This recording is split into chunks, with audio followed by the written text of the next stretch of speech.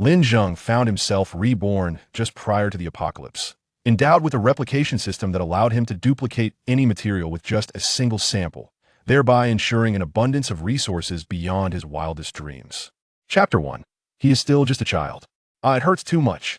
Lin Zheng screamed in anguish, his expression twisted in agony, his face ashen, as if he were enduring some inhuman torment. Suddenly, he opened his eyes wide and realized that the grotesque, terrifying faces that had haunted him were gone, and the demonic howls that filled his ears had ceased. What's happening? Just moments earlier, Lin Zheng had been subjected to the gruesome act of being devoured by his neighbors. He had witnessed an elderly woman, a neighbor, saw off one of his legs, joyfully carrying it away as if it were a trophy. Her grandson, in a fit of mischief, had even blinded Lin Zheng in one eye with a fork. The waves of excruciating pain surged through his nerves, forcing him to howl until blood trickled from the corners of his mouth. He was utterly drained of strength, left to helplessly watch as they dismantled his body piece by piece. That despair, that fear, that sense of powerlessness. Now, recalling that horrid moment, Lin Zheng broke into a cold sweat. He glanced around, recognizing the familiar surroundings of his home, albeit in its pre-apocalyptic state.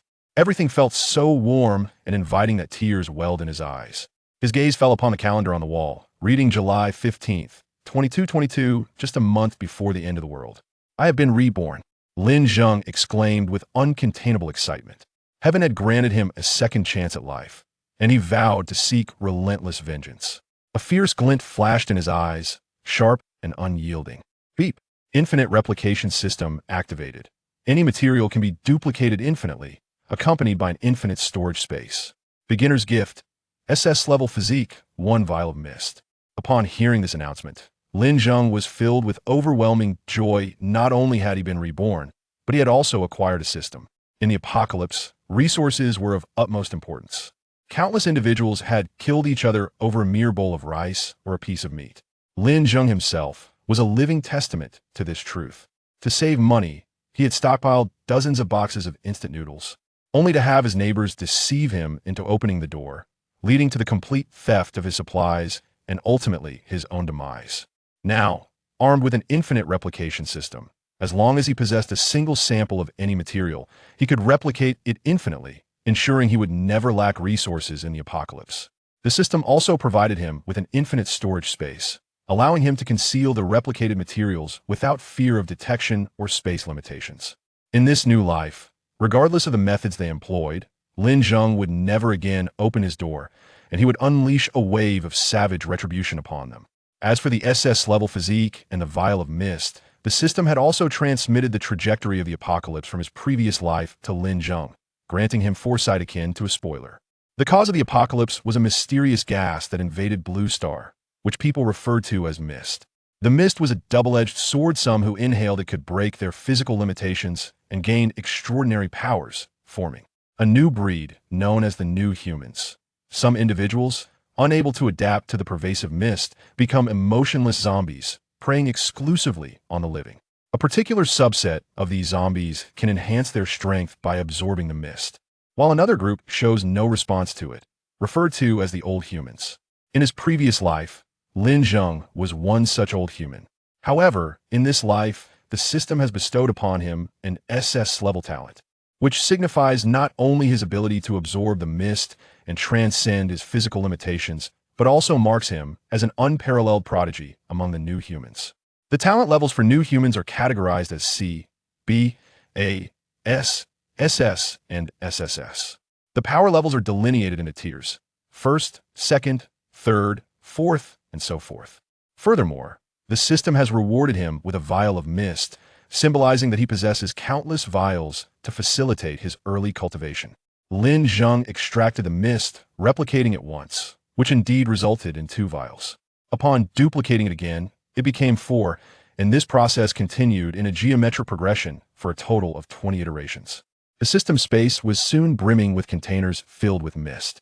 After a brief calculation, Lin Zheng realized he had amassed precisely 524,288 vials. He took out a handful and absorbed them one after another, instantly feeling each cell in his body evolving and growing stronger.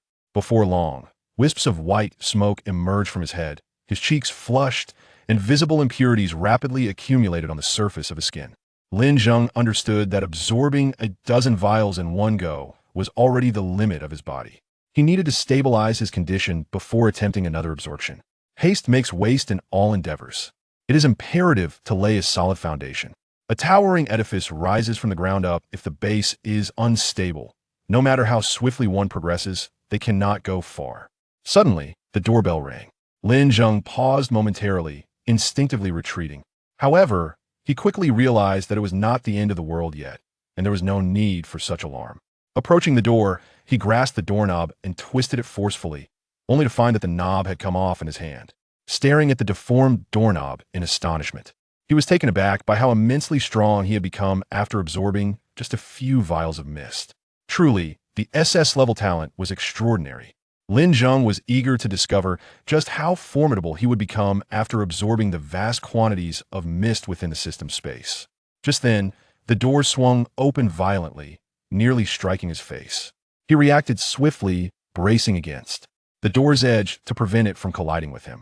Standing before him was an irate elderly woman, his neighbor, Granny Ma, accompanied by her grandson, Zhao Chong. The sight of old adversaries ignited a sense of animosity.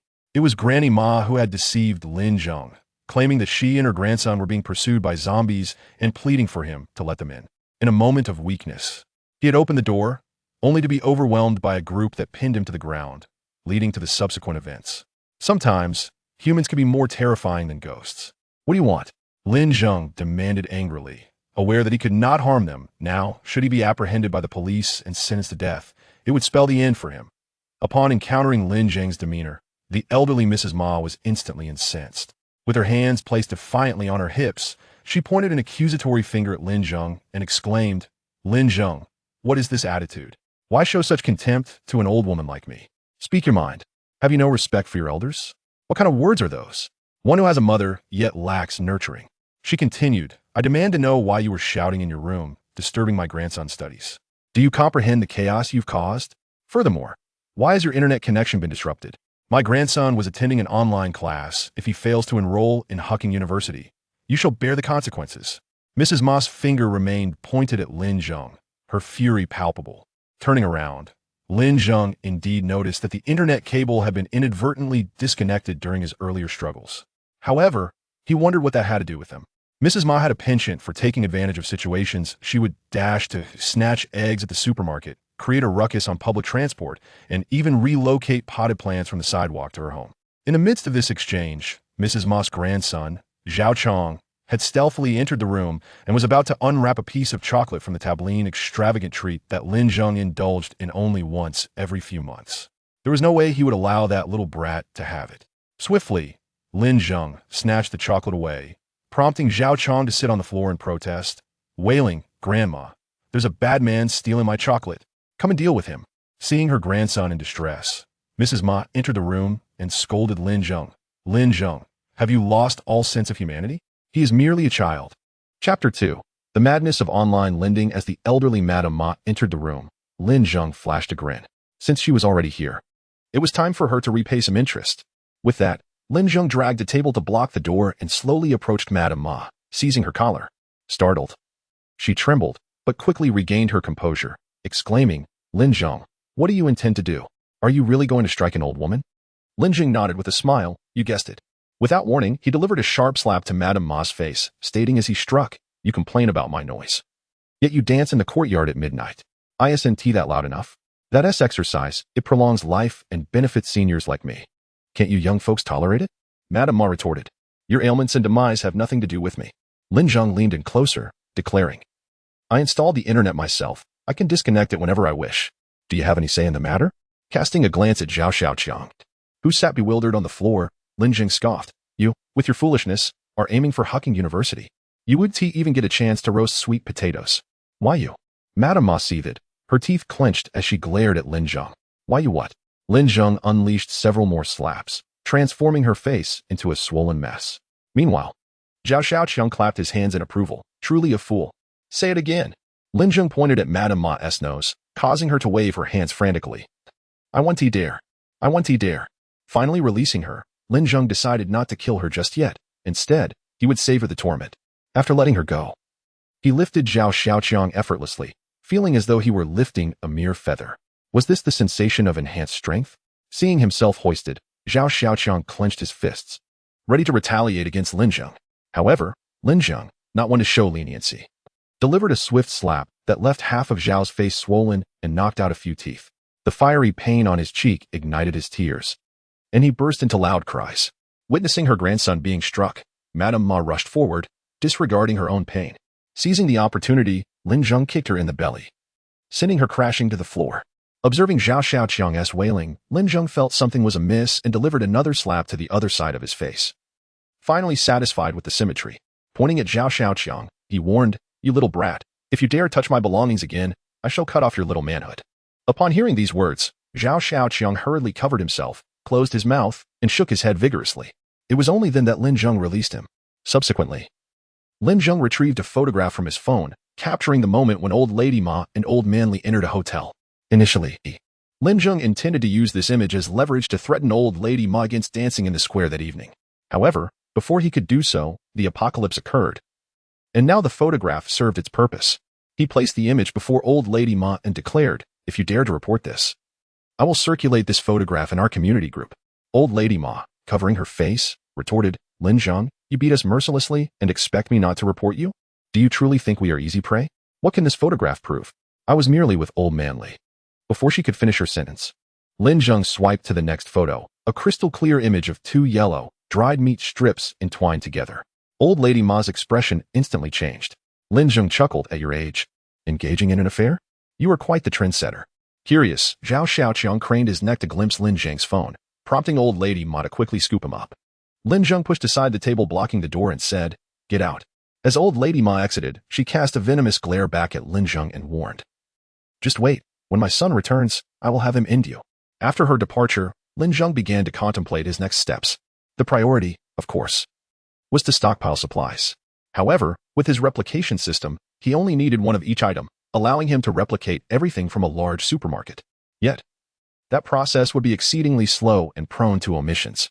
Therefore, the most crucial element was money. With sufficient funds, anything would be manageable.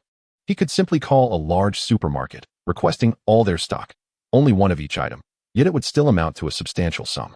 And they would likely be eager to deliver within hours. But where could he obtain this money? As a mere employee with limited capabilities, accumulating a significant amount of funds in a short time posed a considerable challenge. Suddenly, an advertisement popped up on his computer screen, proclaiming, "Having trouble borrowing money? Look for Qiang Xiaoman, your personal banking steward." An audacious idea struck him, to exploit online loans. He would scour various lending platforms, regardless of their legitimacy, taking advantage of every opportunity until he could no longer extract funds. He would also tap into mobile lending apps like Jibei, Huabei, and Weixinbai, borrowing from all of them. After all, the apocalypse was looming next month.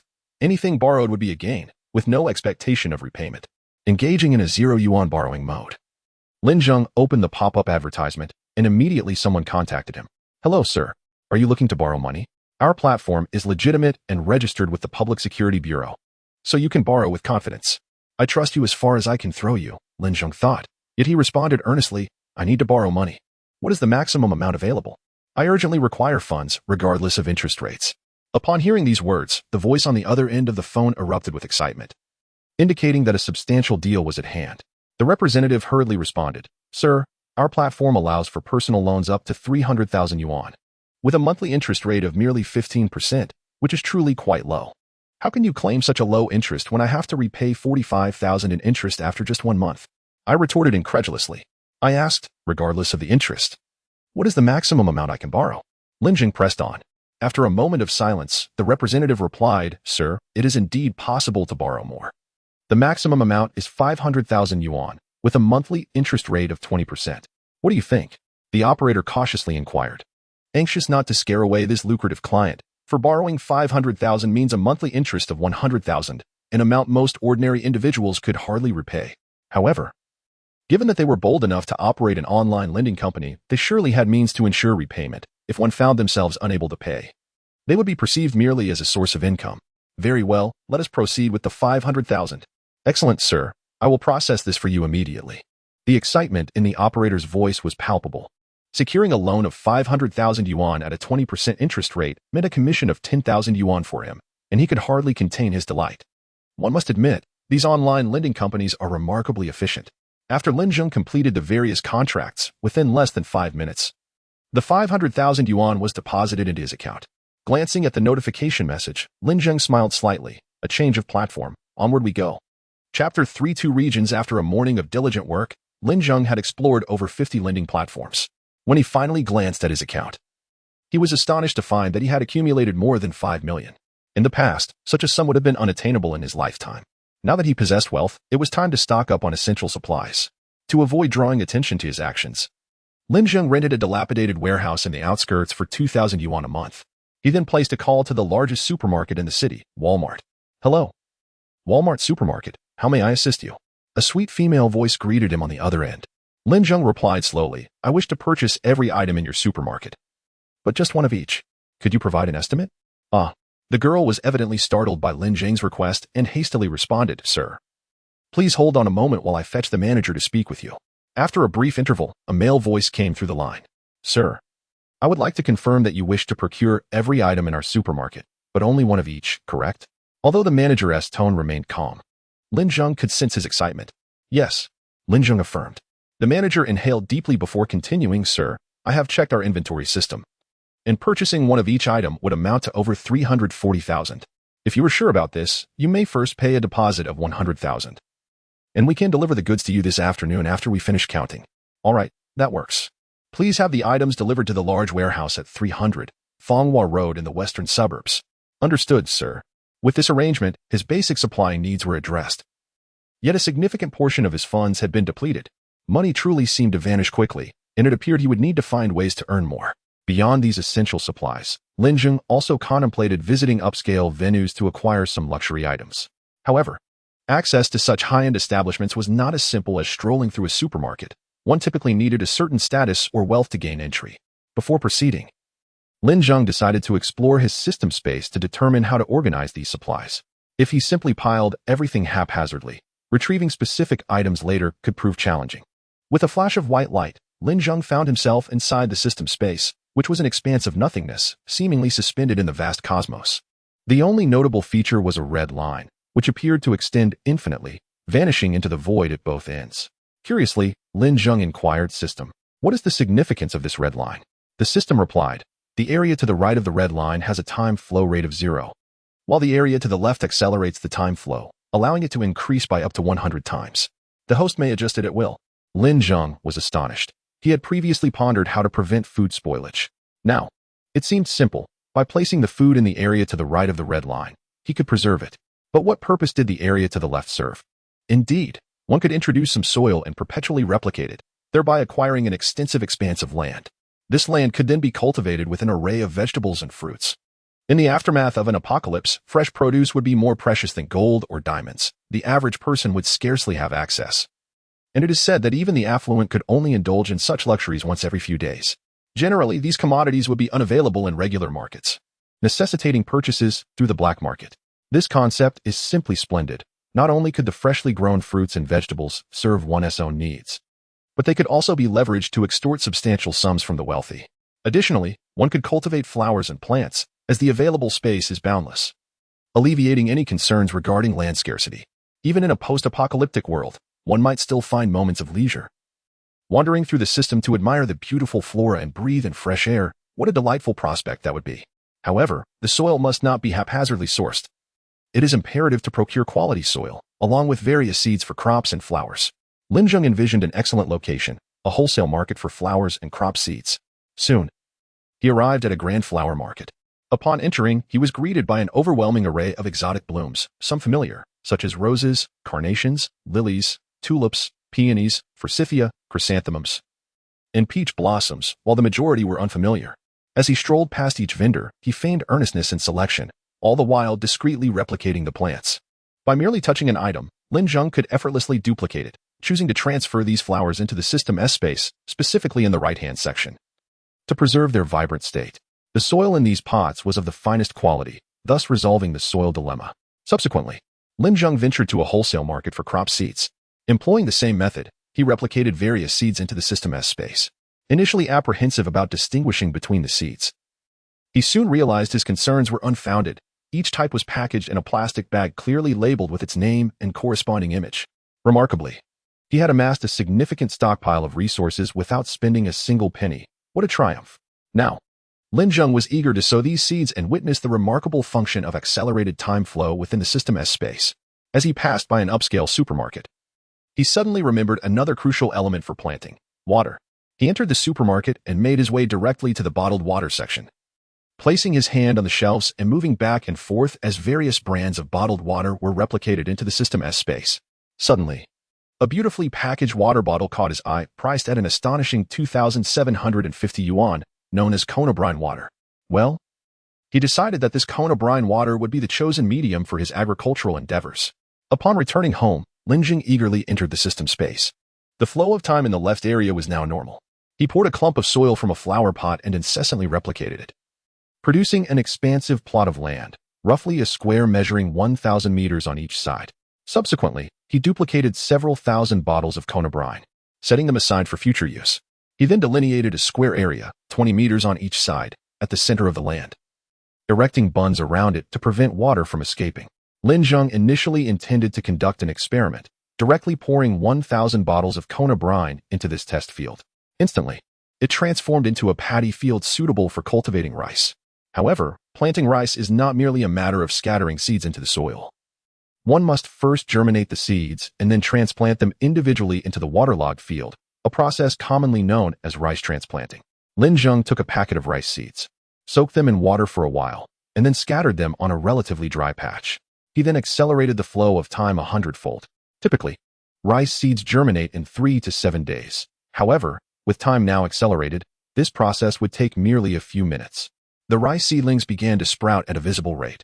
During this interval, Lin Zheng busied himself arranging the flowers and plants he had replicated in the right area, while also absorbing a few bottles of mist to further enhance his physique. Upon noticing the rice seedlings emerging, he carefully transferred them into the paddy field. Once everything was in place, Lin Zheng wiped the sweat from his brow, reflecting on the effort involved. He suddenly recalled a line from an ancient poem: "Who knows the toil behind each grain of rice?" Well, rice typically matures in just over 100 days. Tomorrow, he would return to see how the rice had grown. Chapter 4. A new approach. Upon exiting the system space, Lin Zheng found himself mulling over ways to amass wealth. Suddenly, a cacophony of roaring engines outside captured his attention. Approaching the window, he beheld a crimson sports car careening down the street, unmistakably belonging to some affluent young gentleman on a quest for indulgence. In that instant, a lucrative idea sparked in Lin Zheng's mind. He could visit a luxury car dealership, replicate those extravagant vehicles, and sell them at a bargain price, undoubtedly attracting numerous eager buyers. Without hesitation, he summoned a taxi and made his way to a nearby dealership. Upon entering, Lin Zheng sensed something amiss. The gaze of the sales staff seemed to convey disdain, as if they resented his presence. It was as though they were silently chastising him for muddying their establishment with his presence. A female attendant stationed at the entrance approached him, urging him to leave as she chided. "What are you doing here, country bumpkin? Don't dirty our premises, just go." Lowering his eyes, Lin Zheng realized, in his haste to leave, he had neglected to change his shoes and trousers. His attire was caked in the mud of rice cultivation, giving him the appearance of a humble farmer. No wonder the attendant sought to expel him. She was indeed a sycophant, disdainful of the impoverished and enamored with the wealthy. Just as Lin Zheng contemplated departing for another dealership, another young female attendant hurried over and grasped his arm, inquiring, "Hello, are you here to view cars?" Nodding, Lin Zheng replied affirmatively. The young woman produced 2 shoe covers, offering, "Perhaps you would like to wear these? I can guide you inside to take a look." Moved by the sincerity in her eyes, Lin Zheng hesitated momentarily. Having come this far, he figured it was worth a glance. Accepting the shoe covers, he donned them and proceeded into the showroom. The previous attendant seized the opportunity to confront her colleague, saying, "Li Xiaoro, why are you bringing this filthy farmer in here? Look at him, he's covered in mud. If he dirties the cars, you will be held accountable, not me." "Understood," Li Xiaoro replied, before swiftly catching up to Lin Zheng. The other attendant scowled at her retreating figure, muttering under her breath, "You think you're such a saint, don't you? What a fool." Li Xiaoro approached Lin Zheng and suggested, "Sir, let me show you this area, where we have more practical and affordable models. Moreover, we are currently running a promotion. Purchase a vehicle now and receive a complete set of interior accessories, along with 3 complimentary maintenance services." Before she could finish her sentence, Lin Zheng raised his hand dismissively, stating, "Take me to see your most expensive car." Startled, Li Shiro momentarily faltered, but quickly regained her composure, responding, "Certainly, sir. If you're interested, I would be delighted to show you." At that moment, the previous attendant reappeared, gripping Lin Zheng's arm firmly. And with a hint of irritation directed at Li Shiro, exclaimed, "Li Shiro, what are you thinking? You want to take this country bumpkin to the luxury car section? Do you have any idea how much you would owe if he scratches one of those cars? Have you lost your mind?" Turning to Lin Zheng, she added scornfully, "Listen here, country bumpkin, don't overstep. Just look around casually. Do you even have the means to make a purchase?" Li Shiro gently removed Huang Suetsue's hand from Lin Zheng's shoulder and addressed her. "Huang Suetsue, our store welcomes every customer, even if this gentleman cannot afford to buy. It is his prerogative to merely look." Lin Zheng was taken aback, pondering the implication of being deemed unable to purchase. "Ah, to be fair, I truly cannot afford it. Rather, I need not purchase, for a mere touch suffices." "Very well, if that is your stance, I shall seek out the manager to hear his perspective." Huang Suetsue, realizing she could not argue her way through, decided to locate the manager. Her disdain for Li Shiro stemmed from an aversion to her overly amiable demeanor, which she found irritating, especially as she had brought a country bumpkin into the store. This provided her with the perfect opportunity to seize upon, and she would not let it slip away easily. With a fuming expression, she set off to find the manager. "Sir, this way, please." Subsequently, Li Shiro guided Lin Zheng to the luxury car section, where his eyes widened in awe at the sight of Ferraris, Porsches, Mercedes, BMWs, Lamborghinis, Rolls-Royces, and Maseratis. All manner of opulence was before him. Lin Zheng rubbed his hands together, unable to contain his eagerness as he approached the vehicles, gently brushing his fingers along their surfaces. Instantly, an identical vehicle materialized in his system space. After inspecting each car, Lin Zheng felt a sense of satisfaction. Although these vehicles lacked documentation, selling them at half the price to unscrupulous dealers would pose no difficulty. Turning to Li Shiro, he remarked, "Since you have shown me these cars, I should bestow upon you a gift." Li Shiro hastily declined. No, you are the customer. It is my duty to show you the cars. Please wait a moment. I shall retrieve something for you." With that, Lin Zheng exited the store. Meanwhile, Huang Suetsue arrived at the manager's office. Upon hearing her report, the manager's initial reaction was not one of anger. Having sold cars for many years, he had encountered numerous discreetly wealthy individuals. Someone clad in a simple tank top and flip-flops could very well wield the purchasing power of millions. Perhaps Huang Suetsue's description pertained to such an understated affluent figure. It seemed unlikely, as the man appeared to be a mere rustic. Huang Suetsue found it hard to believe. The manager, hesitant to jump to conclusions, replied, "Let us go see for ourselves." Upon entering the main hall and scanning the area, they found no sign of Lin Zheng. Only Li Shiro remained. "Li Shiro, where has that gentleman gone?" the manager inquired. "He left," she replied. "Left? Did he purchase a vehicle?" the manager asked with anticipation. "No," Li Shiro shook her head. Upon hearing this, Huang Suetsue's face lit up with glee. "Manager, see? I told you that fellow was a rustic. How could he possibly afford a car?" The manager's expression soured, and he addressed Li Shiro with displeasure.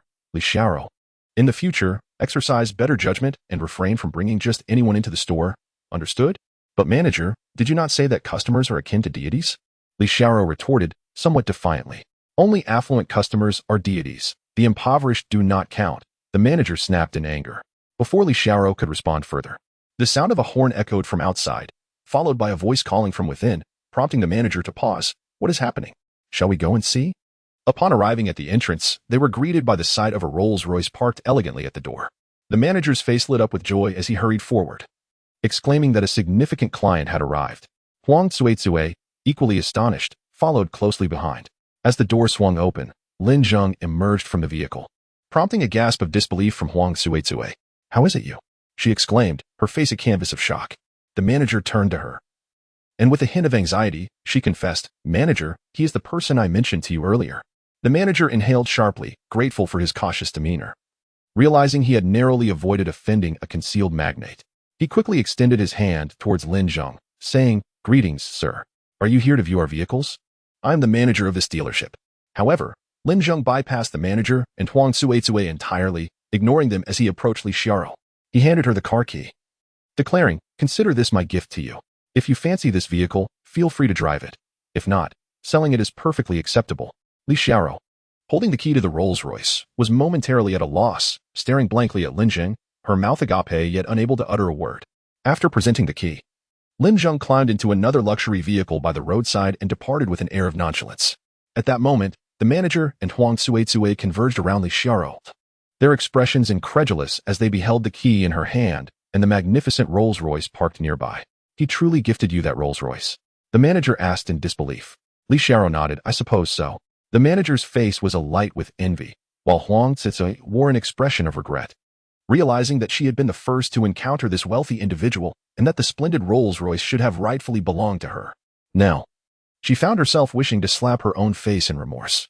Chapter 5. The frenzied hoarding. Lin Zheng retrieved an array of luxury cars from the system's storage, parking a total of 20 vehicles along the roadside. He then made his way to the establishment of a used car dealer. Boss, I wish to sell some cars. Upon hearing this, the proprietor promptly emerged. Young man, what vehicles do you intend to sell? Lin Zheng replied, Ferraris, Porsches, Mercedes, BMWs, Lamborghinis, Rolls-Royces, and Maseratis, 20 in total. Will you accept them? They are all brand new. The dealer was momentarily taken aback. These cars were worth millions each, and brand new at that. Are you jesting with me? He chuckled. Who is jesting? Follow me. They're parked right outside, Lin Zheng asserted, leading the dealer to the roadside. The proprietor's eyes widened as he beheld the lineup of pristine luxury automobiles. He gulped and stared blankly at Lin Zheng, who produced a large set of keys from his pocket, shaking them playfully. See, these are the keys. Now thoroughly convinced, the dealer became exceedingly courteous, inquiring, Young man, how do you plan to sell these vehicles? Lin Zheng replied, I believe you understand that each of these cars is worth several million. Today, I am willing to take a loss and sell them to you for 1 million each. How does that sound? What? 1 million each? The dealer could hardly believe his ears, questioning if he had misheard. However, these cars lack documentation. So that's why they are so inexpensive. Nevertheless, even without the papers, investing a few thousand to obtain them would still be a lucrative deal, the dealer thought, his eyes gleaming with excitement. The price was indeed reasonable. All right, I'll take them all. Lin Zheng quickly added, however, I have one condition. Payment must be made immediately. The dealer pondered for a moment, then smacked his thigh, declaring, deal. Instantly, 20 million in cash was transferred. After handing over the keys to the dealer, Lin Zheng received a delivery call from Wolf Code. Hello, Mr. Lin. We have arrived at 300 Fenghua Road. Are you available to sign for the delivery? Just a moment, please, Lin Zheng responded before hanging up. He entered a luxury car park nearby and, amidst the roar of the engine, vanished from the used car dealer's sight. Arriving at the warehouse, Lin Zheng spotted several large trucks stationed beside it. A man in a suit stood by the foremost truck, presumably the manager. Noticing a sports car approaching, he nodded. That must be Mr. Lin. As Lin Zheng alighted from the vehicle, the manager was astonished by his youth. Despite his surprise, he maintained his politeness. Mr. Lin, where would you like these goods to be placed? Lin Zheng pointed to the adjacent warehouse and replied, let us store them in that warehouse. Very well. The manager responded before summoning workers to begin unloading the cargo. Once the workers were organized, the manager returned to Lin Zheng's side, asking, Mr. Lin, shall we settle the remaining payment first? Certainly. Lin Zheng promptly picked up his phone and transferred 2,500,000 to the previous account. Having recently earned 20 million, his expenditure was remarkably generous. He rounded up the remaining balance of over 240,000 to a neat 250,000. Mr. Lin, it is a pleasure to do business with you, the manager expressed gratefully upon seeing the transaction notification. Lin Zheng merely nodded slightly. He understood that if he did not swiftly utilize the funds, they would simply become a mere string of numbers in the impending apocalypse. Thus, he felt no remorse. Before long, workers had arranged several large trucks worth of goods in the warehouse, categorizing them according to the supermarket sections.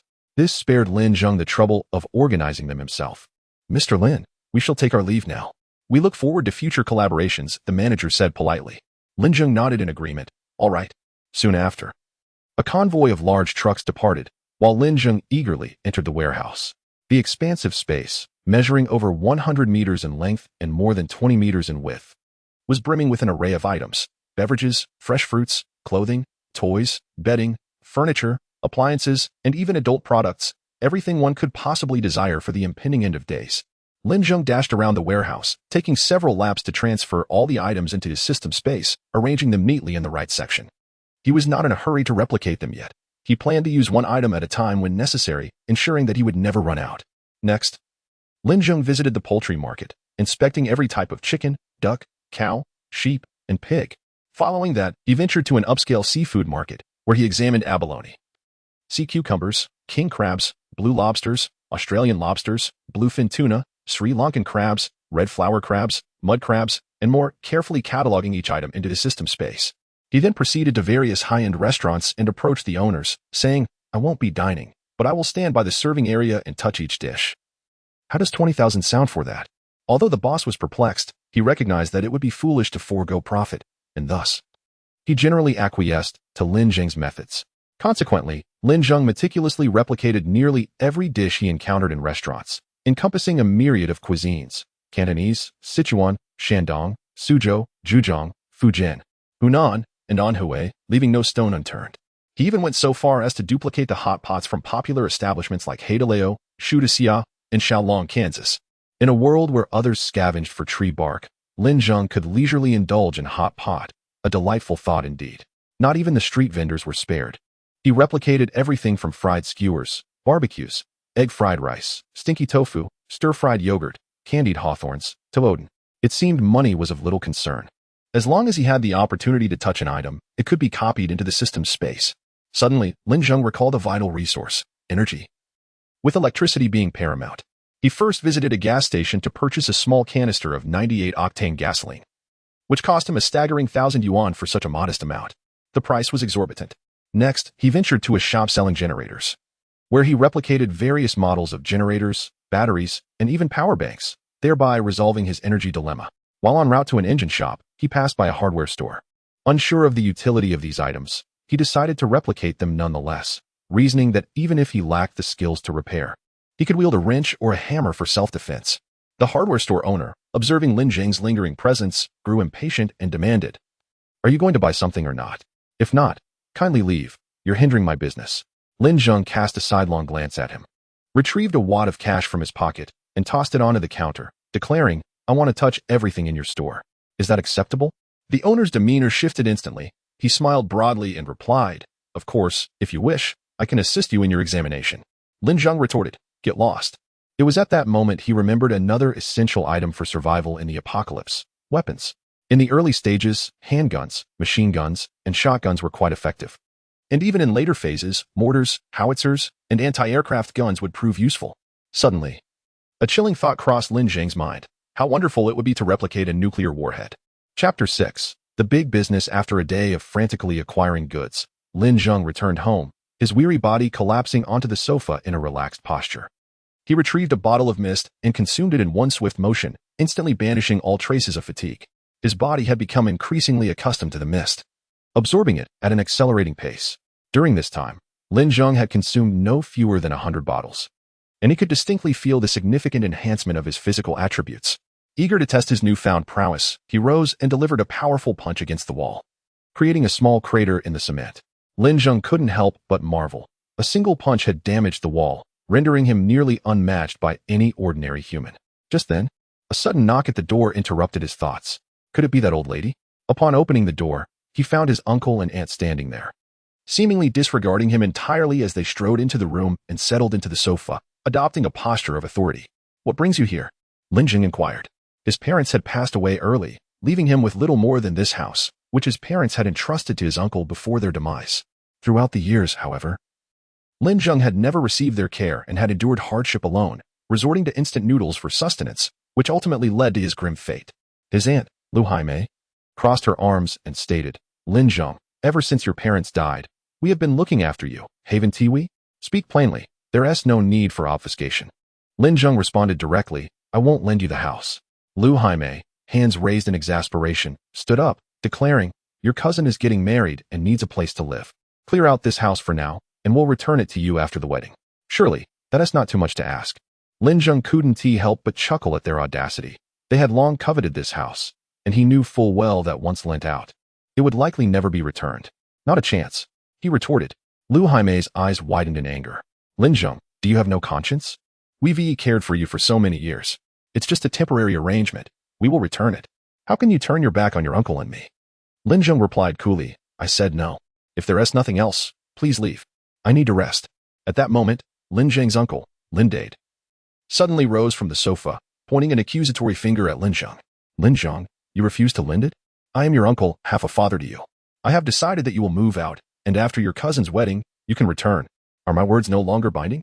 Lin Dade frowned, adopting the demeanor of an authority figure, attempting to coerce Lin Zheng into submission. However, Lin Zheng stepped forward, almost nose to nose with him, and declared, "Who do you think you are? Get out, you ungrateful wretch." Lin Dade erupted in anger. Then he raised his palm to strike at Lin Zheng, only to be caught firmly by him, causing an immediate wince of pain. With Lin Zheng's current strength, a mere exertion could easily shatter his hand. "Let go of me. Let go of me," Lin Dade exclaimed urgently. Lin Zheng coolly responded, "Get lost. If you trouble me again, you shall bear the consequences." With that, he flung Lin Dade's wrist aside. Lu Jaime hurriedly supported Lin Dade, who glared at Lin Zheng and declared, "You unfilial son, wait until I get you back." Lin Zheng merely replied, "Let me remind you, after today, I intend to sell this house to someone else. It's worth at least 5 million. And I could let it go for just 1 million. Surely, many would be interested." "What? You dare?" Lin Dade glared at Lin Zheng. "It's my house. What do I have to fear?" Just as Lin Dade was about to erupt in anger, Lu Jaime restrained him and turned to Lin Zheng, saying, "Lin Zheng, since you're selling anyway, why not sell it to us? 1 million, we'll have the money for you by tomorrow. What do you say?" "Fine. As long as you provide the payment, the house is yours." "Wonderful." Lu Jaime rejoiced inwardly. Acquiring a $5 million property for a mere million was indeed a windfall. She exchanged a knowing glance with Lin Dade and led him away, thinking that if the house was sold, it was of no consequence to Lin Zheng. He could simply retreat into his system space, and all would be well. Thus, Lin Zheng could finally enjoy a moment of peace. Early the next morning, Lin Zheng eagerly entered his system space to inspect his rice paddies. Spanning 20 square meters, they were lush with golden rice, each grain appearing plump and ripe. It seemed the accelerated passage of time truly bore fruit, and he would no longer worry about a lack of fresh fruits and vegetables. Today, Lin Zheng planned to construct a large pond in the right section to house the aquatic life and seafood he had replicated yesterday. He located a large swimming pool, placed his hand on its edge, and initiated the replication. In an instant, an identical pool materialized in the system space, though without water. He then filled it with seawater he had copied from Hawaii and introduced all the seafood into it. Simultaneously, he replicated another pool, this time filling it with premium bottled mineral water intended for freshwater fish. Having completed these tasks, Lin Zheng suddenly received a phone call from the used car dealer's owner he had dealt with the previous day. "Is this Mr. Lin?" "Yes, it is. I'm the owner from yesterday who purchased your car. Do you remember me?" "Certainly. Your car was excellent. I was wondering if you have any more cars to sell." "I do buy them all." "Of course. They are all new, and I can sell them as used cars. What is not to like?" It appeared that the owner had tasted success, prompting him to reach out to Lin Zheng. Just as Lin Zheng was contemplating how to earn money, here was someone offering it to him. His cars were acquired at no cost, and selling each would yield a profit of 1 million. Such an opportunity was rare indeed. "I have more." Upon hearing this, the boss was instantly exhilarated and hurriedly exclaimed, "I have prepared ample funds. I will purchase as many vehicles as you possess." "Are you certain?" Lin Zheng inquired. The boss replied with unwavering confidence, "I am absolutely certain. How many vehicles do you have?" 1,000, he responded. The boss was momentarily taken aback. He had prepared 100 million in cash, which would suffice for 100 vehicles. He had assumed this would be more than adequate, but was astounded to learn that the other party had 1,000 vehicles. At 1 million per vehicle, that would total 10 billion. Quite the stark realization, isn't it? Lin Zheng asked. After a brief pause, the voice on the other end remarked, "Boss Lin, if you're amenable, I can introduce you to my superior. He would certainly be able to acquire your 1,000 luxury cars." Lin Zheng replied, "When can this be arranged?" "It can be done immediately." "Very well. Let us meet at the Dihua Hotel in an hour." Chapter 7: A large cache of weapons at the Dihua Hotel, under the guidance of a used car dealer. Lin Zheng arrived at an opulent private room. Inside, a man clad in a suit and donning glasses rose politely upon Lin's entrance, exclaiming, "Mr. Lin, welcome. Please, take a seat." Lin Zheng nodded but did not sit down. Instead, he gazed longingly at the sumptuous dishes laid out on the table. He circled the grand round table, touching each dish in turn. The suited man observed Lin's peculiar behavior with some astonishment and quietly inquired of the used car dealer beside him, "What is he doing?" The dealer replied, "Perhaps the wealthy possessed some eccentric habits." The suited man nodded in understanding, as he himself harbored a few unusual proclivities, such as his relationship with the used car dealer, who was both his subordinate and his girlfriend. After sampling all the dishes, Lin Zheng finally took a seat. The suited man promptly addressed the matter at hand. "Mr. Lin, are you certain you wish to sell 1,000 luxury vehicles at the price of 1 million each?" Lin Zheng nodded affirmatively. Hearing this, the man gasped in disbelief and continued, "These vehicles lack documentation? Could you share their origin?" "Rest assured. I am merely curious as I conduct business without concern for provenance." Lin Zheng reassured him, "Do not worry. They are neither stolen nor seized, nor counterfeit. absolutely genuine. As for their source, that is of no concern to you. Just tell me if you're interested. Absolutely. In all my years of business. This is the first time I've encountered someone as forthright as you, Mr. Lin. The man, Fang Jianhua, raised a glass and downed its contents in one go, then turned the glass upside down to signify he had finished. If this deal were to materialize, he stood to gain billions. Suddenly, Lin Zheng pondered aloud. Do you also accept items such as gold or jade? Fang Jianhua's eyes lit up at this inquiry. Mr. Lin, do you possess such items? I will acquire as much as you have. Are you certain? Lin Zheng asked, scrutinizing him. Fang Jianhua confidently declared, Fear not, Mr. Lin. My company, while not overly large, is more than capable of handling such transactions. How much gold or jade do you have? How much estate do you possess? Lin Zheng countered. Fang Jianhua appeared momentarily bewildered, questioning whether he had misheard, as he stared blankly at Lin Zheng. Lin Zheng reiterated, How much estate do you possess? I have an equivalent amount of gold and jade. In any case, Lin Zheng could easily visit any jewelry store and replicate the items therein, thus acquiring an abundance of gold and jewels. Fang Jianhua glanced at the used car dealer beside him, swallowing hard, and then turned back to Lin Zheng, saying, Mr. Lin, you truly are a hidden gem. Very well. I will commence with 10 billion worth of goods. Excellent. Subsequently, Lin Zheng led the two individuals to the warehouse, where he had previously arranged a collection of cars. Upon their arrival, the duo was momentarily taken aback by the sight of an array of luxurious vehicles, meticulously organized and gleaming in pristine condition. Overcome with joy, Fang Jianhua promptly instructed his finance team to transfer 10 billion yuan into Lin Zheng's account. You must remove these cars quickly. I still need to utilize this warehouse. Lin Zheng remarked to Fang Jianhua. Absolutely, grant me an hour, and I assure you they will all be gone, Fang Jianhua replied hastily. At that moment, Lin Zheng discreetly pulled Fang Jianhua aside and whispered, Do you have any means to acquire a firearm? Upon hearing this, Fang Jianhua's expression shifted dramatically. Mr. Lin, I am a law-abiding citizen. How could I possibly possess such a thing? Lin Zheng chuckled. If you truly adhered to the law, would you be in possession of unregistered vehicles? Well, I don't intend to purchase. I merely enjoy studying and handling firearms. If you can assist me in finding a supplier, I would gladly offer you 20 luxury cars, along with 100 pounds of gold and jewels. What do you say? Upon hearing this proposition, Fang Jianhua's demeanor turned serious as he approached his vehicle, opened the back door, and gestured, Mr. Lin, please. Allow me to escort you to see the firearms. Lin Zheng smiled, realizing that in this world, there was indeed no endeavor unattainable with sufficient wealth. Under Fang Jianhua's guidance, Lin Zheng arrived at an exceedingly concealed underground warehouse. With each segment of their journey, they encountered robust iron doors, each guarded by individuals armed with firearms. Lin Zheng remained unfazed. Should any peril arise, he could easily retreat into the confines of his system space. Upon reaching an iron gate, Fang Jianhua communicated with the intercom, and the door swung open. In the next instant, several dark gun barrels were aimed at Lin Zheng. An older, portly man scrutinized Fang Jianhua and declared, You dare bring a police officer here? Fang Jianhua hurriedly clarified, No, Uncle Tai, he is merely here to inspect the firearms. He's a police officer, eliminate him, commanded Uncle Tai.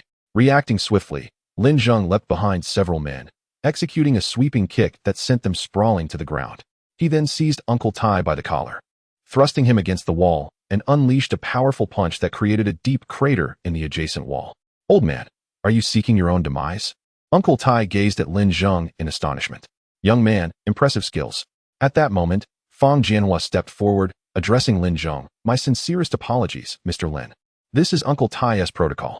Anyone who wishes to purchase firearms must first undergo this test, and you have successfully passed. Lin Zheng, slightly perplexed, gradually released the older man. However, he found the situation rather displeasing. This was not the time for violence. When the apocalypse arrives, he would ensure that Uncle Tai experiences the taste of being toyed with. What type of firearm would you like to purchase? I am not purchasing, merely observing. The fee for a visit is 3 million per hour. What do you think? Wow, such extravagance. Very well, I, Uncle Tai, shall make an exception today and allow you to tour my armory. Under Uncle Tai's guidance, they traversed numerous iron gates, arriving at a vast warehouse brimming with an array of weaponry. Pistols, rifles, machine guns, and shotguns were abundantly present, alongside artillery pieces such as cannons, howitzers, and infantry guns. Not to mention the RPGs and Stinger missiles commonly seen in games. Astonished by the dazzling assortment of arms, Lin Zheng couldn't help but marvel. Acquiring one of each weapon would undoubtedly exceed 3 million. Not far off, Lin Zheng noticed a silver object and inquired, What is that? Uncle Tai replied, That is a fine piece. We acquired it from the beautiful nation, a drone bomber, priced at $1 million each. Lin Zheng approached and touched it. Instantly, an identical drone bomber materialized in his system space. With such a device and unlimited ammunition, he felt nearly invincible. This excursion had yielded significant rewards. After thoroughly examining all the firearms and various types of ammunition, Lin Zheng said, "Uncle Tai, I shall take my leave now. If any new weapons arrive, do remember to inform me.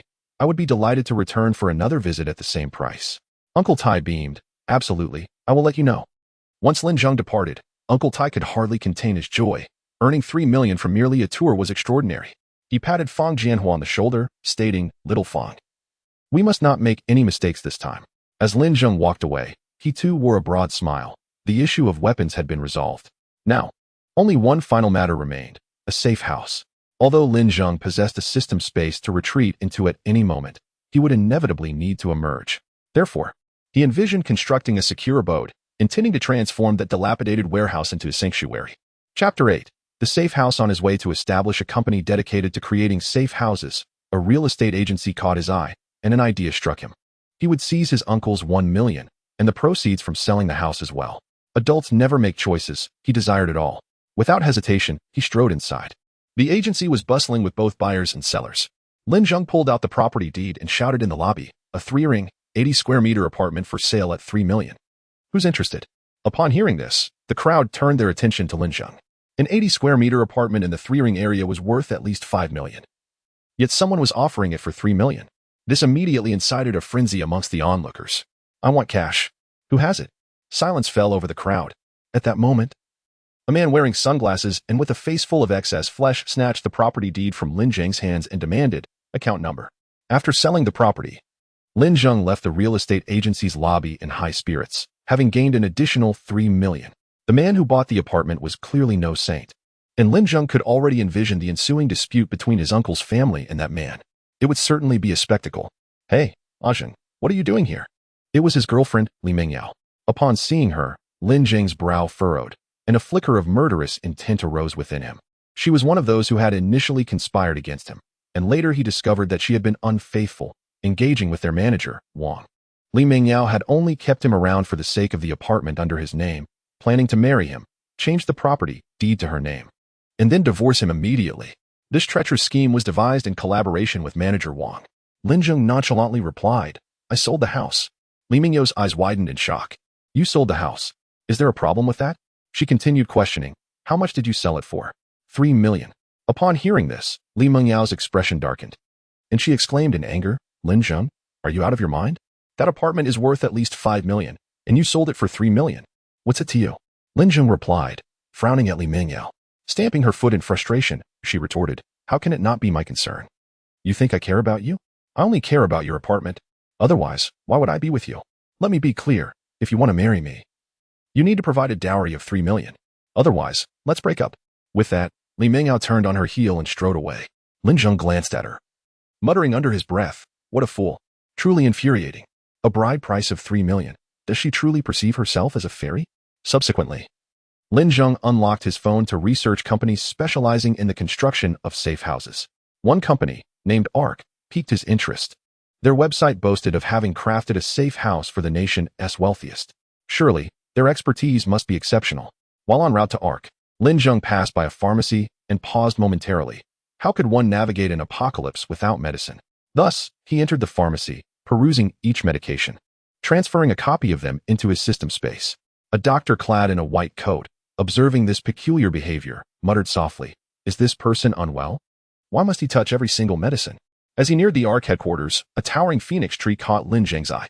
This magnificent tree stood 20 meters tall, with branches extending outward to an impressive 50 meters. Due to the weight of its limbs, several sturdy pillars supported it, creating the appearance of a grand umbrella from a distance. This tree was emblematic of Jiangtong City. It is said that the character for Tong in Jiangtong derives from this very tree. Approaching the phoenix tree, Lin Zheng touched its bark, and in the next moment, a replica of the tree appeared in his system space beside a 20 by 20 meter rice paddy. Satisfied, he nodded and proceeded towards the nearby ARC building. Upon entering, a young woman in a uniform and black stockings greeted him, ushering him into a cozy room. Almost immediately, coffee and snacks were served. After all, those seeking to construct safe houses tend to be affluent, and each project represents a significant business opportunity for them. Shortly thereafter, a muscular man clad in camouflage approached. "Good day, sir. I am Wu Yuanshan, the manager of the business department. Are you interested in constructing a safe house?" he inquired politely. Lin Zheng nodded, stating, "I wish to build a safe house over 100 meters long and more than 20 meters wide. How much will it cost?" Upon hearing this, Wu Yuanshan gasped, his expression turning grave. A safe house of such considerable dimensions had yet to be constructed, even abroad. A conservative estimate would be around 1.5 billion. Although he was curious about the rationale behind such a vast safe house, Wu Yuanshan refrained from probing further, adhering to professional ethics. Those engaged in this line of work understood that most clients sought refuge from adversaries, and he preferred not to entangle himself in their personal vendettas. Expecting the figure to dishearten Lin Zheng, Wu Yuanshan was taken aback when Lin Zheng nodded and declared, "Very well, I shall provide you with 2 billion, with the stipulation that it must be completed within 20 days. Additionally, I have specific design requirements that you must fulfill. What say you?" 2 billion. Wu Yuanshan inhaled sharply, initially anticipating that the other party would find the price exorbitant. To his astonishment, the individual not only accepted the cost, but even proposed an increase. This unexpected turn of events led him to realize that upon completing this transaction, he would be in a position to retire comfortably. He adopted a serious demeanor. "Sir, I am willing to accept this challenge. However, due to the substantial expenses associated with procuring materials up front, a deposit of 1 billion is required." Lin Zheng nodded affirmatively. "Not a problem." His response was refreshingly straightforward, as he offered the sum of 1 billion without a hint of hesitation, as if it were merely a trivial expenditure of a few dozen yuan. Wu Yuanshan couldn't help but wonder about the extent of this young man's wealth. "Very well, sir. What are your design specifications? Please share them with me so that I may incorporate them into my plans for more effective implementation." Subsequently, Lin Zheng elaborated on his specific requirements. As Wu Yuanshan listened, his brow furrowed deeper, and his expression grew increasingly grave. The essence of Lin Zheng's requests revolved around the installation of traps, setting up animal traps around the perimeter, mechanisms for explosives, excavating deep pits filled with sharpened steel rods, and devices for launching crossbow bolts, along with massive stones poised to descend from above, and iron cages. The walls of the safe house were to be equipped with nozzles designed to discharge toxic gas, flames, and sulfuric acid. Among the most challenging aspects was the requirement to allocate a 10 by 10 meter section of the wall to be replaced with adjustable transparency glass. This was far from a safe house. It resembled a slaughterhouse instead. After absorbing Lin Zheng's demands, Wu Yuanshan wiped the perspiration from his forehead, feeling a twinge of apprehension as he struggled to meet the other man's gaze. Chapter 9. Global Stockpiling After Paying 1 billion in Deposits. Lin Zheng departed from the art company. He strolled alone along the sidewalk, deep in thought about what other supplies he needed to stockpile. It seemed as though he had already hoarded everything essential. Just then, a notification from the system chimed. "Congratulations, host. You have successfully duplicated 10,000 different varieties of supplies. You are rewarded with the global surveillance feature, allowing you to observe any location worldwide and save the footage directly to your mobile device." How extraordinary.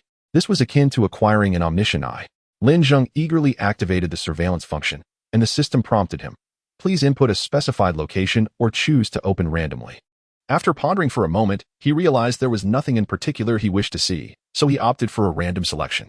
In the next instant, a cacophony of anguish cries filled his ears, as if someone were being assaulted. As the image zoomed in, it revealed a man and a woman. Kind reminder, minor hosts should view this footage in the presence of an adult. Lin Zheng. He quickly switched the scene, not out of disinterest, but rather to avoid prying into matters that were none of his concern. With this newfound capability, he would be able to access any intelligence at any time. Truly delightful. In just 20 days, the world would meet its end. Lin Zheng still possessed around 1 billion yuan. The luxury vehicles and gold jewelry he sold to Fang Jianhua were genuine treasures, and Fang Jianhua swiftly turned them over. He then called Lin Zheng again, inquiring if more luxury cars and gold jewelry were available. Indeed, he had as much as Fang Jianhua desired. Thus, Lin Zheng once again profited 20 billion from Fang Jianhua, bringing his total assets to 30 billion. Pondering where to stockpile some resources, he was inspired by a tour group passing by. One must think long-term and embrace a grander vision, not confining oneself solely to domestic matters, but also venturing across the globe to gather supplies. Just imagine.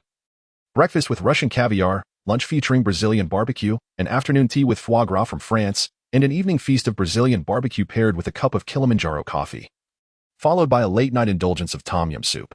The thought alone is delectable. Simultaneously, it offers an opportunity to behold the world's breathtaking vistas, which, after the apocalypse, would cease to exist. In his daily life, Lin Zheng, as a 9-to-9 wage slave, had neither the time nor the funds to travel abroad. But he decided to take action. Rather than purchasing a ticket, he chartered an entire plane, dictating his own destinations, an experience that was simply exhilarating. Soon, Lin Zheng's presence graced iconic landmarks around the world, beneath the Eiffel Tower, beside the Statue of Liberty, along the shores of the Aegean Sea, at the Parthenon, and the Colosseum. However, Lin Zheng was not solely focused on leisure. He also visited various nations' armories and technology museums, insisting on examining each item. In the United States, he fortuitously encountered a lithography machine, which, had the apocalypse not been imminent, he would have replicated and brought back to his homeland. Nonetheless, he still managed to create a copy, storing it in his system space for future use. Lin Zheng then found himself in luxury boutiques, exploring brands such as LV, Gucci, and Hermes, touching each product, as well as electronic devices like the iPhone, Galaxy, iPad, MacBook, and Apple Watch. He even examined an array of expensive medical equipment found in hospitals, leaving no stone unturned. To stave off boredom in the post-apocalyptic world, Lin Zheng also endeavored to copy books from several of the world's grandest libraries. Initially, he presumed that by merely touching the library walls, he could replicate the entire collection. But to his surprise, he only managed to copy a few bricks, realizing that replication has its limits. He downloaded almost every game available, assigning each computer a different game, and amassed tens of thousands of terabytes of entertainment video content that he could watch repeatedly throughout his lifetime without ever exhausting. The only regret was his inability to acquire the coveted nuclear warhead he had long desired. However, he did manage to interact with numerous missiles, drones, fighter jets, tanks, and armored vehicles. Such items are classified national secrets and exceedingly dangerous, making them inaccessible even to the wealthiest individuals. Nevertheless, possessing these weapons would suffice. Even if their individual power is modest, their sheer quantity would be ample. Should the need arise, Lin Zheng could use missiles as interceptors. Launching 30,000 missiles per minute would not be a mere fantasy. At that moment, Lin Zheng was basking in the sun on a Hawaiian beach, sipping chilled juice and donning sunglasses, while admiring the scene of sunbathers in bikinis. Suddenly, his video call rang. Upon answering, he discovered it was his uncle calling. Lin Zheng, without a doubt, anticipated that trouble had arisen, likely involving his uncle and the aggressive individual from the previous real estate transaction. That very night after selling the house, Lin Zheng's uncle had transferred 100 million to him, messaging that he needed to vacate the premises the following day. Lin Zheng, upon reading the message, merely smiled, bemused by how swiftly one's demeanor could change. However, having already planned a global tour, he left the next day without hesitation. He answered the video call to find his uncle clad in a suit, adorned with a batani set against a festive backdrop, yet every face present wore a frown, devoid of any wedding cheer. Lin Zheng, you said you would sell the house to me. Why has it been resold to someone else? Lin Dade exclaimed in a fit of rage. Lin Zheng leisurely took a sip of his chilled beverage before responding. My apologies, uncle. I seem to have forgotten. What are you talking about? My son is getting married today, and now a group of people is insisting that the house belongs to them, threatening to evict us. They even presented the property deed. What do you suggest we do now? Lin Zheng replied, if they possess the deed, then the house rightfully belongs to them. You should leave promptly. Lin Dade clutched his chest, clearly infuriated. What about my 1 million? You need to return it to me. Lin Zheng replied. I'm sorry, uncle, but I'm currently on vacation in Hawaii. Let us discuss this when I return. What? Lin Dade shouted angrily. You've gone on vacation? You scoundrel, come back here at once. I'll make sure to teach you a lesson for enjoying life with my money. You're truly despicable. Hello. Can't hear you, uncle. The signal here is poor. I must hang up now, Lin Zheng said without hesitation, disconnecting the call and tossing his phone aside. The screen lit up repeatedly with calls from Lin Dade, which Lin Zheng chose to ignore as he continued to revel in the splendid scenery before him. Meanwhile, Lin Dade found himself confronted by several men dressed in suits and sunglasses, who were forcefully expelling his family.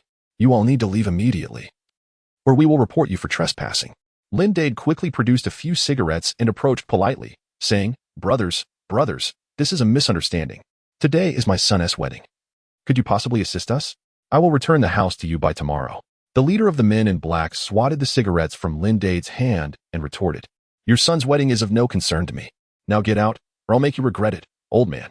Lin Dade's face turned awkward. Then a glint of menace flashed across his features.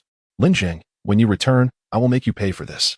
Chapter 10. A fatal flaw tomorrow marks the end of the world. Across the globe, an unprecedented surge of zombies has erupted simultaneously, appearing without warning. These creatures, driven by an insatiable hunger for human brains, exhibit no greater agility or strength than the average person. However, they possess one distinct advantage: tirelessness. Consequently, the vast majority of individuals find themselves unable to evade the relentless pursuit of these undead, ultimately succumbing to their fate as sustenance. Lin Zheng, who had stockpiled supplies worldwide, has returned to Jiantong City, undoubtedly eager to inspect his nearly completed safe house. Upon disembarking from his flight, he receives a call from Wu Yuanshan, summoning him for an assessment. Hurrying to the location, Lin Zheng is immediately captivated by what he sees. Within the dilapidated warehouse lies a gleaming silver metallic shell, exuding an aura of advanced technology. Constructed from alloy plates several centimeters thick, it could withstand even a missile strike. Equipped with an air filtration system to guard against toxic gas attacks, the safe house also features a temperature control system, allowing for precise regulation of the internal climate. Surveillance cameras are strategically placed throughout, enabling continuous monitoring of the surroundings, though this is somewhat redundant, as Lin Zheng already possesses global surveillance capabilities. The power system is divided into two major components: solar energy and wind energy, with both systems operating alternately and supported by a massive battery bank capable of lasting 3 years on a single charge. To Lin Zheng's astonishment, a small underground chamber has also been incorporated, reputedly capable of withstanding a nuclear blast. Finally, various traps and mechanisms requested by Lin Zheng have been meticulously implemented. The wealth he possesses affords him the luxury of realizing such ambitious projects. As he gazes upon the impeccable safe house, Lin Zheng cannot help but applaud, declaring, "It is no wonder this is crafted by someone who has designed safe houses for the nation's wealthiest." Wu Yuanshan smiles modestly, pride evident on his countenance. However, Lin Zheng's demeanor shifts abruptly as he adopts a serious expression, stating, "Yet, there exists a fatal flaw." At this, Wu Yuanshan's countenance darkens, incredulous at the assertion. "How can this be? I have dedicated the past 20 days, working tirelessly and consulting with top experts worldwide. It is inconceivable that there could be a flaw. Mr. Lin, if you cannot articulate this alleged defect or provide a reasonable explanation, you insult me." Observing the ire etched on Wu Yuanshan's face, Lin Zheng steps closer and, in a hushed tone, reveals, "The fatal flaw is you." Taken aback, Wu Yuanshan gazes at Lin Zheng in shock. Lin Zheng continues, "You are undoubtedly the individual most familiar with this safe house. If you desired to breach it, it would surely be an effortless task." Wu Yuanshan retorts with conviction, "Mr. Lin, we adhere to a code of professional ethics and would never compromise the integrity of a safe house we have constructed." Huh, professional ethics? In the face of life and death, such notions are utterly trivial, Lin Zheng chuckles. Wu Yuanshan's brow furrows, for he comprehends the implication of Lin Zheng's words. "Rest assured, Mr. Lin, once this transaction is concluded, I shall take my earnings and retreat abroad, disappearing from all sight." In the next moment, Lin Zheng abruptly seized his neck, and Wu Yuanshan's expression turned to one of terror. "What are you planning to do?" he asked. "As long as you are alive, everything remains possible. Only when you are dead will I feel at ease," Lin Zheng replied coldly. "In the face of the apocalypse, everything holds significance, including the lives of others. Survival is of utmost importance, even if it requires the most extreme measures." In truth, the moment Lin Zheng set foot in the art company and laid eyes on Wu Yuanshan, a sense of familiarity washed over him. Eventually, he recalled who this man was. In his previous life, during the apocalypse, it was Wu Yuanshan who led his team to systematically dismantle the safe houses of the wealthy, forcing them to surrender their supplies. He even recorded the process and disseminated the footage, warning those with safe houses to comply, lest they face annihilation when the stronghold was breached. Lin Zheng had once seen that very video, which made him stifle a laugh when Wu Yuanshan mentioned professional ethics earlier. Wu Yuanshan, dropping the pretense, revealed a menacing glare and retorted, "Mr. Lin, I am a veteran of the Special Forces.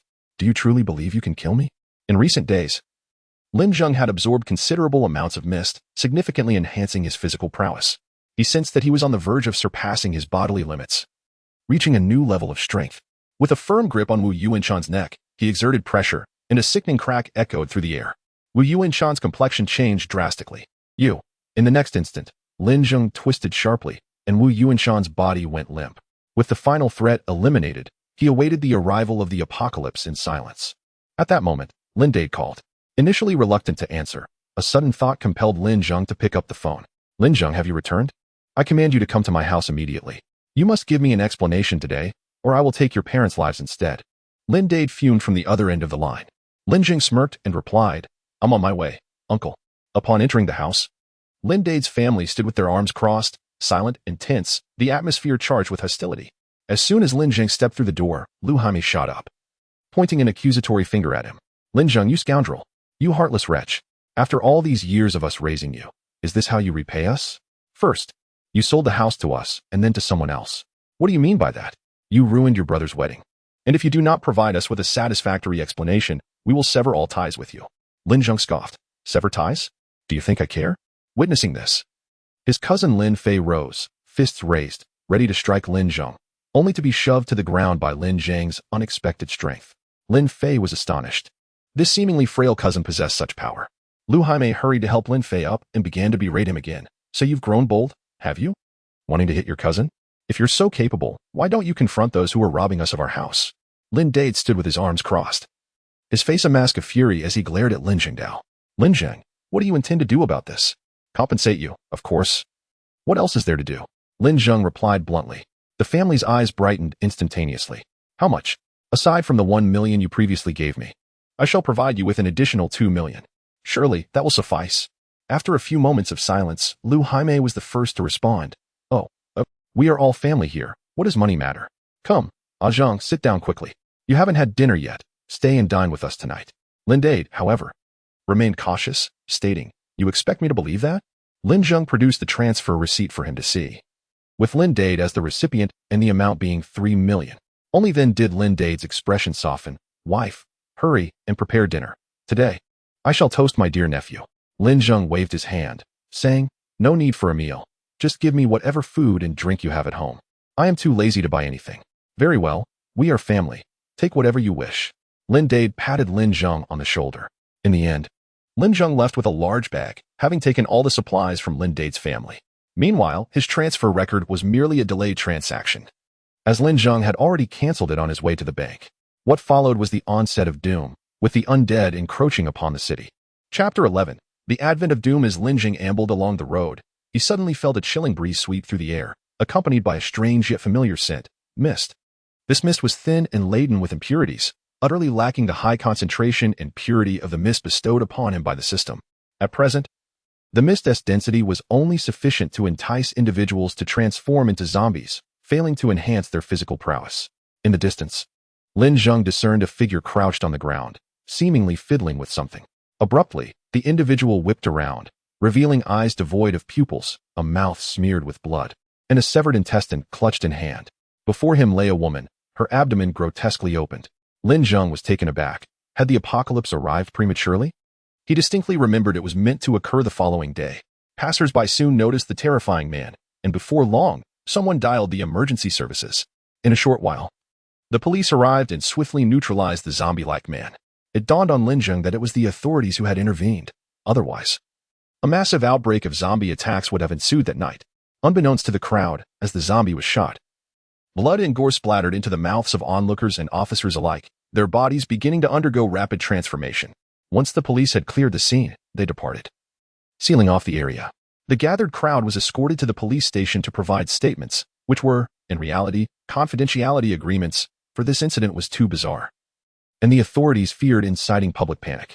Lin Zheng understood that the end was drawing ever closer. He needed to hasten his return to the safe house. While he was halfway there, he suddenly witnessed an elderly man tumble to the ground. He did not stop, but continued onward. However, he observed a young man rush forward to assist the elderly individual. To his horror, the old man grasped the young man's shoulder and lunged at him, biting wildly at his head. The young man cried out in agony, and those around them scattered in terror. Within less than a minute, the bitten youth stood up in an exceedingly unnatural manner, his eyes resembling those of a dead fish, hands claw-like, with patches of necrosis visible on his skin. In the next instant, he charged into the crowd, biting indiscriminately. The streets echoed with monstrous cries. Suddenly, as Lin Zheng walked, a uniformed female zombie leapt from the nearby thicket. Upon sighting Lin Zheng, she became instantly exhilarated, roaring as she lunged toward him. In a flash of instinct, a baseball bat materialized in his hand from the system's space. With a resounding crack, Lin Zheng struck the female zombie on the head, embedding the bat into her skull. She convulsed a few times before collapsing backward, her form clad in a fitted skirt, landing directly in front of Lin Zheng. He muttered to himself, Damn it, my eyes have been sullied. Then he retrieved a handgun from the system space, gripping it firmly in his hand.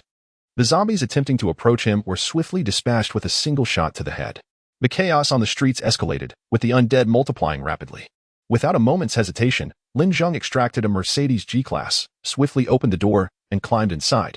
At that moment, a young woman clad in black stockings and a strapless dress suddenly obstructed his path. "Brother, take me with you. I can do anything for you," she implored. To his surprise, Lin Zheng coldly retorted, "Get lost." Undeterred, the girl began to remove her clothing. Not far away, a horde of zombies had already spotted them. Without a second thought, Lin Zheng raised his handgun and fired a shot at the girl's head, then quickly shut the door and pressed the gas pedal to the floor. Barreling straight into the throng of zombies, dozens were sent flying, crashing to the ground, their bodies splattered apart, leaving a gruesome scene of blood and flesh that emanated a nauseating stench. On the road, the number of fleeing vehicles increased, with everyone completely disregarding traffic signals, recklessly running red lights. Collisions were frequent at intersections, igniting flames at various points throughout Jiantong City. At that moment, a white sedan behind Lin Zheng began to flash its headlights frantically in his rearview mirror, momentarily blinding him. The driver then incessantly honked the horn. Lin Zheng observed as the vehicle weaved aggressively through traffic to position itself behind him, now demanding he accelerate. But how could he? The road ahead was congested. The white car swerved once more, colliding violently with a red sedan in the adjacent lane, before swiftly merging into the right lane and accelerating to match Lin Zheng's G-Class. A bald man adorned with a thick gold chain leaned out, cigarette dangling from his lips. It was that ruffian. He flicked the cigarette, but at Lin Zheng's window and spat derisively. "Hey, you. Do you even know how to drive? Go eat shit." Lin Zheng smiled faintly and rolled down his window. Seeing the window open only emboldened the bald man further. He hurled a bottle of foamy iced tea into Lin Zheng's car and laughed boisterously. "Here, drink your urine. Still think you can drive?" With that, the bald man attempted to force his way in front of Lin Zheng. Not one to tolerate such insolence, Lin Zheng pressed the accelerator, maintaining pace with him and refusing to allow him to overtake. The bald man's eyes widened in fury as he pulled out a metal rod from the passenger seat, pointing it threateningly at Lin Zheng. "You looking for trouble?" he yelled. In response, Lin Zheng silently raised his handgun, aiming it squarely at the bald man. The bald man was taken aback and hastily pressed the accelerator, but it was too late. Lin Zheng fired several shots at him, shattering his bald head. Consequently, his vehicle lost control and crashed into a large tree by the roadside.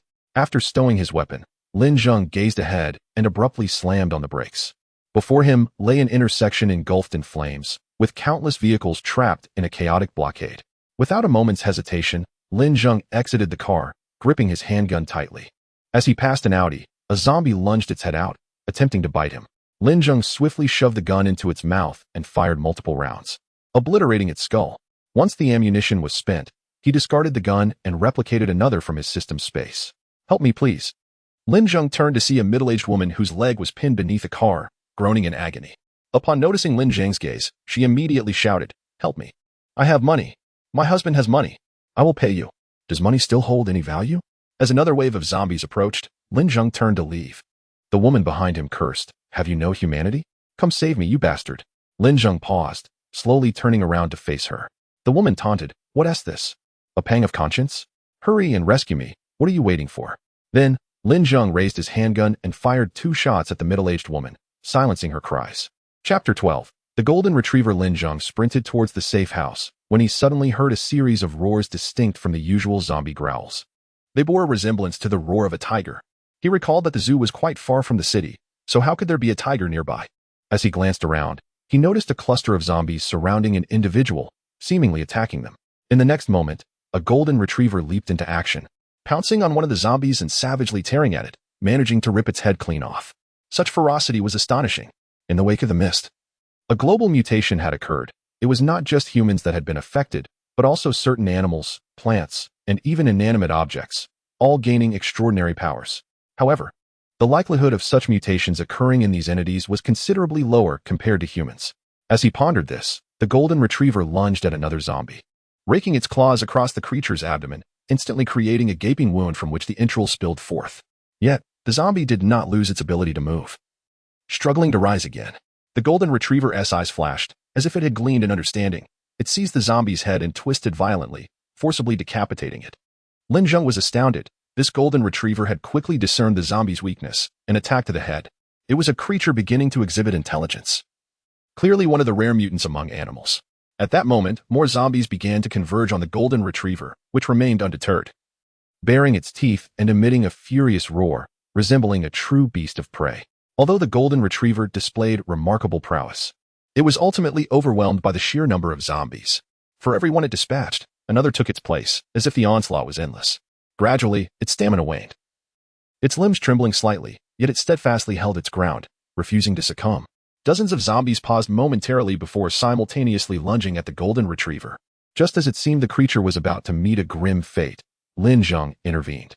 In the blink of an eye, he fired 9 shots, each finding its mark as 9 zombies fell lifelessly to the ground. Having absorbed hundreds of bottles of mist, Lin Zheng's physical prowess far exceeded that of an ordinary human. He delivered a powerful kick that shattered a zombie's leg, followed by a punch that obliterated another's head. Then, with a swift turn, he grasped the twin ponytails of a female zombie, a lowly, and indeed quite petite. He remarked with a glance, while with his other hand, he seized the lowly zombie by the neck, exerting force as if gripping a mere chick, and with a sudden yank, he effortlessly pulled off its entire head. The golden retriever, witnessing such a fierce display of human strength, was left in shock, staring blankly at the scene before it, momentarily unable to react. "What are you dawdling for? Come help," Lin Zheng shouted at the golden retriever, who finally snapped back to reality. With the newfound companionship of a battle partner, it felt a surge of vitality and let out a roar towards the heavens before lunging at a zombie lurking behind Lin Zheng. Startled, Lin Zheng initially feared that the golden retriever intended to attack him. However, upon turning around, he discovered the creature was merely thwarting an ambush from a zombie. After dispatching the foe with a swift bite to the neck, the golden retriever flashed a toothy grin at Lin Zheng, nodding in appreciation. The duo swiftly eliminated the remaining zombies. Subsequently, they leaned against each other, panting heavily as they surveyed the heap of fallen corpses. In unison, they shared a laugh. And Lin Zheng remarked, "Well done, golden retriever." The dog barked twice, seemingly in response, as if to say, "I understand you. How about a bottle of beer?"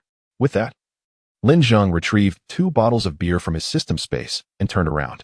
He opened one for himself and prepared to open the other when the golden retriever intervened. Understanding its intent, Lin Zheng placed the bottle on the ground. The dog pressed a paw onto the bottle, then deftly sliced it open with another paw, causing the beer to burst forth. The golden retriever eagerly lapped up the frothy liquid and even imitated a human by letting out a satisfied burp. Lin Zheng chuckled and raised his beer, exclaiming, "Cheers." After finishing their drinks, Lin Zheng and the golden retriever returned to their safe house. In this apocalyptic world, zombies were not necessarily the most fearsome threat. Rather, humanity itself proved to be the most terrifying. Animals often possess a deeper understanding of human nature than humans do. Upon reaching the safe house, Lin Zheng immediately activated the global monitor to assess the situation worldwide.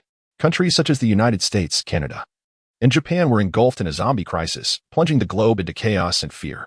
Particularly in the freedom-loving United States, where citizens were armed, the streets erupted in gunfire, resulting in rampant violence. Some shots rang out against zombies while others targeted fellow humans. Next, Lin Zheng scrutinized the situation in Jiangtong City. The streets were teeming with wandering zombies, and countless vehicles lay abandoned in disarray across the roads. At intersections, flames soared into the sky, and transportation had come to a standstill. It was the dead of night, and nearly all buildings were shrouded in darkness.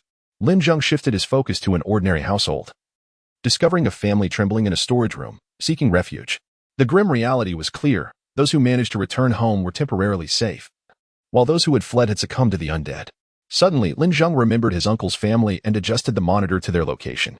They were fortunate, having stayed indoors and avoided any encounters with danger. Now, they huddled together in a single room, their eyes wide with terror as they scanned their surroundings.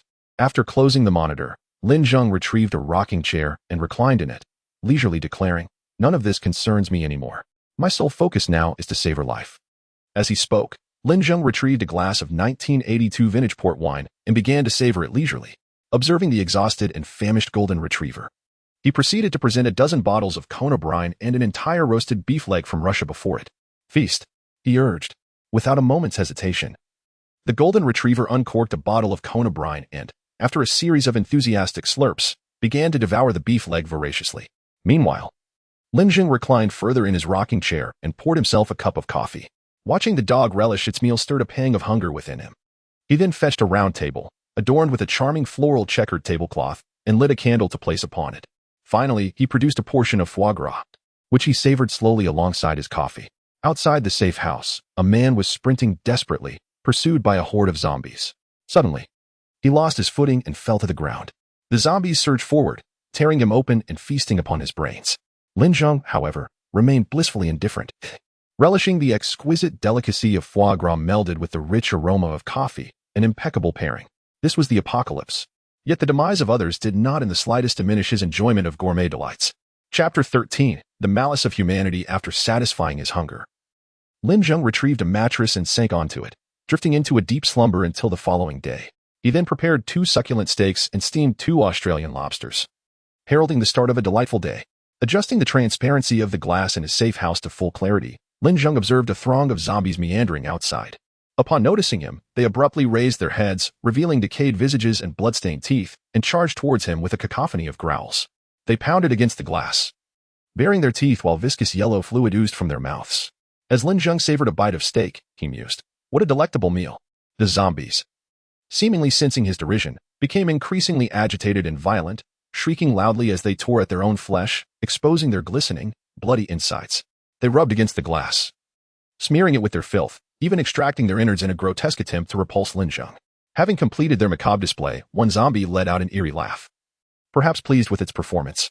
To its surprise, Lin Zheng appeared more exhilarated, picking up a lobster and devouring it as if he were watching a food broadcast. "Golden Retriever, come here," he called. The dog, carrying a steak, approached and lay down in front of the glass, proudly showcasing its meal. Seeing Lin Zheng and the Golden Retriever enjoying their feast without a hint of disgust only fueled the zombies' fury, causing them to howl in frustration. Lin Zheng set down the lobster and rose, remarking, "You've been flailing about for so long, now it's my turn."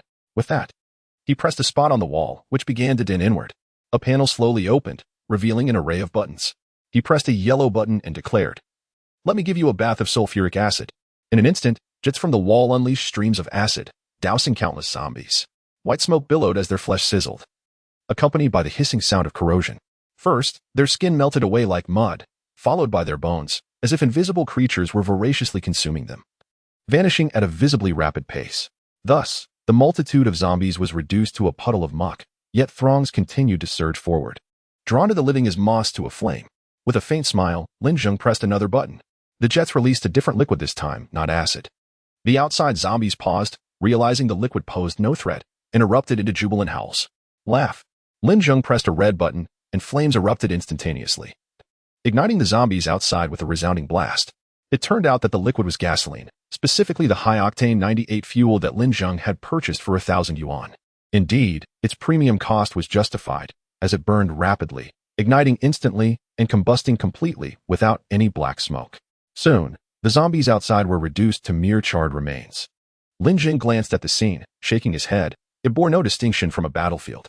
He then adjusted the glass to become completely opaque and settled into a rocking chair to rest for a moment. Just then, the phone rang. Upon answering, he discovered it was a video call from his girlfriend, Li Mingyao. What could this vixen possibly want? Lin Zheng accepted the call, and immediately, Li Mingyao's terrified expression filled the screen. "Ah Zheng, I'm so scared. You must come and save me. Where are you?" She stammered, her demeanor hesitant. I'm at a friend's house. Please hurry." Observing the lavish surroundings behind her, it was evident that she was in the company of affluent individuals. Did Li Mingyao truly have such wealthy friends? Surely, they were not mere acquaintances. Suddenly, a hand adorned with a watch briefly appeared in the frame, prompting Lin Zheng to smile. So she was at Manager Wang's residence. He swiftly accessed a global surveillance feed of Wang's home, revealing a throng of zombies clamoring at the door, desperately attempting to break in. As he shifted the camera's focus inside, Lin Zheng witnessed Manager Wang making suggestive gestures towards Li Mingyao, clearly instructing her on what to say. To his astonishment, both were devoid of clothing. Li Mingyao's plea for rescue was, in reality, a ruse to use him as bait, distracting the zombies outside to afford them a chance to escape. The treachery of human nature was truly appalling. Feigning panic, Lin Zheng exclaimed, "Are you all right, Mingyao? Please give me an address. I will come to your aid immediately." Taken aback by his exaggerated reaction, Li Mingyao paused, then began to cry pitifully, "Ah Zheng, I'm so scared. Please hurry. I'm at 5 by Gui Yuan, room 601. A wave of disgust washed over Lin Zheng. Her tears were nothing but crocodile's tears. "All right, I'm on my way. Just stay put and don't run off," he replied, pretending to be anxious before ending the call. Then, he leisurely powered on a computer, declaring, "Today, we shall indulge in a game of survival." After hanging up, Li Mingyao turned to Manager Wang with a triumphant smile. "I knew that Lin Zheng, the devoted fool, would come. Just look at how anxious he is. Ha ha ha. Manager Wang embraced her, planting a kiss on her lips. Meng Yao, you truly are resourceful. Once that fool arrives, the zombies outside will be drawn to him, allowing us to slip away to room 602, which also belongs to me. I have stocked supplies there, ensuring we won't go hungry in the future. You are truly wonderful. Manager Wang. Li Mengyao's face flushed, and she buried herself in Manager Wang's embrace. How about another round? She suggested. Woohoo, great fortune, tonight we feast. Lin Zheng exclaimed excitedly as he gazed at the screen displaying the first-place title. Just then, his phone rang again. It was Li Mengyao. That troublesome girl must be impatient, he thought. Upon answering the call, Lin was met with her furious expression. Lin Zheng, what is your intention? It has been several hours. Why haven't you arrived?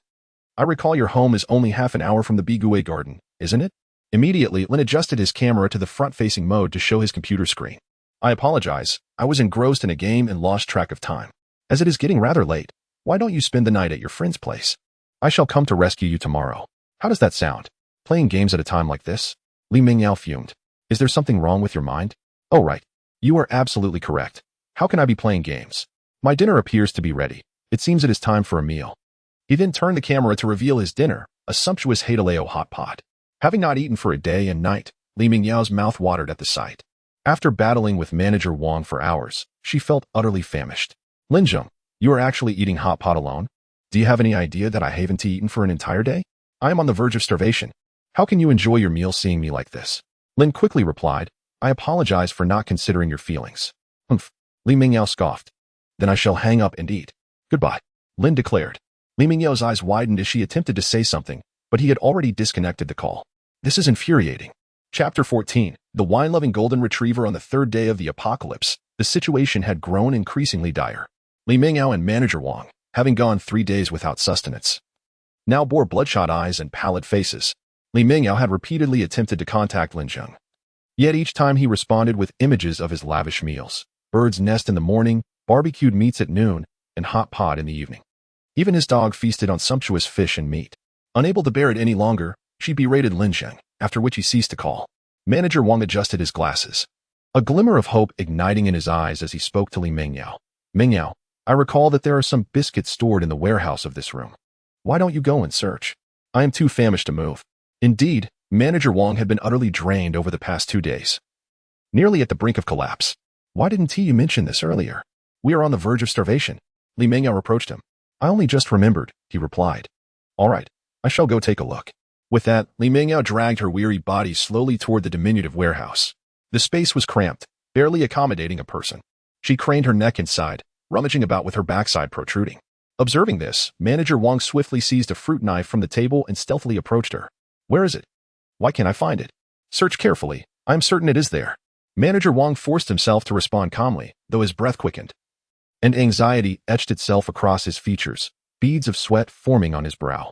Just as he raised the knife to strike, Li Mengyao suddenly withdrew, evading to the side. The knife plunged into the ground instead. Are you wary of me? Manager Wang exclaimed in shock. Li Mengyao retorted fiercely, haven't you always plotted against me? Seizing the opportunity while he was momentarily stunned, she hurled a wrench at his head. Struck, Manager Wang was left dazed, and Li Mengyao sprang up, using a utility knife to slice across his throat. Blood gushed forth, a torrent of scalding crimson splattering onto her, staining her entirely. Manager Wang dropped the knife, clutching his neck with both hands, his eyes wide with disbelief as he gazed at Li Mengyao. You wretched woman, he uttered, attempting to grasp her throat. Li Mengyao seized his hand, swiftly delivering another cut to his wrist, severing the blood vessels, and blood poured forth uncontrollably. Seeing Manager Wang still upright, his gaze fixed upon her, Li Mengyao retrieved the fruit knife from the ground and frantically stabbed at his abdomen. Didn't you profess your love for me? Didn't you claim you would do anything for me? Now, as I feast upon you, you may rest in peace. Her eyes burned with madness. After enduring numerous stabs, Manager Wang finally succumbed, collapsing heavily to the ground. Moments later, the microwave timer chimed. Li Mengyao opened the door, retrieved the contents, and began to devour them ravenously. Suddenly, her expression darkened. Lin Zheng, this is all your fault. If only you had come to my rescue, I would not have ended up in this predicament. I shall seek my vengeance. Lin Zheng, just having finished a roast piglet, burped and felt an itch in his nose, which led him to sneeze uncontrollably. Who was the fool cursing me? He wondered. He then tossed the remnants of his meal outside the safe house, and with each throw, a horde of zombies rushed in to scavenge.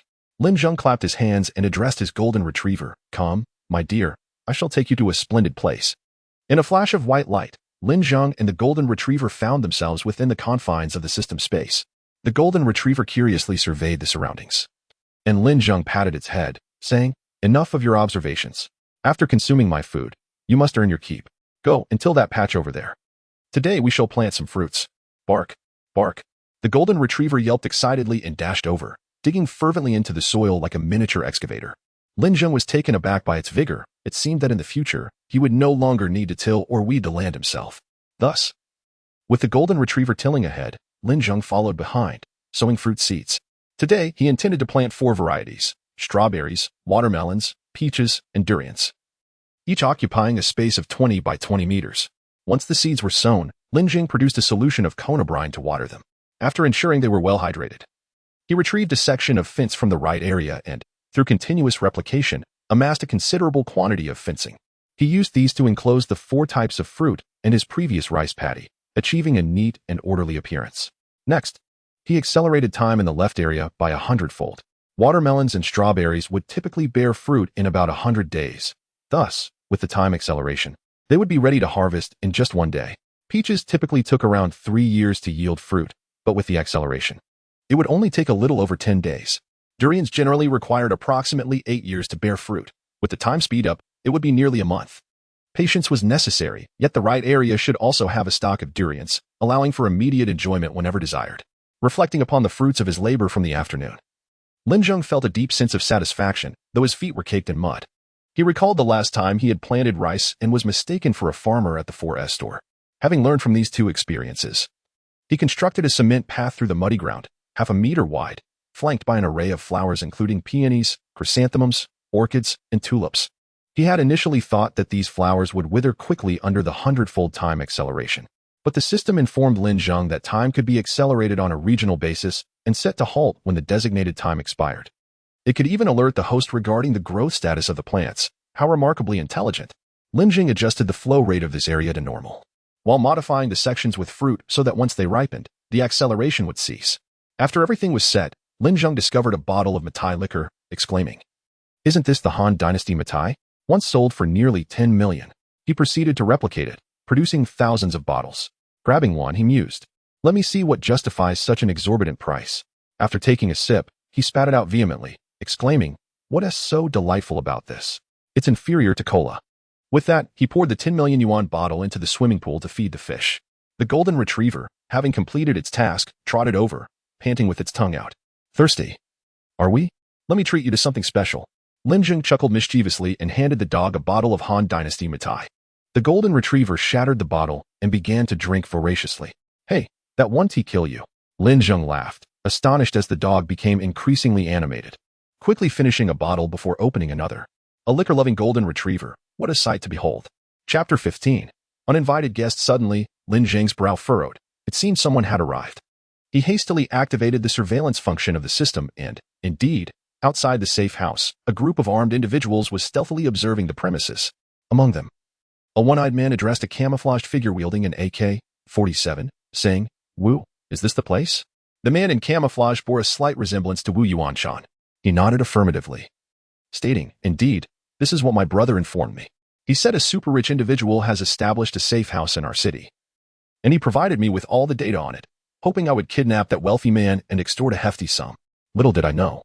Before I could execute the plan, the zombies arrived." The one-eyed man chuckled, "Wu, it is not too late now. This safe house must be stocked with abundant supplies. And once we seize it, we shall no longer fear the onslaught of zombies." This man was none other than Wu Yuanshan's brother, Wu Yuanhui. The 2 brothers had devised a scheme. One constructed the safe house, while the other was to abduct the affluent creator and profit from both ends. What business acumen!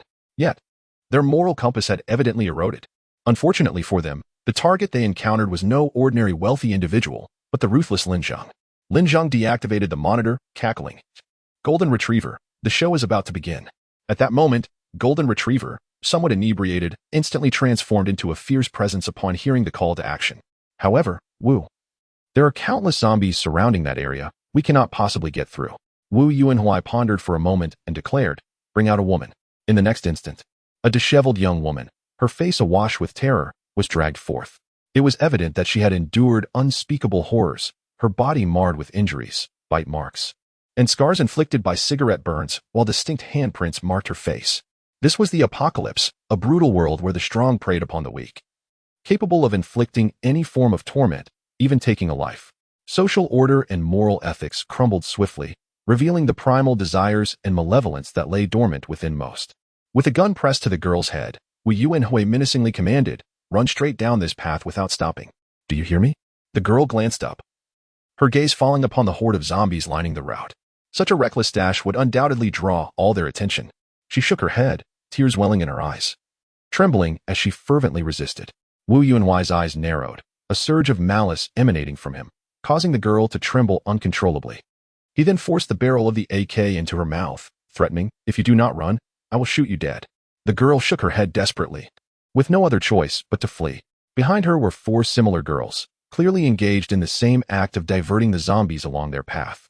Tears streamed down her face as she ran barefoot. The zombies surrounding the safe house, alerted by the commotion, suddenly surged with renewed vigor, rushing towards the girl. As she glanced back and noticed the increasing horde of zombies, fear gripped her tighter. Despite her bloodied feet, she pushed herself to run faster. The zombies behind her, snarling and baring their teeth, emitted terrifying sounds, while she occasionally turned to look back. Each glimpse of their horrifying visages spurred her to accelerate. Inside the safe house, Lin observed this scene, shaking his head as he muttered, "Let me assist you on your journey." He then retrieved a sniper rifle, equipped it with a silencer, and aimed at the girl from the muzzle. With a sharp crack, the gun fired, and she was struck in the head, her brain matter splattering as she collapsed to the ground. The ravenous zombies surged forward, vying for the remnants of her brain, freeing her from the torment of escape and fear. Before long, the swarm of zombies gradually dispersed, leaving behind the mangled corpse of the girl. Witnessing her successful diversion, Wu Yuanhui and the others cautiously approached the safe house. They leaned against its walls, vigilantly scanning their surroundings. Wu then produced a tablet, displaying the architectural layout of the safe house along with various data. Rapidly executing commands on the device, a cacophony of mechanical sounds erupted shortly thereafter, triggering all the traps laid out in the open space to their right. There were powerful animal traps capable of crushing limbs, spike-laden snares, and a series of landmines that detonated in succession. Moments later, multiple nozzles emerged from the walls of the safe house, unleashing a barrage of poison darts, flames, and sulfuric acid. Wu focused intently on the screen, monitoring the capacities of the poison darts, gasoline, and acid. After approximately 5 minutes, he snapped his fingers, signaling the completion of all traps. "The main entrance is over there. Let us proceed," he declared. The Cyclops and his companions gazed upon the terrifying traps, a wave of trepidation washing over them. Had they rashly ventured into this place, they would surely have found themselves in a fate worse than death, their bodies rendered unrecognizable. Within the safety of his hideout, Lin observed their movements, a subtle smile gracing his lips.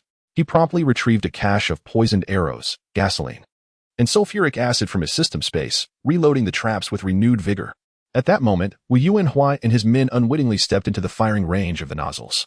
Lin pressed the launch button, and dozens of nozzles immediately unleashed a torrent of high-concentration sulfuric acid. Quick-witted, Wu Yuanhui summoned one of his subordinates to shield him. The acid hissed as it splashed upon the unfortunate man, instantly producing a cloud of white smoke as his flesh began to corrode rapidly. A harrowing scream escaped his lips, but soon silence ensued. Observing the cessation of the spray, Wu Yuanhui unceremoniously discarded the ravaged body aside. The Cyclops narrowly evaded a similar fate. However, fortune did not smile upon him entirely, as one of his arms inadvertently came into contact with the sulfuric acid, creating a gaping wound. "What on earth is happening?" Wu Yuanhui exclaimed, his brow furrowed in confusion. He had believed that the resources within the traps had been entirely depleted. Opening his tablet once more, he discovered that the previously exhausted poisoned arrows, gasoline, and other materials had been replenished. Could there be a reserve? Realization dawned upon Wu Yuanhui, and he swiftly ordered his men to retreat. All immediately fell back to their previous positions. He repeated the same operation, depleting the traps once again. Learning from his prior experience, he refrained from rushing in with his men and instead observed the tablet. After a brief interval, he noted that the traps had once more been restocked. Indeed, there were reserves. A sly smile crept across Wu Yuanhui's face, as if he had unraveled the mystery. He understood that the safety house could contain at most 2 additional reserves. Any more would jeopardize the functionality of the other mechanisms. With a malevolent glint in his eye, he fixated on the safety house and muttered under his breath, "Once I gain entry, just wait and see how I shall torment you slowly." Chapter 16. Conspiracy. After approximately 5 minutes, Wu Yuanhui, fixated on the tablet, noticed that the traps had not been replenished, and a confident smile graced his lips. Everything unfolded precisely as he had anticipated. This time, there would be no issues. Let us go. The others, still haunted by their previous experiences, particularly the one-eyed dragon, felt a lingering dread. The acid on his hand remained untreated, and he could still sense the agonizing sting of his flesh being corroded. With trepidation, he inquired, "Brother Wu, are we certain that we are safe this time?" "I have assured you, this time, we are safe," Wu Yuanhui replied, his brow furrowed, his voice deep and resolute. At that moment, the horde of zombies that had been lured away began to return slowly. Shadows flickered in the night as a few figures stumbled back. "Brother Wu, it appears the zombies are coming back," the one-eyed dragon remarked softly, glancing at the distant silhouettes. Wu Yuanhui gestured toward the girl behind him, instructing, "Pull another one out." Another girl was extracted, her eyes ablaze with hatred, fixated on the men who had previously violated her. The one-eyed dragon jabbed her with his gun, commanding, "You, run." To his surprise, the girl gritted her teeth and declared, "You might as well kill me. I will not help you attract the zombies." "How dare you?" The one-eyed dragon swung the butt of his gun against her face, instantly leaving a bruise and drawing blood from the corner of her mouth. "You might as well kill me." The girl's defiance incensed him, and he unsheathed his dagger, ready to teach her a lesson. However, Wu Yuanhui stepped forward, addressing the girl solemnly, "I will give you one last chance. Otherwise, I shall skin you alive, coat you in salt, and present you as a feast for the zombies." The girl trembled at his words, her face paling. She feared not death, but rather the torment of a fate worse than death. "I will count to 3. 1, 2. Just as Wu Yuanhui was about to reach 3, the girl gritted her teeth and dashed out. It took her but a moment to attract the attention of the horde, which roared as it pursued her. "Let us move." Wu Yuanhui gestured to his subordinates, leading them toward the safe house. As they neared their destination, Wu Yuanhui instructed the one-eyed dragon, "You go ahead." The one-eyed dragon hesitated, and Wu Yuanhui impatiently prodded him with his gun, insisting, "I said it's safe. What are you afraid of?" The one-eyed dragon longed to voice his thoughts. If it is indeed safe, why would you not lead the way? However, respecting Wu's authority, he cautiously stepped forward. Having traversed halfway without incident, he, filled with exhilaration, exclaimed, "Brother Wu, it truly is safe. Hurry, come." Wu Yuanhui cautiously glanced at the tablet once more. The traps of the safe house remained in a state of vacancy. Only then did he fully relax, leading his subordinates onward to the safe house. As everyone drew near, Lin Zheng swiftly replenished the poisoned arrows, sulfuric acid, and gasoline. The delay in resupplying had been a deliberate tactic. He had long discerned Wu Yuanhui's intentions through surveillance, intentionally allowing him to lower his guard. With a decisive press of the button, a multitude of poisoned arrows erupted from the nozzle. Wu Yuanhui and his companions were taken aback, but it was too late to evade. They were struck by several arrows and collapsed, yet they did not perish immediately. Wu Yuanhui coughed up blood incessantly, his eyes wide with disbelief. According to the data provided by his brother, this safe house's traps were only meant to be activated with 2 spare sets. Why, for the 4th time, could the trap still be triggered? At this moment, Lin Zheng emerged from the safe house, surveying the fallen figures with a smile. He then drew his pistol, methodically executing each one. When he reached Wu Yuanhui, he remarked, "You must be the brother of Wu Yuanshan. This safe house's data and schematics were given to you by him, correct? It was fortunate I killed him when I did. That scoundrel was quite duplicitous, preaching about professional ethics. Nonsense." At this revelation, Wu Yuanhui's eyes widened in horror as he realized that his brother had been slain by this very man. He attempted to rise, but his body was riddled with poisoned arrows. No amount of effort could lift him. "Now, you shall join your brother," Lin Zheng declared, raising his pistol without hesitation and delivering a fatal shot. On the ground lay 2 ragged girls, also struck by several arrows. As Lin Zheng approached them, their tear-filled eyes beseeched him, "Please, save us." Their words were imbued with the fervent hope for life. Lin Zheng recognized their innocence. However, in such chaotic times, lacking the strength to survive felt like a sin. Thus, he raised his gun, aiming at one of the girls and stated, "Allow me to escort you on your journey. This world is unfit for your kind." With a resounding gunshot, the girl fell lifelessly, a bullet having pierced her head in an instant, devoid of any agony. Only the second girl remained, her face etched with sheer terror, gazing at Lin Zheng as though he were a demon. "No, please," she trembled, her voice quavering with impending tears. Without a moment's hesitation, Lin Zheng raised his weapon and fired, delivering her from her suffering. After executing this grim task, Lin Zheng retreated to the safety of his hideout, seated himself in a chair, and turned on the television, eager to ascertain whether the authorities had released any updates or countermeasures. As the screen flickered to life, it confirmed his suspicion. The official news was indeed broadcasting. Every channel displayed a singular image, that of Mayor Zheng of Jiantong City, delivering a safety declaration. Dear citizens, we have established a quarantine zone on the western outskirts of the city, which is guaranteed to be secure. Regrettably, due to a shortage of personnel, we are unable to dispatch rescue teams to escort you. However, once you reach the quarantine zone, we shall do everything in our power to ensure your safety. The gates of the quarantine zone will open tomorrow from noon until 1 in the afternoon, and for the sake of security, this will be the only opportunity. I must emphasize, this is a singular opening. Please seize this chance. Once this proclamation concluded, the broadcast looped again. Lin Zheng found himself intrigued. Was it truly a matter of safety that warranted such a singular opportunity? How could the authorities have established a quarantine zone so swiftly on the western outskirts? Contemplating this, he decided to inspect the situation via the surveillance monitor. As he activated the monitoring function, the screen transitioned to reveal the western outskirts of Jiantong City. There was no sign of a quarantine zone. Instead, it lay in ruin. With the occasional wandering zombie haunting the desolate landscape, a palpable sense of conspiracy hung in the air. Why would the authorities deceive the citizens? Confounded. Lin Zheng switched the monitor's focus back to Mayor Zheng, who, alongside a cadre of Jiantong City's officials, was engaged in a discussion. Mayor, what if they refuse to believe us? One inquired. They won't. In such desperate circumstances, we have offered them a glimmer of hope for survival. Even if the probability is a mere 1%, they will act upon it. You are correct, Mayor. These common folk lack discernment, driven by their instinct for self-preservation. Myopic in their vision, they are utterly incapable of unraveling your scheme. Enough flattery. Are we prepared? All is ready, Mayor. Good. When the masses flock to the western outskirts tomorrow, we shall swiftly depart from the eastern outskirts. Chapter 17. Eat shit. Lin Zheng chuckled. For the ugliness of human nature had been laid bare by the authorities. Jiantong City, a remote little town, lacked the capability to establish a quarantine zone. The fact that the officials were willing to use the lives of ordinary citizens as bait to escape Jiantong City indicated that they certainly knew where such a zone had been set up. It was inconceivable that they would expend such tremendous effort merely to flee the town.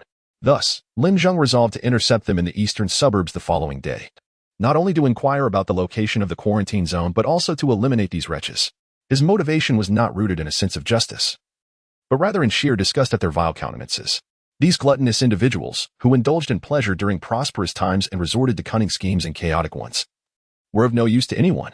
At that moment, Lin Zheng's phone vibrated violently. Upon checking, he discovered it was the owners group of the community he had previously lived in. He had intended to exit the group after selling his apartment, but had forgotten. Initially, everyone had been consumed by sudden fear, but now, several days later, people had finally regained their composure, beginning to reach out, communicate, and probe for information. In the group, numerous messages were being frantically exchanged. Today marked the 5th day after the apocalypse, and Lin Zheng was jolted awake. This was the day he had been dismembered and consumed by his neighbors. Just as it had been on that fateful day, the group was once again alive with chatter. Gradually, someone mentioned that Lin Zheng's home was stocked with instant noodles. Many residents of the community had no habit of hoarding supplies, and by the 3rd day, they had consumed everything in their homes. Upon hearing that someone still had instant noodles, they became frenzied, like beasts upon spotting a lamb, demanding that Lin Zheng contribute his noodles for communal sharing. Invoking moral platitudes about unity and caring for the elderly and young, Lin Zheng was acutely aware that in the face of an apocalypse, such moral arguments held no weight, and he firmly refused their demands. However, in a twist of fate, he had not anticipated that old lady Ma would arrive with her grandson to deceive him. She appeared at his door, cradling Zhao Xiaoqiang, desperately pleading for a packet of instant noodles, claiming her grandson would starve otherwise.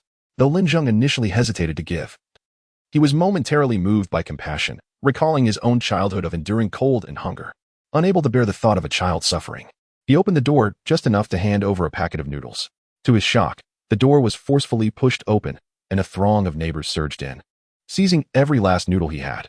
Old Lady Ma and her grandson, frail and weak, could not compete for the spoils and were left sitting on the ground, cursing those heartless individuals.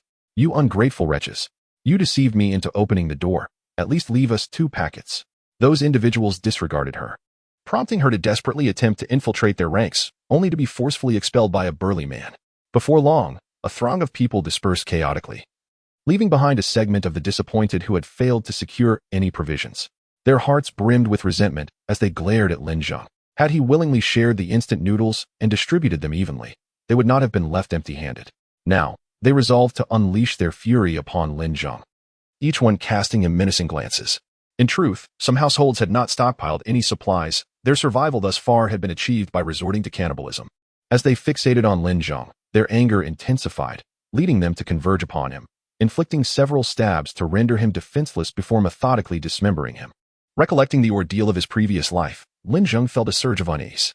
Thus, in this lifetime, he would not entertain even a shred of compassion. Anyone who obstructed his survival would be eradicated from this world.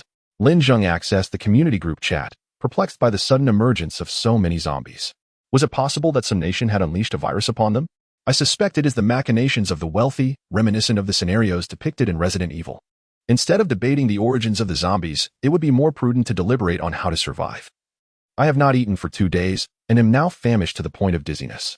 I share your plight. The onslaught of zombies was too abrupt, leaving us no time to stock up on provisions.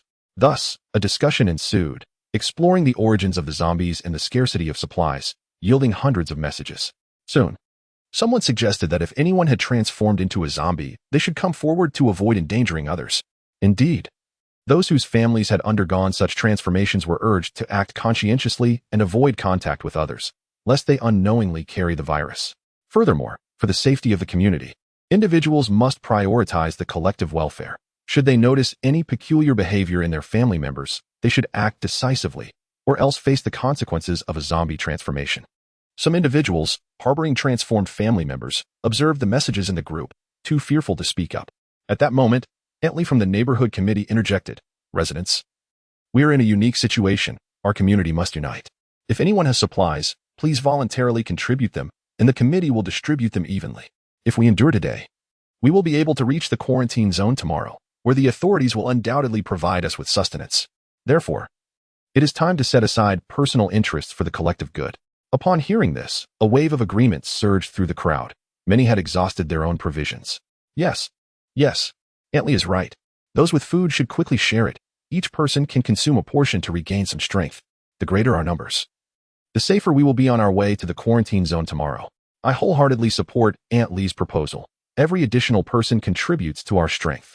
I hope those with supplies will not act selfishly at this critical juncture. I must say, once we discover anyone hoarding supplies, they shall not be permitted to accompany us to the quarantine zone tomorrow. Let them fend for themselves in this harsh reality. Indeed, selfish individuals do not deserve to be among us. As the members of the group expressed their sentiments, a few timid souls became genuinely afraid, wondering if they would be excluded from the quarantine zone. I still have 5 eggs at home. I will surrender them. I have 2 cabbages as well. I shall offer those too. I will also contribute. I have a bundle of noodles at home. Observing others stepping forward, Antley revealed a triumphant smile before her phone, gathering these items for herself, for she had no intention of distributing them. Her family of 5 barely had enough to eat, and besides, her son owned a large truck. Now well fed, they would drive straight to the quarantine zone without needing to associate with these people. Is there anyone else willing to surrender supplies? At that moment, Grandma Ma's son chimed in, recalling a certain recluse on the 6th floor, seemingly named Lin Zheng, who always hoarded instant noodles. Upon hearing this, the group erupted in frenzy, tagging Lin Zheng in a frenzy to demand he hand over his noodles. In response to the barrage of messages, Lin Zheng retorted in the group, "Go eat dung. All of you." Chapter 18, Dog Bites Dog. Lin Zheng, what on earth do you mean? Are you courting death? Who are you accusing of eating feces? Do you believe I can dispose of you in an instant? The 6th floor, is it? Just wait for me. Lin Zheng's words ignited an uproar within the group. All blame swiftly fell upon him. Particularly, Antley, adopting a tone of authority, remarked, "Lin Zheng, in such a critical moment, how can you utter such divisive and detrimental remarks? You are sowing discord. If you willingly surrender your instant noodles, our neighborhood committee will consider whether you may join us in the quarantine zone tomorrow. Why waste breath on such a person? It would be better to eliminate him outright and seize his instant noodles. Indeed, there is no need for discussion. It is outrageous that he can still speak like this at such a time. He is truly despicable." The group erupted again with accusations against Lin Zheng. Observing the frenzy, Lin Zheng couldn't help but chuckle. In times of crisis, any sign of weakness would make one a target for their frenzied assault. He resolved to provoke them further. From his system space, he retrieved a roasted piglet and a Wellington steak. He handed the piglet to the golden retriever, placed the steak on the table, and produced a bottle of 1982 red wine. He activated his phone to record this scene, then sent it to the homeowners group, adding a caption, "Who said I have instant noodles at home? I have none, only steak and roasted piglet." Don't believe me? Just look. In no time, the group was inundated with hundreds of emojis, bloody knives, landmines, expressions of rage, flames, and skulls. Lin Zheng, do not go too far. Where did you acquire steak and roasted piglet? Are you out of your mind? Feeding roasted piglet to a dog? At a time like this, shouldn't we be slaughtering dogs for meat instead? Antley, upon seeing the fine food Lin Zheng possessed, nearly drooled at the screen. Her mind raced. She had to devise a way to pry his supplies from him. She promptly tagged Lin Zheng in the group, declaring, Lin Zheng, this is a special moment. Since you have supplies at home, as the neighborhood committee chair, I hereby command you to surrender all your provisions for unified distribution among the residents. Otherwise, we will not take you to the quarantine zone tomorrow. Lin Zheng responded in the group. You can go if you wish. I certainly will not.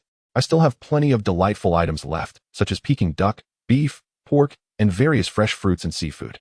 Isn't that far more enjoyable than the quarantine zone? By the time you arrive there, I suspect your meals will consist solely of gruel. Upon reading Lin Zheng's response, Antley's face turned a shade of green. Seeing that this young man was not falling for her tactics, she was so enraged that she nearly ground her back teeth to dust. Lin Zheng, whether you go to the isolation area is your own affair, but as a member of this community, you have the obligation and responsibility to assist everyone. We have all lent you a hand in the past. At this moment, if you do not reciprocate, do you have any conscience left? And thus it began again, the moral coercion. You've helped me often? Lin Zheng found the thought amusing. The neighborhood committee incessantly knocked on his door, demanding payment for various fees, property management, cleaning, publicity, beautification, and so forth. Yet, whenever he sought their assistance, they would either show disdain, act aloof, or feign ignorance altogether. Neighbors would encroach upon his internet connection, and due to the excessive number of users, the speed would plummet. Lin Zheng had even been scolded by them for not acquiring a better broadband service. He often returned home late from work, preparing a meal, which inevitably caused some noise. In an instant, the residents above and below would come pounding on his door, hurling insults, lamenting that his late-night cooking was depriving them of sleep. You're going to drive yourself to an early grave, you good for nothing.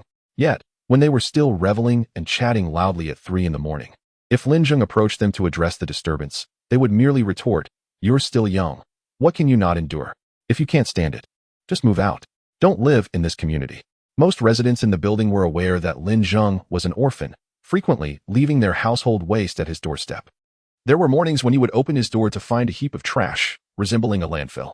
Once, he caught an elderly woman in the act. Yet to his surprise, rather than showing remorse, she pointed at him and scolded, why can others throw their garbage, and I cannot? Are you targeting me, old lady?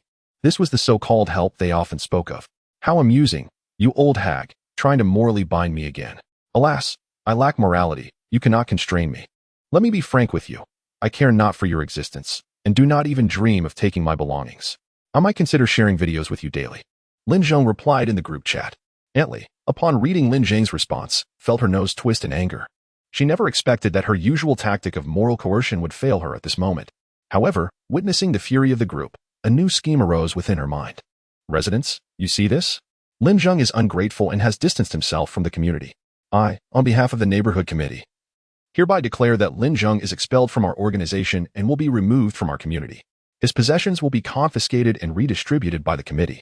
Upon hearing this, everyone became agitated, rallying in support of Antley's declaration.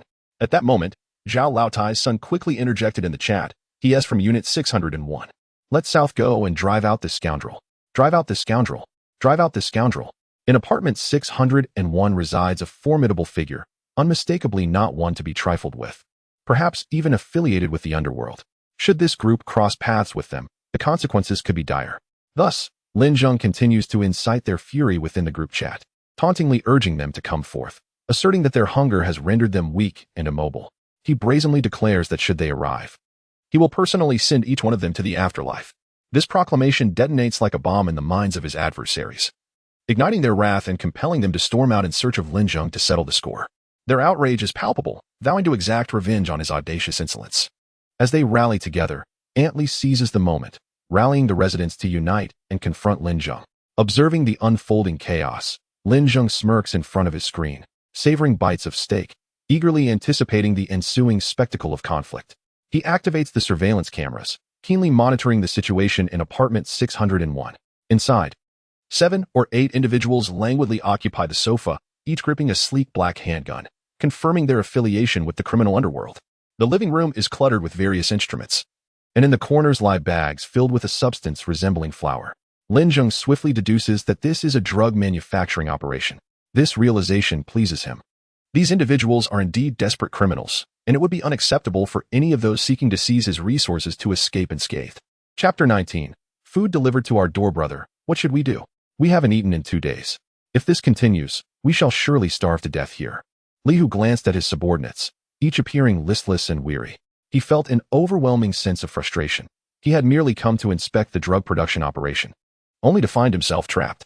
Here, aside from an array of drug-making materials, there was nothing but the drugs themselves, which offered no sustenance.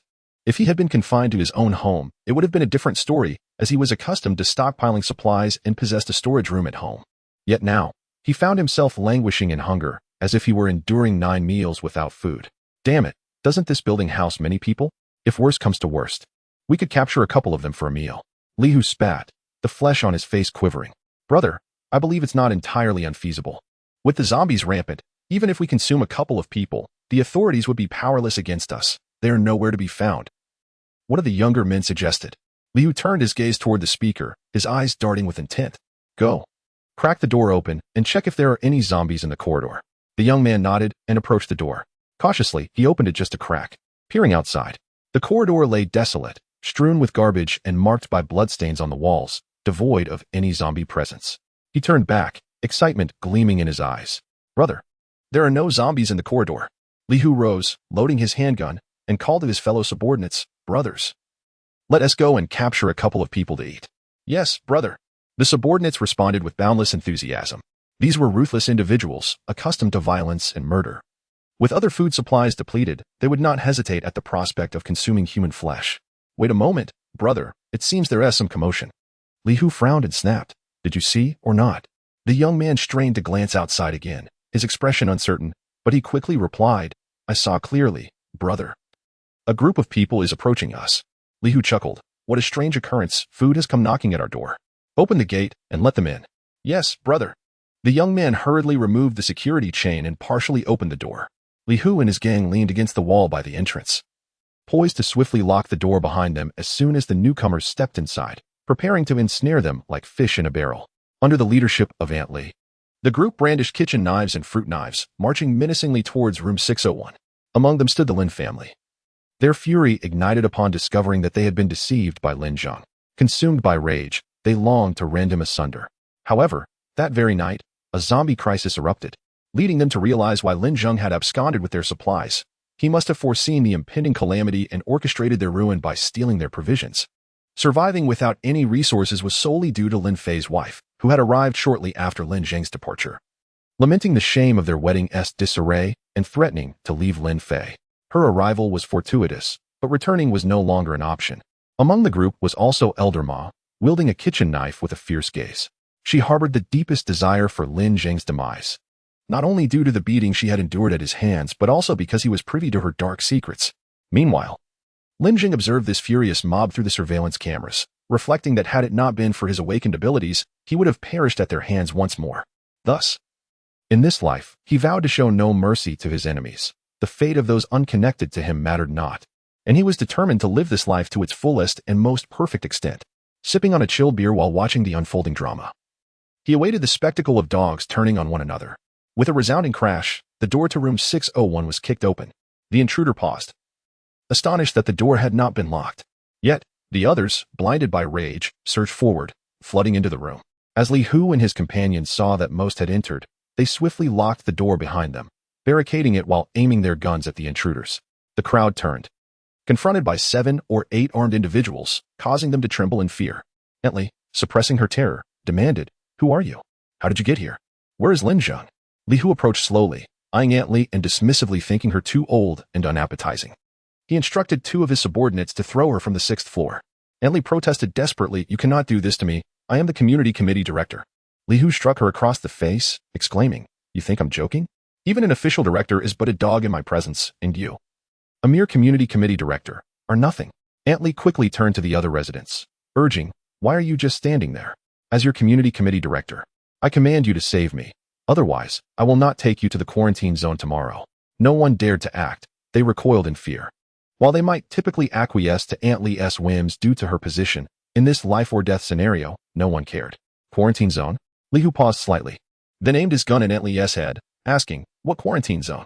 Madame Li seemed to grasp the flicker of hope for her life and said, "If you can assure me that you won't kill me, I will share what I know." "How dare you threaten me?" came the reply. "Break her arms." "Yes, boss." Two of the underlings seized Madame Li's wrists, twisting them violently, resulting in a sickening crack as both her arms were shattered. She cried out in agony, and the onlookers, witnessing the brutality of Li Hu and his men, turned pale, particularly the Lin family and the elderly Mrs. Ma, who lamented their decision to meddle in this affair. Now they found themselves ensnared, unable to retreat. "Will you speak?" Li Hu barked menacingly at Madame Li, struggling to catch her breath amidst the pain. She trembled. "I will tell you." Just then, Lu Jaime stepped forward, declaring, "I know that the quarantine zone is a safe area established by the authorities on the outskirts of the city, set to open tomorrow between noon and 1 p.m. Anyone who enters during that window will receive protection from the officials." Madame Li shot a venomous glance at Lu Jaime, realizing that interrupting her at this moment was tantamount to sealing her fate. Li Hu nodded, then turned to his subordinates, saying, "Brothers, let us feast today. We shall head to the quarantine zone tomorrow." "All right," Madame Li pleaded. "Now that you know what the quarantine zone is, can you let me go?" Li Hu replied coldly, "You didn't inform me, so perish, old woman." With a dismissive gesture, he signaled his two lackeys, who lifted Madame Li and hurled her out of the window. A piercing scream echoed, followed by the growls of the undead. Peering out, Li Hu remarked with a smirk, "Goodness, these zombies are not picky. They will consume even this old hag." At that moment, Lu Jaime asked, "Boss, may I leave now?" Li Hu smiled slightly, prompting her to exclaim, "Thank you, boss." "Thank you." She hurried towards the door, while Lin Dade and Lin Fei cast hopeful glances her way, wishing she would take them along. However, Lu Jaime acted as if she were blind to their plight and continued on her way, leaving them feeling utterly despondent, as if they had swallowed bitter bile. They glared at her with resentment, astonished that she would slip away alone at such a time. Suddenly, Li Hu's voice cut through the tension. "Did I grant you permission to leave, old woman?" Lu Jaime faltered, "But I told you about the quarantine zone." "Did I ask you?" He retorted. "Come on, toss this old hag out too." With a scream, Lu Jaime was also flung through the window. Chapter 20. The explosive Bao Lin Zheng gazed at the images displayed on the monitor, leisurely sipping on a chilled beer, embodying tranquility to its fullest. Suddenly, the system announced, detected the first mutated item in Jiangtong City, the explosive Bao, ranked 15 in power. A mutated item? A bow and arrow. Was it not said that the likelihood of mutation in objects and animals was significantly lower? Thus far, Lin Zheng had encountered mutated golden retrievers and a mutated Bao. Yet he had not encountered any mutated new humans, apart from himself, of course. How peculiar. Lin Zheng, filled with curiosity, decided to put such thoughts aside. First, he needed to secure this mutated item. The acquisition of another artifact would enhance his chances of survival.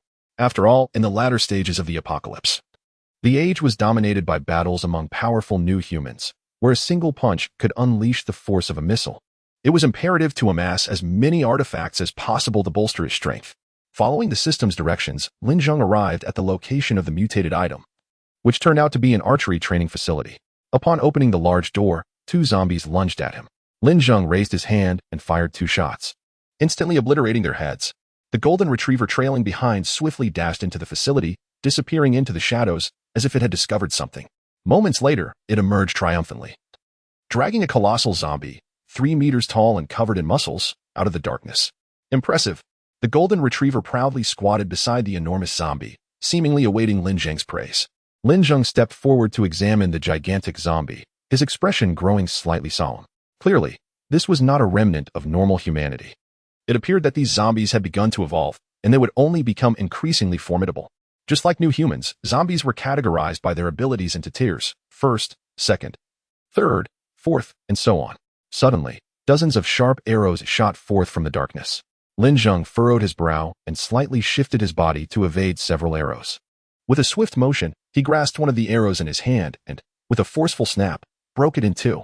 The golden retriever was even more audacious, leaping forth to knock several arrows to the ground.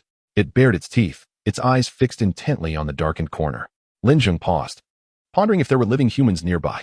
In the next moment, a handful of zombies clad in uniforms and wielding bows and arrows emerged from the shadows, shooting at Lin Zheng and the golden retriever as they advanced.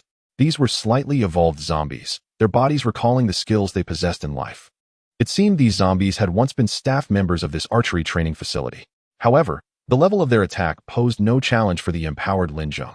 He adeptly maneuvered his body, shifting positions with agility to evade the oncoming arrows. Meanwhile, the golden retriever took a contrasting approach, opening its jaws wide and biting the incoming arrows in half. Defiance was its motto. The creature grew increasingly fervent in its assault, relentlessly advancing towards the group of zombies. The speed of their archery intensified, yet each arrow was swatted away by the golden-haired beast with a single swipe. In the final moments, the creature leapt into the air, lunging at a zombie and effortlessly severing its head. At that moment, the remaining zombies had their arrows trained on the golden-haired beast. Lin Zheng, quick-witted and agile, fired several shots, shattering the bows in their grasp. The golden-haired beast then pivoted, its gaze fierce as it dispatched the rest of the zombies with astonishing swiftness. Lin Zheng nodded in satisfaction. Having such a pet was indeed advantageous, allowing him to delegate such tasks in the future, minimizing his own involvement. Excellent work, golden-haired beast. Woof. The creature scampered over to Lin Zheng, rubbing against his pant leg before settling obediently by his side. Lin Zheng surveyed the surroundings. The zombies in this archery range posed a greater threat than those outside, warranting extreme caution. One could never predict when an arrow might be unleashed. While visible arrows were easy to evade, hidden ones were far more treacherous. Just as he contemplated this, another arrow shot forth from the shadows. Were there more zombies? Lin Zheng furrowed his brow. This arrow was distinctly different from the previous ones. The golden-haired beast, sensing the danger, lunged and clamped its jaws around the projectile. Was it truly that simple? In the following instant, the arrow detonated with a thunderous explosion, sending the creature hurtling several meters away, rendering it unconscious. A burst bow. Before Lin Zheng could fully comprehend the situation, another arrow was fired. Learning from the golden-haired beast's experience, he sidestepped, narrowly avoiding the projectile. However, it seemed the shooting zombie anticipated his movements, promptly launching a second arrow that blocked his retreat. Left with no choice, Lin Zheng executed a sliding maneuver to evade, only to be confronted by yet another arrow, leaving him with no time to react. What astonished Lin Zheng was the remarkable speed and precision of the shooting zombie. The 3 arrows were released with barely half a second between them, each one accurately predicting his trajectory. This zombie not only possessed exceptional archery skills but had also developed a degree of intelligence. Realizing there was no escape, Lin Zheng raised his weapon and fired at the approaching arrow. The bullet struck the arrow mid-flight, resulting in an explosion that illuminated the air with a burst of orange sparks. Lin Zheng shielded his eyes from the dazzling display. The 2 arrows that had previously been fired struck the wall behind him, detonating in succession after a brief pause and creating a substantial hole. 3 seconds, he mused, his voice low. Then, he aimed at the source of the arrows and fired multiple times, the sound of bullets slicing through the air reverberating within the archery range. After several moments, silence enveloped the space, and Lin Zheng fixed his gaze on the darkness ahead. Had he hit his mark? In the next heartbeat, an arrow shot out with ferocity. It seemed his aim had missed. Lin Zheng's brow furrowed in concern as his eyes widened in realization. It was not 1 arrow, but 2. Only these 2 arrows, one following the other, nearly coincided perfectly. Thus, when Lin Zheng cast his gaze, it appeared as if there were but a single arrow. This stratagem of deception was truly exquisite. Could it be that this zombie had surpassed its limitations and reached the first tier? Otherwise, such remarkable archery skills and intelligence would be inconceivable. With no time to ponder further, Lin Zheng deftly evaded the first arrow, grasped the second, and instantly hurled it into the darkness. The entire sequence was executed with seamless precision, taking no more than half a second. At the moment the arrow left his hand, Lin Zheng concentrated his thoughts, replicating the arrow 3 times in succession. The arrow he launched immediately transformed into 16, cascading into the darkness like a torrential downpour. Was the limit of replication merely 4 times?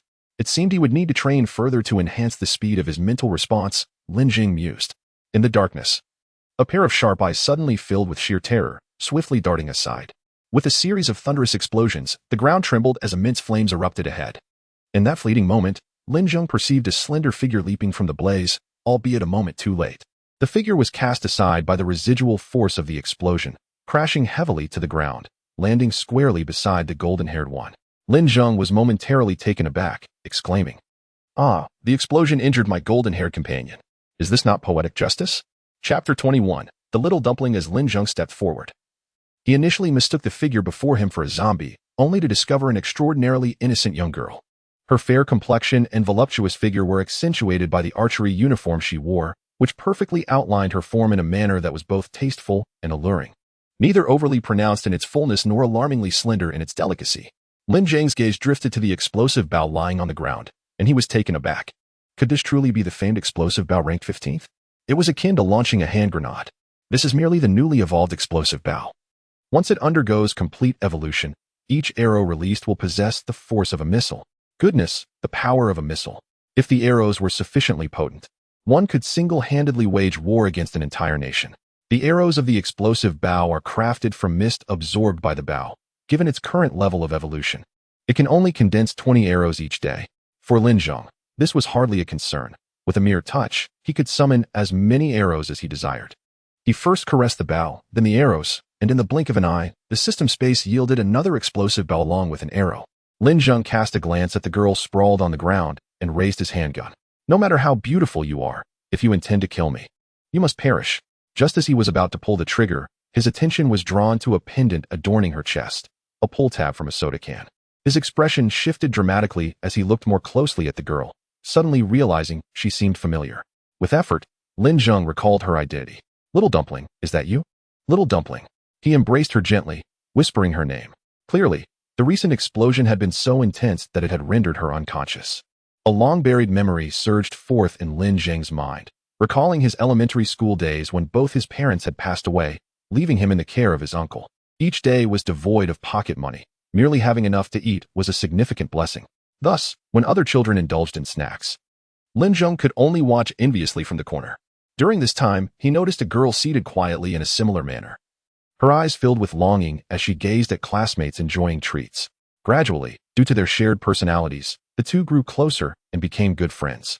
Due to her round face, Lin Zheng affectionately referred to her as Little Dumpling, while she, being younger, called him brother. Later, Lin Zheng learned that Little Dumpling had also lost her parents and was raised by her aunt, who treated her poorly, resorting to both beatings and scoldings for the slightest transgressions. On one occasion, Lin Zheng stumbled upon 5 yuan on the street. Without hesitation, he sought out Little Dumpling, taking her to a small supermarket where they purchased a bottle of soda and 2 packets of spicy snacks. At last, they savored the treats they had longed for, sharing a smile. Brother, I want to drink that. Little Bowsy pointed at the can of cola, her lips smeared with oil, sizzling from the spiciness of the snack.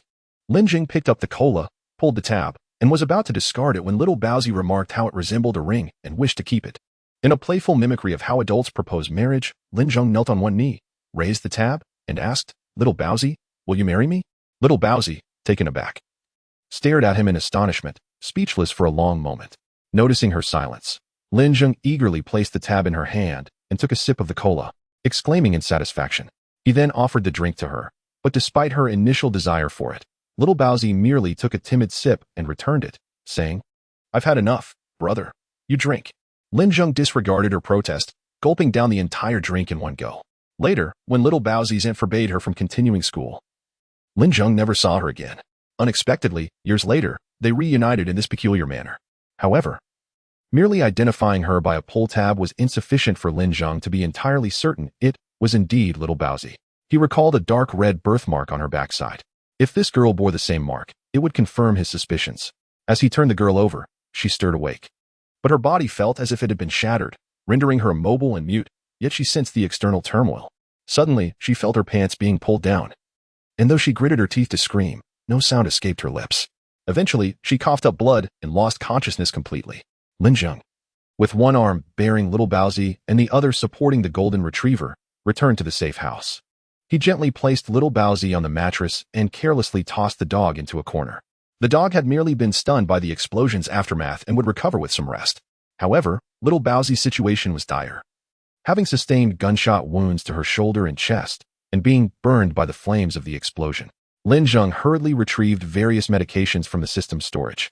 But upon observing the array of drugs, he felt utterly perplexed. It appeared that hoarding so many medicines had been in vain.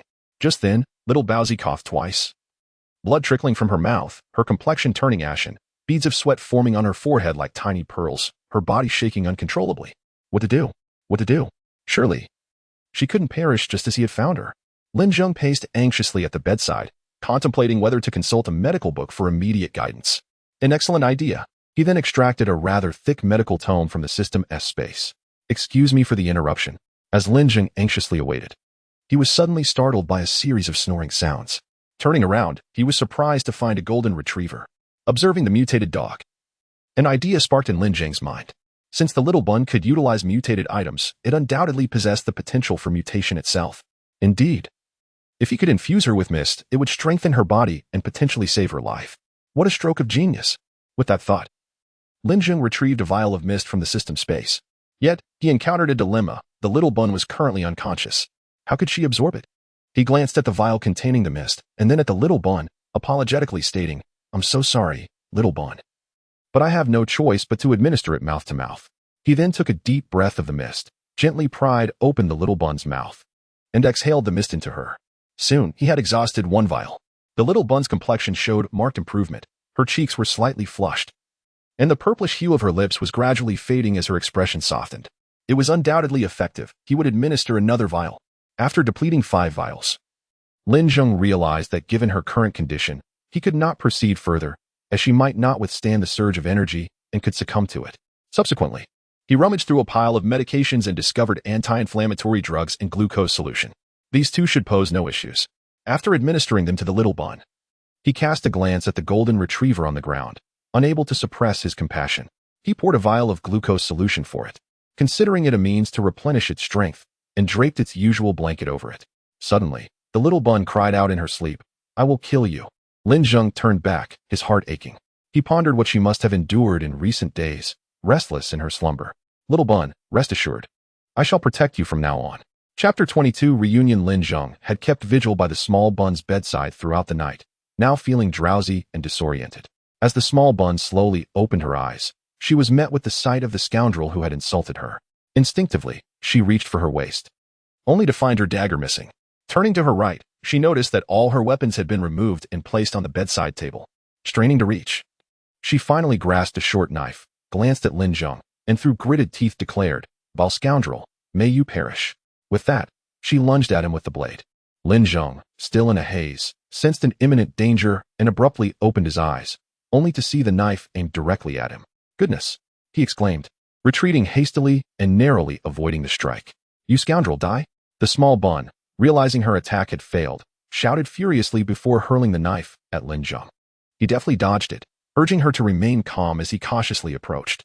"Scoundrel, don't come any closer. If you do, I swear I'll kill you," she warned. Pointing at him, Lin Zheng was taken aback. He had not anticipated that the timid girl from years past would now possess such fiery temperament. The next moment, the small bun instinctively touched her chest, only to discover that the pull ring she cherished was gone. Her expression shifting to one of alarm, as if she had lost something of immense value. "Are you looking for this?" Lin Zheng inquired, holding the pull ring pendant before her. Upon seeing it in his possession, the small bun's face flushed with rage. "You bastard, return it to me. I swear I will kill you," she screamed. "Is this item so significant to you?" Lin Zheng asked. "Return it," she cried hoarsely, her voice cracking as tears streamed down her cheeks. Lin Zheng felt a pang of sympathy. He had not anticipated such a strong reaction, prompting him to hastily return the pendant, fearing she might faint from anger. "Here, take it." The small bun grasped the pull ring as if it were a precious treasure, finding solace in its presence. "Ah, I saved you. And you don't even utter a word of thanks," Lin Zheng remarked, noticing her mood had calmed considerably. The small bun shot him a sidelong glance, but said nothing, closing her eyes in silence. Such a fiery spirit, Lin Zheng mused. It seemed that without revealing his identity, she would not acknowledge him. He then produced a can of cola and sat beside her. "Would you like some?" "Get lost. Suit yourself." Lin Zheng downed the drink, playing with the pull tab as he observed it. "Is a pull tab really that precious? If you like it so much, here, take this one." The small bun swatted the tab from his hand, glaring at him fiercely. Lin Zheng remained unfazed, picking up the tab from the ground and kneeling before her. "You are so beautiful. How about I use this pull tab as a ring and propose to you?" Upon concluding her words, a tremor coursed through the heart of the little bun, who gradually turned her head and gazed incredulously at Lin Zheng. Her eyes instantly blurred with emotion. Lin Zheng tilted his head, smiling as he inquired, "Is it possible, little bun? You are my elder brother Lin Zheng?" Her complexion transformed, overwhelmed with joy and excitement. "Who else, besides me, could possibly know our secret?" Lin Zheng replied. "You truly are my elder brother Lin Zheng." He stepped closer and gently pinched her cheek, commenting, "You've grown. There's hardly any flesh on your face now, unlike before when it was round and plump." At that moment, she was entirely convinced that the person before her was indeed her Lin Zheng. the brother who often brought food for her from home during their childhood. Overcome with emotion, the little bun suddenly sat up and embraced Lin Zheng tightly, exclaiming, "I never imagined that after all these years, I would finally find you." With a soft puff, the little bun's newfound strength startled Lin Zheng, who recoiled slightly, saying, "Easy now, easy." Embarrassed, she loosened her grip. Lin Zheng cast a sidelong glance at her and teased, "Aren't you afraid I might be a rogue?" The little bun lowered her head and softly murmured, "Elder brother Lin Zheng, feel free to look at whatever you wish." Lin Zheng responded with a bewildered, Subsequently, Lin Zheng retrieved a sumptuous feast from the system space, carefully arranging the dishes on the table. Upon witnessing this spectacle, the little bun's eyes widened in disbelief. Prompting her to inquire how Lin Zheng had accomplished such a feat, he simply remarked that it was a manifestation of his awakened abilities. The little bun, whose real name was Jiang Yitong and who was of similar age to Lin Zheng, could not resist indulging in the lavish spread before her. After finishing her meal, Jiang Yitong expressed a desire for a shower, explaining that it had been 6 days since the onset of the apocalypse, and she had not bathed, leaving her in dire need of cleanliness. Lin Zheng's safe haven was replete with amenities, including a bathroom and a large bathtub. "You may go wash up first. What kind of clothes do you prefer? I shall find something for you shortly." Jiang Yitong replied, "Elder brother Lin Zheng, anything is fine by me." With that, she turned and entered the bathroom. Once assured that she was running water for her shower, Lin Zheng entered the system space. He deemed it prudent for as few people as possible to be aware of his system, to avoid unnecessary complications. Within the system space, he located the women's clothing section. Realizing that jeans would be impractical for the apocalypse, where extensive movement was requisite, he sought out suitable athletic wear, settling on a pair of yoga pants. For the top, he chose a pink sweatshirt, a color favored by girls. As he placed his hand upon it, an identical sweatshirt materialized in his grasp. Footwear consisted of standard athletic shoes. Just as Lin Zheng believed he had made his selections, he paused, pondering the necessity of undergarments. He was uncertain of the little bun's size. Lin Zheng endeavored to recall the previous scene, and it seemed rather ample. Finally, he selected a lace bra adorned with intricate patterns and a pair of black silk panties. Upon emerging, he discovered Jiang Yitong was still in the shower, so he gently placed the garments at the bathroom door and knocked, saying, "Little Baozi, I have found you an outfit. It is outside the door. Brother Lin Zheng, could you hand it to me? I am done washing." In the next moment, a smooth and fair arm extended through the crack of the door, accompanied by a waft of steam. Lin Zheng placed the clothes into her hand and stepped away. Shortly thereafter, little Baozi emerged, leaving Lin Zheng momentarily dumbfounded. Her figure was curvaceous and firm, boasting a perfect silhouette, tall and slender.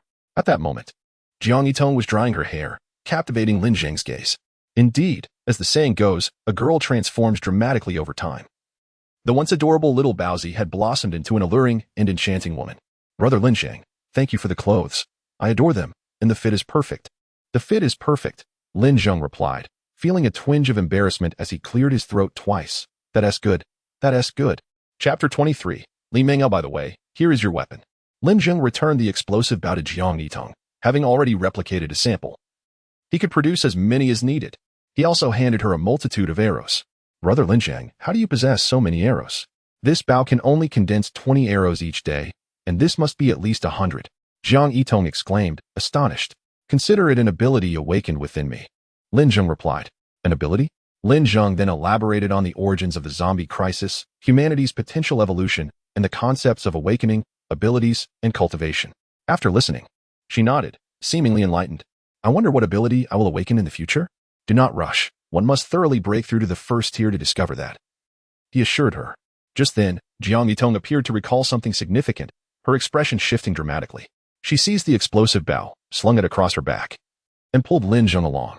"Brother Lin Zheng, we must hurry. Today marks the opening of the quarantine zone, and if we arrive too late, we will not be allowed in." Lin Zheng, however, calmly sat down, smiling. "What quarantine zone? It is all a facade. A ruse by the authorities to escape while using you as bait." Jiang Yitong was taken aback. "Rest for a moment. We shall soon vanquish those repugnant individuals," he said. Without hesitation, Jiang Yitong chose to trust Lin Zheng's words. "All right, brother Lin Zheng, I will follow your lead." Suddenly, Lin Zheng's brow furrowed, as if he had detected something. "It seems someone is approaching." Upon hearing this, Jiang Yitong's gaze sharpened. She removed the explosive bow and gripped it firmly. Lin Zheng activated the monitor and exclaimed, "Why is it her?" Outside the safe house, Li Mengao, wielding a short knife, observed the entrance with a sturdy man beside her. "Are you certain this is the place?" she inquired. The man nodded, responding, "Indeed, Big sister. This safe house was constructed by my elder brother, Wu Yuanshan, and me. The individual who built it is extraordinarily wealthy and has likely hoarded a substantial amount of supplies. Do you have a plan to breach it? She asked. The man chuckled confidently. Big sister, while this safe house is indeed fortified, it possesses a fatal flaw. Oh? Li Mingyao regarded him with interest. It is entirely constructed from alloy plates, which are conductive. If we electrify the safe house, we need not fear that those inside will not emerge, he declared with assurance. Very well, let us proceed with that plan. Remarkably, after being forced to consume Manager Wang, Li Mingyao unexpectedly discovered her own physical enhancement. Initially, she believed it was due to cannibalism, but in truth, her body had adapted to the mist and begun to evolve. Now, her strength rivaled that of 4 or 5 adults, and her speed and agility had significantly improved. She had even assembled a small team, scavenging for supplies and robbing the living. A few days prior, she had recruited a subordinate who had previously assisted Wu Yuanshan in constructing the safe house.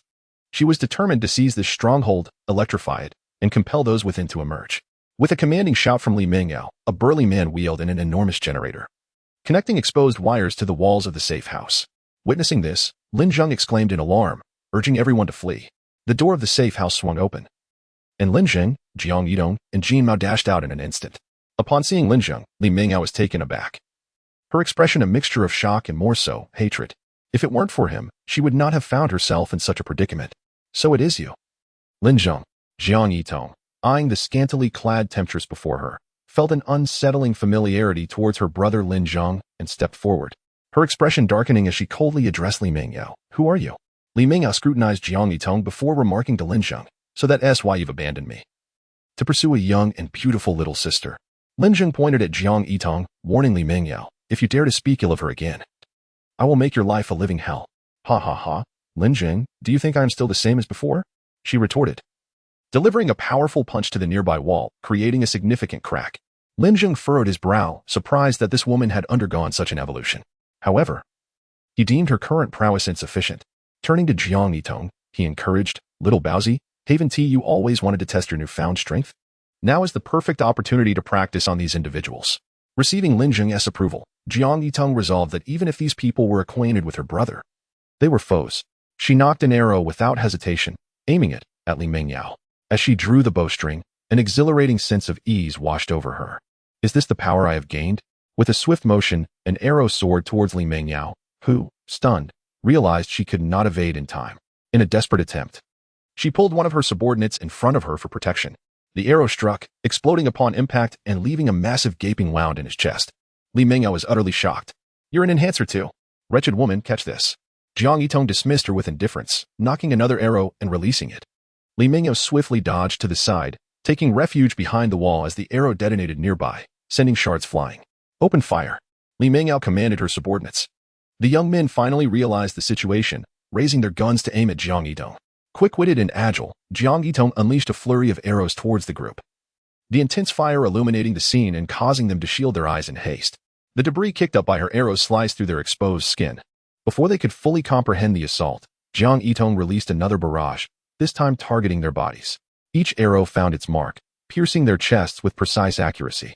The horrifying scene from moments ago echoed in their minds as they exchanged terrified glances at the arrows embedded in their flesh. Only one burly man managed to react. He yanked the arrow from his chest, but its barbed design tore away a significant chunk of his flesh. He hastily discarded the arrow, yet it was too late. A thunderous explosion followed, severing his arm. The others were less fortunate, as their chests were brutally ruptured, their bodies collapsing to the ground with a thud. The burly man writhed in agony, rolling on the ground due to the excruciating pain of his severed limb. Jiang Yitong offered no respite to Li Mingyao, relentlessly shooting arrow after arrow towards her concealed position behind the wall, as if the arrows were limitless. The explosions continued to resound, quickly creating a gaping hole in the wall, leaving behind a landscape of smoking craters. Vile woman, come out and face your demise. Jiang Yitong called coldly towards the wall. Meanwhile, Li Mingyao trembled behind the barrier, having initially believed herself invincible after her enhancements, only to discover that this woman was even more formidable than she. Chapter 24. Breakthrough. Do not kill me, please, Zheng. Li Mingyao pleaded, raising her hands high as she slowly emerged from behind the wall, feigning a pitiful demeanor. Upon noticing that Lin Zheng did not reject her, a wave of ecstasy surged within her. She realized that Lin Zheng had been touched by compassion. She was certain that if she reminisced about their past, he would surely soften and spare her. Ah Zheng, do you remember how joyful we were together? Lin Zheng smiled faintly. You were undoubtedly happy, as you would extract every last penny of my salary each month. Li Mengyao's expression faltered, yet she pressed on. Wasn't he I merely concerned about your extravagant spending? Ah Zheng, let us start anew, shall we? I swear I shall love only you. You once professed the same. Yet you swiftly found yourself in Wang Sandy's bed. At these words, Li Mengyao momentarily fell silent before bursting into tears. Ah Zheng, it was that scoundrel Wang Sandy who forced my hand. He threatened to dismiss me if I did not comply with his demands. I had no choice. Seeing Li Mengyao's innocent facade, Jiang Yitong clenched her teeth and exclaimed, Wretched woman, do not dare approach my brother Lin Zheng again, or I shall shoot you dead. Li Mengyao shot a disdainful glance at Jiang Yitong and retorted, You little brat, I am Lin Zheng's legitimate wife. I am the rightful one, while you are but a mistress. Unable to contain herself, Jiang Yitong unleashed an arrow at Li Mengyao, who narrowly avoided it as the arrow exploded nearby. Ah Zhang, look at this woman. She still harbors intentions to kill me, yet you do not take action to discipline her. Lin Zheng turned to Jiang Yitong and said, Little Baozi, this is where you are mistaken. Upon hearing this, Li Mengyao felt a surge of triumph. You foolish boy, I have you firmly in my grasp. She then shot a scornful glance at Jiang Yitong. You are still too green to contend with me. Jiang Yitong, astonished, looked at Lin Zheng, unable to believe he would utter such words. The next moment, Lin Zheng continued, How could you miss so wide? A person of your stature cannot even hit the mark. Your archery skills are rather poor. Li Mengyao gasped, Huh? Jiang Yitong, brimming with joy, replied, Brother Lin Zheng, this time I shall surely hit my mark. With that, she knocked her arrow and unleashed a flurry of shots at Li Mengyao, effectively blocking all her escape routes. Li Mengyao's face paled as she found herself with no retreat, ultimately taking an arrow to the chest. With eyes filled with resentment, she gazed at Lin Zheng. In the next instant, boom, the arrow in her chest detonated. Jiang Yitong, feeling unsatisfied, fired several more arrows, leading to a series of deafening explosions. When the dust settled, Li Mengyao was left in ruins. Lin Zheng gave Jiang Yitong a thumbs up, exclaiming, Well done. Jiang Yitong smiled subtly, shrugged her shoulders, and stuck out her tongue. This woman, who had just moments ago exhibited ruthless decisiveness and cold indifference, transformed in an instant into an adorable figure.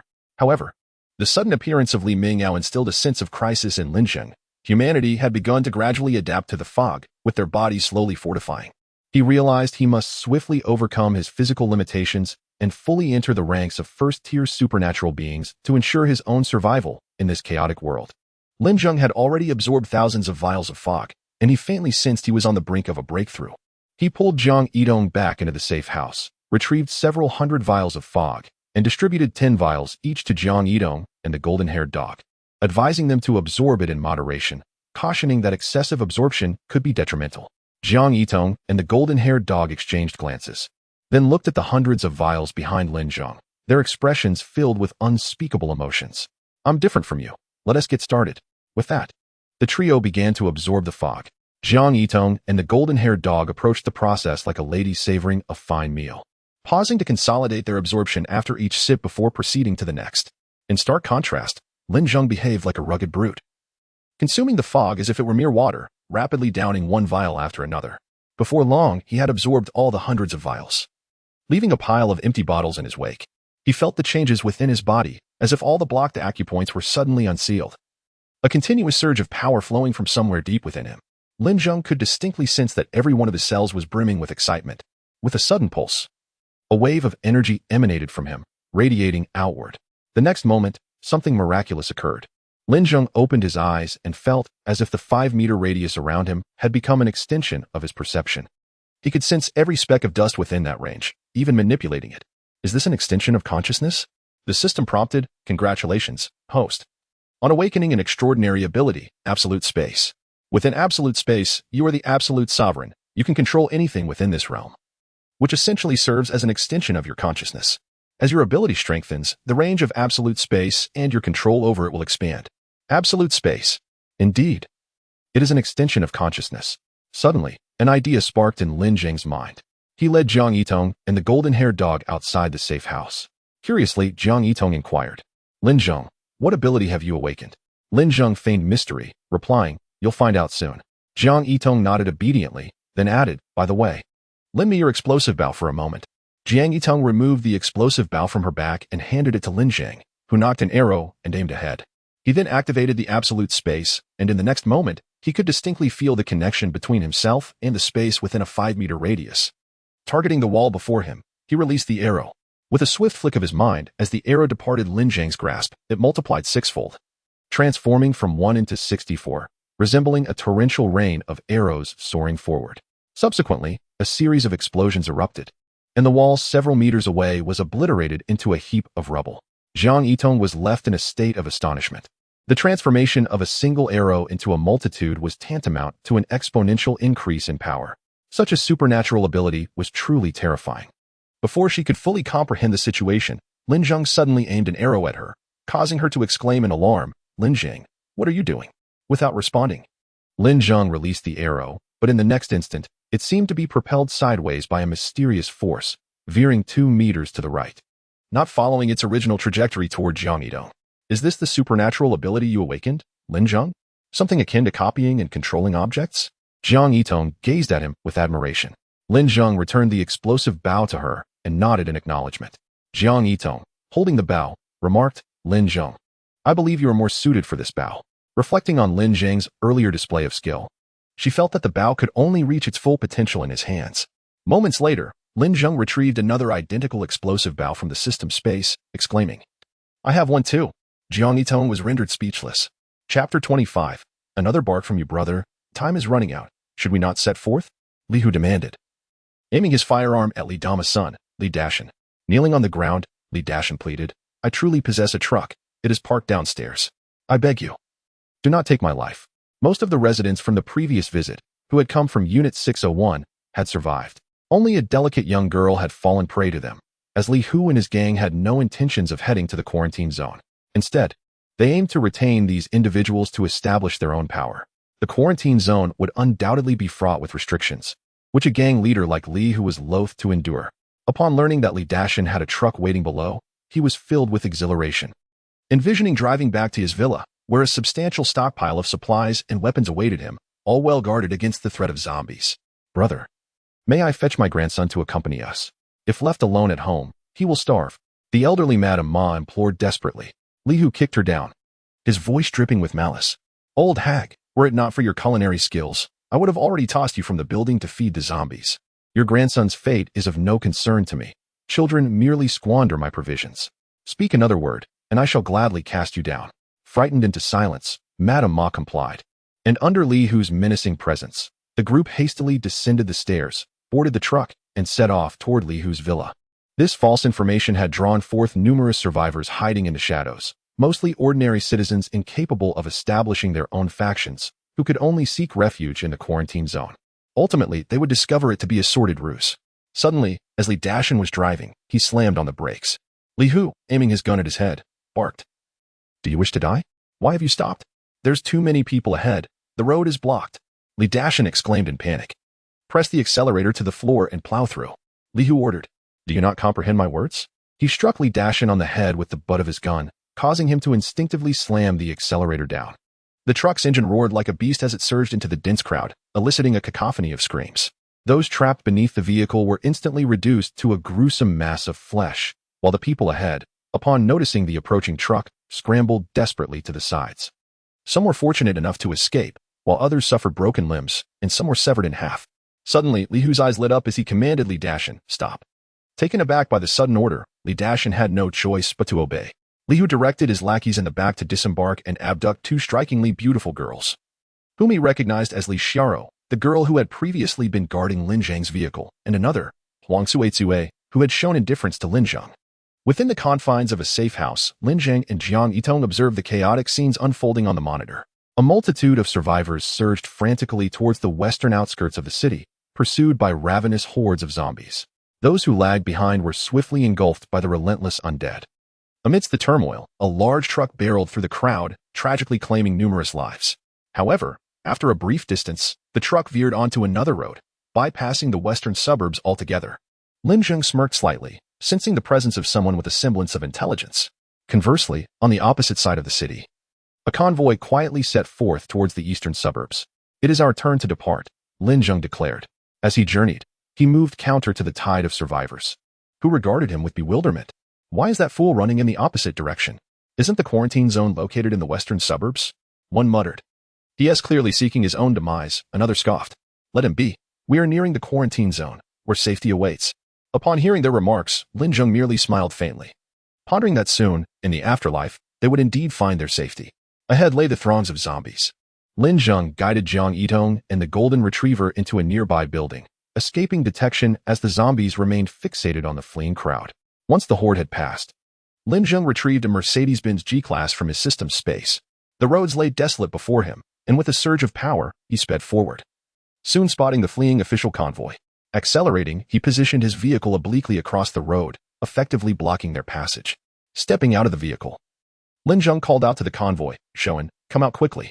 Zhouan, seated within the vehicle, wore an irritated expression and instructed the security personnel in the front seat. What is happening? Why have we stopped? The security officer promptly disembarked to investigate, soon returning to whisper through the window, Mayor, someone is obstructing our path and demands to see you. Zhouan's displeasure intensified. Just eliminate him. Do not delay our journey. Upon witnessing the delay, Lin Zheng drew his explosive bow and unleashed an arrow towards the convoy. In an instant, it multiplied into 64 arrows, striking the vehicles ahead and igniting a fierce explosion. Flames engulfed 3 cars, prompting Zhouan to finally exit, glaring at Lin Zheng and his companions. Recognizing Zhouan from the surveillance footage, Lin Zheng swiftly approached him with Jiang Yitong and the golden retriever, unimpeded by any obstacles. Who are you? Zhouan growled menacingly. The one who will end your life, Lin Zheng retorted. I bear you no ill will. Why seek my death? Zhouan queried.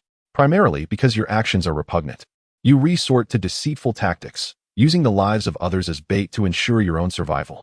While the fates of others may not concern me, such heinous behavior warrants your demise. Zhouan scoffed disdainfully, exclaiming, how narrow-minded and ignorant. Our actions are aimed at preserving the valuable remnants of humanity. What purpose do those foolish individuals serve? Can they truly resolve the zombie crisis? Ultimately, it is we, the intelligent ones, who will find the solution. Lin Zheng inhaled sharply, sensing the onset of the nauseating rhetoric from politicians, coupled with their self-righteous confidence. Without hesitation, Lin Zheng struck Zhouan across the face, declaring, resolving the zombie crisis? I see you merely wish to survive and continue your indulgent existence. Zhouan was taken aback by the blow. I am offering you a chance. Tell me where you intend to go, or I shall make your life a living hell. Zhouan, in a fit of rage, shouted to the security personnel. You dare threaten me, a mere commoner? Seize him and end his life. In the next moment, Lin Zheng swiftly drew a dagger and severed one of Zhouan's arms. Retorting, dare to bark again. Chapter 26. Establishing one's own isolation zone. Lin Zheng's audacious action left everyone in a state of shock. The security personnel immediately raised their firearms, aiming them at him. Zhouan, drenched in sweat, wore an agonized expression, his lips quivering incessantly as he cast a venomous glare at Lin Zheng. It seems you are not very convinced, are you? Before Lin Zheng could finish his sentence, he struck again, severing Zhouan's other arm. This unexpected turn of events caught everyone off guard. Boy, do you even realize what you are doing? That is the mayor of Jiangtong City. Have you considered the consequences of your actions? Vice Mayor Lu Wenshu pointed an accusatory finger at Lin Zheng. Lin Zheng glanced at him dismissively and retorted, What? Do you intend to kill us? Lu Wenshu, feigning righteous indignation, exclaimed, You have severed the mayor's arms. You deserve punishment. However, should you dare to harm his life, we will spare no effort in exterminating you. Then, by your reasoning, I shall reluctantly take it upon myself to eliminate all of you. Shameless rogue. Lu Wenshu shouted in fury, then ordered the security personnel to open fire at the slightest indication of Lin Zheng threatening the mayor. Facing the mayor, Lin Zheng declared, I do not like your expression. Put on a smile. Upon hearing this, the mayor turned pale. It's you. You truly are one who forgets the humble folk.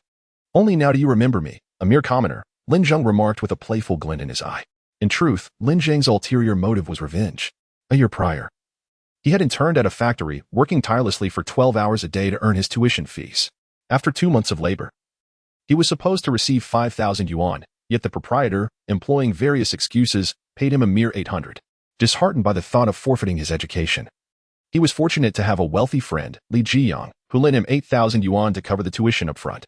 Overcome with indignation, Lin Zheng sought to report the unscrupulous factory owner. He penned a letter of complaint, fully aware that such a missive would likely vanish into obscurity if sent anonymously. Thus, he resolved to deliver it directly to the mayor. Coincidentally, during a public event, Lin Zheng seized the opportunity to approach the mayor and handed him the letter. The mayor assured him that he would address the issue with diligence. However, days passed with no resolution, and instead, Lin Zheng found himself abducted by a group of unknown assailants. Upon arrival at their destination, he discovered the factory owner in collusion with the mayor. The unscrupulous proprietor glanced at Lin Zheng before addressing the mayor. "Brother-in-law, is this the lad who submitted the complaint?" The mayor merely raised his gaze slightly, nodding as he softly remarked, "Xiao Wang, you must be more cautious in your dealings. Fortunately, I intercepted this complaint. Had it reached the higher authorities, your factory would face dire consequences, and I, as mayor, would find myself in a precarious position. Indeed, brother-in-law, I shall handle this matter promptly." The unscrupulous owner nodded repeatedly in agreement. He then commanded his subordinates to give Lin Zheng a severe beating. Lin Zheng was left battered and bruised, feeling utterly disoriented as if his very insides were in turmoil, blood gushing from his mouth.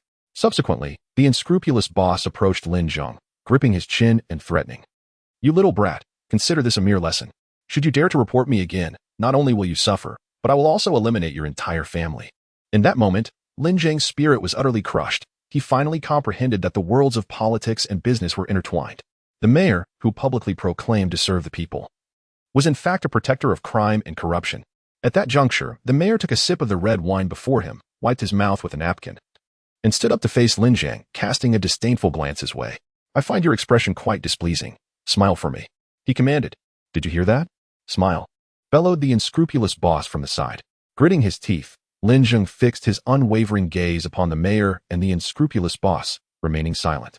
The mayor, with a stern countenance, addressed Lin Zheng, "My citizens ought to be happy and joyful. Your morose demeanor is quite embarrassing for me. Fear not, brother-in-law. I shall make him smile," declared the unscrupulous boss, brandishing a dagger and pressing it against Lin Zheng's face, threatening, "If you do not smile, I shall stab you to death." Amidst the dagger's threat, Lin Zheng erupted into a loud laugh, while deep within him, seeds of hatred began to take root. In that instant, the roles reversed, and Lin Zheng glared fiercely at Zhou, demanding, "Smile." Sensing Lin Zheng's ferocity, Zhou finally buckled, kneeling and pleading for mercy. It was absurd to witness the mayor, a figure of authority, groveling for forgiveness. Onlookers stared in disbelief at this spectacle. "Mayor," Lu Wenshu shouted in desperation, "please spare me. I have been in the wrong. You see, you have already severed my arms. Could you not show leniency and let me go?" Zhou implored, repeatedly bowing his head, while simultaneously signaling Lu Wenshu. Lu Wenshu's eyes darted as he quickly grasped the mayor's intention. Once the mayor stepped out of the line of fire, he was to commence the attack. Yet, their furtive maneuvers were not concealed from Lin Zheng's watchful gaze. He observed everything. Lin Zheng slowly crouched down, grasping Zhou's chin. "I demand you smile. Your current expression is more grotesque than your tears." Upon hearing this, Zhou's face paled, and he immediately forced a laugh, his facial muscles quivering. Suddenly, Lin Zheng clenched his fist and delivered a powerful blow, shattering Zhou's head, disdainfully stating, "Your laughter does not satisfy me." He then gradually rose, surveying the others. Lu Wenshu's eyes widened in shock. He had truly killed the mayor. "Shoot him dead," he commanded, and at that order, a barrage of gunfire erupted, bullets raining down upon Lin Zheng and his companions. Lin Zheng furrowed his brow slightly and declared, "Absolute space, activate." As if time stood still, every bullet that entered a 5-meter radius of Lin Zheng came to an abrupt halt, suspended in midair, creating an extraordinarily eerie scene.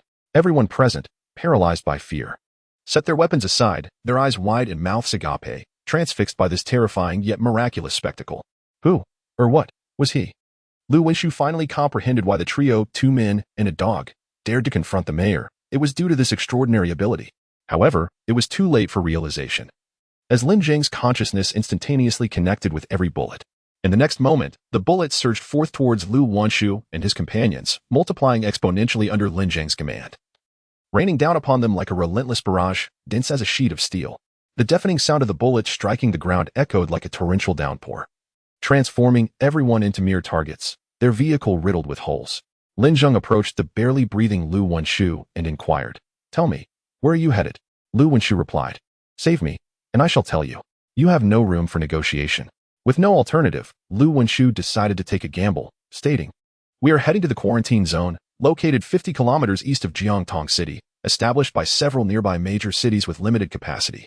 As soon as he finished speaking, Lin Zheng's thought triggered a catastrophic explosion of his head, illustrating the sheer terror of absolute space. Within that realm, Lin Zheng was the unequivocal sovereign. "Brother Lin, do you think what he said is true?" Jiang Yidong asked. Lin Zheng nodded. "It should be true. Should we go to the quarantine zone?" Jiang Yidong inquired. "Why go to the quarantine zone? just for a monotonous meal of plain porridge and pickles, under the watch of a multitude. We might as well establish our own quarantine zone, Jiang Yitong remarked, astonished at the idea of creating their own sanctuary.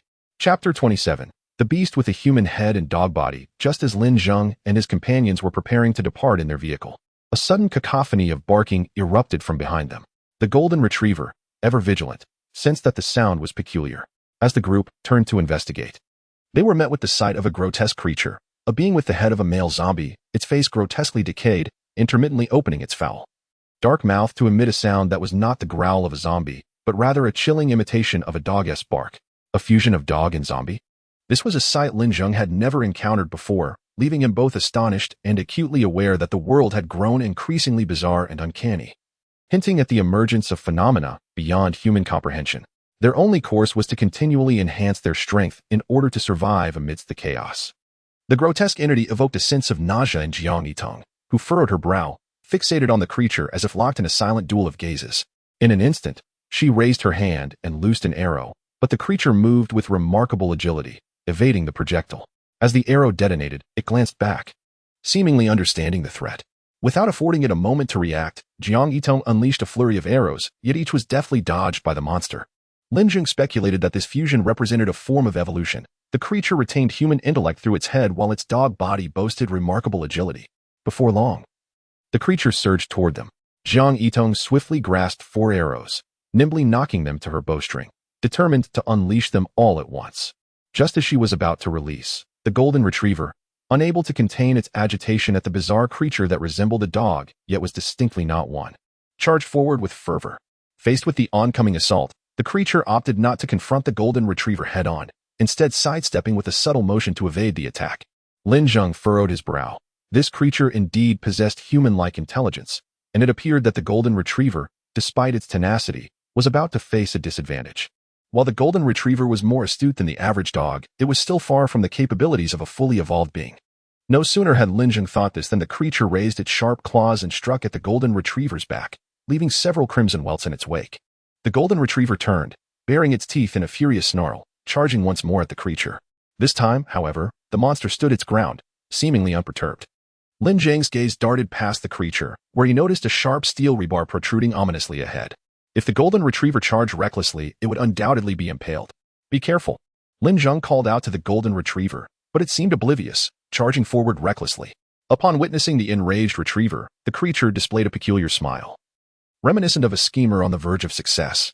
Just as the golden retriever was about to pounce, the creature suddenly leaped, revealing the sharp steel bar behind it.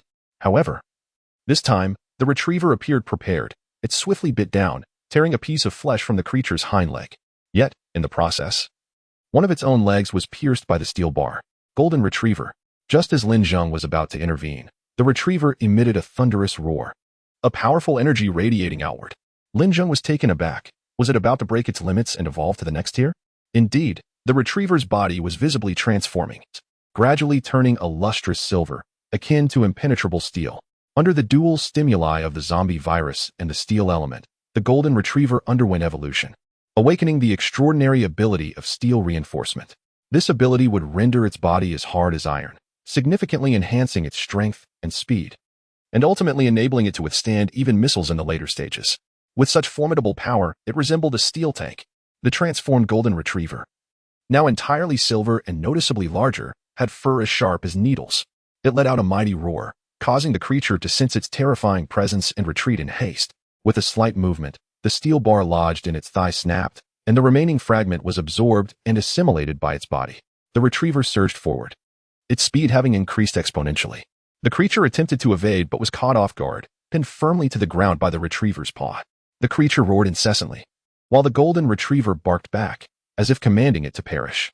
Subsequently, the retriever turned to Jiang Yitong, shaking its head to signal her to shoot. Understanding the cue, Jiang Yitong released 4 arrows she had prepared, striking the creature and pinning it to the ground, eliciting a pained howl that bore a more human-like quality. Golden retriever, get away. Yet, the retriever held its ground, baring its teeth defiantly, refusing to budge. Lin Zheng smiled faintly. He had long discerned the retriever's intentions. It merely sought to showcase its awakened abilities. With a resounding explosion, both the retriever and the creature were engulfed in flames.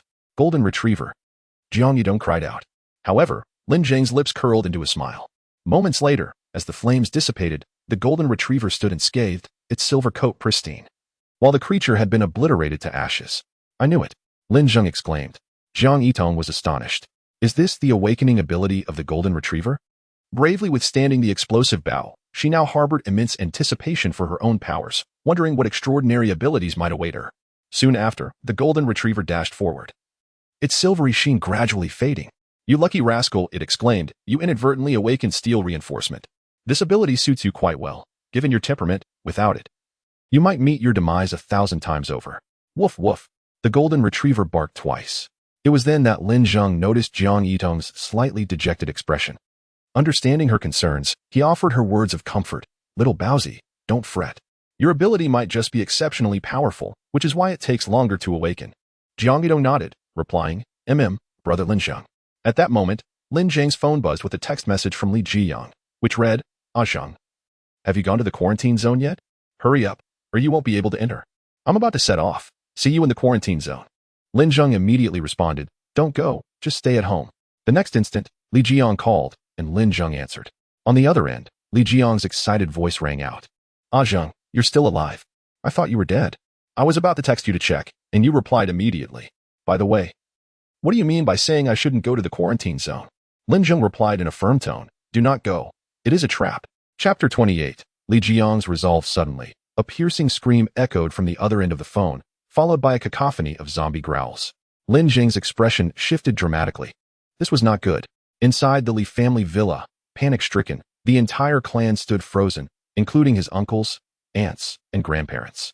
Moments ago, Li Jiyang was conversing with Lin Zheng in the courtyard when a zombie unexpectedly vaulted over the wall, soon followed by an increasing horde of the undead. These zombies were evidently more agile than before, suggesting they were rapidly evolving. Li Jiyang sprinted towards the house, accidentally dropping his phone in his haste. Now, the family huddled within the confines of the house, deliberating their next course of action. Li Jiyang's eldest uncle stepped forward and addressed his father. Father, let us use the underground passage. It leads directly to the garage, from where we can drive to the quarantine zone. After a moment's contemplation, the elderly replied, but if we do that, we will lose all the supplies we prepared. They had stockpiled 2 large vehicles full of provisions, now rendered inaccessible as the courtyard had been overrun by zombies. Perhaps someone could take the risk and retrieve the supplies from the courtyard, while the rest of us use the underground passage to reach the garage, the elder suggested. The family exchanged glances, a heavy silence enveloping them. The elder turned to Li Jiyang's father. You, third son, have consistently underperformed at the company. Now is your opportunity to contribute. Upon hearing this, Li Jiyang's uncles collectively exhaled in relief, their worries alleviated. They echoed the elder's sentiments. Indeed, third brother, the Li family has supported you for so long. Now is your time to prove your worth. Certainly, the Li family does not harbor idlers, interjected Li Jiyang's second aunt with a sardonic tone. Unable to contain himself any longer, Li Jiyang questioned, Grandfather, are those supplies truly that vital? Won't the authorities look after us once we reach the quarantine zone? My dear Jiang, your thinking is too simplistic. Wherever there are people, there exists society. Without leverage, we will be treated like ordinary civilians in the quarantine zone, subject to oppression and indignity. Do you understand? But venturing out like this could cost us our lives. At that moment, Li Jiang's aunt approached, assuring him, Fear not, Jiang. If you and your father act swiftly, once in the vehicle, you can drive off before the zombies can catch up. It will be straightforward. Jiang turned to his aunt. But my father is not agile. Perhaps you could allow my cousin to accompany me?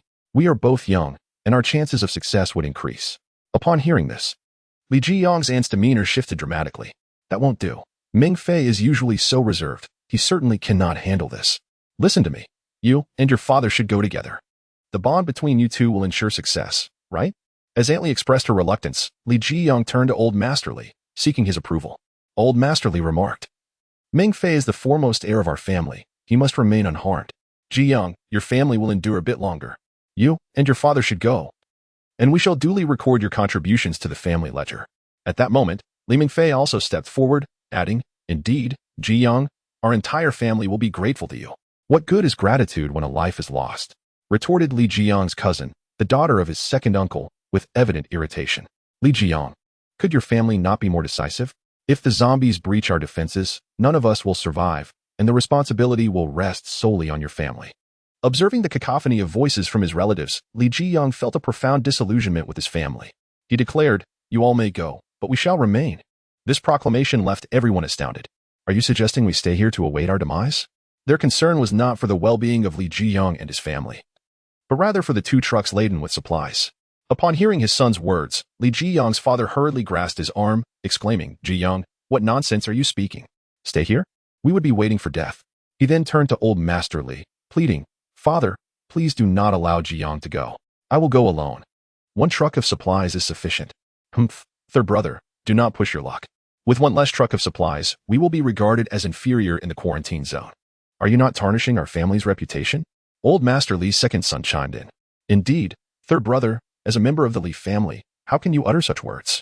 Aunt Li interjected, hands on her hips, her tone sharp. At that moment, Li Zheng's mother stepped forward, asserting, Father, allow me to go in place of Zheng. Preposterous. Do you even know how to drive? Do not create further chaos, he admonished.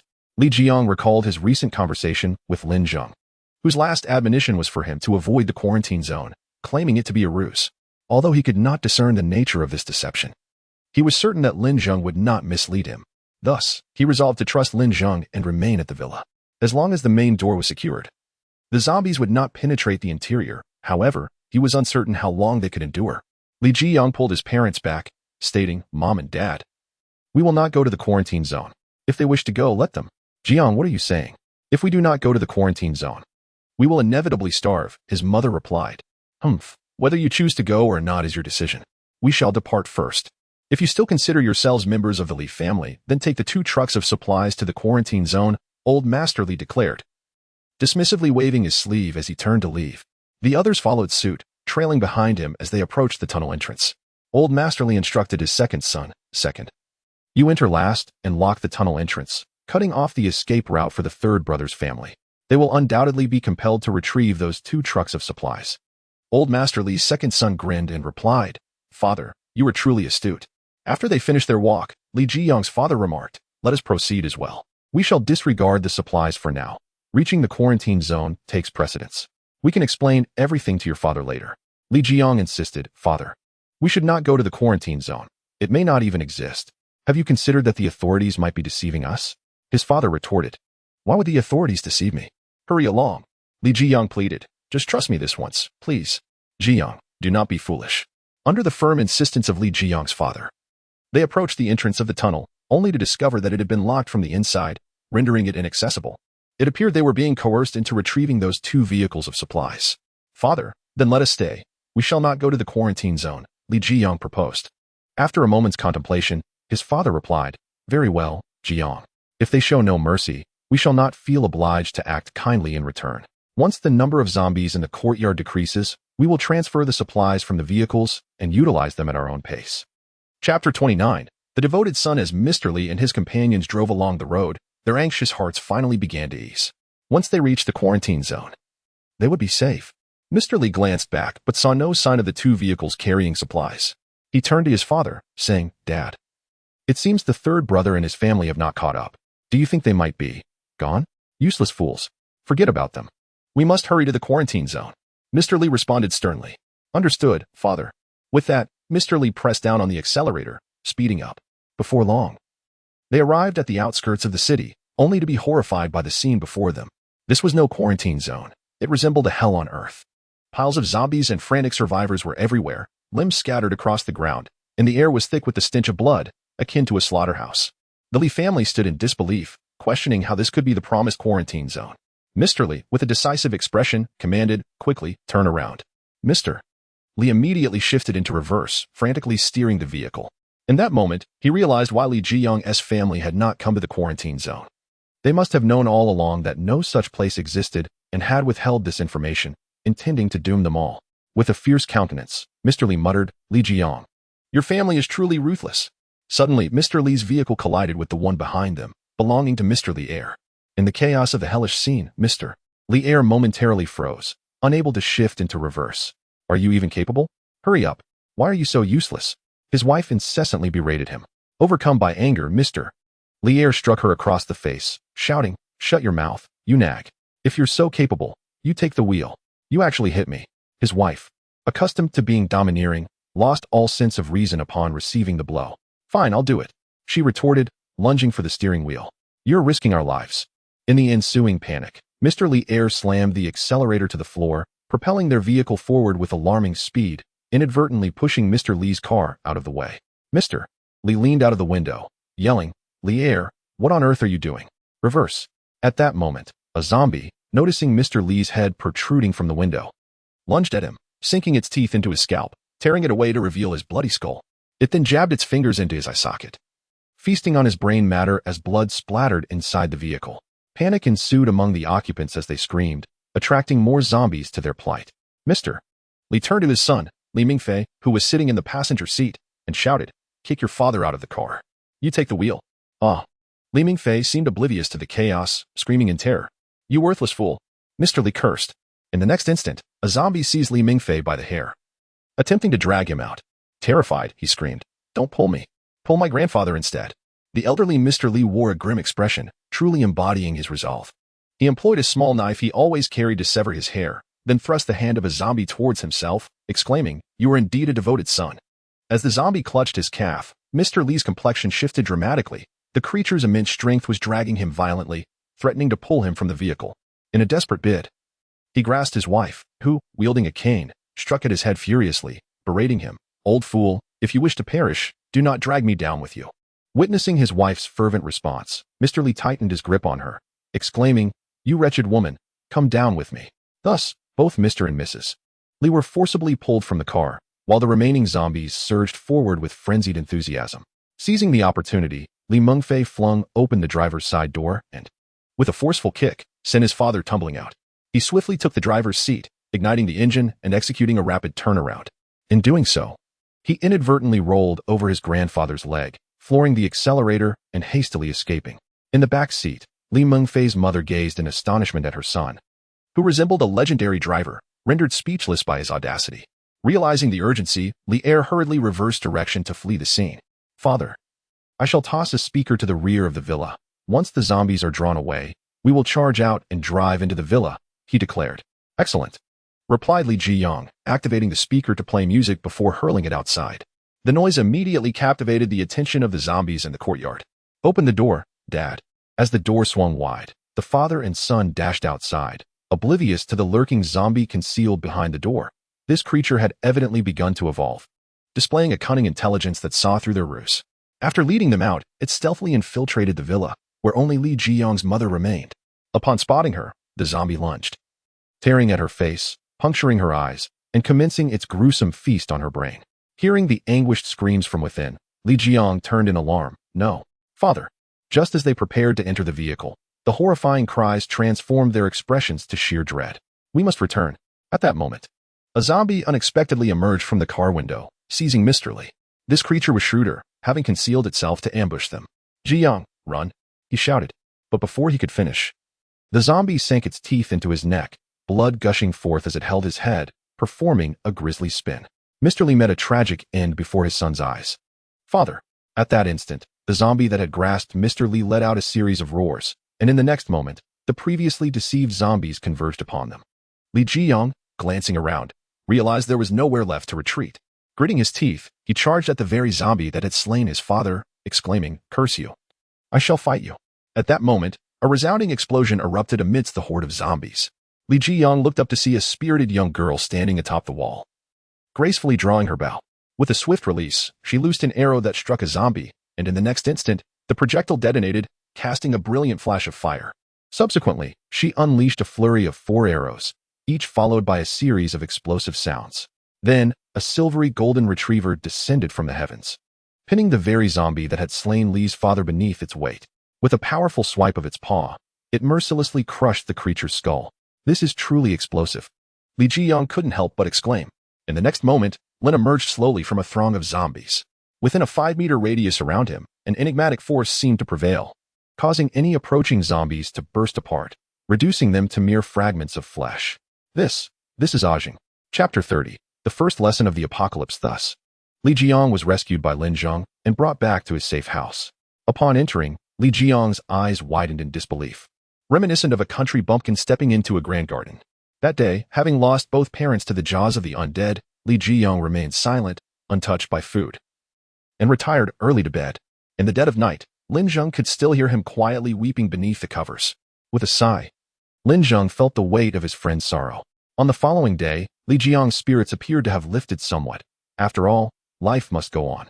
Observing the pallor of Li Jiang's face and his evident hunger, Lin Zheng retrieved a hot pot along with an array of ingredients from the system space: tender beef slices, rich lamb rolls, spicy beef, shrimp paste, duck intestines, beef meatballs, tripe, and egg rolls.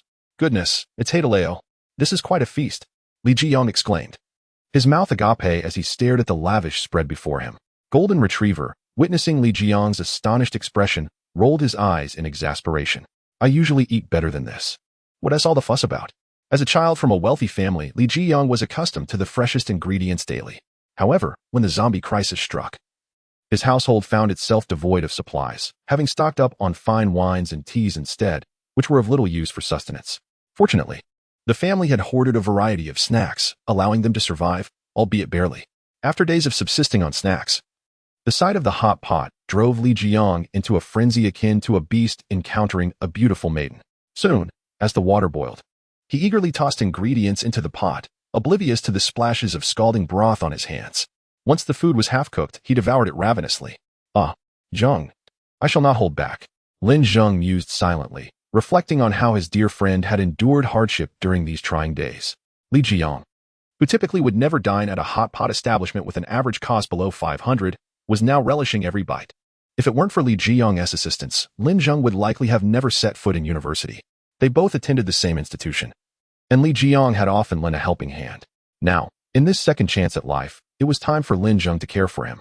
Lost in thought, Lin Zheng inquired, Do you want more? Are you full? Li Jiang patted his round belly, gazing at the empty plates and the nearly depleted broth. That's enough for me. All right then, little bun, golden retriever, it's time for us to eat too. With that, Lin Zheng extracted sea cucumbers, abalone, king crab, shark fin, bird's nest, and eel rice from the system space. Li Jiang frowned at the sight of these luxurious ingredients and cast a mournful glance at Lin Zheng. Lin Zheng shrugged. The hot pot was meant for 4, and since you've finished it alone, we'll just have to make do with a little something. Make do? You call this making do? Li Jiang initially considered having more, but a hearty burp laden with the lingering aroma of hot pot quelled that thought. Indeed, Zheng. Your previous encounters with the zombies were quite absurd, as if you wielded sorcery. And what of that young lady, Miss Bowsy, whose arrows explode upon release? What truly transpired? Li Jiang scratched his head, his face a canvas of confusion. At that moment, Jiang Yitong cast a sidelong glance at Li Jiang, then drew her bow, aiming it at him. You shall not call me Bowsy, or I will end you with a single explosive arrow.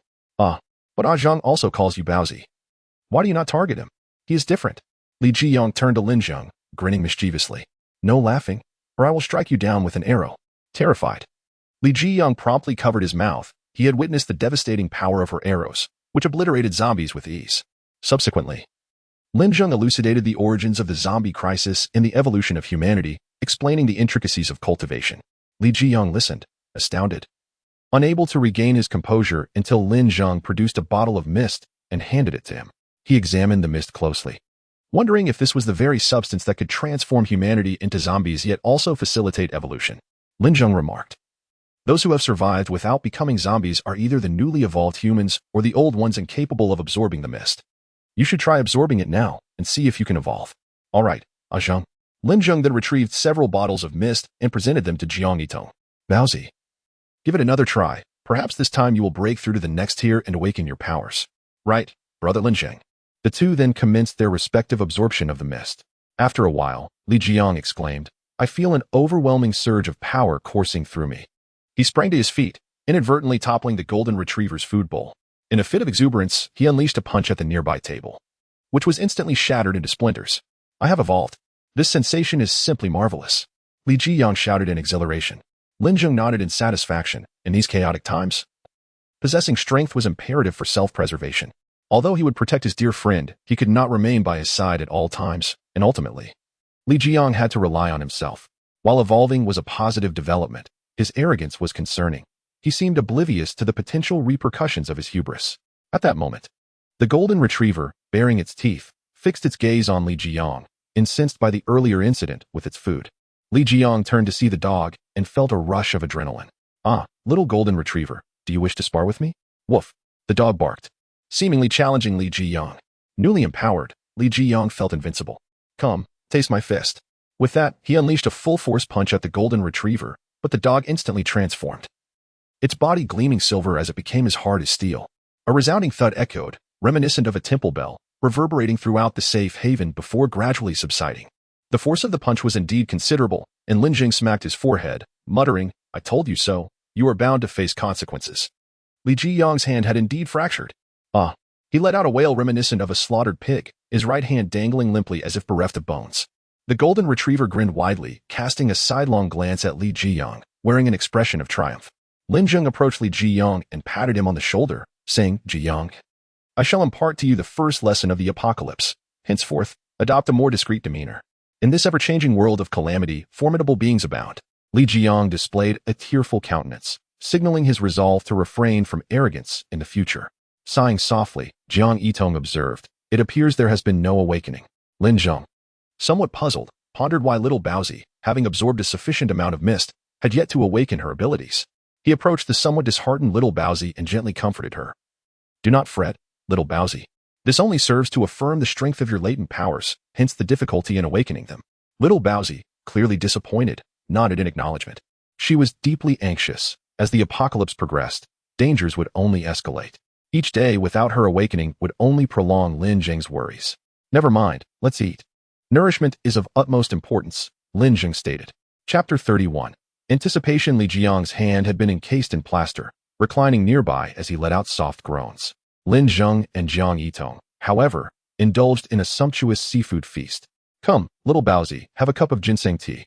"Thank you, brother Lin Zheng," Jiang Yitong replied, reaching out for the cup but grasping only air. Retracting her hand, Lin Zheng, momentarily caught off guard, released his grip, causing the cup to tumble to the ground. "I'm so sorry, brother Lin Zheng." "It's all right. I shall pour you another." Lin Zheng filled Jiang Yitong's cup once more, this time paying closer attention. He noticed that before he could extend the cup, little Baozi had already reached for it, inevitably grasping at nothing once again. This time, Lin Zheng held firm, as if he had discerned the awakening of Jiang Yitong's latent abilities. "Little Baozi, I believe I have discovered your awakened powers," he declared. Jiang Yitong's excitement surged. "Really? What is my ability, brother Lin Zheng? Let us step outside to test it. You will soon find out." They made their way outside the safe house, where fortunately, there were no zombies in sight, only a few straggling in the distance. To ensure they remained undisturbed, Lin Zheng concentrated, causing several pebbles to levitate beside him, which he then propelled towards the wandering zombies. With a series of sharp thuds, the stones struck their targets, causing the zombies to collapse instantaneously. Turning to the golden retriever, he instructed, "Goldie, activate your steel form. Little Baozi will shoot an arrow at you. Evade with all your might and test your reflexes."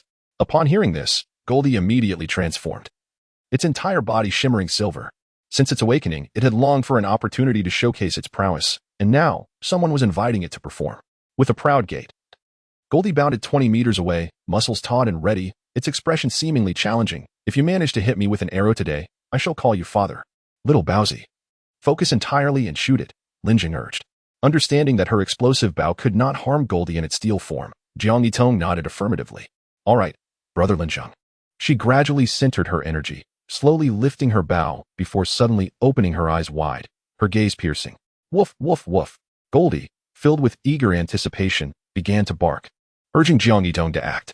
With a swift motion, it tossed its head, its silver fur billowing like that of a majestic lion. In a flash, Jiang Yitong released her arrow, the projectile slicing through the air with a fierce whistle. Goldie had already been poised to move. Upon sensing Jiang Yitong's action, it immediately shifted its position. Lin Zheng furrowed his brow but then smiled subtly. "Just as I had anticipated." With an explosive bang, the arrow detonated upon impact with Goldie, leaving the dog momentarily stunned. This was a surprise. How could she possibly have hit it at such speed? Lin Zheng cheered from the sidelines. "Excellent. Keep going." Jiang Yitong appeared momentarily dazed, yet swiftly regained her composure. Casting a glance at Lin Zheng, she released another arrow. The golden retriever, brimming with confidence, believed it could dodge this shot, but with a resounding thud, it struck true once more. A coincidence, undoubtedly a mere coincidence. Anxiety began to creep into the golden retriever's mind, while Jiang Yitong felt a tinge of surprise. Her archery was indeed precise, yet she was still unfamiliar with moving targets. Hitting the swiftly darting retriever twice in succession, was it merely luck or a stroke of fate? Lin Zheng urged her from the sidelines. "Shoot, do not pause. Keep firing." Under Lin Zheng's encouragement, Jiang Yitong repeatedly knocked arrows, her pace accelerating. Regardless of the golden retriever's evasive maneuvers, each arrow found its mark with uncanny accuracy. After dozens of shots, the once silver fur of the golden retriever was now coated in a layer of soot, resembling a creature smeared with the residue of a pot. It wore an expression of indignation, panting heavily as it extended its tongue. After such a relentless chase, it was utterly exhausted. Li Zheng watched in astonishment, unable to fathom that this seemingly delicate young lady possessed such extraordinary archery skills. Perhaps it would be wise to provoke her as little as possible in the future. Bravo! Li Zheng exclaimed, instinctively clapping his hands, only to recoil in pain. The golden retriever, gazing at Jiang Yitong from a distance, displayed an expression of disbelief. It couldn't fathom how every arrow could find its target. Surely, she hadn't affixed some form of tracking mechanism to her arrows. Jiang Yitong, undeterred by the retriever's incredulity, knocked another arrow. One more. The golden retriever was taken aback. Its protective aura was fading, and another shot could spell its doom. Fortunately, Lin Zheng intervened just in time, saying, "All right, little bun, that's enough." Reluctantly, Jiang Yitong lowered her bow. Lin Zheng turned to her and inquired, "Do you now comprehend the nature of your awakened ability? Is it perfect accuracy?" She ventured. "No," Lin Zheng replied mysteriously. It was evident that she had indeed achieved perfect accuracy, yet Lin Zheng's denial left Jiang Yitong perplexed. "Then what is it, brother Lin Zheng? Please tell me, I am eager to know," she implored, her impatience evident. "Your ability allows you to anticipate your opponent's movements 1 second in advance." "Ah," Jiang Yitong gasped, struggling to believe it. It seemed almost fantastical. Was it foresight of the future? Lin Zheng shook his head, not foresight, but rather the capability to swiftly predict their next move based on their current actions. "When you shot the arrows earlier, I observed that your aim was not directly at the golden retriever, but rather at the position it would occupy in the next moment." Jiang Yitong appeared bewildered. "But I aimed directly at it," Lin Zheng continued. "That was because the golden retriever you perceived was the one from a second later. Much like when you reached for the cup earlier, you inadvertently tapped into your ability, glimpsing the moment I intended to hand you the cup. Which is why you missed twice." Understanding dawned upon Jiang Yitong as she nodded, her face a mixture of shock and delight. She then inquired, "So, brother Lin Zheng, how can I control this ability? Otherwise, I might end up breaking many more cups in the future." "Lin Zheng Dao, the extraordinary abilities are under the control of our will. You should attempt to concentrate and sense the energy of these powers coursing through your body, and then harness your will to gather it into a singular form." Jiang Yitong immediately closed her eyes, gradually regulating her breath, and her expression softened. In the next moment, she excitedly opened her eyes and gazed at Lin Zheng, exclaiming, "Brother Lin Zheng, it truly feels just as you described. I can sense that wondrous energy." Lin Zheng smiled. "That's wonderful, little Baozi. Now that you've awakened your abilities, you need not worry any longer." Little Baozi smiled at Lin Zheng, but the next moment, her expression drastically changed. She stared at Lin Zheng in terror and hurriedly retreated. Chapter 32. The Awakening of Humanity. As she witnessed a spectral figure striking towards her with great force, resembling Lin Zheng with uncanny precision, a sense of urgency surged within her. Lin Zheng's fist abruptly halted, causing the apparition in Jiang Yitong's eyes to vanish. "How do you feel now?" she inquired in astonishment. "Brother Lin Zheng, I saw a phantom identical to you lunging at me with a punch, which compelled me to retreat hastily. And then your fist followed suit," she explained. Lin Zheng nodded in satisfaction and remarked, "Splendid. You have now learned to wield your extraordinary abilities with autonomy. When someone attacks, your instincts will invoke your powers, and upon the cessation of danger, you will instinctively relinquish them. This will significantly conserve your energy." "So, brother Lin Zheng, you were testing me just now?" she asked. "Indeed." Just then, Lin Zheng surveyed the vacant ground before him, sensing something amiss yet unable to pinpoint it. Suddenly, realization dawned upon him. Previously, numerous zombie corpses had littered the ground, but now, aside from the few he had just dispatched, all others had mysteriously vanished. An unsettling premonition gripped him. Who would desire the corpses of the undead? As Lin Zheng pondered this, several figures appeared in the distance, evidently having noticed Lin Zheng and his companions rapidly advancing toward them. Lin Zheng immediately sensed the gravity of the situation. Each individual brandished a weapon, their approach menacing and aggressive. "Everyone, be alert. Enemies are approaching," he warned. Jiang Yitong, Li Zheng, and Jin Mao snapped to attention, their gazes fixated on the approaching figures, particularly on the bald leader whose presence exuded the unmistakable aura of an awakened individual. It appeared that humanity was increasingly adapting to the mist and evolving at an accelerated pace. This marked the first awakened human Lin Zheng had encountered apart from Jiang Yitong, who had only achieved her breakthrough with the aid of her exceptionally pure mist. It seemed this world was not devoid of individuals with remarkable talents. "You lot. Halt right there," barked the bald leader, wielding a curved blade and sporting a distinct scar across his face. "Are your eyes blind? We are standing here perfectly fine," Lin Zheng retorted. Upon catching sight of Jiang Yitong, the bald man broke into a lecherous grin, licking his lips as he addressed his 4 lackeys, saying, "Brothers, fortune smiles upon us today. We've captured a little beauty. Tonight, we shall indulge ourselves."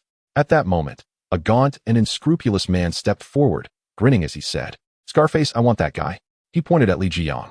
Li Jiang tensed instantly, to which Scarface chuckled, "I know you have a taste for this sort of thing. Very well, this lad shall be yours." "Thank you, Scarface," Li Jiang replied. Scarface then slung his curved blade over his shoulder and sneered at Lin Zheng. "Listen, kid. I'm giving you a choice. Serve us by fetching tea and water to survive, or perish beneath my blade." For Lin Zheng, they deemed him the only one of no value. Jiang Yitong could no longer endure the humiliation inflicted upon Lin Zheng. She lifted her bow and aimed an arrow at Scarface, releasing it with precision. Scarface's expression shifted slightly and awakened. As he moved, he noticed the arrow hurtling toward him and felt a sense of perplexity. How could it be that I am moving in the direction she aimed? The arrow approached rapidly, leaving him with no choice but to summon his abilities. He struck out with a palm while unleashing a fire serpent, which consumed the incoming arrow, causing it to explode amidst the flames. Upon realizing his opponent was an awakened, Scarface appeared even more exhilarated. He turned to his underlings and exclaimed, "Brothers, we are truly fortunate today. This lovely lady isn't awakened. This will be all the more thrilling." His laughter echoed, prompting his subordinates to join in, their eyes glinting inappropriately as they gazed at Jiang Yitong, save for one lean fellow. Jiang Yitong offered no respite, her brow furrowing slightly as she activated her predictive abilities. The first arrow was aimed directly at Scarface, who, upon seeing it, deemed it unremarkable and thought he could easily evade it. He merely shifted to the side, dodging the arrow, which struck a pile of rubble behind him, exploding and sending shards flying. With a lewd grin, Scarface remarked to Jiang Yitong, "Little beauty, if that's all you've got, you'll be keeping me warm tonight." "Outrageous," Jiang Yitong spat back, knowing that her first arrow was merely a ruse to provoke movement. Once he was in motion, his actions would possess a certain continuity, allowing her to predict his movements a second in advance. To the right, a subtle smile graced her lips as she swiftly loosed another arrow. Scarface had just stabilized himself after shifting right, and upon seeing another arrow launched, his inertia compelled him to step back to the right, perfectly aligning with Jiang Yitong's prediction. Frustration washed over Scarface as he realized he had once again collided with her arrow. With no alternatives, he unleashed his fire abilities once more, flames erupting from his palms. Yet, Jiang Yitong was relentless, firing 3 arrows in succession, which formed a triangle in the air. Scarface, spotting yet more arrows approaching, attempted to evade but found himself ensnared once more. He sought to retreat to the right, bending low to avoid the oncoming projectile, only to discover another arrow aimed precisely at that spot. Desperation set in as he retreated again, only to find yet another arrow waiting for him. He was utterly vexed. How was it that her arrows always appeared where he intended to move next? Could this woman truly foresee the future? This time, he resolved to remain stationary, unleashing flames against the third arrow. The explosion erupted, and he exhaled slowly, astonished by the ferocity of this seemingly delicate woman. Yet unbeknownst to him, Jiang Yitong had foreseen this very decision. Concealed behind the third arrow was yet another, which shot forth from the fiery blast. Scarface, ultimately unable to evade, was struck in the arm by the arrow. The explosion ensued, violently severing one of his arms. He emitted a pained scream, then shouted at his underlings, "Why are you all just standing there? Get over here and kill them." It was only then that a few of his subordinates snapped to attention, brandishing their knives as they charged towards Lin Zheng. The slender one naturally aimed for Li Jiang, who spat defiantly, "Dare to lay a finger on me? You shall perish." With a swift motion, he unleashed a powerful punch towards the oncoming assailant, a blow imbued with the force of 1,000 pounds, striking the slender man squarely in the abdomen and sending him flying, landing right in front of Lin Zheng. Though the slender man had undergone evolution and possessed physical capabilities superior to the average person, this punch merely injured him rather than killing him. Realizing Li Jiang was not to be trifled with, he scrambled to his feet and turned to charge at Lin Zheng. However, before he could close the distance, he was violently flung back several meters by Lin Zheng's absolute space, landing once more in front of the golden-haired man. How can this man be so formidable? He thought as he got back up, staring at the golden-haired warrior. Today, I refuse to believe that I cannot defeat a human. Surely, I can conquer a dog. He swung his knife towards the golden-haired man. Having just taken a brief respite, the golden-haired warrior had regained his strength and once again transformed into a solid state. The steel blade clashed against his back with a resounding clang, causing the slender man to feel a jolt of numbness in his hands, resulting in the knife clattering to the ground. Enraged by the attack, the golden-haired man let out a thunderous roar, the sheer force of his voice hammering the slender man into a stunned state. He then raised his paw and struck at the man's neck. The next moment, the man's head rolled away, detached from his body. Scarred Brother was taken aback, astonished by the golden-haired warrior's ferocity. Meanwhile, the other three subordinates charged toward Lin Zheng. As they entered within 5 meters of him, 3 heads soared through the air, spraying blood mist from their severed necks before their bodies collapsed to the ground. Scarred Brother swallowed hard, thinking to himself, this is utterly absurd. His immediate instinct was to flee. He turned and bolted, but Jiang Yitong unleashed a barrage of 5 arrows, sealing off all his escape routes. Ultimately, one arrow struck him squarely in the back, and with a resounding explosion, he looked down to find a gaping wound in his chest before collapsing to the ground. Chapter 33. The strange fruit. Lin Zheng found himself puzzled. The bald man's chest was clearly pierced, yet no blood flowed from the wound. As he approached for a closer inspection, his brow furrowed slightly. Not only was the corpse devoid of blood, but it also exhibited faint signs of decomposition, a characteristic of the undead. However, the man retained a semblance of human rationality, which left Lin Zheng feeling somewhat bewildered. Logically, given the current density of the mist, it seemed impossible for a first-tier awakened being to emerge so swiftly among humans. Nevertheless, this bald man was indeed a first-tier awakened individual, albeit with a rather peculiar physique. The only explanation Lin Zheng could fathom was that he might have consumed some mutated plant capable of absorbing and storing mist, enabling him to assimilate high concentrations of it rapidly and thus awaken more swiftly to the first tier.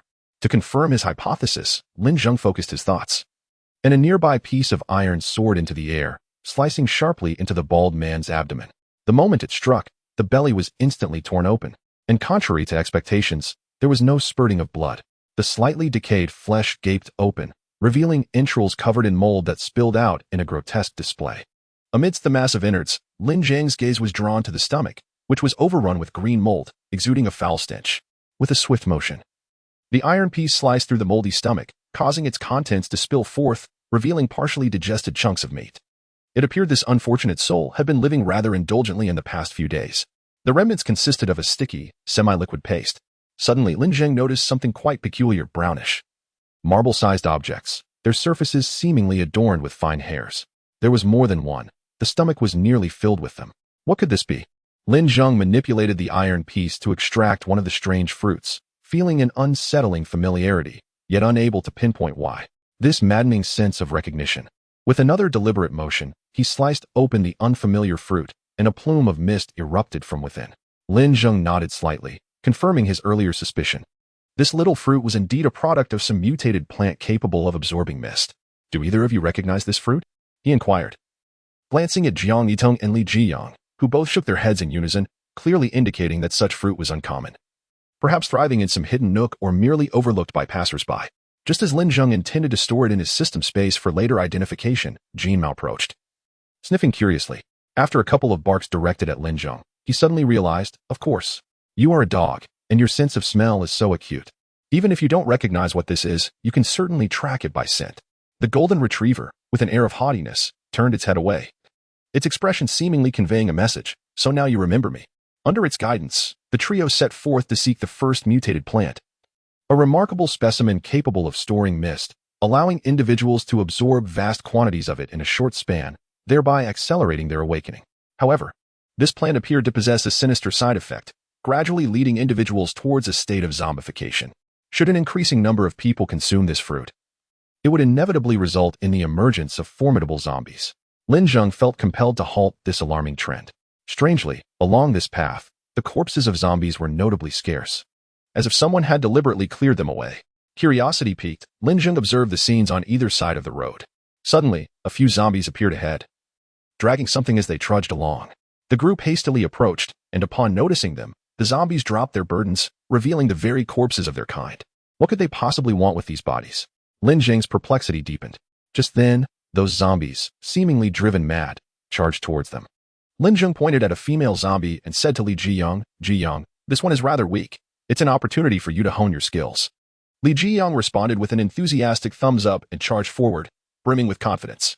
Lin Zheng's intent was to facilitate Li Zheng's swift growth, enabling him to acquire the means for self-preservation in these tumultuous times. With a dozen zombies remaining, the golden retriever leaped forward, dispatching 2 with ease. Jiang Yitong unleashed a volley of 4 arrows, each striking true and obliterating the heads of 4 zombies. The gruesome spectacle saw the heads explode into a shower of gore. The remaining bodies propelled forward by inertia before collapsing lifelessly. 10 more zombies had already breached a 5-meter radius around Lin Zheng. With a mere thought, he sent their heads soaring into the air. Their bodies knelt, then crashed down with a resounding thud, their heads rolling away in a disordered tumble. Jiang Yitong and the golden retriever stood in stunned silence, marveling at the sheer power displayed. Anyone who approached him carelessly would find their head severed. Of course, this was only applicable to the weaker zombies. Had they been of equal rank, Lin Zheng's absolute spatial control would not have allowed for such a straightforward decapitation. But it could still significantly suppress their strength. The battle concluded in under 10 seconds. Suddenly, a cry for help pierced the air. The group turned to see Li Yang being relentlessly pursued by the seemingly feeble female zombie. Can you believe it? He can't even handle this. Li Zheng stumbled. And the female zombie lunged at him, opening its gaping maw to bite down on his head. Fortunately, he reacted swiftly, raising his arm, encased in plaster, to block the attack. The zombie bit down, only to taste the powdery remnants of the plaster, recoiling in confusion. The plaster was shattered, falling away in pieces from his hand. The female zombie ready to strike again, its jaws poised to clamp down on Li Zheng's head. "Ah!" Li Zheng shouted. And in the next moment, the head of the female zombie flew off. Li Zheng was taken aback. Had he awakened? He stood up, turning around. He noticed that Lin Zheng and the others had somehow gathered around him. He hurriedly pushed the female zombie off himself and rose to his feet, feeling a twinge of embarrassment for having been bested by a mere woman. Lin Zheng patted Li Zheng on the shoulder and then approached the corpse of the female zombie. After scrutinizing it for a moment, he used his mental prowess to manipulate a shard of metal, slicing open her abdomen, then further dissecting her stomach. Inside, alongside partially digested scalp and brain matter, lay that peculiar fruit. No wonder this female zombie was stronger than the average. She had consumed this mutated fruit. Logically, after absorbing the mist, Li Zheng, having been enhanced, should have had no trouble dealing with a typical zombie. Yet, he had been overpowered by this female zombie, indicating that she too had undergone enhancement. This realization led Lin Zheng to associate her with the bald man, prompting him to dissect her in search of evidence that she had ingested the same mutated fruit. It seemed that this fruit could also empower zombies, reinforcing Lin Zheng's resolve to eradicate that mutated plant. Chapter 34, the terrifying mutant plant. At that moment, on a distant high-rise, a man clutching a telescope fixated his gaze on this scene. Upon witnessing the horrifying sight involving Lin Zheng and his companions, beads of perspiration formed on his brow, revealing a patch of decayed flesh upon his arm. Subsequently, under the guidance of the golden-haired dog, Lin Zheng and his group continued their quest for the mutated plant, seemingly heading towards the city center. Initially, Lin Zheng had presumed that this aberrant flora resided within the forests on the outskirts of the city. However, as they ventured deeper into the heart of the metropolis, the number of zombies appeared to increase, many of whom dragged corpses behind them, swaying as they advanced. To avoid unnecessary complications, they opted to steer clear of the main thoroughfares. The golden-haired dog, with its keen sense of smell, suddenly halted, lifting its head to gaze ahead.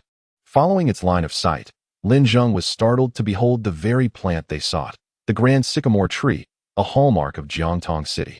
Yet, it had transformed from a visually pleasing tree adorned with vibrant red foliage into a grotesque entity, its leaves withered, its trunk twisted like a venomous serpent, and its surface crawling with thorny brown vines. Beneath the tree lay a mound of zombie corpses, resembling a small hill, as the vines sluggishly coiled around the bodies, suspending them from the branches. From a distance, it appeared as though numerous souls were hanging from the tree, creating a scene of extreme eeriness. This was, in fact, the tree's method of nutrient absorption.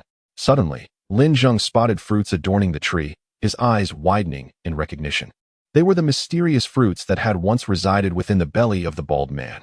It became evident that these were the sycamore's fruits, explaining the sense of both familiarity and strangeness he felt. He had frequently passed by this tree, often glancing up to admire its grandeur. At that moment, they were concealed within an abandoned building, and as Lin Zheng contemplated how to destroy that tree, he remained unaware that several first-level zombies had already set their sights on them, slowly approaching. These zombies, having consumed an unknown quantity of sycamore fruits, had remarkably evolved to first-level status within just a few days.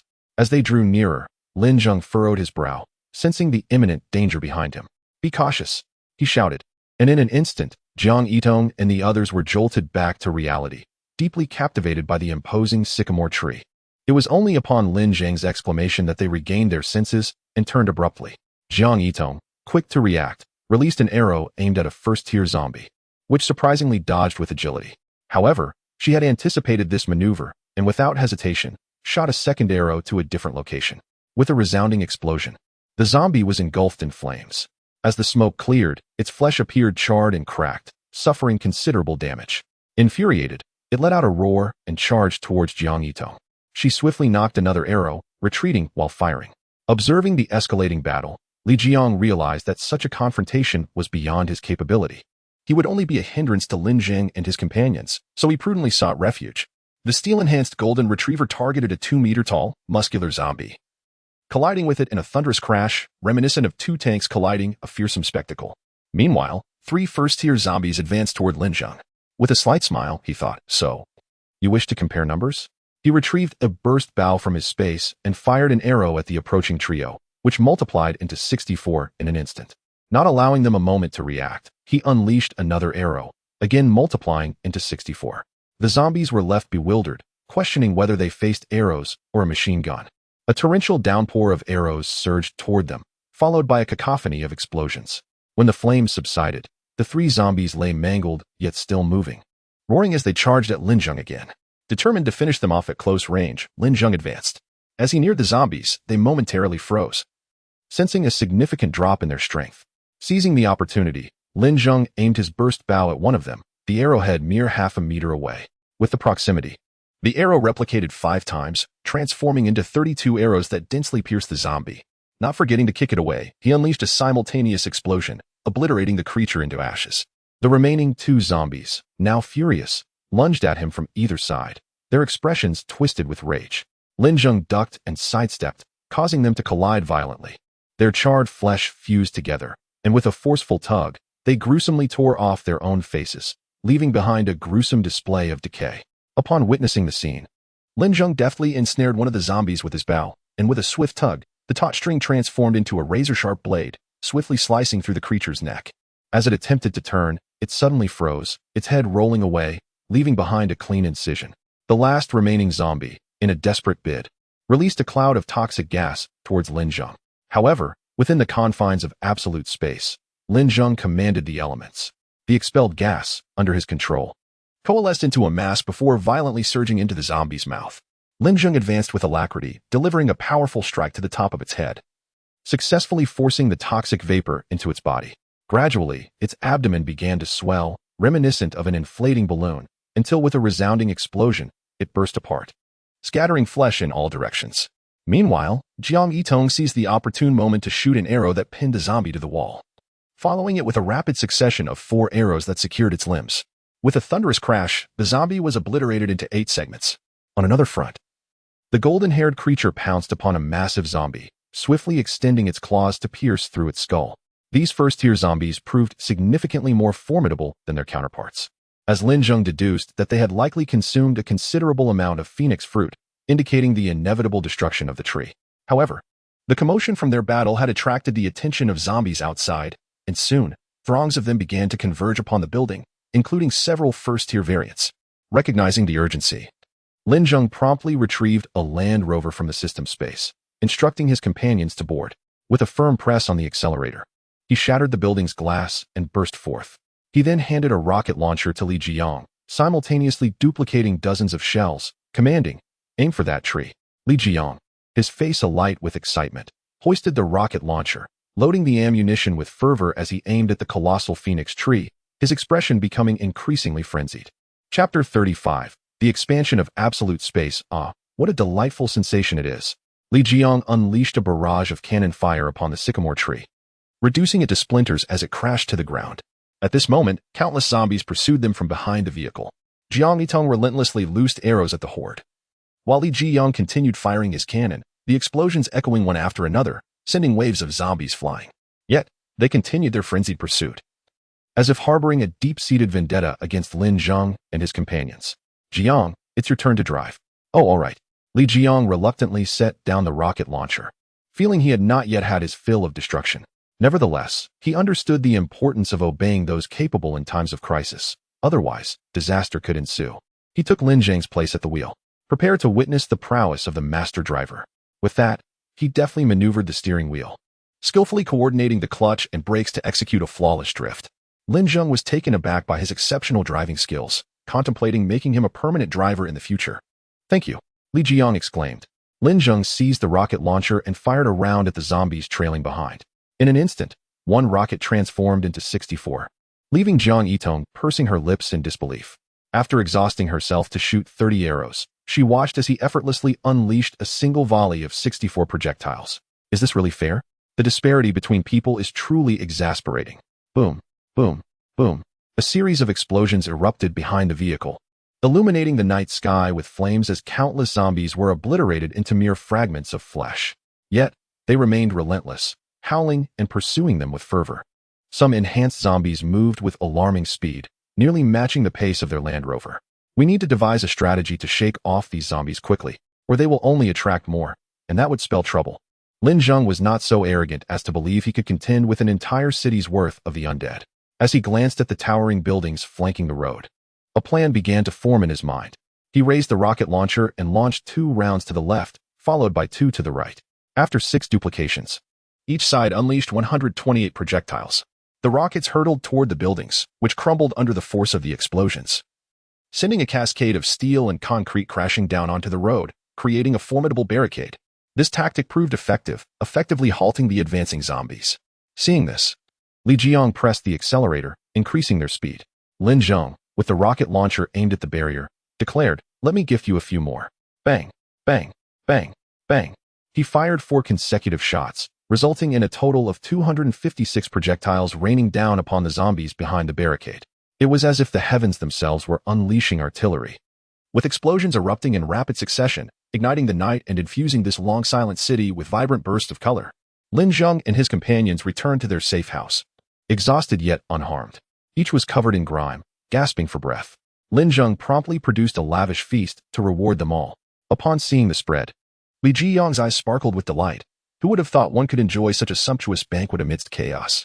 As the others savored their meal, Lin Zheng disowned their thirst and retrieved several bottles of soda. Li Jiang, without hesitation, seized a bottle and gulped it down with unrestrained joy. Once the meal was over, Lin Zheng harvested some strawberries and watermelons from the system's space. These fresh fruits, unlike those replicated from the supermarket, were entirely natural and free from any contamination. "Well, fresh fruit," Li Jiang exclaimed in excitement. Having satisfied their hunger and thirst, Lin Zheng could not help but feel a sense of foreboding regarding the unpredictable circumstances ahead. Take, for instance, the mutated phoenix tree. Had he not discovered and destroyed it in time, it could have spawned numerous first-tier zombies, significantly increasing the difficulty of survival. With this in mind, Lin Zheng resolved to enhance his own strength, as formidable power was his ultimate weapon. He retrieved several hundred bottles of mist and announced, "All right. Now that we are well fed, it is time to begin our training." Jiang Yitong nodded obediently and took a dozen bottles of mist to absorb in a corner. The golden retriever, too, dutifully carried a number of bottles to its nest, beginning to absorb the mist to strengthen its abilities. The pressing concern remained Li Jiang, who had yet to awaken his powers. Lin Zheng handed him 2 bottles of mist, advising, "Jiang, as you are just beginning to absorb the mist, it's best not to take too much. Start with these 2. Are you underestimating me? I want 10 bottles. Li Jiang retorted. "Aren't you afraid of overdoing it?" Lin Zheng joked. 2 will suffice. Thus, everyone immersed themselves in their training. Lin Zheng, as usual, was astonishing. He consumed a bottle of mist in under 5 seconds, quickly amassing a mountain of empty glass jars behind him. Suddenly, his eyes widened with excitement, and he exclaimed, "The range of my absolute space has expanded by 1 meter." This distance was sufficient for him to replicate once more. Now, a single arrow could be duplicated 7 times, totaling 128 arrows. Surely, no one below the first tier could withstand such a formidable onslaught. Chapter 36. The Tang Dao. At that moment, the system alerted. A mutated item, the Tang Dao, has appeared 5 kilometers from the host. Lin Zheng's eyes sparkled with excitement. A second mutated item had emerged. He glanced at Li Jiang, contemplating the provision of a weapon for this fellow. He also felt the need for a close combat weapon.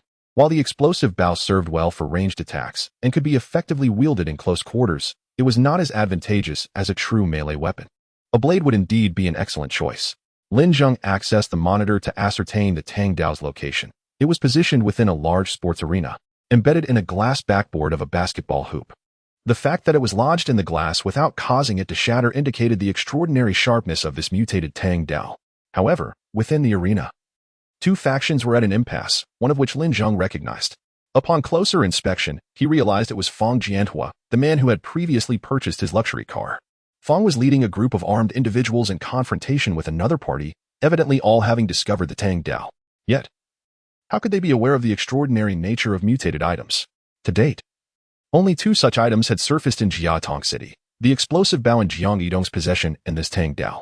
It seemed illogical for them to perceive the exceptional qualities of mutated items. Lin Zheng felt a twinge of curiosity and resolved to inquire further later. He slowly rose to his feet and addressed the others. Let's go seize the item.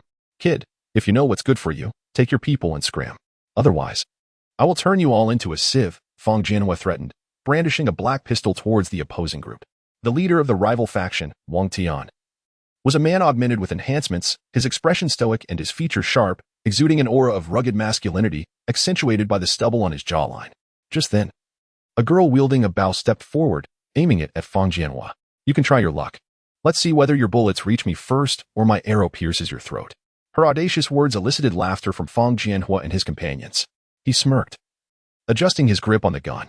Did I hear correctly? You wish to compare your primitive weapon to my pistol? Have you lost your mind?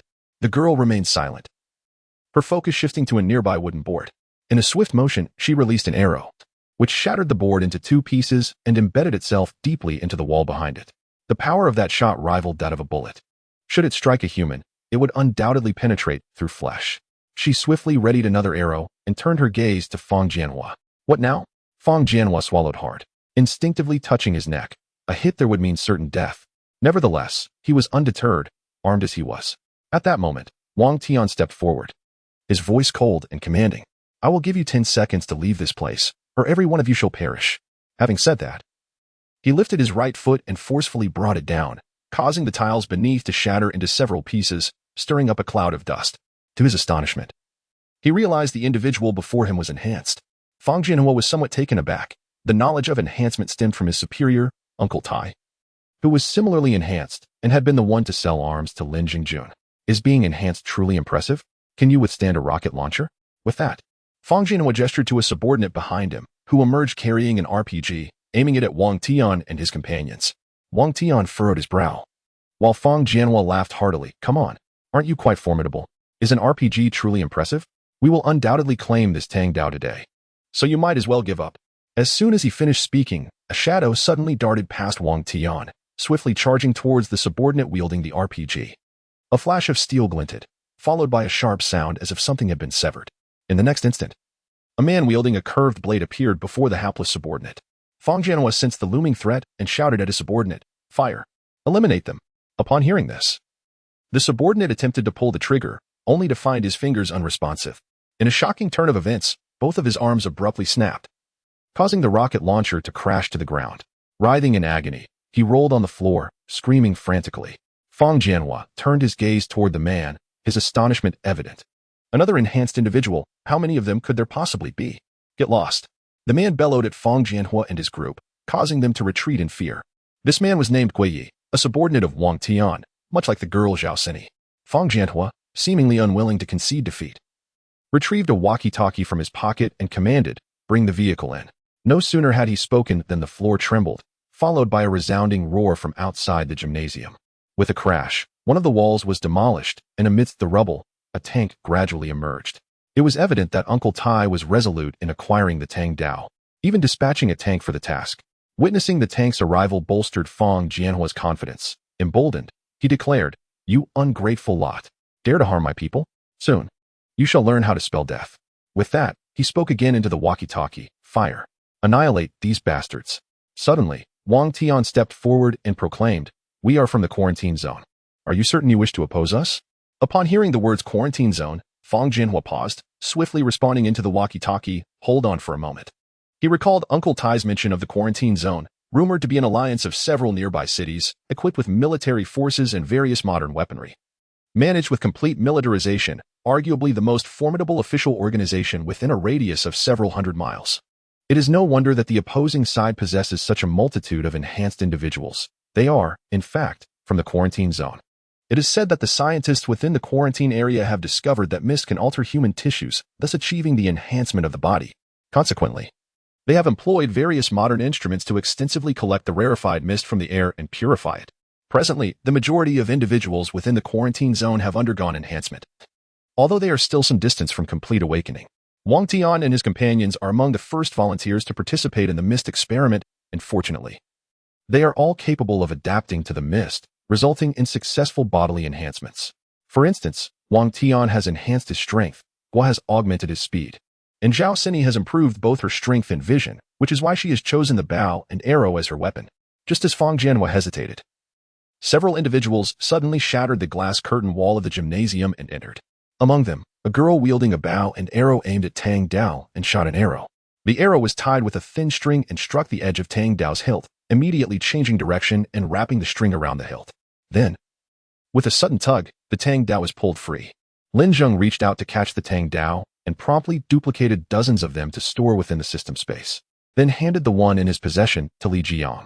Zhao Sini, observing the girl's remarkable archery skills, couldn't help but feel a wave of frustration. She had always been confident in her own archery abilities, yet the girl's impressive maneuvers made her feel as though she had encountered a true master today, and that her own skills might not measure up. Chapter 37. You old scoundrel. Fang Jianhua glanced at the newcomers and was taken aback to recognize an old acquaintance. In the past, he had profited handsomely from the luxurious cars and gold jewelry associated with this man.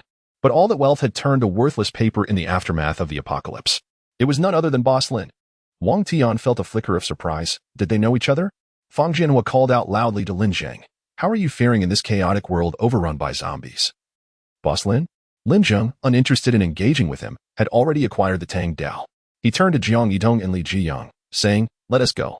The group attempted to depart, but Fang Jianhua, seeing their intention to take the Tang Dao, immediately shouted, "Hold on." He patted the tank beside him and declared, "Boss Lin, everything must follow the principle of first come, first served. We discovered the Tang Dao first. You can't just take it away so casually as if we don't matter." Lin Zheng exchanged a knowing glance with Jiang Yidong, who understood the cue. She raised her explosive bow and shot an arrow directly at Fang Jianhua and his companions. With a resounding explosion, everyone was left in shock. The arrow launched by that woman exploded. Zhao Sini's lips twitched as she glanced at her own bow and arrows, feeling a sense of inadequacy. What kind of rubbish was this? Look at theirs. When they shot, it exploded. Wang Tian furrowed his brow at the sight of the arrow. Muttering to himself, another mutated item. Fang Jianhua swallowed hard, not anticipating that Lin Zheng would have such a formidable ally. However, Uncle Tai had given him strict orders to bring back the mutated Tang Dao at all costs. Failure was not an option. Enraged, he grabbed his walkie-talkie and shouted into the tank, "Turn the cannon around and fire at them." As the tank roared to life, its cannon slowly pivoted towards Lin Zheng and his group. Lin Zheng seized the Tang Dao from Li Jiyang and remarked, "Let us see how powerful you truly are." He then leaped forward, striking down lightly upon the cannon. Miraculously, the thick steel barrel was severed as easily as cutting through tofu. Without pausing, he jumped again, landing atop the tank, and with a diagonal slash, he cleaved half of the turret away, allowing it to slide down, revealing a smooth, metallic gleam on the cut surface. How sharp! Lin Zheng was mildly astonished. Truly, as a mutated item, this blade could likely slice through a steel fortress piece by piece. Witnessing the turret being halved, Fang Jianhua stood dumbfounded. My tank. However, based on Lin Zheng's display of strength, he realized that this man had undergone enhancements. An ordinary person wielding that blade would have surely become stuck against the barrel, lacking the necessary force. Wang Tian and the others were equally taken aback by the scene. This young man was also an enhanced individual and his strength was formidable. They silently admired the sharpness of the mutated Tang Dao. This was indeed the purpose for which they were dispatched from the quarantine zone, to gather these anomalous items and prevent them from falling into the hands of malevolent individuals. Otherwise, they would be confronted not only by zombies, but also by a cadre of formidable foes wielding various terrifyingly mutated weapons. In truth, their ulterior motive was to decipher the principles of mutation in these items, hoping to utilize weaponry to induce further mutations. Boss Lin, it's no wonder you exude such confidence. It turns out you are also an enhancer. However, I wonder if you can withstand bullets, Fang Jianhua remarked to Lin Zheng. In the next moment, countless dark gun barrels were aimed at Lin Zheng, ready to fire at any moment. Lin Zheng turned to Fang Jianhua and said, "It seems you are resolute in your intention to obstruct me today. Indeed, if you do not relinquish the Tang Dao, you and your companions are doomed," Fang Jianhua declared, immediately commanding his subordinates to open fire. Instantly, the gymnasium reverberated with a cacophony of gunfire. Wang Tian shook his head and sighed, lamenting the loss of such talent. What a pity it would be if he could not reach the quarantine zone. He would surely achieve great things. Yet, the next second, he was left astonished, his eyes widening in disbelief.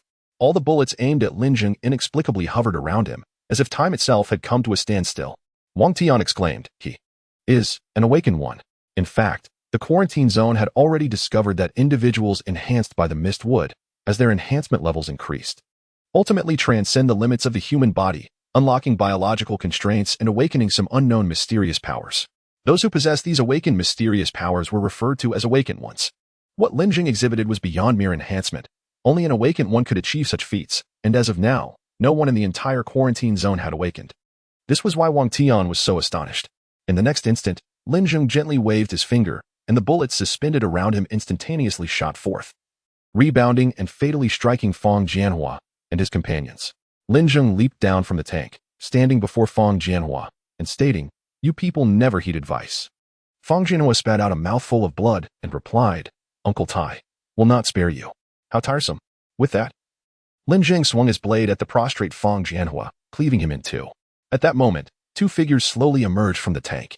Jiang Yidong, upon seeing them, unleashed two arrows that struck true, resulting in a resounding explosion as their heads were obliterated into a mist of blood.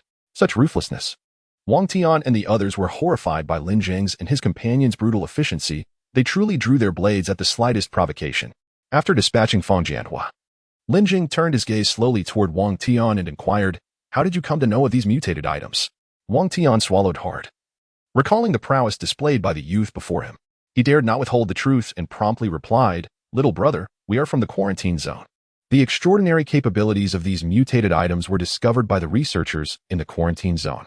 Lin Zheng nodded slowly, then turned to depart, only for Wang Tian to interject, "Little brother, wait."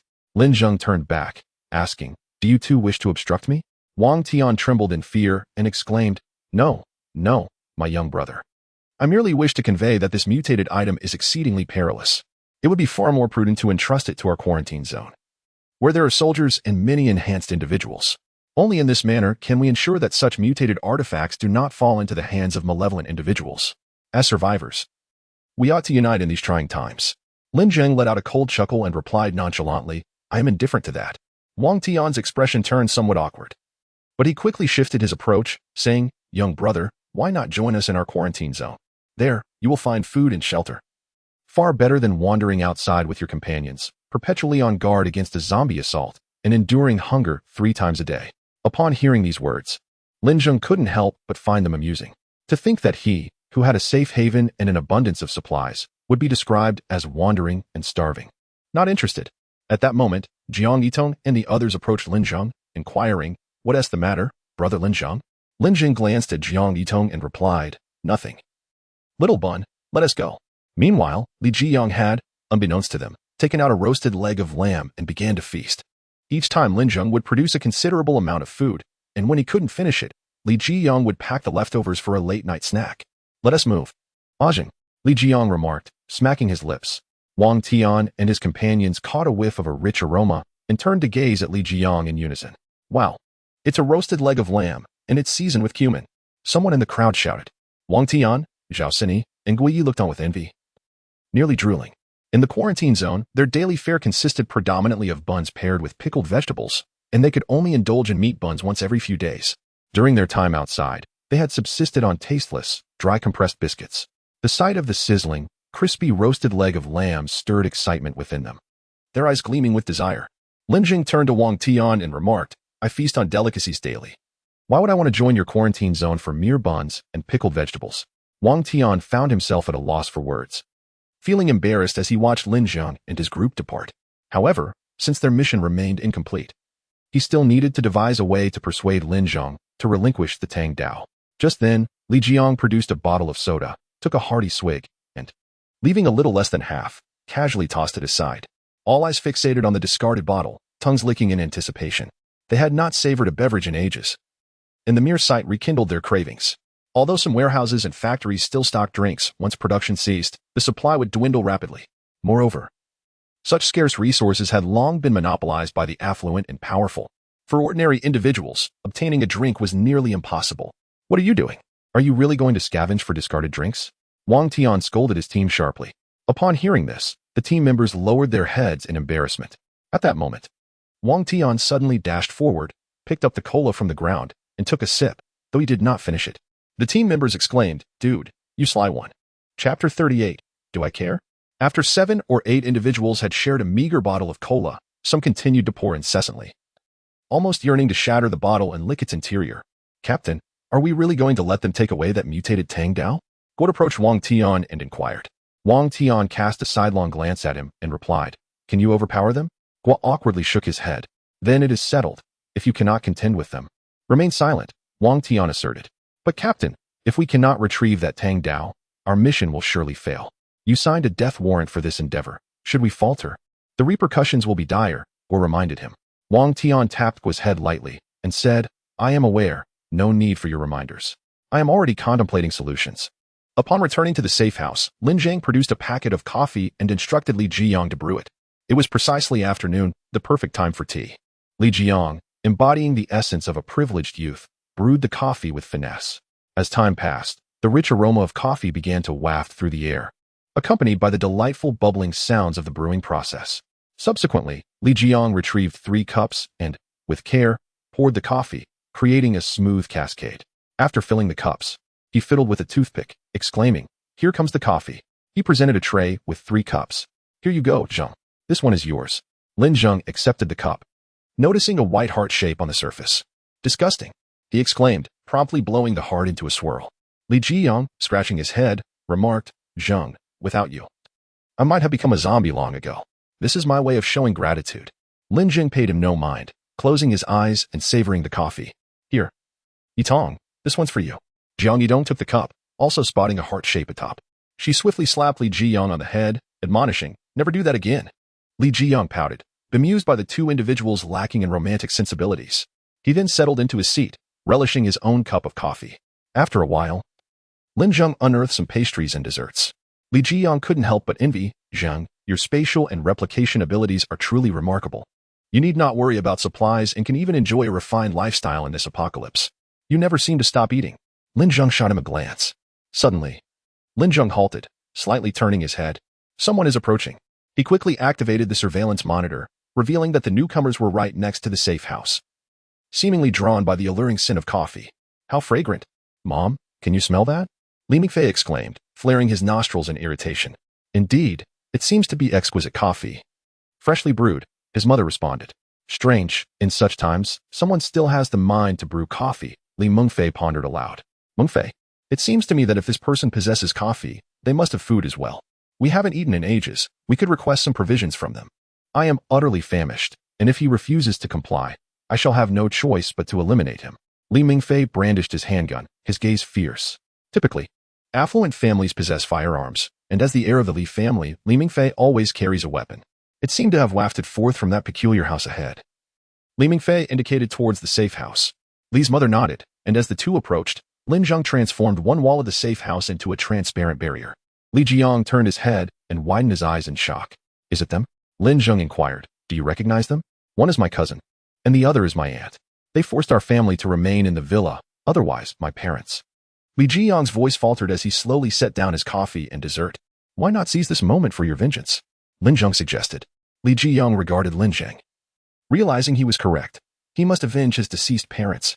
Suddenly, the wall before him became transparent, startling Li Mingfei and his companion, who instinctively recoiled. However, upon seeing Li Zheng inside, they breathed a sigh of relief, realizing he was family. Yet in the next instant, Li Mingfei's fury escalated. He lunged at the wall, pounding it with his fists while vociferously berating Li Zheng. "You bastard, did you already know that there was no quarantine zone in the western suburbs? Is that why you insisted on staying? Why didn't you inform us? It's you who caused the death of our grandparents and my father. I will kill you." Awakened to Lin Zheng's remarks, Li Zheng lifted his coffee once more, took a bite of dessert, and approached the transparent wall, quietly observing the enraged Li Mingfei. He leisurely sipped his coffee and savored his dessert, causing Li Mingfei to salivate with fury. "Why should I inform you?" Li Zheng replied nonchalantly. Upon hearing this, Li Mingfei's rage surged, his eyes bulging as if he aimed to devour Li Zheng. "Why? You must tell me why. We are family. Family should unite and support one another through thick and thin. Yet you, this scoundrel, withheld vital information. You selfishly stood by as your kin plunged into peril. Are you even human? Li Mingfei shouted in outrage. Li Jiyang let out a cold laugh. Family? Did you ever consider us as family? You only thought of your own escape, disregarding us entirely. To ensure we brought supplies, you even blocked the entrance to the tunnel. Is this what you call family? It was to ensure you would bring the supplies, Li Mingfei retorted. We acted to secure our influence within the quarantine zone. It was all for the good of the Li family. Do you not comprehend this simple rationale? So, your influence can be bartered for the lives of our family? Li Jiang countered. That is your family's duty. Then why is it not yours? Li Jiang rejoined. I am the firstborn of the Li family, the future heir, and I cannot be subjected to any peril. Do you understand? He scoffed. Li Jiang smirked disdainfully, a gesture that thoroughly infuriated Li Mingfei. He shouted at Li Jiang. If you still consider yourself a member of the Li family, open the door and allow my mother and me to come in and have something to eat. Li Jiyang glanced at the cake in his hand and replied, Oh, so you wish to eat, do you? You should have mentioned it sooner. Indeed. It has been quite a while since you last had a meal. If you let us in, we shall forgive you. Li Mingfei's gaze fixated on the cake, his eyes unwavering and his tone filled with urgency. Li Jiyang took a bite of the cake and, while chewing, said, Your forgiveness? Why would I care? Chapter 39, The Power of Replication. What did you say? Li Mingfei glared at Li Jiyang with unrestrained fury. He had assumed that this young man would be intimidated by his earlier threats, yet he was astounded to hear such audacious words. In that moment, Li Mingfei's emotions ignited.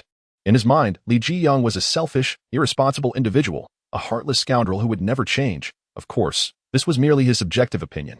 Consequently, he drew his pistol from his waist and fired several shots at Li Jiyang without hesitation. The gunshots echoed against the transparent wall, but the bullets were deflected entirely, as the wall was constructed from a material capable of withstanding armor-piercing rounds. To Li Mingfei's bullets, the wall was as unyielding as a gentle tickle, rendering them utterly ineffective. In a fit of rage, Li Mingfei expended all his ammunition, repeatedly pulling the trigger in vain. Finally, he slammed the gun against the transparent wall, which rebounded and struck him on the forehead, leaving a small abrasion. He then shouted at Li Jiyang, You coward, hiding behind the shell of a room. If you have the guts, come out and face me like a man. Li Jiyang turned to Lin Zheng and said, Ah Zheng, this pest is insufferable. Let me out to deal with him. Lin Zheng nodded and slowly opened the transparent wall. As it swung open, Li Mingfei felt a surge of exhilaration. The young man had finally taken the bait. He clenched his fist, the bones cracking in anticipation. His audacity to challenge Li Jiyang stemmed from a recent encounter in the city center, where he had discovered numerous nut-like objects on the ground, fruit from the mutated phoenix tree.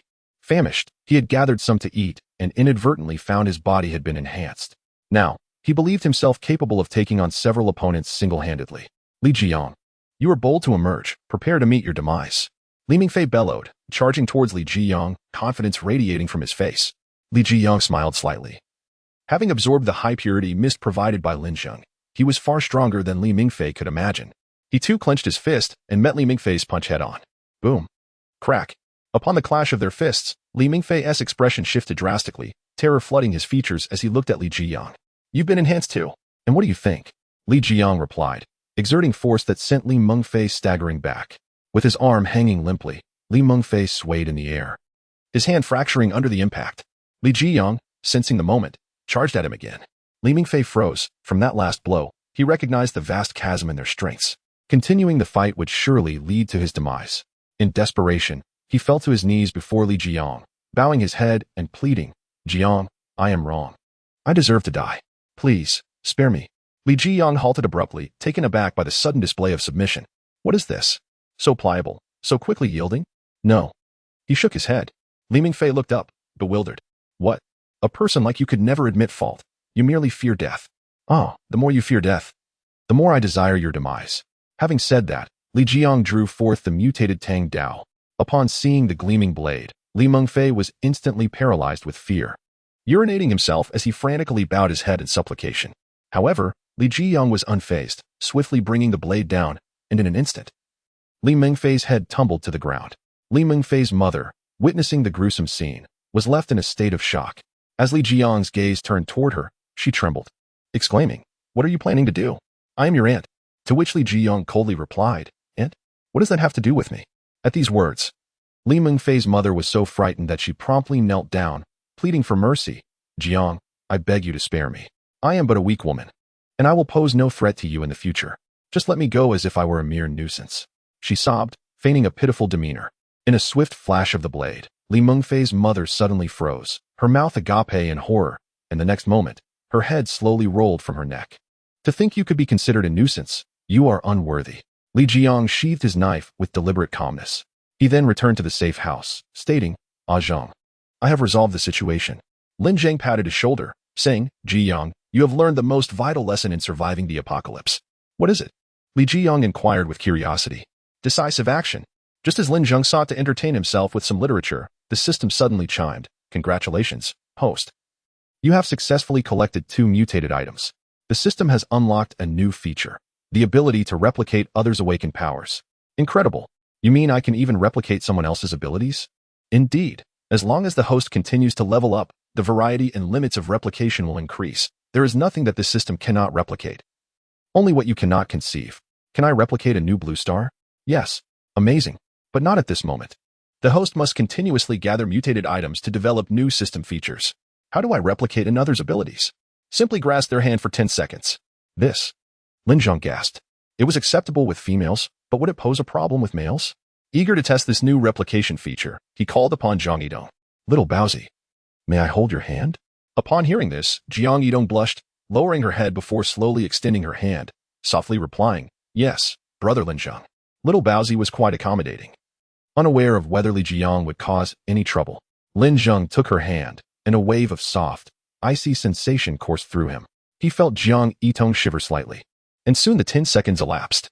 Releasing her hand, Jiang Yitong lifted her gaze to Lin Zheng, her eyes reflecting a hint of lingering desire. "Thank you, little Baozi." Jiang Yitong nodded, replying, "No need to thank me, brother Lin Zheng." With a face redder than a monkey's backside, she walked away, coincidentally brushing past Li Jiang, who was holding a cup of coffee.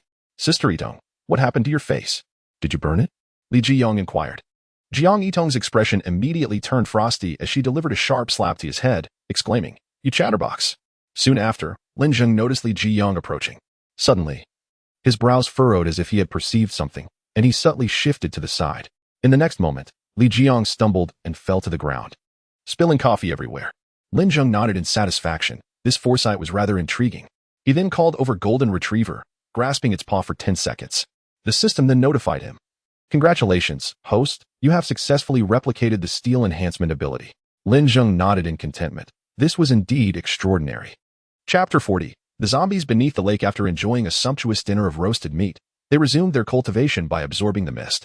Lin Zheng, having consumed several hundred vials of mist, realized that the extent of his absolute space had not increased. It seemed that as one progressed, the expansion became increasingly challenging. For every meter extended, the area multiplied significantly. Nevertheless, Lin Zheng felt a marked stabilization in his supernatural abilities, and his mastery and perception of the absolute space grew ever more refined. Suddenly, a wave of energy surged forth. Lin Zheng turned to see Jiang Yidong, who was enveloped in a swirling vortex, a faint aura of energy shimmering around her. In the next moment, Lin Zheng's eyes widened in astonishment. Was she about to awaken? The radiance of energy pouring forth was identical to that experienced during an awakening. Jiang Yitong was indeed a rare dual talent awakener. Lin Zheng was filled with anticipation, eager to discover the nature of her newfound power. Regardless of what she awakened, he could replicate it. A delightful prospect. What was hers would also become his. With a resounding boom, another wave of energy crashed over them, and Jiang Yitong began to levitate slowly, suspended in midair. In the blink of an eye, a pair of pristine white wings unfurled from her back, extending majestically until fully spread, measuring 2 meters in length, reminiscent of an angel descending from the heavens. Awakening the ability of angelic wings, which not only grants the power of flight but, as this ability strengthens, the feathers can be launched as projectiles, capable of severing heads from miles away. Jiang Yitong gracefully descended, her snowy wings illuminating her face with joy as she raced towards Lin Zheng. "Brother Lin, it seems I have awakened once more. What is happening?" "Little Baozi, you are among the rarest of dual talent awakeners. This is your second ability," Lin Zheng replied, a smile gracing his lips. "Dual talent awakener. This is wonderful. With an additional ability, I shall no longer be a burden to you, brother Lin.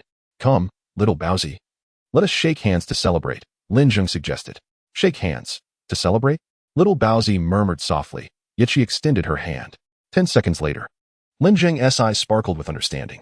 Ability replication successful, angelic wings. In an instant, with a loud crack, a pair of identical wings sprouted from Lin Zheng's back. Jiang Yidong looked on in surprise. "Brother Lin, you have awakened this ability as well." Lin Zheng nodded with a grin. Indeed, indeed. Watching them awaken their powers, Li Zhiyang felt a pang of desolation. Why had they both awakened two abilities while he had yet to awaken even one? He glanced at the golden-haired one, feeling slightly reassured that at least he had not awakened a second ability. As if in response to his thoughts, the golden-haired one suddenly opened his eyes, releasing a wave of energy. Li Zhiyang grimaced. No way, you're awakening too? I truly am worse off than a dog. Lin Zheng and Jiang Yitong also noticed the commotion. The golden-haired one is also a dual-talent awakener. Lin Zheng exclaimed in astonishment. Excellent, excellent. The more abilities you awaken, the better. I shall replicate them all for you. Golden-haired one awakens the ability of form manipulation, allowing for the alteration of physical form at will. Upon hearing this, Lin Zheng was somewhat astonished. The extraordinary ability paired with the Golden Retriever's steel enhancement was nothing short of a perfect match. As long as it could transform a part of its body into a weapon, it could become a formidable force. Lin Zheng approached the Golden Retriever and extended his hand, saying, Well done, Golden Retriever, you've awakened your second ability too. Let us shake hands to celebrate. The Golden Retriever obediently extended its paw, glancing at Lin Zheng's hand. In the next moment, its paw was enveloped in a radiant white light. When the light dissipated, its paw had astonishingly transformed into a hand. Wow, Lin Zheng exclaimed, looking at the Golden Retriever. Can you transform into a human? Upon hearing this, the Golden Retriever glanced at Lin Zheng, and in the following second, its entire body was enveloped in a sphere of white light. As the light faded, a figure identical to Lin Zheng appeared before him. Incredible, it truly can. Lin Zheng gasped. Woof, woof, woof. The Golden Retriever, now resembling Lin Zheng, could not speak like a human and instead barked twice. Seeing his doppelganger barking, Lin Zheng felt it was rather peculiar, prompting him to have the Golden Retriever revert to its original form. The returning Golden Retriever appeared somewhat fatigued, indicating that utilizing this ability was quite taxing. Otherwise, Lin Zheng had intended to keep it transformed. Ahem. After 10 seconds of shaking hands with the Golden Retriever, Lin Zheng successfully replicated its ability. With a flash of white light, his right hand morphed into a silver-white spike, gleaming with a chilling radiance that appeared extraordinarily sharp. Jiang Yitong and the Golden Retriever stared wide-eyed at him, gazing at him as if he were a monster. Just how many abilities had he awakened? Noticing Li Zhiyang looking somewhat dejected, Lin Zheng patted his shoulder reassuringly, saying, It's all right, Zhiyang.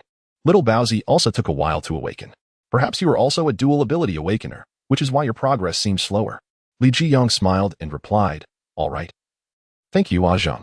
In a park within Jiangtong City, there existed an underground pond, aptly named as the water in this pond surged from beneath the earth. Much like the towering phoenix tree, it stood as a significant attraction of Jiangtong City. During winter, the pond would not freeze. Instead, a layer of white mist would hover above its surface, as if about to boil. In summer, one could feel a gentle coolness near the pond, often referred to as Jiangtong City's natural air conditioner. However, at this moment, the surface of the pond was bubbling incessantly, resembling boiling water.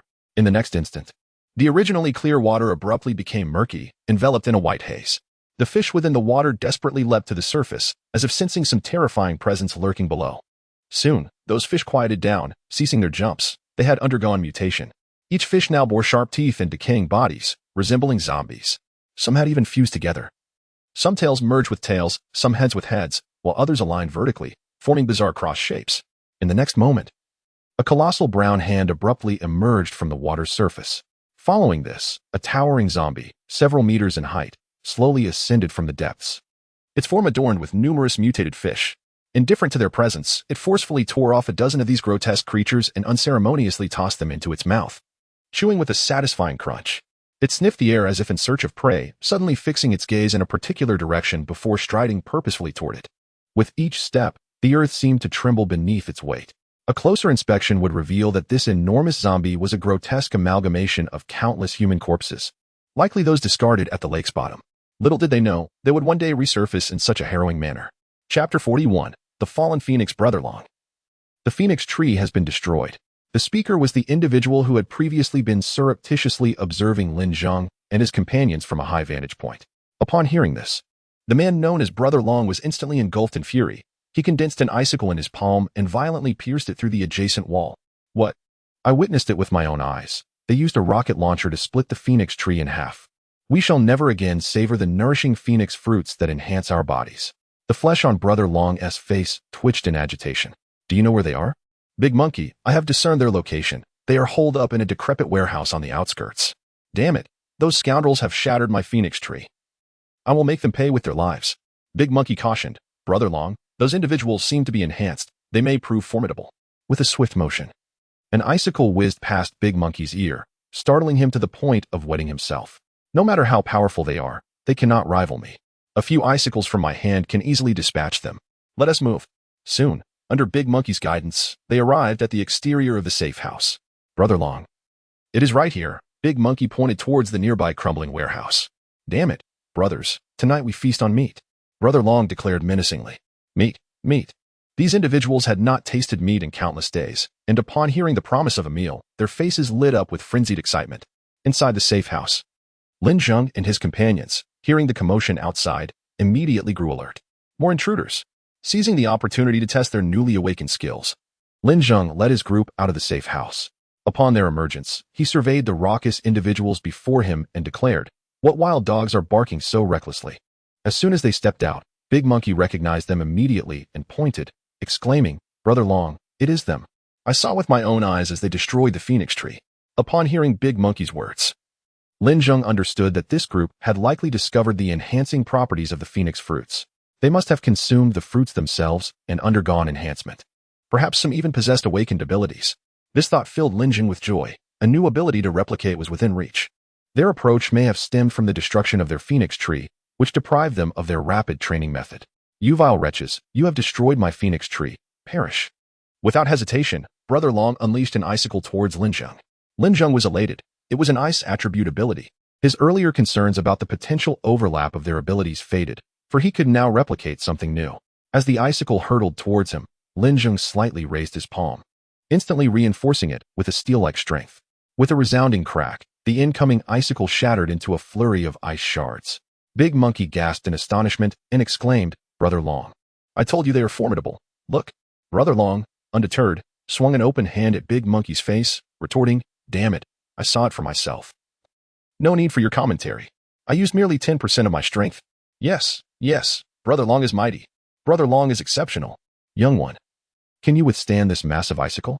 With a thunderous roar, Brother Long clasped his hands together, and from that embrace, a colossal ice spear, 1 meter in diameter and spanning several meters in length, slowly crystallized.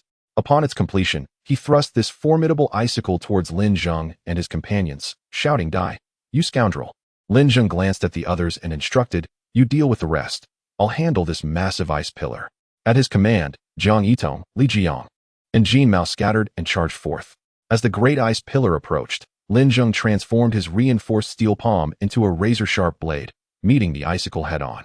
With a sudden surge of strength, he cleaved downward, the ice shards cascading from the point of impact. Sensing the resistance, Brother Long bellowed and forcefully pushed the ice pillar forward. Suddenly, he felt an odd lightness. Glancing sideways, he realized his opponent was now upon him. Hastily, he relinquished the ice pillar and waved his hands upward, causing several massive ice spikes to erupt from the ground, effectively obstructing Lin Zheng's path. Lin Zheng, taken aback, recognized that this individual was significantly stronger than the previous fire element awakened, evidently having consumed a considerable number of Phoenix fruits, solidifying his first-tier abilities. As Lin Zheng momentarily lost focus, he noticed that ice spikes were rising around him, encircling him from all sides.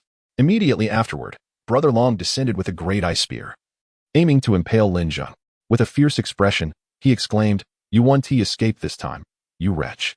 Lin Zheng smiled faintly, instantly reinforcing his entire form, transforming into a shimmering silver figure. The next moment, the ice spear struck his head, producing a crisp metallic clash as the spear disintegrated into a cloud of powder. As the ice length diminished, Brother Long, believing he had pierced through his opponent, wore a triumphant expression, exclaiming, "Damn it, I'll shatter your Phoenix Tree. I'll make you regret this." However, his expression quickly shifted to one of horror as he beheld a massive silver fist hurtling towards him. Unable to evade, he was struck in the chest and sent reeling backward, blood gushing from his mouth as he struggled to regain his footing. Lin Zheng had transformed that enormous fist into a colossal blade, slicing through the ice spikes with ease. With a sweeping motion, four massive ice spikes were severed in half, allowing Lin Zheng to leap forth and deliver a fierce downward strike towards Brother Long. Startled, Brother Long exclaimed, "What a massive blade!" The hand blade Lin Zheng had manifested was an astounding 40 meters long, causing Brother Long to tremble in fear and hastily evade to the side. Yet, Lin Zheng had already anticipated this move, swiftly aligning his blade for a strike. Brother Long, unable to dodge, could only conjure ice pillars to shield himself as he retreated. But those ice pillars were effortlessly sliced through, like tofu. Brother Long's complexion paled as he realized the overwhelming strength of his opponent. Why is he so powerful? If I had known, I wouldn't have come. Stop. I was wrong, brother. In the final moment, just as the blade was poised to sever Long Ji's neck, he suddenly leaped up and knelt on the ground, pleading for mercy. Lin Zheng, realizing that if this man perished, he would be unable to replicate his extraordinary abilities, promptly sheathed his weapon. The blade was mere inches from claiming Long Ji's head. Approaching him, Lin Zheng commanded, "Extend your hand." Long Gu, momentarily taken aback, stuttered, "Huh. Your hand now." With a face full of bewilderment, Long Gu complied, unsure of the situation. In the next instant, Lin Zheng grasped his hand firmly. Long Gu swallowed hard, his lips quivering as he declared, "As long as you spare my life, I am willing to submit to you." 10 seconds later, ice element ability successfully replicated. With sudden ferocity, Lin Zheng twisted and shattered Long Ji's arm, exclaiming, "What did you say, you despicable wretch? Die!" In the following moment, his hand transformed into a sharp spear, plunging directly into Long Ji's chest. None who dared to offend him would be allowed to live. Chapter 42. The zombie tied. After vanquishing Dragon Brother, Lin Zheng cast a glance back at Jiang Yitong and the others. With their current prowess, Jiang Yitong and Jin Mao effortlessly dispatched the smaller calamites as if they were merely chopping vegetables. Bolstered by the Tang Dao, Li Jiang exhibited remarkable ferocity. Ordinary weapons felt like mere clay before the blade, shattering with a single stroke. Suddenly, Lin Zheng felt the ground tremble beneath him, as if some colossal entity approached. The engaged Jiang Yitong and her companions also sensed this dreadful vibration, ceasing their combat to gaze in unison toward the source. The great monkey and the surviving minions seized the opportunity to distance themselves, eyes wide with terror. How could they fight under such disparity in strength? Frowning deeply, Jiang Yitong suddenly manifested angelic wings, soaring into the air with a graceful flap. The great monkey and his companions gaped in disbelief. Wings? She can fly. Hovering aloft. Jiang Yitong peered westward, her expression grave. She addressed Lin Zheng. "Brother Lin Zheng, a horde of zombies is approaching from the west, including several gigantic ones measuring dozens of meters. They'll reach us imminently." These massive zombies were the fusion type emerging from the depths of the lake. Upon hearing her words, Lin Zheng's countenance shifted, and he urged her, "Little Baozi, descend and lift Jin Mao up." Nodding, Jiang Yitong swiftly descended, embracing the 70 to 80-pound Jin Mao, then ascended into the sky. Lin Zheng turned to Li Jiyang, who appeared bewildered. Lin Zheng shouted, "What are you waiting for? Come here quickly." "I'm coming," Li Jiyang exclaimed. Sprinting to Lin Zheng's side, Lin Zheng transformed, sprouting his angelic wings, and together they soared into the air. Not far away, the tide of zombies and those colossal figures had arrived. The great monkey and his companions, witnessing the densely packed horde and the few gigantic zombies, felt their legs tighten in fear, lips trembling. They exchanged glances, pondering their course of action. "Run!" they cried, turning to flee, but it was too late. The horde surged forth, their ravenous instincts ignited upon spotting the living. In no time, the great monkey and his companions were overwhelmed by several zombies, and soon after, the relentless wave engulfed them, forming a small mountain of bodies. One of the gigantic zombies leaned down, extending its massive hand to grasp the mound, then opened its cavernous maw, devouring the heap with a series of grotesque crunches. Such brutality consuming one's own kind. Lin Zheng, witnessing this scene, was taken aback. These gigantic zombies were indeed of the second tier. As he sensed their ominous aura, his astonishment deepened. Could there be mutated plants emerging? That shouldn't be. The system had given him no warnings. At that moment, one of the colossal zombies spotted Lin Zheng and the others hovering above. Reaching out with its hand to seize them, Lin Zheng clutched Li Jiyang with one hand, while his other transformed, reinforced by steel, into a massive blade. He swung it down fiercely toward the giant hand composed of countless corpses, declaring, "I won't let you grab us." The blade plunged into the palm of the zombie but failed to sever it, becoming firmly lodged within. It turned out that the corpses comprising the arms were not entirely lifeless. They could still move. Lin Zheng scrutinized the scene and noticed countless arms tightly clutching his weapon. Observing the prey ensnared, the colossal zombie slowly turned its head towards Lin Zheng, a sinister grin spreading across its grotesque features. It began to draw Lin Zheng and Li Jiyang closer. In that critical moment, Lin Zheng solemnly instructed Li Jiyang, "Pay attention. I will retrieve the explosive bow shortly. Be ready to catch it." Li Jiyang nodded earnestly. In an instant, the explosive bow materialized, and Li Jiyang seized the opportunity to grasp it along with an arrow. "Shoot that bastard," Lin Zheng commanded. With the bowstring drawn taut, Li Jiyang aimed at the giant zombie's head. Just as the arrow was released, Lin Zheng's mind raced. rapidly duplicating the arrow. In a flash, one arrow transformed into 128, densely packed, soaring towards the giant zombie's cranium. A cacophony of explosions resounded, the fierce flames engulfing the zombie's head. What a rush! Li Zheng exclaimed, thrilled by this exhilarating method of archery. Lin Zheng attempted to maneuver his blade, but found himself still firmly immobilized. These corpses were not a singular unit. Another arrow appeared in Li Zheng's hand. Zheng. Shoot its arm. Got it. This time, Li Zheng aimed at the zombie's arm. The arrow flew forth, and Lin Zheng once again replicated it, aligning all the duplicates to strike a single point on the zombie's arm. The arrows detonated in succession, resembling a string of firecrackers, ultimately severing the arm. Lin Zheng retracted his blade. Zheng, use your saber to cut through the zombies entangled around my hand.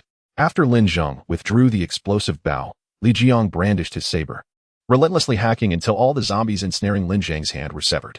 The enormous arm crashed to the ground. As the flames subsided, half of the giant zombie's head lay in ruins, revealing a glimmering purple crystal amidst the decaying flesh. Zombie crystal core, the essence of condensed mist. Useful for cultivation and the evolution of mutated items. Lin Zheng nodded. This item seemed far more effective than his mist vial. He contemplated devising a way to acquire one, envisioning a multitude of them. Just as Lin Zheng pondered this, he noticed the giant zombie's head visibly healing at an alarming rate, the severed arm slowly regenerating. Meanwhile, the crystal pulsated with radiant light. Lin Zheng realized that in order to ensure the zombie's demise, he must extract the crystal core to avoid being captured again. He ascended to a greater height and shouted to Jiang Yidong, "Little Baozi, fly higher and keep those giant zombies at bay." Jiang Yidong nodded, clutching her golden retriever, and soared several dozen meters higher.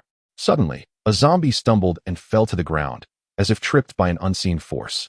It was Lin Zheng's safe house. The zombie rose to its feet, glanced at the secure shelter beneath it, and with a single step, crushed it into the earth, yet astonishingly, there was not the slightest indentation. One must commend the remarkable quality of this safe house. My safe house, Lin Zheng lamented, casting a sorrowful glance at the structure now swallowed by the soil. It seemed they would need to seek refuge anew. Lin Zheng fixed his gaze upon the audacious zombie, seething with indignation. How dare you trample my sanctuary and think you can simply walk away? With determination, he drew forth a tang sword, positioning the blade menacingly toward the creature as he charged forward, declaring, "Those who destroy my home shall face no mercy." Chapter 43. The zombie crystal core. In a fleeting moment of inspiration, Lin Zheng replicated the Tang Dao sevenfold, transforming it into 128 exquisitely sharp variant Tang Daos, which floated gracefully before him. Subsequently, he employed absolute space to exert control over the blades, orchestrating their movements with meticulous precision.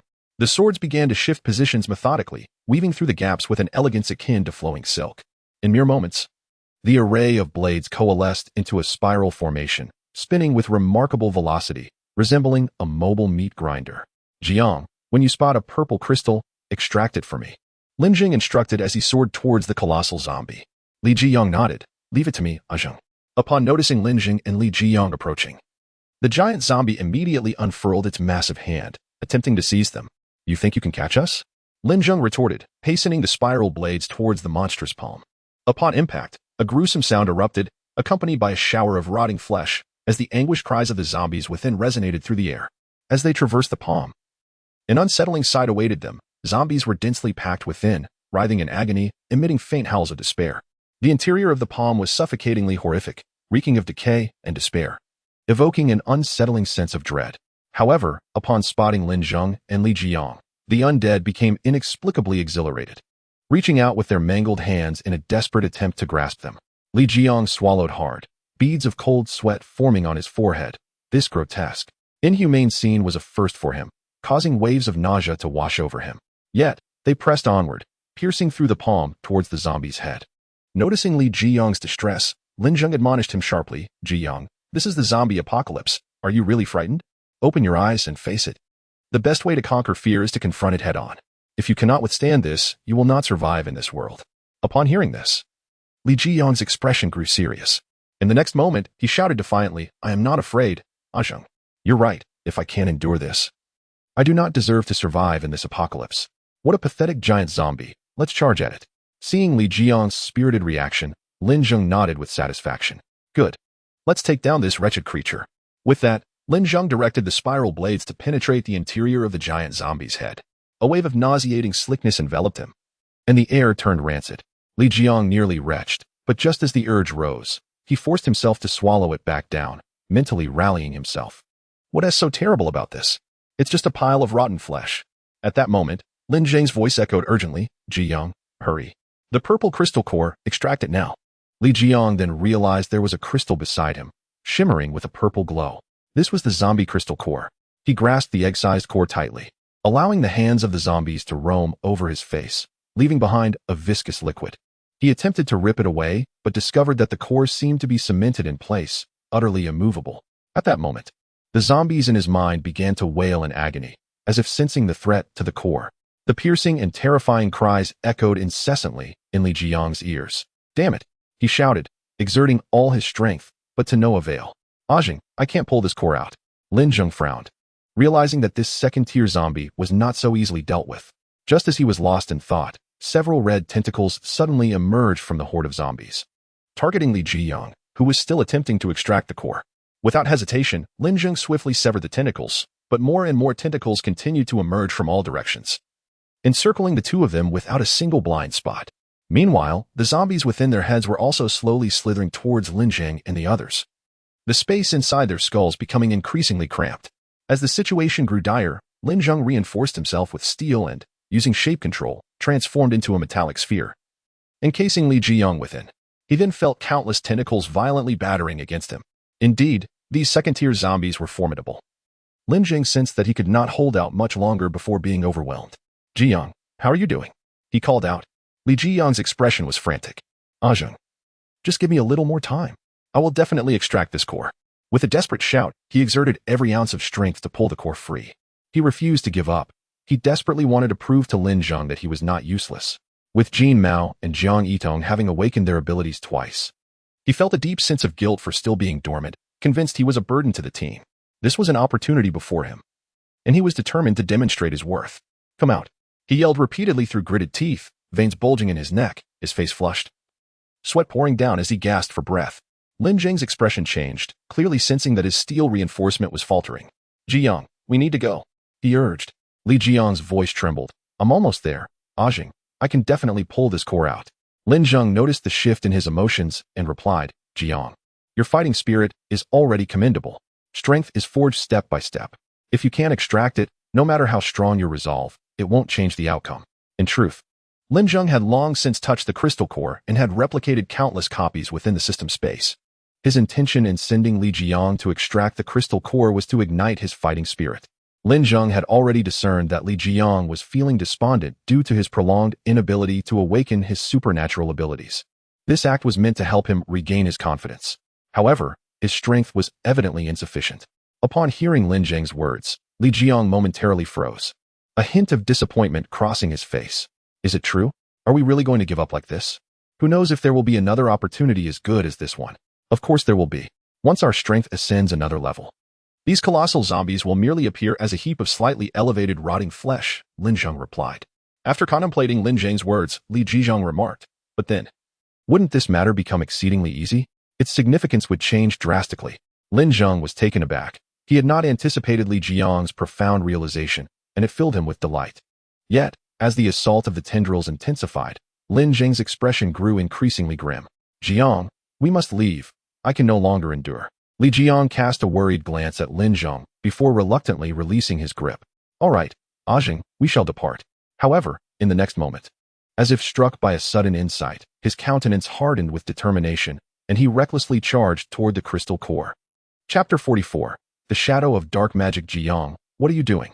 Lin Zheng exclaimed. In the next moment, Li Jiang opened his mouth and swallowed the crystal core, forcing it down his esophagus and into his stomach through the movement of his body. His expression was one of agony, yet he gritted his teeth and declared, if I cannot take you away, then I shall consume you on the spot. Lin Zheng was taken aback by Li Jiang's audacity. He had not anticipated such ruthlessness. Subsequently, Li Jiang began to absorb the energy from the crystal core, employing the method Lin Zheng had taught him to harness the fog's essence. Suddenly, a violet light flickered from his abdomen, and he truly began to absorb the core's energy. At that moment, Lin Zheng heard the furious roar of the zombie, which sensed its crystal core being consumed. However, confined within its own mind, it could only pound its head in frustration. Realizing this was futile, it thrust its hand through the opening created by Lin Zheng's tang knife. Upon seeing the intruding hand, Lin Zheng swiftly severed it into several pieces with his blade. Just then, Li Zheng let out a mighty roar, his eyes snapping open.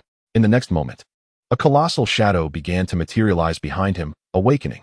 As the shadow grew larger, Lin Zheng quickly transformed back to his original form. Amazingly, the zombie's head exploded under the pressure, its massive body crashing to the ground. At this juncture, Li Zheng was lifted by one hand of the shadow. Suspended in midair, the shadow towering at least several dozen meters high. In an instant, Li Zheng leapt onto the top of the shadow, and, with a fierce punch, struck downward. Simultaneously, the shadow mirrored his movement, delivering a powerful blow to the ground. The impact obliterated dozens of zombies, sending countless others flying, causing the earth to tremble slightly. Having absorbed a second-level zombie's crystal core, Li Zheng's first-tier ability was remarkably stabilized. Witnessing such bravery in himself, he commanded the enormous shadow to charge at a giant zombie. Noticing the approaching shadow, the giant zombie swung its fist with force. Li Zheng, standing with feet slightly apart, responded with a punch of his own. The colossal shadow was sent staggering back several dozen meters, revealing that his current strength still fell short when compared to a true second tier. Zheng, do not engage recklessly. Your current power is insufficient to confront a second-tier being, Lin Zheng advised. Li Zheng nodded in acknowledgement and ceased his assault. The horde of zombies continued their relentless march toward the city center. What could possibly be drawing them in? Once the wave of zombies had passed, Lin Zheng and the others gradually descended to the ground. At that moment, a few slower zombies, spotting Lin Zheng and his companions, charged towards them with ferocious roars. Li Zheng urgently shouted, "Let me handle this." He then unleashed a punch at the approaching zombies, and simultaneously, a massive black fist appeared from thin air, crashing down upon them. In an instant, those zombies were reduced to a mere puddle of flesh. Li Zheng slowly retracted his fist, a surge of excitement propelling him towards Lin Zheng. "Ah, Zheng, I have finally awakened." Lin Zheng nodded in acknowledgement and replied, "Let us shake hands to celebrate." As Li Zheng extended his hand, Lin Zheng grasped it firmly, not releasing it for quite some time.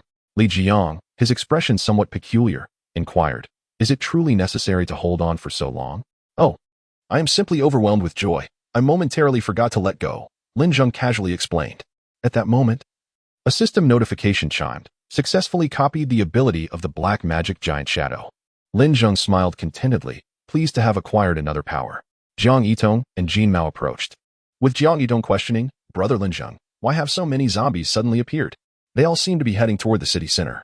"I suspect something there is attracting them," Lin Zheng replied. "What could attract zombies? It might be a significant number of living people or perhaps some kind of treasure." Jiang Yitong, puzzled, asked, "Do zombies really have an interest in treasures?" Lin Zheng responded, "Zombies seek to enhance their abilities, and as they grow stronger, they gradually evolve intelligence. Thus, treasures would indeed hold substantial allure for them." Jiang Yitong nodded, somewhat understanding, then pressed on, "But where are these zombies coming from? If they all originated from living humans, the number we have encountered far exceeds the total population of Jiantong City." Lin Zheng had also contemplated this issue. The only plausible explanation was that some mysterious force in a certain location was continuously generating zombies. As for the nature of that force, Lin Zheng had yet to ascertain. He glanced back at the safety shelter, now reduced to rubble, his expression growing grave. Where would they seek refuge now? No place could be more secure than that safety shelter. As Lin Zheng pondered their next abode, he suddenly spotted Li Zheng and was instantly filled with elation. Formulating a plan. "Zheng, your black magic giant shadow possesses immense strength. Why not use it to extract the safety shelter?" Li Zheng nodded, letting out a mighty roar as a colossal shadow, towering over 10 meters, materialized behind him. Lin Zheng, following suit, summoned his own gigantic shadow. Witnessing this, Li Zheng's face twitched. "When did you awaken this ability?" Jiang Yitong and Jin Mao widened their eyes in astonishment. "How many abilities have you awakened?" Then, Li Zheng and Lin Zheng positioned themselves on either side of the ruined shelter, guiding the black magic giant shadows into the earth. Lin Zheng called out to Li Zheng, "Zheng, I will count to 3. On 3, we shall lift the shelter together." "All right, Zheng. 3, 2, 1, lift." Heave. As the two exerted their strength, the safe house was gradually lifted from the ground. Soon, the entire structure emerged, and they placed it on the adjacent flat land, leaving behind a profound pit. Lin Zheng surveyed the surroundings, realizing the necessity to cordon off this area to establish a defensive and offensive system. Otherwise, with each zombie tied, the safe house would be buried once more. Thus, he retrieved numerous iron fences and barbed wire from the system space, enclosing the vacant land around the safe house and a nearby building. Under the influence of the dark demon's shadow, Lin Zheng and Li Jiang swiftly completed this task. Moreover, Lin Zheng had an abundance of generators and batteries to electrify the barbed wire, employing both diesel-powered generators and solar panels to ensure a continuous supply of electricity to the perimeter 24 hours a day, always on standby. After accomplishing this, Lin Zheng gazed at the large pit, feeling it somewhat out of place. After pondering, he thought, why not transform it into a swimming pool? Chapter 45. The Corrupted Flesh and the Taoed Eye. Without hesitation, Lin Zheng retrieved tiles and cement from the system space, stacking them neatly to the side. With the assistance of Li Jiang and Jiang Yitong, they swiftly cleared the area surrounding the swimming pool and adorned it with tiles. Once this was accomplished, Li Jiang wiped the sweat from his brow and inquired, Zheng, where will we find water? In response, Lin Zheng produced several thousand bottles of Kona brine from the system space, stating, we'll use this. Upon seeing the bottles, Li Jiang nearly dropped his jaw in astonishment. He recognized the expensive mineral water, priced at nearly 3,000 per bottle, a luxury he, as the child of a wealthy family, seldom indulged in, not due to financial constraints, but rather a lack of necessity. They were affluent, not foolish. They proceeded to open the bottles, pouring the Kona brine into the swimming pool, with Li Jiang exclaiming, goodness. Goodness. Though he felt a pang of regret, an inexplicable exhilaration surged within him. Soon, they had emptied thousands of bottles, perfectly filling the pool. Gazing at the pool filled with several million worth of water, Li Jiang marveled at the extravagance, pondering that even the world's richest could not afford such luxury. It was astonishing that they could indulge in such opulence amidst chaos. The sensation was truly remarkable.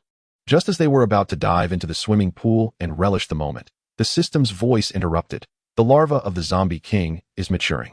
Please proceed to eliminate it. Substantial rewards await upon completion of the task. Lin Zheng was taken aback. This task came with a reward, something unprecedented. The previous ability he acquired was obtained only after collecting a requisite number of mutated items. Regardless, he knew that whatever the system commanded would undoubtedly be worthwhile. Li Jiang, now clad only in a pair of floral shorts, was poised to leap in when Lin Zheng seized him, insisting, we have work to do first. We can wash up afterward. Li Jiang, bewildered, protested, but I've already taken off my pants. Following the system's instructions, Lin Zheng and the others quickly arrived at the location where the zombie king was said to be maturing, which happened to be the site of the previously bombed mutant phoenix tree. The recent wave of zombies had gathered around the severed tree, standing in silence, seemingly worshipping the direction of the tree, akin to subjects in reverence of a sovereign. Clearly, this was indeed the larva of the zombie king. For such respect from the zombies was unfathomable otherwise. Notably, a dozen or so second-tier giant zombies were even kneeling, indicating that the larva of the zombie king was at least of second-tier status. Should it mature, it would spell a significant disaster for humanity. However, as Lin Zheng followed the gaze of the zombies, he found no trace of the zombie king's larva. Only the bomb-split phoenix tree remained, its form resembling two outstretched, withered hands. Since the last explosion, the tree had begun to wither away, and now it was almost entirely desiccated, with bare branches and peeling bark. Logically, it should not have withered so quickly. A question arose in Lin Zheng's mind as he cast his gaze once more upon the towering phoenix tree. Suddenly, his brow furrowed, as if he had discerned a clue. Indeed, nestled within the heart of that tree was a grotesque mass resembling decaying flesh, subtly writhing, intertwined with dark, sinuous veins. Could it be the very embryo nurturing the juvenile zombie king? The decaying flesh, a gestational sac for the zombie king's progeny, birthed by a high-ranking female zombie, had developed independently, absorbing a significant amount of mist. Now, it merely required the flesh and blood of 100 living beings to break free from its confines. Just as suspected, the juvenile zombie king resided within that mass of putrefaction. However, with so many zombies encircling it, approaching would prove perilous, especially given the presence of numerous second-tier colossal zombies. Lin Zheng harbored a lingering query. With the assistance of the replication system, he had absorbed a vast amount of mist to ascend to the first tier, yet here stood these second-tier zombies. How much mist had they consumed to evolve so? They had even crystallized their cores. As Lin Zheng pondered this, the previously tranquil zombies began to stir. The first to act were those on the periphery, emitting guttural roars as they clawed and gnashed, slowly descending into madness, even turning upon each other with savage bites. Some zombies clutched chunks of rotting flesh in their mouths, brandishing severed limbs as if engaged in a macabre dance. Then, the colossal zombies rose in unison, their gazes fixed upon the mass of decaying flesh. And with a mighty roar, they bellowed in unison, followed by the others responding in kind. Almost half of the zombies encircled a nearby high-rise, while the remaining half tightly surrounded the grotesque mass. What are they doing? Li Zheng asked, perplexed. Lin Zheng recalled the system's previous statement. The juvenile zombie king required the flesh and blood of 100 living individuals to emerge. The half encircling the high-rise appeared to be preparing to hunt. Surely, there must be survivors within. They are hunting. Hunting? Li Zheng echoed, glancing at the mass of decaying flesh. That is the placenta nurturing the zombie king's progeny. These zombies must have sensed that the juvenile zombie king is on the verge of birth, which necessitates the sacrifice of 100 living beings. The zombie king? Li Zheng exclaimed, a mixture of astonishment and confusion in his voice. How could a zombie king emerge so soon? The zombie crisis has only been ongoing for less than 20 days. Their evolution seems excessively rapid. Indeed, should this juvenile zombie king be born, it would spell disaster. Therefore, we must eliminate it while it remains within the placenta, Lin Zheng asserted. Li Zheng swallowed hard, the grotesque nature of the zombies unsettling him. Yet, upon hearing Lin Zheng's words, he felt a rush of exhilaration at the thought of thwarting its emergence. The zombies surrounding the high-rise clearly sensed the presence of survivors within. Intent on capturing them for sacrifice, Lin Zheng pointed towards the building encircled by zombies. Should we not rescue them? Li Zheng inquired. Why save them? Lin Zheng questioned with utmost seriousness. I must impart to you the second lesson of the apocalypse. One must never play the role of a saint. In these dire times, virtue holds no sway. The very individual you save today may become your murderer tomorrow. Do you understand? Li Zheng nodded, deep in contemplation, and replied, I comprehend, Zheng. He then gazed at the grotesque mass of decaying flesh that was once a human, inquiring, what shall we do now? Lin Zheng surveyed the surroundings, a frown creasing his brow as he pondered. Moments later, his eyes widened in realization. I've thought of a solution. He then beckoned Li Zheng, Jiang Tong, and Jin Mao to gather around as he began to strategize. Chapter 46. The survivor. Upon hearing Lin Zheng's plan, Li Zheng furrowed his brow and remarked to Lin Zheng, isn't this approach rather ill-advised? It seems exceedingly perilous. Without daring to enter the tiger's den, how can one hope to seize the tiger's cub? Once the zombie king's offspring emerges, the danger will only escalate. Li Zheng nodded, acknowledging the validity of Lin Zheng's perspective. Subsequently, Lin Zheng retrieved a rocket launcher and fired a shot into the distance. As the attention of the zombies was drawn away, Lin Zheng and his companions transformed their angelic wings and stealthily infiltrated the building surrounded by the horde of zombies. They entered through a window and found themselves in a dimly lit corridor, where the overhead light flickered sporadically. It appeared that the electrical system had not entirely collapsed. Most of the rooms on either side of the corridor stood ajar, and the dust on the floor bore clear signs of chaotic footprints. Lin Zheng nodded, affirming his earlier suspicion that survivors still resided within the building. Zheng, why do we not simply allow those zombies outside to capture us? Why go to such lengths to enter this building? I fear they might not wait and would sacrifice us on the spot, Li Zheng replied, suddenly enlightened. Oh, I see. We stand a better chance with more people. But how do these zombies know there are living beings in this building? As Lin Zheng pondered this, a shadow flitted past at the end of the corridor, causing the group to become instantly alert. Lin Zheng urged, let us investigate. Perhaps it is a survivor. They soon arrived at the door of a room at the corridor's end, which was still gently swaying, indicating that something had indeed entered. Lin Zheng cautiously pushed the door open, revealing an office littered with scattered documents. The chandelier flickered erratically, occasionally emitting a hissing sound of electrical currents.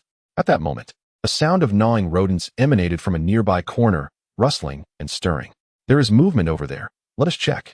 The group hastily approached the source of the noise, only to discover a woman in a red dress crouched in the corner, her back turned to them, trembling slightly as if she were weeping. Zheng. It seems she is a survivor, Li Zheng noted. However, Lin Zheng's expression hardened as he scrutinized the woman before him. The next moment, the woman, sensing the commotion behind her, slowly turned around, revealing a gruesome sight. Her mouth was smeared with blood, half of her face was grotesquely mangled, exposing rotten flesh beneath. And in her hands, she clutched a half-eaten, crimson heart. Hee. She cackled eerily, presenting the heart as though offering it to Lin Zheng and his companions. Yet, her laughter abruptly ceased. Baring her teeth, she discarded the heart and lunged toward them. Lin Zheng swiftly grasped her head, preventing the female zombie from advancing. As she flailed her limbs helplessly, with a forceful tug, Lin Zheng wrenched her head from her body and casually tossed it aside. The female zombie's form collapsed to the ground. Good heavens, it was merely a zombie. I nearly fell for her ruse, Li Zheng exclaimed, patting his chest in relief.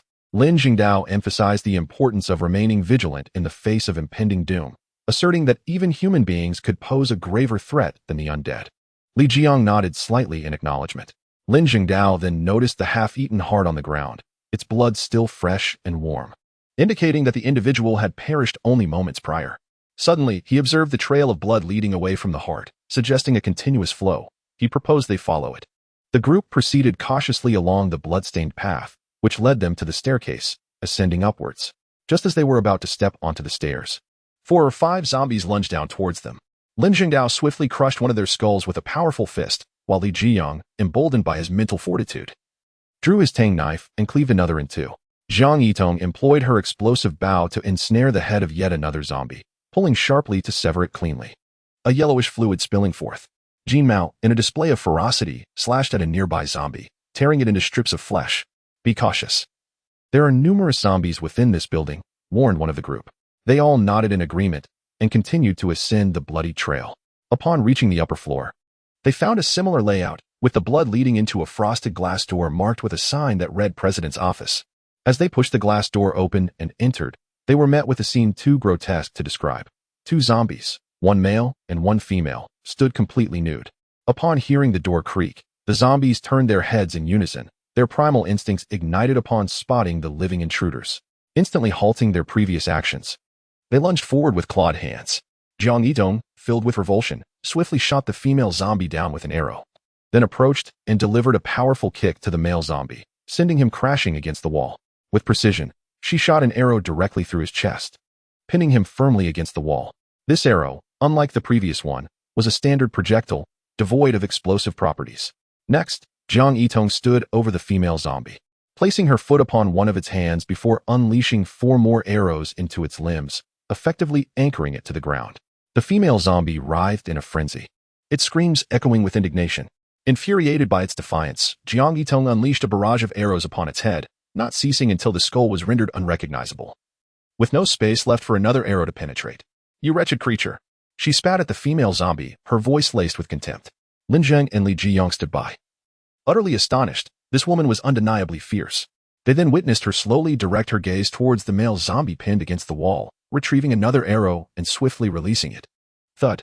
The arrow struck its prized possession, resulting in utter chaos. At this sight, Lin Zheng and Li Zheng instinctively covered their groins, swallowing hard before exchanging knowing glances. They understood each other perfectly. The woman shot another arrow, piercing the male zombie's skull, the arrow entering through the eye and splattering a grotesque fluid. Trash. Zhang Yitong cursed at the male zombie before she stowed away her explosive bow. Lin Zheng and Li Zheng approached the female zombie, observing the arrows protruding from her head. They noticed a badge hanging from her chest, presumably an identification card, which read Executive Secretary. Ah, she was the secretary of the CEO. And that male zombie must have been the CEO himself. This scene was not surprising, for a secretary has tasks when there is work, and none when there isn't. Lin Zheng turned to Little Baozi, saying, Little Baozi, why so ruthless all of a sudden? Zhang Yitong replied, I detest those who engage in chaos. Lin Zheng gave her a thumbs up. She was indeed the nemesis of adulterers, a devil in the eyes of mistresses. From the behavior exhibited by this pair of zombies, it appeared that they retained some semblance of their former lives. Just then, a noise emanated from a nearby low cabinet. There's more, Lin Zheng exclaimed. And the group quickly approached the cabinet. Inside lay a female corpse, her skull cracked open, the contents inside a gruesome mess. Her abdomen had been sliced open, revealing distinct stretch marks. She was evidently pregnant. Her belly was empty, with her entrails spilled out, and a horrifying gaping wound in her chest cavity where the heart should have been. The heart held by the female zombie downstairs must have belonged to this woman.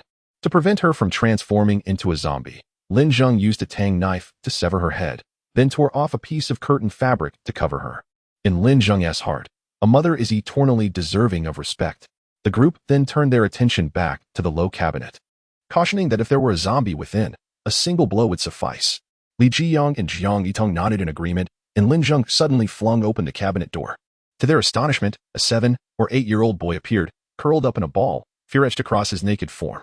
Upon seeing Lin Zheng and the others, he emitted incoherent sounds, pressing himself further into the cabinet. Could he possibly be the child of this pregnant woman? Ah, Zhang, it seems to be a child. What should we do? Li Zheng inquired, glancing down. After a moment's contemplation, Lin Zheng gently closed the cabinet door and turned to leave, stating, Let us go. Li Zheng cast a final glance at the cabinet, nodded, and followed suit. Yet, Lin Zheng suddenly halted and remarked, He surely cannot survive with us. It's safer for him to remain here. Li Zheng nodded in agreement, responding, I understand. Zheng. The priority now is to prevent the emergence of the zombie king's offspring. Suddenly, a series of applause echoed at the door, and several figures appeared. A man clad with a long blade stepped forward and remarked, "You truly are something. Even children can witness death without intervening. You're nothing but beasts." To his surprise, there stood 3 living individuals, seemingly enhanced, yet still devoid of awakened abilities. Li Zheng brandished his long knife and retorted, "Who are you talking about? If you have the capability, save them. If you can't, then spare us your incessant chatter." With an air of bravado, the man unsheathed his long knife, declaring, "Of course, we would save them. We are not beasts." He then addressed a boy behind him, Zhu Xiaoming, "Go retrieve the child." A small boy, burdened with supplies, sprinted to the cabinet, attempting to coax the child out. The child resisted, but upon seeing a candy that Zhu Xiaoming produced from his pocket, he was drawn in. Observing the boy's cheerful demeanor, the child slowly emerged from the cabinet. Zhu Xiaoming handed the candy to the child, who eagerly accepted it and began to eat. Zhu Xiaoming swiftly lifted the child, draping a cloth over his bare body, and returned to stand behind the man with the long knife.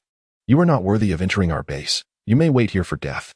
However, we might consider the lovely young lady," Su Chang remarked, gazing at Jiang Yitong with a mischievous grin. A base, Jiang Yitong thought, realizing there were indeed many survivors here, even establishing a small refuge.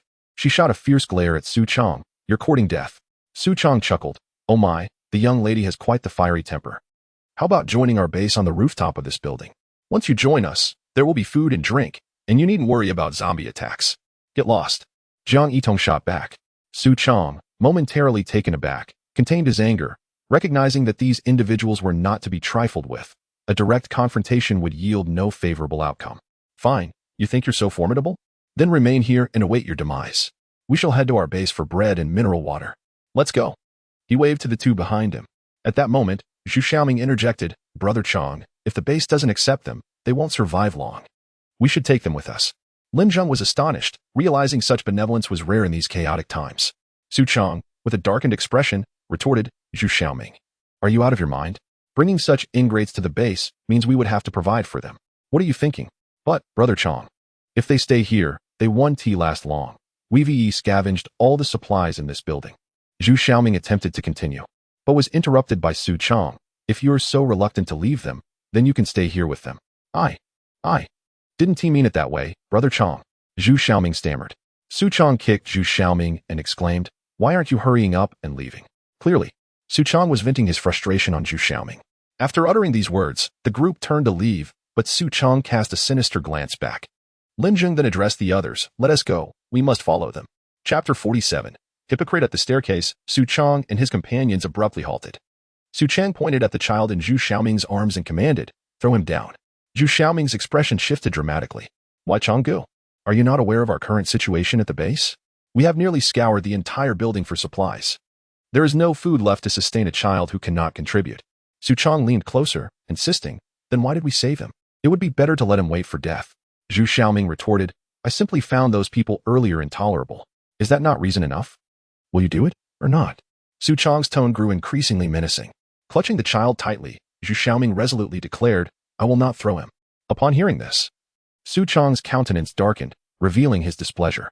He slowly stated, "Zhu Xiaoming, it seems you have acquired some audacity, defying my command. As the vice captain of the base, I hereby order you to discard him." With that, he drew a long knife from behind him, resting it against Zhu Xiaoming's neck. The once submissive Zhu Xiaoming glanced at the blade without a trace of fear and responded, "Su Chang, the captain has explicitly stated that whenever we venture out for supplies, we must bring back any living person we encounter. You are defying the captain's orders." "Humph." Su Chang scoffed, looking at Zhu Xiaoming with disdain.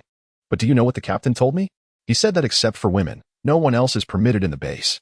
If anyone insists on following, they are to be dealt with accordingly." At that moment, it felt as though a thunderclap had struck Zhu Xiaoming's mind, shattering the image of the kind and just captain he had held dear.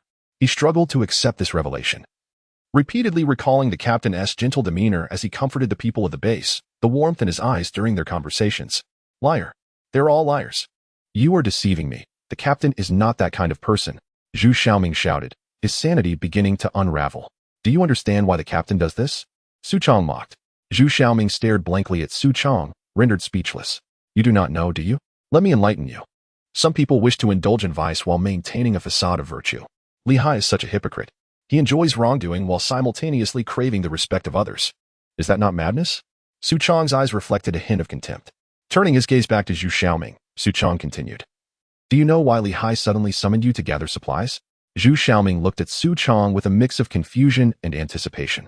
Because you are no longer of any use. You may as well perish. With that, Su Chong raised the long knife in his hand and aimed it at Zhu Xiaoming's head. At that critical moment, an arrow suddenly shot forth, piercing through the long knife. Su Chong instantly felt a numbing sensation in his grip, causing the blade to slip from his hand and become firmly embedded in the wall alongside the arrow. He swiftly turned his head to see Lin Zheng and his companions, a surge of anger rising within him. Lin Zheng slowly lowered the explosive bow he had been holding and returned it to Jiang Yitong, then began to advance towards Su Chong and the others. Is this your idea of saving someone? Su Chong said darkly, his voice low. Kid, mind your own business. This is an internal affair of our base. As an outsider, you should refrain from meddling. What if I insist on intervening? Lin Zheng replied, enunciating each word deliberately. Su Chong sneered, a cold chuckle escaping his lips as he fixed his gaze on Lin Zheng. Then I wouldn't hesitate to eliminate you. Oh, is that so? Lin Zheng's words had scarcely left his lips when he vanished in a flash, appearing right before Su Chong in the blink of an eye. Su Chong was immediately engulfed by an overwhelming sense of pressure, as if being crushed from all sides, making it difficult for him to breathe. This sensation drove him into a frenzy. He roared at Lin Zheng, you're seeking death. With that, he swiftly drew two short knives from his waist, creating arcs of blade light in the air, and then twisted the knife tips to stab directly at Lin Zheng's eyes. At that moment, the absolute space had been activated. For someone like Su Chong, who had limited enhancements, within this realm, he became nothing more than a plaything for Lin Zheng, akin to a marionette. As the twin blades were poised to pierce Lin Zheng's eyes, a sense of triumph washed over Su Chong. I thought you were formidable. Turns out you're just posturing. I must have been overly cautious before. Suddenly, an unseen force bore down upon him, freezing him in place as though he were encased in cement. No matter how he struggled, he could not move an inch. The tips of his knives halted just half an inch from Lin Zheng's eyes. What is happening? His expression turned to one of terror as he glanced at Lin Zheng. At that moment, his heart raced. Could it be that this kid is merely feigning weakness? He shot a glance at Xiao Wei and Zhu Xiaoming beside him and shouted, why are you both still standing there? Get moving. Xiao Wei immediately reacted, drawing the tang knife hung at his waist and charging toward Lin Zheng. Meanwhile, Zhu Xiaoming, cradling the child, gradually retreated to the side, refraining from taking action. When someone is intent on killing you, aside from fools and sycophants, a rational person would not strike. Seeing Xiao Wei advance with the tang knife, Li Jiang swiftly unsheathed his mutated tang knife and positioned himself in front of Xiao Wei. Your opponent is me. Xiao Wei abruptly halted, glancing at Li Jiang with a sneer. Your weapon is also a tang knife? What caliber are you to wield the same weapon as me? I will show you who is truly worthy of such a blade. Li Jiang merely smiled faintly upon hearing those words, opting not to elaborate further. He would soon provide a demonstration of what a true Tang Dao entails. As Xiao Wei brandished his blade and charged at Li Jiang, he too had undergone enhancements. His strike was fierce, slicing through the air with considerable force. In that instant, Li Jiang summoned his strength and swung his own blade in response. The clash of their swords resonated with a sharp metallic sound, and in the blink of an eye, Xiao Wei's weapon was severed effortlessly, reduced to mere fragments. His eyes widened in terror, disbelief etched across his face. It must be a coincidence, surely. It was due to the excessive use of his sword that had led to its fracture. With a roar, he swung the remaining piece of his blade at Li Jiang repeatedly. Yet, Li Jiang swiftly parried each strike with his modified Tang Dao, methodically dismantling Xiao Wei's weapon until only the hilt remained. Clutching the hilt, Xiao Wei flailed desperately, akin to a performer in a circus, while Li Jiang observed him silently, waiting for the moment of realization to dawn upon him. A few seconds later, Xiao Wei finally sensed the transformation of his weapon. He halted, only to be met with astonishment. His eyes widened in horror. What happened to my sword? How is it reduced to just a hilt? Impossible. This cannot be. Seizing the opportunity while Xiao Wei remained in shock, Li Jiang thrust his blade forward with ease, piercing through Xiao Wei's chest. The hilt fell from Xiao Wei's grasp, and he gazed at Li Jiang in disbelief, asking, what kind of Tang Dao is this? Li Jiang replied, this is the sovereign among Tang Daos. The sovereign among Tang Daos. A Tang Dao. With a pained gasp, Xiao Wei coughed up a mouthful of blood, and Li Jiang delivered a swift kick, sending him tumbling into the crevice of the staircase. Moments later, a thud echoed, reminiscent of a watermelon striking the ground. At this juncture, Lin Zheng turned his gaze towards the terrified Su Chong and declared, now it is your turn. Upon hearing those words, Su Chong felt a jolt of fear course through him, as if a venomous serpent was slithering through his veins. Chapter 48. The base. Lin Zheng merely furrowed his brow, and Su Chong immediately felt an invisible force compelling him to slowly turn the knife's tip towards his own eyes. He exerted every ounce of strength to resist, yet it proved futile. The blade continued to draw near his eyes. He released the knife from his grasp, only to find his fingers unable to open. At that moment, he became acutely aware that the man before him was one he could not provoke. Merely a glance from him rendered Su Chong utterly powerless to resist. How formidable he must be! As the knife tip inched closer to Su Chong's eyes, he strained with all his might to turn his head away, but he remained utterly still, his expression grotesquely contorted, his features twisting to one side. Finally, he surrendered. "Spare me, brother. I was wrong." Lin Zheng regarded him with a playful glint in his eye and remarked, "You are not wrong. You are simply afraid." "And no, brother. I truly was wrong," Su Chong pleaded desperately. Lin Zheng paid him no heed and intensified his will. Suddenly, two sharp blades plunged into Su Chong's eyes, causing the fluid within to burst forth, followed by streams of crimson blood flowing from his eye sockets. He let out a harrowing scream, and Lin Zheng promptly kicked him down the stairs, where he tumbled all the way down. "We must hurry. His cries will attract many zombies," Lin Zheng urged. Thus, the group swiftly ascended the stairs, encountering several zombies lured by Su Chong's screams. Without hesitation, Lin Zheng employed his absolute space technique, causing their heads to separate from their bodies in an instant. Zhu Xiaoming watched in stunned silence. This was the strongest individual he had witnessed since discovering humanity's potential for enhancement, surpassing even the hypocrisy of the base's leader by countless degrees. He felt fortunate not to have opposed him. Otherwise, it would have been his head flying from his body. After running for a while, they found a relatively safe location and paused. Zhu Xiaoming immediately expressed his gratitude to Lin Zheng and the others. "Thank you for saving me, young brother." "No need for thanks. My assistance comes with a condition." "Take me to your base," Lin Zheng replied bluntly. "To our base?" Zhu Xiaoming inquired, puzzled. "Young brother, you are so powerful that you have no need to go to our base, and besides, that place is not worth your time." Clearly, Zhu Xiaoming was still troubled by the hypocrisy of their leader. "You need not concern yourself with that. Just take us there. What you choose to do afterward is of no consequence to me," Lin Zheng asserted. "My wife is still at the base. I must go find her." Zhu Xiaoming suddenly recalled his wife, Lu Xiaomei, and a realization dawned upon him. Recently, she had been weeping incessantly, her spirits notably low, often insinuating that the captain was not a virtuous man. Initially, Zhu Xiaoming dismissed her claims, arguing with Lu Xiaomei. However, reflecting on Su Chong's earlier words, a chill ran down his spine. Could it be that his wife had been mistreated by Li Hai? The more he pondered, the more convinced he became. If that were indeed the case, Lu Xiaomei's recent demeanor would be easily explicable. Resolving to confront the situation, Zhu Xiaoming clenched his teeth and declared, "Li Hai, come, I shall lead you to the base." Thus, under Zhu Xiaoming's guidance, they proceeded onward, only to be halted by a heavy iron door ahead. Zhu Xiaoming approached and pried at the door, which creaked open. After entering, he secured the door behind him and continued up the staircase, which was cluttered with debris, completely obstructing their path. Consequently, they ventured into the interior of the building, navigating through the chaos. Items were haphazardly strewn about, and occasionally, they encountered decaying corpses of zombies and severed limbs, indicating that fierce battles had transpired here. Nevertheless, Zhu Xiaoming adeptly maneuvered through the clutter, discovering narrow passages. They ascended and wove through the detritus until they finally arrived at a formidable iron door. Upon reaching the door, Zhu Xiaoming gently tapped 3 times, followed by 2 quick knocks. Astonishingly, the knocking code was 3 long and 2 short. Was this a precaution against potential danger? Shortly thereafter, a small window in the door opened, revealing a face that scanned the surroundings. Upon noticing the presence of numerous strangers, the individual's demeanor shifted to one of caution. Then, he focused on Zhu Xiaoming and inquired, "Zhu Xiaoming, what is going on? Where are Su Chong and Xiao Wei? And who are these people you are carrying? Including a child?" Zhu Xiaoming calmly replied, "Su Chong and Xiao Wei were devoured by zombies. These individuals are survivors from this building. The captain instructed us to bring any survivors back, so I have done just that." The person inside hesitated before responding, "Please wait a moment. I will summon the captain." After a brief interval, the small window opened once more, revealing none other than the base's captain, Li Hai. He appeared rather rotund, his face glistening upon seeing others. He greeted them with a broad smile.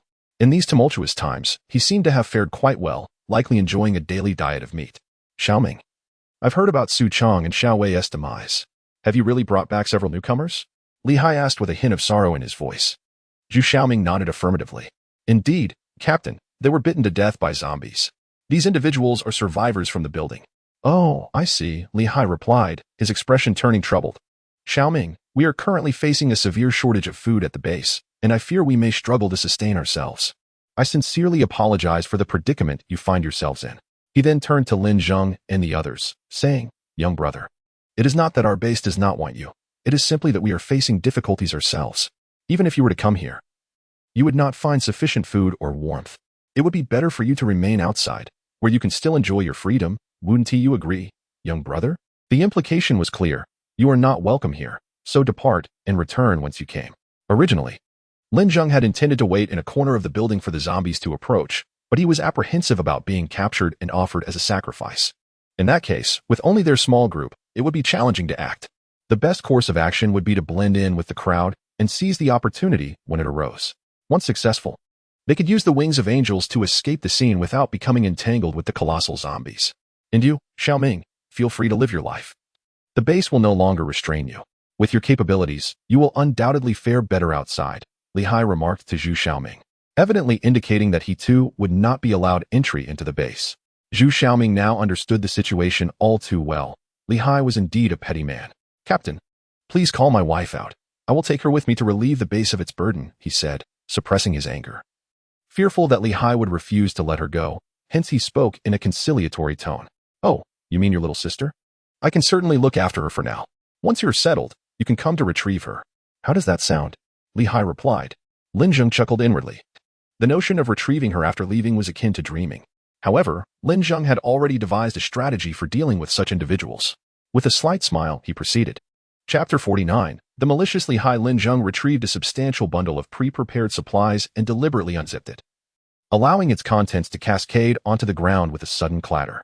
A plethora of provisions spilled from his backpack. Instant noodles, chicken legs, roasted duck, and ham sausages. Li Hai's eyes widened in astonishment. The typical items they scavenged resembled bread and crackers, devoid of any richness, often nibbled on by others. Thus, these supplies were akin to a feast for them. Lin Zheng squatted down, methodically placing the items back into his bag, while lamenting, well, it seems we must seek alternative accommodations. His tone dripped with feigned regret. Li Hai's eyes darted rapidly. Witnessing Lin Zheng and his companions preparing to depart with the coveted provisions, he hastily called out, But, young brother, if you do not mind our humble base, we would be most welcoming of your presence. Lin Zheng offered a slight smile, remarking, Your aspirations are rather limited, a lifetime deprived of culinary variety. Thus, Lin Zheng and his companions entered the base. Though termed a base, it was merely a larger room, originally a spacious conference hall. The area was cramped yet housed over 100 people, with the floors strewn with mattresses and blankets, where they lay in rows upon the ground. At the far end of the room, a few tents likely served as quarters for leaders like Li Hai. Lin Zheng also noted the predominance of young individuals. The elderly and children were nearly non-existent. A pervasive, unbearable stench lingered in the air. According to Zhu Xiaoming, this was due to sanitation issues. They had created a slanted opening in the outer wall, which served as their toilet. Waste cascaded through this opening from the 45th floor to the street below, with numerous zombies having been struck by the falling refuse. However, water was an exceedingly precious commodity, necessitating the use of urine for cleansing, which over time had fostered this indescribable odor. The inhabitants seemed accustomed to it, their expressions numb and demeanor apathetic.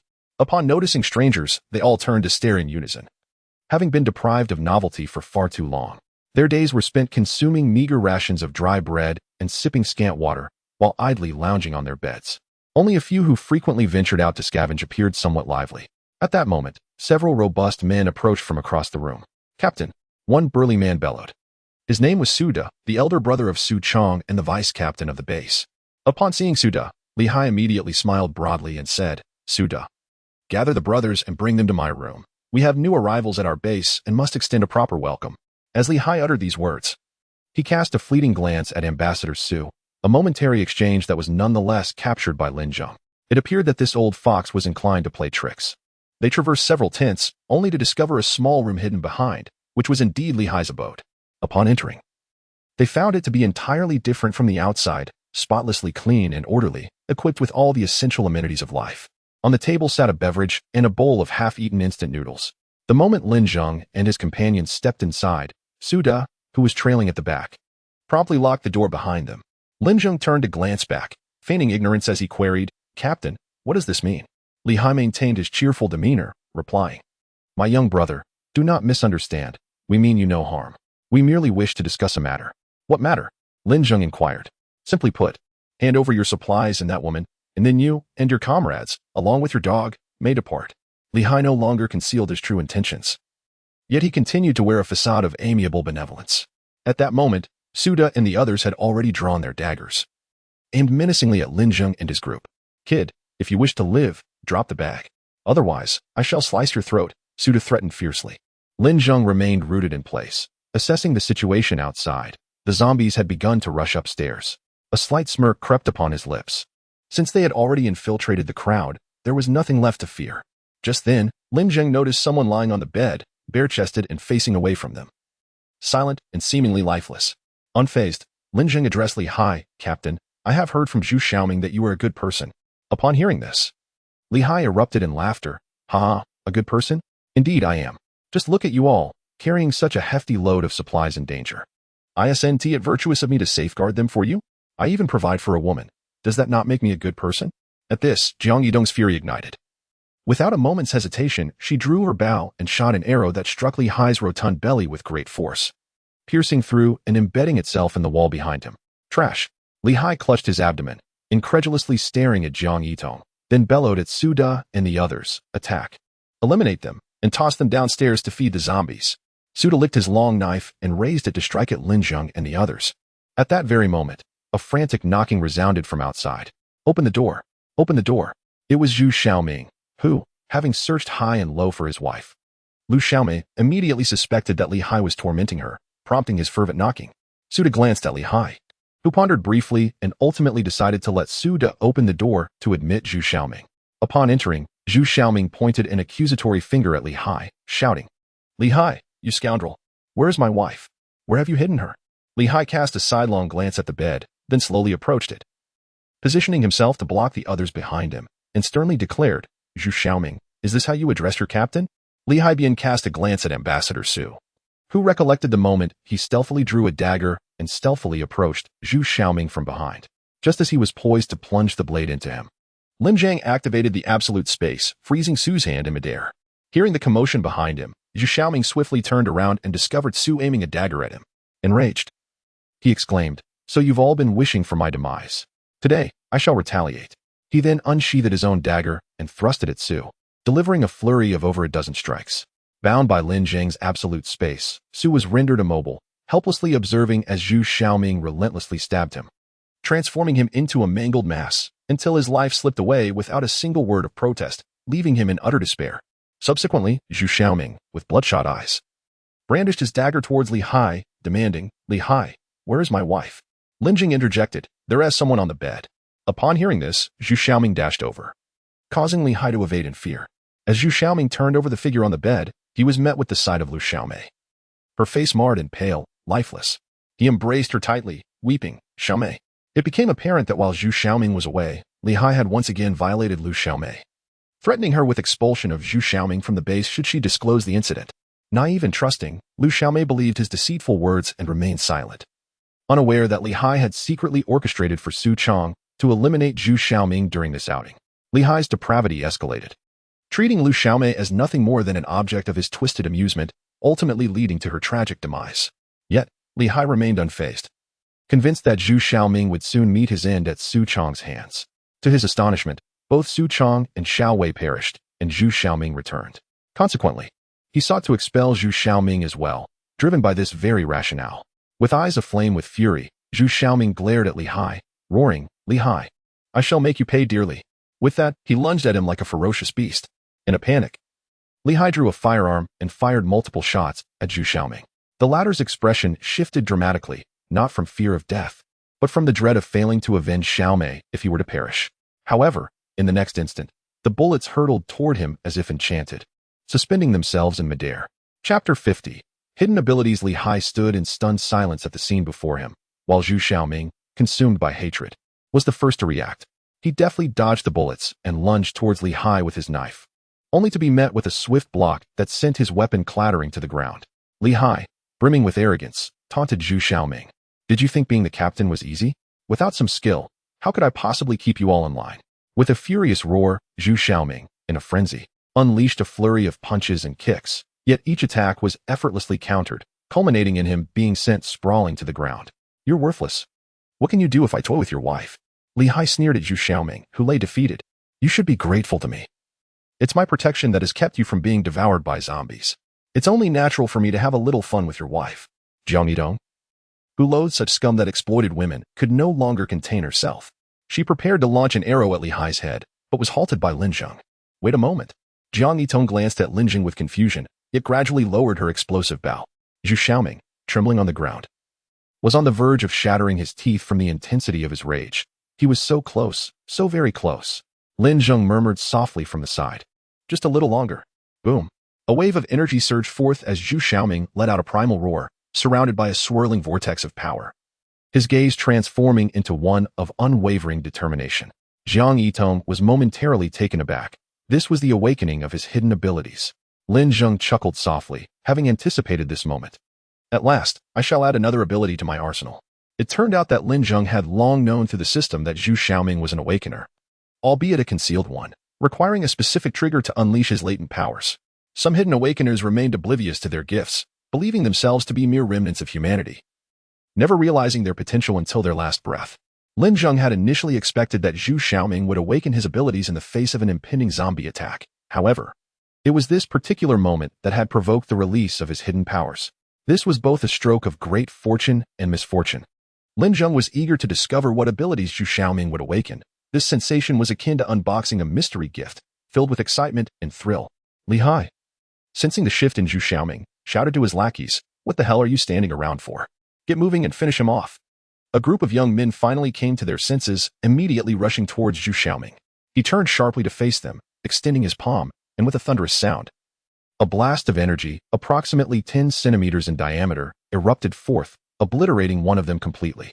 This extraordinary ability, a powerful explosive beam emanating from the user's palm, wielded immense force yet had a limited range.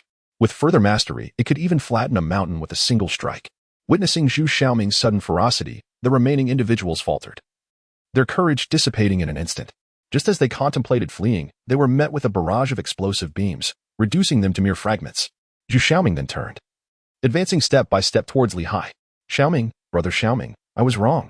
It's just a woman. There are plenty outside. Choose anyone you like. Rest assured. With just a word from me, they wouldn't dare to resist," Li Hai pleaded in fear. Lin Zheng couldn't help but marvel at how these villains could be so adaptable, immediately yielding when faced with defeat. Zhu Xiaoming offered no opportunity for dialogue, seizing Li Hai's face firmly and intoning, "Go meet the king of hell." In an instant, the close-range explosion vaporized Li Hai's head, leaving behind a body slick with oil that collapsed to the ground. After this grim act, Zhu Xiaoming gasped for breath, feeling the physical toll of his first use of such extraordinary powers, coupled with a profound sense of loss after avenging himself. After a moment, he came to his senses and promptly expressed his gratitude to Lin Zheng. "Young brother, you intervened to save me just now. Thank you." Zhu Xiaoming had witnessed Lin Zheng's terrifying abilities before, and he surmised that the bizarre occurrence was orchestrated by him. Lin Zheng nodded slightly. Turning to the bed where Lu Xiaomei lay, Zhu Xiaoming approached, wrapping her tightly in a blanket before lifting her into his arms. He then stood beside Lin Zheng, saying, "Young brother, had it not been for you today, I would have perished outside and been unable to avenge Xiaomei. Tell me, how can I repay you? I am willing to do anything for you, even sacrifice my life, for there is nothing in this world that I hold dear." "Are you truly willing to do anything for me?" Lin Zheng inquired. Zhu Xiaoming nodded earnestly, "Absolutely." Lin Zheng feigned deep contemplation, while Zhu Xiaoming awaited his request in silence. Lin Zheng said, adopting a tone of reluctance, "Let's start with this. Hold my hand." Zhu Xiaoming blinked, seemingly perplexed, and after a moment, replied, "Huh." Chapter 51. Dining successfully replicating the explosive ability, Lin Zheng released Zhu Xiaoming's hand and calmly advised him to find a hiding place, insisting that he must not emerge regardless of what transpired. This was all he could do. Zhu Xiaoming, perplexed, was about to inquire further when a voice called out from the other side of the door, "Captain, it's time for the meal." A disheveled man knocked twice before announcing, but the door, seemingly unlocked, creaked open. Upon entering, he was met with a gruesome sight of corpses and mangled flesh, his eyes widening in horror as if he had encountered a specter. In the next moment, realization dawned upon him, and he cried out, "Murder! Murder! They have slain the captain." He then dashed out in a frenzy, as if driven mad. Lin Zheng turned to Zhu Xiaoming and instructed, "You stay here with your wife and this child." With that, He led Jiang Yitong and the others out of the room. As they stepped outside, they were confronted by a throng of people, their faces contorted with resentment and hatred. Their anger was not solely due to the captain's demise, but rather because their food supplies had ceased. It was them. They, along with Zhu Xiaoming, killed the captain and Suda. I witnessed it with my own eyes. Their brutality was unfathomable.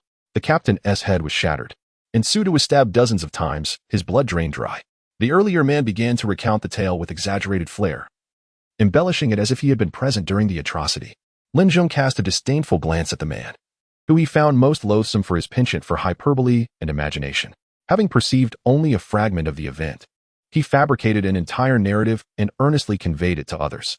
In Lin Zheng's eyes, the man had already become a mere shadow of a corpse. At that moment, a bespectacled middle-aged man stepped forward, addressing the agitated crowd. Brothers and sisters, these individuals, along with Zhu Xiaoming, have murdered the captain. Without him, we shall face starvation. What do you propose we do? Someone in the crowd shouted. I saw them with several bags of supplies. Hand over the supplies. Hand over the supplies. The bespectacled man approached Lin Zheng, casting a predatory glance in his direction, adjusting his glasses with a smirk as he said, Did you hear that? You have slain our captain. Surely, parting with a few bags of supplies is a trivial matter for you. Upon noticing Jiang Yitong standing beside Lin Zheng, the man's attention was instantly captivated by her pristine, fair visage. The women in this forsaken place, devoid of water to cleanse themselves, were mired in filth and odor. In stark contrast, Jiang Yitong, with her cleanliness and subtle fragrance, appeared almost ethereal. The bespectacled man gulped audibly and whispered to Lin Zheng, Your woman is quite remarkable. Upon hearing this, a surge of fury ignited within Lin Zheng as he shot a fierce glance at the bespectacled man. Great. Another corpse added to the count.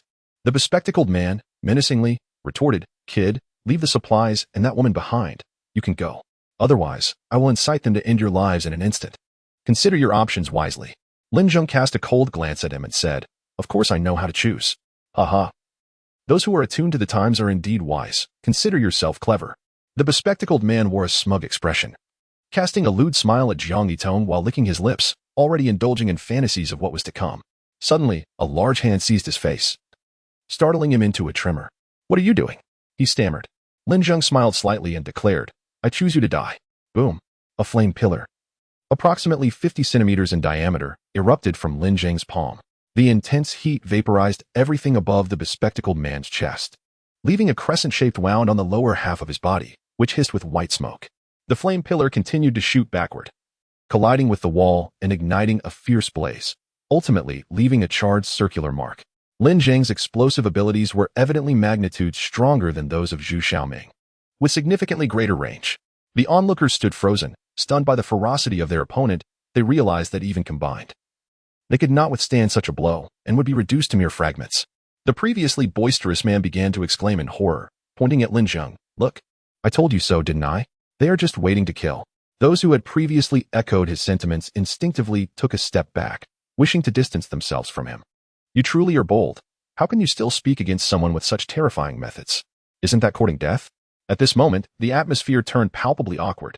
The man swallowed hard, finally recognizing his misstep. Just then, a thunderous crash echoed from the base's iron gate, as if some dreadful creature were about to burst through. With a resounding bang, the gate was violently flung open, and countless zombies surged forth, led by several first-tier undead. No wonder the commotion was so immense. Upon sighting the horde of zombies, the crowd erupted into chaos, akin to a flock of chickens spotting wolves, each person screaming and fleeing in all directions. The disheveled man glanced around in panic, hastily upturning a white plastic barrel and crawling inside. However, he was oblivious to the fact that among the zombies were zombie dogs. Lin Zheng observed one of these creatures as it sniffed the air, gradually approaching the white plastic barrel. In the next moment, the zombie dog forcefully toppled the barrel, and the man, crouching with his head tucked and trembling, was taken by surprise. Yet, the zombie dog did not lunge at him. Instead, it barked furiously, seemingly attempting to herd him towards a specific direction. Gradually, the man stood up and, under the guidance of the barking zombie dog, made his way outside to the lower level. The onlookers were left bewildered. Typically, zombies would bite on sight. Why were they not attacking this time? Had their taste changed? Under the relentless pursuit of the zombies, they dared not resist and were compelled to descend the stairs one by one. Lin Zheng and his companions blended into the crowd, gradually making their way down. As they walked, Lin Zheng nodded thoughtfully. He had been pondering how to utterly obliterate the embryo of the zombie king. Now, It seemed straightforward. A single explosive strike would suffice, ensuring it was incinerated completely, leaving no trace behind. Truly, fortune had smiled upon him. The zombies encircling the parasol tree slowly parted to create a pathway. Those behind Lin Zheng urged the people from within the building towards the embryo of the zombie king. At that moment, all the zombies raised a collective roar, a chilling cacophony that caused everyone to huddle together, trembling in fear. It was then that Lin Zheng beheld the embryo, resembling a moldy jelly, riddled with black veins that pulsated ominously. He could even faintly hear a rhythmic sound of breathing. As the mass quivered in sync with its breath, suddenly the zombies closed in, encircling over 100 living souls tightly, while the larger zombies maintained a watchful perimeter, monitoring the unfolding situation. As the zombies pressed ever closer, the crowd instinctively drew nearer to the embryo, their proximity increasing. Suddenly, one individual caught sight of it and, horrified, exclaimed, "What is that? So disgusting, so terrifying." No sooner had he spoken than the embryo leapt violently towards his head. He attempted to flee, but it was too late. The embryo enveloped him entirely. As he reached up in a futile effort to remove the grotesque mass, his hand was instantly consumed as well. His cries of anguish echoed briefly before fading into silence. Presumably, he had perished. Strangely, his body remained upright, standing rigidly, while those nearby watched in terror, hearing the faint sounds of flesh being devoured. Amidst the crowd, others began to scream in terror. Gradually, the embryo continued its descent, consuming as it moved, first devouring the head, then the chest, and finally the abdomen. Before long, a pair of legs supported the mass of the embryo. Suddenly, it accelerated, and in less than 3 seconds, it engulfed the legs entirely. Perhaps due to their bony nature, devoid of flesh and blood, the consumption was swift. In this manner, a living person was devoured within a minute. Finally, the mass convulsed violently, as if something was being expelled from its body, revealing the clothing, pants, and shoes of the unfortunate soul it had consumed. This wretched creature exhibited a certain decorum, shedding the skin of its meal. Witnessing this horror, the remaining individuals fled in panic, yet they found themselves surrounded by zombies outside. The zombies, sensing their desperate attempt to escape, bared their teeth and claws, growling menacingly as they advanced, forcing them closer to that dreadful embryonic mass. Caught in a dilemma, they could only slump to the ground, bursting into tears. Some more expressions of despair and terror awaiting their fate. Soon, the second individual was chosen. Drawing from the previous experience, this time the embryo consumed its meal with remarkable speed, finishing within 30 seconds. Upon completion, it emitted a noticeably larger signal, its hue deepening. As before, it expelled the person's clothing and shoes, along with several stone-like objects, gallstones, it turned out. Evidently, the individual had health issues. After consuming this unfortunate soul, the embryo appeared distinctly displeased, evidently having ingested subpar flesh. It hesitated for a moment before resuming its selection process. This time, it did not choose haphazardly but instead observed carefully, aiming to select the healthiest and most vibrant body for its next meal. It soon fixated on Lin Zheng, whose flesh was evidently the finest among the group.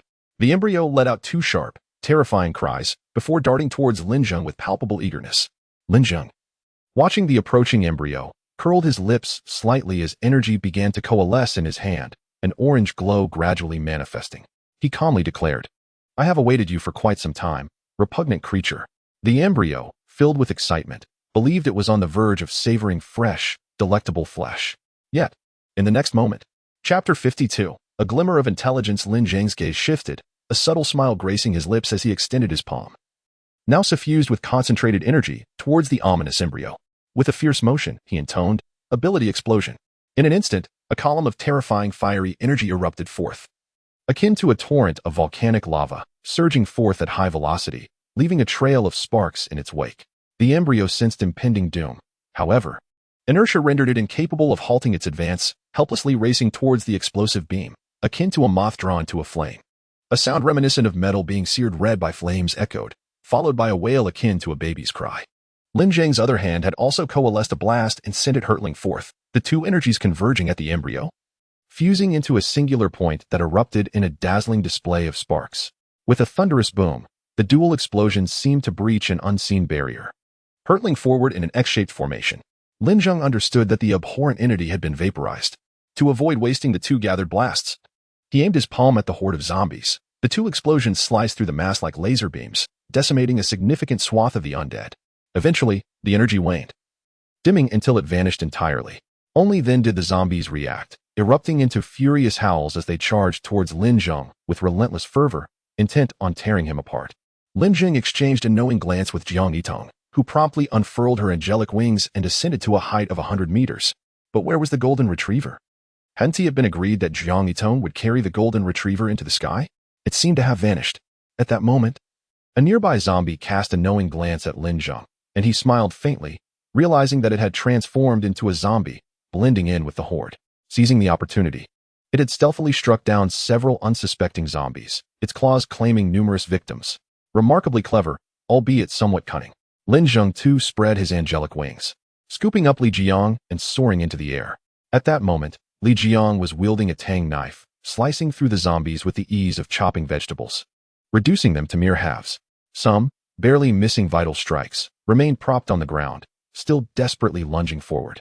Meanwhile, Jiang Yitong was unleashing a barrage of arrows from her explosive bow, the air filled with the sound of detonations as waves of zombies were continually obliterated. Lin Zheng produced an explosive bow of his own and tossed it to Li Jiang. "Shoot."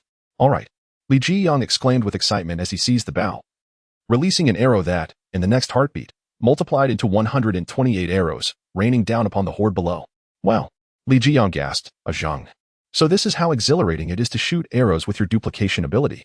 Stay focused and shoot," Lin Zheng commanded. "Today, I shall show you the speed of my single life for 18 years, what it means to fire 10,000 shots in a minute." Having spoken, Li Jiang relentlessly drew his bow and released a relentless barrage of arrows, each volley raining down upon the unsuspecting victims below. In an instant, the living were engulfed by the ravenous horde of zombies. With the annihilation of the zombie king's embryonic form, the undead lost all regard for the lives of these individuals, who once again became mere sustenance, torn apart in a frenzy. Meanwhile, the disheveled man, previously a figure of chaos, was now ensnared by 5 zombies, each grasping a limb and his head, violently pulling him in opposite directions. Where once there were tales of dismemberment by 5 horses, now stood the grim reality of dismemberment by 5 zombies. With a gruesome tearing sound, his body was immediately rent asunder, swiftly devoured to the last morsel. Below, desperate souls called out for help to Lin Zheng and his companions hovering above. "Save us! Save us!" In such a dire circumstance, the prospect of rescue seemed almost impossible, especially with a dozen second-tier giant zombies lurking beneath. To descend now would likely seal their own fate.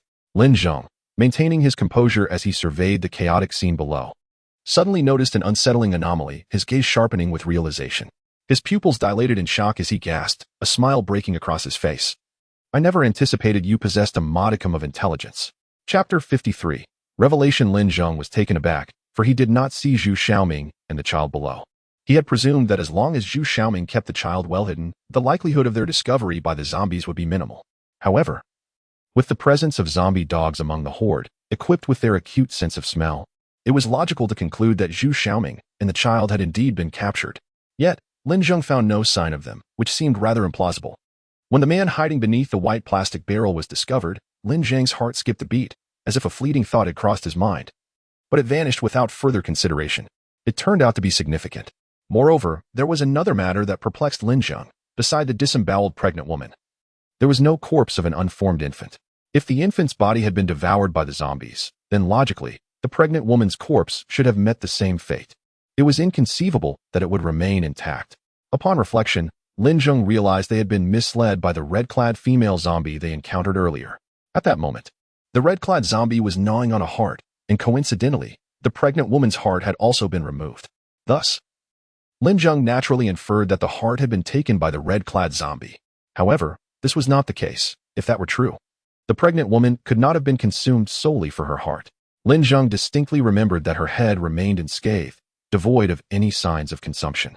The brain is the most coveted part for zombies, and it was improbable that the red-clad zombie would spare it. The only plausible explanation was that the heart of the pregnant woman was not taken by the red-clad zombie at all.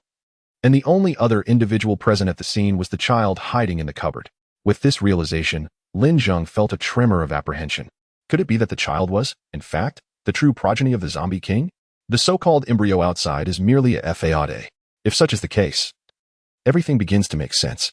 The juvenile zombie king initially resided within an embryo, requiring living humans as a medium for its cultivation. Upon maturation, it would emerge from within, breaking free from its own confines. The newly birthed juvenile zombie king, still rather frail, devoured the heart of the pregnant woman to replenish its vitality. However, just as it was consuming its meal, Lin Zheng and his companions arrived, prompting it to hastily conceal itself within a nearby cabinet. Nevertheless, it was discovered by Lin Zheng and the others. Thus, at the moment the cabinet was opened, they beheld it in its nakedness, having just emerged from the embryo. Its inaudible coos were due to the remnants of the heart it had yet to swallow, rendering it unable to open its mouth. Presently, he and Zhu Xiaoming remained hidden in that room, eluding the search of the zombie dogs, which dared not approach. The air was permeated with the scent of the juvenile zombie king, instilling an innate dread within them. This was why Zhu Xiaoming and the child did not appear among the living sacrifices below. Lin Zheng recalled that when he had obliterated the embryo with explosives, it emitted a sound akin to water evaporating instantaneously. He surmised that this was the essence of the living blood it had previously consumed. And the purpose of this embryo was to consolidate the flesh and blood of 100 living humans into a singular essence, intended for the juvenile zombie king to facilitate its rapid growth. With this realization, everything fell into place.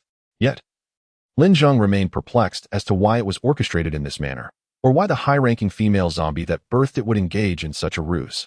Had she foreseen that humans would return to annihilate the juvenile zombie king's embryo? At that moment, Lin Zheng began to perceive that these high-ranking zombies were not only formidable in power, but also possessed an unsettling intelligence, suggesting that they would become increasingly challenging to confront as time progressed. As Lin Zheng pondered, a sudden cacophony erupted from the distance in the sky. He turned to witness several tanks advancing towards them, accompanied by a helicopter whose rapidly spinning rotor blades produced a thunderous sound, as if attempting to tear the very fabric of space. Instinctively, Lin Zheng sensed that this group bore ill intentions. He shouted to Jiang Yitong, urging her to fly into the building. Jiang Yitong nodded and soared into the structure. Almost immediately, the tanks unleashed a relentless barrage upon the horde of zombies. While individuals aboard the helicopter fired rocket launchers and rapid-fire machine guns with remarkable precision, demonstrating an expertise that surpassed that of ordinary individuals, indicating they were likely trained professionals. Witnessing this scene, Lin Zheng realized that indeed, someone had come to exterminate the juvenile zombie king, just as they returned to the vicinity of their previous base. A voice called out from behind, "Little brother." Lin Zheng abruptly turned around, only to find Zhu Xiaoming and a child who appeared to be the juvenile form of a zombie king. Lin Zheng was somewhat taken aback. It had not devoured Zhu Xiaoming, perhaps due to a lack of opportunity or the realization that Zhu Xiaoming was an awakened one, presenting a challenge. Despite being a zombie king, it was still newly born. At that moment, Lin Zheng gazed at Zhu Xiaoming in silence, creating an odd atmosphere. "Little brother, what is wrong with you?" Zhu Xiaoming inquired curiously. Suddenly, Lin Zheng unleashed a punch towards Zhu Xiaoming, and a massive black fist shadow materialized, accompanied by the sound of air being torn apart as it hurtled toward Zhu Xiaoming. His expression changed dramatically. "Little brother, you." He barely had time to evade before being sent flying by Lin Zheng's punch. Once he regained his footing, he realized he was unscathed. Clearly, Lin Zheng had held back. "What are you doing, little brother?" Zhu Xiaoming asked, now steady on his feet, but Lin Zheng offered no response and instead advanced toward the child, his eyes fixed on him as if he were a formidable foe. The child, witnessing Lin Zheng's imposing approach, immediately became flustered, glancing back at Zhu Xiaoming with a face full of terror, as if seeking his help. "Don't be afraid. Don't be afraid. Big brother is a good person. He won't harm you," Zhu Xiaoming assured the child, extending his hand in a comforting gesture. Yet, as soon as he uttered those words, he was swiftly contradicted. Lin Zheng reached out, seizing the juvenile zombie king's neck. "Zombie king, stop pretending. You have already been exposed." Suddenly, Lin Zheng's nostrils flared as he detected a faint, unpleasant odor emanating from the creature, solidifying his suspicion that this was indeed the juvenile form of the zombie king. The zombie king continued to feign innocence, sobbing and patting Lin Zheng's arm in desperation. Not far away, Zhu Xiaoming called out, "Little brother, what are you doing?" "What zombie king? He is just a child." "Isn't this too harsh?" Lin Zheng remained unresponsive to Zhu Xiaoming, turning his gaze back to the zombie king and stating in a low voice, "Still pretending, are we? I could easily crush you and see how you continue this charade." Just as Lin Zheng exerted force with his fingers, a peculiar laughter erupted from the child before him. A chilling hee-hee. Hearing this laughter, Zhu Xiaoming's heart raced with alarm. What? In the next moment, Lin Zheng abruptly sensed a shift in the texture beneath his grip. Chapter 54. Lower than a dog, the creature became exceedingly slippery, akin to grasping a mudfish, as the juvenile zombie king exuded a multitude of viscous secretions. Lin Zheng found himself devoid of any purchase, and the juvenile zombie king slipped from his grasp. Witnessing this spectacle, Zhu Xiaoming gaped in astonishment, as if his worldview had been utterly shattered. A child so innocent and endearing was, in truth, a zombie, and worse still, a zombie king. "Are you no longer pretending?" Lin Zheng addressed the juvenile zombie king. Despicable, abhorrent humans, obstructing my growth. I shall savor your flesh bite by bite, it retorted. This marked the first occasion Lin Zheng and his companions had heard a zombie articulate words. Previously, they had only encountered their beastly growls. Now, hearing them speak human language was nothing short of astonishing. Its voice was coarse, reminiscent of an antiquated gramophone, laden with a heavy bubble-like tone, akin to that of an elderly man, echoing hauntingly in the air. How could this be? Zhu Xiaoming clutched his head, his expression steeped in despair, seemingly unwilling to confront this grim reality. Lin Zheng, however, offered, your kindness is the radiance of your humanity, yet it is also your fatal flaw. The radiance of humanity. A fatal flaw. Zhu Xiaoming repeated Lin Zheng's words, as if lost in contemplation. In the next moment, the juvenile zombie king emitted a sinister chuckle, and abruptly, a fissure opened atop its head, extending as the skin of its human guise began to peel away. Its true form gradually emerged before the onlookers, resembling an ordinary zombie, albeit slightly smaller in stature. Yet in the following instant, it contorted in agony, as if preparing to transform. Seeing this, Lin Zheng unleashed a powerful punch. A colossal black fist hurtling towards it with tremendous force. Boom. The juvenile zombie king was violently propelled backwards, crashing into the wall and creating a substantial breach. It staggered to its feet, spewing forth a torrent of black blood, gazing at Lin Zheng with eyes full of resentment. Cunning human, devoid of martial ethics. Lin Zheng retorted, are you planning to strike me after your transformation? Am I a fool? It seemed at a loss for words, yet the next moment, a resounding crack echoed as its head instantaneously split into three, while its arms multiplied to 6.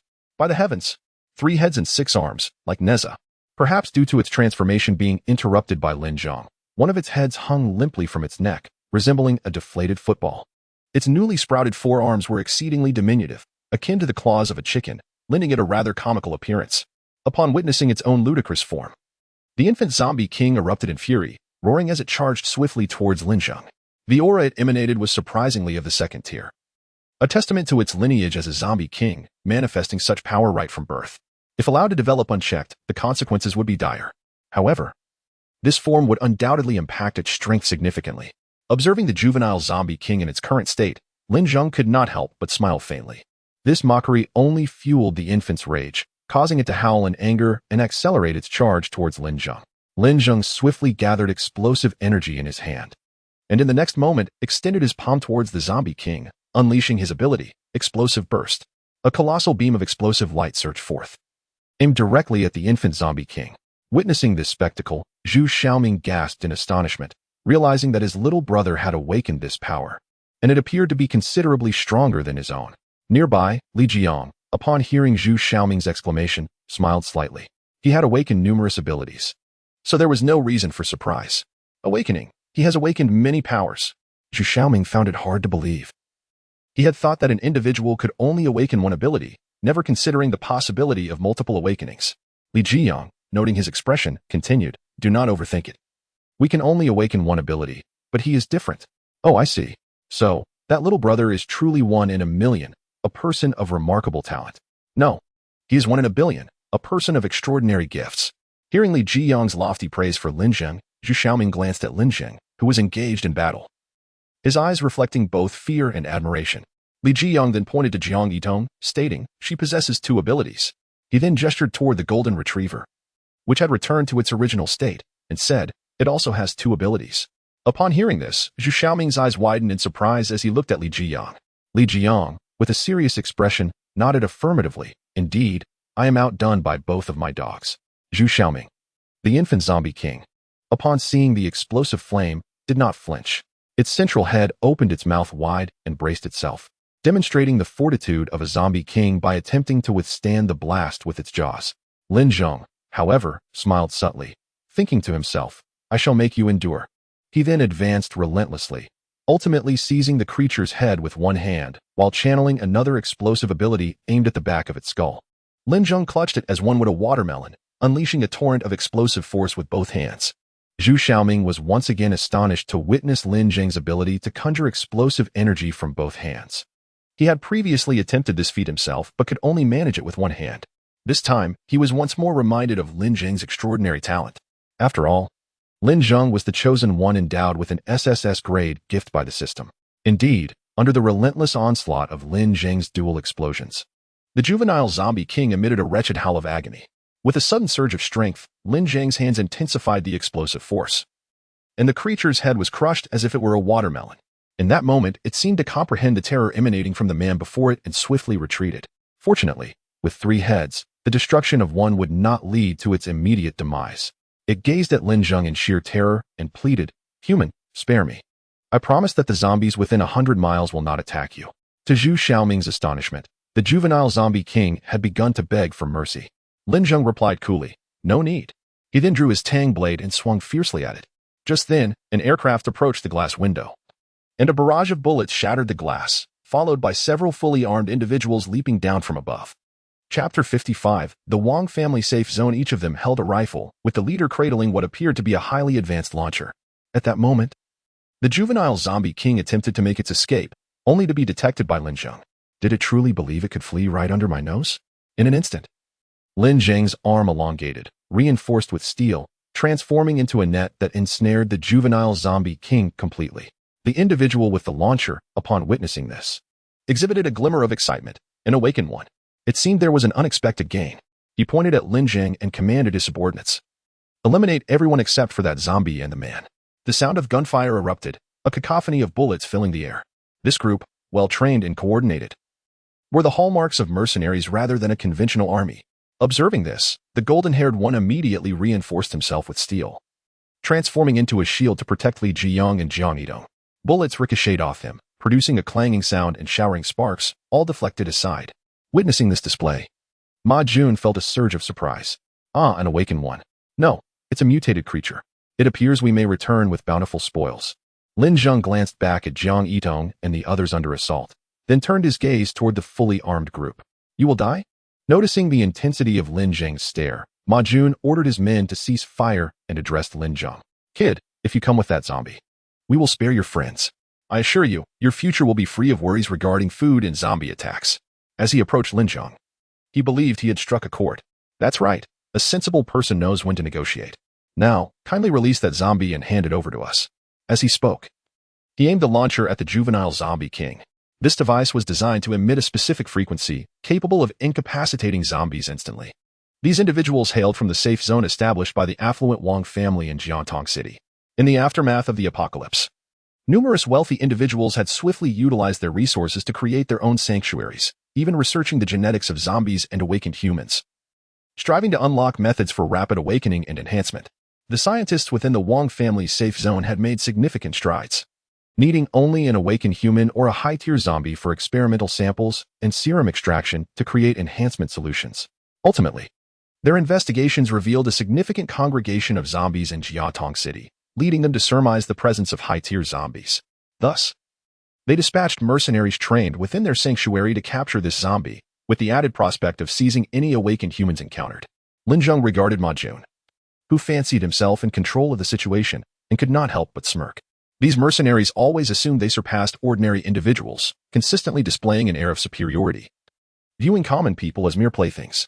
This time, he was destined for disappointment, for he encountered an impenetrable barrier. Lin Zheng abruptly tightened the barbed wire, its intricate strands slicing through the body of the zombie king's larva like countless sharp blades, revealing a small blue crystal core, likely still in a state of incomplete development. At that moment, the severed flesh began to writhe, slowly converging towards the blue crystal core, signaling a potential reconstitution and rebirth of the corporeal form. However, Lin Zheng would not grant it such an opportunity. He swiftly transformed his hand into a massive grasp, seizing the blue crystal core and retracting it forcefully. The remnants of flesh suspended in the air instantly lost their momentum, collapsing into a heap. "Damn it!" The sight before Ma Jun caused his expression to shift dramatically.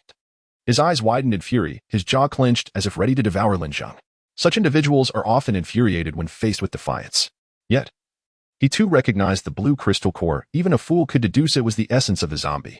Unable to capture a high-level living zombie, bringing back that crystal core would suffice for his report. "Kid, hand over that crystal core," he barked, aiming his launcher at Lin Zheng. Sparks crackled from the launcher's tip. It was not merely a specific frequency emitter, but a high-intensity electric gun capable of unleashing currents of tens of thousands of volts, sufficient to render even an elephant unconscious in an instant. Hence, Ma Jun felt emboldened, knowing his opponent was an awakened being. Lin Zheng promptly stowed the crystal core in his system space and turned to Ma Jun. "Who the hell are you to demand it?" Upon hearing this, Ma Jun exploded in rage, grinding his teeth as he retorted, "You're asking for death, aren't you? I'll oblige." With that, he pressed the launcher S electric button, unleashing a bolt of over 10,000 volts that streaked towards Lin Zheng like a thunderclap, accompanied by a terrifying crackle and a dazzling purple glow. Absolute space, activate.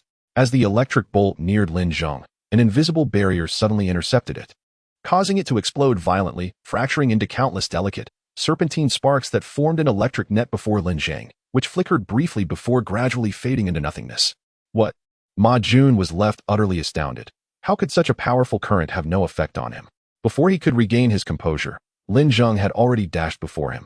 In a flash, a blade glimmered, and the launcher in Ma Jun's hands was neatly severed in two. Staring blankly at the man before him, Ma Jun swallowed hard, his eyes brimming with terror. "Who sent you? What is your purpose?" Lin Zheng demanded sharply. Ma Jun smirked coldly, "We are mercenaries." "You think we're here on a whim?" His bravado faltered abruptly as he let out a pained scream, glancing down to see a knife embedded in his thigh, blood streaming down his pant leg. Lin Zheng twisted the knife's handle, eliciting another cry of agony from Ma Jun. "Now, you can speak," Lin Zheng declared. Ma Jun's complexion turned ashen, beads of sweat cascading down his forehead. He hurriedly confessed, "I will tell you everything. We are mercenaries dispatched from the Wang family's safe zone. Our mission this time is to capture a high-level zombie or an awakened human. The purpose? It is said that the scientists of the Wang family have devised a method to rapidly awaken supernatural abilities. But they require a high-level zombie or an awakened human for experimentation. Once the experiment is completed, the zombie's blood or the blood of the awakened human will be used to create a serum, which, when injected into a human body, can stimulate the rapid awakening of supernatural abilities." Lin Zheng pondered for a moment. The reason this method could hasten the awakening of abilities was essentially due to the absorption of another form of highly concentrated mist, akin to the crystal cores of zombies, which are merely concentrated crystallizations of mist. Presently, although technology has not made any substantial contributions, it has indeed taken a certain shortcut, posing a considerable threat. "Ah, it hurts. It hurts. I've told you everything. Can you let me go now?" Ma Jun pleaded in a low, submissive tone. Lin Zheng glanced at him and smiled faintly. "You were the one who intended to kill me. How could I possibly let you go? Are you jesting with me?" Ma Jun. With a swift flash of the blade, droplets of blood scattered, and Ma Jun's severed head rolled across the ground. Chapter 56. Expansion of scope. Upon witnessing the demise of the cavalry, the remaining individuals hastily raised their firearms and unleashed a barrage towards Lin Zheng. Yet, the bullets hovered around him, unable to advance even a fraction. All were taken aback, gazing at this illogical scene, momentarily forgetting to fire. With a mere thought, Lin Zheng commanded the bullets to erupt forth, unleashing a torrential downpour of shrapnel upon the mercenaries. In a cacophony of sound, countless fragments embedded themselves into their bodies, ricocheting off their weapons and igniting showers of sparks. They trembled, then froze, and within the next moment, fell in unison to the ground, not even uttering a cry of despair before death, as the projectiles pierced their throats. Those aboard the hovering aircraft, perceiving the anomaly below, swiftly redirected the heavy machine guns mounted on the plane, unleashing a frenzied assault on the building. With a staggering rate of 3,000 rounds per minute, the bullets streamed forth like fiery lines, transforming the interior into a battlefield shrouded in smoke and debris. Yet, such an intense barrage could not penetrate Lin Zheng's absolute space, especially as he was fortified by steel-like protection. This level of attack was utterly inconsequential to him. Thus, he strode forward, unperturbed, towards the aircraft suspended beside the building. The operator of the heavy machine gun, witnessing this unprecedented scene, was momentarily dumbfounded, believing he had encountered a ghost. He bellowed, "Come on, just watch me turn you into a sieve." As he shouted, he aimed the gun directly at Lin Zheng and unleashed a torrent of fire. Countless casings ejected from the side of the machine gun, accumulating on the aircraft. He kicked a pile of them over and continued his relentless assault. However, as the bullets approached Lin Zheng, they inexplicably lost all kinetic energy, plummeting straight to the ground. Thus, as he advanced, a carpet of spent shells littered the earth. No way, this is impossible. The gunner, witnessing such fierce firepower fail to harm his target in the slightest, began to feel a pang of fear. He is not human. He was so terrified that he forgot to continue firing, repeatedly exclaiming in astonishment. In a swift motion, a crescent-shaped blade of light sliced through the air, cleaving the heavy machine gun in two. "You seem to be enjoying yourself," Lin Zheng remarked coldly. The gunner's hair stood on end, panic gripping him as his complexion turned ashen. He urgently shouted to the pilot, "Hurry, get us out of here. Quick." The pilot, preoccupied with adjusting the aircraft, remained oblivious to the chaos outside, casually gesturing an OK sign to the gunner. Received. Over. At this moment, the heavy machine gunner found himself engulfed in a torrent of frustration and despair. Don't overdo it, brother, hurry up, he urged, as a colossal blade approached his neck menacingly. The instant he turned his head, a sudden wave of numbness washed over him, a searing pain ignited in his abdomen, chilling him to the bone. In the next heartbeat, he felt his upper body plummeting. Thud, it fell to the ground, and he caught sight of his own legs. Ultimately, he succumbed to fear, his face contorted in terror, as a spurt of blood splattered onto the driver. Turning to witness the gruesome sight of the machine gunner severed in two, the driver's expression shifted dramatically. He then glimpsed the cold, mocking smile of Lin Zheng, sending a shiver down his spine. Without hesitation, he yanked the throttle, propelling the aircraft upward, grateful for his escape. He knew he would never forget those chilling eyes, so frigid and terrifying that a mere glance could draw one into the abyss. He promptly relayed a message to the Wang family's headquarters. This is the Wild Wolf Squad. We are under attack by an extraordinarily formidable adversary. Multiple team members have perished, and our mission has failed. Requesting immediate extraction. The urgency in his voice echoed. Return at once. Return at once. Meanwhile, the tank battalion below was already in retreat. The driver, observing the buildings beneath, muttered in frustration, "Damn it, that scared the life out of me. You deserve a shell."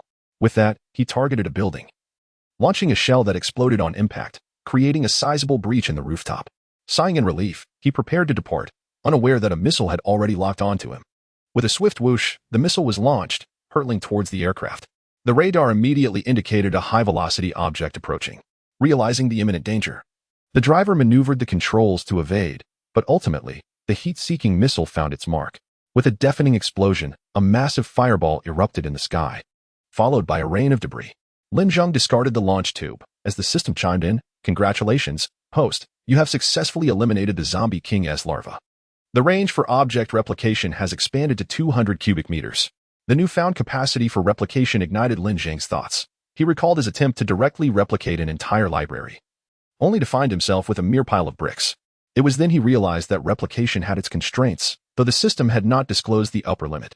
Now, clarity emerged. 200 cubic meters, a somewhat abstract measurement, yet it could be visualized as a space approximately 10 meters long, 7 meters wide, and 7 meters high, akin to a 74 square meter residence. He also reminisced about successfully replicating that phoenix tree, indicating that the range pertained not to the object's extension but rather to the space it occupied. It seems that in the future, one must engage more in systematic prompts, continually enhancing the scope of replication. Suddenly, a bold idea sprang forth in Lin Zheng's mind. Could he directly replicate a new blue planet and become its sovereign? He chuckled at the fanciful notion, realizing it was a flight of fancy. For now, he simply wished to indulge in a refreshing bath, savor a hearty meal, and enjoy a restful slumber. This journey had indeed demanded considerable effort, yet it bore significant rewards, expanding the replication range, acquiring a crystal core from a zombie king's larva, and discovering a place known as the Wang family safe zone, which was researching methods for swift awakening. But those thoughts could wait. It was time to return home. He called out to Jiang Yitong and Li Zheng, the golden retriever. "Let us go home. Woohoo. Time to relax with a bath, a meal, and a good night's sleep." "How delightful," Li Zheng exclaimed. Just then, Zhu Xiaoming approached and said, "Young brother, I owe you my gratitude. Had it not been for you, I might have already fallen prey to that zombie king. I cannot express my thanks adequately. Should you ever need assistance in the future, Zhu Xiaoming will be at your service. Until we meet again." He then stepped into the room, cradling Lu Xiaomei's lifeless body, gradually vanishing from Lin Zheng and the other's sight. At that moment, Li Zheng stepped forward and remarked, "Ah Zheng, he is quite a decent fellow." Lin Zheng understood the implication. Li Zheng likely wished for Zhu Xiaoming to stay. Lin Zheng replied, "Everyone has their own path to tread. He evidently has not yet completed his journey." Li Zheng nodded thoughtfully, and Lin Zheng playfully patted Li Zheng's head, saying, "Let us go home. How about roasted whole lamb for dinner?" "Wonderful," Li Zheng exclaimed joyfully. "What woof." The golden retriever barked in agreement. Little Bowsy, arms crossed and maintaining her aloof demeanor, continued to exude an air of cool elegance. Chapter 57. Breaking through the second stage, Li Zheng emerged from the swimming pool, expelling a mouthful of water with an air of nonchalance. In this chaotic world of desolation, the ability to swim in such an expansive pool felt almost surreal. Lin Zheng reclined at the edge of the pool, a cocktail resting beside him, indulging in the moment. Jiang Yitong stood expressionless by the poolside, arms crossed and a burst bow slung across her back. "Yitong, come in for a swim. It's simply delightful." Li Zheng called out to Jiang Yitong on the shore. In hushed tone, she replied, "It's boring," before turning away, her cheeks slightly flushed. It wasn't that she was unwilling to join, she harbored an unspoken concern regarding the large birthmark on her backside, which extended down her thigh. Surely, she feared being seen in the water, as it was impractical to swim in her clothes. Noticing Jiang Yidong's reluctance, Li Jiyang resumed swimming, but soon found his swimming trunks rather constricting. With Jiang Yidong not joining him and the absence of onlookers, he decided to shed his trunks and revel in the freedom of the water.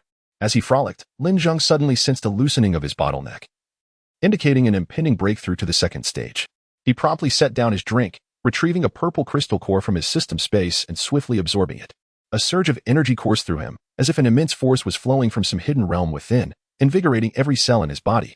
Each cell became tremendously active, fervently absorbing the potent energy to enhance itself. With a sudden jolt, Lin Zheng's muscles quivered, and in the next moment, their strength multiplied, taking on a more defined and sculpted appearance, achieving an almost perfect golden ratio. A wave of energy erupted, creating a massive splash that sent water surging from the pool. Li Jiyang, caught off guard by the turbulence, clutched himself in a panic, fearing exposure, though he was fortunate that his lower half remained submerged. Congratulations, host, on breaking through to the second stage and simultaneously awakening wind-based abilities. Mastery of this power could enable you to conjure colossal waves in the ocean or raise clouds of sand in the desert, rivaling the force of a Category 15 superstorm. To awaken such abilities alongside a breakthrough, what a fortuitous turn of events. Indeed, host possesses an SSS-level talent. It is merely customary to awaken a power during such a transition, came the reassuring response. Lin Zheng nodded, eager to test his newfound wind abilities. Rise, he commanded, gesturing toward the pool, and immediately, a whirlwind began to form, spiraling faster and drawing water into its vortex. Realizing it lacked potency, he forcefully waved his hand again, amplifying the whirlwind's strength manifold. In mere seconds, the entire pool's water was siphoned into the air. Li Jiyang, clinging desperately to the edge, found himself suspended in midair, utterly exposed. Zheng, have you awakened yet another ability? Do keep an eye out. There are others in the water. Li Jiyang shouted loudly at Lin Zheng. At that moment, Jiang Yitong also noticed the commotion and turned to Lin Zheng, her face filled with envy. Lin Zheng, brother, you have awakened yet another extraordinary ability. At this rate, you might forget what powers you have awakened altogether. Lin Zheng was taken aback. Her words seemed quite reasonable. With so many abilities, he should integrate and utilize them effectively. Otherwise, it would indeed be a waste if he forgot what powers he possessed. The next moment, Jiang Yidong's gaze shifted, and she caught sight of the naked Li Jiyang nearby, causing her to turn around in shock. Lin Zheng, puzzled, asked what was wrong. He then heard Li Jiyang shouting from a distance and immediately retracted his ability.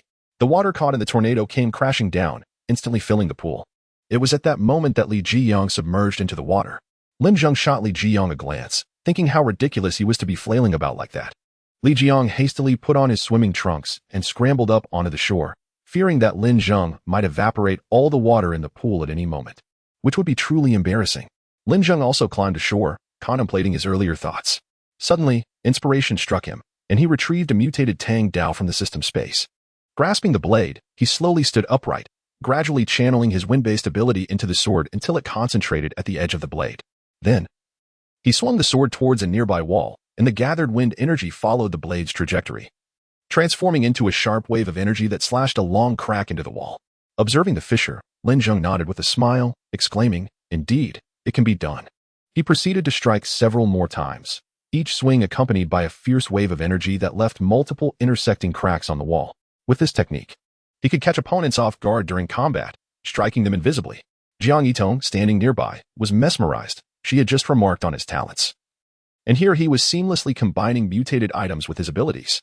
How astonishing was his talent and comprehension! Simultaneously, Lin Zheng felt that his agility and reaction speed had ascended several levels, enabling him to alter his movements in under a second, unaffected by inertia. He glanced at Jiang Yitong, contemplating whether to test this on her.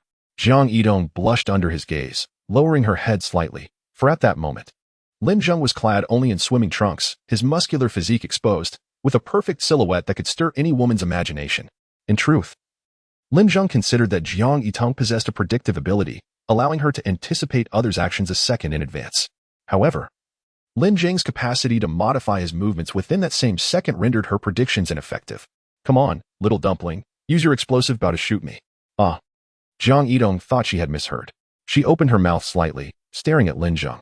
"You'll need to use your prediction." "It's fine. I have reinforced steel protection. You won't hurt me," Lin Zheng chuckled. Only then did Jiang Yitong reach behind her to retrieve the explosive bow. "Be careful, Lin Zheng," she called out. "Here I come." In the next moment, Jiang Yitong's gaze transformed, becoming fiercely resolute. As she drew back her bowstring, she seemed to metamorphose into a seasoned general, hardened by the trials of countless battles. She aimed her arrow at Lin Zheng, who deliberately darted left and right, attempting to mislead her into anticipating his next move. With a slight blink and a subtle smile, Jiang Yitong declared, "To the right." She abruptly released her grip, and the arrow soared forth. However, in the following instant, her eyes widened in disbelief. Lin Zheng had not followed her prediction to the right, but rather veered to the left. The bow erupted in a thunderous explosion to her right. Hastily, she knocked another arrow, refocusing on Lin Zheng, who remained stationary. Suddenly, his muscles tensed, clearly indicating a shift to the left. Jiang Yitong, having foreseen his next maneuver, smirked. "Brother Lin Zheng, I have anticipated your ploy. You still wish to remain in place to deceive me. Your next move is to the left." With that, she loosed an arrow aimed at his left side.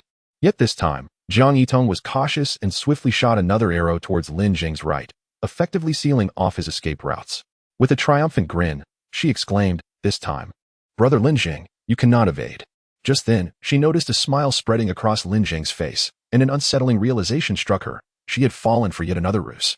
Chapter 58. The Rattlesnake Squad. Lin Zheng initially intended to move left, but having significantly enhanced his bodily control, he forcefully restrained his movement, remaining steadfast in his position, minimally influenced by inertia.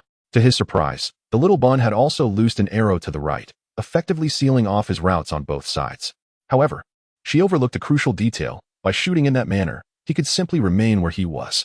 Boom, boom. The sounds of explosions erupted on Lin Zheng's left and right. As Jiang Yitong slowly lowered her explosive bow, her expression tinged with frustration. How could her prediction have failed? In the next moment, she snapped the tip off a regular arrow and shouted towards Li Jiang in the distance. "Li Jiang, I'm here, Yitongjia," Li Jiang exclaimed, elated to hear Jiang Yitong call his name for the first time. His face lit up with joy as he turned to look at her.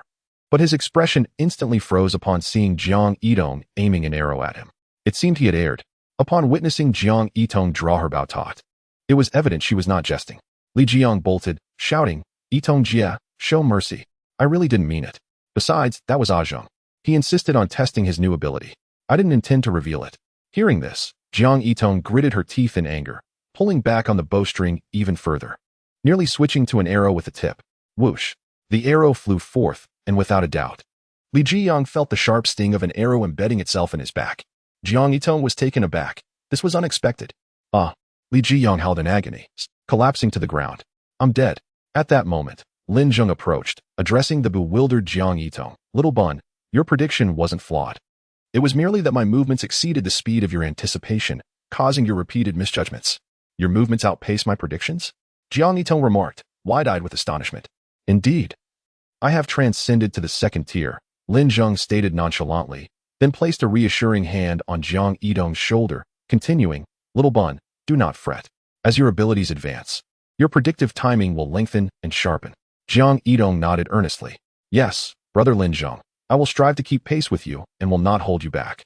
Subsequently, Lin Zheng and Jiang Yitong approached the prostrate Li Jiang. "You haven't truly shot him dead, have you?" Lin Zheng inquired in a half-joking manner. "Brother Lin Zheng, I used an arrow without a tip," Jiang Yitong replied. "Oh," Lin Zheng suddenly exclaimed, "time for dinner." "Coming." Li Jiang sprang up from the ground in a rush. Within the Wang family's safe zone, in a conference room, the family head slammed his palm on the table in fury, exclaiming, "Who dares to assault my family's mercenaries? Investigate this immediately. We must uncover the culprit. Could it be someone from the quarantine zone?" Wang Trancheng furrowed his brow, pondering. "Impossible, to my knowledge. No one from the quarantine zone has been dispatched this time. Could it be individuals from another family's established safe zone? In the vicinity of Jiantong City, on Yuan City, and Tianyang City, aside from the official quarantine zones, the only safe havens are the Wang, Ma, and Lu families. As the apocalypse has only recently commenced, each family is discreetly exploring ways to awaken their powers swiftly, concealing their true intentions for the time being. And it is likely that they will not hastily turn against us," Wang Tiancheng reasoned. "Now is a time of monumental upheaval in the world order. Traditional mindsets and strategies no longer suffice. The prominent families are acutely aware of this reality, hence their rapid responses to reorganize their structures to adapt to the evolving circumstances. Money is no longer the ultimate authority. Control over resources and supernatural abilities has become paramount for wielding influence.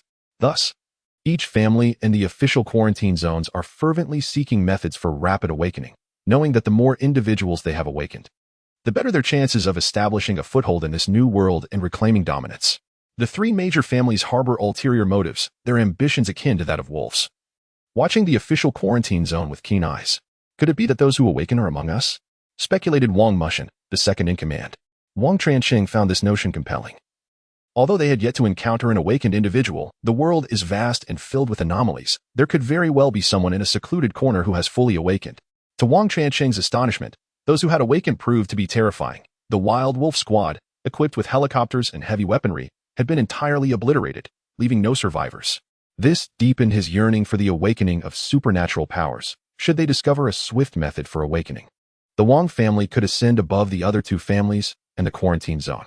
Wang Tianqing's gaze darkened as he commanded, "Send someone to Jiantong City. We must find this awakened individual before the others do." According to the information relayed before Ma Jun's demise, the Zombie King's juvenile form has perished. We cannot afford to miss this opportunity after our extensive efforts. Indeed, Master, we sacrificed 100 lives as bait to summon the Zombie King's juvenile form. But ultimately we failed. This time, we shall succeed. It was revealed that the location of the base within that building had been deliberately disclosed to the zombies by the Wang family.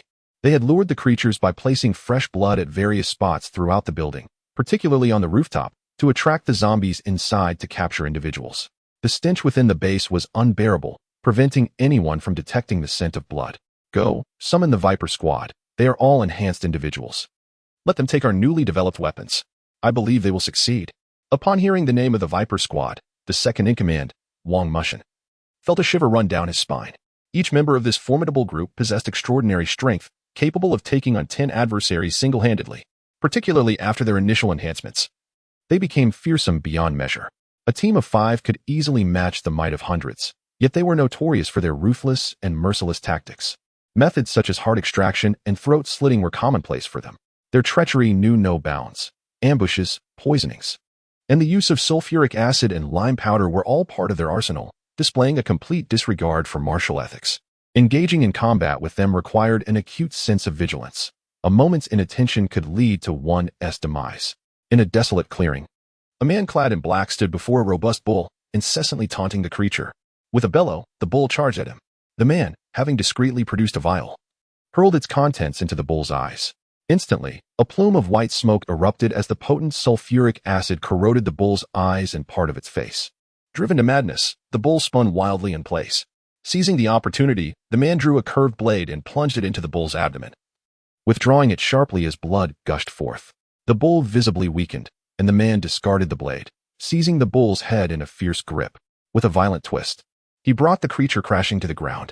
He then retrieved the discarded knife and slashed at the bull's neck, blood gushing forth like a fountain. The bull thrashed desperately, but the man relentlessly continued to stab its belly.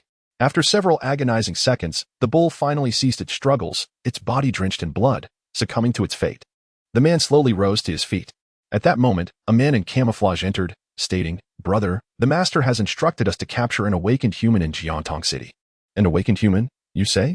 Indeed, capturing him may lead us to a swift method of awakening. With your innate talent, brother, you would undoubtedly awaken a superhuman ability.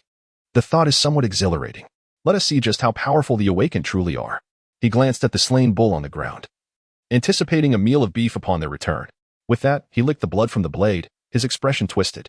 Chapter 59. You have awakened. Meanwhile, within a villa situated in the heart of Jiatong City, a girl bound by iron chains appeared ghostly pale, her face marred by an array of bruises and wounds. She sat limply on the ground, her gaze vacant, resembling a mere shell of a human being. Yet within her heart, a tempest of despair surged forth, crying out repeatedly, "Why? Why? Why must fate treat me thus?" Shortly after the onset of the apocalypse, she was seized by a group of ruthless men who sought to make her their plaything, compelling her to obey their every whim and subjecting her to their cruel whims. Naturally, she resisted fiercely, but as a frail woman, she stood no chance against their brute strength. They shackled her with chains and violated her. And in the days that followed, they would take turns indulging in their depravity. The girl who had been captured alongside her had yielded early to their demands, thus avoiding the chains and roaming freely within the villa. At that moment, this girl approached bearing a meager meal. The two had once been colleagues, but due to her consistent sales prowess, she had eclipsed the other girl, who had harbored a grudge ever since. Now, She seized the opportunity to humiliate and berate her rival. Li Xiao, it's time to eat, Huang Suilai proclaimed, holding a porcelain bowl containing only a scanty portion of thin gruel. Observing Li Xiao, who resembled a discarded dog, Huang Suilai could hardly contain her glee. Weren't you once so proud, always snagging the top sales? You even stole a major client from me. Now look at you, lying there like a dead dog. Li Xiao cast a sidelong glance at Huang Suilai, suppressing her disdain for the prospect of becoming their plaything. Humph. Huang Suilai, incensed by the silence, stepped forward and slapped her across the face. And what are you now? Isn't it the same? At least I maintain some semblance of dignity. Dignity? Li Xiao replied with a sneer. You dare mock me? What right do you have to deride me? Look at yourself, reduced to a mere dog. How can a dog presume to laugh at a human? With that, she received a vicious kick to her abdomen. The pain surged through Li Xiao, causing her to curl up, her complexion turning ashen as she trembled. Do you truly believe you are still human? Huang Suilai, incensed by this retort, unleashed a torrent of insults. You filthy wretch, how dare you claim I'm not human? I shall show you just how powerful I am. Seizing a fistful of Li Xiao's hair, she yanked violently, tearing out not only strands of hair but also a patch of scalp. With a cry of agony, Li Xiao writhed on the ground, and Huang Suilai threatened, next time you utter a word, I shall rip another handful of your hair out, until you are completely bald. Just for your insolence. Huang Suilai flung a blood-stained strand of hair at Li Xiao's feet, then spat into her bowl of rice before striding away. Li Xiao gazed at the food before her, tears silently streaming down her cheeks, and soon she began to sob. After a moment of shock, she suddenly shattered the porcelain bowl against the ground, picked up a shard, and swiftly slashed her wrist. The sensation of the sharp ceramic slicing through her skin and veins was faint and numbing. She merely felt a cold rush coursing through her wrist, devoid of any pain, replaced instead by an exhilarating sense of release. To hell with this world, she exclaimed fiercely, then spread her arms, lying on the ground as she awaited death in silence. At that moment, a burly man burst through the door, ready to undress, when he spotted Li Xiao sprawled on the ground, blood pooling around her. Anger surged within him, and he turned to seize Huang Suilai, throwing her to the floor, shouting, You wretched creature, did you do this? Surprised by the scene, Huang Suilai quickly protested. It wasn't me. I left right after delivering her meal. She must have shattered the bowl and attempted suicide herself. The man glanced at the shards on the ground and, convinced by her words, barked at Huang Suilai. Then for heaven's sake, why aren't you wrapping her wrist with a cloth? If she dies, you'll be the one we come after. Huang Suilai trembled in fear and hurriedly found a strip of cloth to bind Li Xiao's wrist, thinking desperately, You can't die. You wretched woman. If you do, you'll drag me down with you. As she hastily bandaged Li Xiao, she failed to notice that the bleeding had ceased and that Li Xiao's muscles were subtly twitching, her breathing growing increasingly steady and strong. Is it done yet? You filthy woman? The burly man barked from the side. Yes, yes, Huang Suilai replied hastily. Then, the man grabbed Huang Suilai by the hair, forcefully pushing her to the ground, preparing to. A sudden wave of energy radiated from Li Xiao, startling the man into halting his actions as he turned to look at her. Slowly, Li Xiao rose from the ground, examining her wrist before casting her gaze upon the two sprawled before her. The man, seeing her recover so quickly, broke into a grin. You're quite resilient. Since you're fine now, let us have some fun. With that, he stood up from Huang Suilai, who exhaled deeply in relief, grateful to have narrowly escaped. While gloating at Li Xiao, you'll see, he is going to have his way with you now. The man leered at Li Xiao, preparing to embrace her. But as she fixed him with a fierce stare and furrowed brow, his hands seemed to freeze as if encased in concrete, unable to move an inch. What the hell is going on? Why can't I move my hand? He wondered, perplexed. Li Xiao's gaze shifted once more, as the robust man's fingers began to curl slowly, leaving only his index and middle fingers extended. Subsequently, his arm began to bend inward, his fingers ominously approaching his own eyes. It was at this moment that the man grasped the gravity of the situation. His expression morphed into one of sheer terror. What the hell is happening? Why can't I control my hand? He grasped his wrist with his other hand in a futile attempt to regain control, yet it was in vain. His fingers appeared to be entirely beyond his command, manipulated by an enigmatic force. What are you standing there for, you wretched woman? Aren't you going to help? The man bellowed at Li Xiao, who remained immobile, offering no assistance. However, Huang Suilai, standing nearby, rushed forward, seizing the man's wrist and attempting to pull it away. Noticing Li Xiao's inaction, the man glared at her, fury etched across his face. Are you deaf? I said to help me. As his fingers inched closer to his eyes, panic enveloped him, yet Huang Suilai's intervention proved fruitless. Internally, she reveled in the man's predicament, thinking to herself, You've made an enemy today. You'll regret this. At that moment, Li Shiro's lips curled into a sinister smile, her pallid visage appearing utterly terrifying. You think you can make me laugh? The man lifted his other hand, poised to strike her, but his palm halted mere inches from her cheek, abruptly changing direction as it clutched Huang Tsuetsue's throat instead. Terrified, Huang Tsuetsue looked up at the man, desperately grasping his wrist, while he wore an expression of confusion. What in the world is happening? Am I seeing ghosts? Suddenly, fear washed over him as he turned his gaze to Li Xiaoro, a realization dawning upon him. You have awakened. Li Xiaoro responded with a chilling laugh, emitting a faint sound before her eyes glinted once more. The man's fingers abruptly lunged toward his own eyes, and in an instant, they burst forth like two water balloons. Blood and an unknown white substance splattering everywhere. He screamed in agony, my eyes. Yet, Li Xiaoro did not relent. Her focus remained fixed upon him as his fingers continued their desperate assault, as if attempting to penetrate his skull. With a sickening crunch, his fingers pierced through bone, becoming irrevocably lodged within. Then, Li Xiaoro turned her attention to Huang Tsuetsue. Now, it is your turn. Chapter 60. The suit butcher with a face full of terror, Huang Zheng, gazed at Li Xiaoro, pleading, Xiaoro, please. Aren't we good friends? To her astonishment, at that moment, she attempted to appeal to their friendship. Hearing this, Li Xiaoro's eyes turned crimson, her expression seething with rage. With a mere glance, the burly man's grip on Huang Tsuetsue's neck loosened, and he collapsed to the ground, writhing and howling in agony. Subsequently, Li Xiaoro advanced towards Huang Tsuetsue, step by step, causing her to retreat in fright, shaking her head repeatedly. No, Xiaoro, please. Don't do this.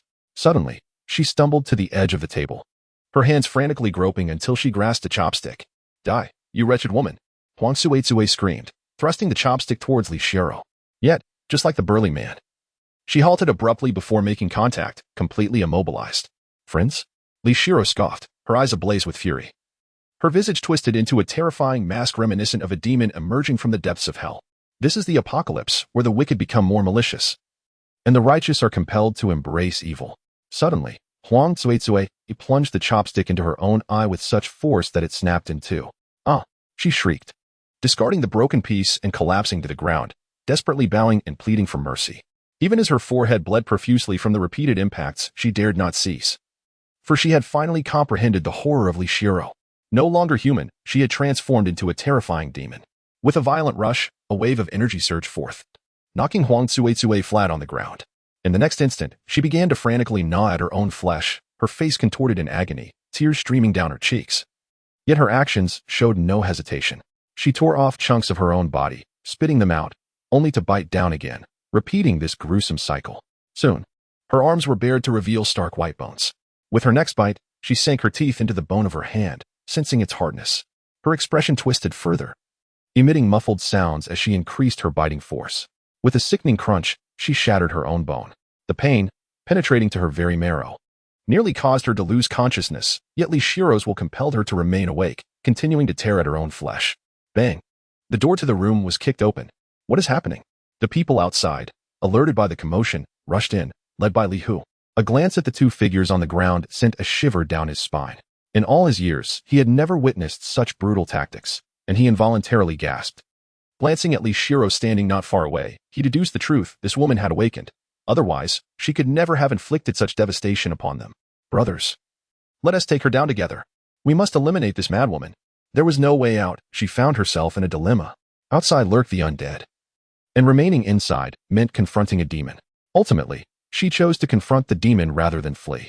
With a commanding shout, Li Hu incited a frenzy among the crowd, including those he had previously abducted, who had grown accustomed to obeying his orders.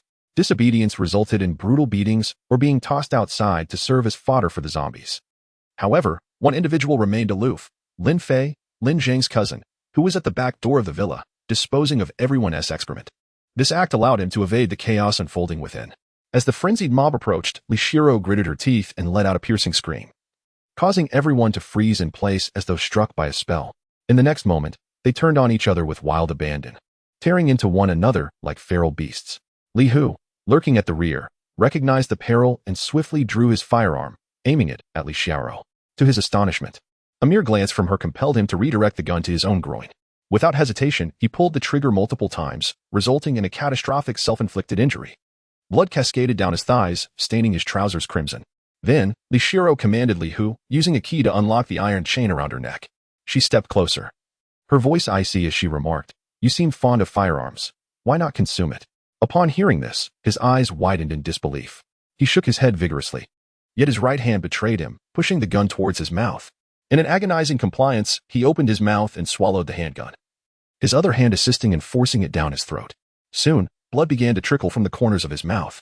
He yearned for mercy but found himself voiceless. Suddenly, his eyes bulged with intense agony as the shape of the gun emerged grotesquely from his neck, slowly slithering downward. He violently regurgitated the weapon, leaving his esophagus lacerated and in agony. Each slight movement sent waves of excruciating pain through him.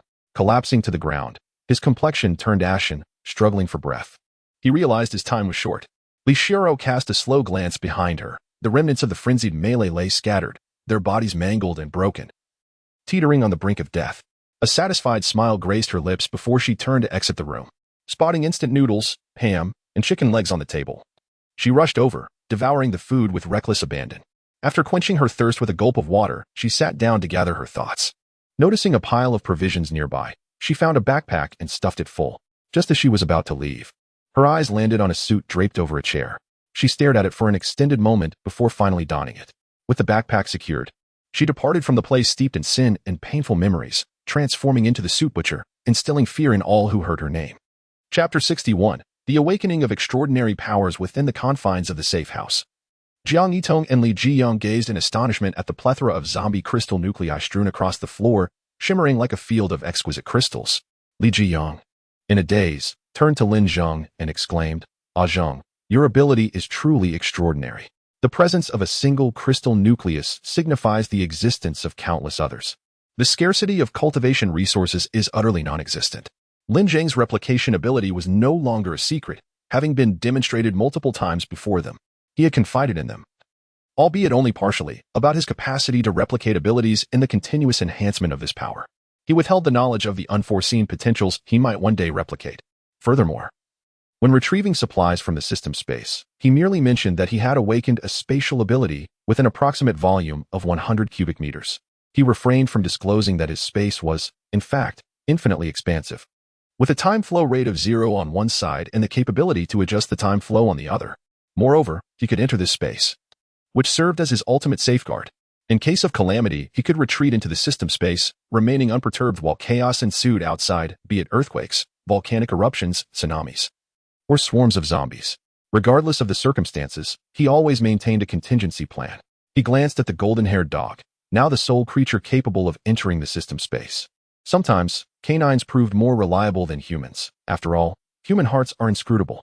As per their usual practice, he declared, "These are the crystal nuclei of the young zombie king. Each of you three should take one and absorb it slowly.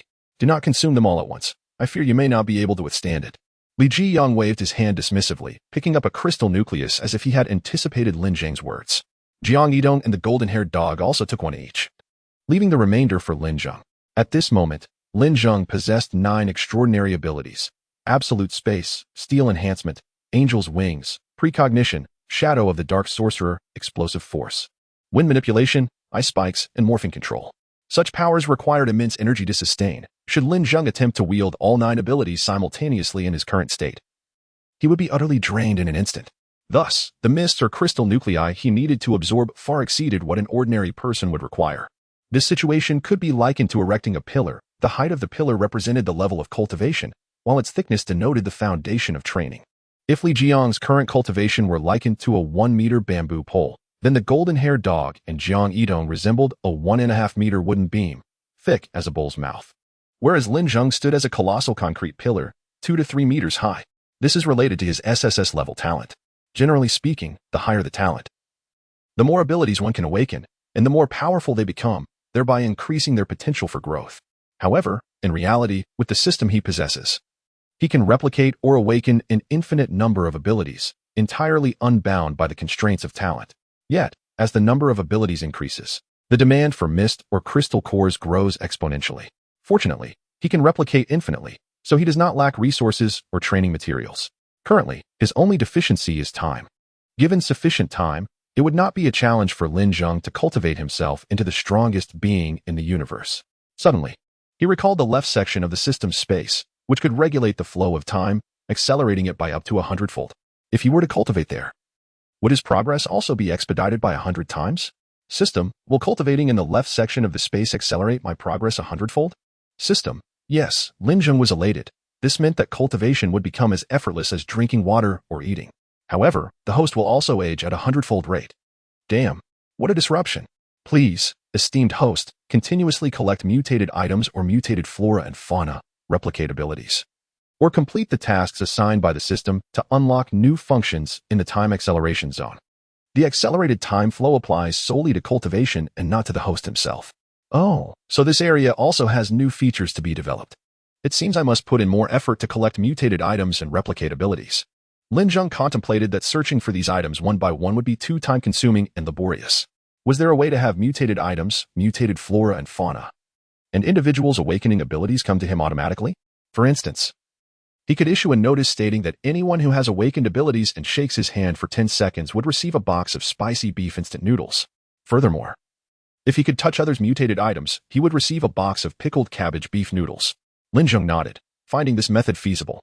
However, the implementation of this plan hinges on his possessing sufficient strength. Otherwise, in this treacherous era, others could easily kill him and seize his resources.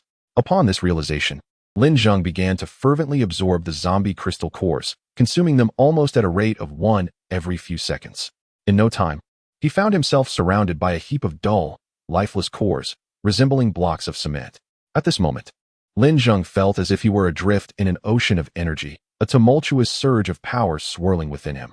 This sensation was extraordinary, akin to possessing an inexhaustible reservoir of abilities. Concurrently, Lin Zheng's cultivation reached the pinnacle of the second tier, mere steps away from the third tier. However, he understood the importance of solidifying his foundation at this peak. Only by establishing a firm base could he aspire to greater heights and distances. Cultivation is a lifelong endeavor, and one must be cautious not to rush or take it lightly. Thus, Lin Zheng was in no haste to ascend to the third tier.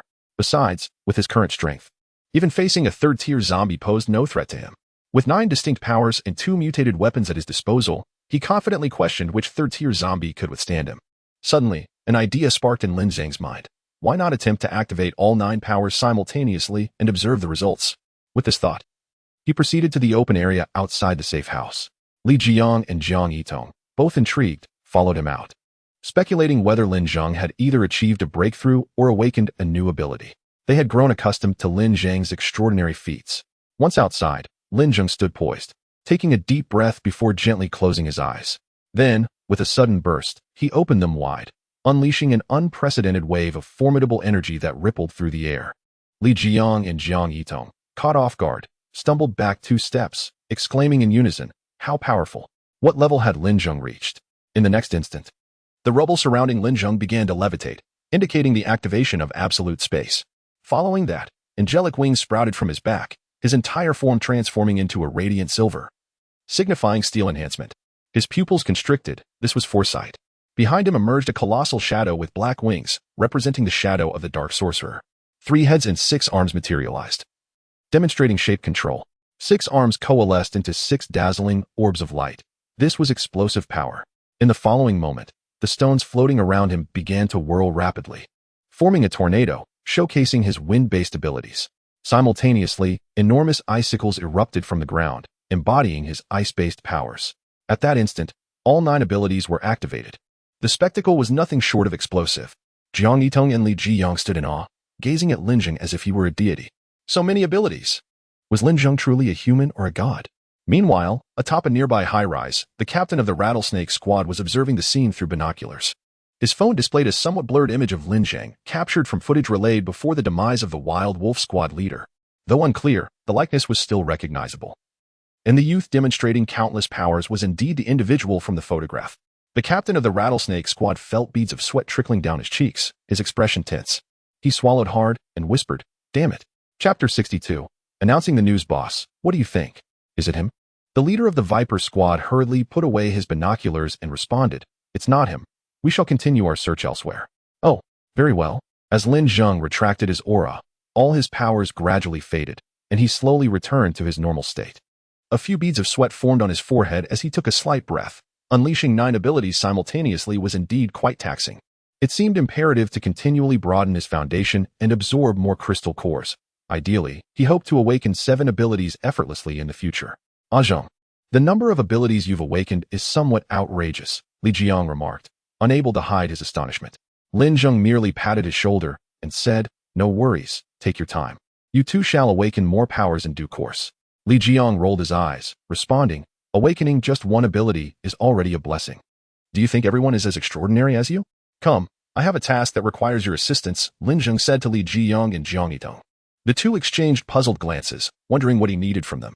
Upon arriving at the safe house, Lin Zheng produced a printer, a computer, several drones, and a stack of A4 printing paper.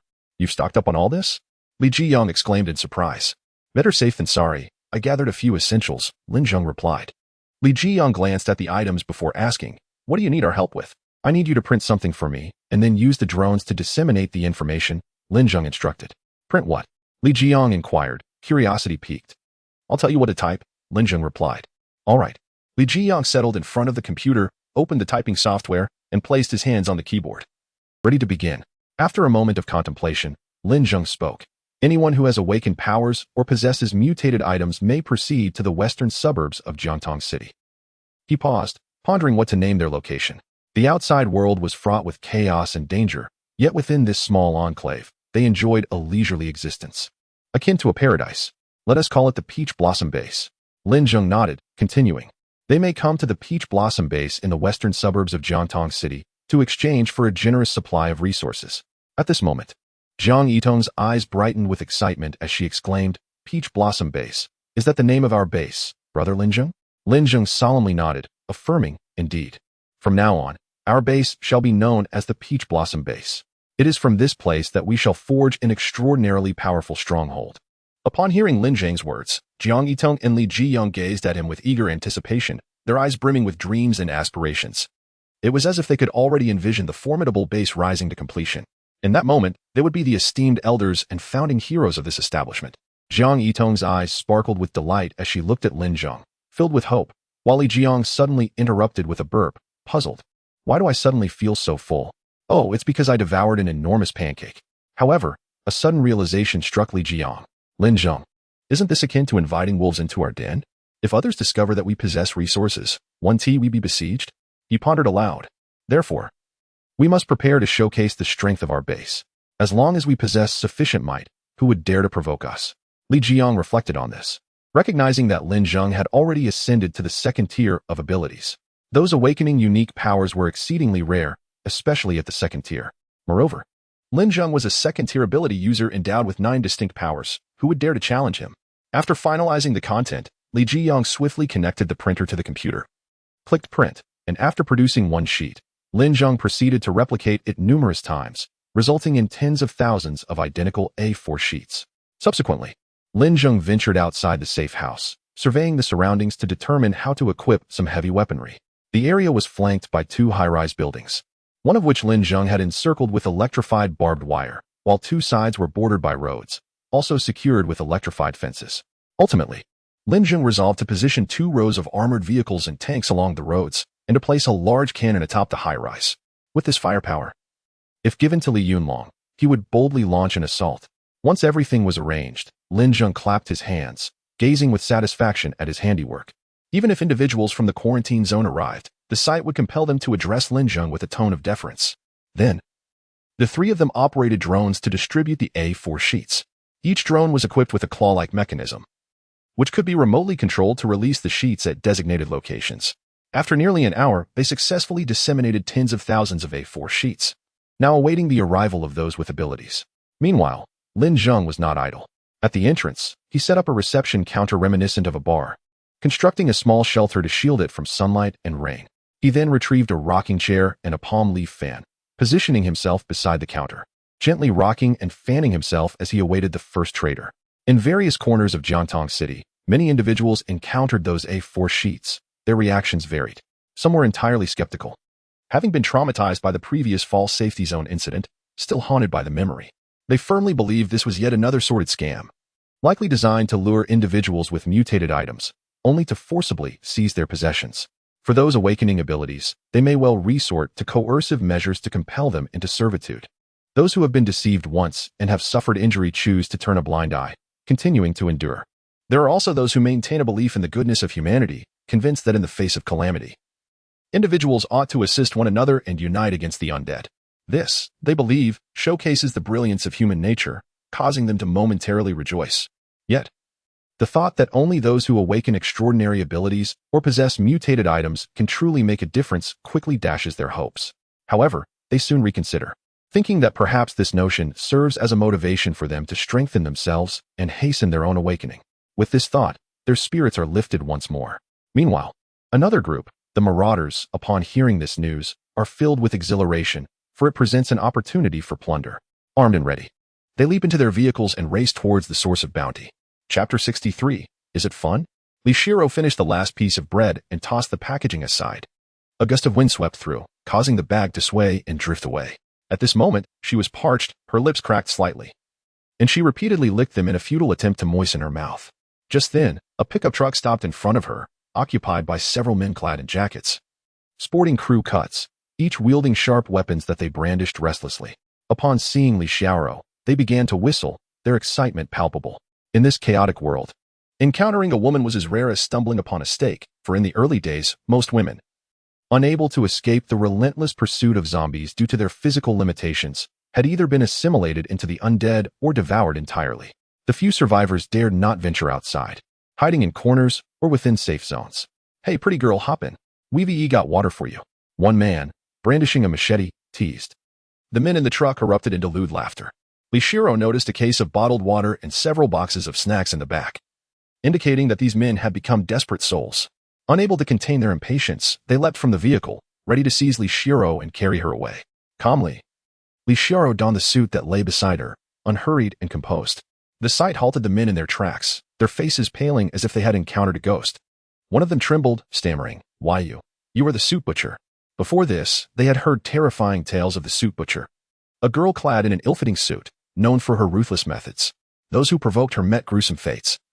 The most horrific story told of a victim who had torn his own limbs apart, leaving only bloodied bones exposed, a sight that sent chills down the spine. Now, before them stood a girl in an ill-fitting suit, faint traces of blood visible upon it, making it impossible not to associate her with the infamous suit butcher. Suddenly, Li Shiro, who had been slightly bowing her head, lifted it abruptly and broke into a wide grin. The cracked skin of her lips oozed a trickle of blood, complementing her eerie and ghastly smile. The men were paralyzed with fear, trembling at her unsettling expression.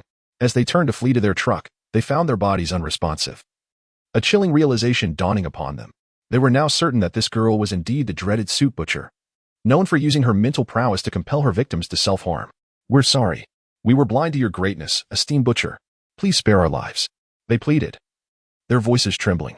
Li Shiro spoke softly, and then her gaze flickered. Without hesitation, a man opened his mouth, thrust out his tongue, and bit down hard, severing it in two. Blood filled his mouth, and he wore an expression of agony. The others turned pale, hastily clamping their mouths shut, not daring to make a sound, fearing they would be next to sever their own tongues.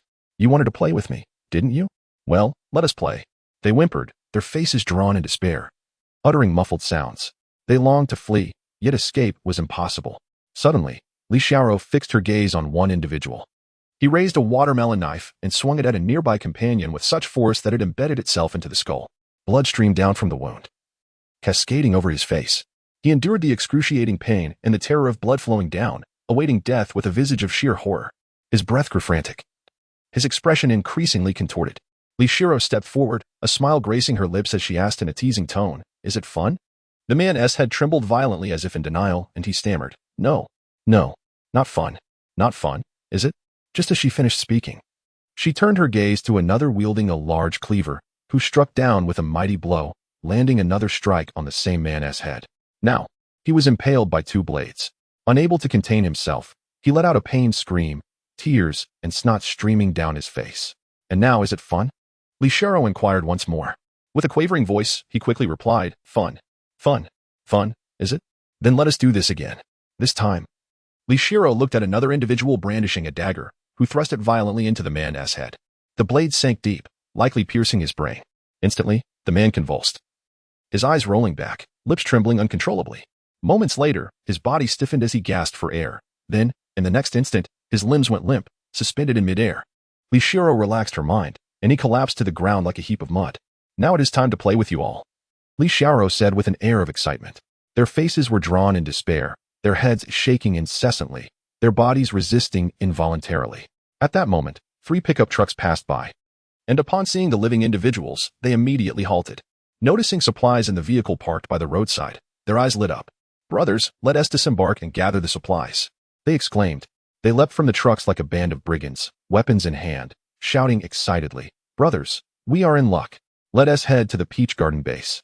We can gather a bounty of supplies. Tonight, we shall have a party. Woohoo, party time." Subsequently, their leader brandished a knife towards Li Xiaoro and her companions, threateningly proclaiming, "You lot, if you wish to avoid demise, hasten and leave at once, or I shall dispatch you to the afterlife, one by one." Upon noticing the arrival of others, the group felt a surge of elation, believing salvation was at hand. They fervently cried out, "Brother, please save us. We are willing to serve you like loyal beasts of burden." The leader, momentarily perplexed, turned his head in their direction and made eye contact with Li Xiaoro. She slightly tilted her head, flashing a smile that was both mischievous and sinister. In an instant, the leader's expression shifted dramatically. "Good heavens, it's the suit butcher. Run." He swiftly leaped into his vehicle, and upon hearing the name of the suit butcher, his subordinates abandoned their belongings, scrambling onto the vehicle like monkeys ascending a tree.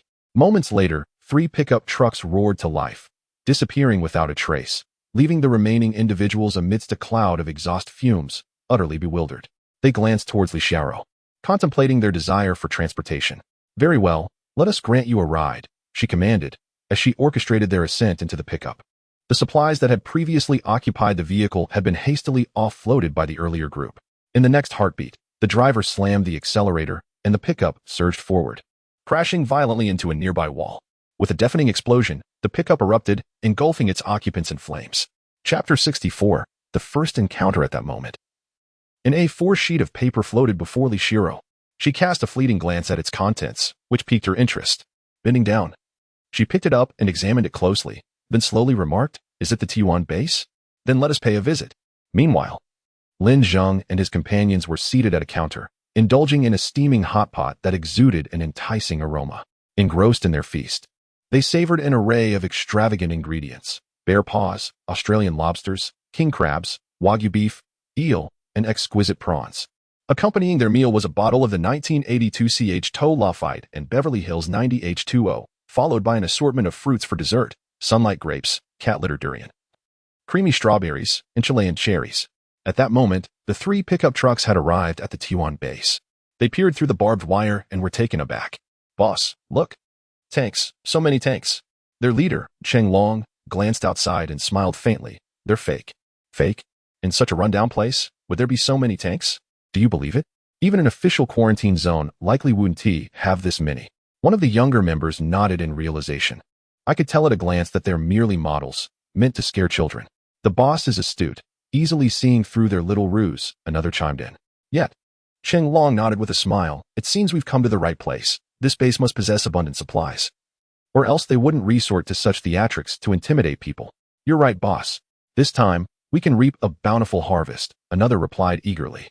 Cheng Long licked his lips. "If only there were women too. It's been ages since we've been with one."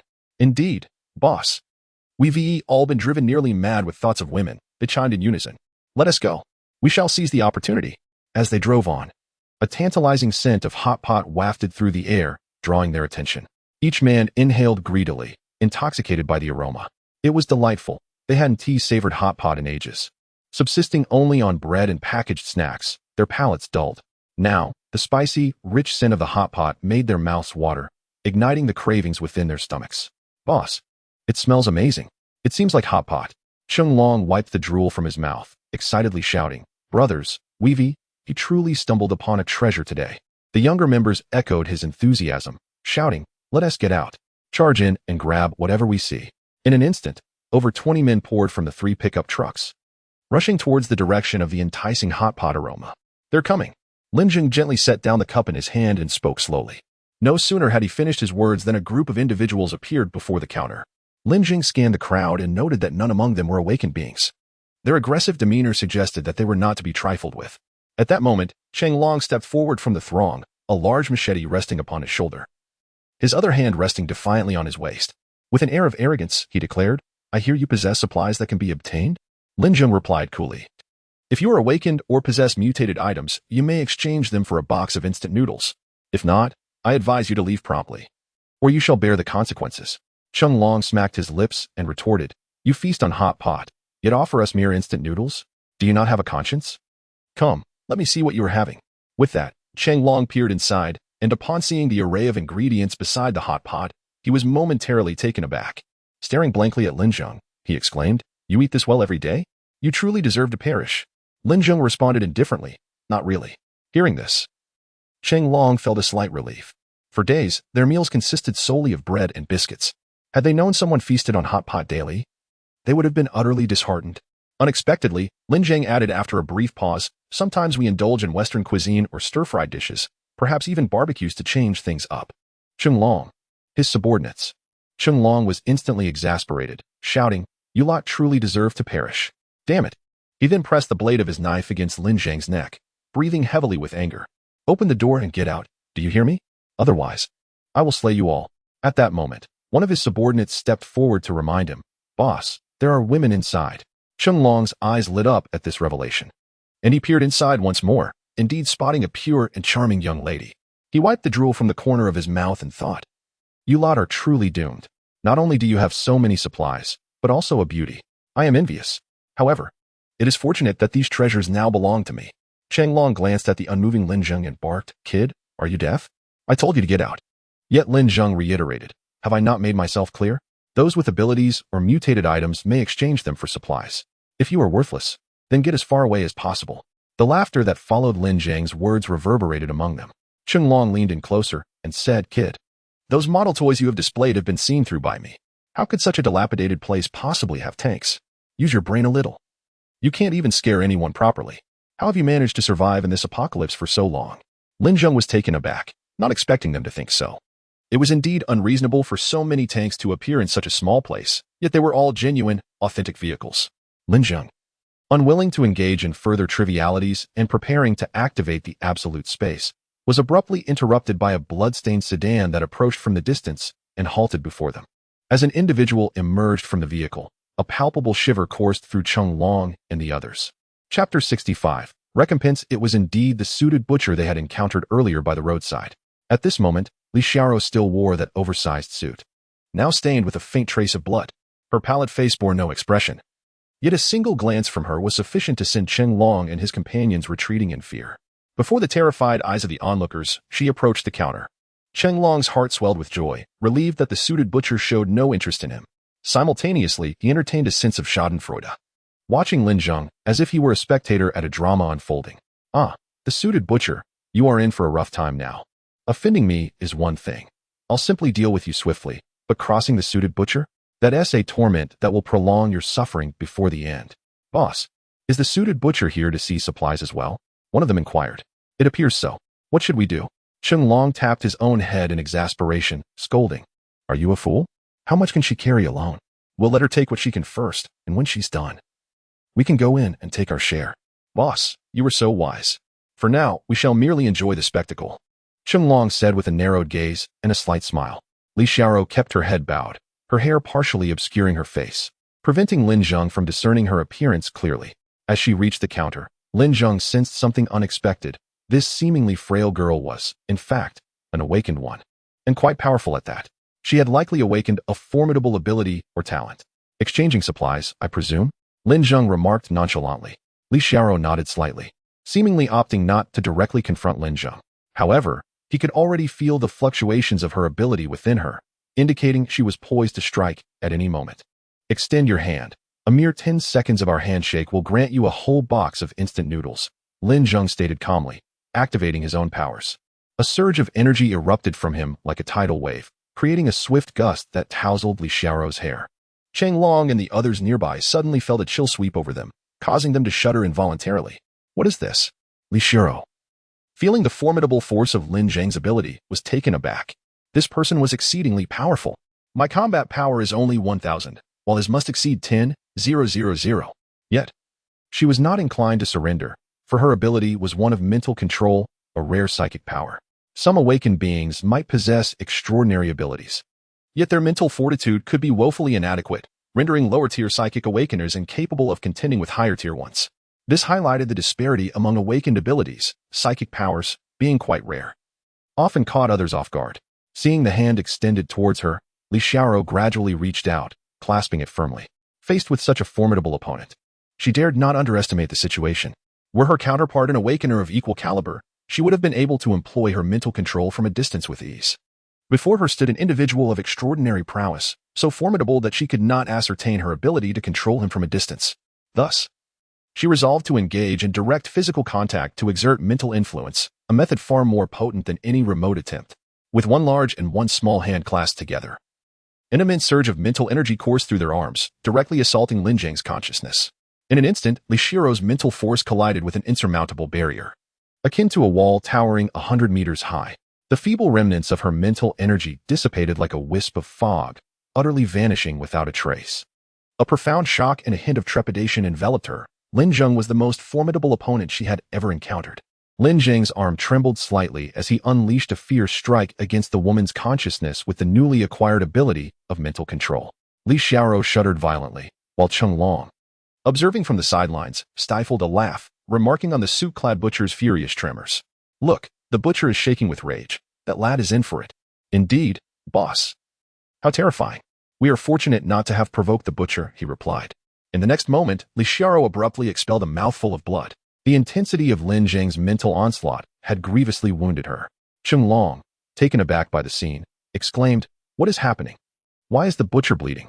He noted that neither of them had made a move. At this juncture, Li Xiaoro slowly raised her pale face, her brow furrowed as she gazed at Lin Zheng.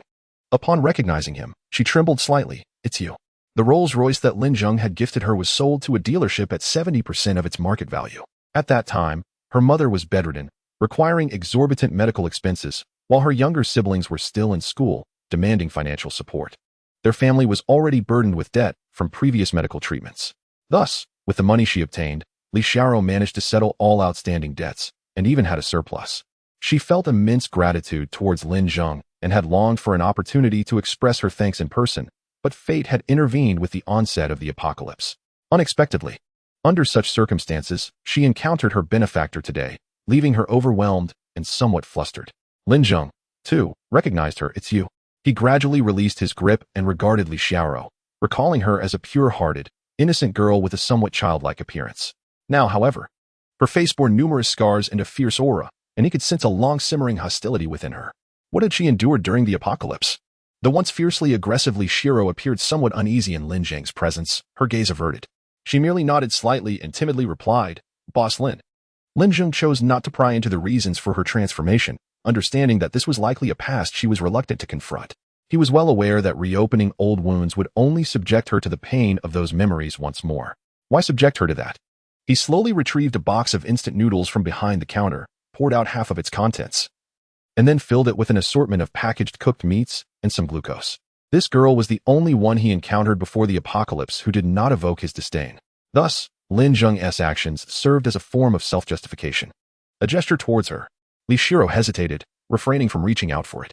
Lin Zheng then spoke, "You meet our standards and have fulfilled my requirements. This is your well-deserved reward. Take it." Trembling, Li Xiaoro accepted the box of noodles. At the moment she grasped it, she felt a weight that seemed incongruous with the box. Suddenly, a gust of wind lifted one side of the box, revealing its contents. Upon seeing what lay within, her expression shifted dramatically, and she stared at Lin Zheng in astonishment.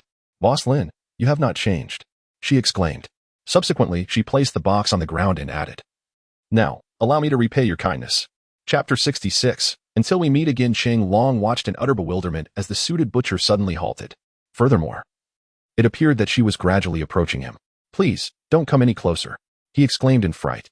With a mere glance, Li Xiaoro directed her gaze toward Cheng Long and his companions, causing their bodies to stiffen in terror as they exchanged fearful glances among themselves. "What is happening?"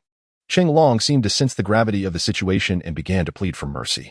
"Lord Butcher, we have done nothing to offend you.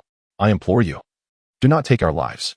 Li Xiaoro pointed at Lin Zheng and coldly remarked, "However, you have offended him."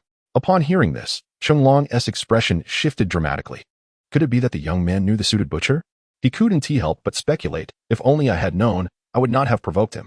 "Lord Butcher, it is entirely our fault for not recognizing your esteemed friend. Surely, since he is unharmed, you might show us mercy and spare our lives." Long pleaded with a woeful countenance. He is not my friend, Li Xiaoro retorted coldly. Then, with a soft murmur, an overwhelming wave of psychic energy surged forth, striking the minds of the 20 or so thugs before her. In but a second, their eyes rolled back, blood oozed from their orifices, and their bodies convulsed violently before collapsing to the ground like piles of mush. They are now my benefactors, Li Xiaoro continued softly. This strike obliterated the brains of the 20 men in an instant, leading to their swift demise. The exertion of her powers took a toll on Li Xiaoro as well. Blood began to flow from her eyes, her chest heaving violently before she tasted the metallic tang of blood in her mouth, spitting out a mouthful of clotted crimson. Are you all right? Lin Zheng inquired with concern. Li Xiaoro hastily interjected, her voice trembling. I'm fine, Boss Lin. Consider this a small favor I've rendered for you. It brings me some solace. She then slowly approached the box of instant noodles, bending down with great effort to lift it. Staggering, she made her way to the pickup truck, placing the box in the back before climbing into the driver's seat and shutting the door. After a considerable pause, she leaned out the window and addressed Lin Zheng. Until we meet again. Her expression remained impassive, a visage as frigid as ice. Yet, within her heart, tumultuous waves surged. Lin Zheng waved his hand and offered a gentle smile, remaining rooted to the spot. As Li Xiaoro turned back, she started the vehicle and pressed the accelerator, driving into the distance. Once she had traveled a fair distance, she could no longer contain herself and began to weep uncontrollably. The fierce demeanor that had once defined her face melted away, revealing the fragile girl she truly was. In this moment, she was no longer the fearsome suited butcher, but a vulnerable young woman, once entirely disillusioned with humanity and devoid of hope in human nature, believing that anyone who dared to offend her deserved death. Her encounter with Lin Zheng stirred feelings of conflict within her. The formidable fortress she had built around her heart began to tremble. Lin Zheng watched as Li Xiaoro vanished at the end of the road, finally uttering, "Until we meet again." At that moment, Li Jiang and Jiang Yitong stepped forward, and Lin Zheng suddenly regained his senses. Ajing, that girl. Before Li Jiang could finish his sentence, Lin Zheng anticipated his thoughts and interjected. She has her own path to follow. Oh. Li Jiang nodded slightly, glancing toward the end of the street.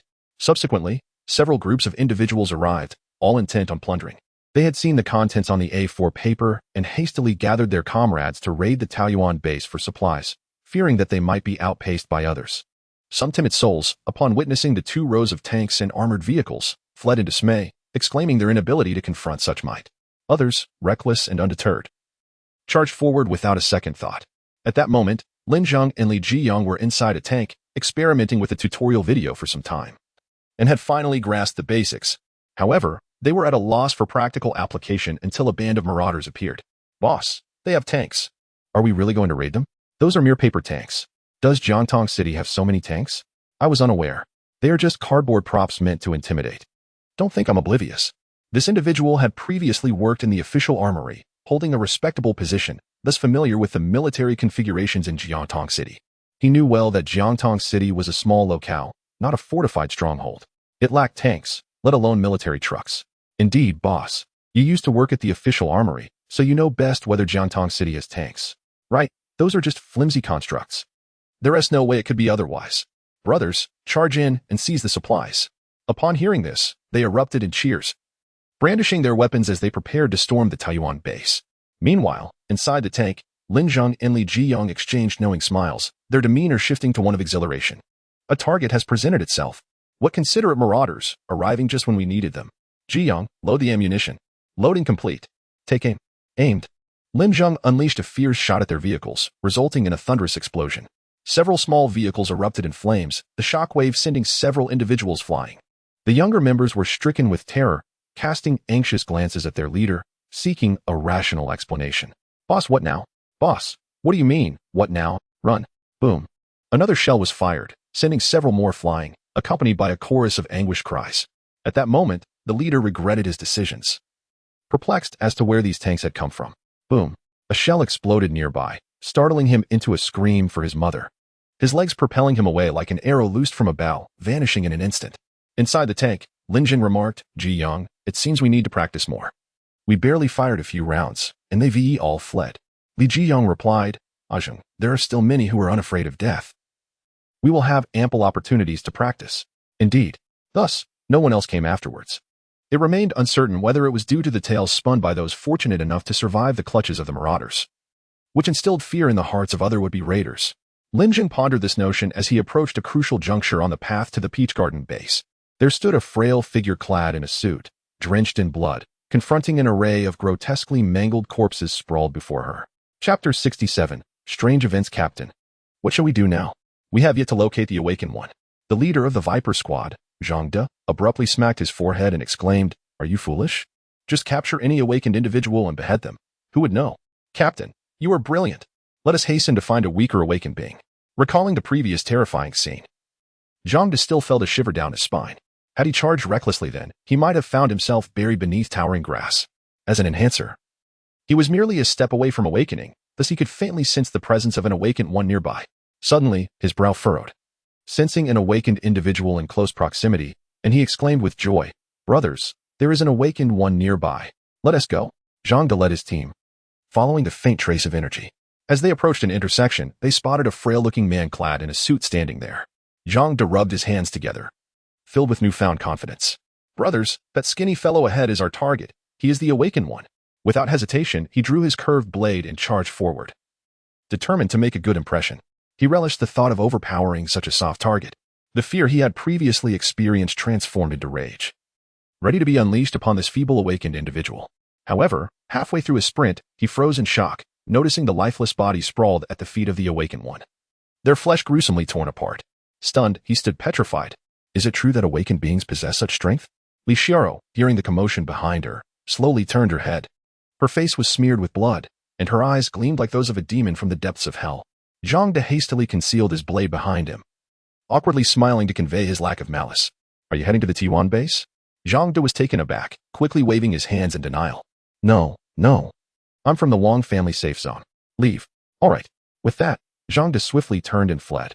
When he returned to his team, he breathed heavily, relieved to have escaped yet another calamity. "Captain, why have you returned? Weren't you supposed to kill him?" Zhang De, with a glint of mischief in his eyes, replied. "Oh, that wasn't an awakened one. I must have sensed incorrectly. Let us continue our search elsewhere." In a gathering place for survivors, everyone lay huddled beneath a filthy blanket, appearing lifeless.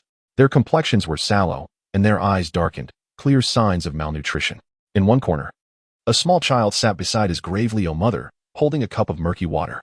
He carefully fed it to her, asking, "Mom, are you feeling any better?" His mother smiled tenderly at him. "Xiaolin, I'm fine. You should drink some water too." "I'm all right, Mom. I'm not thirsty." The little boy licked his cracked lips and swallowed, but there was no saliva left. He could only gulp down air. He gazed intently at the water in the cup, longing for it to gradually fill to the brim. Perhaps due to prolonged dehydration, he began to hallucinate. As he genuinely perceived the water slowly rising until it reached the edge of the cup, he chuckled helplessly, pondering if he had indeed begun to hallucinate. Yet, in the next moment, a gentle shake caused the water to spill over onto his hand, the icy sensation strikingly real, prompting him to widen his eyes in astonishment. Could it be true? He cautiously brought the cup to his lips and took a gentle sip. The moistness instantly spread across his mouth, a refreshing coolness sliding down his throat. This was indeed real water. The water had truly increased. Still in disbelief, he offered the cup to his mother, saying, "Mom, have another sip." Coughing a couple of times, his mother chuckled. "Xiaolin, why don't you have a sip too? I'm really not thirsty anymore." "Mom, just one more sip, and then I'll drink, okay?" The little boy was eager to ascertain the authenticity of the water, aware that his senses might be misleading him after so many days of thirst. His intense yearning for water led him to doubt his own perceptions. His mother smiled and brought her lips to the rim of the cup, pausing momentarily as something felt amiss, yet unable to pinpoint what it was. She took a tentative sip, and once again, she was momentarily taken aback. This water seemed different from the previous sip, somehow cleaner. She chuckled resignedly, attributing her confusion to a muddled mind affecting her taste. "All right, I've had my drink. Xiaolin, you should hurry and drink now." At last, the boy was convinced that the water in the cup had indeed increased. He gulped it down eagerly, and his mother smiled with relief upon witnessing this. Following this, he fixated on the cup, anticipating another miracle. After a while, the cup remained empty. He turned it upside down repeatedly, yet not a single drop emerged. Indeed, miracles are often fleeting. If they were to occur again, would they still be considered miracles? Disheartened, the boy set the cup down on the ground, bowing his head as if lost in thought. At that moment, he was startled to see a large wet patch before him, despite distinctly remembering not having spilled a single drop. Where had this water come from? Just as he was engulfed in astonishment and confusion, the person in charge of the gathering suddenly appeared, holding an A4 sheet and addressing the crowd. Attention everyone, I have an announcement to make. Instantly, all eyes were drawn towards him, eagerly anticipating a piece of good news. There is a place in Jiangtong City called the T1 Base, where individuals who awaken their abilities can come to claim a generous supply of resources. Therefore, if any of you awaken your abilities, do not keep it to yourselves. I will lead everyone to collect the resources, which will then be distributed uniformly. Is that understood? And if anyone ventures alone, don't blame me for being unkind. As he concluded, the tone of the person in charge took on a slightly threatening note. What does it mean to awaken abilities? Someone in the crowd inquired. The supervisor pondered for a moment and remarked, you may perceive it as a form of superpower. Superpower? How could that be possible? The supervisor continued. You are all aware of the rumors surrounding the suit butcher, correct? The gathered individuals nodded, their faces momentarily betraying a flicker of fear. The suit butcher is, in fact, an individual who has awakened their extraordinary abilities or superpowers. Otherwise, how could one person possibly slay dozens? The nodding resumed, as if comprehension dawned upon them. Their gazes now tinged with a hint of anticipation. The supervisor issued a stern warning. Should you find yourselves engaging in inexplicable behaviors or encountering peculiar phenomena, you must inform me immediately. Is that understood? Otherwise, do not blame me for lacking compassion. Your survival thus far is solely due to my intervention. And I hope you do not forget my kindness. At that very moment, a young boy was about to raise his hand to speak, but was hastily restrained by his mother. Chapter 68. Fury. The young boy gazed at his mother with eyes full of confusion, momentarily unable to comprehend her intentions.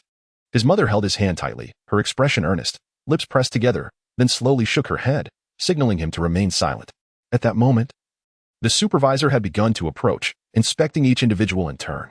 Have you noticed anything unusual about yourself lately? A middle-aged man with a scruffy beard stared blankly and shook his head. The supervisor cast a disdainful glance in his direction before turning to the others, who were gradually moving closer to the young boy. Once more, the boy glanced at his mother, who gently gestured for silence and then shook her head slightly. Before long, the supervisor stood before the child and inquired, Shaolin, have you and your mother experienced anything strange recently? Shaolin hesitated for a moment, then shook his head and replied, no. The supervisor, observing a mere teenager and a sickly individual, assumed they would not awaken any special abilities and chose not to press further, preparing to depart. As he rose, his gaze fell upon a damp patch on the ground before Shaolin, and his expression darkened with anger. Shaolin, how could you allow water to spill on the floor? Do you have any idea how precious water is at this moment? As punishment, you and your mother shall forfeit dinner tonight. Quickly, Shaolin seized the moment and responded, no, that's not water. I had an accident while I was sleeping. The supervisor grimaced upon hearing this, his disgust palpable. At your age, still wetting the bed? How unfortunate. You will receive half rations for dinner and will also participate in tomorrow's supply search. Shaolin's mother's expression shifted dramatically as she implored the supervisor. Captain Zhao, Shaolin is only 14. It's dangerous for him to go out searching for supplies. Could you assign someone else? You two have been living off my generosity for quite some time. Today, I am merely allowing him to venture out. I have been exceedingly lenient. Do not push your luck, Captain Zhao retorted curtly. Captain Zhao, perhaps I could go in place of Shaolin? She suggested. Zhao cast her an irritable glance and replied. You can barely stand, and you wish to search for supplies? You might as well go out and feed the zombies. Upon hearing this insult directed at his mother, Shaolin sprang to his feet, glaring at Zhao. What did you say? Zhao, noticing the boy's defiance, seized his collar, continuing to taunt him. What's wrong? You little brat? Do you want to fight me? Just look at your mother, such a useless wretch. It's a mercy that I've taken you in. Don't be ungrateful. Do not speak about my mother. Shaolin's fists clenched, trembling with rage, his eyes fixed fiercely on Zhao. The supervisor, reveling in the confrontation, laughed and said to those behind him, look at this little brat. He really thinks he can take me on. Ha. The others joined in laughter. And then Zhao leaned closer to Shaolin, grinning arrogantly, your mother is a useless piece of trash, and so are you. Come on, hit me, you worthless fool. Shaolin felt a surge of emotions rise within him, his face flushed with heat, and his entire body trembled uncontrollably. His fists were clenched tightly, and droplets of water occasionally trickled down from his hands. Just as he was about to unleash his punch, his mother timely grasped his hand. The coolness of her touch immediately calmed him. Turning to glance at her, he realized that offending the leader could result in both him and his mother being expelled from the settlement. Without the sanctuary of the settlement, a mother and son duo would be vulnerable to the jaws of the undead. He cared not for his own safety, but his mother's well-being weighed heavily on his heart. Thus, he gradually loosened his fists and exhaled deeply, his emotions settling somewhat. I'm sorry, Captain Zhao. I am worthless. Upon hearing this, Zhao Hao burst into laughter, playfully patting Xiao Lin's face. Kid, it brings me joy to see you recognize your own limitations, huh? With that, they treated the situation as a jest before taking their leave. Xiaolin then sat down beside his mother and whispered, Mom. It seems something strange just happened to me. I know. His mother replied. You know? Xiaolin's eyes widened in surprise. His mother gently nodded and said, When you were intently staring at the cup, water was flowing from your hand. Xiaolin glanced at the damp mark on the ground and suddenly understood where it had come from. And when you were clenching your fist in anger, water was dripping from your knuckles as well. Ah, Xiaolin exclaimed, even more astonished. He had thought the water appeared out of thin air, not realizing it had emanated from himself. He opened his hands to examine them and found his palms indeed slightly moist. Could it be that he could conjure water out of nothing? While he pondered this, his mother scanned their surroundings and, seeing that no one was paying attention to them, cautiously leaned closer to Xiaolin's ear and whispered, Xiaolin, you must have awakened your special abilities. Awakened Xiaolin felt an overwhelming surge of excitement, nearly shouting out loud, but he quickly covered his mouth to stifle his voice. He looked around to find everyone else listlessly reclined in their seats, utterly indifferent to what was occurring around them. Relieved, he quietly said, Mom, I really have awakened my powers. That means I can protect you from now on. His mother smiled with satisfaction, glancing at the cup beside them. Xiaolin, try again. Focus intently on the cup, just as you did before, and envision water gradually emerging from it. Let us see if you truly gained the ability to summon water. With excitement, Xiaolin nodded, taking the cup in his hands. All right, Mom. He then cradled the cup, furrowing his brow as he fixated on its center, imagining a stream of clear water slowly rising from the bottom. Suddenly, a faint sound of flowing water emanated from the cup. Xiaolin's eyes widened in astonishment, and he exclaimed, Mom, look, it's happening. The water at the bottom of the cup continued to surge forth, soon filling it to the brim. Xiaolin, brimming with excitement, presented the cup to his mother, exclaiming, Mother, we have succeeded. Tears welled in his mother's eyes, for her son had awakened his extraordinary powers amidst this apocalyptic world, significantly increasing their chances of survival. She could finally rest easy. Yes, Xiaolin, you must never reveal your awakened abilities to anyone. Tonight, you must quietly leave this place and head to the Taoyuan base to procure supplies. Do not return. If the Taoyuan base is willing to take you in, that would be the best outcome, she said with solemnity. Deep down, she had long known that this refuge was at its wit's end, devoid of resources. Zhao Hao and his companions were poised to flee at any moment. Their call for those with awakened powers to step forward was merely a ruse to send them to the Taoyuan base in exchange for supplies, only to subsequently deceive them under the guise of unified management and abscond with the resources, leaving the others to fend for themselves. Thus, when she noticed her son's unusual abilities, she was quick to prevent him from disclosing this information to anyone else. Why, Mother? He inquired. She then disclosed the dire circumstances of their refuge and the treacherous schemes of Zhao Hao and his cohorts. Upon hearing this, Xiaolin's indignation flared. Those scoundrels! I had suspected they were up to no good. He glanced at his mother and declared, Mother, let us leave together. Xiaolin, I understand the situation clearly. If I accompany you, you will not be able to escape, she replied. No, Mother. If you do not leave, then neither will I, Xiaolin asserted resolutely. You foolish child. At that moment, Zhao Hao suddenly remembered something, his face paling in shock as he hurriedly turned and strode swiftly towards Xiaolin. Chapter 69. Failed escape. Upon witnessing the return of Zhao Hao and his companions, Xiaolin felt a lump form in his throat. Had they discovered their intentions? His mother, however, urged him to remain calm, to respond to change with steadfastness, and not to act impulsively. Gradually, Xiaolin relaxed, taking several deep breaths to feign nonchalance. Zhao Hao approached the bed where Xiaolin and his mother lay, his head bowed as if searching for something. Xiaolin, on the other hand, was acutely aware of the still damp mark on the bedding, causing his breathing to quicken once more. Suddenly, Zhao Hao spoke, causing Xiaolin to flinch. Noticing his reaction, Zhao Hao shot him a glance and asked, What is wrong with you? Are your pants wet? Cold? Ignoring him, Zhao Hao continued his search until his eyes lit up. He bent down and retrieved something. It was his car key. What a false alarm. After recovering his belongings, Zhao Hao and his group departed. He observed that the key had become slightly damp from contact with the wet area and grimaced at his hand and the key. A moment later, he shook his hand vigorously and an epiphany struck him. Slowly, he brought the key to his nose and sniffed it, detecting no trace of urine. In the next instant, his expression turned menacing, his lips curling slightly as if concocting a dreadful plan. That night, as everyone succumbed to deep slumber, Xiaolin cautiously emerged from beneath the covers. Glancing around to ensure no one was awake, he gently nudged his mother, urging, Mom, let us go. Xiaolin, listen to your mother. You should leave on your own. I don't have much time left, she replied. No, Mom, if you don't go, I won't tea either, Xiao Lin insisted stubbornly. His mother sighed, realizing she could not dissuade her son. Slowly, she sat up and smiled softly at him. All right, we will leave together. Xiao Lin helped his mother to her feet, and the two crept silently towards the exit, making not a sound as they successfully slipped out of the building. Their abode was, in truth, a large warehouse situated within an industrial park, surrounded by walls topped with barbed wire, providing a semblance of security. As they reached the entrance of the industrial park, a shadow suddenly emerged from behind the gate, followed by several others. Alarm coursed through the duo. Xiao Lin, where do you and your mother intend to go at this hour? A voice called from the shadows. It was Zhao Hao.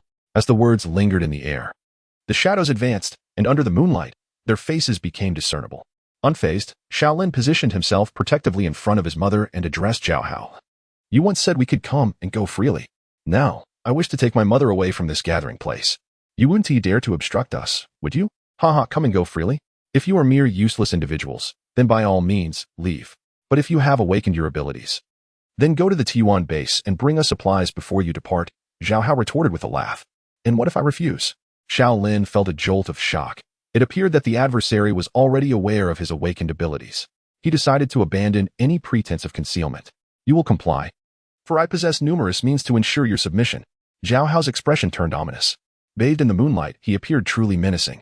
He then commanded his henchmen, bring his mother to me. In an instant, several burly men lunged forward, seizing Xiao Lin's mother. Let my mother go, Xiao Lin shouted, only to be met with a brutal kick that sent him crashing to the ground. Zhao Hao pointed at Xiao Lin, who lay sprawled on the floor, and declared, if you refuse to go to the T1 base and procure supplies for us, we shall stab your mother repeatedly. With that, he brandished a dagger menacingly in front of Xiao Lin's mother. You dare, Xiao Lin exclaimed. You insignificant brat think you can threaten me? Today, I shall show you just how daring I can be.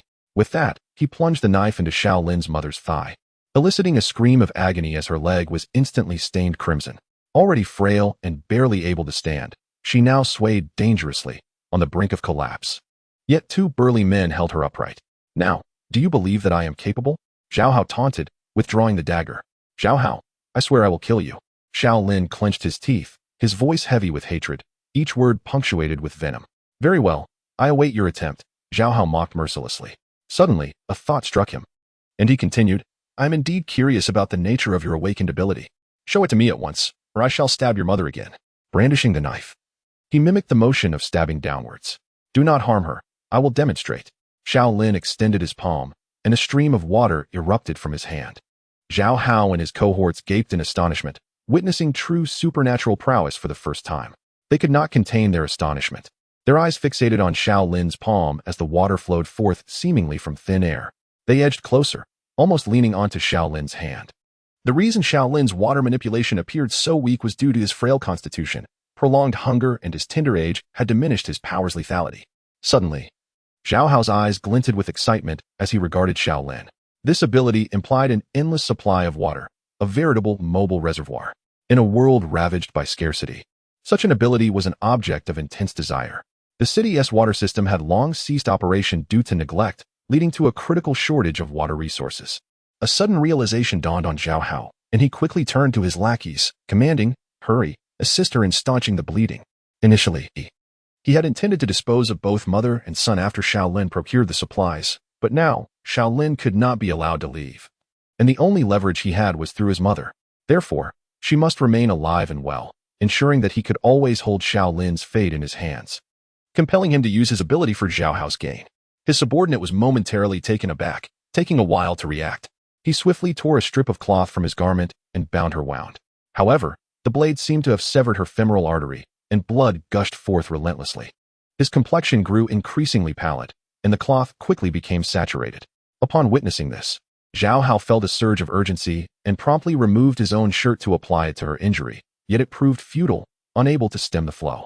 Unbeknownst to everyone, Xiao Lin's mother had gradually closed her eyes, her complexion fading to a ghostly white, her body losing all strength and collapsing. Mother! Xiao Lin seemed to sense something amiss and cried out. At that moment, a burly man supporting Xiao Lin's mother checked for signs of life at her nose, and his expression shifted dramatically. He turned to Zhao Hao and said, Brother, it appears she has passed away. What? Zhao Hao's eyes widened in disbelief. Nevertheless, he ceased his actions, realizing that with Xiao Lin's mother gone, their only option was to forcibly capture Xiao Lin. He then commanded his subordinates to carelessly discard Xiao Lin's mother's lifeless body to the side before they all turned to seize Xiao Lin. Little did they know, at that moment, an immense surge of energy was coursing through Xiao Lin, rendering every one of his cells 100 times more active than usual. Chapter 70. Quite strong, brothers. This lad can summon water from thin air. If we capture him, we shall no longer worry about our water supply, Zhao Hao proclaimed, raising his dagger to address his companions. Upon hearing this, the younger members of his group were instantly invigorated. They had endured the hardship of water scarcity for too long, and the prospect of a reliable water source filled them with fervor. They howled as they surrounded Xiao Lin. Suddenly, Xiao Lin snapped his eyes open, tears still glistening at the corners. He fixed his gaze fiercely on the group before him. It was they who had caused his mother's demise. They all deserve to die. You all must perish, he roared, extending his palms as torrents of high-pressure water erupted forth, knocking one individual to the ground. The sheer force of the water revealed the depths of Xiao Lin's fury, awakening latent powers within him, amplifying his abilities manifold. Yet, he knew this strength was still insufficient for vengeance. He needed to grow even stronger. Seeing the increased volume of water gushing from Xiao Lin's palms, Zhao Hao's face lit up with a frenzied excitement.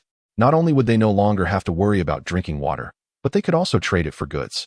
With this thought, he shouted to his subordinates, "Brothers, fear not. This is merely a trickle of water pressure. Let us find something to shield ourselves with and rush forward to restrain his hands. He will be unable to summon water then." At his encouragement, the younger members hastily scavenged for makeshift shields. Some grabbed wooden planks, others snatched metal sheets, while a few used trash bins for cover. Zhao Hao's gaze fell upon the lifeless body of Xiao Lin's mother nearby.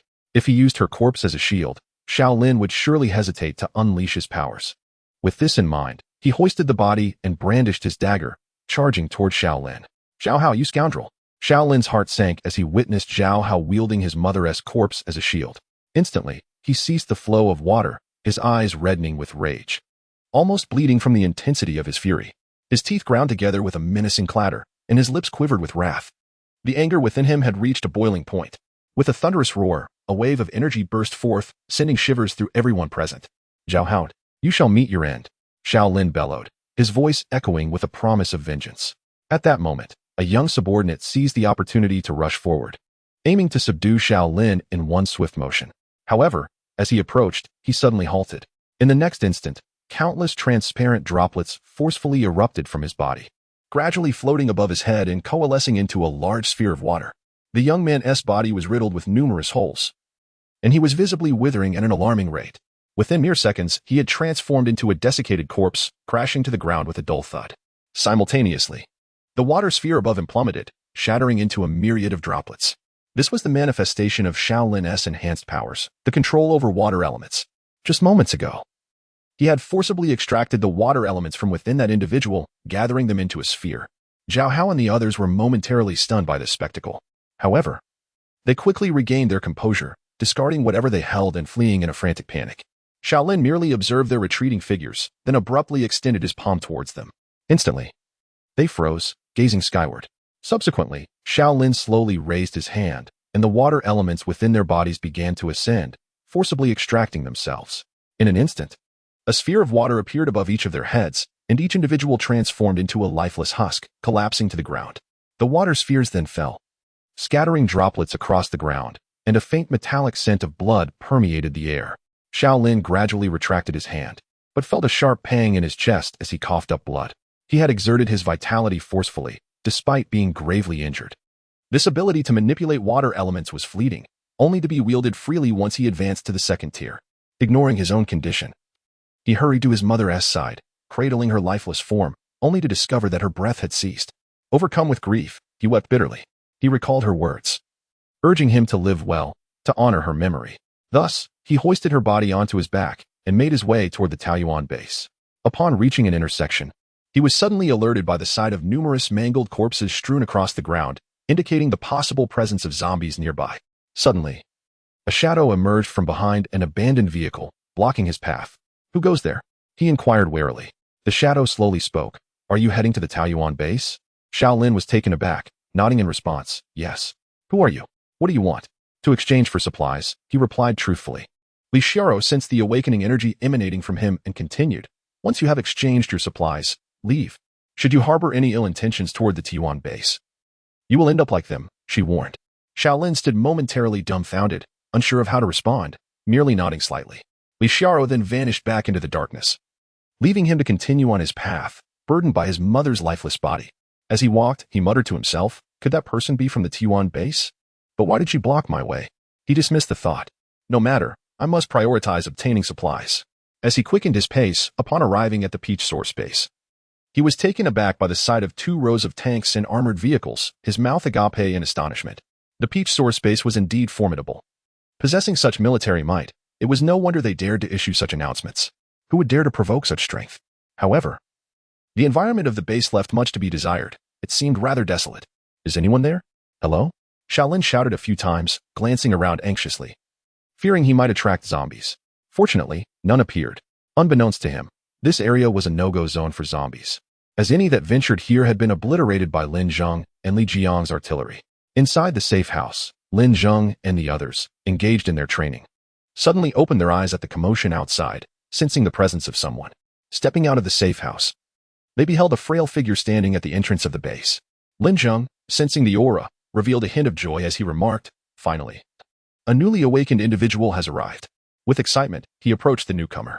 Upon seeing Lin Zheng and his companions, Shaolin softly inquired, so, is it true that one can exchange awakened abilities for supplies here? Noticing the young boy, especially with a bloodied middle-aged woman slung over his back, Lin Zheng was somewhat taken aback and nodded gently. Indeed. What ability have you awakened? Shaolin replied, it should be related to water. He then carefully laid his mother's body on the ground and extended his palm, a stream of water emerging from it. Observing this, Lin Zheng felt a twinge of disappointment. The ability seemed somewhat lacking. Nevertheless, he remained true to his word, instructing Li Jiang to gather supplies while he stepped forward to shake hands with Shaolin. Taken aback, Shaolin complied, and after 10 seconds, the system announced, congratulations to the host for successfully copying the water-based ability. Once this ability is fully cultivated, it can unleash a colossal wave capable of annihilating an entire island nation. Lin Zheng's eyes lit up. It seemed this ability possessed significant potential after all. Chapter 71. Breaching defense. At this moment, Li Jiang brought out a box of instant noodles. Lin Zheng gestured for him to hand it to the young boy before him. The boy accepted the box, still somewhat incredulous. Although he did not comprehend why an awakened individual would offer him such a gift, he felt a profound sense of gratitude. Thank you. Shaolin bowed deeply in appreciation, to which Lin Zheng merely replied, this is what you deserve.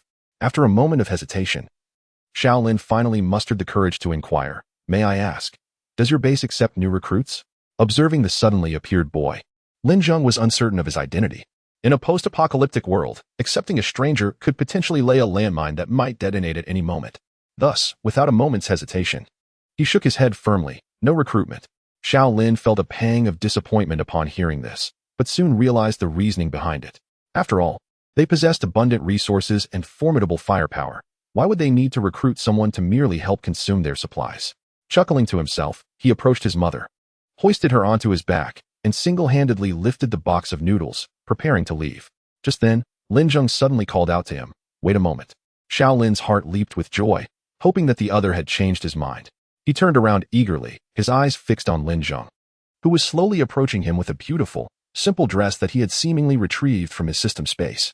For a moment, Shaolin was taken aback, unsure of the other's intentions. This must be your mother, Lin Zheng stated. Shaolin nodded. Lin Zheng continued, I see that your mother had a delicate bone structure. She must have been a person who cherished beauty in her lifetime. I have a dress here for her, so she may depart with dignity. Upon hearing this, Shaolin felt a jolt in his heart. The sudden warmth overwhelmed him, rendering him momentarily speechless. After a lengthy pause, he finally managed to express his heartfelt thanks to Lin Zheng, tears brimming in his eyes. Lin Zheng then instructed Jiang Yitong to take Shaolin's mother's body to the safe house to change her clothes. After quite some time had passed without Jiang Yitong's return, Lin Zheng grew curious but refrained from interrupting the process, choosing instead to wait patiently.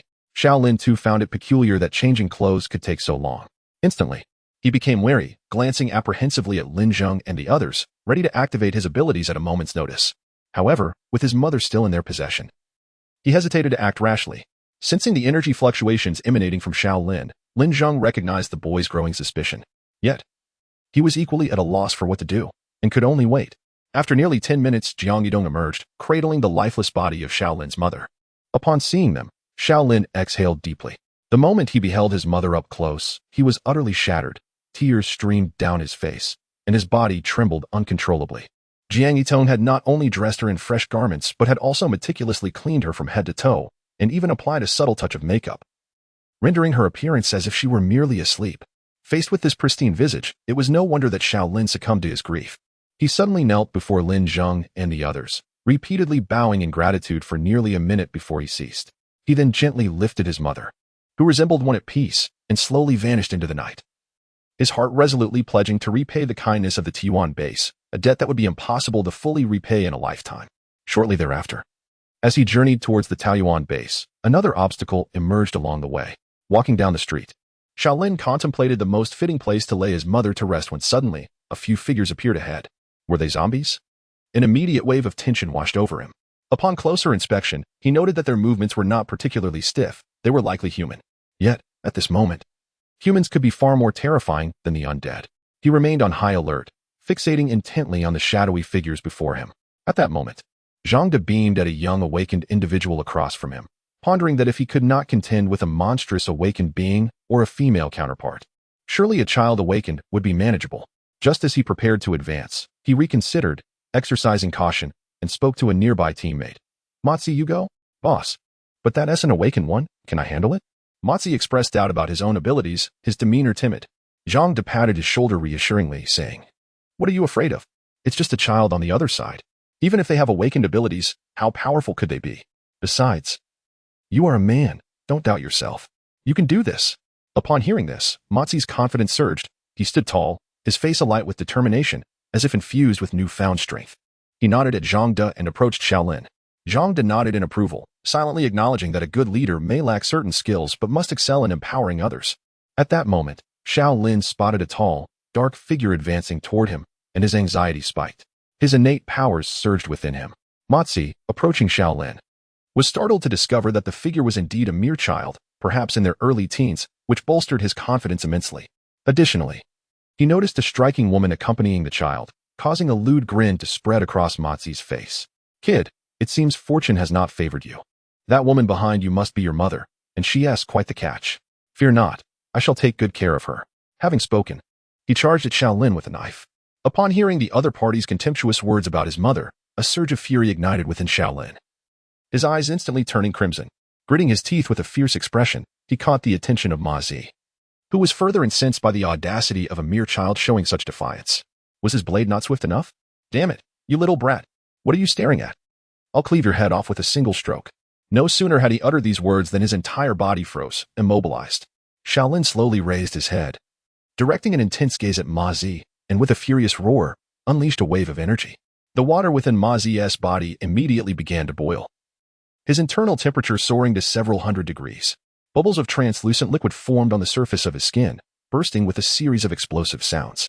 Steam erupted from all over his body, reminiscent of a boiling kettle, accompanied by hissing sounds of escaping vapor. At that moment, Ma Zi resembled a human kettle at the brink of boiling. Zhang De, observing from a distance, was momentarily taken aback. Why had Ma Zi stopped moving? Was he emitting steam? In the next instant, the residual moisture within Ma Zi violently burst forth, reducing him to a puddle of flesh. Witnessing this, Zhang De's heart raced in disbelief. How can this child be so formidable? I must flee. I must flee. With that, he vanished in a flash. The other team members exchanged bewildered glances before hastily retreating as well. Xiaolin, having exerted his extraordinary abilities beyond their limits, coughed up a mouthful of blood. He glanced back at his mother, a smile of joy illuminating his face. Chapter 72. The Mason. On the following day, Lin Zheng and his companions rose early. While partaking in breakfast, Li Jiyang suddenly inquired, Zheng, are we not planning to recruit anyone for our base?"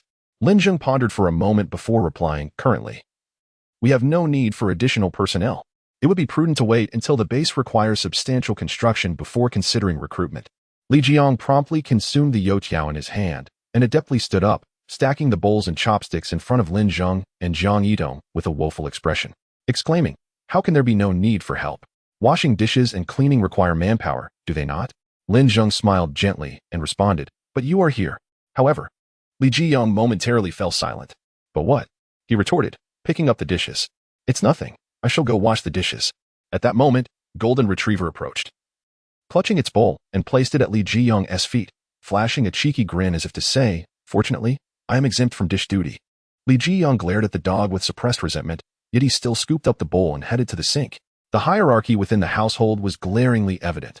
Lin Zheng was above Jiang Yitong, who in turn was above the golden retriever, followed by Li Zheng. Lin Zheng and Jiang Yitong shared a quiet smile at this scene. Just then, the system suddenly alerted, "Attention, host. In 10 days, a wave of zombies will arrive, including numerous second-tier zombies and even rare third-tier ones. Please prepare adequately for this impending crisis." A zombie tide, indeed. From the information provided by the system, Lin Zheng understood that these tides seemed to follow a cyclical pattern, surfacing periodically. As humanity's awakened powers grew stronger, so too did the levels of zombies in these waves. Each occurrence led to the demise of thousands, with countless bases, safe zones, and quarantined areas collapsing into desolation. Initially, humanity was unable to foresee the arrival of the zombie tides, often caught unprepared. Some bases, which had remained vigilant for an extended period, would relax their guard only to be met with a sudden onslaught. In later stages, a rare breed of prophetic abilities emerged among humans, enabling them to discern the timing of these zombie waves, allowing for better preparation and strategic responses. Nevertheless, casualties remained devastating, as each wave still presented one or two exceptionally powerful zombies. Lin Zheng contemplated the situation. It seemed imperative to reinforce the base. Ideally, constructing a perimeter wall would be prudent, complete with battlements and heavy weaponry for defense against the impending onslaught. Furthermore, establishing a basement would provide a secure refuge for Li Zheng and Jiang Yitong, while he could retreat into the system space if necessary. Determined, he realized that this would be no small undertaking. Given the limited number of them, it was unlikely they could complete the project within 10 days. Suddenly reminded of Li Zheng's suggestion, he considered recruiting. Even if one currently has no desire to hire, it is still possible to enlist a few temporary workers, providing them with a modicum of resources, such as instant noodles or sausages. It is uncertain how many would eagerly vie for such an opportunity. Just as Lin Zheng pondered this, a sudden commotion outside caught his attention. Initially, he assumed it was the awakened seeking to exchange for supplies. However, upon stepping outside, he discovered it was Wang Tian and his companions. Wang Tian was the first to speak. "Little brother, it has been a while. Are you here to exchange for supplies?" Lin Zheng inquired. Wang Tian and the others exchanged awkward smiles, for they had merely undergone enhancements and were still a step away from true awakening. Yet, that very step remained insurmountable. We have not awakened any abilities," they admitted. Clearly, they had seen the content on the A4 paper. "Then please take your leave," Lin Zheng replied, turning to depart, but was halted by Wang Tian's earnest call. "Little brother, we truly require the mutated items. If we can unravel their mysteries, we could produce more mutated goods and awaken more individuals, which would be beneficial for humanity." Lin Zheng paused, and Wang Tian, believing he had struck a chord, gazed at him with anticipation. To his surprise, Lin Zheng merely retorted, "What does that have to do with me?" Wang Tian was taken aback, and at that moment, Gui stepped forward, pointing an accusatory finger at Lin Zheng. "I have never encountered such a cold-hearted individual as you. You are also human. Do you truly possess no sympathy for others?" Upon hearing this, Lin Zheng turned sharply towards Gui, his eyes brimming with a menacing glare that instantly silenced Gui, creating an awkward tension in the air. Sensing the shift, Wang Tian hastily interjected, "Little brother, please. Name your conditions. As long as you can part with those 2 mutated items, we will do anything for you." Lin Zheng's mind raced. Was this not the very opportunity he sought for temporary workers? The group before him had all undergone enhancements, and they would undoubtedly be quite capable in labor. He feigned contemplation before replying, "I might consider it, provided you are willing to work for me for 10 days. In return, I could entertain the idea of granting you 1 mutated item." After all, Lin Zheng's system space contained countless identical mutated items, so giving away 1 posed no issue. "Really? Little brother, are you truly willing to give us 1? Wang Tian exclaimed, his expression filled with excitement, nearly moved to tears. "First, let us see how well you perform." Lin Zheng replied, turning to enter the base. Wang Tian called out reassuringly, "Rest assured, little brother, we will execute your tasks to the letter." At that moment, Gui Yi and the others approached, asking, "Captain, are we really going to help this kid with his work?" Wang Tian scoffed, "What other choice do we have? Can any of you contend with him?" The group immediately lowered their heads in silence. Unable to fight back, they resigned themselves to listening to him. The prospect of acquiring a mutated item was already a stroke of fortune. What more could they desire? Wang Tian admonished them. "Indeed, Captain, we understand," the group replied weakly. They then entered the interior of the base, their eyes widening at the sight of 2 rows of tanks and armored vehicles. "Captain, there are armored vehicles and tanks. Goodness. Wang Tian felt a bead of sweat forming on his forehead, astonished that this seemingly dilapidated base housed such heavy weaponry. However, he quickly realized that Jiangtong City possessed none of these. They must be models. At that moment, Li Zheng, seated in one of the tanks, suddenly fired at a distant zombie, obliterating it into ashes. This was Li Zheng's favorite pastime, using a tank to dispatch zombies. The team members stared blankly at Wang Tian, who awkwardly cleared his throat and glanced around anxiously. Fortunately, Lin Zheng approached. Otherwise, Wang Tian might have been reduced to a nervous wreck. He inquired of Lin Zheng, "Young brother, what would you have us do? Just say the word, and we shall comply without hesitation." Lin Zheng pointed to a corner of the base where he had already prepared drill bits, cement, and various masonry tools. With those materials, construct a wall around this base. The wall should mimic the style of ancient city fortifications, not too high. About 5 to 6 meters will suffice. Start working, and if you have any questions, feel free to ask me. Wang Tian and the others gaped in unison, exclaiming, "What? Is this not the work of masons?" Chapter 73, Not Ordinary People Captain. Everyone gazed at Wang Tian with incredulity. They were all seasoned special forces soldiers. How could they possibly engage in the work of a mason? It was nothing short of an affront, a grievous insult. With a resigned shake of his head and a heavy sigh, Wang Tian slowly rolled up his sleeves and encouraged his team, "Let us do our best." In that moment, despair enveloped them, since the captain had issued the command. They had no choice but to comply. With glum expressions, they approached the pile of bricks. The sun blazed overhead, and the weather was sweltering. After only a short while, Wang Tian and his comrades were drenched in sweat, their bodies overheated. Wang Tian, feeling the oppressive heat, discarded his shirt, prompting the others to follow suit. Instantly, a sense of relief washed over them. Zhao Sini, observing the surrounding men stripped to the waist, felt somewhat flustered and asked, "What about me?" Before long, they had toiled through the morning, utterly exhausted, collapsing onto the ground. To be frank, this labor was far more taxing than battling zombies. Yet, their progress was minimal, having only constructed a low wall barely a few dozen centimeters high. Time for lunch. Lin Zheng's voice rang out, and upon hearing this, Guoyi and the others erupted with joy. At least that fellow had a sliver of conscience, knowing to prepare a meal for them. As they reached the entrance of the safe house, Lin Zheng looked at them and remarked, "What are you doing here if you aren't working? Didn't you just call us for lunch?" At that moment, Li Zheng and Jiang Yiting squeezed through the crowd, and Lin Zheng pointed at them, stating, "I called them for lunch, not you." Guoyi clicked his tongue in disbelief, complaining, "Seriously? We help you with your work, and you want to even feed us? Even the stingiest miser wouldn't be so cheap." Lin Zheng, however, replied nonchalantly, "We had an agreement. You help me with the work, and I will give you a mutated item. I never promised you meals. Besides, in this apocalypse, food is far more valuable than mutated items. If you think you can mooch off my rations, think again." Guoyi and the others were left speechless, their eyes pleadingly turned to Wang Tian. Taken aback by their gaze, Wang Tian realized that Lin Zheng had indeed made no promise of meals. What could he do? He retrieved a compressed biscuit from his backpack, squatting by the wall to take bites. Observing this, the other team members understood the captain's unspoken message and quietly pulled out their own compressed biscuits, beginning to nibble, casting resentful glances at Lin Zheng. Just then, Jiang Yitong and Li Zheng brought out a table laden with an array of delectable dishes. Instantly, Wang Tian and his team were captivated by the tantalizing aroma, their eyes drawn to the spread. Oh my! Braised lion's head, beggar's chicken, sour soup fish, spicy beef.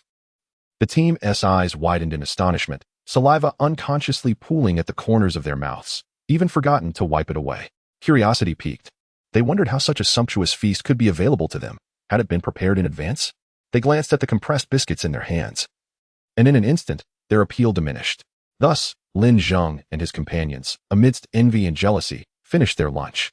However, due to the excessive amount prepared, there remained a considerable quantity of leftovers. After finishing their meal, Lin Zheng and Jiang Yitong returned to the safe house to rest and began their training, leaving Li Zheng to clean the dishes. Just as he was about to start, he noticed a dozen pairs of eager eyes fixated on the plates on the table. Conveniently, the dishwashing opportunity had arrived. Who among you would? Before he could finish his sentence, everyone raised their hands in unison, exclaiming, Me. I'll help you wash."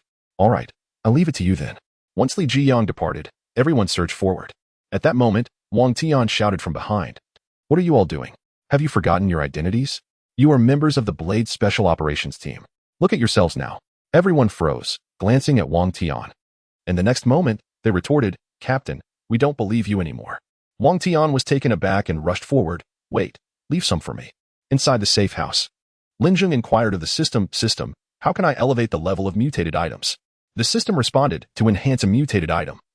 One must temper it with mist or crystal cores and a fierce flame. There exists a certain probability of refining it into a higher-tier mutated item. Influenced by factors such as the purity of the mist, the grade of the crystal core, and the refiner's control over the heat, it is a technical endeavor. Eventually, a specialized profession known as a refiner will emerge. As for probabilities, Lin Zheng deemed them inconsequential, as he had an infinite supply of samples. If one failed, he could simply attempt again. Can I use explosive tempering? He asked. Yes, but please control the explosive force to avoid reducing the mutated items to mere rubble. The system cautioned.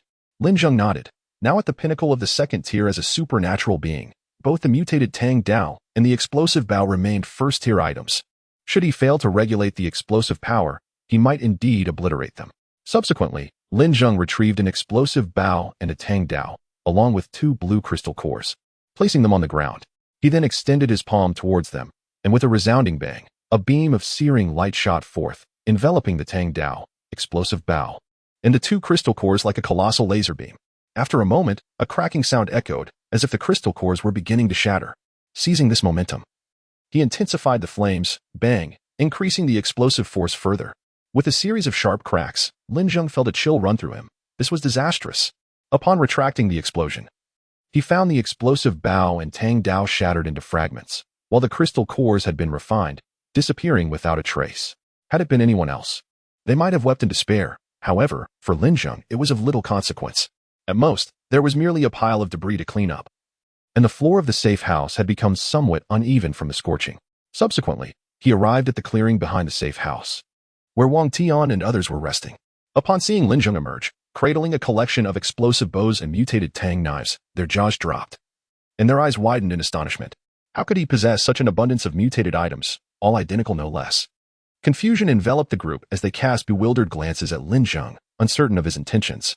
He set aside 1 explosive Bao and 1 mutated Tang knife, then produced 2 crystal nuclei. The sight of the nuclei once again left everyone astounded. Weren't those zombie crystal nuclei? How could he have them? The official quarantine zone had expended countless manpower and heavy weaponry to slay a second-tier zombie, obtaining a crystal nucleus from its head.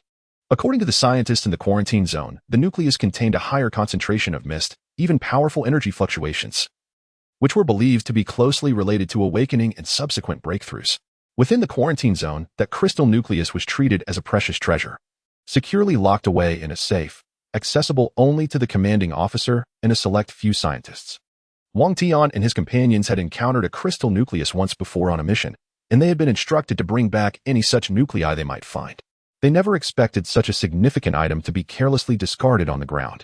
Then, unexpectedly, Lin Zheng unleashed a searing flame from his palm, enveloping the mutated items and the nuclei, igniting them in flames. Gasps of astonishment erupted from the onlookers, both in awe of Lin Zheng's formidable abilities and in disbelief at his reckless treatment of the mutated items and nuclei. With a crack, Lin Zheng withdrew his hand. Glancing at the 2 damaged mutated items, which were now reduced to 2 halves, it seemed his power had been a tad excessive. He then kicked the broken items aside and rearranged the remaining 2 items in the 2 crystal nuclei. Just how many nuclei did he possess? Everyone couldn't help but gasp in disbelief, their eyes filled with resentment as they looked at Lin Zheng. When did mutated items and nuclei become so devalued that they could be so casually squandered?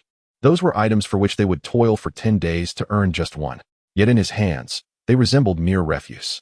While they sighed in lamentation, suddenly, a golden light burst forth from the flames.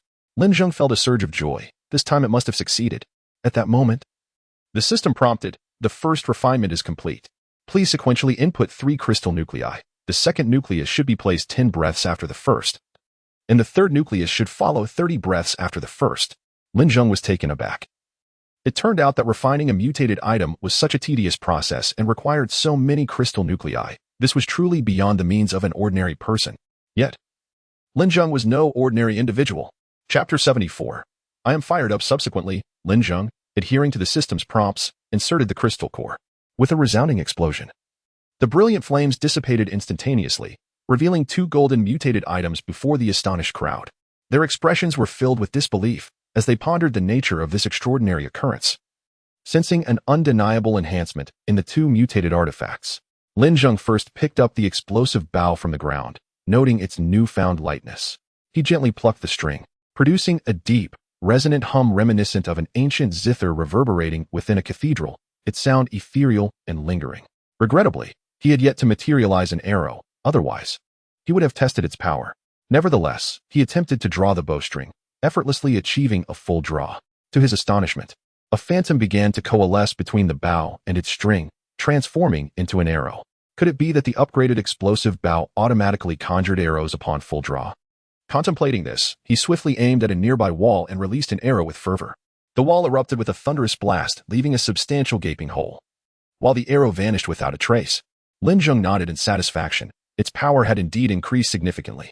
With a mere thought, he replicated the second-tier explosive bow over 100 times, storing them within the system's space. He then summoned Jiang Yitong, presenting her with the upgraded explosive bow. Upon seeing it, her face lit up with excitement. The golden exterior, the lightweight design, and the automatic arrow conjuration function, all of which delighted her immensely. "Thank you, Brother Lin Zheng," she exclaimed. Lin Zheng merely nodded in acknowledgement before grasping a second-tier golden tang knife, curious about its capabilities. He swung it fiercely through the air, unleashing a flame from seemingly nowhere. Was it imbued with fire? This could disrupt enemies in battle, and the intense heat would inflict considerable damage as well. Li Zheng, observing from the sidelines, eagerly awaited his turn. Lin Zheng glanced at him and said, "Here you go." Li Zheng rushed forward to accept the tang knife, exclaiming, "Thank you, Ajing." Meanwhile, Wang Tian and the others, who had been spectating, felt somewhat lost. The mutated items they had painstakingly sought after appeared to hold little value in Lin Zheng's hands, and it seemed he had even forged items of greater potency. "Captain, should we really continue?" Guo inquired. Wang Tian, his gaze resolute, replied, "Of course. Our mission is to bring back a mutated item." Guo and the others nodded in unison, affirming, "Understood, Captain." Thus, for several consecutive days, Wang Tian and his team toiled relentlessly to repair the walls of the Tiyuan base, hoping to meet Lin Zheng's standards and transport the mutated items back to the official quarantine zone. On the evening of the 5th day after finishing dinner, Lin Zheng and his companions were resting when they suddenly heard a cacophony of cries for help from outside. They ascended to the newly repaired wall, witnessing a throng of individuals desperately fleeing towards them, pursued by a horde of zombies. Lin Zheng, puzzled, wondered how so many zombies had suddenly appeared. Could it be that the zombie tide was beginning to surge? The group of individuals swiftly arrived at the entrance of the peach blossom base, their faces etched with terror. Gasping for breath, upon spotting the figures atop the city wall, they appeared to have found a lifeline, calling out desperately, "Please, save us. We implore you. Open the gates and let us in." Their expressions were full of pleading, their voices urgent, occasionally glancing back at the distant horde of zombies that roared and clawed their way toward them. The crowd below grew increasingly frantic and fearful, faces drawn in despair, stamping their feet in agitation, on the verge of tears. Yet, Lin Zheng remained unhurried, responding calmly, "Why should I save you? If you are willing to rescue us, we will do anything you ask," one replied earnestly. "Indeed, we would serve you faithfully, promising to obey you from this day forth." Another chimed in, "Our lives will belong to you, and we will face any peril at your command." Upon hearing their immediate promises, Lin Zheng offered a faint smile. Such declarations made in dire circumstances were nothing short of absurd. They spoke with sincerity only because their lives were at stake, once the danger subsided. He doubted they would be as obedient.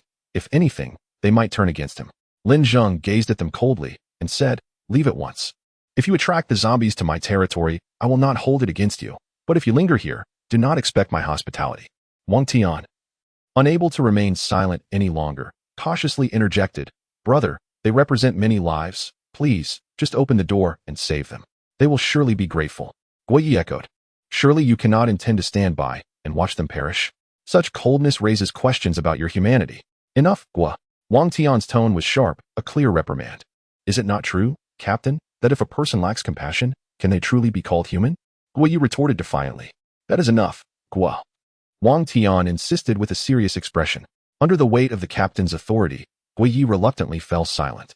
Wang Tian turned to Lin Zheng once more, "Brother, perhaps you should reconsider and open the gates." Yet, Lin Zheng resolutely shook his head. "No, there are too many of them. If they all enter, the zombies may follow. I will handle any zombies that come in. If anything happens, I will take responsibility," Wang Tian promised. Lin Zheng simply replied, "This is my base, and you cannot assume any responsibility for it. Let me remind you, you are merely working for me here. You hold no power in this base, so be silent, or I will have you thrown out." Wang Tian was rendered speechless by Lin Zheng's words. Indeed, this base belonged to them, and he had no authority to intervene. When the individuals below heard that those atop the walls had no intention of opening the gates to rescue them, their expressions instantly shifted. They pointed angrily at the figures above and hurled insults, exclaiming, "You are utterly inhuman. To witness our plight and offer no assistance, what difference is there between you and the undead? Yes, you vile creatures, devoid of humanity, cold-blooded and unfeeling. You do not deserve to be called human. Even dogs possess more emotion than you. I spit upon you, the dregs of humanity, the scum. Your very presence disgusts me." Lin Zheng observed the rabid insults and humiliations directed at him from the crowd below with unwavering composure. His lack of emotional response only reaffirmed his earlier convictions. The promises these individuals had uttered were nothing but deceitful fabrications, devoid of sincerity. Otherwise, their attitudes could not have shifted so drastically. As he spoke, some among them rushed to the gate, frantically shaking it. "Everyone, push together. Let us break down this wretched door and expel the filth within," they cried. "Yes, drive them out so we may inhabit this space ourselves. We shall not dwell alongside such refuse. They are unworthy of residing in this splendid base." Lin Zheng fixated intently on the frenzied crowd below, unable to breach the base. They had shifted their mindset, perceiving themselves as the rightful owners and Lin Zheng's group as intruders to be ousted. They truly did not consider themselves outsiders. Their mentality resembled that of robbers, and they executed it with surprising finesse. A peculiar smile crept across Lin Zheng's lips as he remarked, "If you persist in this manner, it shall only invigorate me." Chapter 75. The commitment. Lin Zheng withdrew the golden explosive bow, causing Wang Tian to widen his eyes in shock. "What are you planning to do, little brother?" Lin Zheng replied with a faint smile, "To kill." Wang Tian could hardly believe it. Lin Zheng was indeed intent on taking a life. The resoluteness and ruthlessness in his demeanor sent a shiver down Wang Tian's spine. "You can't do this." Before he could finish his sentence, Lin Zheng drew back the bowstring, and a golden arrow materialized atop the golden explosive bow. With a swift whoosh, the arrow soared forth, piercing through two individuals. It vanished within the second body, leaving both assailants paralyzed, a sudden pain radiating from their chests. Upon glancing down, they were horrified to find a gaping wound, wisps of white smoke rising from it. In the next instant, a deafening explosion occurred, and the two were reduced to a mere puddle of flesh. Onlookers were splattered with blood, rendered speechless, staring in disbelief at the scene before them. The arrows from the second-tier explosive bow were forged from the user's unique abilities, and at the moment of impact, those powers infiltrated the body, erupting violently. Meanwhile, the scent of blood drove the nearby zombies into a frenzy, now dangerously close. Those below, realizing their escape from the base was futile, especially with horrors lurking within that surpassed the undead, began to flee in panic. Some, slower than the others, were engulfed by the horde of zombies. Initially, a few agonizing cries echoed, but soon those sounds ceased, and a mound of zombies began to form in that very spot. At that moment, Wang Tian suddenly assumed a serious demeanor, commanding the other team members, "Blade Team, all members, heed my orders." "Yes." They immediately stood at attention, straightening their backs, ready for commands. "I order you to complete the task here, then bring the mutated items back to the quarantine zone," Wang Tian proclaimed loudly. Everyone was taken aback, exchanging glances, unsure of their leader's intentions, remaining silent. "Did you hear me?" Wang Tian raised his voice an octave higher. "Yes, Captain." The team members responded instinctively. Satisfied with their reply, he nodded and, with a running leap, vaulted over the wall, plunging into the throng of zombies, drawing two short knives and slashing his way forward. "Captain!" Everyone was astonished by his actions, shouting from atop the city wall. "Remember my orders. Do not come down." Wang Tian shouted back. "Captain!" Lin Zheng shook his head, pondering the futility of it all. In a realm seemingly devoid of life, Wang Tian wielded his short blade with an elegance reminiscent of flowing clouds and flowing water.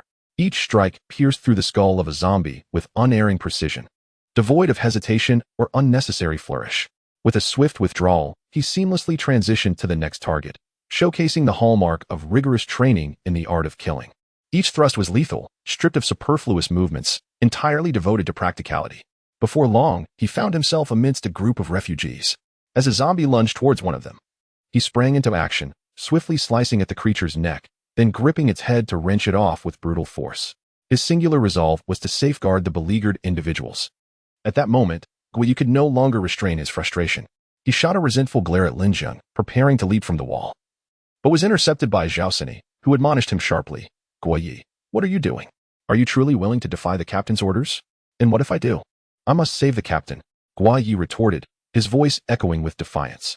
Zhao Sini fixed him with a steely gaze and declared, "Guiyi, as your vice captain, I command you to remain here. You shall not move." With a disdainful huff, Guiyi glared at her, yet Zhao Sini paid him no heed. Instead, she approached Lin Zheng and requested earnestly, "Young brother, could we borrow a few of your tanks and armored vehicles? You may set any condition you wish." Upon hearing this, Lin Zheng's mind raced. These vehicles were surplus to his needs, and lending them out temporarily posed no detriment. However, he was not one to engage in unprofitable transactions. After a moment's contemplation, he replied, "I would be willing to lend them, but I require a promise in return." "A promise?" Zhao Sini echoed, surprised at the simplicity of the request. "All of you, including your captain, must agree to come seek me out and shake my hand for 10 seconds once you awaken your abilities. What do you say? Is that all?"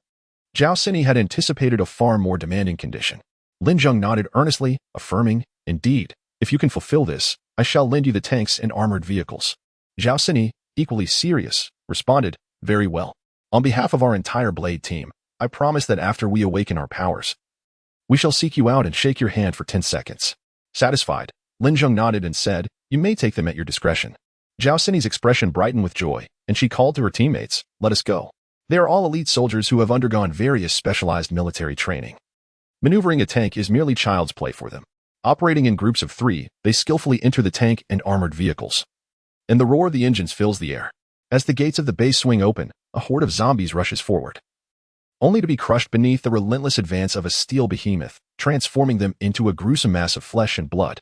Following this initial tank, 3 more tanks and an armored vehicle emerge in succession. Once the final armored vehicle has exited, Zhao Sini promptly shuts the base gates. A few zombies attempt to surge in, but she swiftly nocks an arrow, dispatching several with precision, utilizing the blade affixed to her bow. She cleaves through the heads of more zombies before leaping atop the last armored vehicle, continuing her relentless assault against the undead below. Observing this group, Lin Zheng cannot help but feel a twinge of emotion. These individuals are bound by a strong sense of loyalty, yet in such chaotic times, this very trait may hinder their survival. They are burdened by too many ties and concerns, whereas in a world unraveling, the only consideration should be how to endure. At this moment, Wang Tianzheng, single-handedly battling the undead, fights fiercely, laying waste to countless zombies.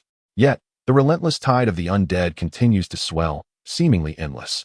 Gradually, his strength begins to wane, and the horde encroaches ever closer to the remaining survivors, who grow increasingly frantic. They turn on Wang Tian, exclaiming, "What is going on with you? Weren't you here to save us? The zombies are about to overrun us. Stop them already." Another voice joins in, "Yes. If you can't handle it, don't try to be a hero. You've only stirred them up. Now we can't escape." Wang Tian is momentarily taken aback, his expression shifting subtly. At that instant, a man suddenly halts and forcefully pushes Wang Tian back. Chapter 76, Rescue. Just as Wang Tian collided with a zombie, the creature clutched him tightly, its gaping maw ready to bite down. However, with a swift motion, Wang Tian thrust his dagger into its skull, forcefully slicing it in two. Yellowish brain fluid cascading downwards. At that moment, several more zombies took advantage of the opportunity and lunged at him. Wang Tian was still ensnared by the previous zombie's grip, struggling in vain against what felt like an iron chain. In a dire situation, he hurled his dagger away, gripping it anew, and swiftly sliced through the fingers of the zombie's arms. Several fingers fell away like tender shoots, landing on the ground with a thud. With a sudden burst of strength, Wang Tian sent the zombie reeling away from him. Yet, it was too late. More and more zombies surged forward. With quick reflexes, he hurled his dagger at a nearby zombie, piercing its eye. However, this did not incapacitate it. It merely hesitated for a moment before continuing its relentless advance towards him. At that moment, zombies flanked him on both sides. Just as Wang Tian prepared to strike, he slipped and fell, having unknowingly stepped on a zombie with severed legs, which clutched at his foot and dragged him fiercely. Wang Tian retaliated with a powerful kick, shattering the creature's skull, which collapsed onto his legs, a foul yellow liquid spilling across the ground. He lifted his gaze to find himself surrounded by countless zombies, their frenzied roars echoing as they reached for him. Yet, he refused to surrender. Drawing a handgun from his waist with remarkable speed, he fired several rounds at the zombies above him, each bullet finding its mark in their foreheads, leaving small crimson dots while creating gaping wounds at the back of their heads. Soon, the gun clicked empty, and the weight of the undead he had felled pinned him down, rendering him immobile. In that moment, despair washed over him, and he closed his eyes, awaiting fate's decree. Suddenly, the roar of machinery jolted him awake. In the next instant, an arrow erupted from the mouths of the surrounding zombies, causing them to topple backward. Wang Tian then beheld Guiyi, wielding a short blade with remarkable speed, swiftly beheading several zombies. "Captain, are you all right?" Wang Tian exclaimed in relief upon seeing Gui Yi, only to be met with anger as he scolded. Who ordered you to come down? How dare you defy orders? Gui Yi chuckled and promptly drew a military knife from his waist, offering it to Wang Tian. Captain, if you wish to punish me, you must first survive. Only then can you carry out your judgment. Wang Tian accepted the knife, and Gui Yi kicked away the zombie that had been pinning him down. Rising swiftly, Wang Tian cleaved through another zombie's skull. To his astonishment, several tanks and armored vehicles loomed before him, and he immediately understood that Lin Zheng had intervened. At that moment, Zhao Sini shouted from atop a tank, "Captain, hurry up here." Two individuals deftly wielded their blades to sever the approaching zombie before them, leaping onto a tank with an urgent grace. "Captain, are you all right?" Zhao Sini shouted anxiously. Wang Tian nodded reassuringly, responding, "I am fine." Amidst their exchange, the desperate crowd fleeing for their lives caught sight of the tank and armored vehicle behind them, immediately altering their course towards Wang Tian and his companion. Along the way, many fell victim to the ravenous undead, and ultimately, only half of the throng reached the tank and armored vehicle. As they attempted to ascend, a portion were ensnared by zombies, torn apart mercilessly. Approximately a third managed to scramble onto the vehicles, their faces reflecting the relief of survival, grateful to have reached safety. At that moment, beside one of the tanks, two individuals struggled to climb up, but their strength was insufficient, and despite their efforts, they remained grounded. Suddenly, one of them dashed towards the other, kicking him to the ground before stepping on him to gain leverage. The fallen individual quickly grasped the leg of the ascendant, who, in a desperate attempt to dislodge him, flailed his legs in a futile struggle. "You scoundrel! How dare you climb over me? Pull me up too." The one on the ground screamed in desperation. The climber shouted back, "Let go. The zombies are coming. If you don't release me, we shall both perish. You vile wretch. If you cannot save yourself, you wish to drag me down with you? I'll kick you to death." With that, the climber intensified his kicks, landing blow after blow upon the face of the man beneath him. Soon, the lower man's visage was rendered unrecognizable, a grotesque mass of blood and flesh, his nose shattered, mouth gaping, and one eye obliterated, exposing the crimson underneath. Yet he clung on tenaciously, driving the climber to the brink of tears. "Let go. Please let go." In that very moment, the zombies surged forward. The climber spotted a military knife nearby, likely dropped by Gua and his companions. Without a moment's hesitation, he seized the knife and, with a swift motion, severed the wrist of the man below. The latter let out a cry, collapsing backward, only to be engulfed by a horde of zombies. With bloody knife in hand, the climber, eyes ablaze with fury, swung wildly at the encroaching undead, simultaneously pounding on the tank, shouting frantically for the driver to accelerate. "Hurry, drive. Get us out of here." Witnessing this harrowing scene, Wang Tian let out a long sigh, shaking his head, his expression a complex tapestry of thoughts. He then turned to Zhao Sini and instructed, "Deputy, let's retreat." Zhao Sini nodded, and then commanded everyone to return.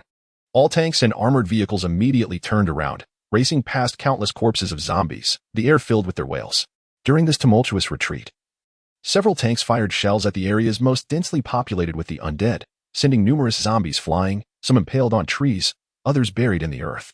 The man who had witnessed the tanks come to life let out a long sigh of relief, collapsing onto one of the tanks. A look of contentment gracing his face, he was finally saved. He glanced at the bloodied military knife in his hand, then silently tucked it into his waist. As the vehicles arrived at the base's entrance, Zhao Sini leapt out and opened the large gate, which was surprisingly unlocked. The vehicles streamed in, and any zombies attempting to slip through the opening were swiftly dispatched by Zhao Sini's arrows. Once all vehicles had entered, she swiftly joined them inside the base, and together with Gua, they closed the gate behind them. Chapter 77. I agreed, yet several unfortunate individuals still managed to breach our defenses.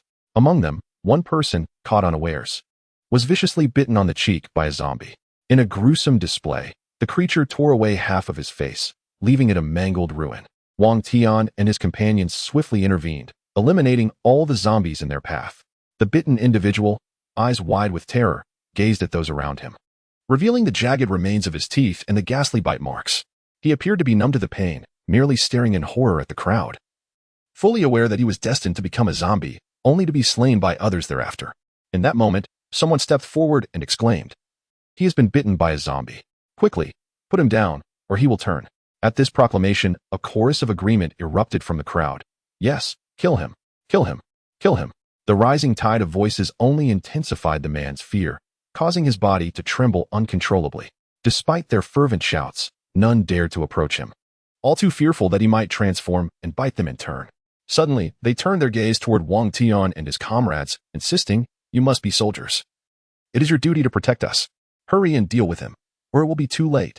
The bitten man continued to plead, "I beseech you. Do not kill me. I have not transformed yet. I must be immune to the virus." "What should we do, Captain?" one of the team members inquired. Wang Tian pondered for a moment before responding, "First, bind him. We shall observe the situation further." Guo nodded in agreement. "Understood, Captain." He stepped forward to secure the man.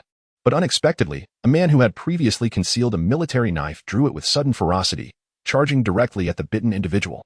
Without hesitation, he slit the man's throat. The bitten man's eyes widened in terror, disbelief etched across his face as he desperately clawed at his assailant's neck. However, the loss of blood soon overwhelmed him, and he gradually succumbed to unconsciousness, collapsing to the ground. Guo glared fiercely at the knife-wielding man. "You." The assailant retorted, "What are you on about? Your indecision makes you hesitant. I took action. If you're so cowardly, step aside. Yes, you hesitate over a single life while we risk becoming zombies ourselves." Lu Gu is decisive. They began to rally behind the man with the blade, who relished their admiration, a burgeoning desire for power igniting within him. Suddenly, an arrow whistled through the air, narrowly missing Lu Ji's chest before striking the bitten man's head. With a resounding explosion, his skull shattered, a gruesome display of gore.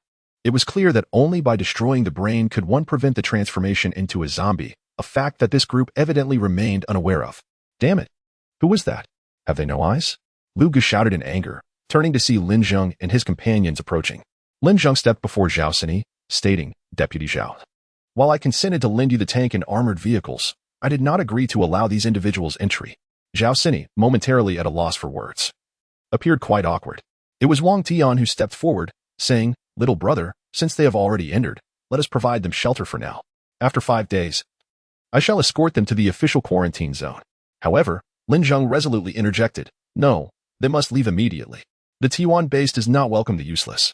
Moreover, Captain Wang, do not forget your promise." Lin Zheng continued. Wang Tian was momentarily taken aback, and Zhao Sini quickly leaned in to whisper the details of the prior events into his ear. After listening, Wang Tian nodded and reassured Lin Zheng, "Fear not, little brother. The Blade team shall uphold this commitment." Lin Zheng, satisfied, nodded in agreement. At that moment, Lu Gu, having elevated himself to a position of superiority, approached Lin Zheng step by step, brandishing the military knife in his hand, and arrogantly proclaimed, "Who are you calling useless?"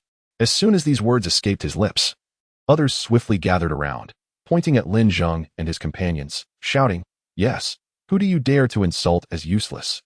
Everyone understood that unity was essential to remain within the confines of this base, and thus, they rallied against Lin Zheng's group. Someone recognized Lin Zheng and brought up the earlier incident when he had denied them entry. The crowd erupted in furious agreement, declaring, "Yes, it was he. He was the one who barred our entrance, leading to the demise of many. He is the true culprit." Feeling emboldened by the collective animosity, Lu Gu brazenly addressed Lin Zheng, "You insolent brat, apologize and get out, or we will each take a swing at you and make sure you meet your end." The chant echoed, "Apologize, get out. Apologize, get out." Clearly, they believed their numbers afforded them absolute dominance. Yet, upon hearing their reckless words, Wang Tian could only facepalm. Realizing the situation had deteriorated, Lin Zheng, regarding Lu Gu with a slight smile, retorted, "An apology? I shall offer it when I visit your grave next year." With that, Lin Zheng extended his hand and seized Lu Ji's face. Lu Gu, taken aback, quickly regained his composure, exclaiming, "You little brat, you're courting death." He swung his knife at Lin Zheng, but just as the blade was about to strike, his movement faltered abruptly. His body convulsed violently, followed by anguished whimpers, and the military knife fell from his grasp with a clatter. With a forceful motion, Lin Zheng's hand crushed Lu Ji's skull, the sound echoing ominously. The spectators were rendered speechless, astonished by the sheer power required for such an act. Instinctively, they recoiled from Lin Zheng, their eyes filled with dread. Wang Tian and his companions were equally stunned, having witnessed the brutal demise of someone they had just rescued. "Little brother, you." Lin Zheng, ignoring Wang Tian and the others, turned his gaze toward the crowd, his expression firm yet commanding. "To spill your blood would be a trivial task for me. You have 3 seconds to vacate this place." Upon hearing this, the crowd hesitated. Outside, the streets were teeming with zombies, and venturing out meant certain death. Their only recourse was to unite and eliminate Lin Zheng, perhaps grasping at a sliver of hope. "Let us all attack together. Do not fear him.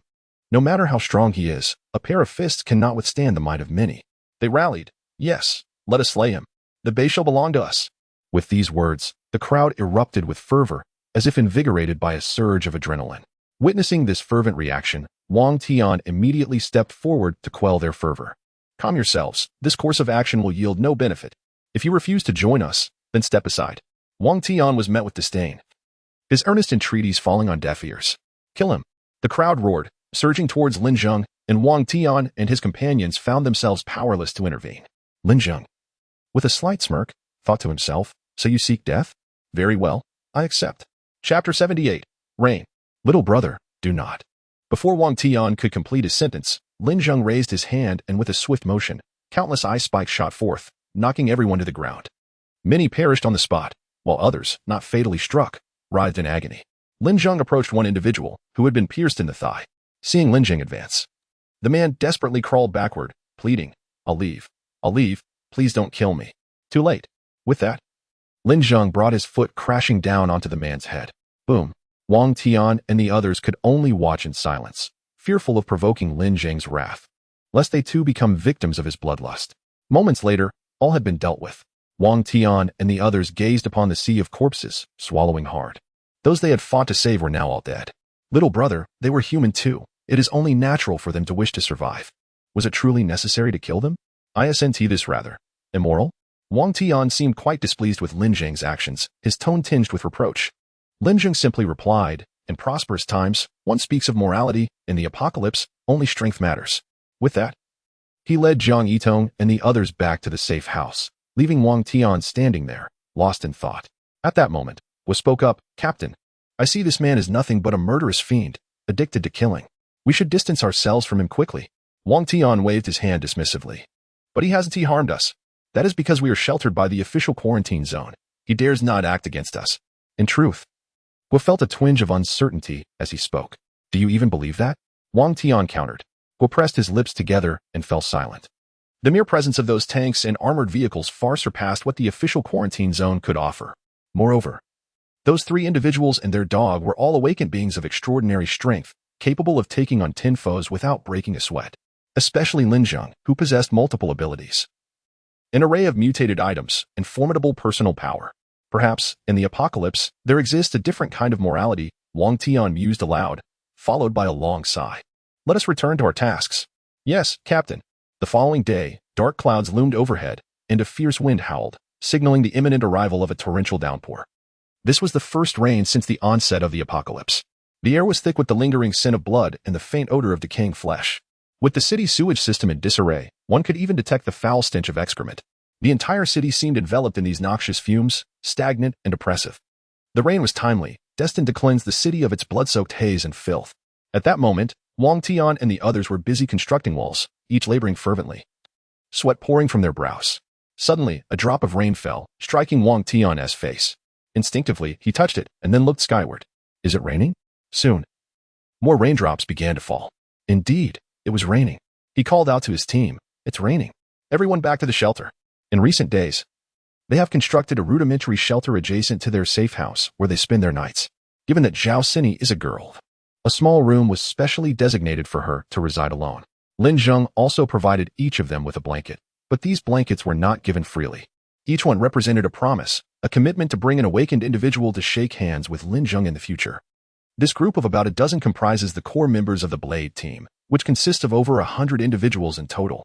The blankets and materials used to erect the shelter were secured through the pledges of more than 30 people. As they spoke, the rain intensified, prompting everyone to hurriedly return to the shelter. Just as the last person dashed inside, the torrential downpour commenced, resembling countless tiny marbles crashing from the sky onto the roof of the shelter, producing an incredibly cacophonous sound. Instantly, a refreshing scent of rain and earth permeated the air. Wang Tian and his companions looked up at the sudden downpour, experiencing an inexplicable tranquility. In recent times, the world has undergone significant changes, leaving everyone engulfed in fear and trepidation. Numerous events have been overturned, and many facets of humanity have been exposed. This immense transformation has caught everyone off guard. Now, the heavy rain has momentarily quieted the world, with the outside chaos contrasting sharply with the tranquility inside the shelter. Captain, how long do you think this zombie crisis will last? Zhao Sini suddenly inquired in a grave tone. Wang Tian pondered for a moment before responding. Perhaps it will end tomorrow, or perhaps it will never conclude. Who can predict the future? Then will humanity face extinction? Zhao Seni hesitated before asking. This time, Wang Tian did not respond immediately. Instead, he furrowed his brow, his expression serious. Perhaps he believed it to be a possibility yet was reluctant to confront the thought. At that moment, Lin Zheng and others arrived at the door of the safe house. If everyone behaves like you, human civilization and morality may endure. But humanity itself will not. Upon hearing Lin Zheng's words, Wang Tian felt a jolt of realization and slowly turned to face him. So, let us focus on survival first. And then we can discuss morals and civilization, Lin Zheng reiterated. Survive first, then discuss morals and civilization. Wang Tian echoed Lin Zheng's words, glancing up at the ink-black sky. After a moment of contemplation, he suddenly caught a whiff of an enticing aroma, reminiscent of hot pot. He turned to look at Lin Zheng, who stood behind a table laden with an array of hot pot ingredients, prompting wide-eyed stares and salivating expressions from Guiyi and the others. Are we eating? Wang Tian was taken aback, somewhat surprised. Is this for us? Of course not for free. It's 10 promises each. What do you think? Lin Zheng replied. Wang Tian hesitated, uncertain if all his team members would awaken or even survive until that time. However, Guiyi and the others looked at their captain with eager anticipation, their eyes sparkling with the same longing as children desiring sweets. With a resigned nod, he finally relented. All right then, let us go. Gua and the others shouted in excitement as they lifted the table into the shelter. Each of them gazed hungrily at the steaming hot pot, saliva pooling in their mouths. It was utterly delectable. Not only had they gone many days without indulging in such sumptuous fare, but they had also endured the sight of Lin Zheng and his companions feasting before them. Unable to contain themselves any longer, they began to devour the food voraciously, tossing in ingredients that were barely cooked, merely dipping them in the hot pot before consuming. This time, Wang Tian refrained from competing with them for the food, instead watching their gluttony with a satisfied smile. Unbeknownst to everyone, several fresh scars marred Wang Tian's ankles. Chapter 79. I will kill you on the 7th day. After indulging excessively the previous evening, Guiyi and the others remained in slumber until late. Wang Tian, however, rose early, surveyed his team, and quietly donned his attire before setting off to work. As he stepped out of the tent, a sudden dizziness overcame him, and he nearly lost his balance. What was happening? He vigorously shook his head, feeling somewhat more alert. The heavy rain from the night before had left the ground muddy. To avoid soiling his trousers, Wang Tian crouched down to roll up his pant legs. Suddenly, the scars on his ankle caught his attention, and he paused momentarily, not in panic, but rather. He lowered his pant legs and let out a long sigh. Unbeknownst to him, Lin Zheng was standing at the entrance of the safe house. As Wang Tian slowly rose, he noticed Lin Zheng beside him and forced a wry smile, acknowledging, at last, I've been caught. What do you intend to do? Lin Zheng inquired calmly. What else is there to do? I shall take the matter into my own hands. I must go back on my promise to you, my young brother. Wang Tian replied with an unsettling calmness. That's fine. After all, your blade team consists of over 100 members. Finding a replacement for you would be trivial. Wang Tian responded with a bemused laugh. Haha. Very well, my young brother. I shall take my leave first. With that, he drew a dagger from his waist, prepared to end his life. Captain, a voice called from behind, and suddenly, Wang Tian was embraced from behind, causing the dagger to clatter to the ground. Turning around, he found Guiyi and the other team members had awakened. Guiyi, I command you, as your captain, to release me. Wang Tian declared sternly. I will not release you, Captain. Guiyi replied obstinately. Realizing Guiyi's unwavering resolve, Wang Tian adopted a more patient tone. Guiyi, I have been bitten by a zombie. It is only a matter of time before I turn. Have you forgotten our identities, our responsibilities?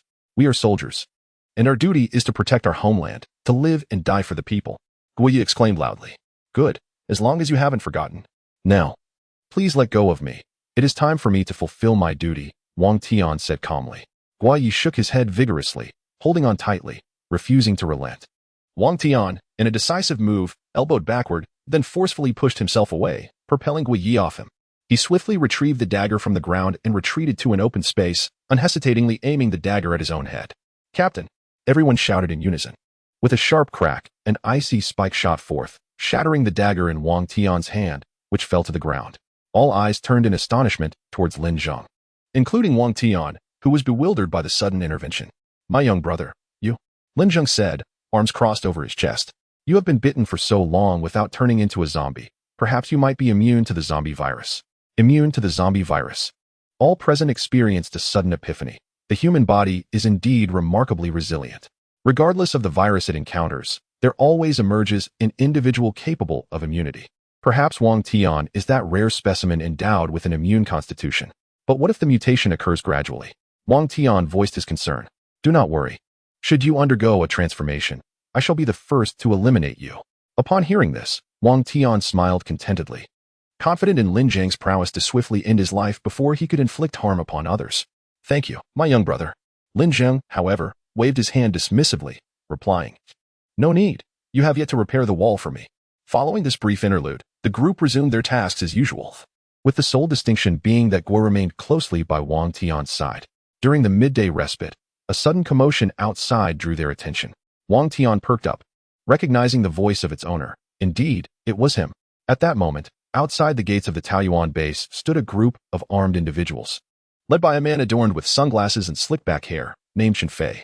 He belonged to a special department within the quarantine zone, tasked with handling various challenging assignments employing any means necessary to accomplish their objectives. Casting a disdainful glance at the so-called Taoyuan base, he scoffed, Damn.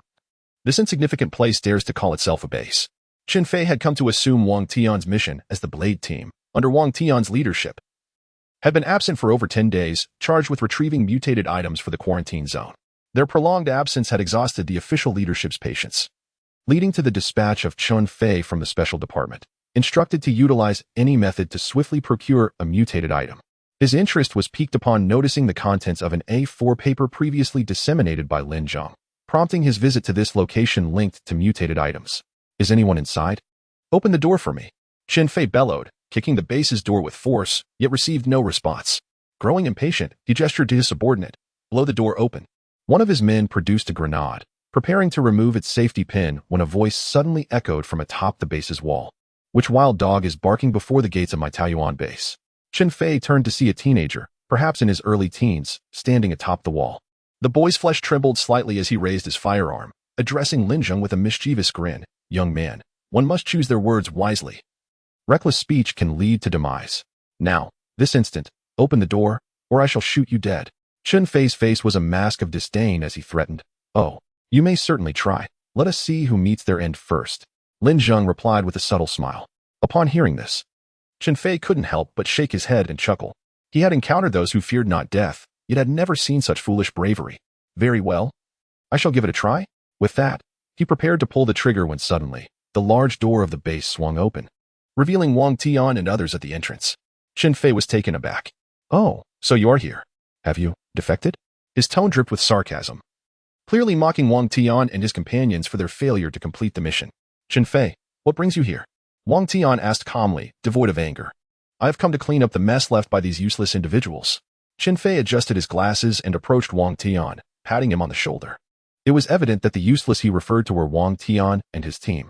Watch your mouth, Chen Fei. Guo Yi clenched his fists, glaring at Chen Fei with anger. Are you not the useless ones? How long does it take to find something? Guo Yi, filled with rage, was about to take action when Wang Tian restrained him. We have already located the mutated item. We will bring it back to the quarantine zone in 3 days. You may leave now. Perfect. Then hand over the mutated item to us. You need not concern yourselves with the rest. Guo Yi could no longer contain himself, stepping forward despite Wang Tian's attempts to stop him. What? Hand it over to you? Do you have any idea how much we have endured to obtain this mutated item? And you think you can just come in and take it? Chen Fei smiled at Guo Yi, and suddenly, with a swift kick, struck him in the abdomen, causing Guo Yi to curl up in pain. Is there still a possibility of that now? Witnessing this, Wang Tian erupted in fury. Chen Fei, do not go too far. It is not I who oversteps, but your subordinate who is ungrateful. I am merely teaching him a lesson. My men are not yours to discipline. Then I shall consider him a dog in need of correction. Chen Fei spread his hands with a mocking expression on his face. At that moment, Lin Zheng leapt down from the wall and approached Chen Fei, saying, You seem to be enjoying barking like a dog here. Chapter 80. Dispute upon hearing Lin Zheng's words. Chen Fei's face contorted with rage, his eyes aflame, teeth chattering audibly. Lin Zheng, employing the very tactics that riled him, lightly slapped Chen Fei's face twice, reiterating, What's wrong with calling you a barking dog? Are you not a wild dog that yaps indiscriminately? You're courting death. Chen Fei retorted, attempting to strike Lin Zheng, but was halted by Wang Tian. I advise you to calm down. He is not someone you can provoke. Humph. Chen Fei scoffed. Even if he were the king of heaven, he shall die today. With that, he forcefully shoved Wang Tian aside and drew a dagger, lunging it towards Lin Zheng's heart. In a sudden display of prowess, Lin Zheng's right hand transformed as if forged from steel, seizing the dagger. Chen Fei was taken aback, This man was formidable. Swiftly, he lifted the rifle slung across his shoulder, aiming it at Lin Zheng. Just as he was about to pull the trigger, Lin Zheng grasped the rifle's barrel, wrenching it with such force that it bent. Simultaneously, his grip on the dagger intensified, reducing it to a heap of shards. Lin Zheng held the fragments aloft, slowly releasing them before Chen Fei, the pieces clattering to the ground. Chen Fei swallowed hard. It felt as though he had kicked a steel plate. Desperately, he glanced at Wang Tian, seeking a lifeline, for he feared he might meet his end. Wang Tian shrugged. Why are you looking at me? I warned you. Yet you chose to ignore it. He then took 2 steps back, distancing himself from the matter. Chen Fei's heart sank, the atmosphere growing palpably awkward. Suddenly, Chen Fei mimicked a dog-esque bark, grinning at Lin Zheng. You are correct. I am but a wild dog that loves to bark everywhere. Woof, woof, woof. Everyone's eyes widened in astonishment at Chen Fei's unexpected reaction, which somehow seemed entirely reasonable. He was indeed someone who understood when to bend. Lin Zheng was momentarily taken aback, unprepared for such a response. Yet, his intent to kill remained resolute. Regardless of whether Chen Fei was human or beast, he was destined to become a lifeless corpse. Lin Zheng seized Chen Fei by the neck, causing Chen Fei to plead in terror. Wait. I am from the quarantine zone. If you kill me, they will not spare you. Wang Tian, overhearing this, couldn't help but shake his head. Lin Zheng smiled nonchalantly. No matter, I am indifferent. Chen Fei's face turned pale with horror, his eyes bulging. With a swift motion, Lin Zheng applied pressure to his fingers, snapping Chen Fei's neck with a decisive twist. Then carelessly discarded his lifeless body. Chen Fei's subordinates recoiled in fear, witnessing Lin Zheng's godlike prowess, their courage to raise their weapons evaporating.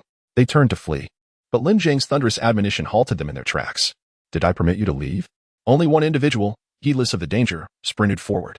After covering several dozen meters, he turned back, taunting Lin Zheng. Fool, come and kill me. Ha ha ha. A sharp-eye spear suddenly shot forth, piercing through the man's back and emerging from his chest, creating a gaping wound. He fell to the ground instantly. The others, initially contemplating their escape, abandoned the thought entirely upon witnessing the scene. Come back, Lin Zheng bellowed. And Chen Fei's subordinates retreated obediently. Observing the docility of the typically unruly personnel from the special department, Wang Tian questioned whether he was mistaken. They were known for their lawlessness and disdain for others. It seemed that even the wicked required the tempering of the ruthless. Please, spare us, they pleaded. I may spare you, but you must repair the wall, Lin Zheng commanded. We are recruiting laborers on site, and there will be no wages. Very well. As long as you do not kill us, we are willing to do anything. Wang Tian was taken aback. The members of the special department, known for their ferocity, were now behaving like meek lambs. This was unprecedented. In the next moment, one individual produced a grenade, removed the pin, and shoved it into Lin Zheng's pocket. A grenade. Everyone quickly retreated and crouched down, leaving Lin Zheng standing alone. I am a member of the special department. If you want me to toil and repair the wall, you can perish, the man on the ground taunted. Unfazed, Lin Zheng retrieved the grenade from his pocket, reinforcing himself with steel-like resolve, and firmly clasped the grenade with both hands. With a muffled explosion, black smoke billowed from his hands, yet he remained unscathed. The man stared in disbelief, trembling as he muttered, is he human? Or a ghost? How could a grenade not kill him? In the next heartbeat, Lin Zheng slowly raised his hand towards him. The man scrambled to his feet and fled in desperation. Ability, explosive. With those words, a wave of terrifying energy surged towards him, striking his head. The intense heat, exceeding thousands of degrees, instantly vaporized everything above his shoulders, leaving behind wisps of white smoke and a hissing sound. His upper body stood for mere seconds before collapsing to the ground. Lin Zheng then turned his gaze toward the others, his eyes narrowing, which caused them to hastily discard their weapons, remove their shirts, and roll up their pant legs. We are ready to work. Please give us your orders. Lin Zheng nodded in satisfaction. With the addition of these individuals, the pace of the wall's construction accelerated significantly. It would likely be completed within a day, just in time to prepare defenses against the impending zombie tide, which was only 2 days away. Meanwhile, in a conference room within the official quarantine zone, a group was engaged in heated discussions. Lian, your blade team is utterly useless. They have yet to return after searching for a mutated item for so long. The speaker is Zhou Ling, the head of a special department, while Lian, whom he refers to, is the military head of the quarantine zone. The blade team is an elite unit under his command. Lian, clad in camouflage, stands with his arms crossed and eyes half closed, exuding an air of tranquility. After a prolonged silence, he finally speaks. If you are dissatisfied, you may send someone to seek a resolution. Zhou Ling snorts dismissively, a smug smile appearing on his face, as if he had been anticipating this response. Of course. Our special department has already been mobilized. The tasks you cannot accomplish will be undertaken by us. Lin is unperturbed by this revelation, seemingly having anticipated it. That is excellent. With your special department involved, it is certain that the mutated items will be located swiftly. Zhou Ling replies, if the mutated items are discovered by us, then when the method for rapid awakening is found, our special department will be the first to awaken. I trust you have no objections to this? Initially composed. Lin suddenly erupts in anger, rising abruptly and slamming his hands on the table. Zhou Ling, you speak nonsense. Why should the special department be the first to awaken? Our military department ventures out daily to gather supplies and rescue survivors, constantly teetering on the brink of death. If anyone should awaken first, it is undoubtedly our military department. Zhou Ling, unhesitatingly, retorts with scorn, awakening a waste will still leave you with a waste. What good is it to awaken? Lin slams his palm on the table again, the force creating a gust of wind aimed at Zhou Ling's face. Both are enhanced individuals, mere moments away from awakening themselves. If you dare, then test my strength. Come then. The tension between them escalates, the atmosphere growing increasingly volatile. Enough. A middle-aged man seated nearby interrupts loudly, diffusing the situation. This individual is Lu Chuwei, the overall leader of the official quarantine zone and former mayor of Tian'an. What is there to argue about? The quarantine zones of the Ma, Wang, and Lu families are all watching us closely. If you continue to bicker, we may collapse before they even strike. Lu Chuwei admonishes them sternly.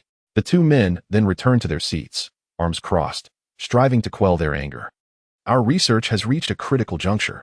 As soon as we have a mutated item for experimental purposes, we will unravel the secret of awakening. Therefore, whichever department retrieves the mutated item first will have its personnel awaken first. That is all for now. The meeting is adjourned. Upon concluding, Lu Chuwei departs. Zhou Ling turns to Lin, stating, the leader has agreed.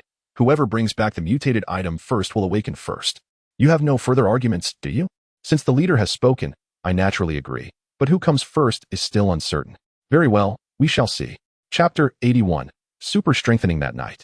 The moon shone unusually round, as if enveloped in a serene calm before the impending apocalypse.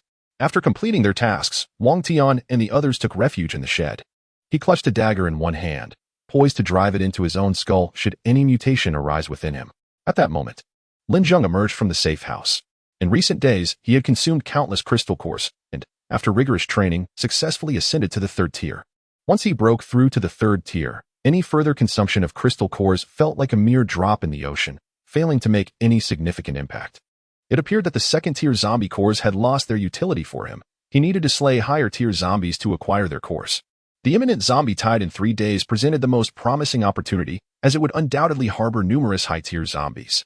If he could eliminate just one and obtain a high-tier crystal core, Lin Zheng would amass a plethora of such cores. What a magnificent moon tonight, Lin Zheng exclaimed.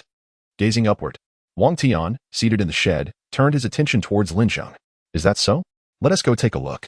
Rising slowly, dagger still in hand, Wang Tian stepped outside and tilted his head to behold the night sky. Indeed, he was greeted by the sight of a luminous moon, reflecting like a tranquil mirror. Such a serene night amidst the apocalypse was truly a rarity. Suddenly, Wang Tian felt a blur before his eyes. A wave of dizziness surged through him, causing the world to spin uncontrollably. Realization struck him: mutation had begun. He raised his dagger, but it appeared as countless phantoms, rendering it impossible to discern the real one. Without a moment to ponder, he plunged it towards his head, yet missed. The dagger merely grazed his cheek, leaving a shallow trail of blood. The others noticed Wang Tian's distress and rushed outside. "Captain, is he turning into a zombie?" one exclaimed. "Stop the chatter, quickly fetch some rope," Guo urged, his expression fraught with anxiety. Lin Zheng, observing from the side, found it peculiar. If Wang Tian were not immune to the zombie virus, why had it taken so long for him to mutate? Lost in thought, he summoned a high-temperature blast, ready to unleash it upon Wang Tian and reduce him to ashes. Meanwhile, Guo and the others had managed to bind Wang Tian tightly with rope, yet he continued to thrash violently, his expression twisted with rage as he shouted, "Kill me. Just kill me." Guo and the others hesitated, standing frozen. Suddenly, the system announced, he possesses an exceptionally rare physique that can seamlessly integrate with the zombie virus, enhancing the strength of every cell in his body and significantly boosting his combat prowess. However, should he fail to overcome the backlash from the virus, he will lose all rationality and transform into a true zombie. This mutation requires the moon's stimulation to occur. Lin Zheng glanced up at the moon once more. Indeed, beneath the tranquility lay an underlying peril. It seemed there was still hope for Wang Tian. With a sudden roar, Wang Tian unleashed a mighty shout, shattering the ropes that bound him. Fragments of the rope flew towards Gua and the others, sending them sprawling to the ground, blood spilling from their mouths. Such strength. Lin Zheng was somewhat taken aback. At this moment, patches of decayed flesh marred Wang Tian's face, and his physique appeared to have expanded significantly. His clothing straining against his form. "Captain!" Gui shouted, clutching his chest, but Wang Tian had already lost all sense of reason, oblivious to Gui's cries. He swiftly approached a member of a specialized team, seizing him and lifting him above his head. The man's face was etched with terror as he pleaded, "Save me, save." Before he could finish, Wang Tian violently yanked him apart, tearing him in two. A gasp escaped Gui and the others. They had never witnessed such brutality from Wang Tian. Discarding the corpse carelessly, he turned to the repaired wall and unleashed a powerful punch, creating a massive hole. Whether it was due to the wall's poor construction or Wang Tian's immense strength remained unclear. "You've damaged my wall. I must teach you a lesson," Lin Zheng declared, leaping in front of Wang Tian. Seeing someone obstruct his path, Wang Tian erupted in furious roars, raising his hands to seize Lin Zheng. Lin Zheng met his grasp with his own, feeling the force behind it. This was terrifyingly close to second-tier strength. Surprised, Lin Zheng noted Wang Tian's escalating fury as he strained against Lin Zheng's grip, muscles bulging and straining, his shirt ripping apart to reveal rock-like biceps laced with a web of veins. Each exertion produced a harsh friction sound, indeed a formidable force. "But I am of the third tier." As Lin Zheng's words fell, he summoned his strength, twisting his waist and sending Wang Tian crashing to the ground with a thunderous impact. Gui and the others watched in astonishment. This strength was comparable to that of an ox. Wang Tian, now on the ground, pounded his chest in frustration, howling at the sky, evidently enraged. Before charging at Lin Zheng once more. This time, Lin Zheng steadied his stance, his fists tightening with a crackling sound, the air shimmering slightly as he prepared. At that moment, Wang Tian was upon him. Lin Zheng slightly sidestepped to evade the attack and, leveraging his waist strength, unleashed a powerfully charged punch. The blow landed squarely upon Wang Tian's abdominal muscles, producing a sound akin to cracking stone. Wang Tian was propelled backwards, crashing into the wall behind him, before slowly sliding down to the ground, unconscious and unmoving. Gui and the others, witnessing this scene, could not help but swallow hard, their lips trembling. If that punch had struck them, their bodies would have surely been reduced to a bloody mess. "Captain!" They hurried forward to help Wang Tian. Noticing a trickle of blood at the corner of his mouth and the decay on his face had vanished, though his shirt bore a charred hole in the abdomen, Lin Zheng stepped forward with utmost seriousness and commanded, "Carry him into the shed. Avoid the moonlight." "Why yes," Gui stammered, still reeling from the shock of Lin Zheng's punch. Then, together with another individual, Wang Tian was lifted and carried into the shed. At this moment, Lin Zheng pondered whether this could be considered a form of supernatural ability and if it could be replicated. The system responded, "Replication is indeed possible, once replicated. The host's supernatural ability can be enhanced to double its strength for a limited duration." Lin Zheng inquired, "Will I be susceptible to the zombie virus and lose my sanity?" The system assured him, "Certainly not. The host's SSS-level talent framework can eradicate the virulence of the zombie virus effortlessly, allowing the host to wield supercharged abilities directly." Lin Zheng snapped his fingers, exclaiming, "Excellent." Chapter 82. Acid Rain. Subsequently, Lin Zheng followed them into the shed, gazing at Wang Tian, who lay upon the bed. He approached slowly and, without warning, grasped Wang Tian's hand. Gui and the others. The scene was too beautiful to behold directly. Gui leaned forward and inquired, "What has happened to our captain?" Lin Zheng glanced at him and replied, "Your captain appears to have awakened, but during this awakening, he may lose his sanity due to the backlash of the virus.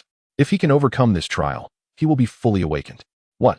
Our captain has awakened his abilities, which means he won't turn into a zombie," Gui exclaimed with joy. "Half awakened." Lin Zheng nodded in affirmation. "Then the captain won't have to die." As he spoke, Lin Zheng successfully replicated the process, releasing Wang Tian's hand and rising to his feet. "Remember, do not let him be exposed to moonlight, or he may revert to that terrifying state we just witnessed." Gui nodded vigorously. Stepping outside, the moon remained clear and bright.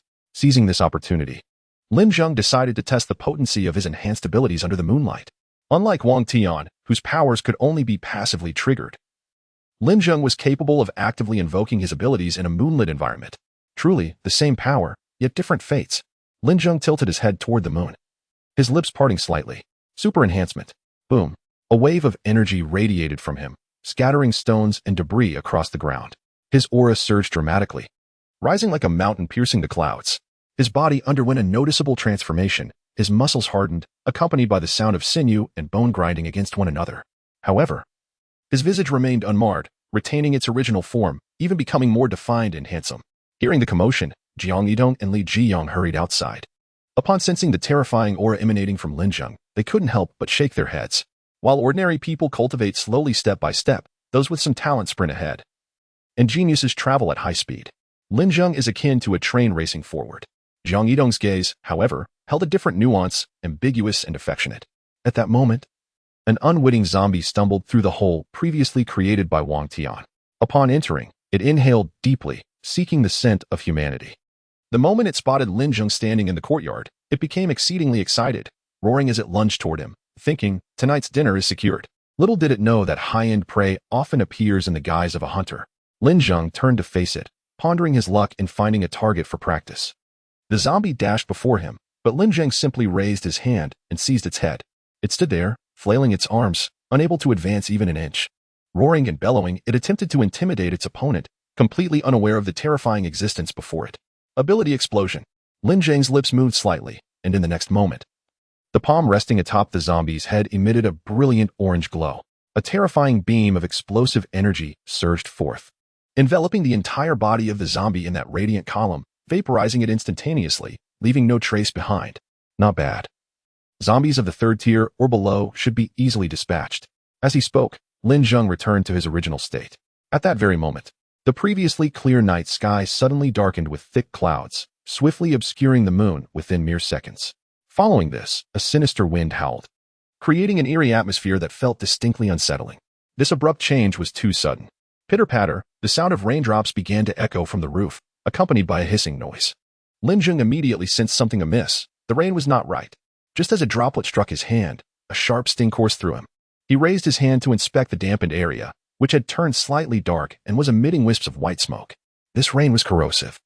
A high concentration of acid rain. In an instant, Lin Zheng reinforced his body with steel-like fortitude, allowing the acid rain to slide off him smoothly without causing any corrosion. But why was it raining again? Li Jiyong, curious, leaned out to take a look, but Lin Zheng swiftly thrust a chunk of ice towards him, pushing him back. Stay inside, it's acid rain. Upon hearing this, fear washed over Li Jiyong's face. Had it not been for Lin Zheng's earlier intervention, he might have been severely burned by the acid rain by now. Ah Zheng, you should come in too. Li Jiyong and Jiang Yitong called out to Lin Zheng with concern. Lin Zheng nodded, noticing that his clothes were riddled with numerous small holes. Before leaving, he warned Guiyi and the others, this is high-concentration acid rain. Do not come out. Guiyi and the others were left in shock. Upon returning to the safe house, Lin Zheng maintained his steel reinforcement, as his clothes were stained with acid rain. Should he revert to his normal state now, he would surely suffer burns. Ah Zheng, are you all right? Li Jiyong reached out to touch Lin Zheng, but was halted by Lin Zheng's warning. Don't touch me. I have acid rain on me, and you will get burned. Li Jiyong froze momentarily, slowly retracting his hand. Lin Zheng then proceeded to the shower room, removing his tattered clothing and cleansing himself thoroughly with warm water. Only then did he revert to his normal state. Donning fresh attire before returning to the entrance of the safe house, gazing anxiously at the torrential acid rain. Is this the harbinger of a zombie tide? The previous wave of zombies, along with the current peculiar acid rain, portends the perilous zombie tide that is to arrive in 3 days. A sense of unease quietly gnawed at Lin Zheng's heart, marking the first time since the apocalypse that he experienced such feelings. He glanced at the shelter. Its roof constructed from steel plates several millimeters thick, which should withstand the corrosive effects of the acid rain. However, he could not fathom how many survivors, unable to find refuge in time, had been drenched by the acid rain, their flesh and blood grotesquely mangled, enveloped by a noxious white mist. Attempting to escape, they discovered that their bodies felt as though they were being flayed. The pain was unbearable, rendering them powerless. Ultimately, they could only collapse on the ground, allowing the acid rain to mercilessly pour over them, corroding them until nothing remained but skeletal remains. The same fate befell the zombies. Low-tier zombies, like ordinary humans, suffered the corrosive effects upon getting wet. The difference lay in the more repugnant odor they emitted during this process, with a pale yellow smoke rising around them. In an instant, the entire Jiatong city was enveloped in a thick haze, exuding the stench of death, resembling a ghost town. Li Shiro, perceiving the dire situation, immediately darted into a nearby building beside the road, coincidentally encountering Xiao Lin, who was also seeking shelter from the rain. Upon seeing a stranger, Li Shiro instantly adopted a defensive stance, declaring, "Leave. This place is occupied." Xiao Lin, recognizing the voice as somewhat familiar, recalled the individual who had confronted him on the road that day. "Are you the one who stopped me on the road?" he inquired.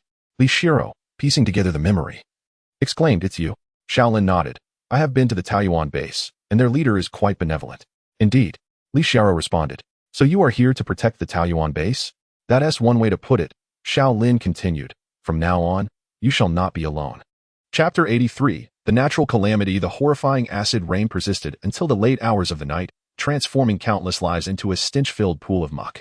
The following day, the weather turned exceptionally clear. By around 8 in the morning, the sun radiated an intense heat, evoking the illusion of midday under a blazing sun. The high temperatures gradually evaporated the remnants of the acid rain, filling the air with a pungent odor that induced nausea. Wang Tian awoke, vigorously slapping his head in disbelief. He glanced at his hands, surprised, and murmured to himself, "I'm not dead?" In the next moment, a searing pain throbbed in his head. Pressing his hands firmly against his temples, he closed his eyes to recall the events of the previous night. After a moment of silence, he suddenly jolted awake. Wasn't I supposed to become a zombie? Realizing this, he instinctively reached for his waist, only to find it empty. "Where's my knife?" After witnessing Wang Tian's determination the night before, Gua had hidden the knife, fearing that a moment of carelessness might lead Wang to plunge it into his own head. "Captain, you're awake," Gua exclaimed, rubbing his eyes. "Gua, where's my knife?" Wang Tian asked. Gua hesitated, then feigned ignorance. "I don't know. Maybe it's lost?" Wang Tian chose not to dwell on this and shifted the conversation. "What happened last night? Why didn't I turn into a zombie? I distinctly remember." Gua's excitement surged as he nearly leapt from his seat, exclaiming, "Captain, you've awakened your abilities." "I've awakened?" Wang Tian was taken aback, equally astonished. However, the young brother mentioned that he had only partially awakened. During the use of his powers, the virus would retaliate, causing him to lose his sanity. Only by overcoming this backlash could he achieve a complete awakening. Virus retaliation. Gua scratched his head. "Captain, I'm not entirely sure. Perhaps you should ask that young brother." Wang Tian nodded, then braced himself on the bed to rise, but was suddenly struck by a sharp pain in his abdomen. Looking down, he noticed a gaping hole in his shirt, resembling a burn, accompanied by a bruise on his stomach. "What happened?" Gua replied, "Captain, you lost control completely yesterday and tore a member of a special department in half." At this revelation, Wang Tian's pupils dilated in disbelief. A wave of guilt washing over him. Despite their antagonism towards the special department, he had never intended to take a life. Gua continued, "It was the young brother who intervened, knocking you unconscious with a single punch, which is why you finally stopped." Wang Tian was astonished. "A punch strong enough to tear my clothes? That must have required immense strength." Observing the singed edges of the hole, it seemed that his blow carried an aura of terrifying energy. "All right, I understand." Having spoken, he suppressed the pain and rose to his feet, descending from the bed and stepping outside, with Gua following closely behind. Instantly, a pungent odor assaulted their nostrils, prompting them to cover their mouths and noses with their hands, brows furrowing in response. "What is that smell?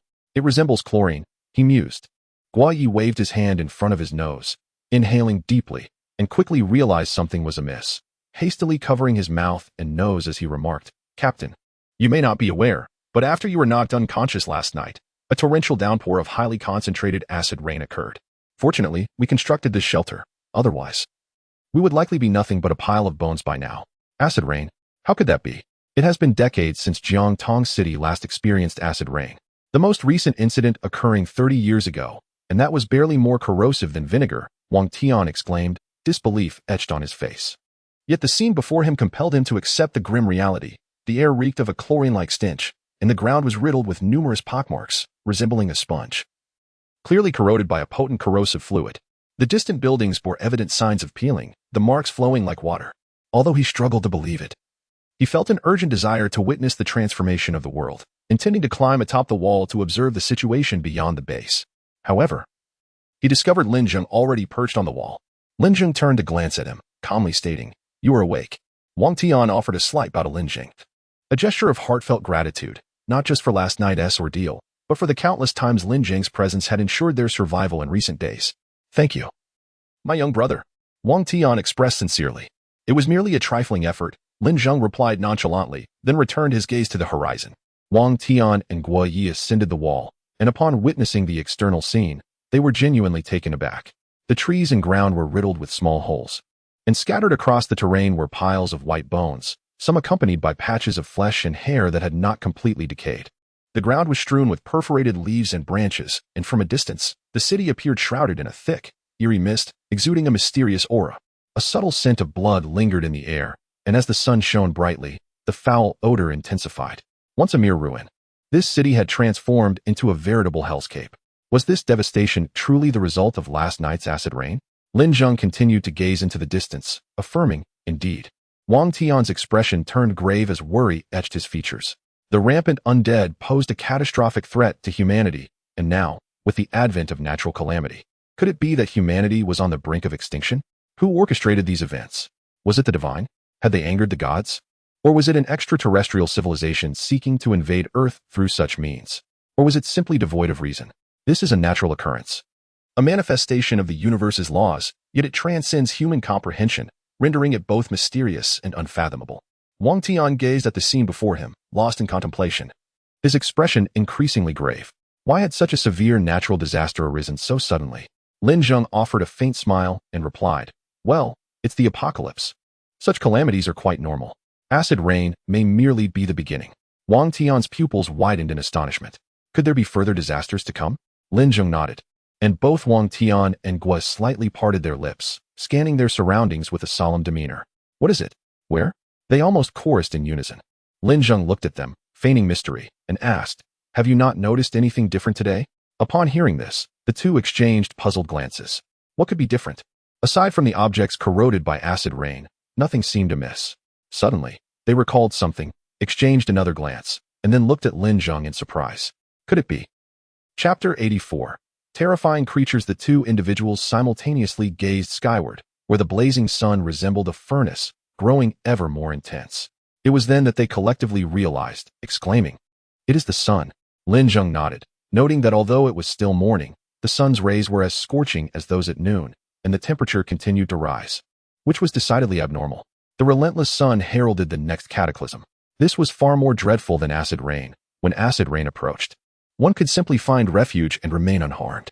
However, under the unyielding sun, with temperatures soaring, escape was nearly impossible, unless one were to dig a deep pit to hide within or rely on machines such as air conditioners to artificially cool the surroundings. Yet, with the power grid in a state of near collapse, these machines could not operate, and the prospect of excavating a hole in a short span of time was impractical. Fortunately, Lin Zheng had previously stockpiled air conditioners and refrigerators. In truth, he possessed ice-based abilities, rendering such appliances unnecessary for his comfort. As they spoke, Wang Tian and Guo felt the temperature rising further. Beads of sweat began to trickle down their cheeks, and their skin started to feel slightly overheated. Little brother, we should descend. The heat is becoming unbearable, Wang Tian remarked, glancing at Lin Zheng, only to find him with a pallid complexion, devoid of any perspiration, seemingly unfazed by the heat. In reality, Lin Zheng had been utilizing his ice abilities to cool his own body, which allowed him to appear utterly unconcerned. You may descend, Lin Zheng replied nonchalantly. The two had no choice but to retreat, as the heat was indeed oppressive. They sought refuge in the shelter, where they could evade the direct rays of the sun, finding some relief. Meanwhile, Lin Zheng remained atop the wall, pondering the connection between these two disasters and the impending zombie tide in 2 days' time, or perhaps the lack of any correlation altogether. Typically, before a great calamity strikes, there are signs. For instance, prior to an earthquake, rodents and snakes emerge from their burrows, loaches and leeches dart about, fish surface and swirl, dragonflies migrate in droves, and bees become agitated, stinging both man and beast. This behavior stems from animals possessing a far keener perception than humans, allowing them to exhibit various unusual actions before seismic events. If these two disasters are indeed linked to the forthcoming zombie tide, how terrifying would the zombie apocalypse be? As heralded by the signs of a natural disaster. As Lin Zheng pondered, a few zombies unexpectedly emerged on the road. These creatures had likely been fortunate enough to hide within buildings, escaping the corrosive acid rain that had ravaged so many others. They meandered aimlessly in search of living prey.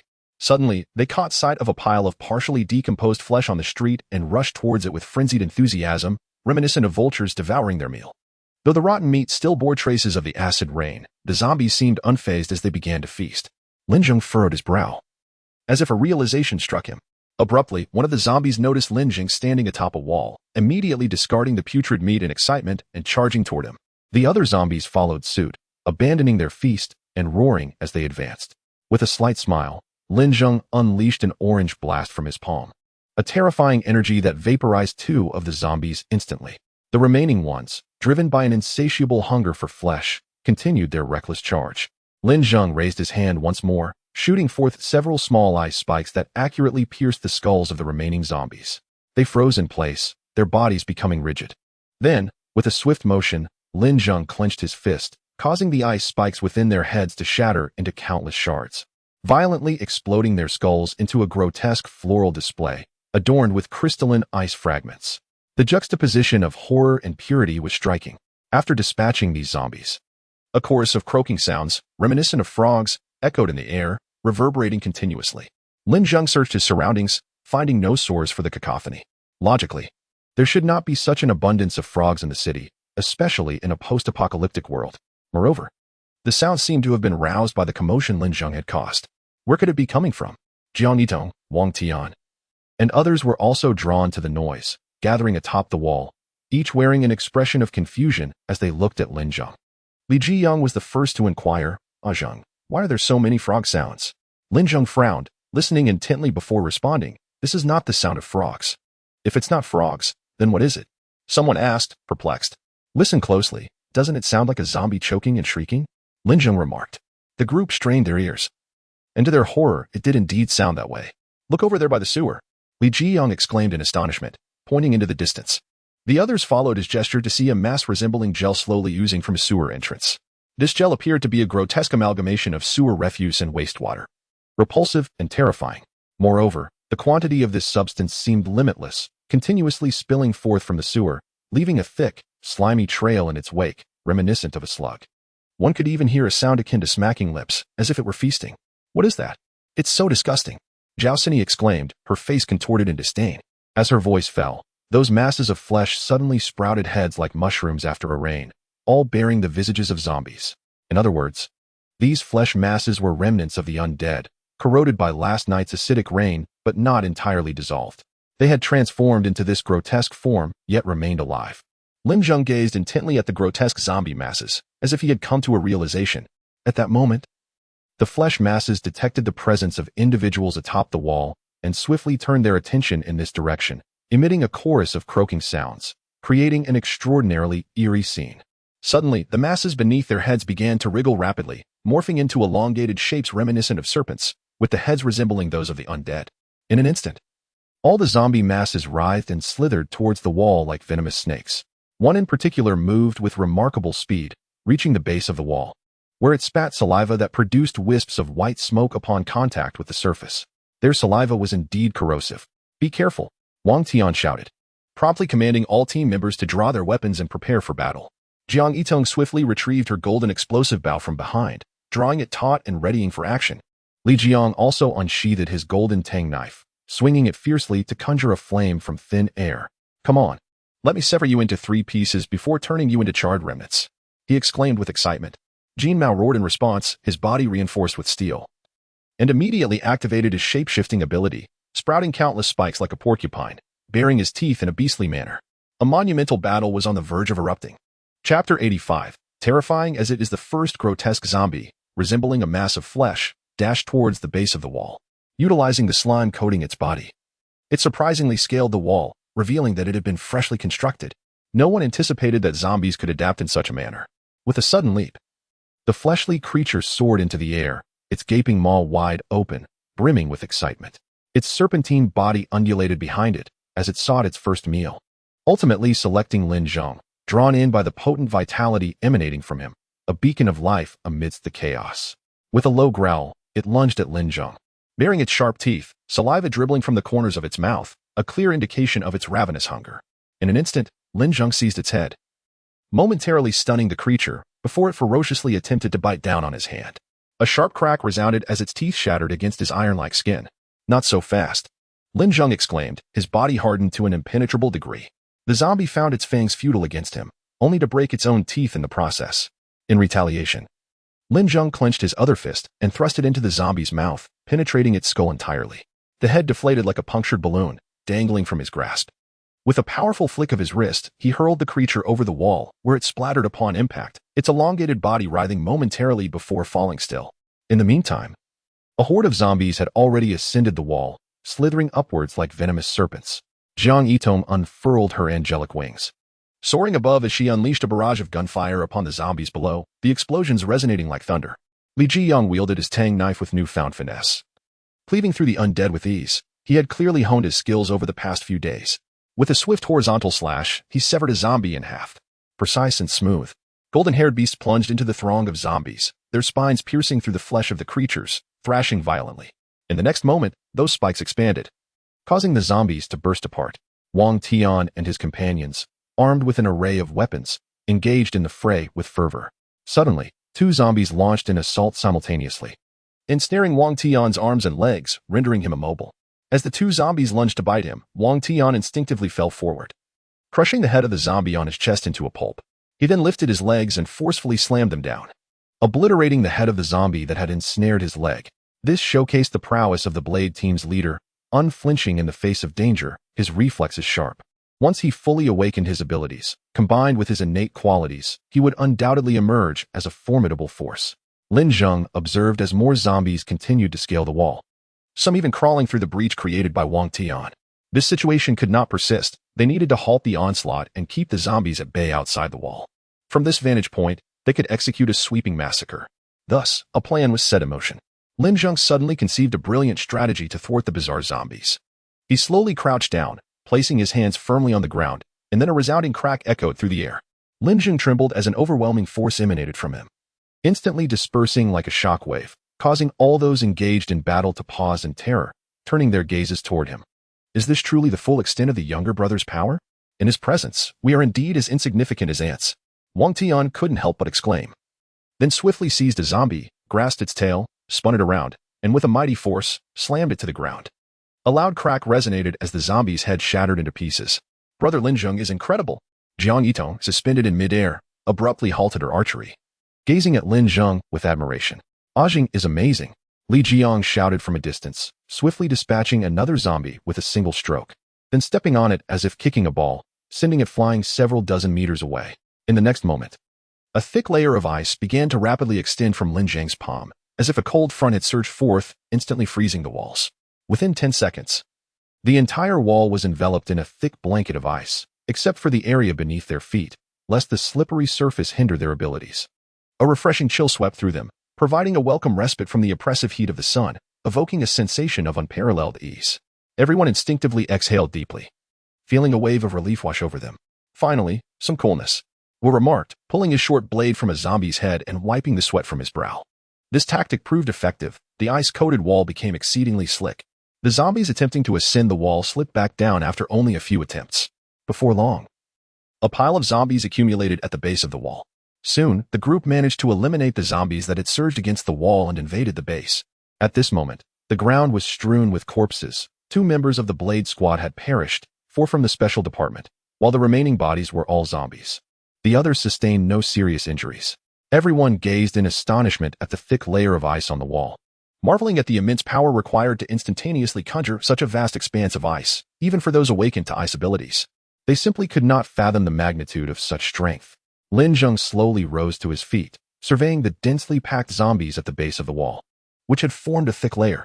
At that moment, no more zombies emerged from the sewers. This location must encompass all the zombies present. There is no longer any need to worry about zombies breaching the base. Wang Tian and his companions reacted swiftly, leading their team to a wall where they unleashed a barrage of gunfire upon the amassed zombies below. Bullets pierced through the decaying flesh, echoing with resounding thuds, while countless bits of shredded meat flew into the air. Unfazed by fear, the zombies continued to surge forward relentlessly. Li Jiyang and his canine partner, Jin Mao, took charge of another section of the wall, leaping down to engage in a frenzied slaughter amidst the horde. Jiang Yitong, stationed at another wall, relentlessly released arrows, each accompanied by explosive detonations. Observing the throng of zombies below, Lin Zheng too descended into the fray. As the zombies rushed towards him in a chaotic frenzy, Lin Zheng calmly extended his palm, aimed at the long line of undead, and invoked his explosive power. A brilliant beam of destructive energy surged forth, instantly obliterating the horde, leaving behind only scattered remnants of flesh and a few twitching tails on the ground. The magnitude of the explosion captured everyone's attention, and they collectively marveled. What a fearsome individual he is! Chapter 86.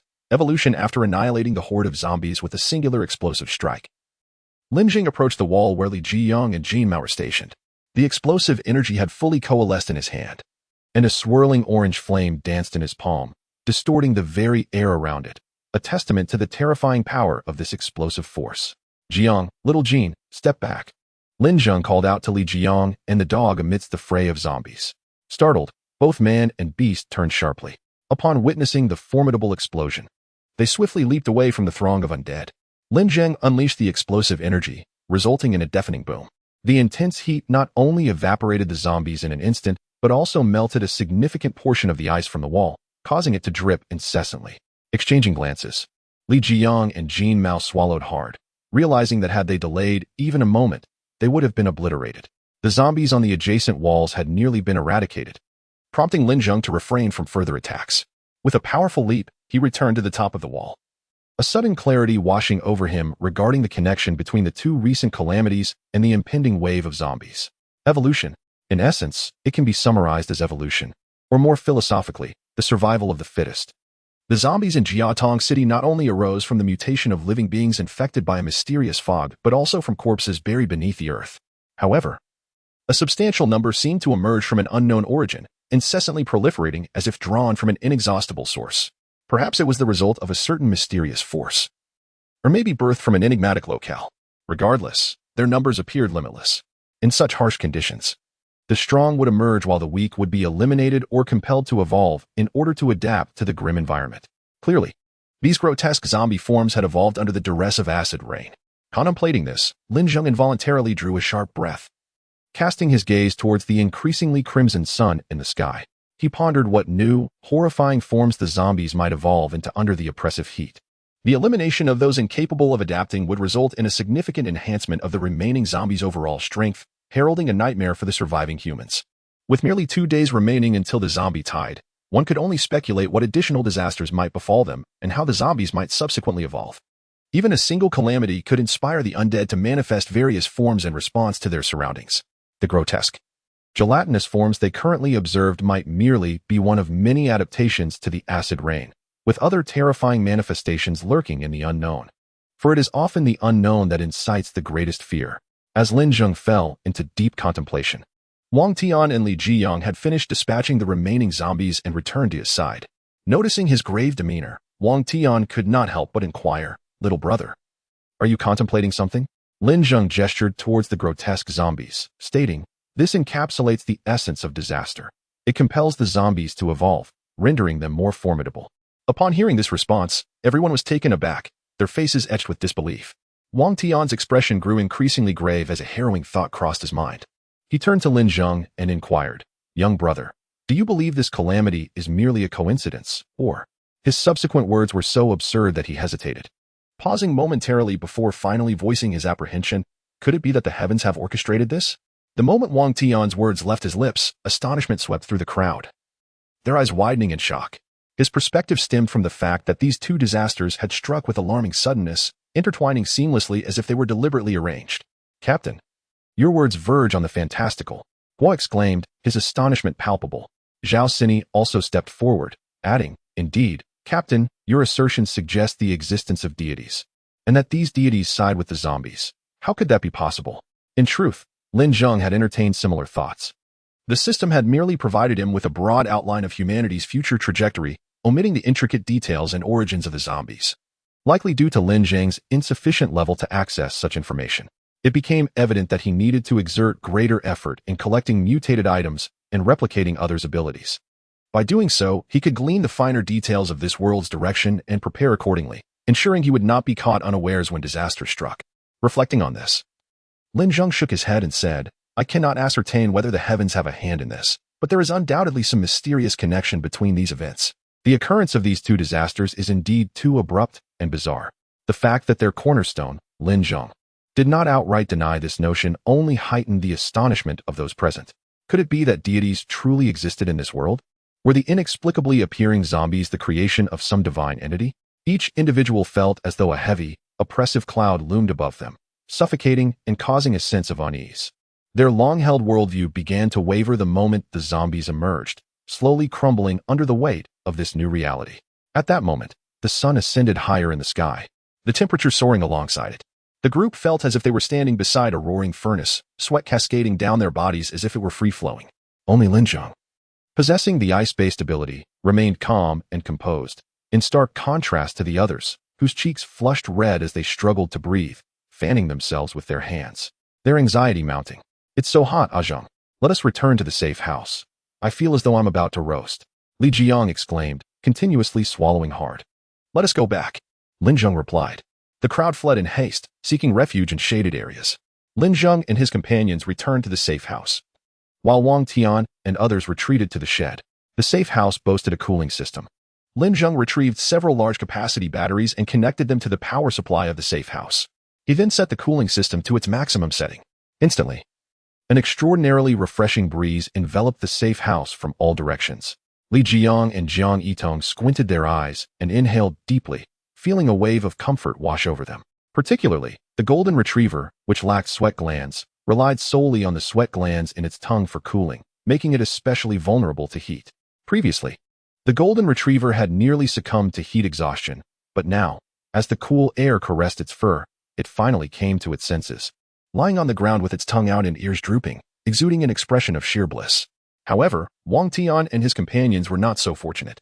Even within the confines of the shed, the heat was unbearable.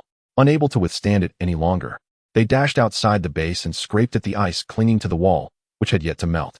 Yet, before long, those ice fragments began to dissolve, plunging them back into oppressive warmth. At that moment, Lin Zheng appeared at the entrance of the shed, piquing everyone's curiosity. He slowly raised his palm, a radiant light coalescing within it. They recognized this as his explosive ability. With a single move, he could vanish from sight. A look of terror swept across the faces of those present as they gazed at Lin Zheng, bewildered by his intentions. Suddenly, a peculiar smile crept across Lin Zheng's lips. Chapter 87. Ultimately misplaced trust. "Young brother, what are you doing?" Wang Tian inquired, his expression fraught with tension. Lin Zheng remained silent, his face devoid of emotion, as the explosive energy in his hands intensified. With a thunderous roar, a blast surged forth, compelling everyone to instinctively shield their eyes and turn away, believing their demise was imminent. After a few moments, they discovered themselves unscathed, a surge of relief washing over them. As they turned back to Lin Zheng, they realized the explosion had not been directed at them, but rather towards the ground beside them. A faint scent of charred earth wafted through the air, followed by a resounding thud, as if something had been breached, causing the very earth to tremble slightly. The onlookers regarded Lin Zheng's actions with confusion, until he suddenly clenched his fist, unleashing a muffled boom from beneath the surface. This time, the ground genuinely quaked with intensity. Everyone felt their feet momentarily lift from the earth, their bodies vibrating with the tremors. An earthquake? They pondered, momentarily stunned. It was not until Lin Zheng retracted his explosive energy that they grasped his intentions. Before them lay a slanted, downward opening pit, sufficiently wide for a person to enter without feeling cramped. The violent tremor had resulted from Lin Zheng detonating the explosion underground, creating a spacious cavity, reminiscent of a slanted funnel. It became evident that Lin Zheng was utilizing the explosion to expedite the excavation of a tunnel, a necessity given the rising temperatures that threatened their survival. Upon realizing the truth, Wang Tian and the others were overcome with gratitude, tears welling in their eyes. "Thank you, young brother."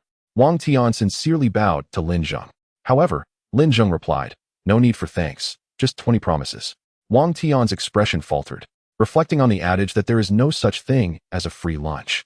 The members of those specialized units willingly pledged their commitments to Lin Zheng as well. "Shall I add some ice for you?" Lin Zheng inquired suddenly. Wang Tian's face lit up at the prospect. Some ice would indeed bring relief. However, after a moment's contemplation, he paused, asking, "How much?" 20, Lin Zheng stated. Wang Tian gasped in astonishment. At this rate, the entire Blade team would be indebted to him. How would he explain this to them? Yet, witnessing the unbearable discomfort of his team, Wang Tian gritted his teeth and consented. "Very well, 20 it is." Lin Zheng's lips curved into a subtle smile as he gently placed his hands upon the ground, concentrating momentarily. A wave of coldness enveloped the area, with ice rapidly extending from his palms. Remarkably, the advancing ice seemed to possess awareness, deftly avoiding Wang Tian and his companions, as well as the pit's entrance. In no time, the entire shelter was encased in a thick layer of ice, transforming the previously sweltering atmosphere into a refreshing haven. Having completed his task, Lin Zheng prepared to depart, turning back to remind Wang Tian, "Captain Wang, do remember the number of promises you owe me." Wang Tian could not help but lament why he had not awakened an ice-type ability. Meanwhile, Xiao Lin and Li Xiaoro were concealed within a towering building. Initially, the situation was manageable, but as time progressed, the temperature soared, causing them to sweat profusely. Soon, Thirst overcame them. Fortunately, among the supplies Li Shiro had previously secured, there were bottles of mineral water. They drank one bottle after another, quenching their thirst, yet the oppressive heat made them restless. As Li Shiro gazed at the bottle of mineral water before her, she yearned to pour some over herself for relief. However, reason prevailed, reminding her that such precious water could not be squandered. Sensing her thoughts, Shaolin quietly inquired, "Sister, do you wish to pour water over yourself to cool down?" Li Shiro glanced at him, remaining silent, yet nodded slightly. Upon seeing her acknowledgement, Shaolin grinned. "Sister, go ahead, I have water too." "You do?" Li Shiro scrutinized him, doubting whether he truly had water concealed. Yet, his next action left her astonished. Shaolin extended his palm, and a stream of water began to flow gently from it. "Sister, look." Li Shiro marveled at him. "You have a water-type ability." Shaolin nodded, and Li Shiro touched the water, feeling its refreshing coolness. She then licked the water lingering on her fingers. It was pure and devoid of any unpleasant taste. In the apocalypse, such an ability was akin to divine providence. While it might not be particularly formidable in combat, its significance for survival was paramount. With a water-type ability user by her side, Li Shiro felt liberated from her reservations, promptly opening a bottle and dousing her face. A wave of coolness enveloped her skin, spreading throughout her body, bringing unparalleled relief. Simultaneously, the grime on her face washed away, revealing her countenance marred by scars yet radiantly beautiful. "How lovely you are!" Shaolin exclaimed upon seeing Li Shiro's face. She playfully tapped his head. "What do you, a child, know about beauty?" "Of course, my mother is beautiful." The mention of her mother cast a shadow over Shaolin's expression, plunging him into melancholy as he lowered his gaze. His mother lay lifeless nearby, and he could not resist glancing at her again, clinging to the hope that she was merely asleep. Yet reason reminded him of the harsh truth. She was gone. Over the days, Li Shiro gradually accepted Shaolin, recognizing that he bore no malice towards her, unlike others. She gently stroked his head, saying, "From now on, I shall be your sister." Shaolin slowly raised his head, tears welling in his eyes as he looked at Li Shiro. "Really?" "Of course." Despite their age difference, disparate origins, and varied backgrounds, they were united in this apocalyptic world, bound by an inexplicable fate. At that moment, a chilling roar shattered the tender atmosphere. "Zombies!" Li Shiro furrowed her brows, her expression turning grave as she immediately assumed a defensive posture. However, after scanning the surroundings, she found no sign of any zombies. What was happening? Could it be that she had misheard? Doubts began to creep into her mind. She glanced at Shaolin, who was equally vigilant, surveying the area. "Sister, you did not mishear. I too have heard it, a sound reminiscent of a zombie's cry, yet distinctly different. Could it be a higher-tier zombie?" A surge of anxiety gripped Li Shiro's heart. The oppressive heat, coupled with the tense atmosphere, caused beads of sweat to form on their brows, and their breaths quickened. Suddenly, a loud bang echoed, akin to gasoline igniting in an instant. Both turned towards the source of the sound, their mouths agape in astonishment. Chapter 88. Slay them all. Suddenly, the corpse of Shaolin's mother ignited with a resounding boom, engulfed in a fierce blaze that enveloped her entire body. "Mom!" Shaolin shouted, attempting to rush forward, but was swiftly restrained by Li Shiro. "Wait." In the next moment, his mother's body eerily rose to a standing position, which was once lying flat on the ground. First, her torso arched upward violently, forming a bridge-like shape, accompanied by the unsettling sound of grinding bones. Then, her head slowly lifted, and her body straightened as if propelled by springs. Her feet remained as if welded to the ground, motionless. After standing upright, the flame subsided slightly, leaving a thin layer of pale yellow fire flickering over her. However, the earlier inferno had already left her unrecognizable. Her face was charred black, with the exposed flesh burnt to a sickly yellow, sizzling and oozing, presenting a horrifying sight. Crack! At that moment, her neck twisted mechanically, turning to face Shaolin and Li Shiro. The two were struck with terror at the ghastly sight. In the next instant, she unleashed a torrent of fire from her mouth, surging towards them. This was the second calamity, a manifestation of the mist that had transformed her into a fiery undead. Li Shiro furrowed her brow, prepared to extinguish her with her will, but Shaolin, sensing the impending danger, embraced her tightly, exclaiming, "Sister, no." At that moment, the flaming undead lunged forward again, spewing another jet of fire at the pair. Seeing this, Li Shiro executed a somersault, pulling Shaolin out of harm's way. She then turned to him with a grave expression and said, "She is no longer your mother. She is now a zombie." Shaolin shook his head repeatedly. No, she is my mother." Seizing the opportunity, the flaming undead charged at them once more. Li Shiro delivered a forceful kick to its abdomen, temporarily repelling it. The two sprang to their feet, but Li Shiro's shoe caught fire. She frantically rubbed her foot against the ground, yet the flames persisted.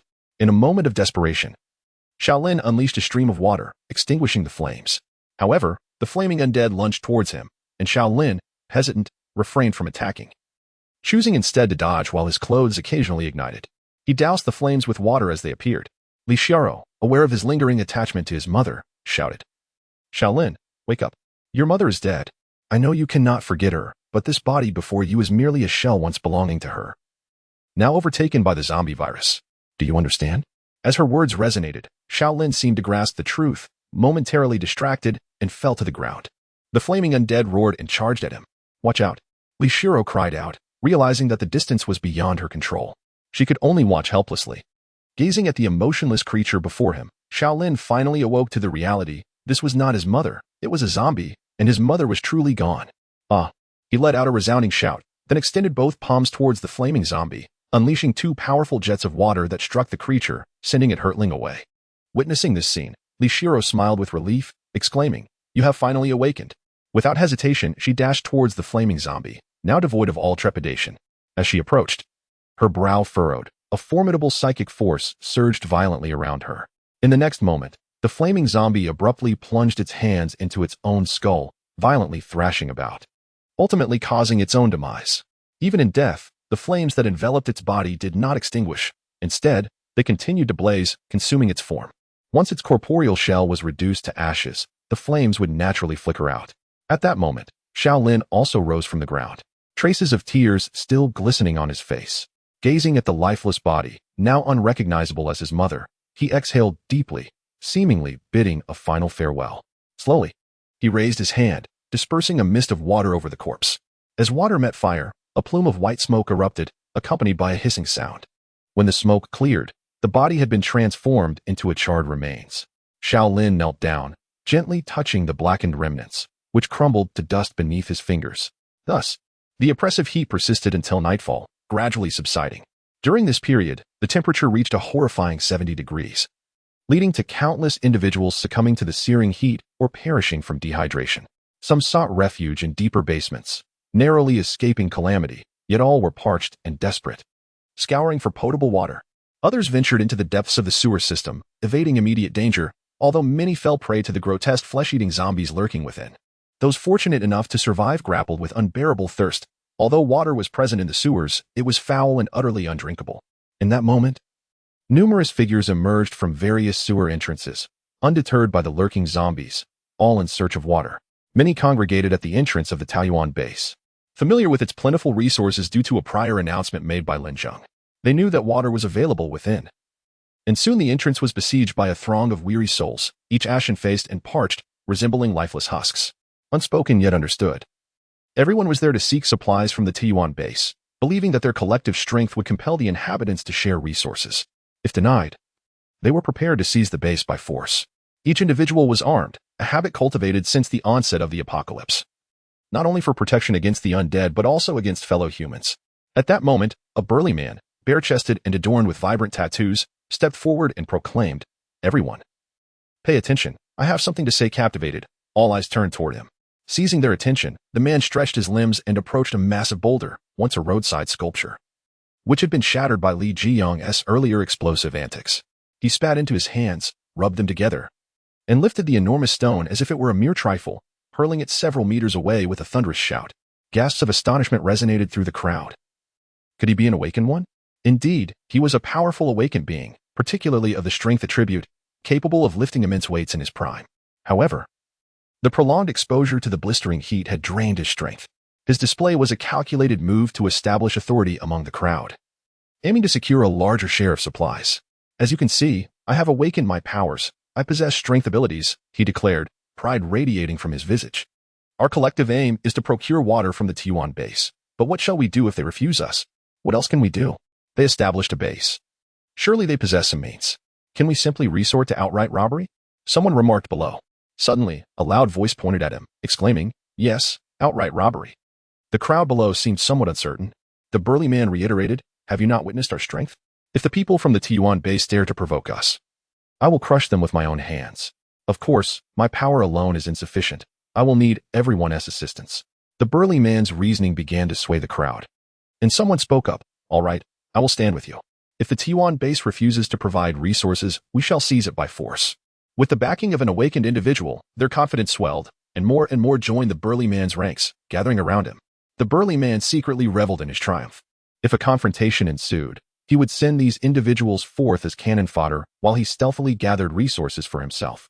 Should the Taoyuan base recognize the circumstances and willingly offer supplies, he could monopolize the resources, for none would dare contest him. Thus, his strategy was indeed twofold. At that moment, a slender youth quietly slipped away from the crowd, standing alone in a corner, clearly unwilling to associate with them. The burly man noticed the boy and pointed, saying, "Hey, you there. Why don't you come over? Are you planning to fight alone?" The boy remained silent, leaning against the wall. Seeing the boy ignore him, the burly man grew irritated, declaring, "Kid, if you don't join us, you want to get a share of the spoils. Don't come crawling to us like a dog later." Boasting of his abilities and the support of many, the burly man began to hurl insults at the boy. "That's right. If you don't join us, don't expect any resources. Just get lost." Others joined in, hurling abuse at the boy. Yet, he stood silently in the corner, patiently waiting. Is this fellow perhaps mute? The burly man picked up a small stone from the ground and hurled it at him. Suddenly, the boy turned to face the stone. With a thud, the small stone was blocked by an invisible wall of air before him, rebounding back. The burly man was taken aback. No wonder this boy was so audacious. He too was an awakened one. His abilities were related to air control, and at the moment the stone was thrown, he had conjured a barrier of air in front of himself. Finally, the boy spoke, his voice low and menacing. "Do not provoke me, or I will eliminate you all." Chapter 89. Unacceptable. All were taken aback by the murderous glare, instinctively retreating a step. The burly man, clearly agitated, stepped out from the crowd and approached the youth, flexing his muscles as he provocatively declared, "Kid, don't think you're the only one with powers. I'm of the strength type. A single punch from me could knock you senseless. Don't get too cocky. You may attempt it," the youth coldly retorted, his aura radiating a palpable menace that left no room for jest. His fingers began to twitch, and the air around them shifted subtly. Should the burly man make a move, the youth was poised to sever his throat with an air blade. Fortunately, the man hesitated. Strength-based abilities were, thus far, the weakest among all powers, confined to close combat, while other abilities could kill from afar or without a trace. True, a strength user could hurl stones to inflict damage, but that was evidently less effective than a firearm. "Kid, I can't be bothered to argue with you. Just make sure I don't run into you again." With that, the burly man strode directly towards the grand gates of the Taoyuan base. The youth exhaled with relief. Though he was confident in his ability to eliminate the man, he recognized that he too could sustain severe injuries in the process. In such perilous times, sustaining wounds could prove fatal. Thankfully, the man had chosen to back down first. "Open the door. Open the door." The man banged on the gates, calling out loudly to those inside the Taoyuan base. Others gathered around, echoing his cries, "Open the door. Open the door." Suddenly, Lin Zheng appeared atop the wall, addressing the crowd with a cold demeanor. "Are you here for supplies?" Upon seeing someone, the burly man stepped forward, hands on his hips, and looked up at Lin Zheng, saying, "We're parched and starving. We seek food and drink." His demeanor resembled that of a bandit, his tone laced with taunting challenge. Lin Zheng crossed his arms and replied, "If you lack powers, then get lost. Otherwise, I will show no mercy." Upon hearing this, the burly man, aware of his own abilities, reconsidered. He thought it prudent to negotiate for supplies rather than provoke conflict, as disputes could lead to unforeseen consequences. He said, "I possess powers. What can I trade for supplies?" "A box of instant noodles." "That's it," Lin Zheng replied quietly. The burly man scoffed. "A single box isn't enough for anyone. How about 50 boxes of noodles and 30 boxes of water? With our numbers, that's the least we could divide fairly." The others chimed in agreement. Yes. That's more reasonable. Given this dreadful heat, we're nearly dying of thirst. Please add 10 more boxes of water. Otherwise, we won't have enough to drink." Lin Zheng, bemused by their audacity to make demands, chuckled and said, "I will give you 10 seconds to leave this place, or you shall become corpses, awaiting zombies to claim you." Upon hearing this, the crowd below became agitated. "Young man, your base is well stocked. Why not share some with us? Look at us. We're on the verge of dying of thirst. Are you truly going to stand by and watch us perish?" One individual, filled with indignation, pointed at Lin Zheng. Lin Zheng shook his head and replied coolly, "Your fate is of no concern to me. Now, be gone." The moment these words escaped his lips, the crowd erupted in uproar, hurling accusations and insults at Lin Zheng. A burly man, showcasing his muscular physique, threatened, "Listen here. If you refuse to open the door, just know I am an awakened one of strength. This flimsy door? I could obliterate it with a single punch. If you do not provide us with the supplies we just discussed, should we force our way in, do not say you weren't warned. Lin Zheng paid no heed to the man's threat and declared, "You have 5 seconds." The burly man, feeling disregarded, seethed with rage and prepared to hurl a stone at Lin Zheng. Just then, a youth standing in the corner stepped forward and addressed Lin Zheng atop the wall. "I am an awakened one. I would like to exchange for a box of instant noodles." Lin Zheng regarded the youth, sensing his composure and a fierce determination, and recognized that he was no ordinary individual. He called out to the base, "Qingyang, bring out a box of instant noodles." Then, turning back to the youth, he stipulated, "That is acceptable, but you must shake my hand for 10 seconds. The youth nodded, agreed, as Lin Zheng leapt down from the wall and extended his hand. The youth suddenly added, "Could you also give me an extra box of water?" "Absolutely not." Lin Zheng firmly rejected. The youth slowly raised his gaze to meet Lin Zheng's and stated, "I can help you eliminate these people." Chapter 90. The born leader. For the sake of a mere box of water, he could regard the lives of dozens as inconsequential, a true ruthless individual. Upon hearing this, the others' expressions changed dramatically. They gazed at the youth in terror. Lin Zheng chuckled, "To kill so many for a box of water. I wonder if you would consider taking my life as well." The youth shook his head earnestly, declaring, "No, you are strong. I cannot defeat you."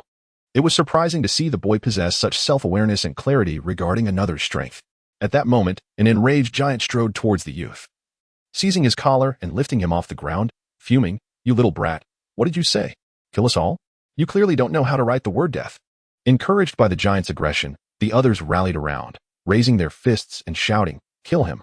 Yet the youth remained unfazed, turning once more to Lin Zheng and asking, "What do you think?" With arms crossed over his chest, Lin Zheng replied nonchalantly, "First, eliminate this brute, then I shall contemplate my decision." Upon hearing this, the youth's gaze sharpened, and he turned abruptly to confront the giant. The giant trembled under that piercing stare, an inexplicable fear surging within him. The youth's eyes resembled those of a fierce beast, sending shivers down his spine. This overwhelming dread only fueled the giant's fury as he raised his fist, gritting his teeth. "You little brat, who do you think you are? I'll crush you with one punch."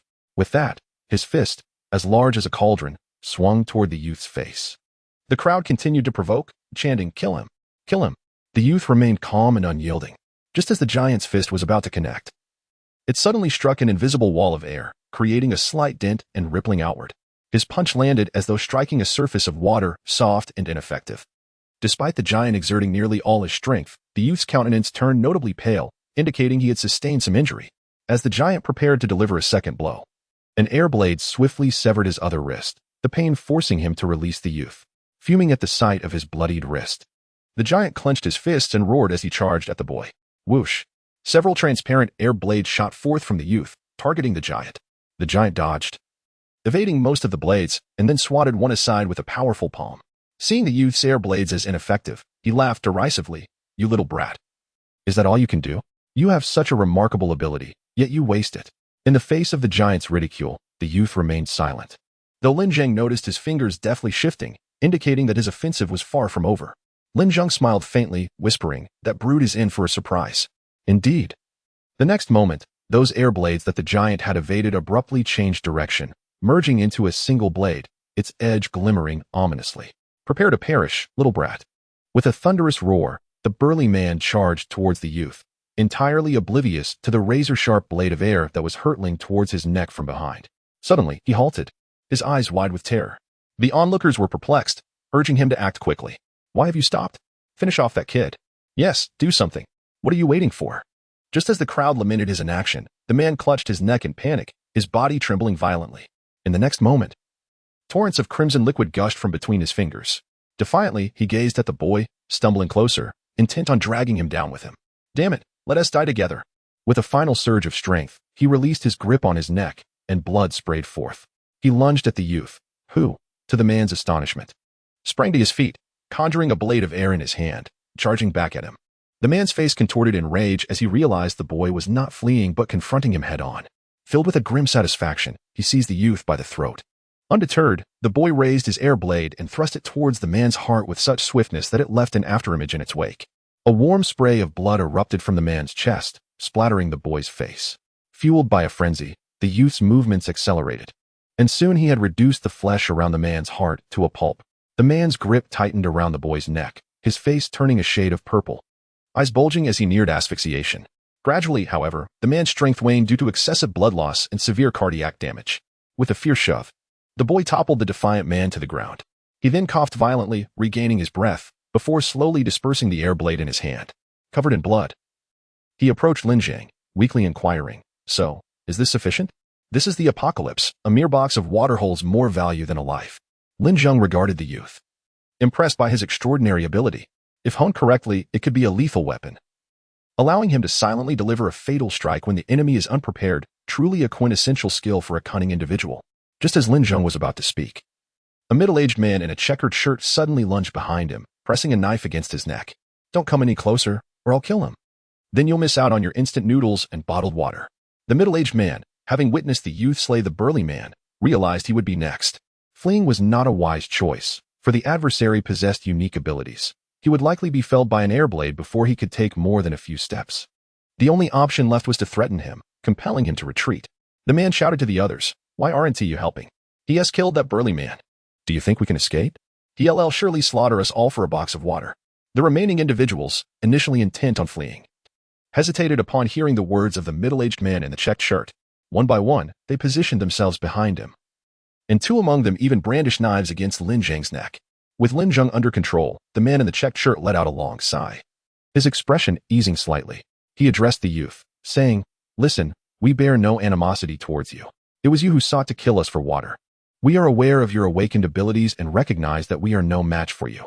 Your only desire is to acquire more resources. We have taken hostages from the T1 base. Why not join us in our assault? Once inside, you can have as many resources as you wish. What do you say? Consider it.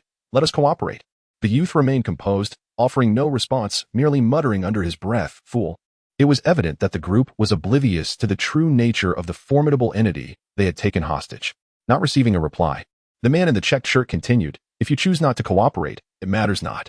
Once we seize this base, we will allocate you a share of the resources. Let us put our grievances aside today, shall we?" Still, the youth remained silent, silently observing their exceedingly foolish antics. At that moment, Li Zhiyang emerged from the base, cradling a bowl of instant noodles, followed closely by Jiang Yitong and Wang Tian, among others. Upon their arrival, they were greeted by the sight of Lin Zheng held at knife point. However, they displayed no signs of shock, instead silently offering prayers for the captor's well-being. The appearance of so many individuals unsettled the man in the checked shirt. Yet, recalling that he held a hostage, he regained some confidence. Noticing Lin Zheng's clean attire and unusual demeanor, he speculated that he must be an important figure. Yet, seeing the others remain unfazed, doubt crept in. Had he misjudged? Was this youth merely an ordinary resident of the base? "Are you just an ordinary resident here?" the man in the checked shirt asked, shifting the knife in his hand. At that moment, Li Zhiyang interjected, "Ordinary resident? He is the lord of our base." "Lord?" The man in the checked shirt was taken aback, not expecting to have captured the leader. This revelation puzzled him. If their lord had been seized, why were the others so composed?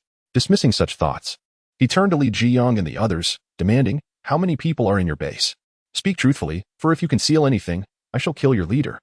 Li Zhiyang shrugged. "It's just us. Can't you count? There are only a handful of us. Only a dozen or so." The man in the checked shirt was surprised, yet internally elated, clearly realizing they outnumbered the Taoyuan base. He addressed his companions, "You see, this base has merely a dozen residents, and they are unarmed. Let us rush in and seize control." "Good." The crowd raised their weapons, shouting in unison, their faces alight with excitement at the prospect of soon having food to eat and water to drink. Moreover, the individuals within this base appeared remarkably pristine and spirited, undoubtedly indicative of abundant resources that sustain such vitality. The mere contemplation of this intensified their yearning and excitement. As the conversation flowed, some individuals began to charge towards the interior of the base. A middle-aged man clad in a checkered shirt wore a smile, reveling in his own sense of triumph. He had not anticipated that the uprising would be so effortless. With a casual display of leadership, he had achieved such significant success. "Truly, I am a natural-born leader." However, as soon as he uttered these words, Lin Zheng suddenly turned his gaze upon him. At that moment, the man had become somewhat euphoric, seemingly equating himself with the great figures of history. Just as he was about to convey something to Lin Zheng, his entire head was abruptly severed, soaring into the air. The two individuals beside him were rendered speechless, utterly bewildered by the sudden turn of events. After a considerable pause, one of them, with a look of horror, turned to Lin Zheng as if having made a startling realization. "It's you. You are the awakened," he exclaimed in a near whisper, his expression shifting from confusion to sheer terror in a mere half-second. The other person also gazed at Lin Zheng, trembling uncontrollably. With a dull thud, two severed heads rolled to the ground. Chapter 91. Undercover. Those who charged towards the base came to an abrupt halt, their eyes wide with horror at the ghastly scene before them. An awkward silence enveloped the atmosphere. Lin Zheng turned to Li Zhiyong, Jiang Yidong, and the golden-haired doc, coldly commanding, "Eliminate them. Leave no one alive." At his behest, the trio sprang into action. A flurry of blades and the cacophony of explosions ensued, leaving a chaotic array of lifeless bodies sprawled across the ground. Wang Tian and his companions refrained from intervening, paralyzed by fear, and could only stand idly by. The youth, witnessing this chilling display, was visibly taken aback, astonished to discover that this seemingly insignificant base harbored such formidable talent. In the midst of his stupor, Lin Zheng approached him, stating, "Extend your hand." The young man hesitated for a moment, then slowly complied. Moments later, a voice echoed in his mind. "Congratulations, host. Successful replication of air controllability." Yet, as Lin Zheng released the young man's hand, he noticed that, despite its dirtiness, the boy's nails were remarkably clean, devoid of any grime. Instantly, Lin Zheng's vigilance heightened. It was evident that the individual before him was not what he seemed. Why would he disguise himself to infiltrate Taiyuan base? "Very well. You may take your instant noodles and water and leave," Lin Zheng declared. The boy paused, then suddenly pivoted, kneeling before Lin Zheng, desperately pleading, "I implore you. Take me in. I am willing to do anything for you." Hearing the boy's words, Lin Zheng felt a flicker of suspicion, yet a thought began to take shape. Could this individual be an undercover agent sent by another base, seeking to penetrate Taiyuan base and ultimately conspire to overthrow it? He pondered which base would be foolish enough to target Taiyuan base. Suddenly, a glint of resolve crossed Lin Zheng's eyes. If he had indeed set his sights on him, he would ensure the boy's downfall. Thus, Lin Zheng decided to play along, nodding in agreement to the boy's request. "I see you possess commendable strength. You are welcome to join our base. Rise." The boy's face lit up with joy, astonished by how effortlessly he had gained entry. It was understandable. As an awakened one in this perilous world, he was a valuable asset to the base. Who wouldn't want more awakened individuals? "Greetings, my lord. I am Li Li," the boy exclaimed exuberantly, bowing to Lin Zheng. Li Jiang and the others were momentarily bewildered. Hadn't they agreed to refrain from recruiting new members for the time being? Yet, with a newcomer among them, Li Jiang felt a surge of happiness and rushed to Li Li's side, patting his shoulder. "Brother, you've struck gold. Joining Taiyuan base will be the luckiest event of your life." "Is that so?" Li Li managed a forced smile in response. "Absolutely. Our Taiyuan base is destined to become the premier base on Blue Star," Li Jiang proclaimed, gesturing towards Lin Zheng. "This is our leader, the future lord of the foremost base on Blue Star. We are the pioneering contributors to its founding." "How does that sound? Are you not filled with anticipation, dreams, and excitement?" Evidently, Li Jiang had been entirely captivated by Lin Zheng, his mind now consumed with thoughts of becoming a venerable elder and a distinguished contributor. Li Li chuckled awkwardly once more and said, "Come, let me show you around our base." With that, Li Jiang took hold of Li Li and led him into the facility. Wang Tian and the others followed suit, but Lin Zheng lingered outside, sensing an unsettling atmosphere. Once everyone had entered, he activated the surveillance system to assess the surroundings. Sure enough, in a nearby building adjacent to the base, he discovered a group of heavily armed individuals, each wielding firearms and clad in black bulletproof vests, observing the internal activities of the Taiyuan base. One of them, holding binoculars, studied the scene for a moment before lowering them and addressing the others. "Li Li has successfully infiltrated the base. Now we merely await his signal to launch a full-scale assault and seize control." He then reiterated emphatically, "Eliminate the old, the weak, the sick, and any who resist." Indeed, as Lin Zheng had surmised, the young man was an undercover agent within the base, and the individuals concealed in the building were his external accomplices. A faint smile graced Lin Zheng's lips. Since they had arrived, they might as well remain. He then re-entered the base, where Li Jiang was enthusiastically showing Li Li the tanks and armored vehicles. Li Li's face was a portrait of astonishment. He had never anticipated that such a modest base would boast an array of heavy equipment. However, he found it puzzling that only a handful of individuals could amass such an arsenal. Despite this, it seemed not to hinder the execution of their plan. He instinctively glanced at Lin Zheng, contemplating that this man was the strongest in the base.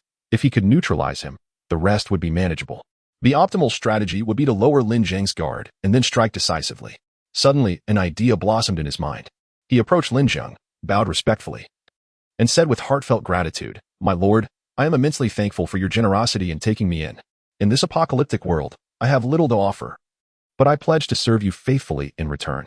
Lin Zheng maintained a stoic expression, inwardly thinking, I wonder how long this charade will persist. Li then produced an object from his pocket and revealed it to be a jade amulet in the shape of a Buddha. He presented it to Lin Zheng, stating, "My lord, this is a family heirloom, a talisman for peace and safety. I wish to bestow it upon you as a token of my sincerity. I implore you to accept it." Lin Zheng mused that such an heirloom was likely a mere trinket purchased for 2 yuan at a roadside stall. Nevertheless, he refrained from exposing the ruse, feigning compliance as he remarked, "Since it is a token of your goodwill, I shall graciously accept it. Your kindness is truly an honor." "My lord," Li feigned overwhelming excitement, his voice quivering slightly. Lin Zheng couldn't help but applaud his superb acting skills. Not only were his expressions and demeanor spot on, but his voice, tone, and emotions were also impeccably conveyed. In the realm of undercover work, it is imperative that one possesses a robust array of skills and qualities, with acting being of utmost importance, otherwise, one would be easily discerned. At that moment, Li continued, "My lord, this amulet possesses a unique knotting technique. According to my grandfather, such a knot is essential for the amulet to serve its purpose of protection and blessings. If it pleases you, I can personally assist you in putting on this amulet." Lin Zheng nodded in agreement, "Certainly." Subsequently, Li moved behind Lin Zheng and began to tie the cord of the amulet. At that instant, a sly smile crept onto his lips, revealing a hint of mischief. And in the next moment, an air knife materialized in his hand. Chapter 92. The gathering. He aimed for the spot on Lin Zheng's back where the heart resided, thrusting violently. A chilling sound echoed, reminiscent of a blade piercing flesh. Li's face lit up with unrestrained joy as he twisted the air blade in his hand, intent on reducing Lin Zheng's heart to a pulp. Unbeknownst to him, Lin Zheng had long established an air barrier around himself. Li's air blade merely melded into this protective shield, and the sound was generated from the friction between the blade and the barrier, closely resembling that of a knife embedding into flesh. "Since you relish the theatrics so much, I shall indulge you." The reason Li remained oblivious lay in his overwhelming confidence. At the moment the air blade made contact, he already reveled in the perceived success of his scheme, becoming somewhat intoxicated by his own triumph. Had he been slightly more observant, he would have noted the absence of blood. Feigning agony, Lin Zheng turned his head to face Li, gritting his teeth as he uttered, "You." To prevent Li from realizing he had not struck true, Lin Zheng collapsed to the ground, entering his performance mode. In the instant he fell, he swiftly retrieved a blood bag from his system space and tossed it onto the ground. As his body pressed down, the bag ruptured, spilling a cascade of crimson liquid. Witnessing this scene, Li was thoroughly convinced of his success. Lin Zheng continued to act, his eyes filled with disdain and anger as he glared at Li. "You heartless wretch." Li, however, crouched down, a triumphant smirk gracing his lips as he addressed Lin Zheng. "My lord, you are truly formidable. Such methods are unnecessary to vanquish you." "Who sent you?" Lin Zheng deliberately trembled as he spoke. "You, a soon-to-be deceased individual, may as well know. Have you heard of the Lu family safe zone?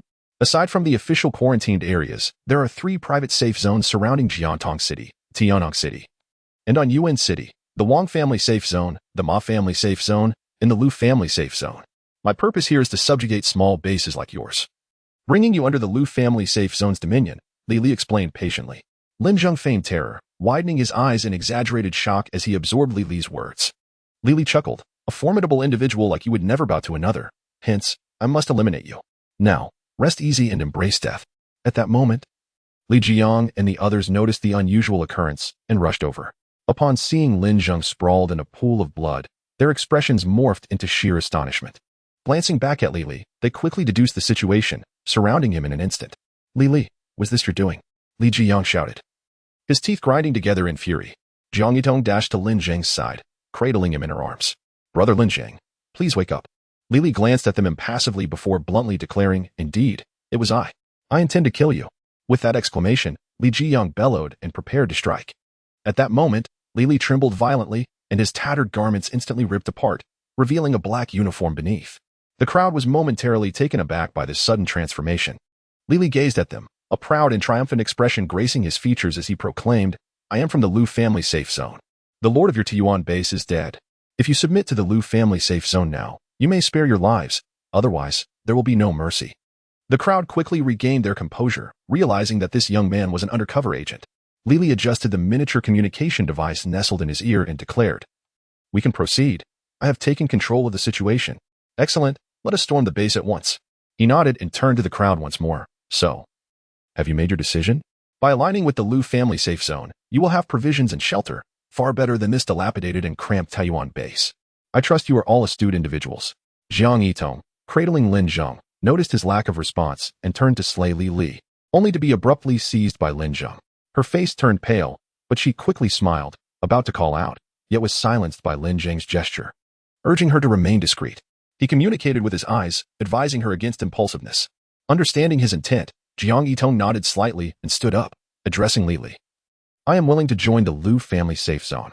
Her declaration left everyone in disbelief, particularly Li Jiang, who stared at her and exclaimed, You. Jiang Yitong, how could you betray Lin Zheng, who has treated you so well? I truly did not see this coming. Li Jiang, I suggest you also join the Lu family safe zone. Otherwise, you may very well meet your demise here today, Jiang Yitong replied coolly. Who will die is yet to be determined.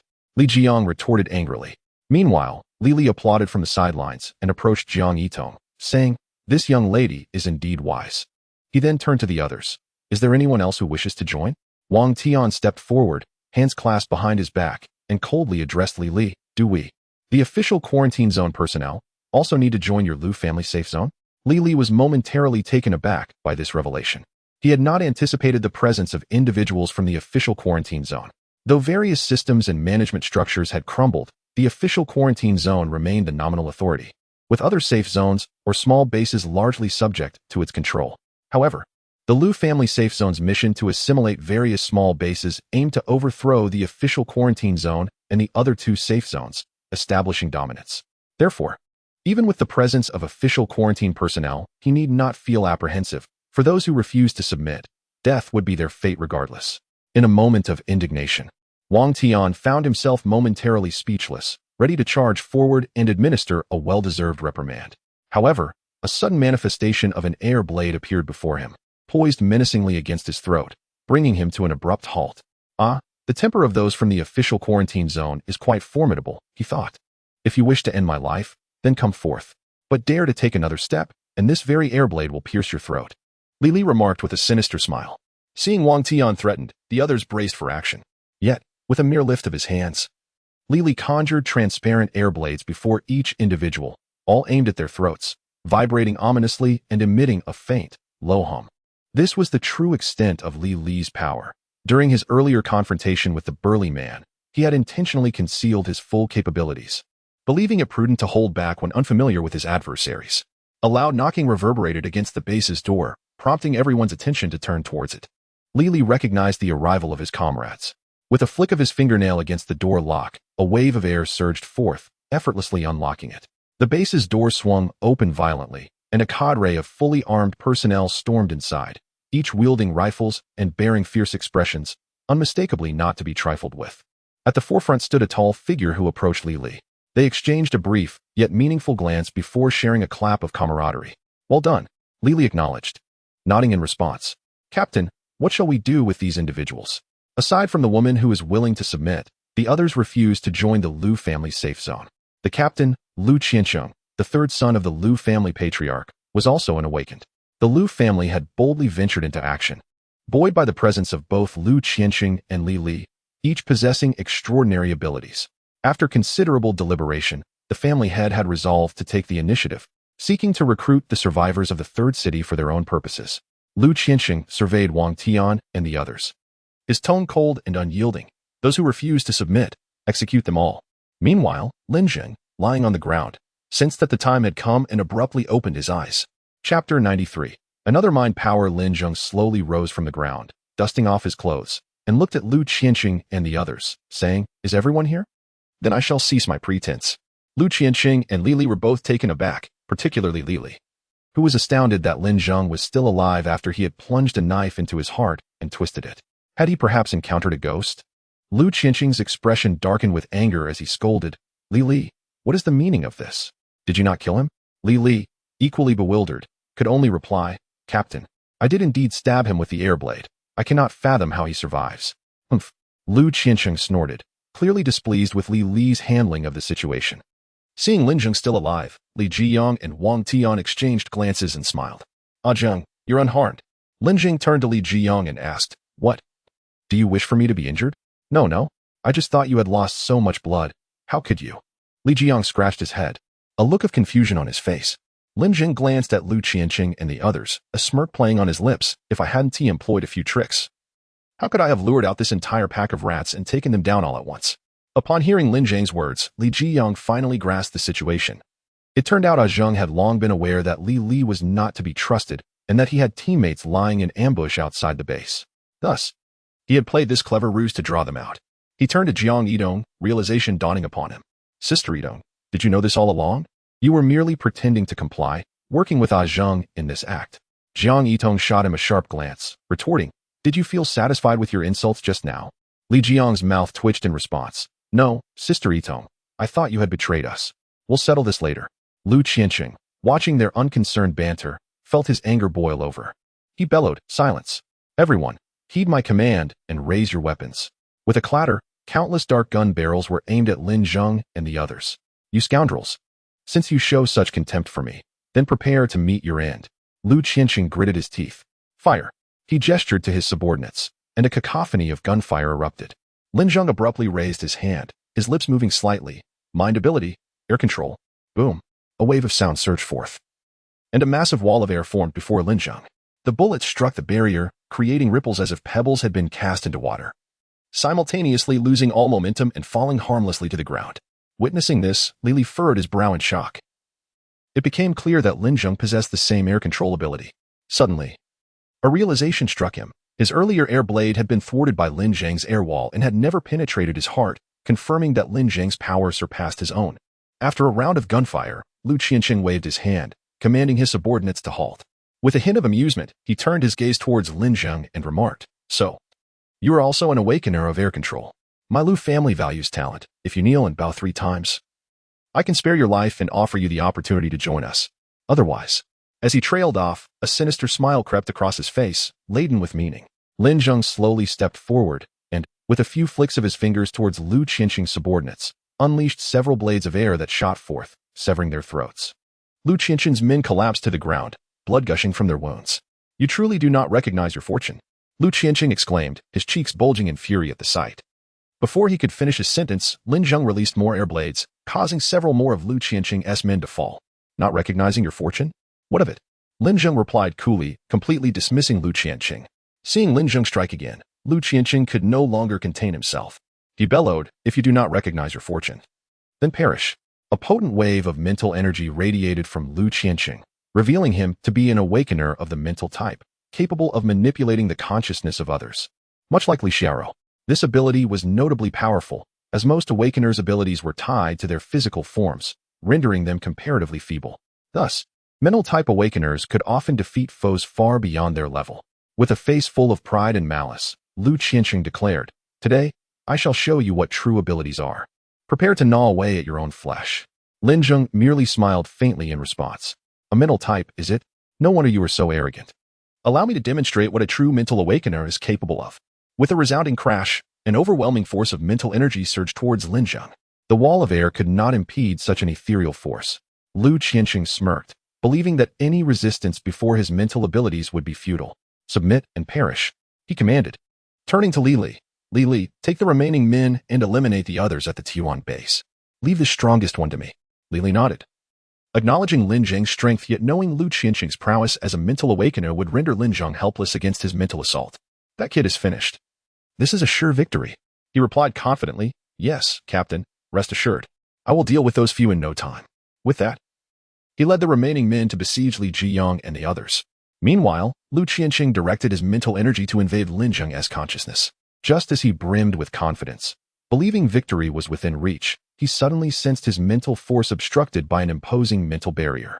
This wall seemed to rise infinitely high, rendering his own mental energy as inconsequential as a fleeting insect upon the water's surface. What is happening? Lu Qianqing's expression turned to one of shock. Could there be another mental awakener present? He glanced around and extended his mental perception, finding no one else nearby. Suddenly, his pupils dilated dramatically as he turned his gaze towards Lin Zheng, swallowing hard. After a considerable pause, he exclaimed, "It's you." Lin Zheng, with a nonchalant demeanor, spread his hands in a gesture of indifference.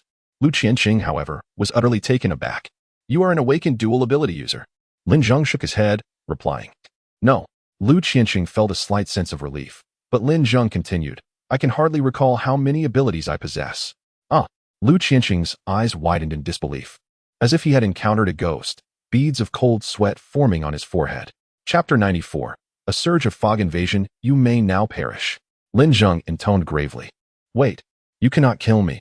I am the third young master of the Liu family. Should you take my life?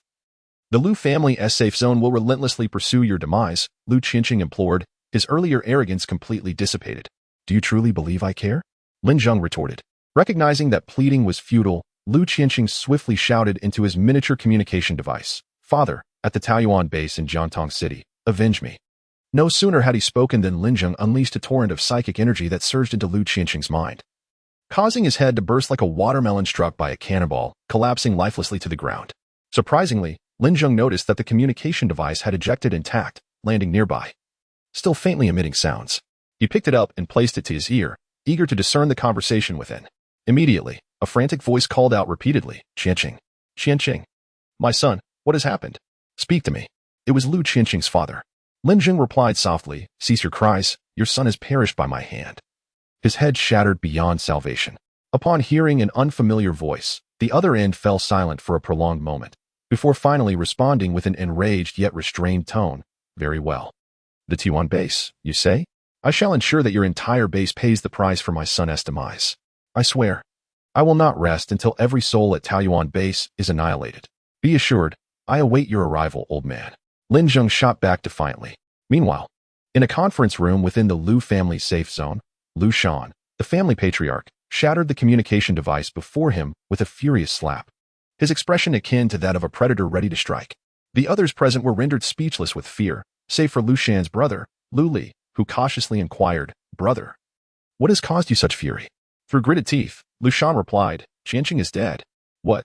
Not only Liu Li, but all present were astounded, fully aware of Liu Qianqing's status as a powerful psychic awakened one. How could he possibly be dead?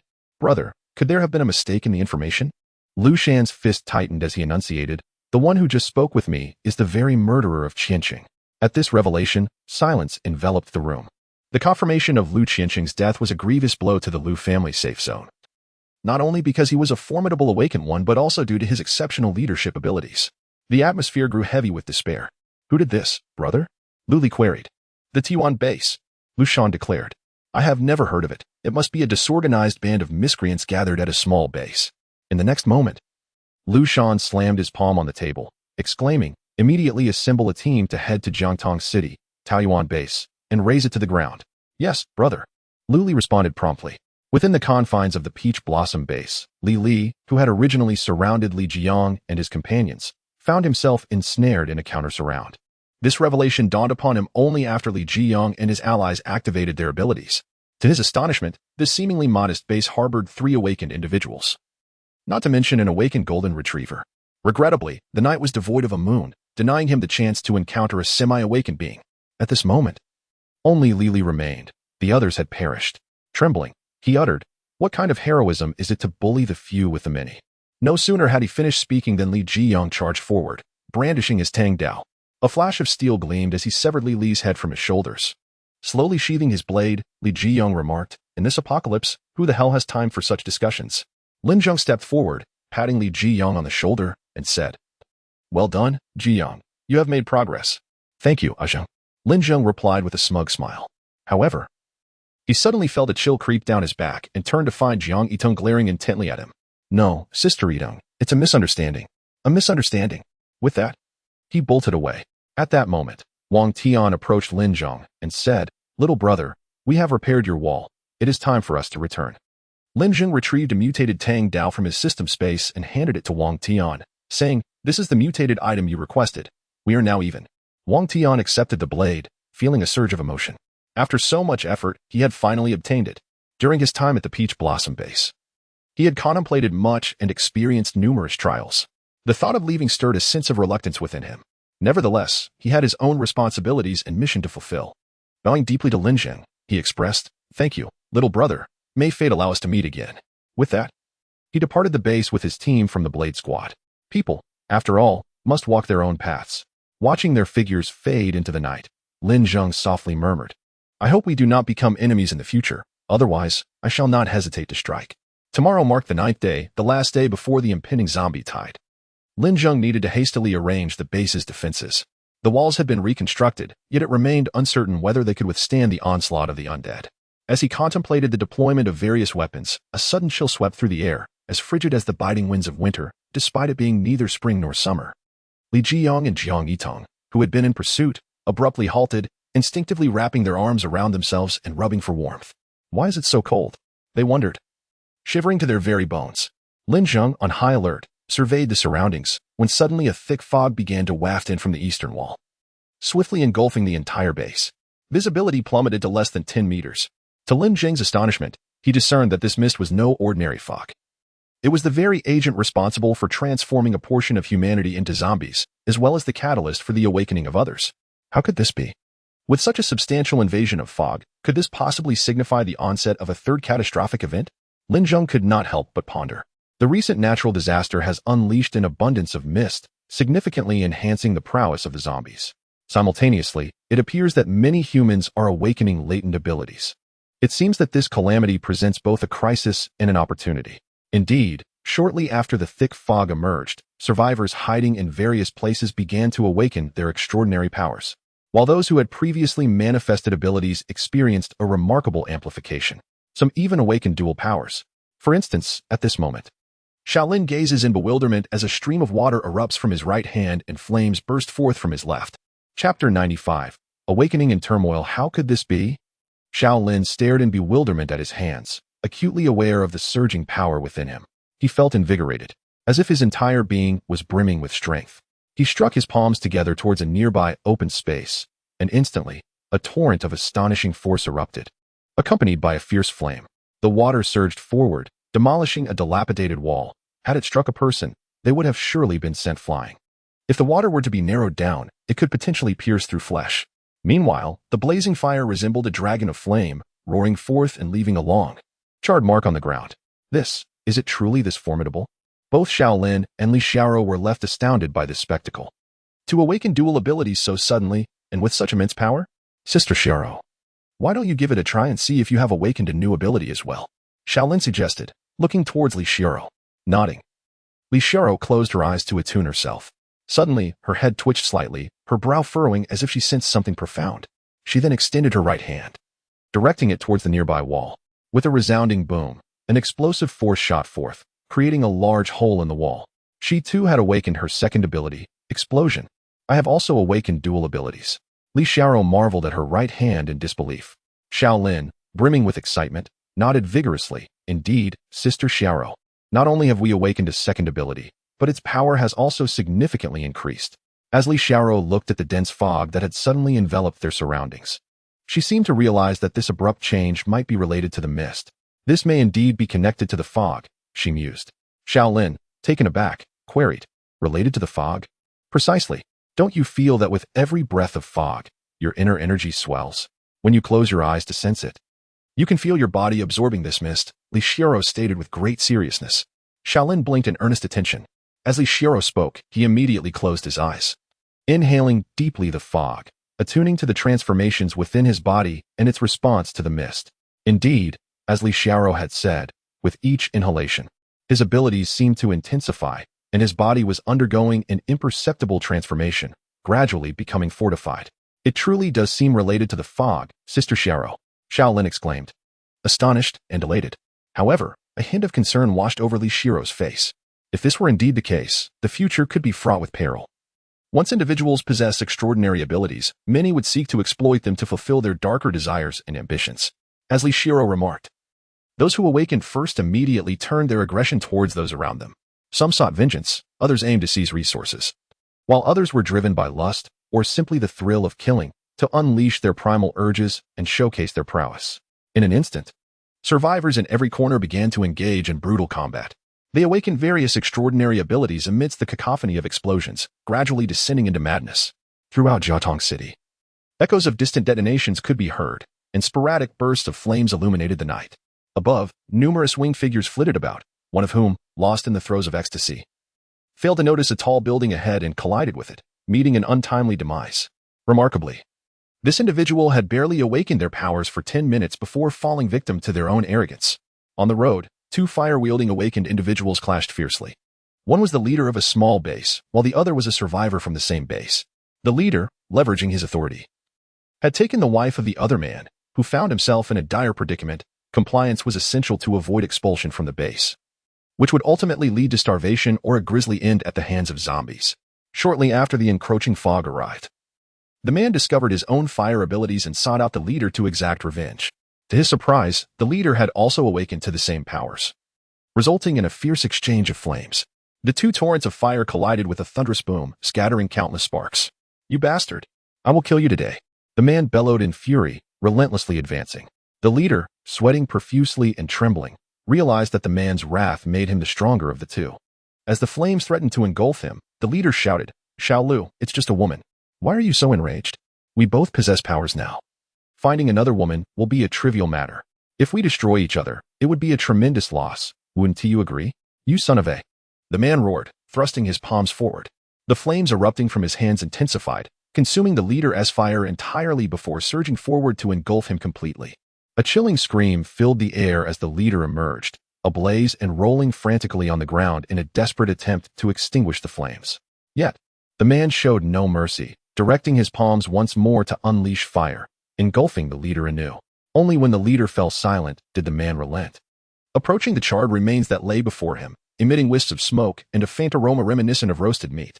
Meanwhile, Lu Shan and his companions en route to Jiatong City also experienced the sudden awakening of extraordinary powers. They keenly sensed that this awakening was somehow linked to the encroaching fog, which grew denser as they approached Jiatong City. Could it be that the source of this fog lay within the city itself? Lu Shan could not help but speculate that if this were indeed the case, the safe zone should be established in Jiatong City, as this would allow for the absorption of more mist, enabling his family members to awaken their abilities and enhance their strength more swiftly. Upon this realization, he promptly informed those stationed in the safe zone to prepare for immediate relocation to Jiatong City. Simultaneously, the personnel from the other two safe zones, as well as those from the official quarantine area, also discerned this opportunity and began strategizing to move their strongholds to Jiatong City.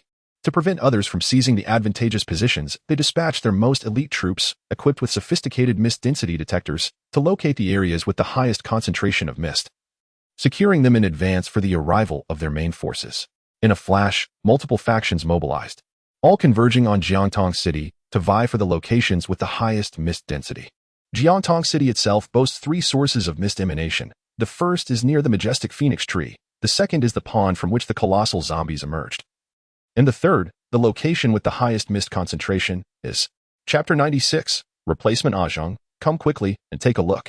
Li Jiyang's loud call drew Lin Zheng and Jiang Yidong, who were diligently training in the safe house. They immediately ceased their practice and rushed out, apprehensive that something was amiss. To their surprise, they found Li Jiyang standing by the pool, pointing towards it. Following his gesture, they beheld a massive bubble rising in the center of the swimming pool. Upon bursting, it released a dense mist, causing the water to bubble and froth as if boiling, followed by a surge of thick vapor that formed a towering column, approximately 3 meters high. At its apex, the mist began to disperse outward. "What on earth is this, Li Jiyang?" Lin Zheng inquired, his brow furrowed in curiosity. After a moment of contemplation, Lin Zheng replied, "This must be one of the sources of the mist." "A source of the mist?" Li Jiyang exclaimed, a spark of excitement in his voice. "Does that mean we've stumbled upon a prime location?" "A prime location? It may soon transform into a place of contention," Lin Zheng remarked with a subtle smile. "How could that be?" Li Jiyang questioned. Lin Zheng elaborated, "Soon enough, everyone will recognize that the awakening and enhancement of abilities are linked to the mist. They will undoubtedly seek out areas with high mist concentrations to establish bases. As one of the sources, this place will surely become a coveted treasure. Then why not just seal off this source?" Li Jiyang suggested. Lin Zheng waved his hand dismissively. "No, since we have discovered this treasure, we should make good use of it. There is no need to block it off. Should anyone dare to approach, I will ensure they return from whence they came." With that, Lin Zheng extended his right hand, attempting to sense the presence of the mist. "I wonder if I can replicate the mist in this manner?" "Replicate." Boom. The mist within a 200 cubic meter radius of Lin Zheng doubled in quantity, the increased density visible to the naked eye. Lin Zheng was overjoyed. It appeared he could indeed replicate the mist in this way. He quickly focused his mind, replicating it several times, and in an instant, the mist concentration surged by several hundred times, enveloping the area in a thick, white haze, rendering visibility nearly non-existent. He could even feel a slight moisture on his skin. Observing the droplets forming on the back of his hand, Lin Zheng felt a twinge of embarrassment. Had he replicated too much? "Ajong, Sister Itong, where are you? I can't see you." Li Jiyang's voice echoed from a distance. Lin Zheng unfurled his angelic wings, and with a powerful flap, set the surrounding mist into a swift motion. After several flashes, he finally spotted Li Zheng and Jiang Yidong not far away. It seemed he would need to exercise restraint in his future mist replication endeavors. Meanwhile, under the overwhelming invasion of mist, the strength of countless zombies had significantly increased. Many had already evolved into second and even third-tier zombies. While humanity's awakening appeared to have only just begun, an uneven contest indeed. Jiang Yitong has once again awakened a new ability, an ice-based power. Now, she possesses 3 distinct abilities. Similarly, Jin Mao has also awakened a fire-based power, bringing his total to 3 as well. The fire ability is something Lin Zheng does not possess. Seizing the opportunity, he immediately grasped Jin Mao's paw and replicated it, resulting in Lin Zheng now having over a dozen abilities, nearly losing track of what he possesses. In stark contrast, the unfortunate Li Zheng remains limited to a single ability, having failed to awaken any others. Oh, heavens! Look at this. Both Ajin and Sister Yidong are fine. But why can even a dog awaken so many powers while I have none? Can you not open your eyes? Li Zheng exclaimed, raising his hands to the sky. Meanwhile, Jin Mao looked on with an odd grin. After a while, the mist had dissipated significantly, yet the surroundings remained shrouded in white, with visibility not exceeding 10 meters. It wasn't until the following morning that normalcy returned. The reduction in mist was not due to a decrease in quantity, but rather its color gradually becoming transparent. Blending into the air, Lin Zheng and the others exited their safe house, eager to breathe in the fresh morning air, only to be met with a choking sensation that prompted persistent coughing. Lin Zheng took a gentle sniff and detected a faint, peculiar aroma in the air, something reminiscent of floral notes, yet intermingled with the scent of decay. Unable to endure the odor, the trio retreated to the safety of their shelter, sealing the door tightly and activating the ventilation system. However, the strange smell persisted, as if it were omnipresent. Could it be a result of the mist? Lin Zheng pondered. Perhaps he should consult the system. System, what is happening? Why is there a foul odor in the air? He inquired. The system responded. This is the scent of the mist. Nodding in acknowledgement, Lin Zheng discerned the connection to the mist and pressed further. Why does the odor remain despite the ventilation? The system replied, this is because the mist is gradually replacing the air on Blue Star. Eventually, the mist will become the gas that humanity breathes to survive. No longer air. Therefore, even with ventilation, the mist will always permeate the safe house unless you are in a vacuum. Lin Zheng's eyes widened in shock, feeling as though his worldview had been shattered. In astonishment, he exclaimed, what did you say? The mist is replacing the air. The system affirmed, indeed, you heard correctly. The initial thin concentration of the mist was designed to allow humanity to adapt gradually. Otherwise, had the concentration been as it is now from the start, all of humanity would have perished in an instant. Lin Zheng pondered. Are you suggesting that someone orchestrated this deliberately to help humanity acclimate to the mist? Who could be behind such actions? The system replied, the system lacks sufficient authority to answer this question at present.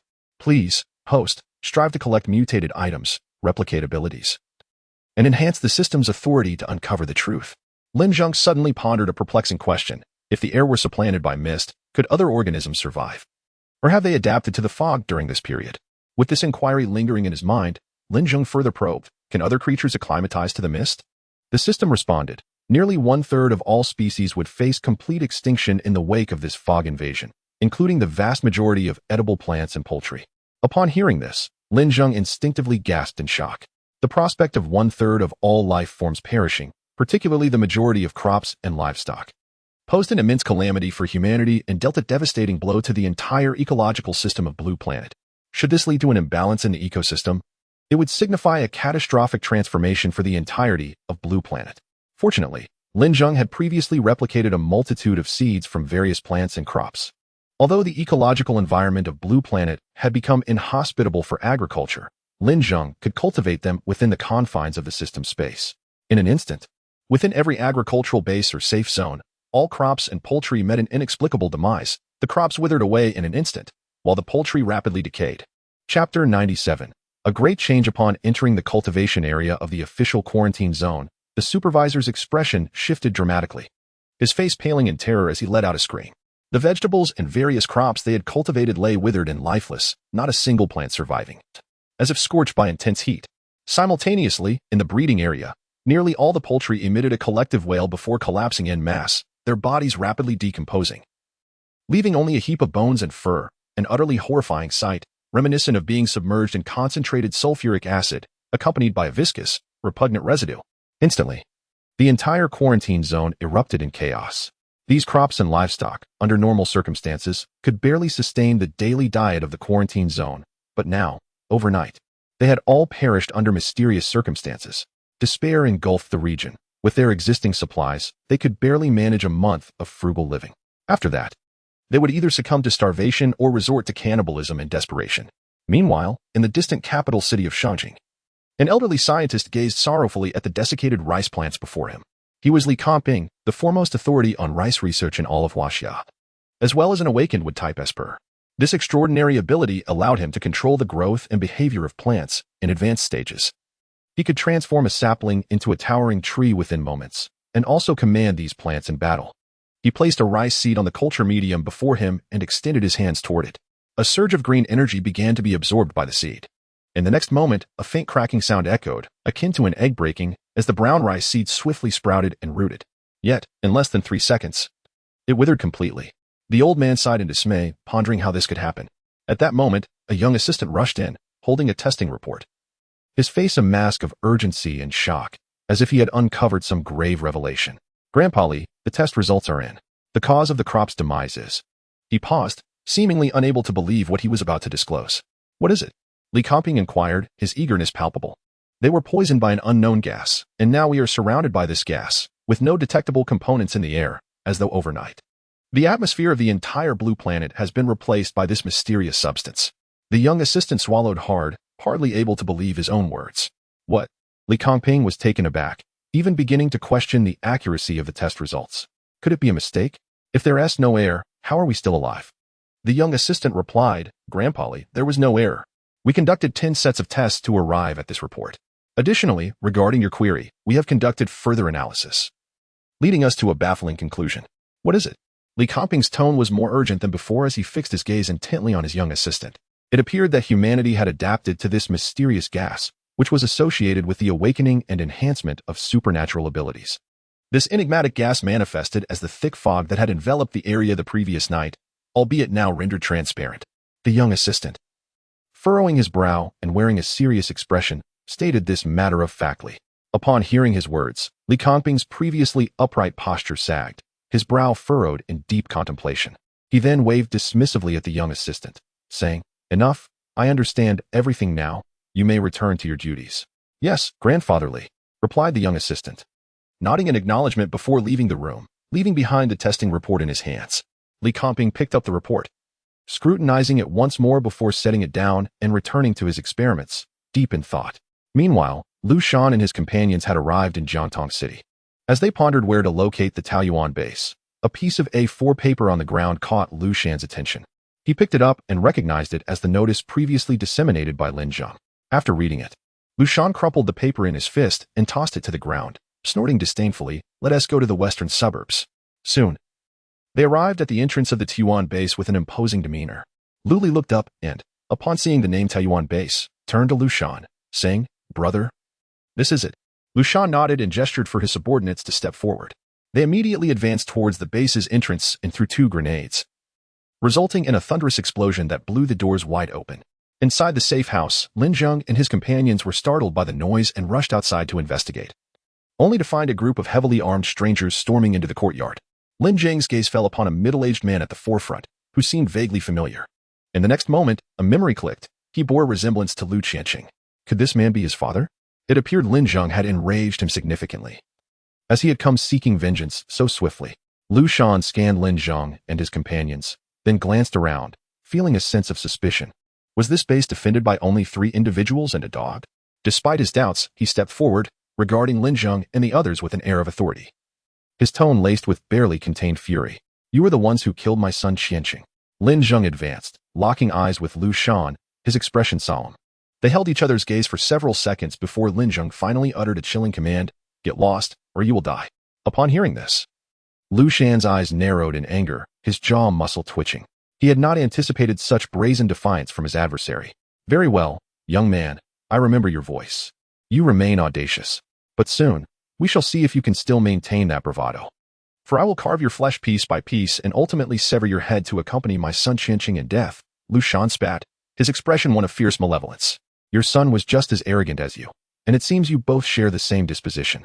However, he has been devoured by zombies, and should you not depart promptly, you shall share his fate. Lin Zheng spoke, seemingly indifferent to Lu Shan's threats. At that moment, Lu Li suddenly stepped forward and said to Lu Shan, "Elder brother, look."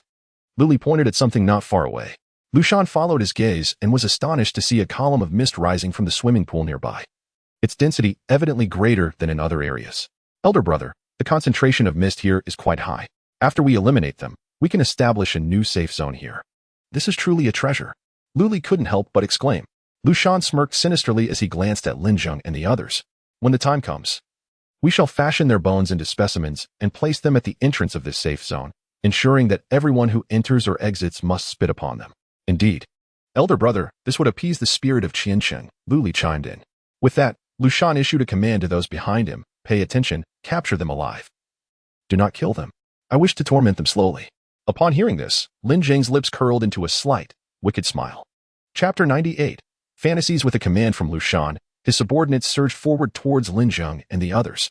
They were unarmed with firearms, brandishing only the daggers at their waists, intent on inflicting harm before handing the injured over to their master, Lu Shan.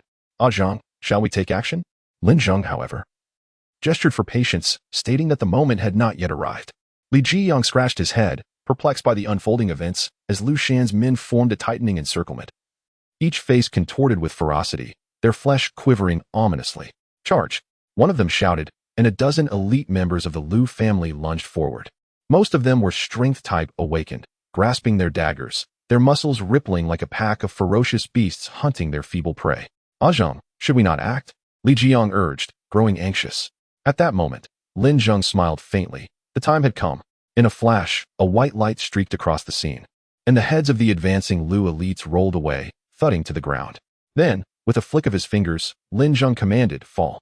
Their bodies crumpled to the earth in unison, blood gushing from their necks and staining the ground crimson. Within this absolute domain, coupled with the airblade, this realm became a veritable sanctuary of deities, where no one could predict the next moment when an airblade would emerge to cleave them asunder. Lu Shan, witnessing the spectacle, was taken aback.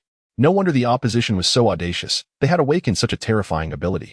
Yet, he mused, no matter how formidable your powers, one must still fear artillery. "Action!" Lu Shan ordered through his communicator, and a battalion armed with heavy weaponry stormed in. There were grenade launchers, mortars, RPGs, and heavy machine guns. Lu Shan did not underestimate his adversary. He understood that the person capable of slaying his son, Lu Qianqing, was no ordinary foe. Thus, he had come fully prepared, bringing nearly all of his resources, along with a full contingent of 300 men. They had encircled the entire Taiyuan base, ensuring that not even a fly could escape. In an instant, countless heavy weapons locked onto Lin Zheng and his companions, the dark muzzles sending chills down spines. "Ha ha!" Lu Shan erupted in laughter, directing his gaze at Lin Zheng. "Kid, I surmised you possessed some skill. Otherwise, you could not have slain my son, Qianqing. So, I came thoroughly prepared to reduce you and the Taiyuan base to rubble. Do you see? This is the might of the Lu family." The Lu family was the wealthiest in Tianyang City, their pre-apocalypse business ventures extensive, and it was rumored they were involved in arms trading, maintaining close ties with Uncle Tai from Jiatong City. It was no surprise that they could amass such heavy weaponry. At this moment, the Tiwan base is completely surrounded by my men. Today marks the end for all of you. Even if the King of Heaven were to arrive, he would perish alongside you. Lu Shan's visage darkened, radiating confidence. Lin Zheng activated the monitor to survey his surroundings. Indeed, as Lu Shan had stated, the base was encircled by hundreds of armed men, leaving no avenue for escape. Several green heavy trucks were parked not far away, one of which was laden with an array of weaponry and ammunition. It appeared that this old man was genuinely determined, unwilling to relent until he had seized Tianyuan base. However, Lin Zheng, possessing a myriad of extraordinary abilities and third-tier strength, felt no fear. Coupled with the heavy weaponry from his system space, he could easily overpower them. "Have you always been this confident for decades?" Lin Zheng stepped forward. "Ha!" Lu Shan laughed heartily, attempting to buy time. "Do you think this old man would fall for the tricks of a mere child?" With that, he commanded, "Blast them to pieces." Suddenly, an RPG rocket launcher roared as it was fired towards them. "Absolute space, activate," Lin Zheng uttered, and with a slight parting of his lips, the space within a 7-meter radius around him began to distort. The rocket, upon entering this realm, abruptly halted, as if all its kinetic energy had vanished in an instant. Suspended eerily in midair, as though time itself had come to a standstill. With a muted thud, the rocket detonated, producing a burst of orange flames. Yet, under the suppression of absolute space, The explosion quickly compressed into a minuscule point before vanishing completely. Ah! Lu Shan gasped, his mouth agape. Astonished once again by Lin Zheng's awakened power. What kind of ability had he awakened that could withstand even a rocket? Lu Shan murmured to himself. One rocket is merely a diversion. If that is insufficient, let them come at me in numbers. All of you, attack together. Instantly, artillery shells, rockets, and heavy machine guns unleashed a relentless barrage towards Lin Zheng and his companions. Soon, the air was filled with smoke, obscuring any visibility of figures. Such a level of onslaught would surely strip even a deity of their defenses, Lu Shan observed coldly, a smug smirk gracing his lips. Raising his eyes to the heavens, he exhaled a long sigh, his expression one of deep satisfaction. My son, Qianqing, at last, I have avenged you. May you rest in peace in the afterlife. After this profound moment of reflection, he raised his hand, signaling his men to cease fire. Immediately, the cacophony of gunfire came to an abrupt halt, and the dense smoke began to dissipate. At this juncture, Lu Shan addressed the two men beside him, saying, You two, go retrieve their remains.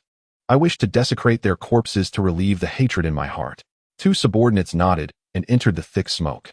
After a while, there was no sound, as if they had stepped into another realm, vanishing without a trace.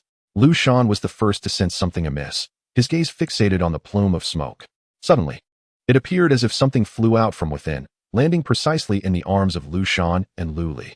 They looked down and their expressions changed dramatically. The object was indeed the severed heads of the two subordinates who had perished without a sound. In the next moment, a figure darted swiftly from the smoke, charging directly towards Lu Shan. It was Lin Zheng, standing face to face with Lu Shan. Lu Shan glared at Lin Zheng, embodying the adage that enemies meeting are particularly fierce. His eyes were bloodshot and filled with fury. You little scoundrel, you survived this? Allow me to personally end your life and let you witness the awakening of my extraordinary abilities. Just as Lu Shan was about to strike, Lin Zheng seized his wrist. Lu Shan's expression shifted, perplexed by this unexpected turn of events. Could it be that he harbors some infatuation for me, seeking to curry favor? Lu Shan's thoughts spiraled into imagination. Chapter 99. Are you not confident? 10 seconds later, congratulations, host, you have successfully copied the lightning ability. It turned out that Lu Shan had awakened the lightning ability, a power marked by its formidable offensive capabilities, making it one of the more potent abilities. No wonder he was so self-assured about his powers. With a crackle, Lu Shan unleashed a bolt of lightning from his palm, attempting to break free from Lin Zheng's grasp. His confidence radiated as he looked at Lin Zheng. Young man, I have awakened a lightning ability, capable of instantly releasing thousands of volts. Before he could finish, Lu Shan felt a sudden tingling in his arm, akin to experiencing a violent electric shock. He glanced down to see bright arcs of electricity sparking between their hands. Lu Shan's scalp tingled with fear, cold sweat pouring down his face. Why, you are also an awakened lightning user. With a crackle, after Lin Zheng copied the lightning ability and combined it with his third-tier strength, he could instantly unleash a terrifying voltage of 100,000 volts. I have awakened many abilities, Lin Zheng said to Lu Shan with an air of indifference. This is impossible, Lu Shan exclaimed, his face a mask of shock, his lips twitching. Lin Zheng intensified the electric shock, and Lu Shan screamed as a wave of excruciating pain coursed through his arm. He looked again at their clasped hands, now emitting wisps of black smoke. His arm was smoking. Soon after, Lu Shan's arm began to char at a visible rate. His face was etched with astonishment, but he reacted swiftly, twisting abruptly to snap off the charred limb. Sweat poured from his forehead, his complexion pale. After Lin Zheng discarded Lu Shan's severed arm, he charged forward without hesitation, striking Lu Shan and sending him flying outside the base. Brother. Upon witnessing this, Lu Li and the others rushed out. As they emerged, they found Lu Shan sprawled on the ground, violently coughing up old blood, nearly at death's door. Lu Li hurried to support him. Brother, how are you? After spitting out blood, Lu Shan gritted his teeth and commanded, launch a fierce assault, turn this place to rubble. Yes, brother. Lu Li nodded, and then directed the crowd surrounding the Taoyuan base. Attack. Kill everyone inside. As his command echoed, hundreds sprang into action. They pulled out grappling hooks, latched them onto the walls, and climbed up before leaping into the base. Instantly, the already cramped base teemed with people, each armed with weapons and firearms. Lin Zheng and his companions were swiftly engulfed by the sea of bodies, most of whom were also awakened individuals, presenting a considerable challenge. Li Jiyang, visibly anxious, urged, Zheng, how do we fight? Give us a command. Lin Zheng smiled faintly. Just stand back and watch. Li Jiyang. As Lin Zheng gently closed his eyes, he began to cultivate his mental strength, as if entering a vast ocean of consciousness. At this moment, the waves surged violently, and with a mere thought, this ocean of spirit was unleashed, overwhelming those around him like an inexorable tide. Everyone present suddenly experienced a ringing in their ears, as if an invisible force coursed through their bodies, evoking a profound sense of dread from the depths of their souls. It was as though a grim reaper, wielding a black scythe, loomed behind them, poised to strike and sever their heads from their shoulders. An unending chill rose from their spines, causing them to involuntarily halt their movements, trembling in fear. They exchanged terrified glances with one another, confusion etched across their faces. Charge! A voice suddenly erupted from the crowd, breaking the silence. The previously paralyzed assembly, startled into action, shouted in unison to bolster their courage before they recklessly surged forward. Lin Zheng merely smiled, his powers of mental manipulation in play. With a resounding thud, as his words echoed, the colossal wave of his mental energy swiftly subdued all who charged forth, as if time itself had frozen. They abruptly froze in place, their eyes rolling back in their heads, and the once cacophonous environment fell into a profound silence, where only their own breaths and heartbeats could be heard. In the next moment, all simultaneously clasped their heads, slowly twisting their necks, followed by an eerie symphony of cracking bones, akin to the sinister laughter of demons from the abyss. The sight was so grotesque that even Li Jiang and Jiang Yitong recoiled instinctively, their faces pale with shock, as the scene was too bizarre and terrifying. Over 300 individuals, moving in unison, snapped their own necks. Outside the base, Lu Shan and Lu Li first heard a commotion within, which soon faded into silence. They exchanged knowing glances, a slight smile gracing their lips. Brother, it seems there's no more noise. Those few must have been reduced to mere pulp, Lu Li remarked, supporting Lu Shan. A manic grin crept across Lu Shan's face. Even if you awaken dual abilities, what good will it do against me? To survive in this world, one must possess power. With over 300 people, even a single punch from each could turn you into meat paste. Haha. As he spoke, he erupted into hearty laughter. Come, help me inside. I want to see that boy's corpse with my own eyes, Lu Shan instructed Lu Li. Yes, brother. With Lu Li's assistance, Lu Shan approached the entrance of the base. However, what he witnessed was far from his expectations. Lin Zheng and his companions stood unharmed in the open space, surrounded by the lifeless bodies of the Lu family's guards. Each met with a gruesome fate, heads twisted backward, eyes bulging, tongues protruding, faces ashen. The sight nearly caused Lu Li to faint, overwhelmed by disbelief. What on earth is happening here? A profound sense of dread surged from the depths of his heart. Beside him, Lu Li stood frozen, mouth slightly agape, pupils dilated, his face a canvas of terror. Lu Shan involuntarily shook, instinctively retreating a few steps. It was only then that Lu Li snapped out of his stupor. Yet instead of offering support to Lu Shan, he cast a fleeting glance and fled in haste. Lu Shan glared at the retreating Lu Li. His expression one of fury as he shouted, "You scoundrel, don't run away. Take me with you. Brother, rest assured, I shall avenge you in the future." Lu Li, without looking back, shouted in reply. Lu Shan exclaimed in frustration, and then, with a face full of fear, turned towards Lin Zheng and the others. His injuries were too severe. He could not escape. At that moment, Jiang Yitong slowly raised her explosive bow, an arrow materializing with a swift precision. Whoosh! The arrow soared past Lu Shan, striking Lu Li in the back. The arrow then transformed into a surge of energy, penetrating Lu Li's body. With a thunderous explosion, Lu Li was reduced to mere flesh and blood. Lin Zheng stepped forward, a slight smile gracing his lips as he regarded the utterly terrified Lu Shan. Old fool. Were you not brimming with confidence? Lu Shan trembled with a single hand. Chapter 100. The one I killed. Suddenly, his entire body trembled, and a stream of yellow liquid flowed down his thigh onto the ground, indicating his intense agitation. Please, spare me. I, Lu Shan, will relinquish half of the Lu family safe zone to you, he stammered. Lin Zheng, however, stepped forward and replied, have you ever considered that if I kill you, the entire Lu family safe zone will belong to me? Ah. Lu Shan's face was etched with bitterness and terror as he gazed at Lin Zheng. Please, do not kill me. I am willing to submit to you. Boom. As soon as he finished speaking, Lin Zheng shot a blast directly at his head. When the explosion subsided, only half of Lu Shan remained. Why would I take you in? Your age and reluctance to bathe hardly make you appealing, Lin Zheng remarked nonchalantly. The Lu family safe zone was originally the most formidable among the three families, but due to provoking Lin Zheng, its power had been diminished by more than half, rendering it the weakest of the trio. When a man is overly arrogant, disaster is sure to follow. At that moment, the system interjected, attention, host, at midnight tonight, a zombie horde will arrive promptly. Please prepare your defenses. This horde will last for 3 days, and the highest level of zombies will reach rank 4. Rank 4 zombies. Lin Zheng was taken aback. Humanity had only recently begun to awaken in large numbers, and already there were rank 4 zombies. This was a one-sided massacre. Moreover, by the time one reached rank 4, conventional firearms would be nearly useless. In a small place like Jiantong City, it was inconceivable to possess warfare weapons such as missiles. It appeared that this zombie horde could lead to the complete annihilation of all humanity in Jiantong City and the surrounding areas, leaving no survivors. In his previous life, the reality had indeed been as grim, with this horde resulting in the deaths of nearly half of all human survivors or their transformation into zombies. It was evident that he needed to elevate his abilities to rank 4 swiftly to navigate this impending horde with relative safety. Thus, Lin Zheng absorbed a substantial number of blue crystal cores, feeling his powers swell, yet he saw no signs of a breakthrough. It seemed the level of these cores was too low. While quantity can indeed lead to quality, how many blue crystal cores would he need to absorb to achieve a breakthrough?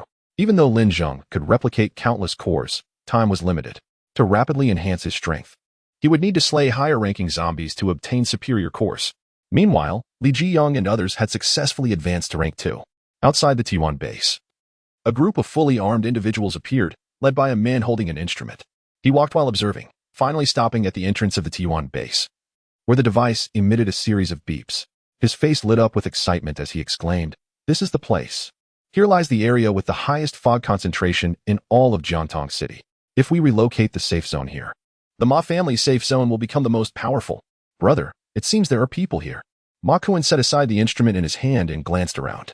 Upon looking up, he saw 4 prominent characters and nodded slightly. Peach Blossom Base. "What should we do now, brother?" After some contemplation, Ma Kuan decided that given the uncertainty of the opponent's strength, a direct assault would be unwise. You go knock on the door first and gauge their capabilities. If it is merely a small base, we can drive them out. If they possess some strength, we will promptly contact headquarters to dispatch reinforcements to seize this territory. Understood, brother, replied the younger associate, who then approached the door and knocked. Is anyone there? Is anyone there? Upon hearing the commotion, Lin Zheng wondered if they had come to barter for supplies.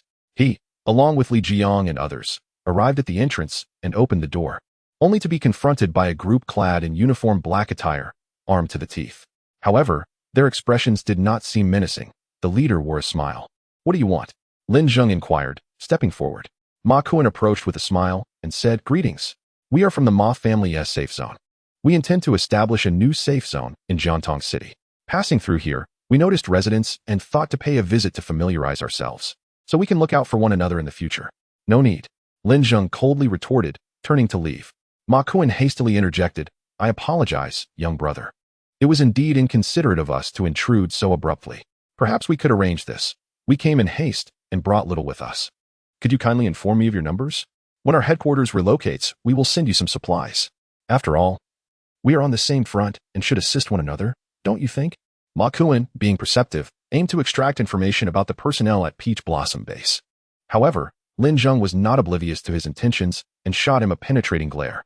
Ma Kuan felt a shiver run down his spine, as if he had been seen through. What is happening? Why am I feeling fear from that young man's gaze? He pondered, perplexed.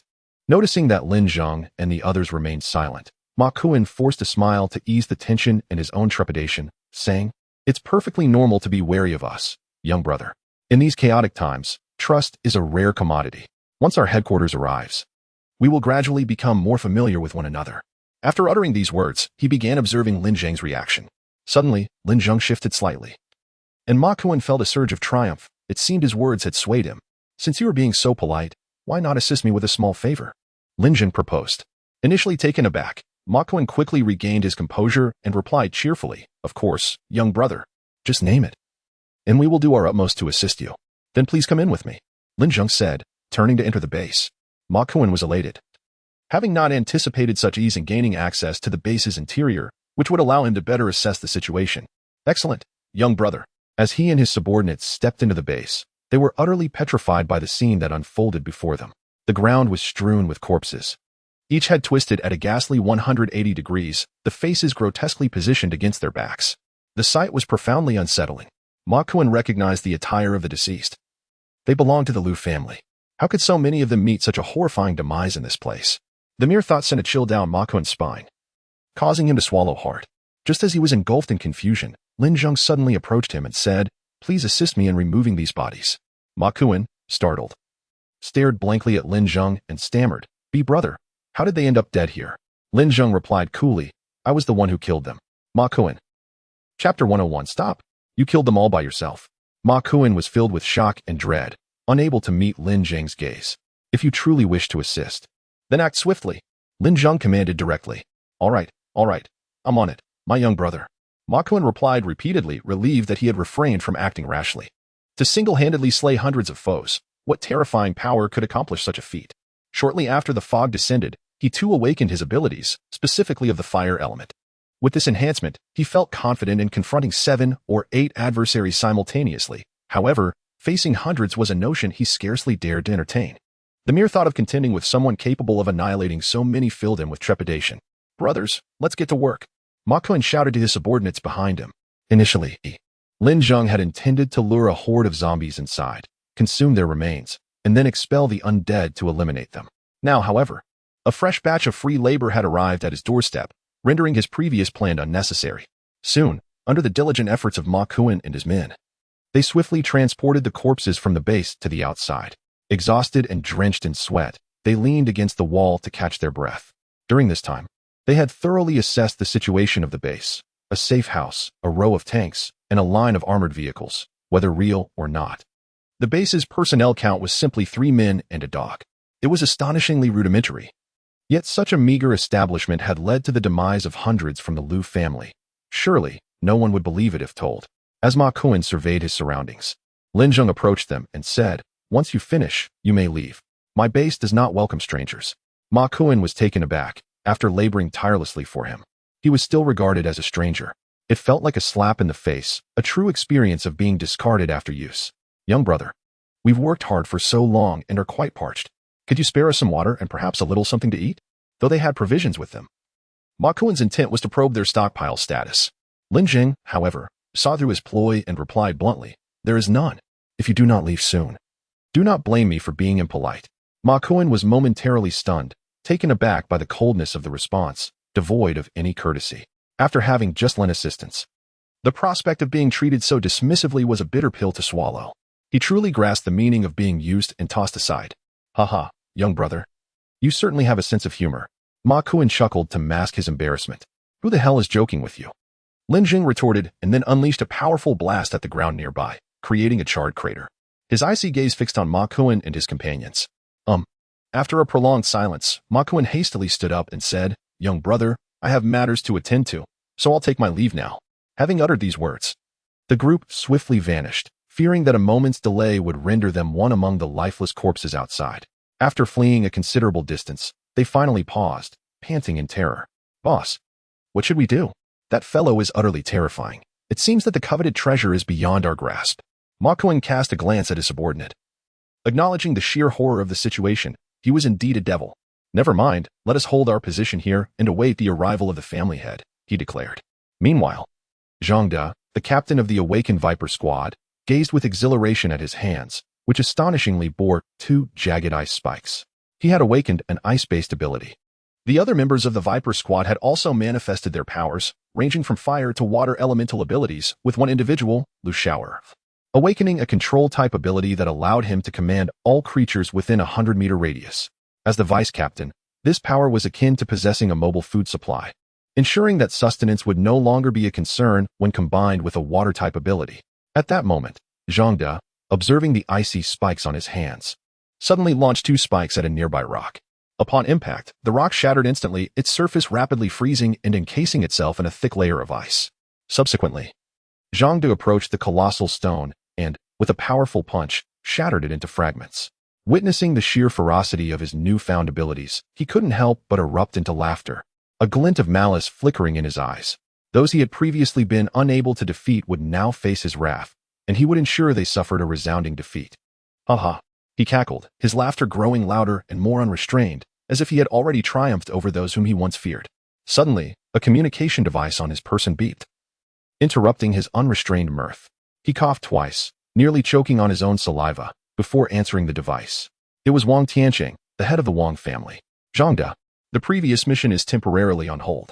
You must immediately head to a location called Peach Blossom Base and seize control of it. This site is crucial for the future development of our safe zone. It must be secured." The voice on the other end was grave and urgent. However, Zhang De interjected. "Family head, how did you know I awakened this formidable ice ability?" After a moment of silence, Wang Tianqing responded, "I have also awakened, lightning-based. I hope you heard my previous instructions. I am currently en route to Jiangtong City with personnel and supplies. You must take control of Peach Blossom Base. Do you understand? Absolutely, family head. Worry not. With my unparalleled ice ability, Amir Bey shall be easily subdued, Zhang De replied, his confidence soaring as if his mouth were lifting towards the heavens. Wang Tiansheng sighed deeply after concluding the conversation on his communicator, saying, "All right, I will be there shortly." Beside him, Wang Mushan, the second in command of the Wang family, observed his brother's demeanor with a hint of concern. "Elder brother, do you think that Zhang is capable?" Wang Tiansheng, with a weary expression, smacked his forehead, acknowledging their precarious situation. They were currently in Jiangtong City, far from the Wang family's secure zone, and dispatching assistance now would be too late. Regardless of the outcome, they had to rely on Zhang and his team. In truth, the Wang family had been monitoring communications between the other two families in the official quarantine zone. Recently, they intercepted information revealing that the cause of human awakening of supernatural abilities was linked to a mysterious fog. They also discovered that the area with the highest fog concentration was a place known as the Taoyuan Base in Jiangtong City. Upon receiving this intelligence, Wang Tiansheng quickly realized that establishing their secure zone at the site of the highest fog concentration would accelerate the enhancement of supernatural abilities, potentially making their secure zone the most formidable. With this thought in mind, he promptly instructed his subordinates to prepare for immediate travel to Jiangtong City to seize the Taoyuan base and gradually relocate their secure zone there. However, he harbored concerns that the other families in the official quarantine zone might already be taking action. Thus, he ordered the Viper Squad stationed in Jiangtong City to first secure the Taoyuan base. The official quarantine zone was in close proximity to Jiangtong City, almost on the outskirts. Upon learning about the connection between awakening and the fog, they swiftly deployed drones to detect and locate areas with the highest fog concentrations. Indeed, they identified 3 locations within Jiangtong City with elevated fog levels. As they convened to discuss the deployment of personnel to occupy these 3 sites, Wang Tiansheng recognized one of them as the Taoyuan base. A look of apprehension crossed his face as he stood and remarked, "Commander, I am quite familiar with the 3rd location." Lu Chuwei of the official quarantine zone turned to Wang Tiansheng, asking, "Oh, what is the matter?" Wang replied, "That is a place known as the Taoyuan base. The mutated items we brought back were provided by the leader of that base." Lu Chuwei nodded, "Given your familiarity, it should simplify matters. Let us incorporate it into our official quarantine zone." Wang Tiansheng's expression grew troubled. "I fear that may not be feasible." "Why not?" "The leader of the Taoyuan base is a free spirit, fond of independence, and would undoubtedly resist joining our official quarantine zone," Wang explained. At that moment, Zhou Ling, the head of the special department, interjected, "If they are unwilling to join, we should compel them to relinquish the area. It is only by strengthening our official capacity that we can better assist the survivors through the apocalypse." Wang Tiansheng looked at Zhou Ling and replied, "Commander Zhou, that may not be appropriate. After all, they have shown us kindness." "That is not kindness, it is their obligation. In my view, since Captain Wang of the Blade Squad is familiar with them, let him handle the negotiations," Zhou Ling suggested, directing his gaze towards Lu Chunwei. Upon hearing these words, Wang Tian's expression changed dramatically, revealing his discomfort. His superior, Lian, noticed his predicament and said, "I oppose this. They have just returned. Surely they deserve some time off. Commander, perhaps you could assign personnel from the special department instead? Their capabilities undoubtedly surpass Wang Tian's." Grateful for his leader's support, Wang Tian cast a thankful glance at him and whispered, "Thank you, boss." Lian nodded slightly, his brow furrowing momentarily, a soft sigh escaping his lips. His affection for his subordinate evident. After all, one must protect their own. Lu Chunwei pondered for a moment before looking up at Wang Tian and saying, "Captain Wang, I shall entrust this task to you. Once it is completed, you will receive double the time off." Lian was about to voice further objections, but Lu Chunwei abruptly stood and declared, "All right, this meeting is adjourned. Everyone, proceed with your respective tasks." At that moment, Zhou Ling approached Li Yun with a smug expression, stating, "This mission is of utmost importance. Should you fail to accomplish it, your position as military commander may be in jeopardy. Why not step aside now to save face?" Lian replied, unfazed, "How do you know we will not succeed? Today, we shall prove you wrong." "Oh, really? The Lord of Taoyuan Base is quite formidable, having single-handedly slain hundreds from the Lu family. Do you truly feel confident in confronting him? How do you know about the situation at Taoyuan Base?" Zhou Ling chuckled, "Humph. If our special department were unaware of such intelligence, it would hardly be special at all. So you deliberately shifted this task onto us?" Lian exclaimed, seething with anger. Zhou Ling shrugged. "What else could I do? Did you think I was doing this for your benefit? How dare you?" Lin cursed, exchanging a knowing glance with Wang Tian. Understanding his leader's intent, Wang Tian furrowed his brow and queried, "Boss, are we truly going to proceed with this? It doesn't seem right." "Obey the orders," Lin commanded firmly. "Yes, boss," Wang Tian replied loudly. Zhou Ling observed their cryptic exchange with confusion, only to be suddenly tackled to the ground by the two, who proceeded to deliver a flurry of punches and kicks. "Ah, stop hitting me." Chapter 102. The Tiger's Cruelty in the Lu family safe zone. Lu Ziming, the eldest son of Lu Shan, turned to his grandfather, Lu Hongda, and asked, "Grandfather, we have yet to hear from my father and second uncle. Surely, nothing has gone awry?" They were currently in a vehicle, having swiftly gathered their belongings after learning of Lu Shan's situation, making their way to Jiantong City. Lu Hongda sat upright, eyes gently closed. "Your father and the others have taken 300 elite members of the Lu family with them. They should be safe, even if they encounter zombies. They ought to be able to return unscathed. Could they have clashed with other factions? It is unusual for them to remain silent for so long. And our attempts to reach them have gone unanswered," speculated Lu Ziming. Lu Hongda continued to meditate, analyzing the situation. Since the Fog's invasion, humanity has only just begun to awaken. The other families understand that this is a time for accumulation. They would not act recklessly. Perhaps they have indeed encountered difficulties. But we should be able to contact them soon. "Yes, grandfather." In that moment, 3 safe zones, along with the official quarantine area, surged towards Jiantong City. Lin, observing from the safety of his hideout through surveillance, realized that his Taoyuan base had become a coveted treasure. Before long, Lu Hongda's convoy arrived at the outskirts of Taoyuan base. Lu Ziming leaned out of the car window, catching sight of the prominent characters that spelled out Taoyuan base. He turned to Lu Hongda and said, "Grandfather, we have arrived. This is Taoyuan base." Previously, upon witnessing the column of mist within Taoyuan base, Lu Shan had contemplated relocating the safe zone there, promptly notifying those remaining behind. "Let us disembark and investigate." Lu Ziming was the first to exit the vehicle, then moved to the other side to open the door for Lu Hongda, who alighted slowly. The two stood at the entrance of Taoyuan base and summoned a subordinate. The subordinate approached with a detection device. Lu Ziming inquired, "What is the concentration of the mist here?" The subordinate examined the instrument, his expression one of astonishment. "The mist concentration here is significantly higher than in other areas." A faint smile crept across Lu Ziming's face, affirming what his father and second uncle had asserted. Should the safe zone be established here, the Lu family's abilities would swiftly elevate, rendering them the strongest among the factions, even capable of toppling the official quarantine area. As his confidence grew, so did his arrogance, as if the Lu family had already conquered the other 2 factions in the official quarantine. Meanwhile, Lu Hongda scrutinized the base, and after a prolonged silence, he remarked, "It seems there is someone here." Lu Ziming approached the entrance of Taoyuan base, disdain evident in his voice as he declared, "Grandfather, this is clearly a minor base. If they are willing to join us, that would be ideal. If not, we shall eliminate them." "Absolutely not." Lu Hongda suddenly shook his head. Lu Ziming cast a perplexed glance at his grandfather, Lu Hongda, who, after a prolonged silence, continued, "Currently, for reasons unknown, both our grain and poultry have inexplicably perished. Our resources are dwindling, and it appears that the individuals here may only serve as a means for survival, allowing us to endure a little longer in hopes of discovering new crops to cultivate and animals to rear." Upon hearing these words, Lu Ziming's heart sank, as he discerned the underlying implication of his grandfather's statement.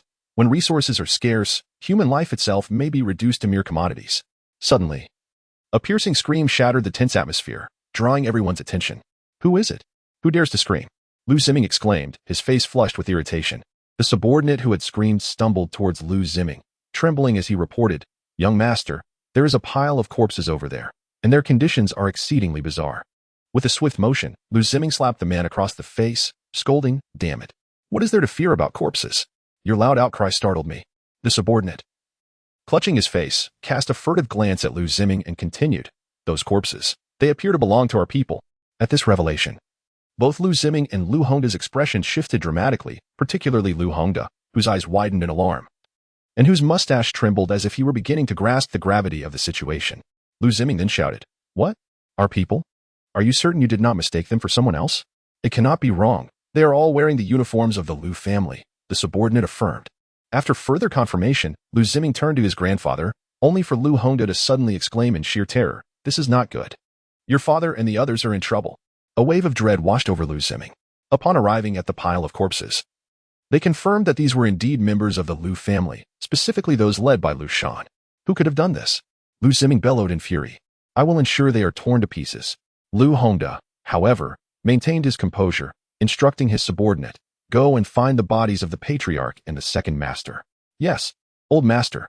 After a prolonged search, they were unable to locate the remains of Lu Shan and Lu Li. After several confirmations, a subordinate approached Lu Hongda and reported, "Old master, we have not found the patriarch or the second master." "How can this be?" Lu Hongda queried, visibly puzzled. At this juncture, Lu Zheng interjected, "Grandfather, do you think my father and uncle might have escaped this calamity and are currently hiding away?" Lu Hongda pondered for a moment before nodding. "It is a possibility."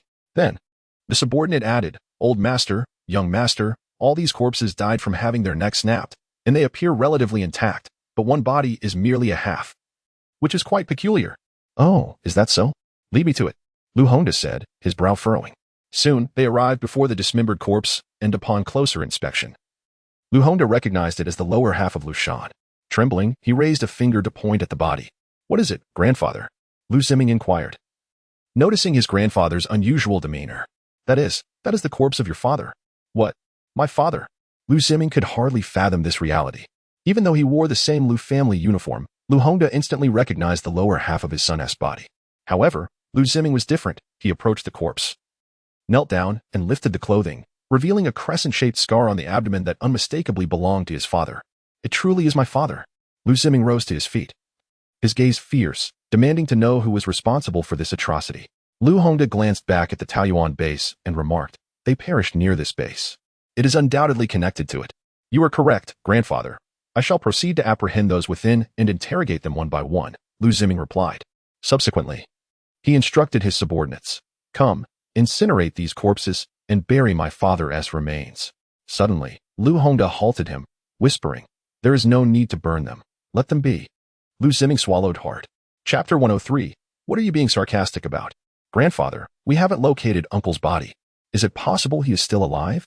Upon learning of his grandfather's ruthless nature, Lu Zheng spoke with utmost caution. "Let us set aside the matter for now. Our priority is to seize this base." Lu Hongda declared resolutely, "Yes, grandfather." At that moment, the thunderous roar of trucks echoed from a distance. Several vehicles of various models approached, their backs brimming with people. Clearly, they were not here for a friendly visit. "Grandfather, it appears that members of the Ma family and the authorities have arrived," Lu Zheng remarked, glancing at Lu Hongda. Lu Hongda responded immediately, "This is bad.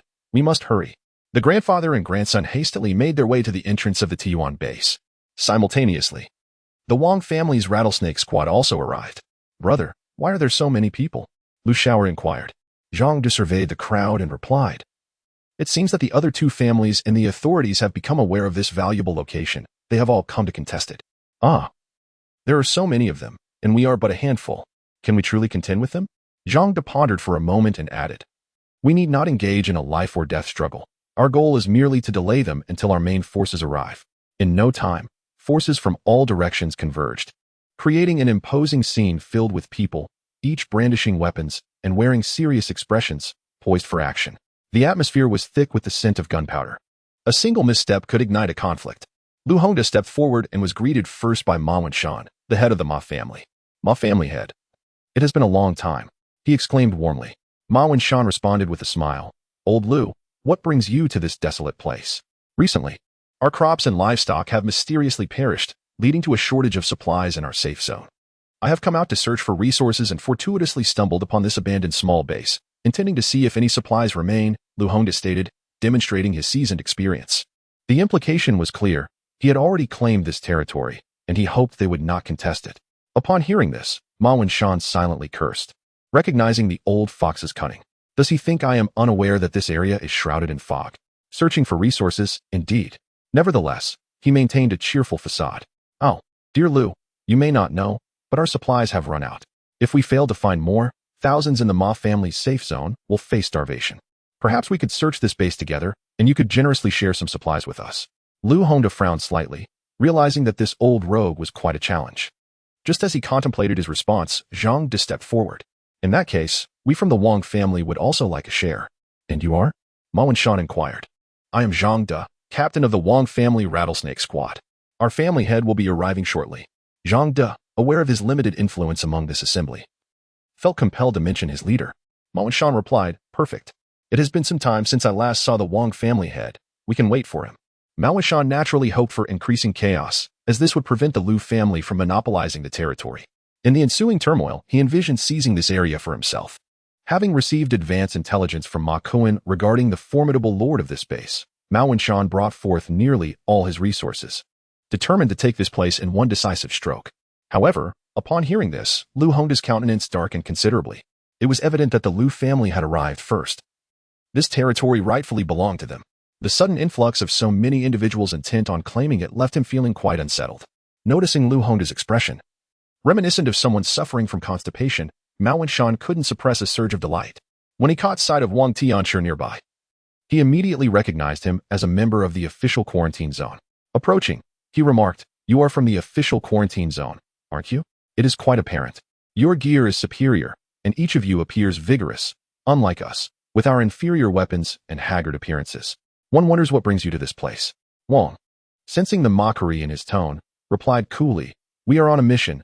No further information can be disclosed." Indeed, it was a matter of state affairs, beyond their purview. Mao Wishan adopted a self-deprecating expression, reflecting on his own folly. After he spoke, a heavy silence fell over the gathering, each person lost in their own calculations. The atmosphere thickening with tension. All exchanged glances, gripping their weapons tightly, as if ready to spring into action at any moment. Suddenly, the creaking sound of a door shattering the oppressive quiet sent a shiver through all present, and they turned in unison toward the entrance. The gate of the Tiyuan base swung open, revealing Li Zheng emerging, shouldering a corpse. Upon seeing the crowd, he trembled, nearly losing his grip on the lifeless body he carried, which belonged to a member of the Lu family previously found in a corner of the base, overlooked by Ma Kuan and his group during their grim task. Lin Zheng had instructed Li Zheng to remove the body.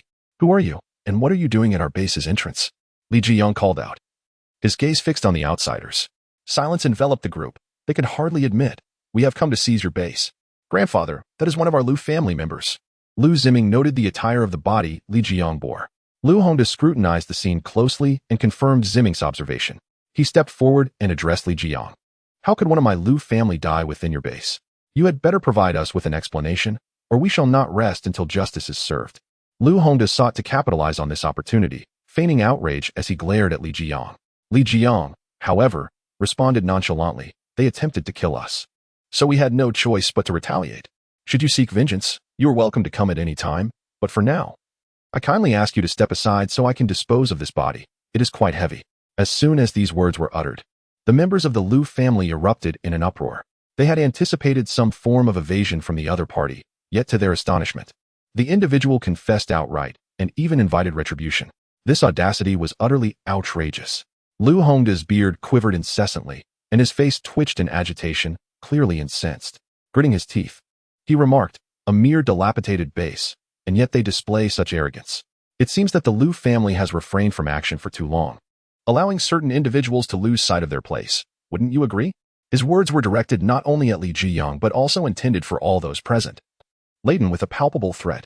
Upon hearing this, Li Zheng carelessly discarded the corpse to the side and pointed at Lu Hongda, exclaiming, "Old man, what are you being so cryptic about?" Chapter 104. The third lesson of doom. Upon hearing those words, Lu Hongda lost all semblance of his previous composure. His facial expression contorted grotesquely. For many years, even the mayor had treated him with utmost respect. Never had anyone dared to speak to him in such a manner. In that fleeting moment, his pride suffered a profound blow, and his aged visage reflected a tumult of emotions, dark and forbidding. "What did you say?" Lu Hongda gritted his teeth, his tone venomous. Li Zheng regarded Lu Hongda, hands on his hips, exclaiming, "Are you deaf?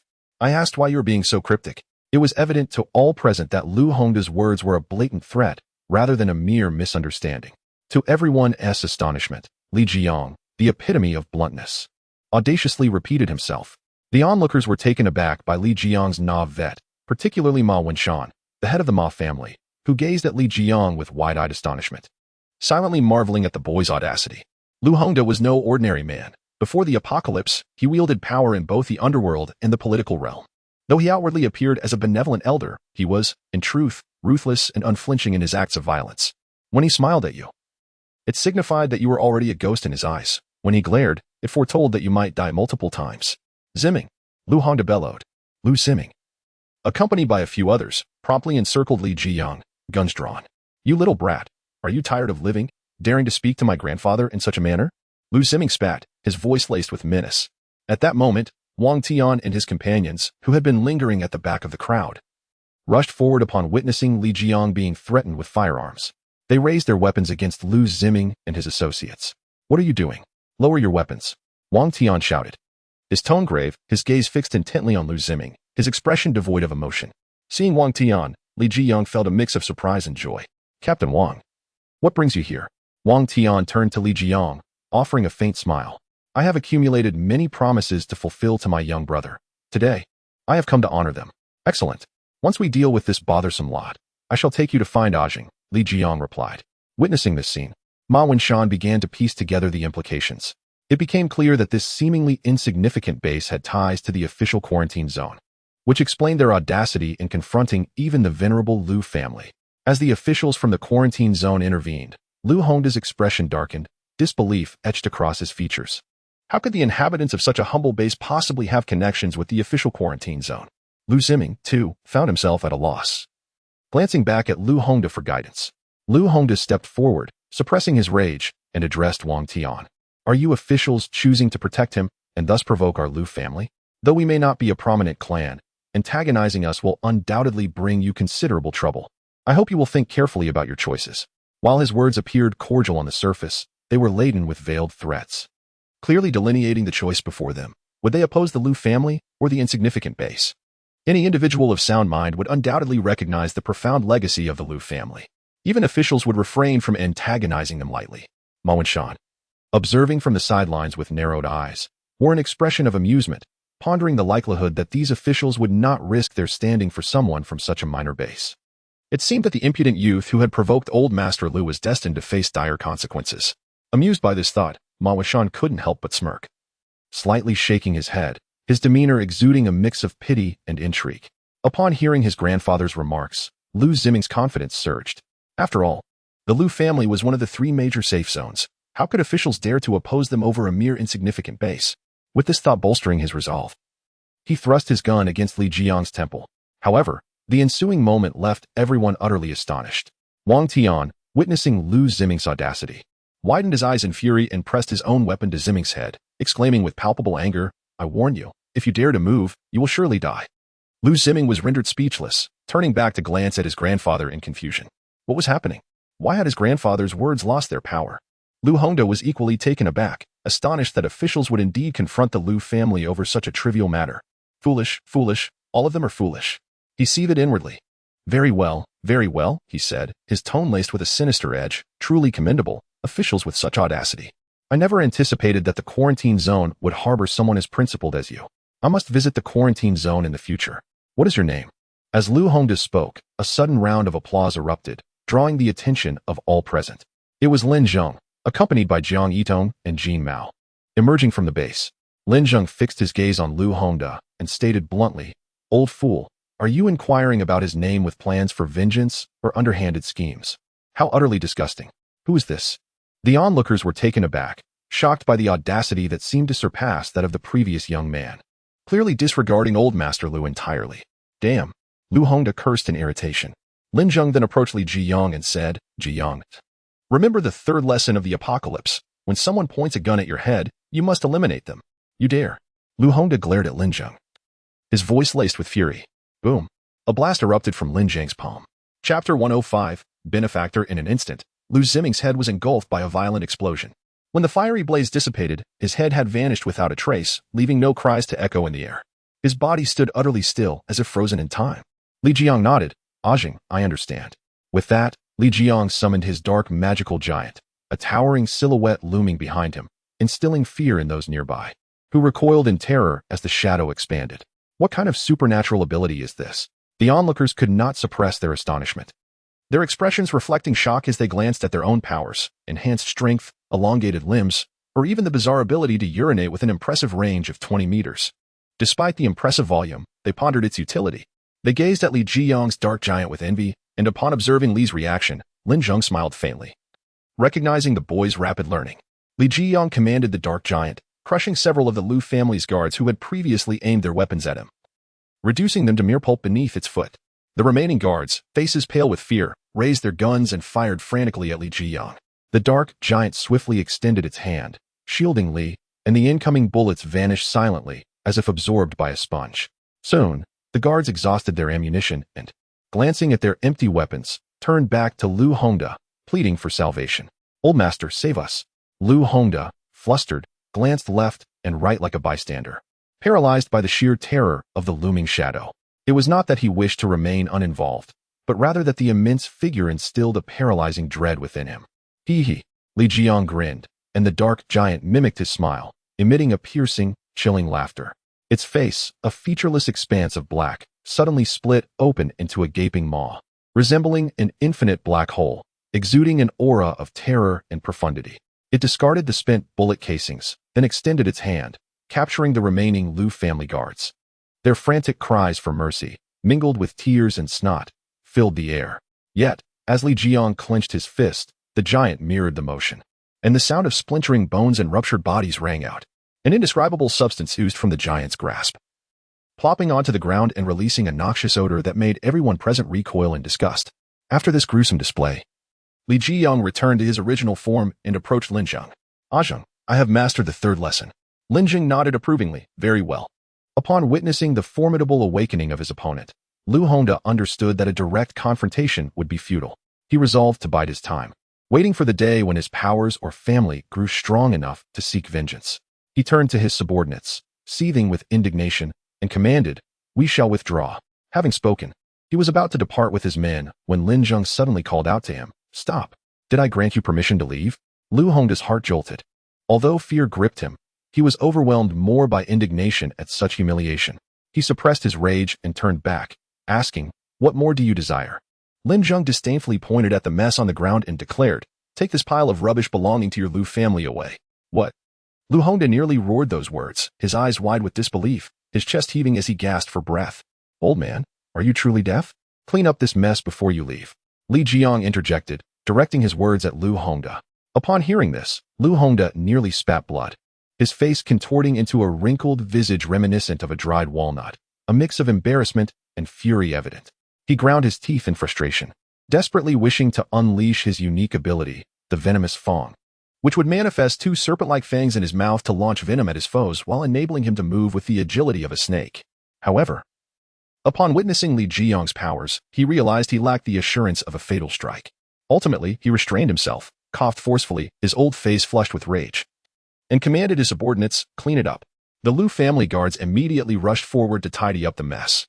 With a final, menacing glare, Lu Hongda and his entourage departed in disgrace. In reality, they did not venture far, setting up camp in a nearby building close to the Taiyuan base, where the fog was denser than in other areas. At that moment, amidst the crowd, Zhang De, upon witnessing the powers of Li Zheng and Lin Zheng, couldn't help but salivate, muttering to himself, "This is incredibly formidable." Thankfully, the Lu family's people provoked them first. Otherwise, it would have been our demise. Avoiding confrontation was paramount. Just then, the head of the Wang family arrived with his entourage. Upon disembarking, he spotted Lin Zheng and recognized him as the man from the video communicator before Ma Jun's death. "What a twist of fate. How dare you harm my Wang family members? I'll make you pay dearly," he exclaimed, intent on confronting Lin Zheng. However, midway, he was forcibly restrained by Zhang De, who pulled him back into the crowd. "Who the hell is that?" Zhang De hastily covered Wang Tianqing's mouth, signaling him to be quiet. Realizing it was Zhang De, Wang Tianqing finally settled down, though confusion marred his features. Once the other man was silent, Zhang De gradually released his grip, wiping the beads of sweat from his brow. Relishing the narrow escape, he felt fortunate to have prevented Wang Tianqing from provoking those lethal figures. Otherwise, he too might have faced dire consequences, becoming mere remnants. "Zhang De, what on earth are you doing?" Wang Tianqing panted. "Head of the family, I just saved your life. Had I not intervened, you would likely be a cold corpse by now." Wang Tianqing's face displayed a frown, prompting a question about the matter at hand. Zhang De swiftly pointed at Lin Zheng and said to Wang Tianqing, "Master, are you intending to confront that individual? He is the one who murdered Ma Jun." Wang Tianqing nodded, asserting, "Of course, anyone who dares to harm the members of the Wang family deserves death. However, Master," Zhang De cautioned seriously, "those individuals are exceptionally formidable. Far beyond what we can handle at present." "How formidable can they be? Can they rival the power of my awakened lightning abilities?" Wang Tianqing retorted, his demeanor growing increasingly aggressive as he advanced toward Lin Zheng, despite Zhang Da's futile attempts to restrain him. Zhang De ultimately relinquished his efforts and prepared to escape. At that moment, a zombie wandering on the rooftop suddenly caught sight of the numerous living beings below, its excitement surging as it leapt from the rooftop, heading directly for Lin Zheng.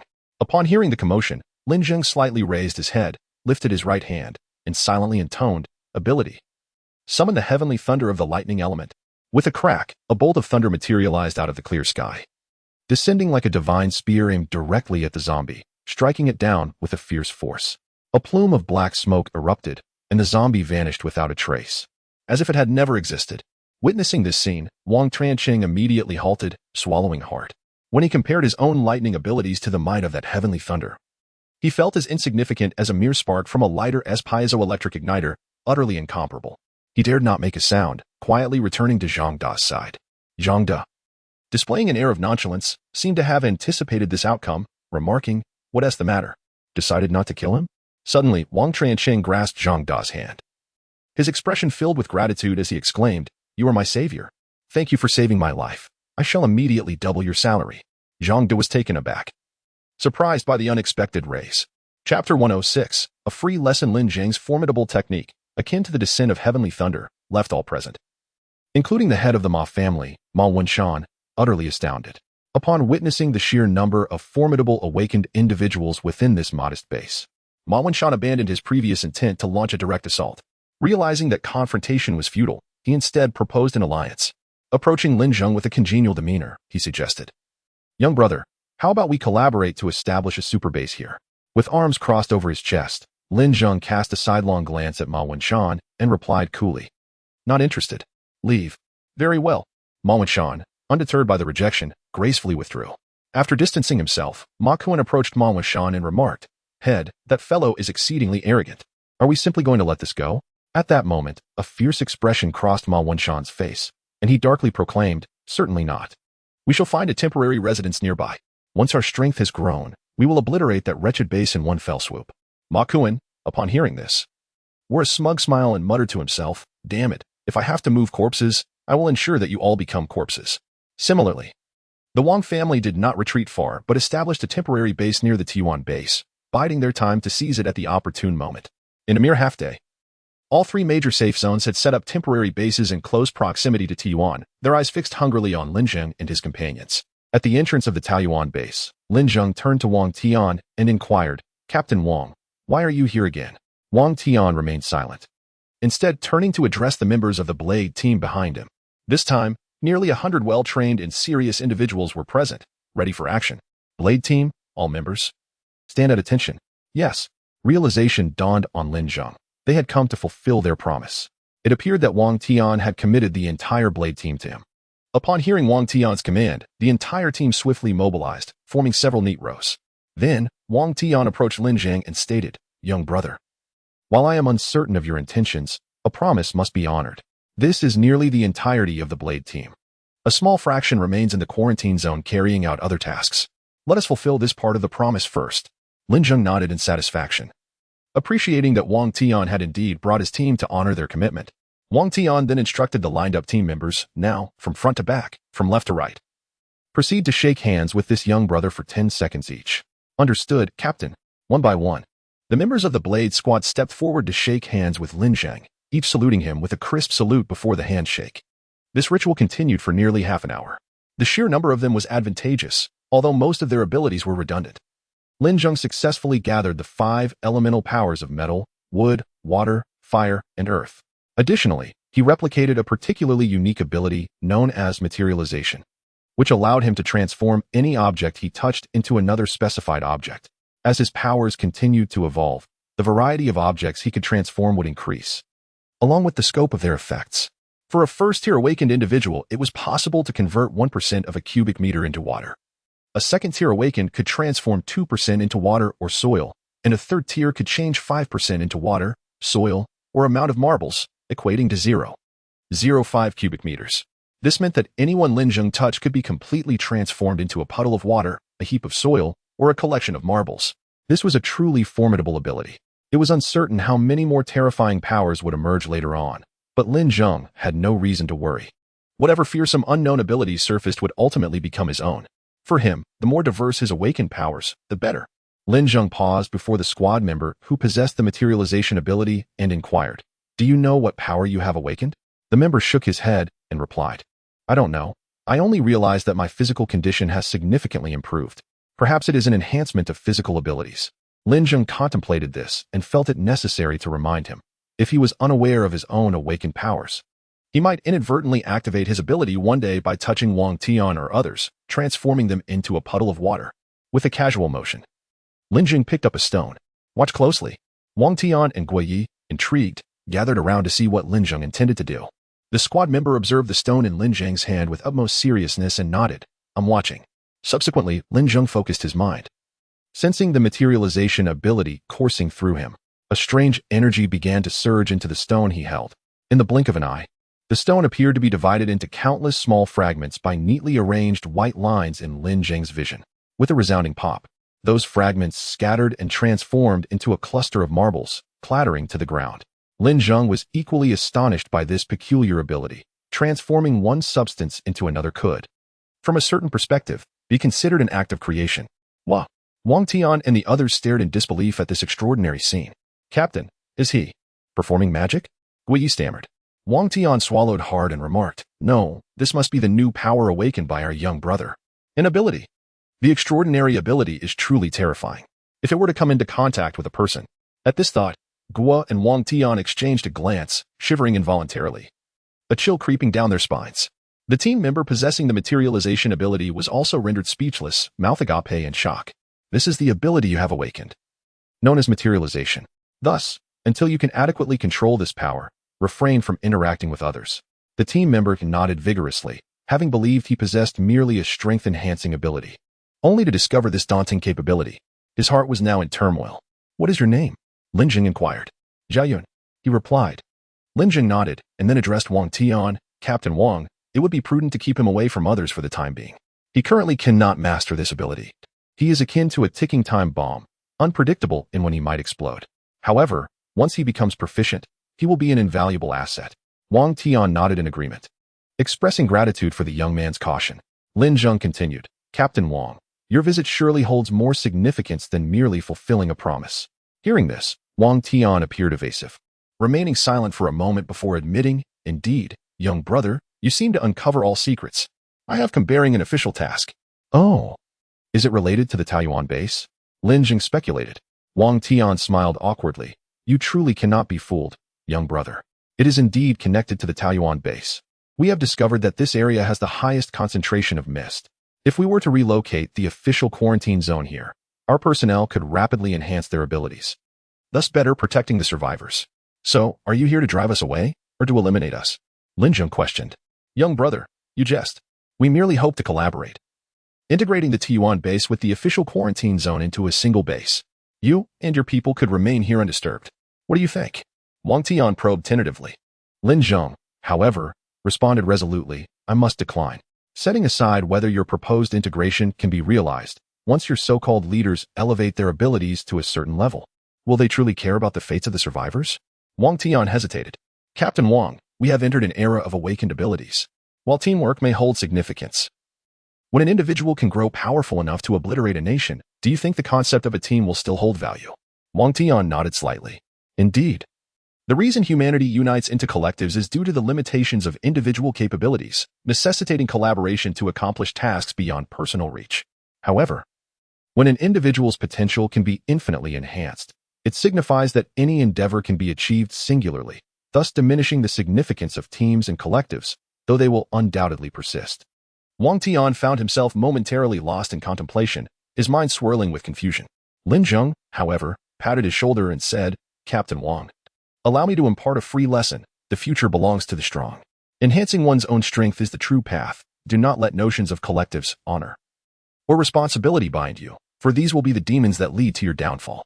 With that, Lin Zheng returned to the base with Li Zhiyong and the others, leaving Wang Tian and his companions deep in thought. Chapter 107. Breaching the official quarantine zone days unfolded monotonously as usual, steeped in tedium and trepidation, with each passing moment dedicated to the pursuit of mere sustenance. Particularly after the incursion of the thick fog, provisions had become even scarcer. Within the quarantine zone, tens of thousands of survivors struggled, and tensions escalated, leading to frequent skirmishes and thefts. Commander Lin stood by the window of a towering building. Observing the chaotic scene below, his brow furrowed, his face a canvas of concern. "Commander," he addressed, "if this continues, the quarantine zone will soon be unsustainable." Calmly, Lu Chuwei responded, "It is said that the rice scientist, Li Comping, in Beijing is addressing the issue of rice cultivation. We need only endure until his research bears fruit." However, Lian interjected, "Even if we await his success, we cannot hasten the maturity of the rice." Lu Chunwei set down the documents in his hand. Rising from his chair, "It is rumored that Li Comping is a wood type awakened. This ability can facilitate rapid plant growth." "Such an ability exists?" Lian exclaimed, both astonished and intrigued. Following the fog's invasion, nearly everyone had awakened some form of power. Our quarantine zone alone boasted hundreds of different abilities. This was not so extraordinary. One could surmise that even more remarkable abilities existed. Adjusting his glasses, Lu Qingwei's eyes reflected a peculiar glint. "Ah, so that is the case." Lian nodded, then conjured a small flame in his palm. "Why am I limited to merely the ordinary fire-type ability? Perhaps your temperament is rather fiery." A thunderous crash interrupted their exchange, followed by a cacophony of shouts. "What is happening?" At that moment, a guard rushed in from outside, breathless and urgent. "Commander, trouble. We are under attack by zombies." "What?" Lu Qinwei's brow knitted in concern. "What of our defense system? It has been breached." This time, the zombies appear markedly different from those we have encountered before. The guard's face bore an unmistakable hint of fear, as though haunted by horrific memories. He continued, "There are zombies resembling fleshy masses that can scale walls, and others engulfed in flames. They have already ignited several areas within the quarantine zone." Simultaneously, Lu Chuwei and Lian gazed into the distance, and indeed, thick plumes of smoke billowed from multiple locations within the zone. How could this be? Such types of zombies have never appeared before. Lu Qingwei's expression turned grave. "Commander, do you think it possible that the zombies have awakened fire abilities as well?" Lian pondered aloud. Lu Qingwei regarded Lian, contemplating the notion. He found merit in the idea. The fog had enabled humans to awaken their powers. Perhaps it could similarly mutate and enhance the zombies, rendering them even more formidable. In light of the current state of the world, it seemed humans were the true outsiders, while the fog and the zombies were allies. With this realization, Lu Chuwei urgently inquired of the guard, "Have any zombies emerged that are significantly stronger than those we have faced before?" The guards nodded repeatedly, affirming that the zombies stood over 10 meters tall, rendering the walls we constructed utterly ineffective. With a mere kick, they could demolish them. Indeed, as Lu Qingwei had anticipated, following the invasion of the thick fog, the strength of the zombies had significantly escalated, surpassing that of humans. Upon receiving this alarming information, Lu Chuwei acted decisively, urging, "Quickly, broadcast to all residents to evacuate immediately to Jiangtong City." Soon, the announcement echoed throughout the quarantine area. "Attention, residents of the quarantine zone. Our defenses have been breached by zombies. We will now open the eastern gate. Please proceed to safety at your own discretion. Our headquarters will retreat to Jiangtong City. Residents wishing to join us, please gather your supplies and follow." As soon as the broadcast concluded, panic erupted among the crowd. "It's over, the zombies are here. Run," they cried. "The officials have abandoned us. They're fleeing on their own. Quick, go home and gather your things. Follow the officials to Jiangtong City." In these chaotic times, being alone means certain death. Yes, hurry up with your belongings, or you'll be left behind. In an instant, fear gripped the hearts of the people, and chaos ensued, with cries for help echoing everywhere. Amidst the turmoil, some took advantage of the situation, robbing others mid-escape, seizing whatever supplies they could before fleeing. At that moment, a burly man set his sights on an elderly woman clutching a bundle, who was accompanied by a teenage girl. The elderly woman appeared relatively spry, moving swiftly as she urged the girl along. Suddenly, the man caught up to them, kicking the elderly woman to the ground and snatching her bag, intending to flee. However, the elderly woman clung to him, shouting, "Give it back! Return my bundle, you beast!" The man, seemingly incensed, placed his foot on her head, brutally snapping her neck, and she fell lifelessly to the ground. He spat on her corpse, muttering, "Damn old hag! Grandma! Grandma!" The girl immediately collapsed onto her grandmother's body, wailing in despair. The man, upon noticing the girl, was overtaken by a sinister desire, licking his lips as he scooped her up, leering, "If only this were before the apocalypse." Suddenly, a gunshot rang out, and a bloodied hole appeared in the man's forehead. He released the girl, his expression one of terror, before collapsing. "Damn it! You're a true beast," the girl shouted, not letting up. Approaching them, Lian tucked away his gun and knelt beside the girl, saying, "Would you like to come with me?" The girl, her face stained with tears, glanced back at her grandmother, but eventually nodded. Lin swiftly lifted her into his arms and hurried towards the eastern gate. Chapter 108. The red-clad enchantress of death at this moment. Within the confines of the safe house, Lin Zheng was suddenly alerted by the system's mission.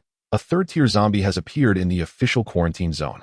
Successfully eliminate this third-tier zombie and obtain its crystal core, and the system shall reward the host with a mysterious supernatural ability. A mysterious supernatural ability? How wondrous! Lin Zheng couldn't help but inquire.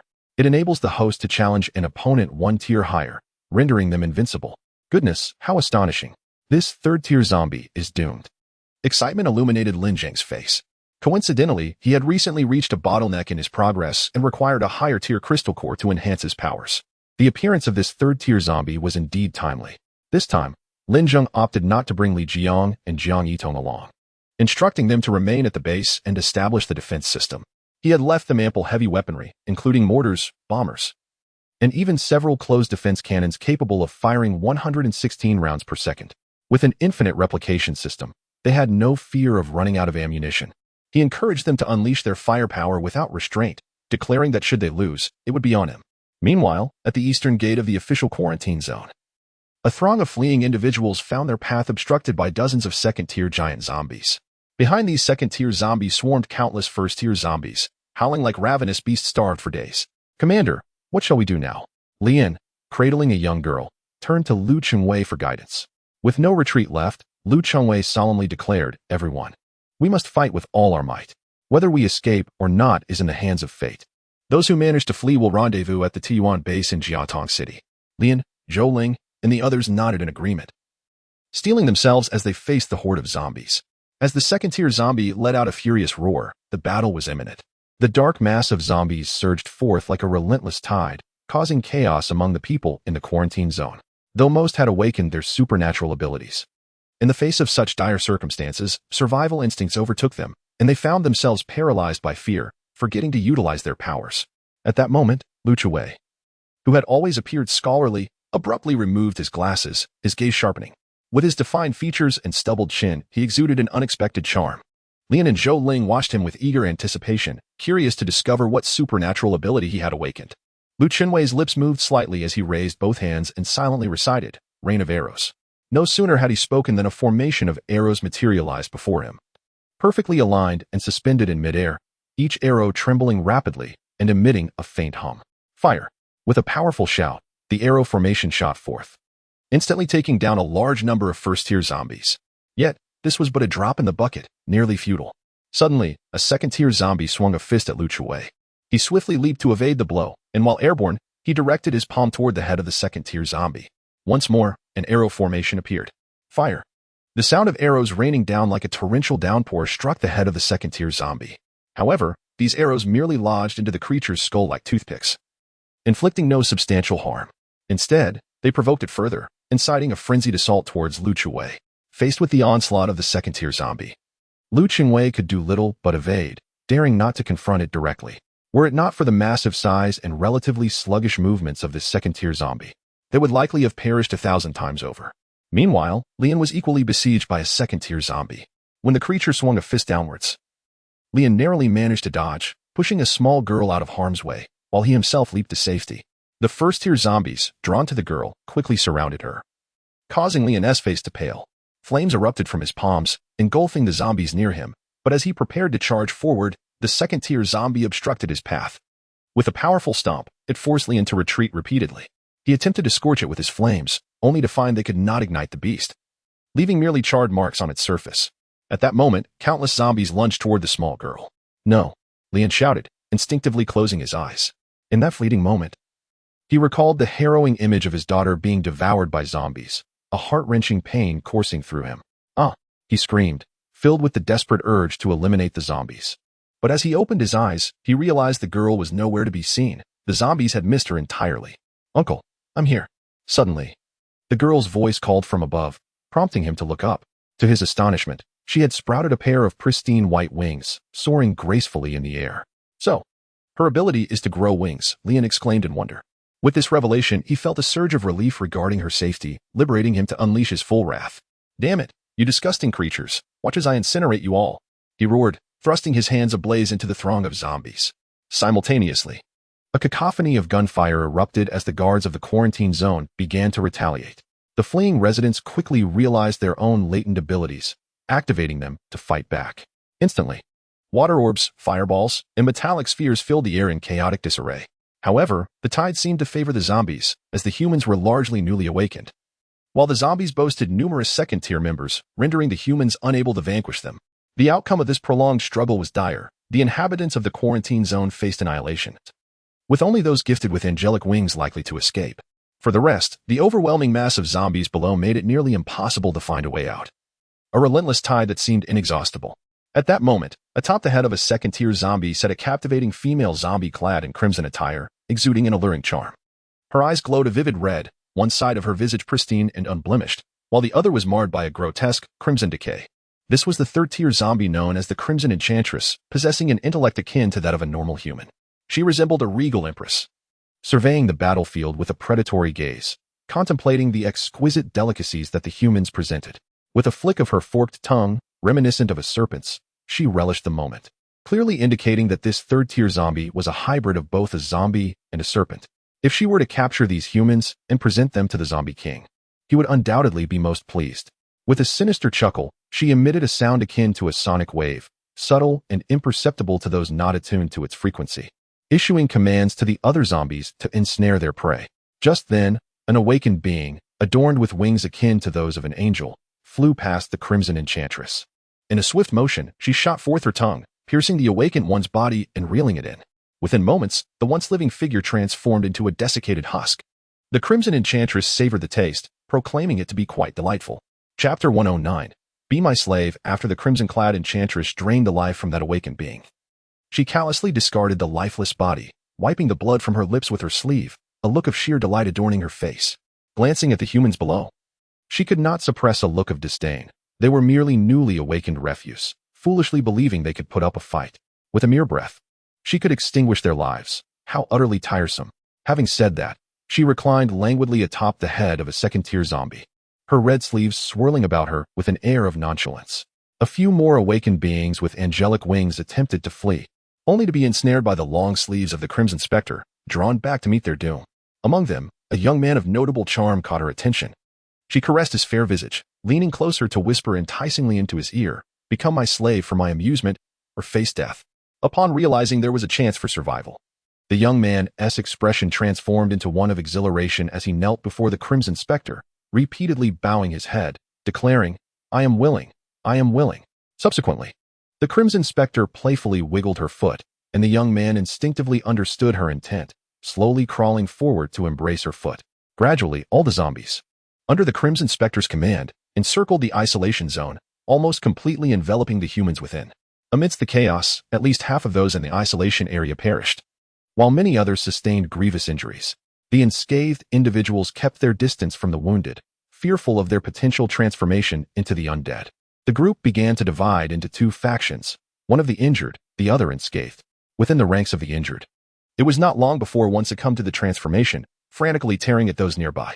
In a desperate frenzy, the injured attempted to push into the unscathed group, only to be met with an onslaught of various abilities and gunfire, instantly reduced to mere remnants. Most of the injured possessed weaker abilities or lacked awakened powers entirely, rendering them incapable of resistance.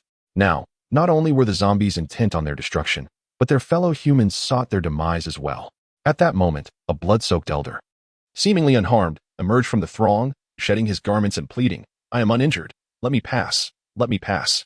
However, the unscathed group was merciless, determined to eliminate anyone attempting to cross from the other side. Thus, at least 30% of the population fell victim to their own kind. Ultimately, a meager 10,000 souls survived within the isolation zone, a figure carefully orchestrated by the Crimson Spectre, retaining just enough lives to serve as offerings before the impending tide of zombies at midnight. "Commander, what shall we do? It seems we are surrounded," Lian observed anxiously. Scanning his surroundings, Lu Chengwei adjusted his glasses and sighed deeply. "These zombies are well prepared. Escape is beyond our reach. In comparison to them, we humans are woefully inadequate." After speaking, he shook his head, his expression forlorn. At that moment, the crimson-clad seductive corpse leaped down from atop a second-tier zombie, accompanied by a pale-faced man. The instant the Crimson Spectre descended, an unprecedented sense of oppression enveloped everyone present, rendering breathing a laborious task. Captain, this zombie appears extraordinarily powerful, almost absurdly so. Lin remarked to Lu Chuwei. Lu Chuwei nodded, his tone tinged with pessimism as he replied, I never anticipated that zombies could evolve to such an extent. Do we still possess any hope for victory? Just then, the Crimson Spectre emitted an excruciatingly sharp scream. Those within a 100-meter radius clutched their ears in agony. Fear etched across their faces as they beheld the alluring yet terrifying female zombie. The crimson-clad corpse cast a glance at Lu Chuwei and the others, stating, I have observed you for some time, and you are the most formidable among this group. Come at me together, should you manage to defeat me. I shall grant you the opportunity to become my slaves, just like him. Pointing to the pale-faced man beside her, she revealed that he was a traitor, now enslaved by the female zombie. In an instant, flames of rage ignited in the eyes of the onlookers, not out of hatred for his betrayal, but rather envy that he was not the one to have betrayed. Lu Chunwei, Lian, and Zhou Ling exchanged glances, each acutely aware that they stood no chance against such a formidable zombie. Noticing their hesitation to engage, the Crimson Spectre reassured them, Fear not. I will suppress my abilities to match yours, thus allowing for a fair contest. Upon hearing this, the three sprang into action, launching an assault on the Crimson Spectre. Yet, even with her powers restrained, she proved to be beyond their capability to subdue. The Crimson Spectre effortlessly danced around their fierce attacks, as if toying with them. Lu Qingwei's arrow rain and Lian's fire attacks were utterly ineffective, failing to even graze the hem of her attire. This approach is futile, Lu Qingwei declared. Zhou Ling, your power allows you to shoot an incredibly sturdy and fine thread. Look for an opportunity to bind this female zombie. While Lian and I bombard her with arrows and flames, the two nodded in agreement. Zhou Ling's awakened ability, known as Heavenly Silken Rope, was an exceptionally hard and delicate thread capable of binding a mountain and cleaving it in two when mastered. Zhou Ling, strike now, Lu Chuwei shouted. With that command, Zhou Ling unleashed an almost invisible thread from his hand. Suddenly, his gaze shifted, as if concocting a devious plan. He redirected the thread towards Lian and Lu Chuwei. The two, caught off guard, found themselves ensnared by the Heavenly Silken Rope. With confusion in their eyes, they looked at Zhou Ling and asked, Zhou Ling, what are you doing? Zhou Ling paid them no heed, instead bowing before the crimson-clad spectre, proclaiming, My esteemed Lord Zombie, I offer myself as your humble servant, and these two shall serve as my tribute to you. Initially taken aback, the red-draped spectre soon erupted into hearty laughter, exclaiming, Humans are indeed amusing. Your unexpected gesture has caught me by surprise. You appear robust, so you shall remain. Thank you, my Lord Zombie. Zhou Ling responded, stepping behind the Crimson Spectre. Lu Chuwei and Lian glared at him with fiery indignation, astonished that he would betray them at such a critical moment. Lian spat in anger, Zhou Ling, you wretched scoundrel, how could you choose to be a dog for the undead? Being a dog for the undead is certainly preferable to being among the dead. You are well aware of this mighty Lord Zombie's prowess. No matter our strategies, we could never overcome her. It is far wiser to submit early and spare ourselves unnecessary suffering. Zhou Ling retorted with a smile directed at the two.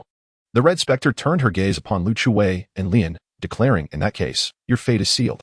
Just as she prepared to strike, Zhou Ling interjected. My Lord Zombie, allow me to handle this. It would be an imposition for you to dirty your hands. Very well, she replied lazily.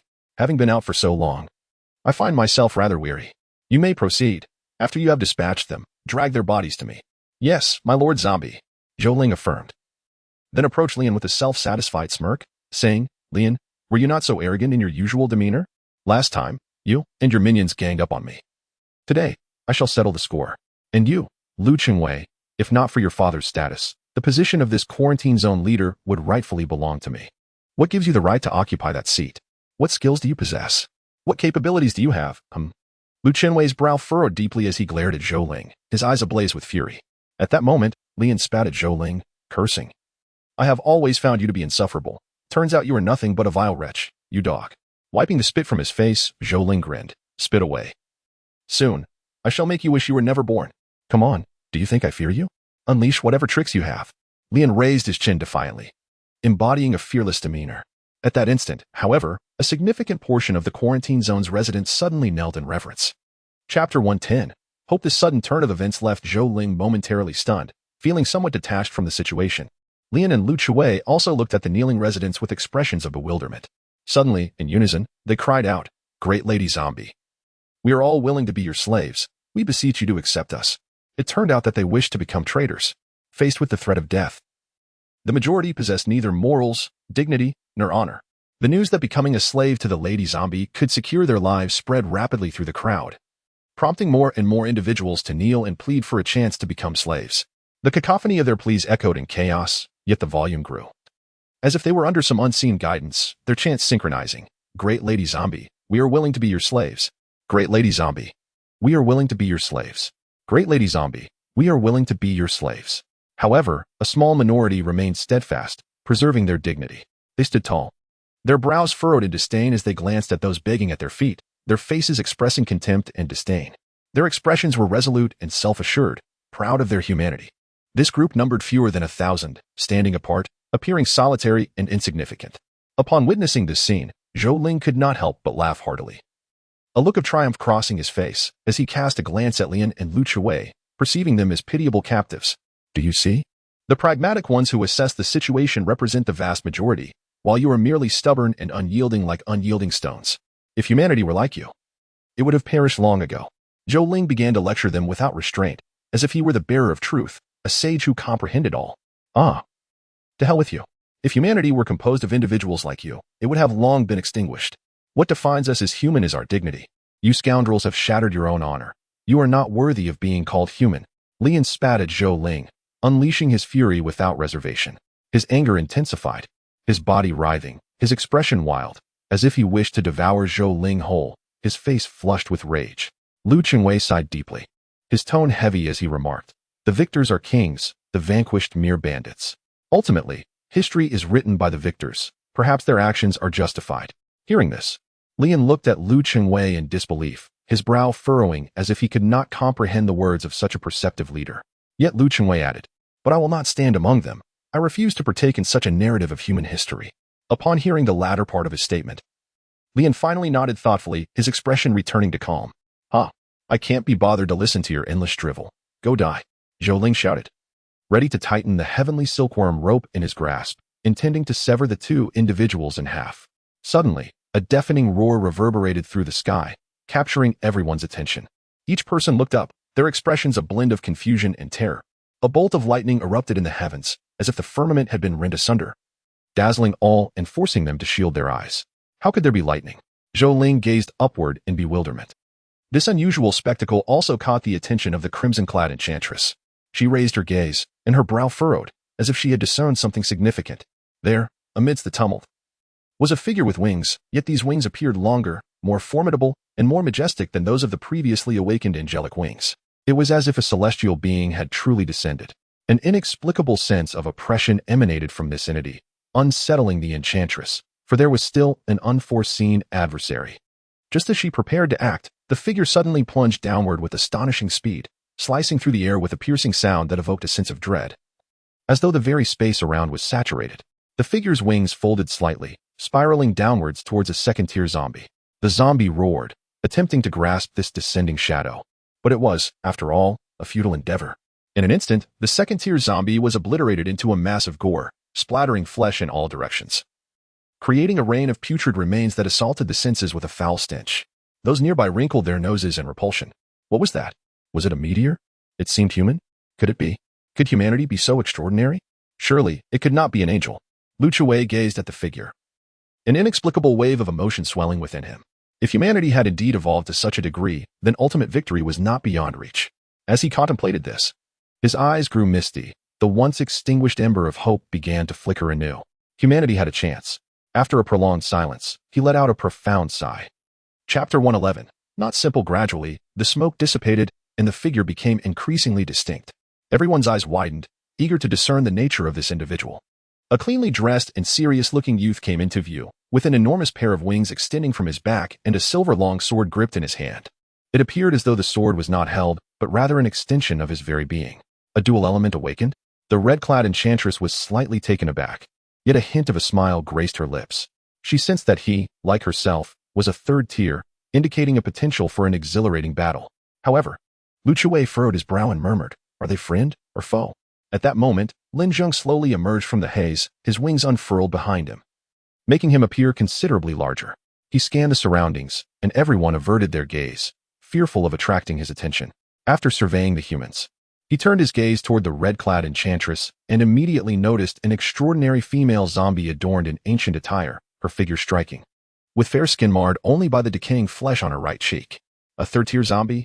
Lin Zheng addressed the red-clad enchantress with a casual tone. Her irritation flared at his nonchalant demeanor. With a flick of her long sleeves, she conjured a wave of force. This insolent human dares to speak to me in such a manner. I shall pry open your skull to see if you possess a brain capable of speech. Lin Zheng mused, surprised, as this marked the second talking zombie he had encountered, aside from the infant zombie king.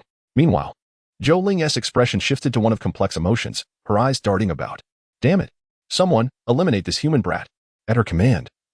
7 or 8 second-tier zombies and over 100 first-tier zombies surged forward, causing the ground to tremble slightly.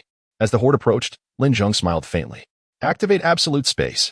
In an instant, those first-tier zombies that encroached within a 6-meter radius of Lin Zheng were mercilessly ground into a pulpy mass, scattered about like a crimson mist.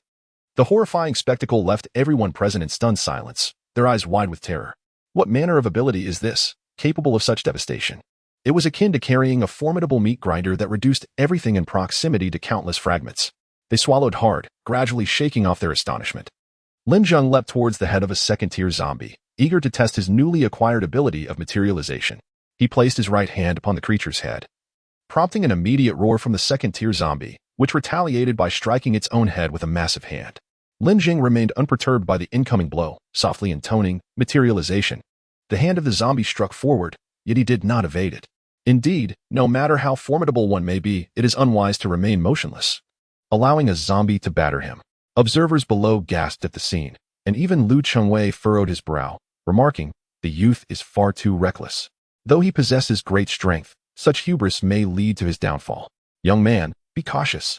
The zombie's hand is upon you. Swiftly evade or retaliate. Lian shouted anxiously at Lin Zheng.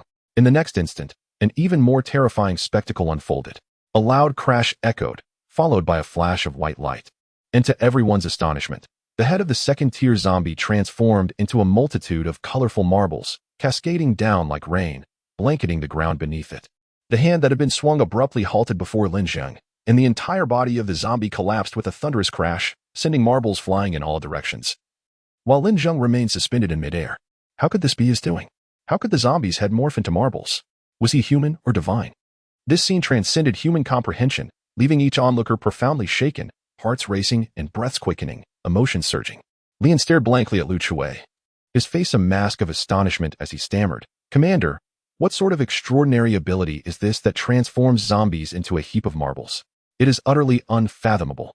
While Lu Chui had anticipated that humanity might awaken various peculiar powers, witnessing it firsthand still elicited an involuntary gasp. He shook his head slightly, stating, This is indeed my first encounter with such a phenomenon. It is astonishing. I am curious about the origins of this youth, who has already demonstrated 4 distinct abilities, each more terrifying than the last. Indeed, how long has it been since this fog invasion began? And yet he has awakened so many powers and become so formidable. Is he even human? Lian lamented. Humanity has never lacked for individuals endowed with extraordinary talents. It is merely our own mediocrity that renders such wonders hard to believe. Lu Chui remarked, gazing at Lin Zheng. Lian remained silent. Then, Lin Zheng utilized his materialization ability once more, transforming the remaining second-tier zombies' heads into water or a massive sludge. The red-clad alluring corpse was also taken aback. This ability was indeed terrifying. Any slight contact could result in transformation into something else. Yet, a strange smile crept upon her lips as she muttered, Then I shall ensure you cannot touch me. With that, she summoned a second-tier zombie and leaped onto its head, confronting Lin Zheng. Human boy. Having slain so many of my kind, I will capture you alive to offer as a sacrifice at midnight during the zombie tide, to raise the first flag. As her voice faded, she directed her flowing sleeves towards Lin Zheng. The sleeves twisted and turned in the air, resembling a vividly colored serpent, its scarlet maw gaping wide to reveal menacing fangs as it lunged at Lin Zheng. In an instant, he found himself ensnared, bound like a mummy by the long sleeves. Ha ha ha, I thought you possessed greater prowess. This was achieved with such ease. The crimson-clad enchantress cackled triumphantly. Yet Lin Zheng remained unfazed, a faint smile gracing his lips. Super strength. With that, his physical power surged exponentially, his muscles swelling as he shattered the bindings that ensnared him. Simultaneously, an air blade was unleashed from his hand, hurtling directly towards the crimson enchantress. Her expression shifted dramatically. This human boy appears to be far from ordinary. Chapter 112. The mysterious abilities. In a moment of distraction, the air blade approached swiftly, threatening her throat. The woman in the red dress hastily dodged to the side, the air blade grazing the tip of her nose, perilously close. How fortunate. Could this human truly possess third-tier strength? She couldn't help but exclaim. Before she could fully comprehend the situation, a flurry of ice spikes shot toward her, their tips gleaming with a chilling brilliance, instilling a sense of dread. Goodness! An ice-type ability. How many powers has this boy awakened? Witnessing Lin Zheng continuously unveil new abilities, the woman in red could no longer contain her expletives. Her previously composed demeanor now unraveling.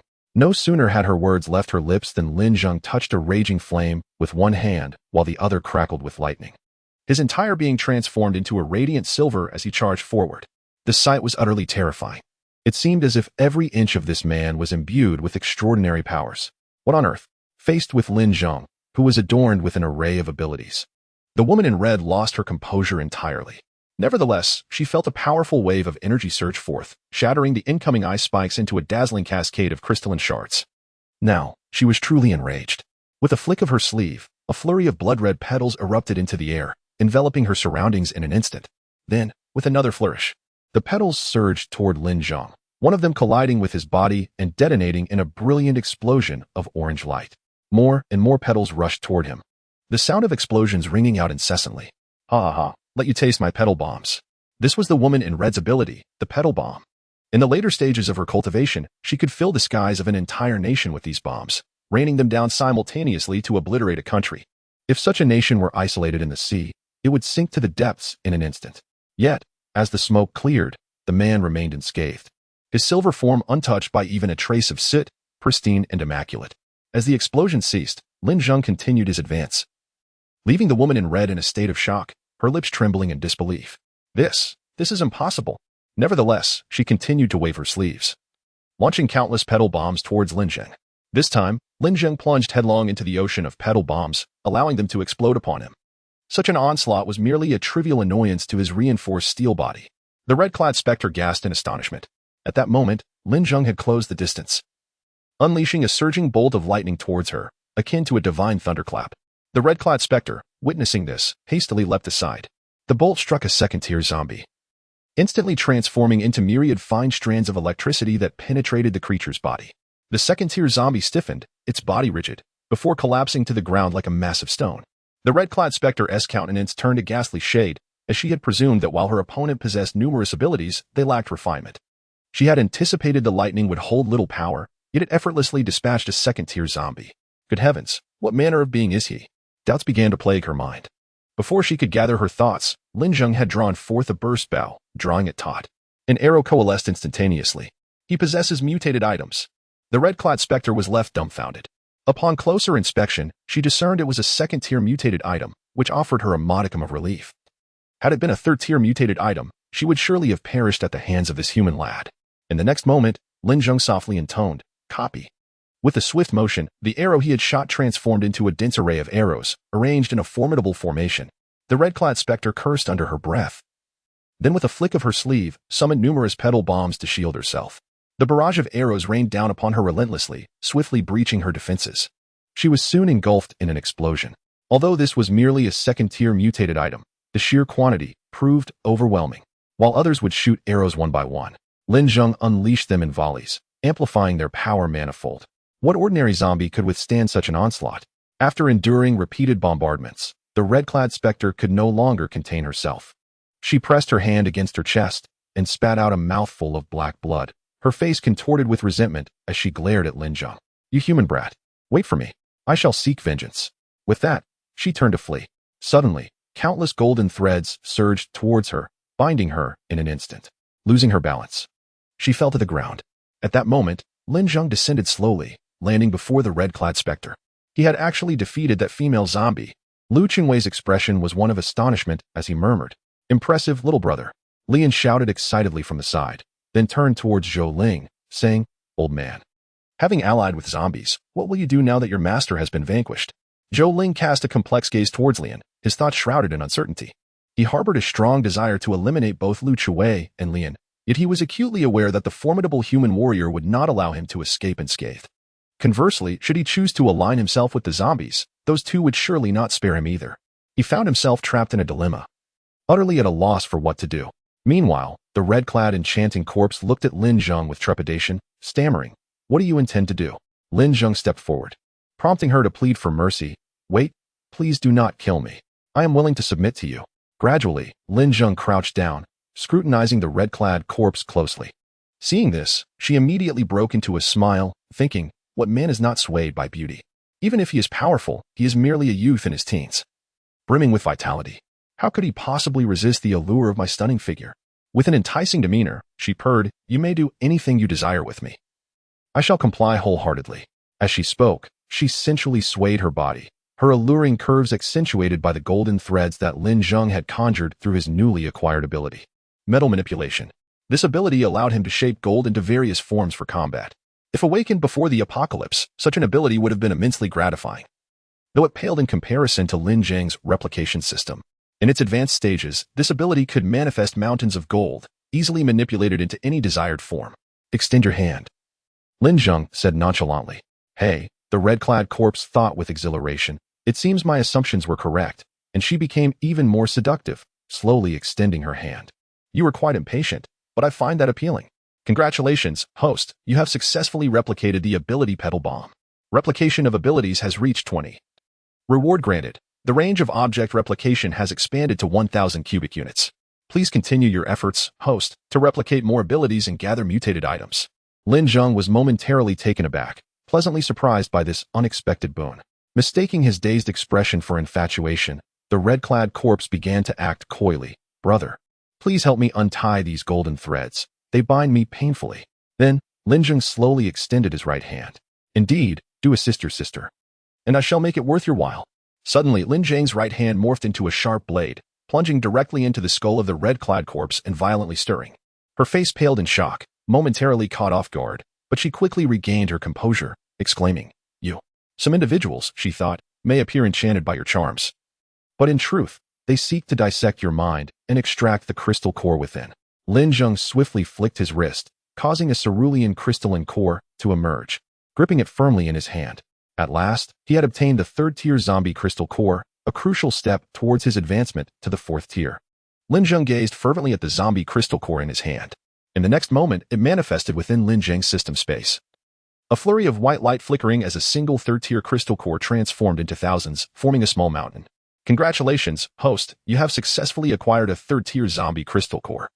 Mission accomplished, rewards dispensed. Upon hearing the system's announcement, Lin Zheng could hardly contain his excitement, rubbing his hands together in anticipation. Previously, the system had indicated that completing this task would yield a super mysterious ability, one that could render him invincible against foes one tier higher. If that were indeed the case, once he broke through to the fourth tier, combined with this reward, he would have no reason to fear the impending zombie tide. The awarded ability is Time Stop. With your current strength, you can halt time for 10 seconds within a 10-meter radius. As this ability progresses, it can eventually freeze time for a minute within a range of 10,000 meters, even affecting awakened individuals one tier above the host. The revelation of the Time Stop ability, capable of influencing those stronger than himself, left Lin Zheng in awe. He marveled at the system's claim of invincibility against higher-tiered adversaries. Although he could presently only stop time for 10 seconds, that duration was ample enough for Lin Zheng to deal with an awakened individual of one tier above him. This ability, if awakened before the apocalypse, would be remarkably advantageous. As the red-clad enchantress zombie, stripped of her crystal core, swiftly withered and decayed into a mere husk, Lin Zheng smiled faintly, thinking, surely, you don't believe I harbor any interest in zombies. At that moment, the remaining dozen or so second-tier zombies, witnessing the demise of their red-clad counterpart, roared in fury and charged towards Lin Zheng, encircling him without realizing that it was, in fact, Lin Zheng who had them surrounded. It was the perfect opportunity to test the new ability awarded by the system. As the zombies closed in within the 10-meter range, Lin Zheng felt his powers surge. A force imbued with the essence of time erupting forth, causing ripples to weave through the air, evidence of time's passage. Time Stop, with a soft hum. The time within the 10-meter radius around Lin Zheng seemed to be pressed on pause, freezing the approaching second-tier zombies in place as if they had become statues. 10 seconds was more than sufficient for Lin Zheng to dispatch these second-tier foes. He unfurled his wings of angels and activated absolute space, swiftly soaring above the heads of the second-tier zombies, extracting their crystal cores with precision as they fell to the ground with a series of thuds. Those were zombie crystal cores. Outside the realm of time's pause, Lu Chengwei, Lian, and others widened their eyes in astonishment as they witnessed the cores emerging from the zombies' heads. Their expressions a blend of disbelief and wonder. Those were second-tier zombie cores, casually discarded upon the ground. Yet for Lin Zheng, now in possession of a third-tier core, the second-tier cores were as worthless as refuse. Moments later, the second-tier zombies withered away, dehydrated, collapsing lifelessly to the ground. Chapter 113. You cannot compete with us as the red-clad seductive corpse and those second-tier zombies were vanquished. Zhou Ling understood that if he did not flee immediately, it would be too late. He discarded this silk thread of the heavenly silkworm and swiftly dashed into the crowd behind him. Zhou Ling, you scoundrel, don't you dare run. Lian shouted, cursing as he watched Zhou Ling's retreating figure. Yet, Zhou Ling did not look back as he plunged into the throng. Lu Chengwei remained remarkably calm, seemingly having anticipated this turn of events. Human nature is most fragile when faced with the trials of life and death, particularly in a crisis involving zombies, revealing that nearly 90% of the inhabitants in this quarantine zone were cowardly, willing to betray humanity at the slightest hint of danger. Once Zhou Ling released the silk thread of the heavenly silkworm, Lian and Lu Chengwei quickly freed themselves from their restraints. Lian, still fuming, was about to confront Zhou Ling, but Lu Chengwei restrained him, saying, "Let him be for now. We should first pay a visit to that young man." Lian then realized that the youth was their savior, a formidable force among humans, and it was prudent to establish good relations with him, setting aside the petty grievances for the moment. Thus, the two approached Lin Zheng with utmost respect. Lu Chengwei suddenly felt that referring to the youth as boy was inappropriate, so he promptly corrected himself. "Senior, we are grateful for your assistance." Lin Zheng turned, replying indifferently, "Stop right there. I'm not here to save you. I merely passed by on an errand. There is no need for gratitude." Lu Chengwei was taken aback by the youth's assertive demeanor, yet perhaps this was typical of the strong, and he bore no ill will. Instead, he respectfully continued, "Senior, regardless, you have saved us. If you ever require our assistance in the future, please do not hesitate to ask." At that moment, Lin Zheng recalled that he could replicate their abilities and inquired, "What powers have you both awakened?" The two were momentarily stunned, surprised by the shift in Lin Zheng's attitude. They instantly rejoiced and replied, "Senior, my power is to unleash a storm of arrows." "Senior, my power is fire." Lin Zheng already possessed fire-based abilities, but the storm of arrows was unfamiliar to him. As he contemplated its nature, the system suddenly notified him, "Ability, Storm of Arrows. Can conjure a matrix of arrows from thin air. In the later stages of mastery, it can summon a rain of arrows across an entire nation, and can also merge into a single arrow that can soar tens of thousands of miles, capable of penetrating gold and stone, unstoppable." Lin Zheng nodded, recognizing that the initial effects were similar to his explosive bout paired with absolute space, but the later stages differed significantly, with a range that could reach tens of thousands of kilometers, potentially striking even the celestial palaces. Copy. Regardless of its utility, I shall replicate it for now." He pointed at Lu Chengwei, who was somewhat astonished and hesitantly pointed to himself. "Me? Yes, extend your hand." Lu Chengwei was somewhat taken aback, uncertain of the elder's intentions, a flicker of trepidation lingering in his heart. "Just give me a handshake. These crystal cores on the ground shall serve as your reward," Lin Zheng remarked. Lu Chengwei was utterly astonished, yet he promptly extended his hand, fearing the elder might retract his offer. After all, those were the crystal cores of a second-tier zombie, a rarity that was indeed beyond their reach. How could he afford to miss such an opportunity? Experiencing close proximity to such a formidable figure stirred excitement within Lu Chengwei, typically composed, as a proud smile graced his face, the corners of his mouth slightly curling upward, seemingly for Lian's benefit. "Congratulations, host. You have successfully replicated the ability, Arrow Rain." 10 seconds later, Lin Zheng released his grip and unfurled his wings of angels to depart. Naturally, Lu Chengwei dared not impede him. However, some residents from the quarantine zone suddenly stepped forward, pleading, "Master, please do not leave. Resolve these zombies before you go. Save us."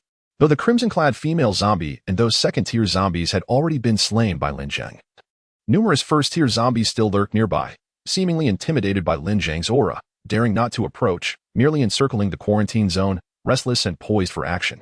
"Yes, master. Since you've come this far, please assist us," one implored. "Look, you've already vanquished those formidable zombies. These remaining minor zombies should be a trivial task for you. Indeed, saving a life is worth more than constructing a grand pagoda. Master, consider it a virtuous deed." The speakers were primarily those who had previously knelt, pleading to become slaves. Now that the female zombie was dead, the only rational undead, they believed they might earn a slim chance of survival through their supplication. Yet the remaining first-tier zombies were merely mindless, flesh-hungry creatures, incapable of understanding their words, rushing in to bite without hesitation. Thus, their only hope rested upon Lin Zheng. Should he leave, at least half of the people here would surely perish. Lu Chuwei and Lian remained silent, quietly observing Lin Zheng's expression. Lin Zheng slowly turned to face the crowd, a scornful smile gracing his lips as he proclaimed, "The slaves of zombies are unworthy of my aid. Moreover, your lives or deaths are of no concern to me. You may await your demise here." At his words, the crowd erupted into chaos. They believed that, as fellow humans, he would not dare act against them, and their tongues grew increasingly insolent. "Young man, how can you speak to us in such a manner? We are merely striving to preserve the living forces of humanity. Had we not acted, we would have surely perished at the hands of that female zombie. If we all perish, who will shoulder the burden of humanity's revival? Thus, we are indirectly saving humanity." An elderly man with white hair indignantly retorted to Lin Zheng. "Indeed, what this elder says holds truth. We acted out of necessity to preserve humanity's vital forces, so that we may better combat the zombies in the future. Young man, you cannot possibly fail to comprehend this, considering we even address you as a master. What a farce. This so-called expert is merely fortunate, having awakened a plethora of extraordinary abilities. Were I to awaken such powers, dispatching that female zombie would be a trivial endeavor. Indeed, it is a sheer waste for the heavens to bestow upon him such talents, only to reveal him as a selfish ingrate, indifferent to the plight of others. You must rescue us today, otherwise you shall become the adversary of us all. Should we miraculously survive, we will undoubtedly seek vengeance against you. Furthermore, we will expose your cowardice to the other survivors, ensuring that you find no sanctuary among humankind." Suddenly, Lin Zheng shifted slightly, and they mistook his movement for fear-induced trembling. Gleefully proclaiming, "You alone cannot contend with our numbers. You know fear now, don't you? Hurry and eliminate those zombies to free us." Little did they realize, a powerful explosion was already coalescing in Lin Zheng's grasp. Chapter 114, The Despicable Wretch. Boom, boom, boom. A series of explosive blasts erupted, reducing those incessantly chattering individuals to mere rubble, leaving only a pair of smoking legs standing in place. The onlookers, witnessing this gruesome spectacle, were instantly silenced, fearful that the terrifying energy beam might strike them next. They cast terrified glances towards Lin Zheng, their expressions mingling fear with a hint of resentment and helplessness. Lu Chuwei and Lian were equally startled by Lin Zheng's ruthless action. They had not anticipated such a direct and lethal response. At this moment, Lin Zheng advanced, fixing his gaze upon the remaining individuals, and declared, "Who else wishes to utter a few more words?" The words echoed in the air, plunging the crowd into a profound silence, with no one daring to speak up again. They all lowered their heads slightly, casting furtive glances at Lin Zheng. "You worthless scum. Aligning yourselves with whoever seems powerful while relying on others to do your bidding. How utterly amusing." Suddenly, a tattooed giant, awakened with lightning abilities, stepped forward, pointing an accusatory finger at Lin Zheng. "You arrogant brat, don't overestimate yourself. I can ally with whomever I choose. I don't need your judgment. Who do you think you are, the king of heaven?" Lin Zheng turned his head slightly to regard the man, whose face bore a fierce scar, betraying his ruthless nature. Yet, Lin Zheng was even more formidable. "Oh, so you've awakened your powers, have you? Then prepare to taste my lightning whip," the giant proclaimed, thrusting his palms forward to unleash a bolt of electricity towards Lin Zheng. The bolt darted through the air like a white serpent, aimed directly at him. Lin Zheng shook his head, realizing that his attempt to grant the man mercy was futile. Thus, he decided the man would meet his demise. With a swift motion, he redirected the lightning, which transformed from a small serpent into a spiraling, roaring dragon. Ah! The giant barely had time to scream before the colossal dragon pierced through him, his lifeless body collapsing onto the ground. At this point, no one dared to challenge Lin Zheng any further. Despite their simmering dissatisfaction and animosity, they could only swallow their grievances in silence. Lin Zheng glanced at the time. It was now 6 p.m, leaving only 6 hours until the impending zombie tide. He needed to return quickly to check on the defensive preparations made by Li Jiyong and Jiang Yidong. He also had to seize the moment to absorb the 3rd-tier crystal core and see if he could achieve a breakthrough to the 4th tier. This way, even if he encountered the strongest 4th-tier zombie, he could easily annihilate it with the aid of his time freeze ability.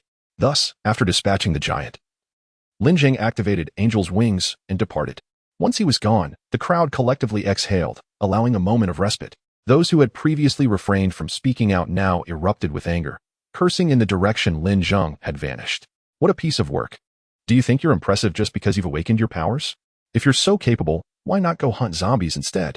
They resolved to remember his face, vowing that if they ever crossed paths with him again, they would ensure his demise. Indeed, those who stand idly by in the face of suffering are nothing but a drain on our resources. Henceforth, should we encounter such individuals, We must unite to bring them to justice. In an instant, the crowd erupted in vehement curses and shouts, each person with hands on their hips, glaring defiantly. Filled with righteous indignation, completely shedding the cowardice that had once characterized their demeanor in Lin Zheng's presence. At that moment, the zombies, which had previously hesitated and merely stirred restlessly, surged forward as if liberated from their restraints. The oppressive atmosphere dissipated with Lin Zheng's departure, allowing the horde to descend upon the crowd with reckless abandon, gnashing and tearing at flesh. The scene transformed into utter chaos. Observing this, Lu Qiwei promptly ordered his men to collect the second-tier crystal cores scattered on the ground. These were treasures vital for the isolation zone's defense against higher-tier zombies in the future. He then began to command his troops, retreating while returning fire. Without the red-clad charmers and those colossal second-tier zombies, they fought with considerably more ease. The first-tier zombies, being mere flesh and blood, were no match for the dense hail of bullets. Amidst the cacophony of gunfire from the isolation zone, countless zombies were turned to mere sieves, their remains splattering across the ground. However, the sheer number of zombies was overwhelming, and many within the isolation zone were injured or mutated, while others fell victim to vicious bites, reduced to mere piles of bones. Fortunately, they eventually managed to carve a path for escape, albeit pursued relentlessly by the zombies. Those lacking stamina and lagging behind were continuously engulfed by the horde. Upon reaching a grand bridge, Lu Qiwei made a swift decision, planting explosives along its span. Once the majority of the isolation zone's inhabitants had crossed, he ordered his subordinates to detonate the bombs, severing the bridge. With a series of thunderous roars, the bridge collapsed, plunging into the turbulent waters below, taking with it several zombies and a few unfortunate souls. Lu Qiwei could not afford to wait for everyone to cross before demolishing the bridge, as that would pose too great a risk, potentially allowing many zombies to follow. Thus, he chose to sacrifice a small number to save the majority. At last, they broke free from the relentless pursuit of the undead. After nearly 2 hours of frantic running, darkness enveloped them, and they collapsed to the ground, gasping for breath, each bearing the expression of those who had narrowly escaped death. The zombies amassed on the opposite riverbank, clawing and howling, some losing their footing and tumbling into the river, swept away by the current. After a time of frenzied cries, they seemed to realize the futility of crossing and gradually dispersed into the shadows. Soon, individuals began to illuminate the area with flashlights, allowing them to see one another's disheveled and terrified faces. However, Lu Qiwei commanded a thorough inspection for any signs of bites or scratches from the zombies. Aware that the injured would be reluctant to report their afflictions, he instructed his troops to check each person meticulously. Ultimately, over 100 individuals were found to bear wounds. They were isolated from the rest, and although some fervently insisted that their injuries were not inflicted by zombies, it was impossible to discern the truth in that moment. Lu Qiwei could only treat all equally. Approaching the group of over 100, he addressed them, "I do not wish to complicate matters for you. You may leave at your discretion." Upon hearing these words, the group erupted in an uproar, protesting vehemently, "No, no, no." A voice emerged from the crowd, stating, "Leader Lu, you cannot act in this manner. If we are forced to leave the quarantine zone, we will have no means to survive. Are you not driving us to a dead end? Moreover, many among us were not injured by zombies. It is utterly unjust to expel us like this." After contemplating, Lu Qiwei responded, "In that case, I do not wish to be excessively harsh. The latest recorded transformation into a zombie occurs within 5 days. You may temporarily leave for 5 days. If you have not transformed by then, you may return to Jiatong City, and our quarantine zone will continue to accept you." Upon hearing this, the man immediately protested, "That is unacceptable. 5 days is too long. It would leave us to fend for ourselves. How many among us could survive? Even if we are not bitten by zombies, we would inevitably starve to death." His agitation escalated. His face flushed as he rolled up his sleeve to reveal a wound on his arm, pleading with Lu Qiwei, "Leader Lu, look, I was not injured by a zombie. I merely fell and scraped myself on some sharp stones. Please examine it closely." Lu Qiwei furrowed his brow in silence, as more individuals gathered around, mimicking his actions and revealing their own injuries in desperate defense. Meanwhile, those who were uninjured began to voice their criticisms towards the 100 or so individuals, urging, "Can't you show some responsibility? Consider those of us who are uninjured. Must you be so selfish?" Indeed, Leader Lu has already shown considerable mercy by not ordering the troops to execute you. Instead, he has allowed you to live outside for 5 days, with the assurance that you may return afterward. Precisely, do not be ungrateful. Do not squander Leader Lu's goodwill. Yes, think of the greater good. Do not focus solely on your individual survival. Broaden your perspective. In an instant, shouts of condemnation filled the air. The 100 individuals, in contrast to the larger group, found themselves powerless and could only gaze at Lu Chuwei, awaiting his decision. Suddenly, a grotesque cry pierced the atmosphere, sending waves of terror through the crowd. As they turned to the source of the sound, to their horror, it was the very man who had begun to mutate. His body contorting as his skin gradually rotted, an unmistakable sign of impending zombification. He is transforming into a zombie. Someone screamed. In an instant, 2 gunshots rang out, and the man was shot in the head, his brain matter splattering. He had not even fully transformed before meeting his demise. Just moments ago, he had vehemently asserted that his injury was not caused by a zombie, only to be swiftly proven wrong. This incident solidified the resolve of the uninjured to expel the others. Witnessing their unwillingness to leave, the uninjured began to shout for Lu Chuwei to shoot them, fearing that they, too, might transform into zombies at any moment, just as the previous man had. Lu Chuwei remained silent. Yet they took it upon themselves to seize stones and hurl them at the injured individuals. The wounded, left with no other choice, were compelled to retreat. Only then did those unscathed cease their tirade, cursing in frustration. Damn it, such wretched souls, insisting on beating you before they would depart. Chapter 115. Next time with new ones. Upon returning to the Tiyuan base, Lin Zheng observed an array of heavy weaponry lining the walls, with numerous small apertures embedded within, each protruding a cannon barrel. Stepping further into the base, he was greeted by a meticulously arranged fleet of unmanned bombers, poised for immediate deployment. In a corner of the base, ammunition was neatly stacked for easy access. Witnessing this scene, Lin Zheng nodded in satisfaction. Even if a horde of zombies were to descend upon them, they would find no safe passage back. Precision strikes were the order of the day. And when the moment came, he would unleash a torrent of firepower. Such was Lin Zheng's style. Xiao Baozi, Jiang, well done. The two smiled back at Lin Zheng. At that moment, the golden retriever, having set down a drone, barked twice at Lin Zheng. He crouched down to stroke its head, saying, "You've worked hard too." Little fluff. The golden retriever beamed with pride. Lin Zheng glanced at the time. It was already 8 in the evening, leaving only 4 hours before the impending zombie tide. Time was of the essence. He gathered everyone back into the safe house and distributed a 3rd-tier crystal core to each of them, cautioning, "This is a 3rd-tier crystal core. Don't push yourselves. Stop if you can't absorb it." The two and the dog nodded earnestly, watching as Lin Zheng, clutching a large number of 3rd-tier crystal cores, made his way to his usual training spot. They exchanged knowing smiles. They were accustomed to Lin Zheng's extravagant training methods, having witnessed it countless times. Soon, everyone commenced their final push, hoping to elevate their abilities just a notch before the zombie wave arrived, each wishing not to be the one who would hold the group back, especially Li Jiyang, whose desire was particularly fervent. After training for over 2 hours, Li Jiyang was the first to succumb. The energy of the 3rd-tier crystal core was overwhelmingly potent, and his abilities had nearly reached a saturation point, leaving no room for further absorption. He had no choice but to pause and begin the transformation, absorbing and settling the energy. He cast a glance at the others. The golden retriever was still absorbing, while Zhang Yitong remained in meditation. They placed the crystal cores before them, slowly channeling their abilities to absorb the energy, visible as tendrils of green energy wafting into their mouths and noses. When he turned his gaze towards Lin Zheng, he couldn't help but shake his head and sigh. Zhang was still devouring them voraciously. Lin Zheng held a 3rd-tier crystal core to his mouth and nose, inhaling sharply.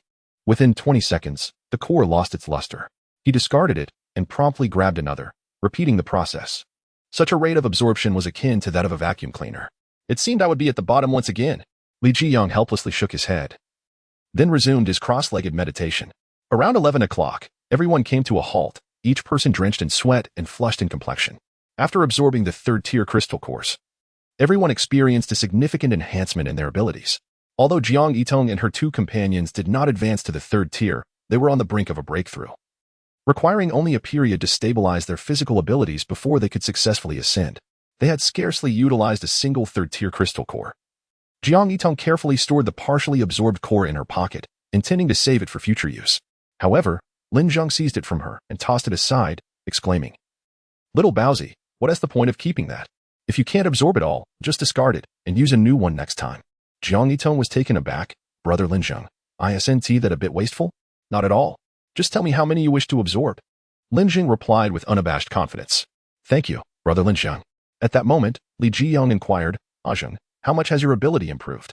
Lin Zheng merely smiled in silence, raising his palm to conjure a vibrant green flame, the hue characteristic of his ability, which signified the mark of a 4th-tier awakened individual. Chapter 116. The source. Lin Zheng had previously acquired knowledge of the classification system of extraordinary abilities through the information provided by the system. Naturally, Jiang Yitong and the others were aware of it as well. Upon witnessing the verdant flames dancing in Lin Zheng's palm, they could hardly contain their astonishment. As if confronted by a specter, their faces etched with fear. "Brother Lin Zheng, you have broken through again." Lin Zheng nodded affirmatively. "Indeed. I have successfully ascended to the 4th tier." Li Jiang couldn't help but exclaim in disbelief. "Ah Zhang, are you on a rocket to upgrade? How did you reach the 4th tier so swiftly?" Lin Zheng encouraged him with a pat on the shoulder. "Jiang, you too will inevitably break through to the 4th tier in due time with diligent practice. By then, you may have ascended to who knows how many tiers." Lin Zheng smiled silently, contemplating his current rate of cultivation. By the time Li Jiang and the others reached the 4th tier, he estimated he would have advanced to the 7th or 8th tier. Casting another glance at the time, Lin Zheng noted that the zombie tide would arrive in less than an hour, yet there was an unsettling stillness outside. A deathly silence enveloped the surroundings.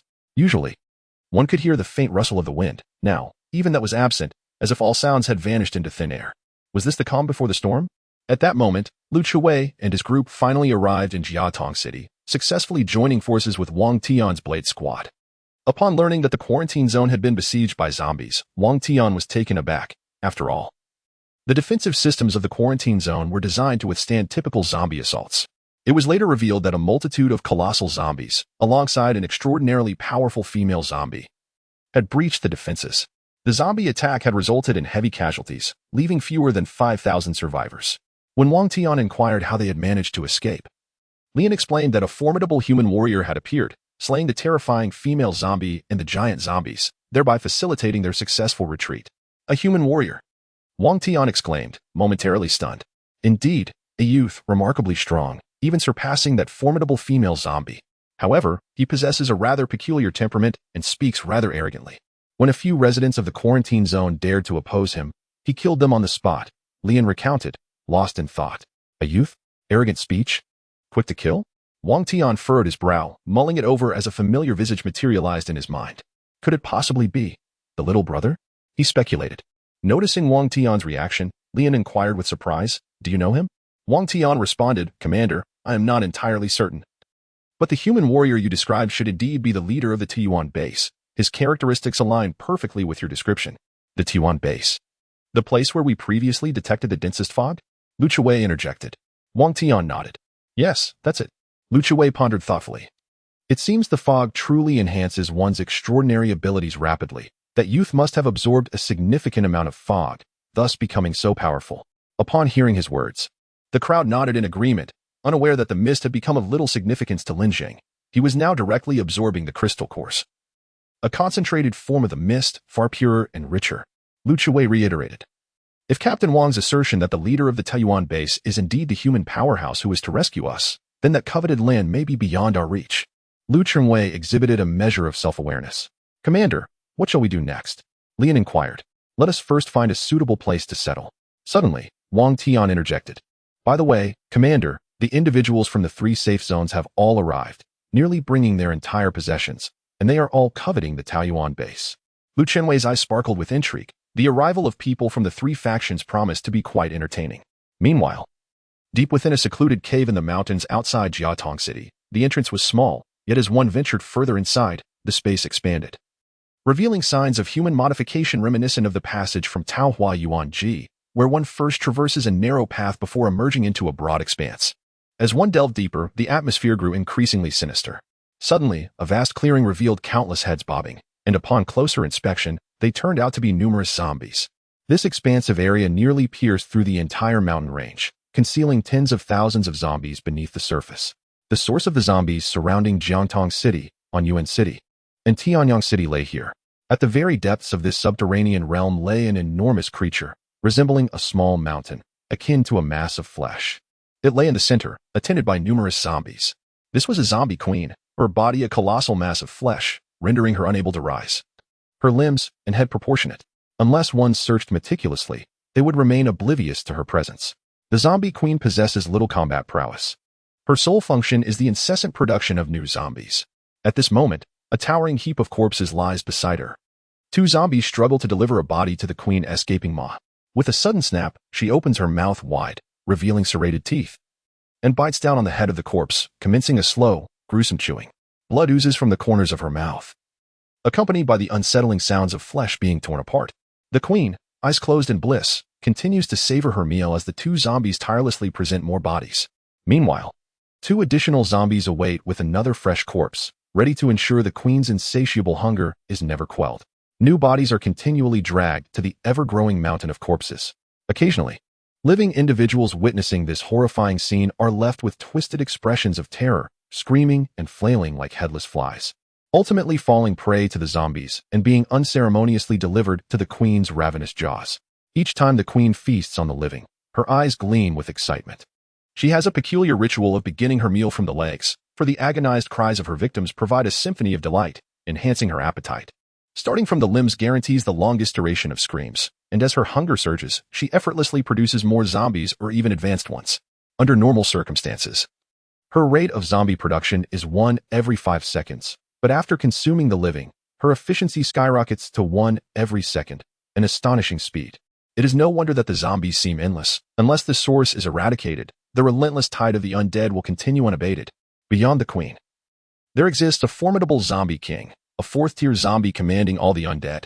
At this moment, he sits upon a throne crafted from stone, surveying the horde below. Flanking him are towering 2nd-tier zombies, while the center is filled with a myriad of bizarre 3rd-tier zombies. The zombie king suddenly speaks, his voice deep and resonant. Where is the Scarlet Enchantress? Surely she has not become lost in revelry. A 3rd-tier zombie engulfed in flames steps forward, stating, I believe she has become so engrossed in her pursuits that she has lost track of time. Another zombie, adorned with spikes, adds, that lascivious woman, upon seeing a man, can scarcely contain herself. A 3rd zombie, possessing numerous arms, concurs. Their banter elicits a chorus of strange laughter from the others. Silence. The zombie king bellows, and an immediate hush falls over the horde. Does no one grasp the gravity of our impending departure? This mission is critical. We must eradicate every human in this region without fail. As the zombies exchange glances, a creature with bat-like wings bursts in, exclaiming, This is dire news. The Scarlet Enchantress has been slain. What? Surely not. She possesses the strength of the 3rd tier. How could she possibly be slain? As soon as these words were uttered, they immediately sparked an uproar. For this signifies that there are already individuals among humanity who have attained the prowess of the 3rd tier or beyond. Chapter 117, The Feast of Slaughter Corrupted Flesh Bat. Are you certain that the Scarlet Enchantress has been slain? The zombie king inquired of the undead creature adorned with bat-like wings. Indeed, my lord, the zombie replied, a note of certainty in his voice. I brought back the body of the Scarlet Enchantress. Her head was cleaved open, and the crystal core within has been pried away. As he spoke, his chest began to heave violently, as if he were on the verge of retching. Suddenly, with a nauseating rush, a desiccated corpse was expelled from his mouth, the very body of the Scarlet Enchantress, her skull gaping open and the crystal core missing.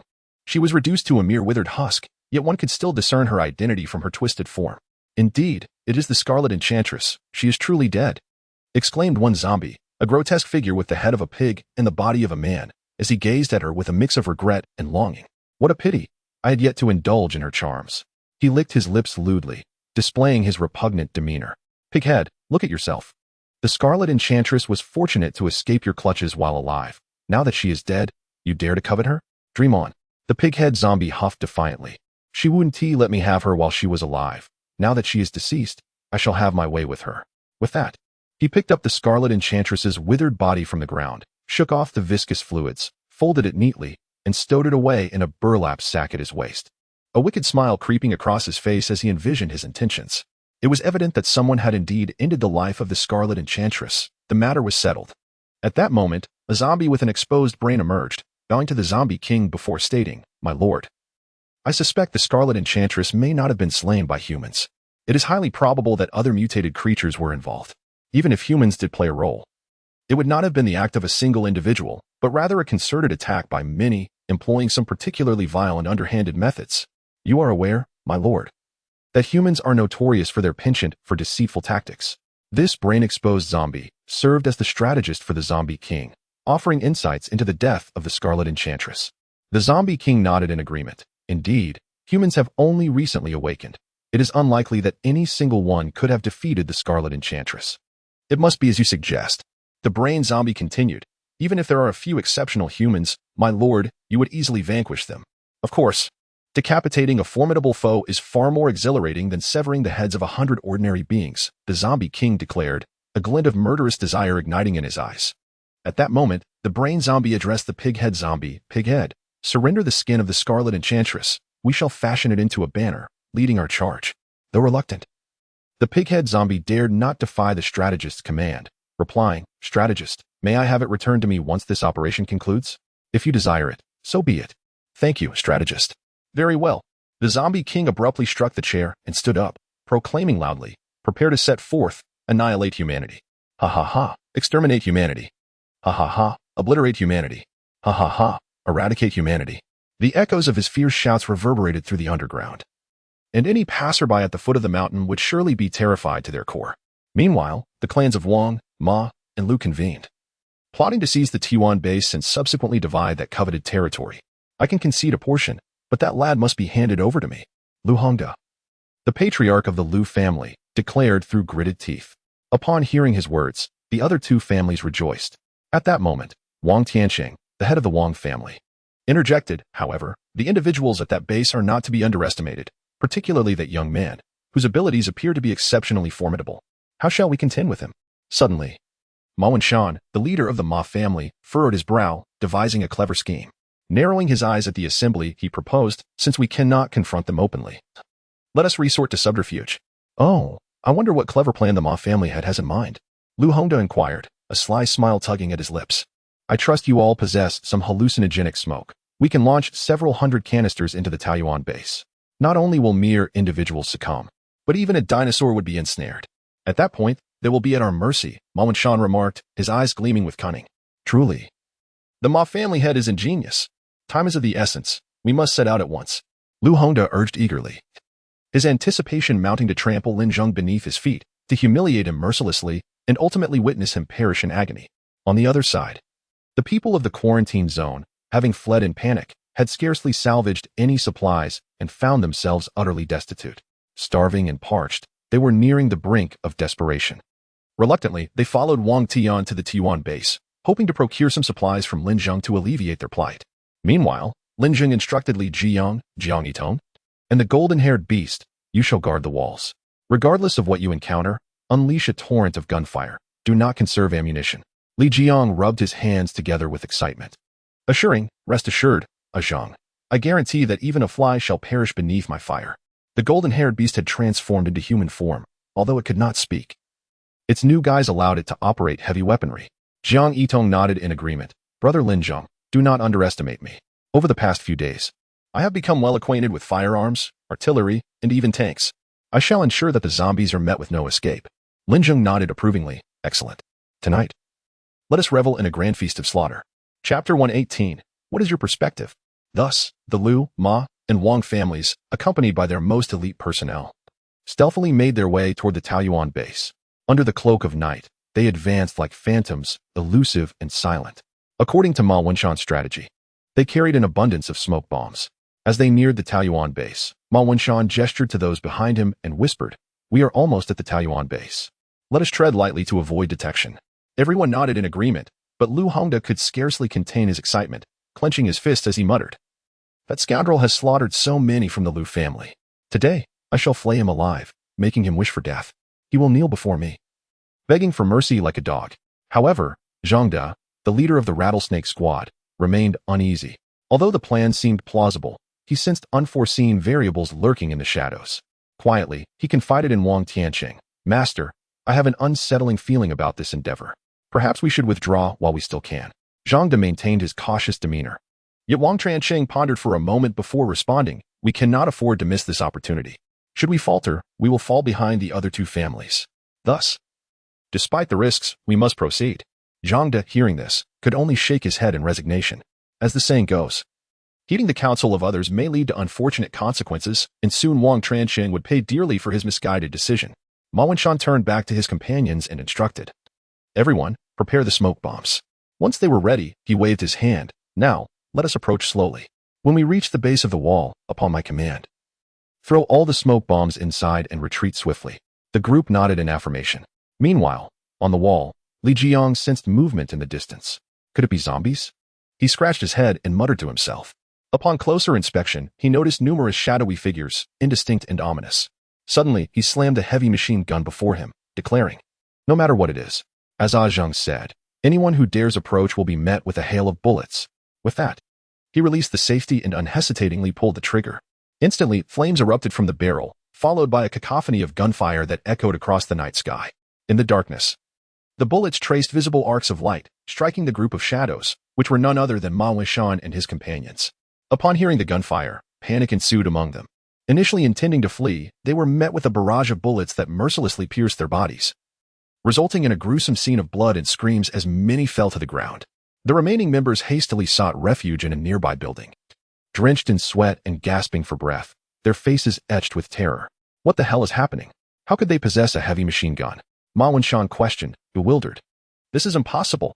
They are merely a minuscule base. How could they possibly possess such heavy weaponry? Lu Hongda wore an expression of disbelief. At that moment, the incessant gunfire continued to erupt, seemingly with no intention of abating. Bullets ricocheted off the walls, sparking like stars. And soon the walls were reduced to a state of utter disrepair. Zhangde once again urged Wang Tianqing, Master, do you see? This base is not as simple as we imagined. Should we retreat now? Wang Tianqing, his eyes darting thoughtfully, replied, No, this is a crucial moment. The greater the adversity, the more resolutely we must advance. If we fall behind the other two families now, we shall become mere lambs for slaughter in the future. Sighing in resignation, Zhangde contemplated a timely escape. If Wang Tianqing was willing to risk his life, then so be it. Zhangde, however, wished to live and savor life. What shall we do now, Master Ma? Lu Hongda inquired, looking towards Ma Wenshan. After some reflection, Ma Wenshan responded, Lu, you need not fret. With such a rapid fire rate from those heavy machine guns, they will surely exhaust their ammunition soon. Lu Hongda nodded in agreement. Indeed, that seemed plausible. Furthermore, he observed that the gunfire had not ceased, and the erratic barrage indicated that the shooters were likely inexperienced with heavy machine guns. Precisely, Wang Tianqing interjected. With such a reckless approach, even an arsenal would not suffice for their onslaught. Ma Wenshan added confidently, Indeed, who fires like that? It is akin to a reckless display. Do they think bullets are free? Even if they have a surplus, under such tactics, they cannot sustain it for more than 3 minutes. Thus, the group reached a consensus to remain sheltered within the building, waiting for the gunfire to cease before making their next move. Time passed, and 3 minutes elapsed with the gunfire unabated. Ma Wenshan's expression grew awkward as he hesitated, lacking confidence. It seems they do indeed have quite a bit of ammunition. But surely they can last no more than another minute, I guarantee it. Another minute passed, yet the gunfire showed no signs of relenting. Bullets rained down like a torrential storm, and the walls bore a gaping hole, teetering on the brink of collapse. How can this be? Do they truly possess an armory? Ma Wenshan's complexion darkened further. I wager, at most, they have another minute left. If the gunfire persists beyond that, I shall eat this brick. He picked up a brick from the ground and brandished it. Soon, another minute ticked by, and still, the gunfire continued unabated. The barrel of the heavy machine gun glowed a fierce red, nearing the point of melting. Upon witnessing this, Li Zheng quickly halted, moving to another machine gun. At that moment, as the gunfire finally ceased, Ma Wenshan nearly leapt for joy, exclaiming excitedly, Did you hear? The gunfire has stopped. I told you they could not possibly have that much ammunition. It must be our turn to strike now. The crowd strained their ears and soon realized that the gunfire had indeed ceased, prompting a collective sigh of relief. They gradually rose, counted their numbers, and prepared to move once more. Ma Wenshan hastily remarked, We must act swiftly. They have already discovered our presence. The others nodded in agreement, retrieving their smoke grenades in readiness for departure. Suddenly, the rapid sound of gunfire erupted once again, causing everyone to crouch down instinctively, all eyes turning toward Ma Wenshan. His expression was one of distress, akin to someone suffering from constipation, as he repeatedly muttered, Impossible, absolutely impossible. They cannot possibly have so many bullets. What was it you said earlier, Master Ma? Something about eating bricks? Wang Tianqing interjected from the side. Ma Wenshan feigned ignorance and turned to Lu Hongda, asking, Old Master Lu, what is your perspective on this matter? Lu Hongda smiled slightly and replied, I intend to sit back and observe. You may indulge yourself, Master Ma. Ma Wenshan. Chapter 119. A cordial greeting. I was merely jesting, Old Master Lu. You wouldn't take it seriously, would you? Ma Wenshan said, his expression tinged with embarrassment. Lu Hongda shrugged. What of it? I took it seriously. Ma Wenshan hastily shifted the topic. We should be contemplating our escape. Listen. The gunfire shows no sign of abating. It's utterly maddening. Where do they procure such an abundance of ammunition? Outside, the cacophony resembled a festive display of firecrackers, while those inside huddled in corners, trembling with fear. Li Zheng, perched atop the wall, seemed to revel in the chaos, even shouting, "Come out, you lot. A hail of bullets will send you to the heavens." Upon hearing his taunts, a surge of indignation welled up among the group, yet they could only stifle their fury. Venturing outside would mean instant demise, each one of them feeling the weight of frustration, their faces flushed with embarrassment. Initially, they had intended to launch a surprise attack, but found themselves cornered and under heavy fire from a machine gun. Who wouldn't feel a sense of humiliation in such a predicament? How dare they press us so? This is intolerable, Ma Wenshan roared, rising to his feet. It's not as if they possess all the firearms. We have weapons too. Let's retaliate. His words awakened the others to the realization that they too were armed. Why linger here to be shot at? They ought to fight back instead. Perhaps they had been caught off guard and momentarily stunned. Let us take them down. With renewed resolve, the group rose and crowded by the window, extending their guns outwards to commence their counterattack. Instantly, sparks flew from their side, and a flurry of bullets rained towards the T1 base. Yet, the volume of fire they unleashed paled in comparison to the relentless barrage Li Zheng was capable of delivering alone. He seemed to be single-handedly outgunning nearly 100 men. As the enemy commenced their retaliation, Li Zheng's enthusiasm surged. "Ah, excellent. I relish a challenge. Those who do not resist, merely like lifeless corpses, are utterly dull," he bellowed, unleashing a torrent of fire from the machine gun towards the sources of the enemy's sparks, compelling Ma Wenshan and his men to shrink back. Goodness, that was close. They gasped. What on earth is their background? How can their firepower be so formidable? That machine gun has been firing for so long. Has it malfunctioned yet? In truth, several had already been rendered inoperable. They simply replaced any that broke down, as the supply was inexhaustible. Seeing his side in such disarray, Ma Wenshan could no longer contain himself and shouted, "Where's the artillery? Where's my cannon?" At that moment, one of Ma's subordinates, armed with a grenade launcher, approached him. "Let them have it. So they have machine guns. Well, I have cannons." A fierce determination gleamed in Ma Wenshan's eyes. "Yes, master." Having said that, the subordinate from the Ma family brought a howitzer to the window, aiming it at the T1 base and unleashing a fierce barrage. However, due to the darkness of the night, the precise location remained obscured, resulting in several shells landing in the open ground of the base. Li Zheng paused, glancing back with a scowl. "So, you think you can use artillery? Today, I shall show you what real firepower looks like." With that, he set down the heavy machine gun in his hands and sprinted towards the spot where the RPG was stationed. After a few rounds of howitzer fire, Ma Wenshan, noticing the cessation of gunfire, began to laugh triumphantly. "Ha, scared, are we? I thought you weren't afraid of artillery." He then addressed Lu Hongda and Wang Tianqing, saying, "Old Lu, head Wang, send your men to charge forward. My artillery has frightened them into silence." Exchanging glances, Lu Hongda and Wang Tianqing, not being fools, were well aware that this was not the opportune moment to advance. Charging recklessly could expose them to gunfire from the opposing side, effectively turning them into live targets. Wang Tianqing chuckled and replied, "Head Ma, we will cover you with suppressive fire while you lead the charge. After all, you are the more valiant one." "What's this? You doubt me?" Ma Wenshan asked, furrowing his brow as he looked at the two. "Of course not. Even if you doubt us, surely you have faith in the howitzer. You heard it yourself. They are too frightened to fire back. You can charge ahead with complete confidence. If they dare retaliate, I will eat 2 bricks." Ma Wenshan declared with unwavering confidence. Lu Hongda pointed to a brick on the ground, saying, "You eat that brick first, and then we will believe you." Upon hearing this, Ma Wenshan was taken aback, a mix of urgency and anger bubbling within him. "Really, you must trust me. This small base may have somehow acquired a heavy machine gun, but they certainly lack artillery. Now that we have the advantage, what is there to fear? This opportunity is fleeting. If they dare retaliate, I will eat 3 bricks." How does that sound? The two exchanged knowing glances and shared a smile.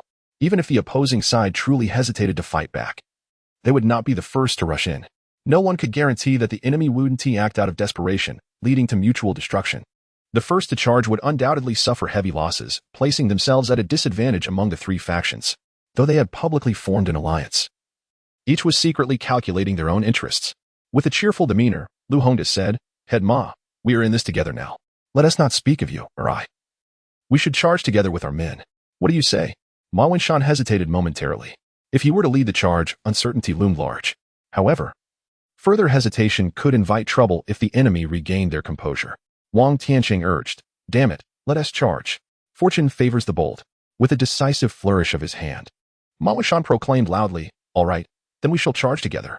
Thus, Ma Wenshan left behind the artillerymen, who intermittently bombarded the T1 base from the building, while also leaving behind a few rifles to suppress fire and provide cover. Soon, a group of individuals cautiously emerged from the building, moving with trepidation. After a while, they discovered that their adversaries had indeed refrained from firing, allowing them to stand upright, exhale in relief, and let out a long sigh. Ma Wenshan, too, stretched his body as if freed from a burden, spreading his hands and proclaiming, "See, I told you they were too frightened to retaliate." Everyone nodded in agreement. Suddenly, a piercing sound cut through the air from a distance, followed by a whistling noise that soared towards the adjacent building. With a thunderous explosion, a large breach was blown into the wall, and the artilleryman inside was reduced to mere fragments. "Good heavens, it's an RPG!" someone exclaimed. In an instant, all eyes turned towards Ma Wenshan, whose expression turned awkward as beads of sweat formed on his forehead. Just as he was about to speak, another RPG was fired. This time aimed directly at them. They hurriedly scattered in all directions. The shell detonated among them, injuring several individuals. Before they could fully comprehend the situation, a barrage of shells followed in quick succession. Eyes widened in shock, they scrambled to their feet and fled, crying out, "Oh my, I want to go home. This place is terrifying." Ma Wenshan, Lu Hongda, and Wang Tianqing exhibited none of the composure expected of leaders, fleeing at great speed, even losing their shoes in the chaos. Meanwhile, Zhang De, who had already departed with the Viper squad, caught the sound of the explosions behind him and couldn't help but smile.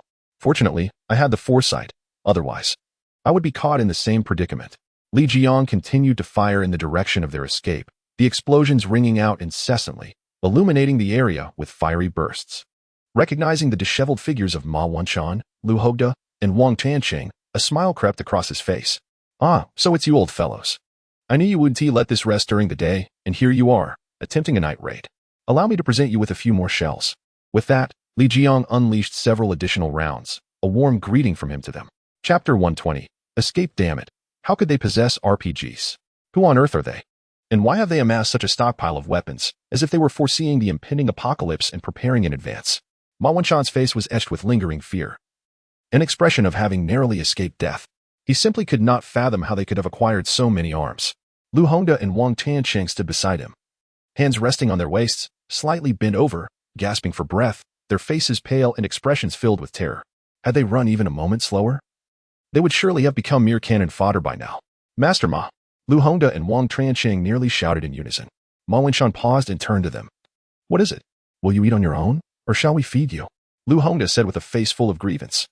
Had Ma Wenshan not been so overly confident, they would not have retaliated, and they would not have found themselves in such a dire predicament. Ma Wenshan bore at least 70% of the blame for this debacle. Both men were seething with resentment, wishing they could tear this fellow apart. "I've already eaten." "Thank you," Ma Wenshan replied, feigning ignorance. Lu Hongda and Wang Tianqing crossed their arms and glared at him with an expression that suggested they wanted to devour him whole. Aware that he could not evade the issue, Ma Wenshan said, "Elder Lu, Master Wang, let us not dwell on these details.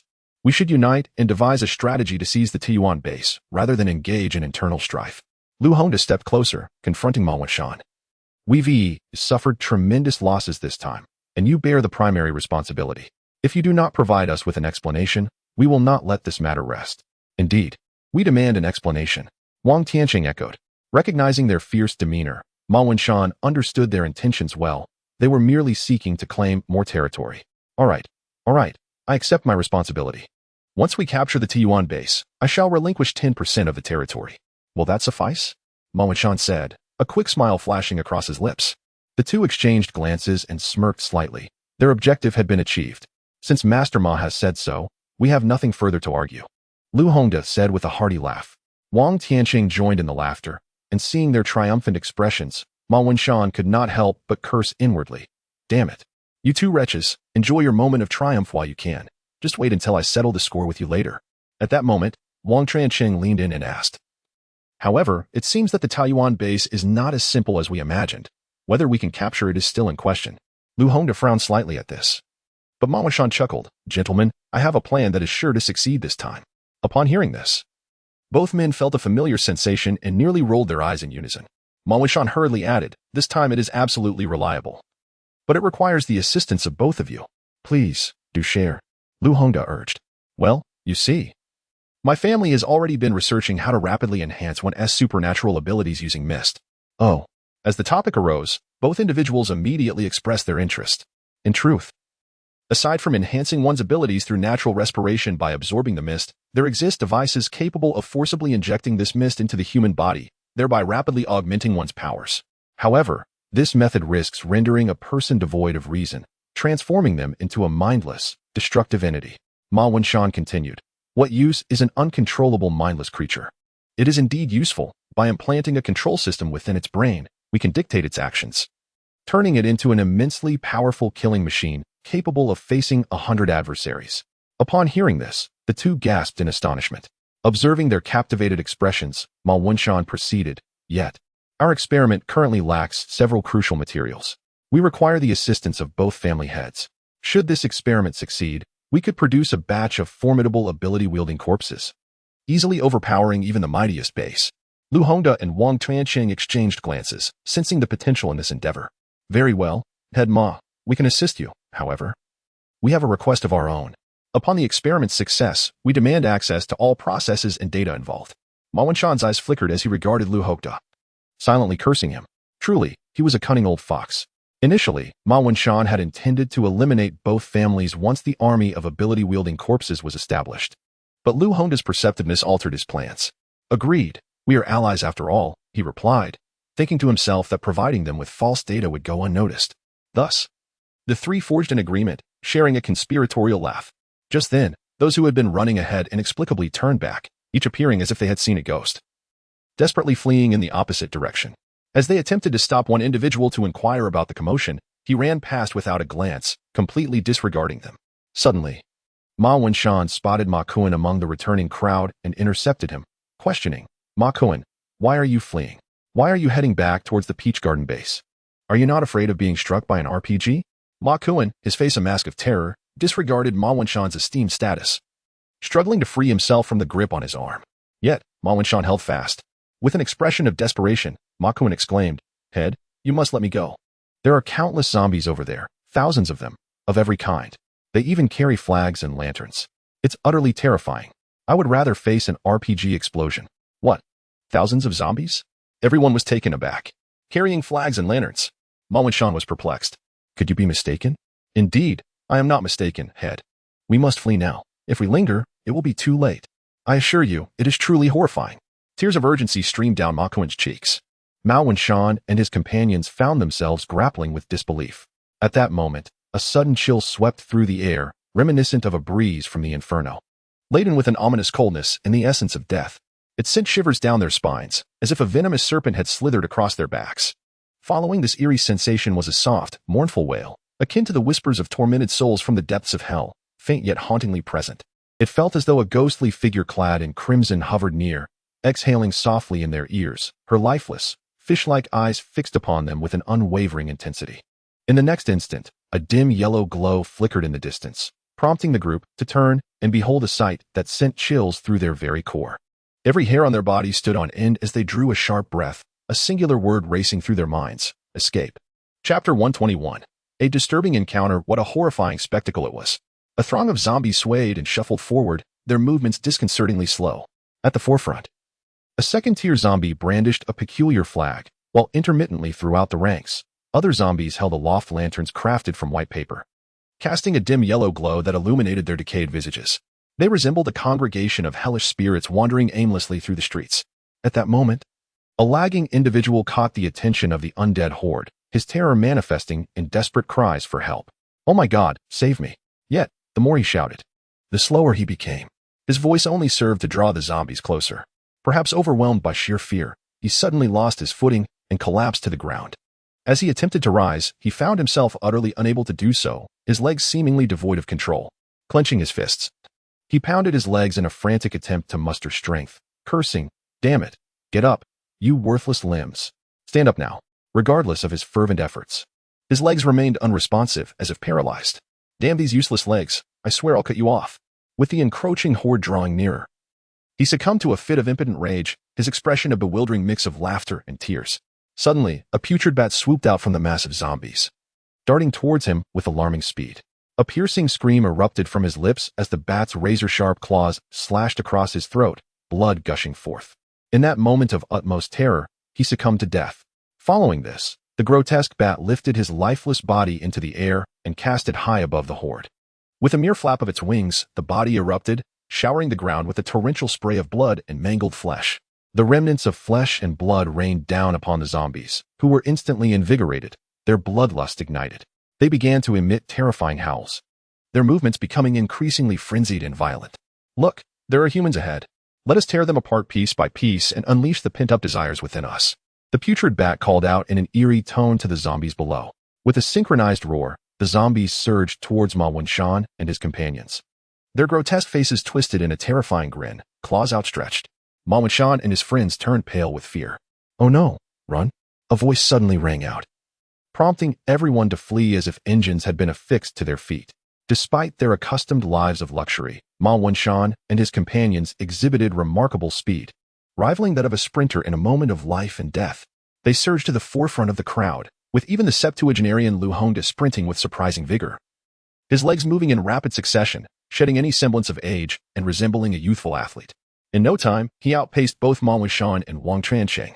Astonished by Lin Zheng's rabbit-like swiftness, Ma Wenshan and Wang Tiancheng were taken aback by the old man's fierce will to survive, as he exhibited the prowess of a sprinter. Not wanting to be outdone, they too pushed themselves to the limit. Meanwhile, Li Zheng, perched atop the wall, set aside his rocket launcher and glanced ahead, only to find an eerie stillness across the way, his face lighting up with joy. Compared to their own equipment at the Taiyuan base, he mused, their adversaries were truly misguided. Subsequently, he reloaded his heavy machine gun, favoring it over the rocket launcher for its relentless barrage of bullets that rained down upon targets, creating a satisfying release of tension. After securing the ammunition, he began clearing the spent shell casings that had accumulated on the wall, forming a thick layer that crunched underfoot. With a shovel in hand, he meticulously cleared the casings beneath the wall. Once finished, he settled beside the heavy machine gun for a brief respite. Suddenly, movement caught his eye from the same direction as before. He stood up to observe a dozen figures darting towards the base. Ah, are they attempting a swift advance? They cannot outpace my bullets. With that thought, he grasped the handle of the machine gun and pulled the trigger fiercely. A fiery tongue erupted forth, unleashing a torrent of bullets that swiftly transformed the runners into a mass of shredded flesh. The remaining individuals, witnessing the carnage, hastily sought refuge in nearby buildings. Among them Ma Wenshan, Lin Zheng, and Wang Tiancheng. What now? We are trapped between zombies behind us and machine gun fire ahead, Wang Tiancheng exclaimed, his face a mask of terror. Suddenly, he recalled Zhang Da's earlier words, lamenting his decision to wade into this mess, now feeling ensnared with no way out. Overcome with regret, he called out for Zhang Da, hoping for guidance, but received no response. It dawned on him that Zhang Da had mentioned needing to use the restroom and had not been seen since. Realization struck him like a bolt. Zhang Da had already slipped away. Damn it, that little scoundrel left without a word, showing no regard for me, the head of the family. If I ever catch him again, I will flay him alive. Wang Tiancheng seethed. It was a reminder of human nature. Those who had been warned often blamed others when faced with peril, a tragic irony in their plight. We cannot remain hidden here indefinitely. We will eventually be discovered by the zombies. We must leave, exclaimed Lin Zheng. But where can we possibly go now? Wang Tiancheng replied, concern etched on his face. The three of us have only just arrived in Jiatong City, and our bases are merely temporary. Even if we manage to escape back to our respective bases, it won't be long before they are overrun by zombies. Moreover, the route back to our temporary bases has been completely blocked by the undead. Are we left with no escape? Then, are we simply to await our doom? Wang Tiancheng lamented. Indeed, as he articulated, they found themselves with no viable options. Ma Wenshan, contemplating the situation, interjected, no, we still have another destination to consider. Once we reach that place, we shall not fear the horde, no matter how numerous they may be. Where is this place? The eyes of everyone lit up with curiosity, gazing at Ma Wenshan as if he were their beacon of hope. The Peach Orchard base. Ma Wenshan slowly surveyed the group before continuing. The crowd was filled with confusion upon hearing this. They were aware of the Peach Orchard base's safety. But would they even be permitted entry? The moment they showed themselves, they would be met with a hail of bullets from heavy machine guns. The idea of entering their base seemed utterly absurd. Master Ma, have you lost your senses? Do you really think they'll let us in? Lin Zheng questioned skeptically. Ma Wenshan, pointing to his head, replied, of course, they won't just let us in. We must employ some cunning. What do you propose? We could feign surrender, claiming we wish to offer our apologies and hoping for a chance to negotiate. Once we gain entry into the base, if they attempt to expel us, we can assert that we are willing to assist them in combating the zombies. But will they truly allow us to stay based on that? Lin Zheng remained dubious. They have yet to witness the horrors of the undead. Once they do, they will recognize that every additional pair of hands counts. And they might very well decide to cast us out before long. Ma Wanshan continued to analyze the situation. What you say holds some merit, Wang Tianxin conceded. But how do we carry out this act of surrender with such overwhelming firepower facing us? The moment we reveal ourselves, we will be turned into Swiss cheese. After a moment's contemplation, Ma Wanshan addressed the group. Does anyone have white clothing? Quickly, remove it. The group exchanged glances, as most were clad in dark attire. None wore white. Ma Wanshan, exasperated, exclaimed, how is it that none of you possess white clothing? Useless. Those who frequently undertook missions tended to avoid white garments due to their propensity to get dirty and their conspicuousness. Hence, they typically donned darker hues. Just then, one subordinate stepped forward and said, Master, would underwear suffice? At this point, the minutiae were of little concern. Underwear was merely underwear. Ma Wanshan commanded his subordinate to remove the undergarment and gingerly extend it towards the muzzle of a rifle, in an effort to ensure visibility. They even summoned a fire-wielding awakener to unleash a flame beside the white fabric for illumination. Li Zheng beheld the white underwear. Was this a gesture of surrender? Akin to a white flag? He pondered. Just then, Lin Zheng and Jiang Yidong ascended the wall. Lin Zheng inquired, So, Zheng, have you resolved the situation? Li Zheng gestured towards a distant building. Zheng, look, they've raised the white flag. Lin Zheng replied, if they raised the white flag, then let us refrain from further conflict. Taken aback, Li Zheng pondered whether this was truly Lin Zheng. How could he utter such compassionate words? Yet, Zheng, if we do not deal with them decisively now, they will undoubtedly return in the future, Li Zheng asserted. Lin Zheng turned to him, a slight smile gracing his lips. I never said we shouldn't address it. But you just said. Li Zheng began. I meant that we should pause the fighting for now. Lure them in closer under the pretense of accepting their surrender, and then strike when the moment is ripe.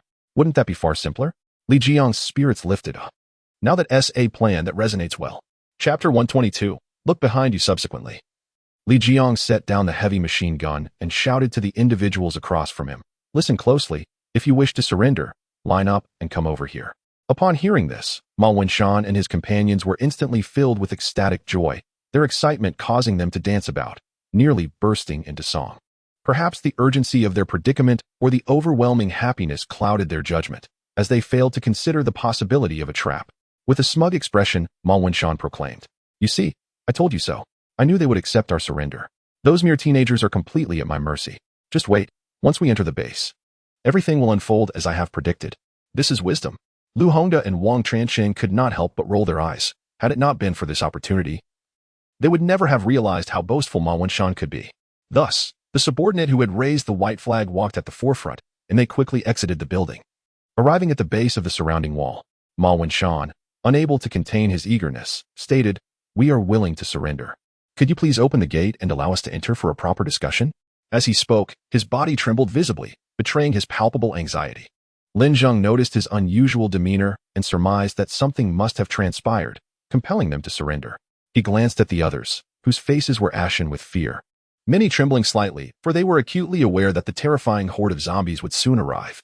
Fortunately, another group of survivors, unaware of the situation, had drawn the attention of the zombies, allowing them to escape. However, it was likely that those survivors had been devoured by now, and the relentless horde would soon return to continue their massacre. Lin Zheng's initial reaction was that the zombie tide was approaching. He checked the time, it was already noon. He then activated the surveillance system to assess the situation in Jiantong City, only to discover that indeed, hordes of zombies had begun to flood in, continuously streaming towards their location like an unyielding river. No wonder these individuals sought to surrender. They wished to enter my base to evade the oncoming zombie tide. Lin Zheng mused, a smile creeping onto his face. At that moment, Li Zheng quietly remarked to Lin Zheng, Zheng, what do you think? They've all come out. Shall we send them off with a single volley? Lin Zheng waved his hand and replied, No need for that. We shall employ a different strategy. A different strategy? To prolong the encounter until the zombie tide arrives. Li Zheng immediately grasped the intent and nodded in agreement. Zheng, you truly are impressive. Then, Lin Zheng addressed Ma Wanshan and the others below, saying, If you wish to surrender, you must appear as though you truly intend to. Cast aside the weapons you carry. Upon the utterance of those words, the crowd hesitated, feeling as vulnerable as a ferocious beast stripped of its fangs and claws, aware that their predicament had turned dire. The group remained motionless, prompting Lin Zheng to feign impatience, remarking, Since you exhibit such a lack of sincerity. Before he could finish his sentence, Ma Wanshan hastily interjected, Wait. We will comply. After all, matters can be negotiated. With that, he produced his sidearm and dagger, casting them aside. He urged the others. Let us all heed his words. To surrender is to embrace the demeanor of one who yields. Throughout this exchange, he cast furtive glances at Lu Hongda and Wang Chansheng, signaling them to follow suit. Though reluctant, they ultimately relinquished their weapons, which soon accumulated into a small mountain. Then, Lin Zheng leaned in to whisper a few words to Li Jiang, who responded with a broad smile before stepping away. Moments later, a rocket launcher discharged, striking the heap of weapons and reducing them to a mass of scrap metal. Li Jiang discarded the launcher and approached Lin Zheng, exclaiming, "Zheng, it is done." Witnessing the destruction of their weapons, Ma Wenshan and the others seethed with resentment, yet dared not voice their discontent, swallowing their indignation in silence. Surrendering their firearms effectively meant relinquishing ownership. The captors could destroy them at will. "Now, may we enter and engage in earnest discourse?" Ma Wenshan managed to suppress his fury, forcing a smile that was more grotesque than sorrowful as he addressed Lin Zheng. Lin Zheng pretended to ponder the request, then shook his head, declaring, "No. How can I trust you have no hidden weapons unless you remove your clothing?" "You." Ma Wenshan nearly erupted in outrage. "What? Unwilling? If that is the case, so be it." Lin Zheng waved dismissively, preparing to depart. Ma Wenshan quickly implored, "Wait. We will remove them. Surely, we do not mean to strip entirely?" Lu Hongda interjected awkwardly, feeling the embarrassment of his age at the thought of baring himself. "Indeed, do you prefer to disrobe or be devoured by zombies? The choice is yours," Ma Wenshan replied with a stern countenance. The mention of the terrifying horde of zombies spurred the group into action, hastily shedding their garments until only their underpants remained. The individual who had previously raised a white flag, having inadvertently lost his own trousers upon arrival, stood completely bare. Once everyone had complied, Ma Wenshan remarked, "Now, can we proceed?" Although he wore a smile, the underlying disdain was palpable. Lin Zheng crossed his arms, stroking his chin contemplatively, and declared, "Allow me to deliberate for 13 seconds. 13 seconds? Why not 10? Such an odd duration for consideration." The crowd pondered, though they could only wait in silence. Soon, the 13 seconds elapsed, and Lin Zheng clapped his hands, announcing, "It is settled." The individuals below were initially filled with anxiety, but upon hearing these words, they were instantly overjoyed, exclaiming, "We can enter." However, Lin Zheng pointed behind them and said, "Look behind you." Chapter 123, Cooperation. The group slowly turned to gaze back as the terrifying horde of zombies approached. Upon spotting a cluster of pale-skinned humans, they became overwhelmingly excited.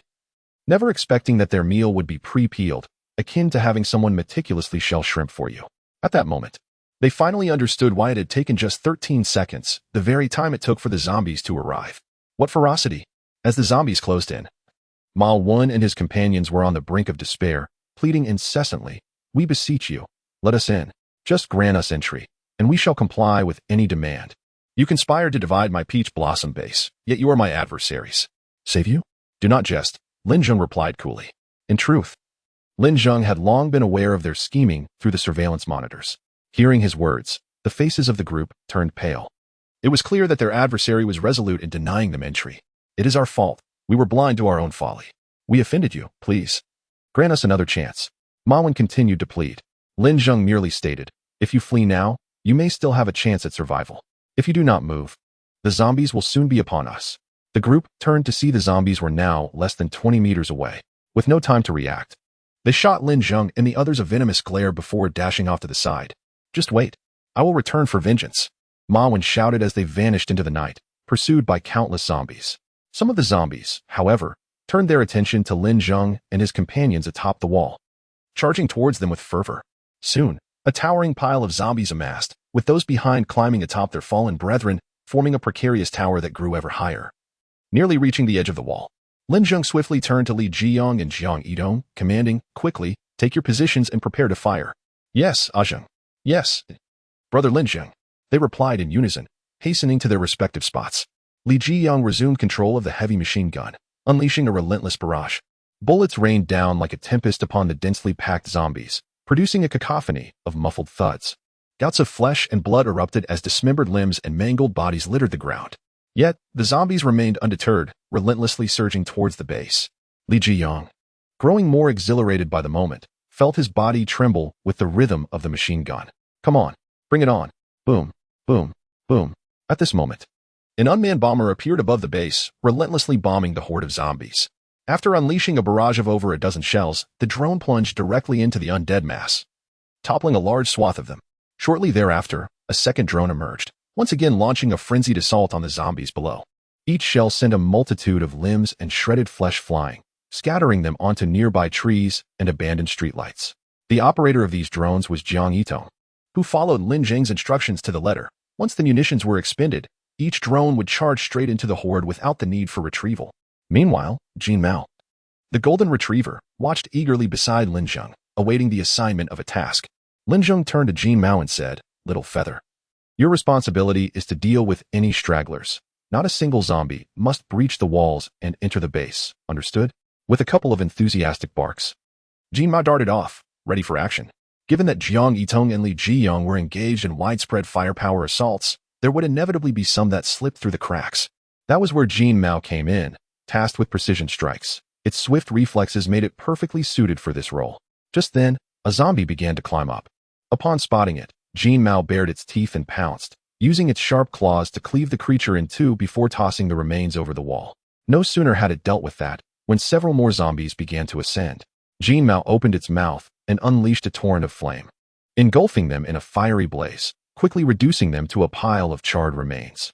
Each participant executed their duties seamlessly, ensuring that not a single zombie penetrated the inner sanctum of the Taoyuan base. Meanwhile, Lin Zheng remained stationary, seemingly in search of something. He understood the principle of capturing the leader before the minions, and thus sought the fourth-tier zombie king. After a fruitless search, he activated angel wings, soaring into the air to continue his quest, casually scattering numerous petal bombs. Instantly, a rain of petals fell from the sky, detonating upon contact with the zombies below, their explosive power rivaling that of the unmanned bombers under Jiang Yitong's command. The sound of explosions echoed continuously, reminiscent of thunder on a rainy day, causing the ground to tremble slightly. At that moment, Ma Wenshan and his companions, who had managed to hide in a tall building, gulped nervously upon hearing the commotion from the Taoyuan base. "How many weapons do they possess? It feels as if they're endless," Wang Tuancheng said, his face filled with trepidation. Lu Hongda shook his head, admitting he had never heard of such individuals before. Where did they come from? He pondered aloud. Ma Wenshan, deep in thought, speculated, "Do you think they might have awakened some ability to conjure weapons from thin air?" Struggling to comprehend the source of Taoyuan base's vast arsenal, he found himself at a loss. Lu Hongda and Wang Tiancheng exchanged knowing glances, suddenly enlightened. "I believe you may be onto something." "Indeed, how could I have overlooked it? We are now in an era where extraordinary abilities can awaken, and the most peculiar powers are possible." The two companions agreed. The trio then exchanged understanding glances, fully realizing that the times had irrevocably transformed into an age where extraordinary powers reign supreme, where individual strength is paramount. It resembles the epics described in fantastical novels, where formidable beings abound. Meanwhile, Wang Tian and his companions, en route to the Peach Blossom base to procure supplies, encountered a vast horde of zombies. As trained officials, they engaged in a relentless battle, retreating while fighting. Despite countless casualties, they ultimately succeeded in taking refuge within an abandoned factory. Lian turned to Lu Chuwei and inquired, "Commander, are these the same zombies as before?" Lu Chuwei adjusted his glasses and replied, "It appears there are even more this time. What on earth has transpired? How could such a multitude of zombies suddenly emerge? Even if the populations of 3 cities were to transform into zombies, it wouldn't account for the sheer number." Lian remarked with a furrowed brow, deeply perplexed. Lu Chuwei pondered for a moment before stating, "Evidently, a significant portion of these zombies have appeared out of thin air. They are not solely individuals infected by the zombie virus. Appeared out of thin air." This conclusion was startling. Indeed, the world is undergoing an unprecedented transformation. A mysterious force beyond our comprehension is permeating the entire blue planet. Our era is being upended, and history is experiencing a revolutionary shift, leaving no one able to foresee what lies ahead. Lu Chunwei lowered his head slightly, speaking with utmost seriousness. Chapter 124. Do not die on the edge of a towering building. A rotting bat spread its long, wide wings, gently flapping them as it quietly reveled in the carnage below. Each time a human cry pierced the air, it would close its eyes in sheer enjoyment. Today marked a full moon, the moon hanging like a colossal jade plate in the sky. Viewed from below, the rotting bat appeared to be situated at the very center of the moon. Suddenly, a pink petal drifted slowly before it. Upon closer inspection, its brow furrowed slightly. Was this not the petal bomb of the crimson-clad specter? Could she still be alive? With a swift motion, it grasped the petal and quickly shielded itself with its wings. Boom! The petal exploded, and only then did it unfold its wings. Indeed, it was a petal bomb. Yet, I witnessed her corpse with my own eyes. What could possibly be happening? Boom, boom, boom. As it pondered this enigma, a A series of explosions erupted nearby. From the intensity and frequency of the blasts, the rotting bat immediately recognized that they were caused by a multitude of petal bombs. Could it be that the corpse was not that of the Crimson Spectre? With that thought, it flapped its wings forcefully and soared into the sky, heading toward the source of the explosions. As it neared the site, it suddenly spotted a winged figure hovering not far ahead. Slightly tilting its body, it utilized the moonlight to discern the figure's features. To its surprise, it was a human. Perfect. It could satiate its hunger with a human. With a powerful flap of its wings, it shot forth like an arrow, speeding toward Lin Zheng. Lin Zheng turned slightly, noticing a dark silhouette hurtling toward him. With a slight movement, he muttered to himself, "A third-tier zombie? Gaga, human. Submit to me and be devoured without resistance. Futile struggles will only increase your suffering." The rotting bat cackled, flying closer as it spoke. Observing the figure remain stationary, the bat felt a swell of arrogance. "Ah, a timid human, paralyzed with fear before me. Pathetic. Don't soil your pants, that would ruin the taste." Before long, it arrived beside Lin Zheng, wide-mouthed agape, ready to sink its teeth into the human's head. Suddenly, a gust of wind whooshed past as a phantom figure flashed by. The rotting bat was momentarily dazed. What had just flown past? In the next instant, an overwhelming sensation of suffocation enveloped it. To its horror, it discovered that its throat was tightly gripped by a large silver hand, the owner of which was the very human standing before it. You. Its pupils dilated as realization struck. This human was formidable, exuding an aura and pressure comparable to that of a zombie king. How could such a terrifying powerhouse exist among humans? Could it be that the Crimson Spectre had been slain by him? The rotting flesh bat suddenly comprehended, widening its eyes in terror as it gazed at Lin Zheng. However, Lin Zheng spoke calmly. "You enjoy biting, don't you? Let me tear your mouth apart and see how you manage to bite then." With that, Lin Zheng released his grip on the bat's neck, swiftly seizing its upper and lower lips with both hands. In one violent motion, he ripped its head apart, causing putrid flesh and yellowish liquid to surge forth. The bat's body instantly slackened, resembling a deflated balloon, drooping in Lin Zheng's grasp. Upon observing the lifeless corpse of the zombie in his hands, Lin Zheng's expression shifted dramatically, revealing a look of regret. "Alas, I forgot to replicate its abilities. What a tremendous loss." He promptly lifted the rotting bat's body, shaking it vigorously while calling out, "Big brother, don't die. Please hold on for another 10 seconds. Yet, the bat showed no sign of life, its limbs devoid of strength, collapsing like a puddle of mud. Its mouth gaped wide, with viscous contents continuously oozing out. After 10 seconds had passed without receiving any notification from the system, it was evident that the bat had perished completely. Reluctantly, Lin Zheng discarded the corpse. Now at the 4th tier of strength, eliminating 3rd-tier zombies was a mere trifle. However, he wondered where the 4th-tier zombie king might be. Capturing the leader first was essential, and it needed to be dealt with promptly. Meanwhile, the number of zombies surrounding the Tiyuan base was increasing alarmingly, akin to a relentless tide. Li Zheng had already damaged several heavy machine guns, and the hundreds of unmanned bombers prepared in advance were nearing depletion. The golden-haired canine, exhausted from its incessant running, was noticeably slowing down. At this rate, the Taoyuan base would inevitably fall. Where were these zombies coming from? It felt as if they were endless. Lin Zheng pondered that zombies of Tier 3 and above began to exhibit awareness and could communicate with humans. It seemed imperative to capture a 3rd-tier zombie and inquire about the source of these creatures, then proceed to eradicate that source. Suddenly, Li Zheng began to shout frantically, continuously maneuvering the heavy machine gun to spray the zombies. However, there were too many. Several had already scaled the walls. The golden-haired dog, overwhelmed, failed to eliminate the zombies in time, resulting in many breaching the base's interior. Clearly, before seeking out the zombie king, Lin Zheng needed to address the immediate situation. He descended slowly, activating the absolute space. Absolute space activated. The zombies below witnessed a living person descending from the sky, and they all howled and charged forward. However, as they approached Lin Zheng, they were instantaneously dismantled into numerous fragments, as if operated by a machine. Countless limbs and pieces of flesh rained down upon the ground. At this moment, Lin Zheng had expanded his absolute space to a radius of 10 meters, causing any zombie that ventured within this perimeter to automatically disassemble and scatter across the terrain. Lin Zheng gently touched down, and a substantial number of zombies within the 10-meter vicinity fell lifelessly to the ground. Yet, the remaining zombies, undeterred, continued to roar and rush toward him. Yet, as they breached the 10-meter threshold, they too were torn apart into several pieces, crashing down around him. Thus, Lin Zheng navigated through the horde of zombies, leaving no survivors in his wake, with corpses strewn across the ground and countless severed limbs and remains littering the landscape. Chapter 125. An inevitable demise. Lin Zheng resembled a merciless killing machine, swiftly navigating through the horde of zombies. One after another, the undead were dismembered by an enigmatic force, their remnants cascading to the ground. Soon, a thick layer of severed limbs and scattered body parts enveloped the earth, mingled with murky blood. Truly a veritable mountain of corpses and a sea of blood. Li Zheng, perched atop the wall, paused involuntarily, his eyes widening in awe at this miraculous spectacle. Lin Zheng appeared as a deity, mercilessly slaying all who approached. "Ah, Zheng, you are extraordinarily powerful," he exclaimed, his gaze brimming with admiration and longing. Thus, with Lin Zheng's assistance, the number of zombies surrounding the Taiyuan base dwindled significantly, alleviating the pressure on Li Zheng and Jiang Yitong. Subsequently, he replenished their supplies of ammunition and drones, while he himself absorbed several Tier 3 crystal cores to rejuvenate his abilities. Maintaining the absolute space was exceedingly draining, yet fortunately, Lin Zheng possessed an inexhaustible supply of crystal cores for replenishment. After absorbing the cores, Lin Zheng's previously fatigued complexion transformed, radiating vitality.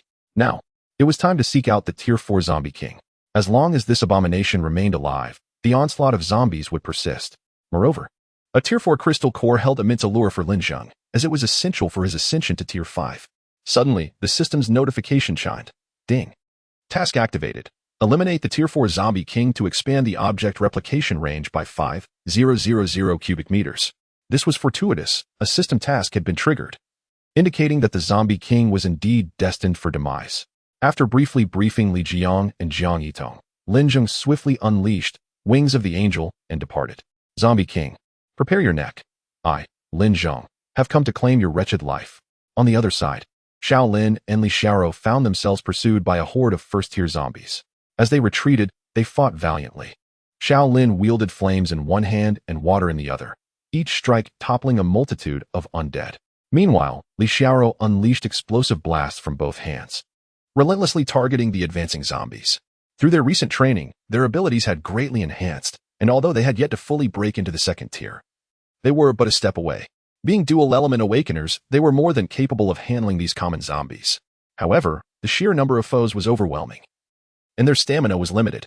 Soon, the power of Shaolin's water and fire attacks, along with Li Xiaoro's explosions, began to wane. Their faces turned pale. Beads of sweat glistened on their foreheads, clearly indicating exhaustion and the depletion of their powers. At that moment, an increasing number of zombies closed in around them. Fortunately, ahead lay a small flat-roofed house, beside which leaned a ladder. The duo hurriedly ascended to the rooftop, pushing the ladder down behind them. Although the house was only 3 to 4 meters high, it provided a slight reprieve from the relentless onslaught below.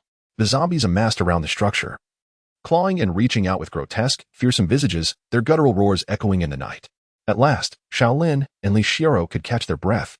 Back to back, they sank down, panting heavily, weariness etched across their faces.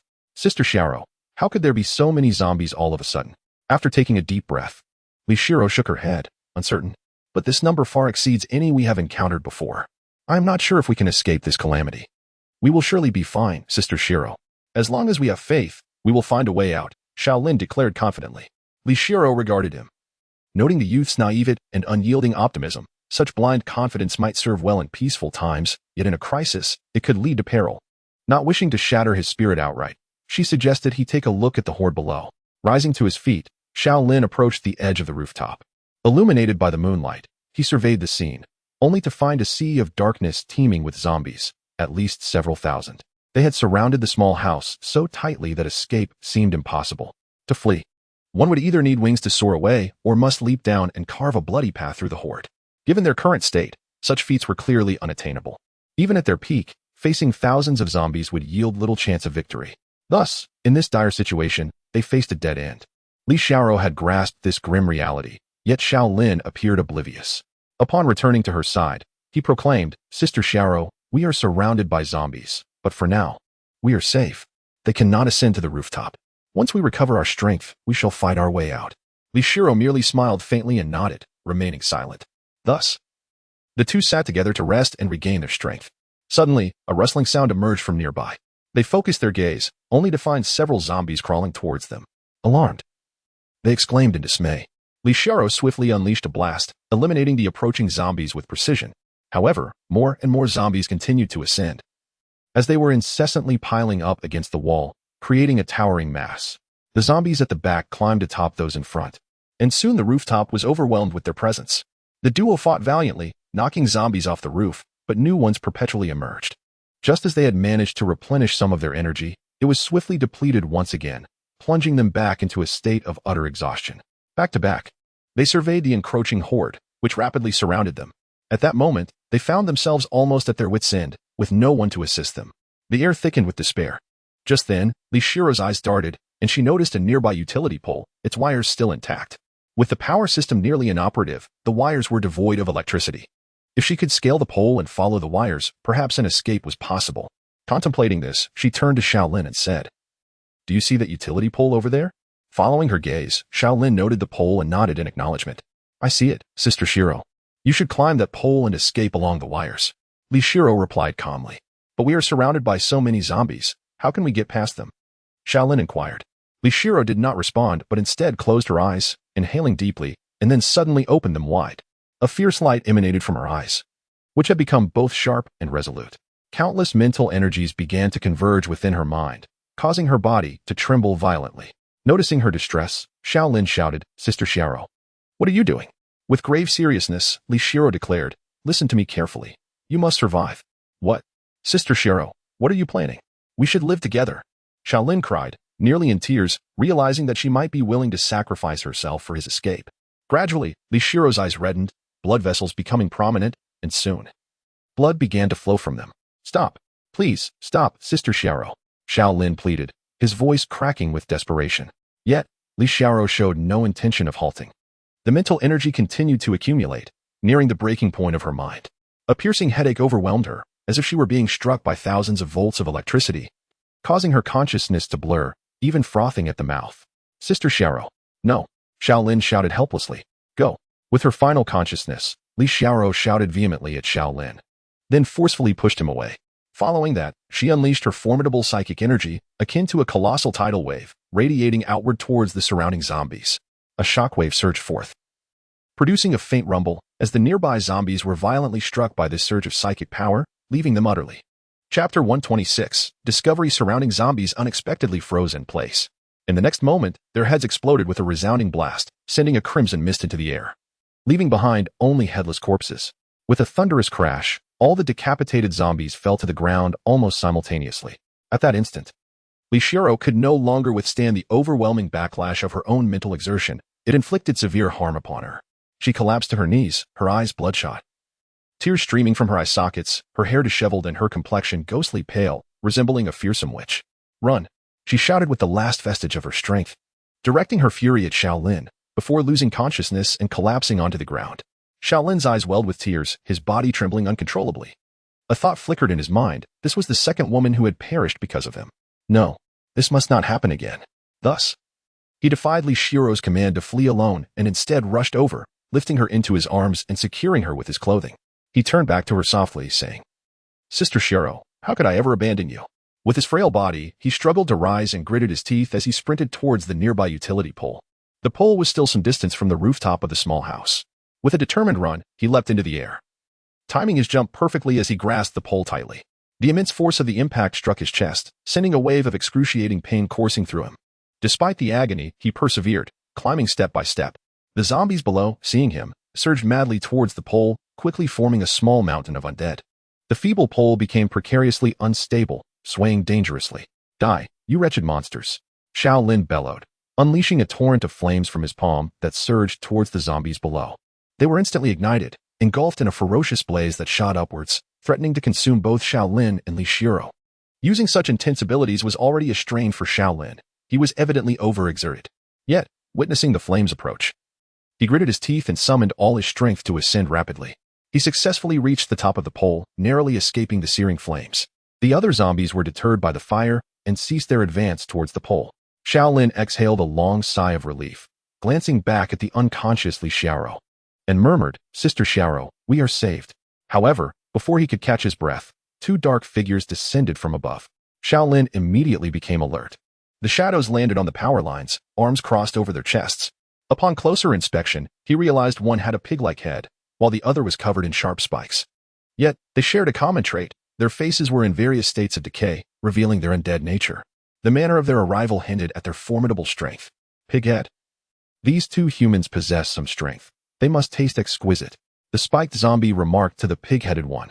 The pig-headed zombie leered lecherously at Li Xiaoro, who stood behind Shaolin, wiping the drool from the corner of his mouth as he exclaimed, that woman, I want her. Don't you dare compete with me? Not an issue. There are two of them. We can each have one. I know you have a taste for that kind, so I want to contest you. The sharp-toothed zombie chuckled. Upon hearing them discuss himself and Sister Xiaoro as if they were mere food, Shaolin's fury ignited. He bellowed at the two. Who eats whom is yet to be determined, monsters. Don't be so arrogant. With that, Shaolin forcefully activated his powers once more. Blood erupted from his mouth, indicating that this forced exertion was beginning to harm his meridians and internal organs. Simultaneously, a flame shot forth from his palm, aimed directly at the two zombies. To his astonishment, the pig-headed zombie opened its mouth wide and devoured the flame. Afterward, it belched contentedly, a wisp of white smoke escaping its lips. Is that all you've got? I feel nothing at all, the pig-headed zombie remarked nonchalantly. Witnessing this scene, Shaolin's expression drastically altered. It was the first time he had encountered such a formidable zombie, one that could effortlessly consume the flames he emitted without any discomfort. If fire was ineffective, then perhaps water would suffice. Shaolin unleashed a torrent of high-velocity water, capable of slicing through a zombie with ease. He thought to himself that if the pig-headed zombie attempted to catch it with its mouth, it would surely be impaled through the head. Yet, as the water column surged forth, the pig-headed zombie once again opened its mouth wide, swallowing the stream whole, remaining utterly unfazed. Human boy, do you possess any other abilities? Use them all. Watch as I devour them one and all. Despair washed over Shaolin. It was evident that his power was on a completely different level from theirs. No matter how he struggled, it would be in vain, and even escape was impossible with a horde of zombies below. It seemed that only death could offer relief. Turning to Li Xiaoro, he said, Sister Xiaoro, it appears we cannot escape this time, but we must never succumb to the hands of these zombies. With that declaration, he aimed his palm at his chest. At that moment, Lin happened to pass by, sensing two third-tier zombies nearby. A smile crept across his face. He had found them. Chapter 127. I choose the second option as Shaolin prepared to pierce both his and Li Xiaoro's chest with a column of water. A winged figure descended from the heavens. Another zombie? Shaolin chuckled wryly, realizing that escape was indeed impossible this time. With two of them, death was certain. Let alone three. The pig-head zombie and the spiked zombie glanced at the figure, initially mistaking it for a putrid bat. The pig-head zombie addressed the figure, so, old bat. Did you feast on any delectable humans?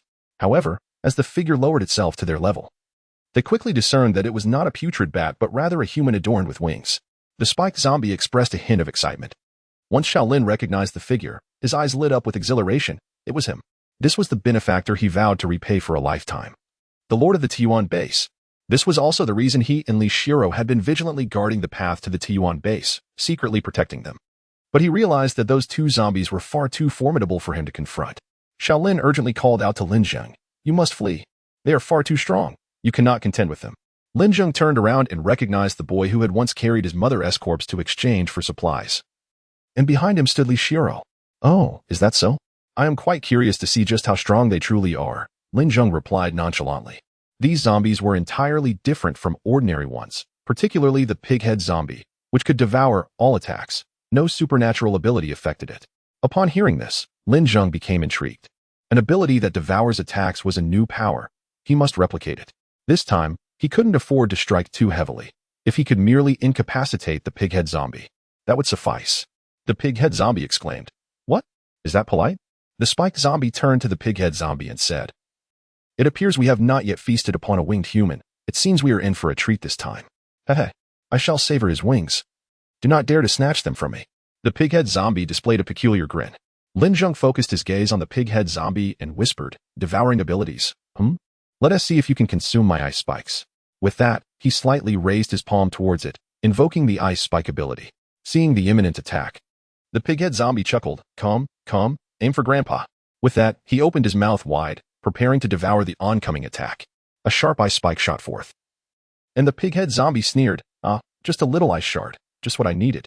He disregarded the incoming ice spike completely. However, as he swallowed the ice spike, he suddenly sensed something amiss, his eyes widening in shock. He realized he could not consume the spike at all and was directly pierced through the head by it. The immense kinetic force propelled him backward, ultimately pinning him against the wall of a tall building. The icy spikes rapidly spread forth. coalescing into a thick block of ice against the wall, effectively immobilizing the pig-headed zombie. The spiked zombie's expression shifted dramatically, realizing there existed an attack that even the pig-headed creature could not consume. It seems this human lad possesses some remarkable abilities. Human. Let us see whether your ice spikes surpass my deadly protrusions. In the next moment, the spiked zombie's body surged, its spikes undulating, poised to launch at any moment. From the tips of these spikes, dark venom began to ooze out, evoking a sense of dread. This was the spiked zombie's extraordinary ability, toxic spikes. A mere scratch from these spikes would allow the venom to infiltrate the body rapidly, leading to demise within mere seconds. With a powerful exertion, the spiked zombie's muscles bulged, propelling its spikes forward toward Lin Zheng. "Be careful," Shaolin shouted, yet Lin Zheng remained unfazed, showing no inclination to evade. The spiked zombie, filled with arrogance, thought, "You underestimate my toxic spikes. Soon, you shall experience the agony of a fate worse than death." However, the next instant, both the spiked zombie and Shaolin were taken aback. The spikes abruptly halted before Lin Zheng, as if time itself had frozen. Gradually, the spikes began to reverse direction, now aimed back at the spiked zombie. What in the world? Why are they turning towards me? The spiked zombie's face paled, momentarily perplexed. Could it be the doing of that lad? This was inconceivable. Once more, the spikes shot forth, but this time, they targeted their own master. The spiked zombie leapt to evade them, yet in that brief moment, Lin Zheng had closed the distance, standing almost face to face. Terrified, the spiked zombie attempted to retreat, only to be seized by Lin Zheng, who declared, "You have two choices, be half dead by my hand or nearly fully dead. Human, do not be so arrogant." The spiked zombie's fury ignited upon hearing Lin Zheng's words. "You are far too close to me. I refuse to believe you can escape my toxic spikes." With that, countless spikes sprouted anew from the spiked zombie, launching forth without hesitation. Yet, Lin Zheng merely smirked and uttered, "Time, freeze." A ripple of temporal distortion washed over the area, halting everything within a 10-meter radius, including the recently fired spikes. Lin Zheng swiftly grasped the spiked zombie's hand. 10 seconds later, a voice echoed, "Congratulations, host.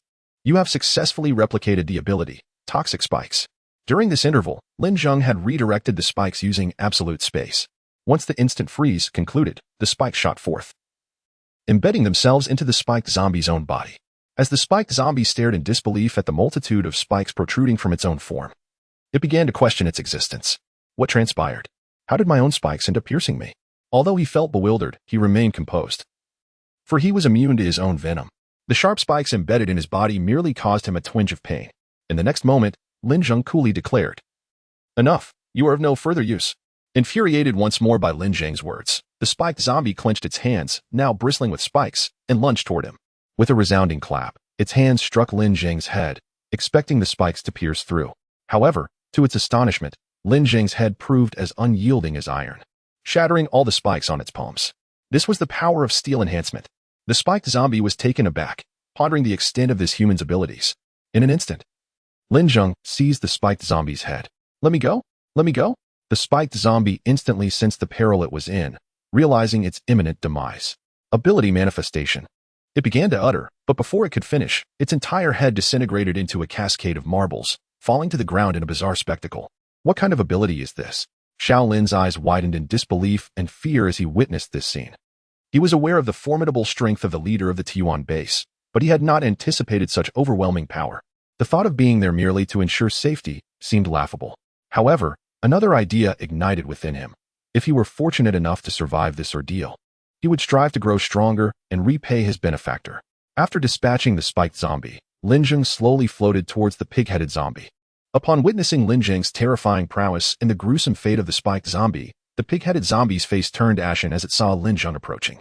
A wave of dread washed over it. Its eyes widened. Its body trembled uncontrollably, resisting with all its might, yet it found itself frozen in ice, utterly immobile, only able to emit muffled sounds of distress.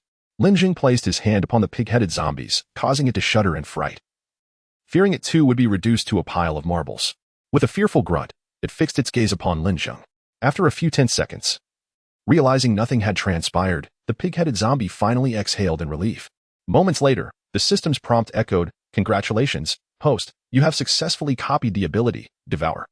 With the ability successfully replicated, Lin Zheng resolved to interrogate the pig-headed zombie regarding the whereabouts of the Zombie King and the origins of these undead creatures. He waved his hand, shattering the ice spike lodged in the pig-headed zombie's mouth into a pile of icy debris, facilitating its ability to speak. The pig-headed zombie spat out the bloodied ice fragments, gazing at Lin Zheng with trepidation, uncertain of his intentions. Lin Zheng calmly addressed it. Now, you have two choices. I hope you will choose wisely. The pig-headed zombie, trembling in fear, nodded at the suggestion. For my first choice, I shall transform you into a collection of marbles. Before Lin Zheng could finish his statement, the pig-headed zombie hastily interjected, I choose the second option. I choose the second option. Chapter 128. The meat grinder. Lin Zheng smiled faintly and inquired, very well, then enlighten me about the whereabouts of the zombie king and the origin of these undead creatures. The pig-head zombie hesitated. Revealing the source of the zombies to a human could spell his doom if the zombie king were to learn of it. After a moment's deliberation, he resolved to disclose the location of the zombie king, concocting a fabricated origin for the zombies. For once he found the zombie king, he would merely be a lifeless corpse himself. Do not presume that you can best me in the spiked zombie and dare to challenge the zombie king. Such folly amounts to a death wish, the pig-head zombie mused with a sense of arrogance. The zombie king resides atop Longwall Mountain, west of Jigatong City, surveying the entire battlefield, and the source of the zombies is also on Longwall Mountain. The pig-head zombie's unease was palpable, his tone wavering. Lin Zheng discerned his trepidation at a glance. The location of the zombie king was likely genuine, but the origin he provided was certainly a fabrication. You suspect that should I seek the zombie king, he would surely slay me, compelling you to invent a false origin for the zombies, Lin Zheng remarked, gazing intently at the pig-head zombie. The pig-head zombie's heart raced upon hearing this. How could he possibly know his innermost thoughts? No. What I said is the truth, he stammered, his complexion paling. However, this was of little consequence. If you remain silent, there will always be other zombies willing to speak. Lin Zheng replied coolly. The pig-head zombie suddenly felt an unsettling shift in the atmosphere, as if he had received a death sentence. Terror-stricken, he stared at Lin Zheng, who continued, by the way, I almost forgot to mention, your second option is to reveal to me the locations of the zombie king and the origin of the zombies, or I shall reduce you to a mere heap of marbles. The pig-head zombie's expression mirrored that of disbelief, akin to a meme, his face contorted with incredulity. How dare you mock me, foul human? I shall fight back. As his words fell, he summoned all his strength to break free from the icy restraints, unleashing a series of furious roars. Lin Zheng, however, merely smiled coldly, gradually placing his hand atop the pig-head zombie's head. Then, with a sudden flourish, the wings of the angel unfurled, conjuring a tempest that seemed to judge the demon under the moonlight, a scene both solemn and sacred, radiating an overwhelming sense of dread. The pig-head zombie, who had been struggling, appeared to sense this terrifying aura of death. His pupils dilated, his eyes bulging, as waves of primal fear surged from the depths of his being. Soon, beads of sweat formed on his forehead. Wait, he began to utter. But Lin Zheng interrupted, his voice firm. Ability manifestation. Boom. The pig-head zombie's head instantaneously transformed into a cascade of vibrant marbles, clattering to the ground, drawing the attention of the zombies below, who began to converge in throngs. Before long, a small mountain of undead amassed beneath. He actually took down those two terrifying zombies all by himself. Shaolin could not help but swallow hard, his face filled with astonishment. However, the scene that unfolded next left him even more astounded. He beheld Lin Zheng gradually ascending into the air, then gently raising his hands. Suddenly, a whirlwind materialized around him, expanding steadily and enveloping the zombies below. The undead, oblivious to the impending peril, continued to wail and reach out in a futile attempt to pull Lin Zheng down from the sky. With a sudden burst, a ripple of air surged forth, causing Shaolin to shut his eyes against the wind. When he opened them again, he witnessed countless zombies caught in a swirling vortex, colliding with one another and being torn apart. Simultaneously, the whirlwind possessed a formidable suction, relentlessly drawing in the surrounding zombies, akin to an exposed industrial-grade vacuum cleaner. The speed of the tornado escalated, and its tearing force intensified, as the unfortunate zombies were swiftly ripped asunder. Then, Lin Zheng commanded the air within, conjuring a multitude of razor-sharp air blades. At that moment, the once formidable whirlwind transformed into an authentic super meat grinder. The sounds of slicing and tearing echoed as the trapped zombies were incessantly shredded, swiftly reduced to minuscule morsels of flesh, with crimson liquid splattering everywhere, creating a scene of utter devastation. Subsequently, Lin Zheng maneuvered the meat grinder through the throngs of zombies. Their deafening wails filled the air. Yet they remained ensnared in the relentless grasp of the grinder. Just how powerful could he be? Witnessing this scene, Shaolin could not help but exclaim in awe. Nearly 10 minutes had passed, and thousands of zombies had been ruthlessly annihilated. The tornado continued to whirl at an alarming speed, filled with a grotesque array of debris, flesh, shattered stones, vegetation, refuse. It resembled a monstrous juicer in operation, exuding an aura of horror and the uncanny. Gradually, Lin Zheng lowered his hands, and with that, his extraordinary powers dissipated. The swirling vortex instantly vanished, sending its contents scattering in all directions due to inertia, splattering against walls, the ground, streetlights, and trees. The entire area was saturated with a pungent stench of blood and decay, littered with fragmented flesh and mysterious liquids that emitted a hazy mist. Under the moonlight, the scene radiated an ominous air of death and terror, transforming the locale into a veritable hell on earth. Shaolin stood, utterly astounded, his spirit shaken to its core. Simultaneously, his reverence for Lin Zheng's sword, that figure appeared to him as a divine being. Just as he was engulfed in astonishment, Lin Zheng gradually approached him, staring blankly. Shaolin felt a sudden pang of helplessness. "Ah, esteemed senior," he stammered after a prolonged hesitation. Lin Zheng produced a tang knife and tossed it to Shaolin, who caught it in a daze. Lin Zheng instructed, "Take this tang knife to the Taoyuan base. They will allow you entry. Once inside, assist them in exterminating the zombies." "Why yes, thank you, esteemed senior," Shaolin replied, filled with respect. Jiang Yitong, Li Jiang, and Jin Mao found themselves struggling against the remaining zombies. Although armed sufficiently, they lacked manpower. Shaolin and Li Xiaoro, despite their severe injuries and the temporary unavailability of their abilities, could still wield 2 heavy machine guns, thereby achieving near-total fire coverage. Chapter 129. After Li Mui briefed Shaolin, Lin Zheng took flight with the wings of angels, embarking on a mission to locate Longhua Mountain and vanquish the 4th-tier zombie king. Shaolin, watching Lin Zheng's retreating figure, was filled with a profound sense of gratitude and admiration. He glanced back at the still unconscious Li Xiaoro, tightened his grip on the mutated Tang Dao gifted by Lin Zheng, and with resolute determination, leaped down from the utility pole, heading towards the Taoyuan base. Shortly after Lin Zheng and Shaolin departed, a flaming zombie and another with numerous arms arrived at the scene. Upon witnessing the remains of the pighead zombie and the spiked zombie, they were taken aback. How could this transpire? The pighead and spiked zombies were both of 3rd-tier strength. It was inconceivable that they had been slain, their heads missing. The flaming zombie swallowed hard, incredulous. Could there truly be 3rd-tier powerhouses among humans? Speculated the 1,000-armed zombie. Surely not. Humanity has only recently awakened. How could there possibly be 3rd-tier awakened beings? Even if there were a prodigious talent among them, at best, they would have reached 2nd-tier in such a short time. Despite his dismissal, the flaming zombie felt an inkling of doubt, recognizing that anything was possible. Could it be that a once-in-a-millennium cultivation genius had emerged among humans? Yet, they could not fathom that what had actually appeared was a formidable anomaly. Why are there so many marbles on the ground? The 1,000-armed zombie inquired, peering down in confusion. The flaming zombie then noticed, as the 1,000-armed zombie had mentioned, the ground was strewn with vibrant marbles. He bent down, picked one up, sniffed it, and deemed it unremarkable, discarding it with a dismissive comment. "This is merely a human-made object, a child's toy. It holds no significance." However, abruptly, he caught sight of a scene not far off, littered with dismembered zombie limbs and splattered flesh and blood. That was. The flaming zombie's eyes widened in shock, words escaping him. The 1,000-armed zombie, noticing his unusual demeanor, followed his gaze and was met with a chilling sight. From the severed limbs on the ground, it was evident that there had once been thousands of zombies here. This indicated that the human who had slain the pighead and spiked zombies had also annihilated several thousand 1st-tier zombies, employing an extraordinarily terrifying and powerful method. The 2 zombies exchanged a glance, a wave of dread washing over them, their spines tingling with fear.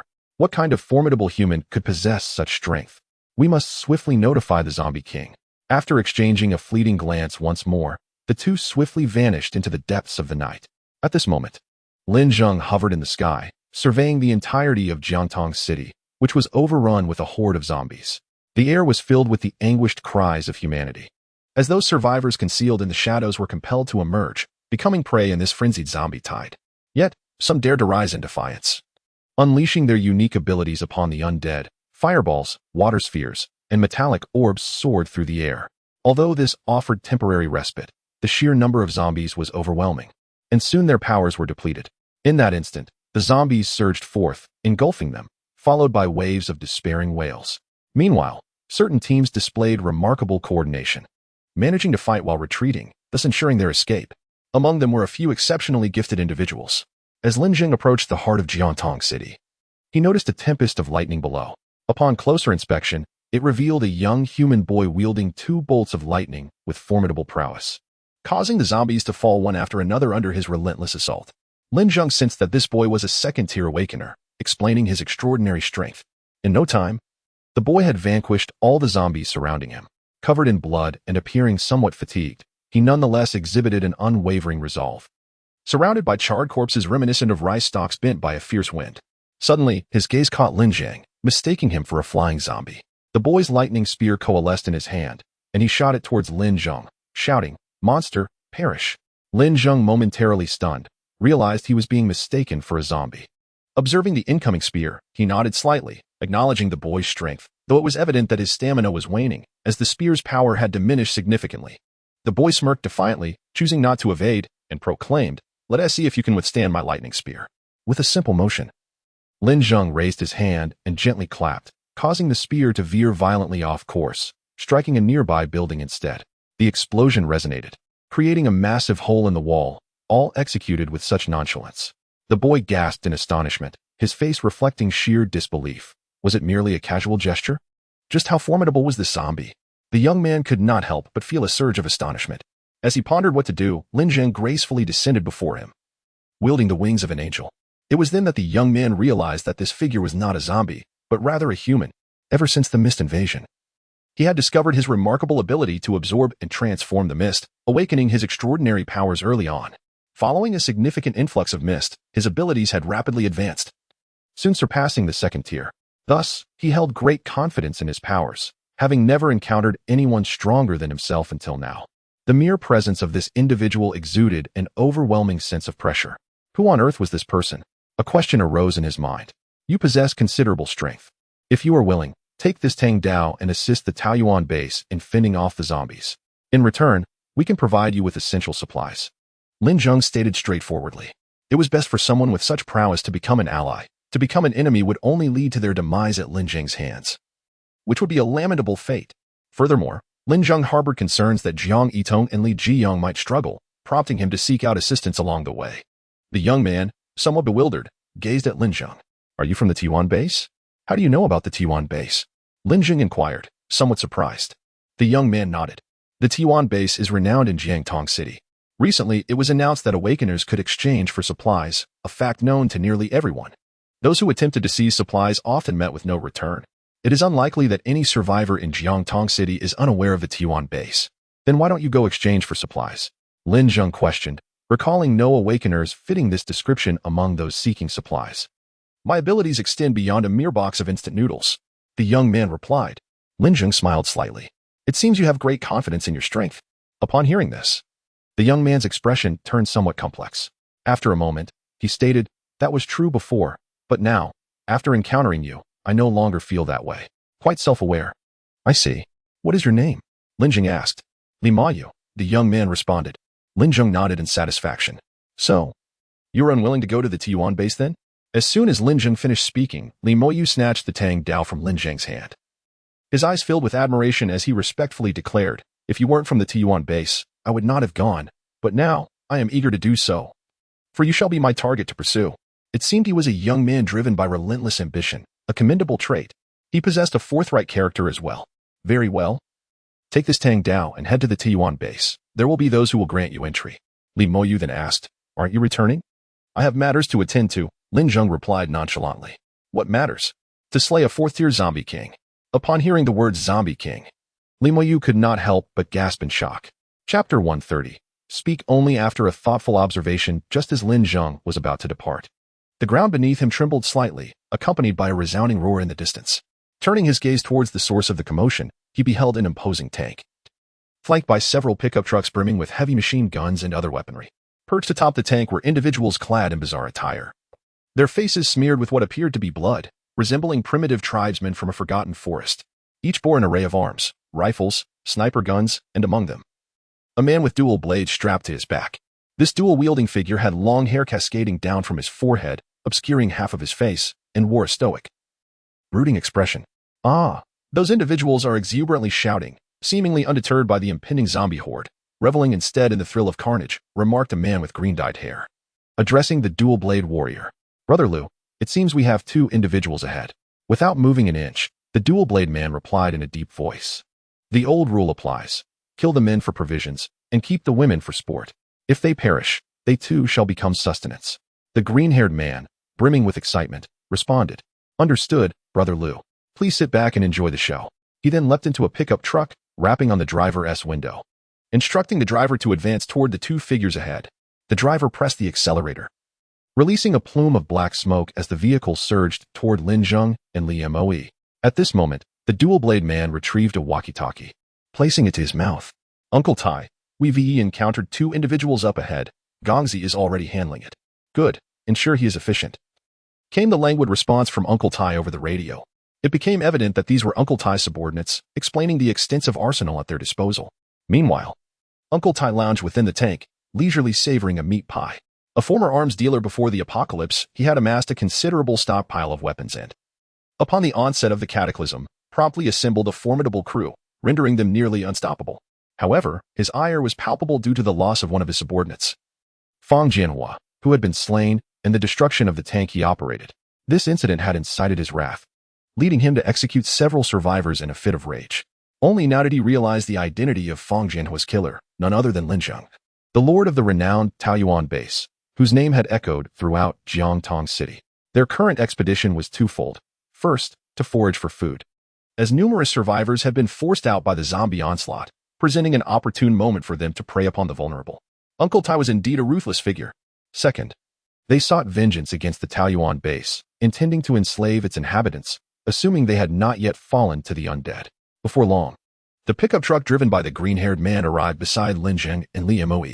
Upon realizing they were two men, disappointment washed over him. Spitting to the side, he cursed, "What a letdown, just two men. It's been ages since I encountered fresh women. This is utterly dull." At that moment, the heavy machine gunner on the pickup truck addressed the man in the green cap, saying, "Brother gang, in this world, where can we find any women? They are either devoured by zombies or met their demise at the hands of other factions or formidable teams."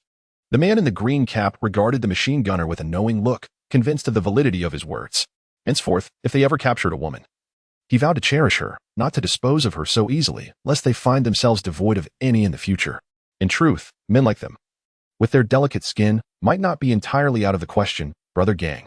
Suddenly, the machine gunner raised an eyebrow, a wicked grin spreading across his face. The man in the green cap, upon hearing this, found a semblance of reason in it. Desperation breeds no discrimination. "You certainly have ideas," he chuckled, giving the machine gunner a thumbs up. "Higi, of course. Once Brother Gang is done, may I have a turn?" "Certainly. I am grateful for Brother Gang's bounty." Subsequently, the man in the green cap leapt from the pickup, approaching Lin Zheng and Li Moe. Inspired by the machine gunner's provocative thoughts, he gazed at the two men with increasing enthusiasm. "You two, turn around and let me properly size you up." As soon as he finished speaking, a lewd smile still lingering on his face, Lin Zheng moved with astonishing speed, raising his palm and striking down forcefully, directly targeting the top of the man's head.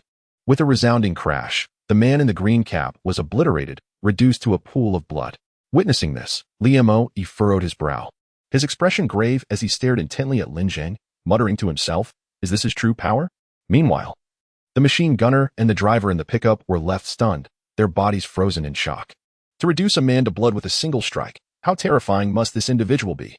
After a prolonged silence, the machine gunner snapped back to reality, unleashing a barrage of bullets towards Lin Zheng.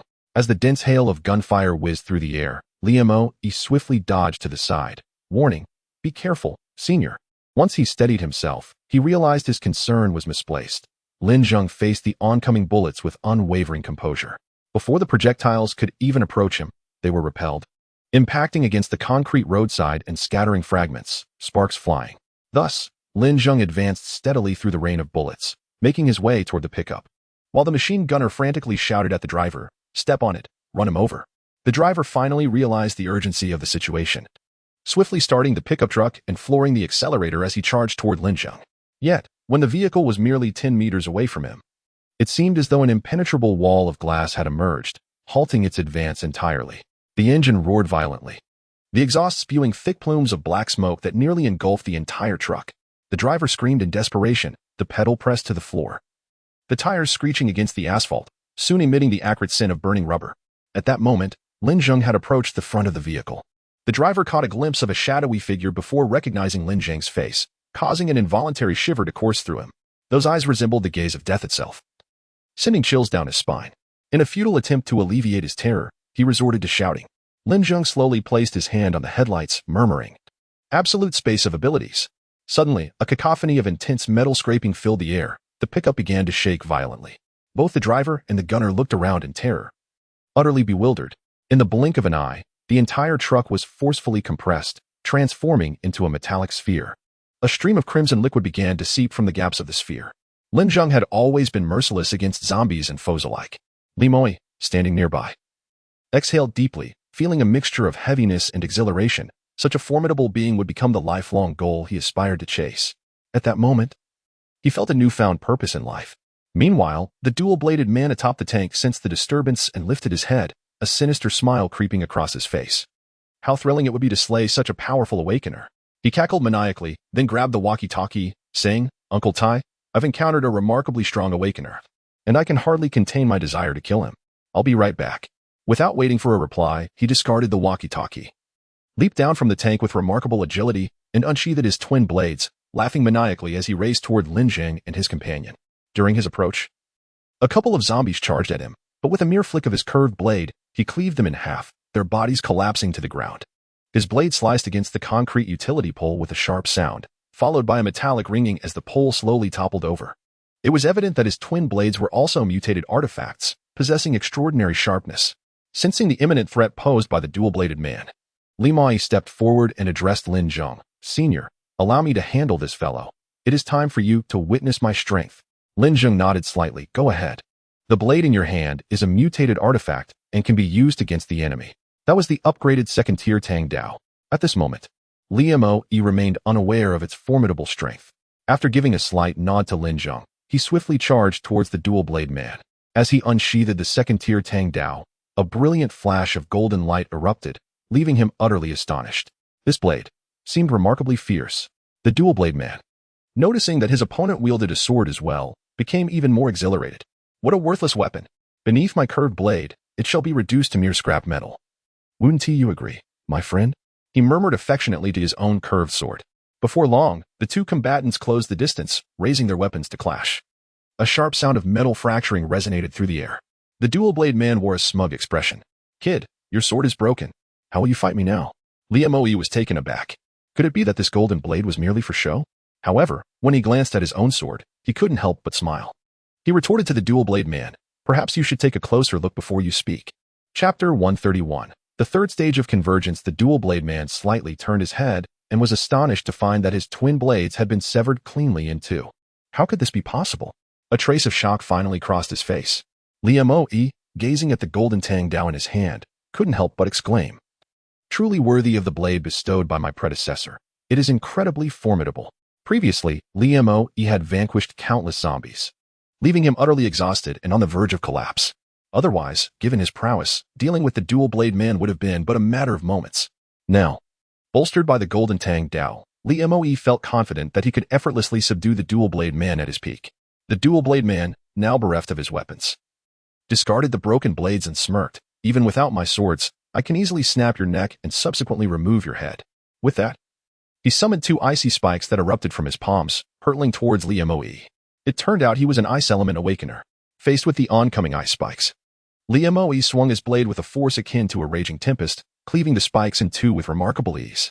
With a swift horizontal motion, he severed another ice spike at its midpoint. The dual-blade man's brow furrowed in surprise, and he wondered, what manner of blade is that it possesses such sharpness?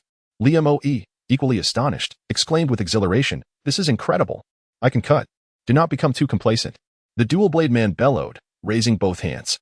The ground trembled as it responded to his command, erupting with myriad colossal ice spikes that surrounded Li Mo entirely. "Prepare to perish," he declared, bringing his hands together. The massive ice spikes began to converge slowly, intent on compressing Li Mo into a mere puddle of flesh. Observing the encroaching ice spikes, a triumphant smile spread across the dual-blade man's face as he cackled menacingly. "To challenge me, there is but one outcome: death." Unexpectedly, as he finished speaking, the ice spikes shattered with a crack, collapsing in unison. Li Mo leaped into action, raising his blade high to strike at the dual-blade man. Witnessing this, the man's pupils dilated, a flicker of terror finally crossing his face.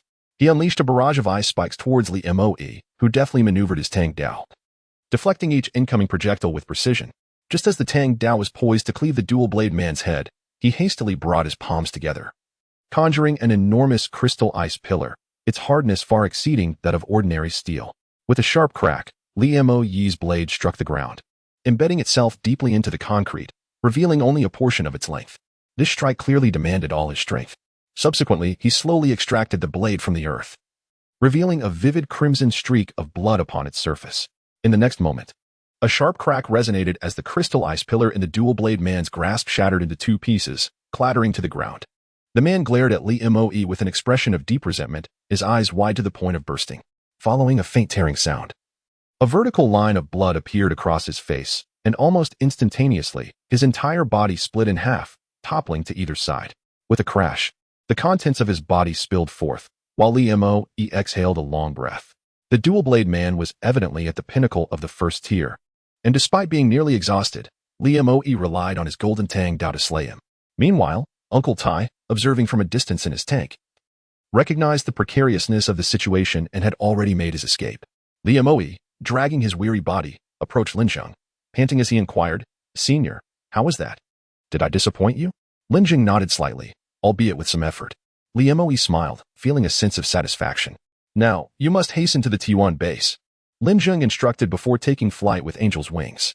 Atop Longhua Mountain, the zombie king sat upon a massive stone pedestal, surrounded by second-tier giant zombies, with the brain zombie quietly by his side.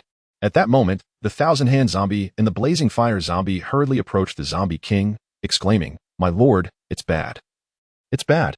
The zombie king glanced at the two, visibly irritated. "What is all the fuss about? What has happened?" The thousand-hand zombie replied hastily, "The pig-head zombie and the spiked zombie have been killed, and we cannot reach the corpse bat. It seems the situation is dire." Upon hearing this, the zombie king stirred slightly. "Are you certain?" The blazing fire zombie affirmed, "Absolutely sure, my lord. The pig-head zombie and the spiked zombie are missing their heads. It appears there are indeed formidable awakened beings among humans.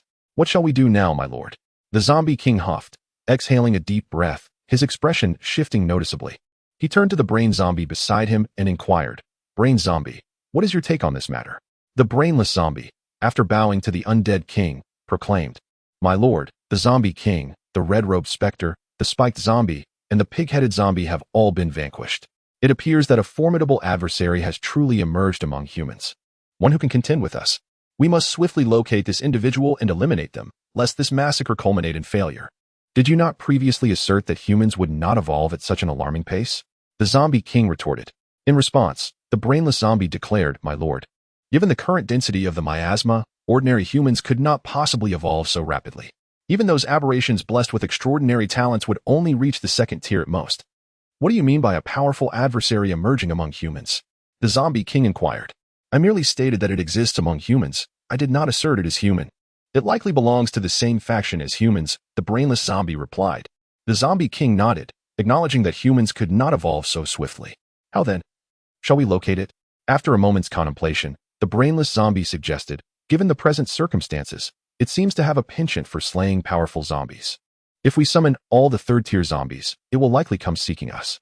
The zombie king agreed. "Very well, let it be done as you propose." At that moment, a zombie resembling a frog prostrated itself on the ground, its neck swelling and contracting like a balloon, emitting croaking sounds. In addition to producing audible frequencies discernible by humans, it could also generate subsonic frequencies capable of traveling vast distances, especially from its elevated position, which facilitated the propagation of these low-frequency sounds. Soon, the third-tier zombies scattered across various corners received the message, "What? A powerful adversary has emerged among humans. How can this be? How long has the miasma been invading the human realm? Forget that for now, my lord the zombie king. Let us return to confront this human powerhouse." In an instant, countless third-tier zombies surged towards Longhua Mountain. Meanwhile, another figure soared through the air, Lin Zheng, who was also en route to Longhua Mountain. Suddenly, several bat-like zombies took flight and spotted Lin Zheng ahead. "Look, that figure ahead seems a bit peculiar," one exclaimed. "Where?" "Right in front of us. It does appear somewhat odd." Another bat zombie furrowed its brow and, upon closer inspection, exclaimed in surprise, "That is not a zombie, it is a human." The other zombies were taken aback, and upon scrutinizing further, they indeed confirmed it was a human. "What do you say, brothers? Shall we have a little snack before returning to Longhua Mountain?" "Let us do it." In a flurry, around 7 or 8 bat zombies flapped their wings and flew towards Lin Zheng, quickly surrounding him. "Hey, human, Surrender obediently and become our delicacy. Indeed, you must admit, this human appears tender and succulent. He would surely make a delightful feast. You are indeed correct. The current state of humanity is rather disheveled, detrimentally affecting their overall appeal. Such a pristine individual is indeed a rarity. Just wait until I twist this human's head off. With that, the bat zombie lunged toward Lin Zheng, mouth agape. Lin Zheng merely smiled, extending his right hand to seize the bat zombie's head with remarkable force. In an instant, his fingers clenched down, causing the bat zombie's head to explode like a watermelon, its body spiraling downward. Moments later, a resounding thud echoed as it struck the ground. The remaining bat zombie stood frozen in shock, unable to comprehend that this human had effortlessly crushed a third-tier zombie with his bare hands. Could he possibly be at the pinnacle of the third tier? Or even possess the fourth-tier strength akin to their zombie king? The thought was too daunting to entertain. Suddenly, one bat zombie, struck by a revelation, gazed at Lin Zheng in horror and stammered, You are that human powerhouse." The other zombies, upon hearing this, were equally astonished, realizing they had unexpectedly encountered the very human who had slain numerous third-tier zombies along their path. Initially, they presumed this individual to be merely a third-tier threat. However, they were gravely mistaken. A few bat zombies exchanged knowing glances and promptly dispersed in various directions, believing that at least one might escape. Yet, they severely underestimated Lin Zheng's prowess. He softly intoned, "Time, stand still." With a sudden ripple in space, the zombies found themselves immobilized, eerily suspended in midair. However, one zombie, faster than the rest, flew beyond the bounds of the time freeze. Yet, it could not evade Lin Zheng's grasp. With a casual flick, he released a golden thread that slithered toward the bat zombie like a swift serpent. The thread rapidly coiled around its body, binding it tightly like a zongzi. Then, with a fierce tug, Lin Zheng tightened the golden thread, slicing the bat zombie into myriad pieces that gently floated to the ground. Before its demise, the bat zombie emitted a low-frequency signal, summoning nearby third-tier zombies for assistance. In a flurry, Lin Zheng advanced, methodically dispatching the immobilized bat zombies. As the time freeze concluded, their lifeless forms plummeted to the ground in unison. Meanwhile, the alerted third-tier zombies transmitted the message to their nearby counterparts. And soon hundreds of third-tier zombies were hastily converging toward Lin Zheng. A massacre was imminent. Chapter 132. It is almost time. What? That formidable human warrior has reappeared. Indeed, according to the information relayed by the bat zombie before its demise, this human warrior possesses an extraordinary strength. Therefore, we must alert the nearby third-tier zombies to join forces and eliminate him. There are at least 300 third-tier zombies in the vicinity, no matter how powerful he is. I refuse to believe he can simultaneously contend with 300 of us. You are absolutely right. Lord Zombie King has commanded us to return to Longhua Mountain to confront this human warrior together. If we manage to slay him along the way and bring his remains back to Lord Zombie King, he will undoubtedly be greatly pleased. Who knows, perhaps in his delight, he will host a grand feast of a human blood pool and a forest of flesh. Let us proceed. With so many third-tier zombies at our disposal, dispatching that human warrior will be a mere trifle. In a moment, a multitude of third-tier zombies converged towards Lin Zheng's location. After dispatching a few third-tier bat zombies, Lin Zheng suddenly recalled the zombie he had strangled with golden threads. Before its death, its mouth had been moving as if attempting to articulate something. He was curious. Could it have been pleading for mercy? But that should be expressed vocally, shouldn't it? Was it perhaps sending a distress signal to summon assistance? He decided to consult the system. System, what did that zombie say before it perished? It was summoning the nearby third-tier zombies to come and kill you. The system has detected approximately 300 third-tier zombies swiftly approaching this location. To his surprise, the system indeed possessed knowledge of the matter. He contemplated inquiring about the origin of the zombies. System, where is the source of the zombies? Host permissions are insufficient to access the answer to this question. It appears that not all inquiries yield answers. 300 third-tier zombies, you say? There is no immediate urgency. Let us first deal with these 300 zombies. As Lin Zheng descended slowly, he resembled a celestial being gracing the earth. Beneath him stood a gnarled, withered tree, upon which he alighted on a branch before settling down comfortably. He retrieved a cup of coffee from his system space and savored it leisurely, appearing utterly unfazed by the imminent threat, as if he were merely relishing the scenery and the moonlight. The moon was resplendently full, its luminosity as gentle as water, making it a splendid night for moon gazing, utterly incongruous with the night of slaughter that lay ahead. Before long, a trio of third-tier zombies arrived at the scene, scanning their surroundings but finding no other souls, only the remains of a few bat zombies, reduced to mere pulp and scattered strips of flesh. They gasped in shock, a tremor of fear coursing through their hearts. Each corpse bore a small puncture at the back of the skull, from which an inexplicable force had pulverized the brain, allowing the remnants to ooze forth. Such a method was indeed terrifying, and these zombies evidently lacked the capacity to retaliate, rendered powerless in the face of unseen mastery. They began to sense the dread of that human powerhouse. Lin Zheng, perched upon the desiccated branch, made no haste to strike. He intended to wait until 300 zombies had congregated before launching an all-encompassing assault, thereby avoiding unnecessary complications. In this moment, he concealed his presence, rendering him undetectable to the zombies below, who were left to grapple with an obscure sense of apprehension as they scanned their surroundings with heightened vigilance. As the number of third-tier zombies swelled, their courage began to burgeon, emboldening some to vociferously taunt, "What a pathetic human powerhouse! Come out, if you dare. Hiding like a turtle, what kind of human are you? Show yourself, you worthless human. Come forth, let me sink my teeth into your skull, extract your heart, and rip out your entrails. Let's see if you'll still be so arrogant. You slaughtered so many of our third-tier brethren. Now, where is your bravado? We are here. A multitude of third-tier zombies, ready to take you down. Come out." Their shouts echoed in the night. Finishing the last sip of his coffee, Lin Zheng lifted his gaze to the moon, nodding slightly. It was nearly time. Chapter 133. Stealing home just as Lin Zheng was about to take action. The system's voice unexpectedly resonated. Eliminate 300 third-tier zombies to gain access to the source of the zombies. Truly, the system is remarkable, manifesting thoughts into reality. With this in mind, Lin Zheng felt an urgency to act without delay. He leaped forward, declaring, "Your grandfather is here." The third-tier zombies turned their heads in unison towards Lin Zheng, and upon realizing he was merely a youthful human, they scoffed. "What a joke. We thought he was a formidable adversary. He is but a boy yet to sprout his first hair." Indeed, summoning so many third-tier zombies was nothing short of a hindrance. At that moment, a crimson-skinned zombie stepped forward, pointing at Lin Zheng, proclaiming, "Watch closely. I shall take him down in 3 seconds." With that, it charged forward. Emitting a grotesque laugh, its jaw agape to reveal serrated teeth, saliva dripping profusely. Lin Zheng remained motionless, and as the zombie charged, he slowly raised his palm. His lips parting. Ability, explosive burst. Boom. A brilliant orange beam shot towards the crimson zombie's head, instantly vaporizing it in the searing eruption, leaving only a smoking carcass behind. The remaining zombies, witnessing this, began to take Lin Zheng seriously. This human warrior possessed formidable prowess, no longer daring to be complacent. They simultaneously launched an assault from all directions. "Come at me." Lin Zheng snorted coldly, unleashing his abilities. Ability, explosive burst. Boom. Ability, time freeze. Ability, pedal bomb. Ability, air cannon. Ability, absolute space. In an instant, the area was filled with the cacophony of explosions and anguished cries, resonating in a symphony of chaos. Brilliant flames erupted skyward, accompanied by deafening thunder, as dazzling streaks of lightning illuminated the battlefield. This terrifying uproar persisted for nearly half an hour before gradually subsiding. The once pristine area now resembled a war-torn landscape, littered with smoking craters and charred timber, the air thick with the scent of blood. Lin Zheng slowly pursued a zombie that had lost both its legs, placing a foot upon its back. The creature emitted whimpers of fear. Boom. With a decisive blast, Lin Zheng ended its existence.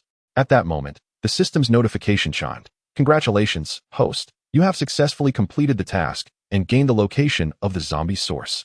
Subsequently, a vision reminiscent of a map's location emerged in Lin Zheng's mind, allowing him to magnify and reduce the map at will. As he continuously enlarged the map, he finally discerned the source of the zombies. With the aid of the monitor, he clearly observed a grotesque creature resembling a mountain of flesh, voraciously devouring humans and incessantly producing more zombies. It became evident why the horde was unending. A zombie queen was tirelessly generating these abominations. Having pinpointed the origin of the undead, Lin Zheng resolved to infiltrate the zombies' lair. Meanwhile, atop Longwall Mountain, the zombie king waited in vain. Realizing that the returning third-tier zombies numbered less than half. "What has transpired? Where are the remaining third-tier zombies?" he inquired. The brain zombie responded, "My lord. The bat zombie dispatched for reconnaissance is returning shortly." In that moment, a bat zombie descended from the sky, panic-stricken. "And my lord. The other half of the third-tier zombies have been killed." Recalling the horrifying scene, the bat zombie trembled uncontrollably. "What did you say?" The zombie king could no longer remain seated. He sprang to his feet, eyes ablaze with fury. Suddenly, beams of laser-like rage shot from his eyes, obliterating the bat zombie into a splatter of flesh. The zombie king was truly incensed. The loss of 300 third-tier zombies represented nearly half of his combat strength. How could he not be furious? "Cursed humans! Once I capture you, I shall methodically break your bones and tear your flesh piece by piece, to quell my wrath. A roar of unbridled hatred erupted, resonating throughout Longhua Mountain. The zombies below trembled, fearful of becoming the next victim of the laser's wrath. Just as he vented his fury, a colossal shadow plummeted from the heavens, crashing before the zombie king like a meteor, splattering him with blood. As he beheld the object before him, his skin quivered, teeth grinding in rage. Another thunderous roar echoed through the skies, followed by the zombie king clenching his fists and striking the ground, creating two massive craters, causing the earth to tremble slightly. The descending shadow was none other than the zombie queen. Her head and limbs had been brutally severed, leaving only a massive ball of flesh. Now, having fallen from a great height, she appeared nearly flattened. What do you mean, the zombie queen? How could she have fallen from the sky? At that moment, a zombie looked up, his expression morphing into sheer terror. Look, there is something in the sky. In an instant, all the zombies lifted their heads, including the zombie king and the brain zombie, who could distinctly sense the presence of humanity. Suddenly, a voice rang out among the horde, proclaiming, "It's him, the human warrior. What? How dare he come here?" As they spoke, petals began to rain down from the sky. What is this? A zombie reached out to catch them, only to be met with a thunderous explosion that obliterated it into fragments. Petal bombs. Gasps of shock erupted among the zombies, and the zombie king bellowed, "All bad zombies, bring that human down." Upon receiving the command, the bad zombies soared into the air, relentlessly charging towards Lin Zheng, invoking the power of absolute space. In the next moment, countless bat zombies plummeted from the sky. The zombie king, witnessing this, gritted his teeth in fury. "You vile human, don't think that just because you're in the air, I cannot deal with you."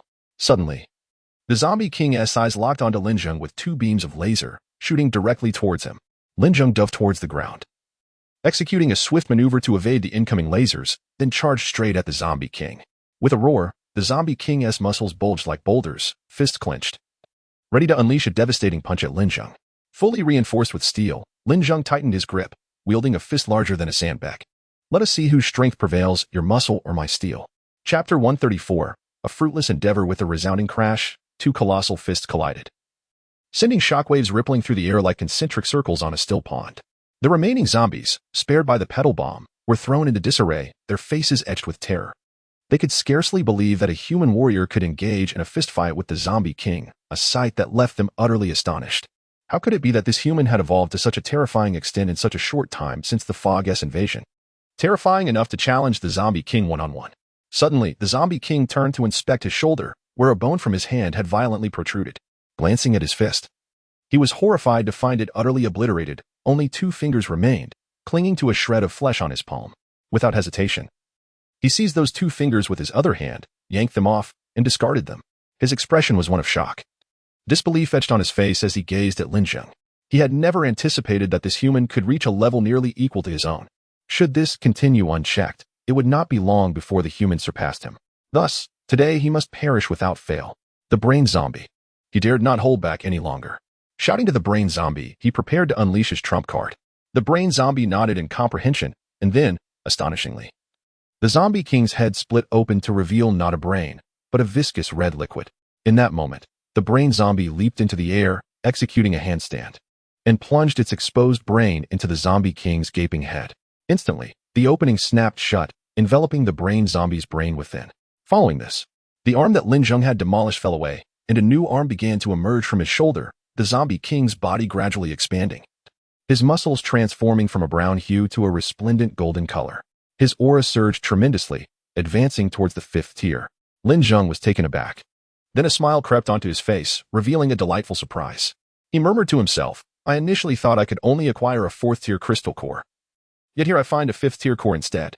Given that Lin Zheng's time stasis could be employed for one tier higher, he stood quietly, allowing the zombie king to evolve into the fifth tier without interruption.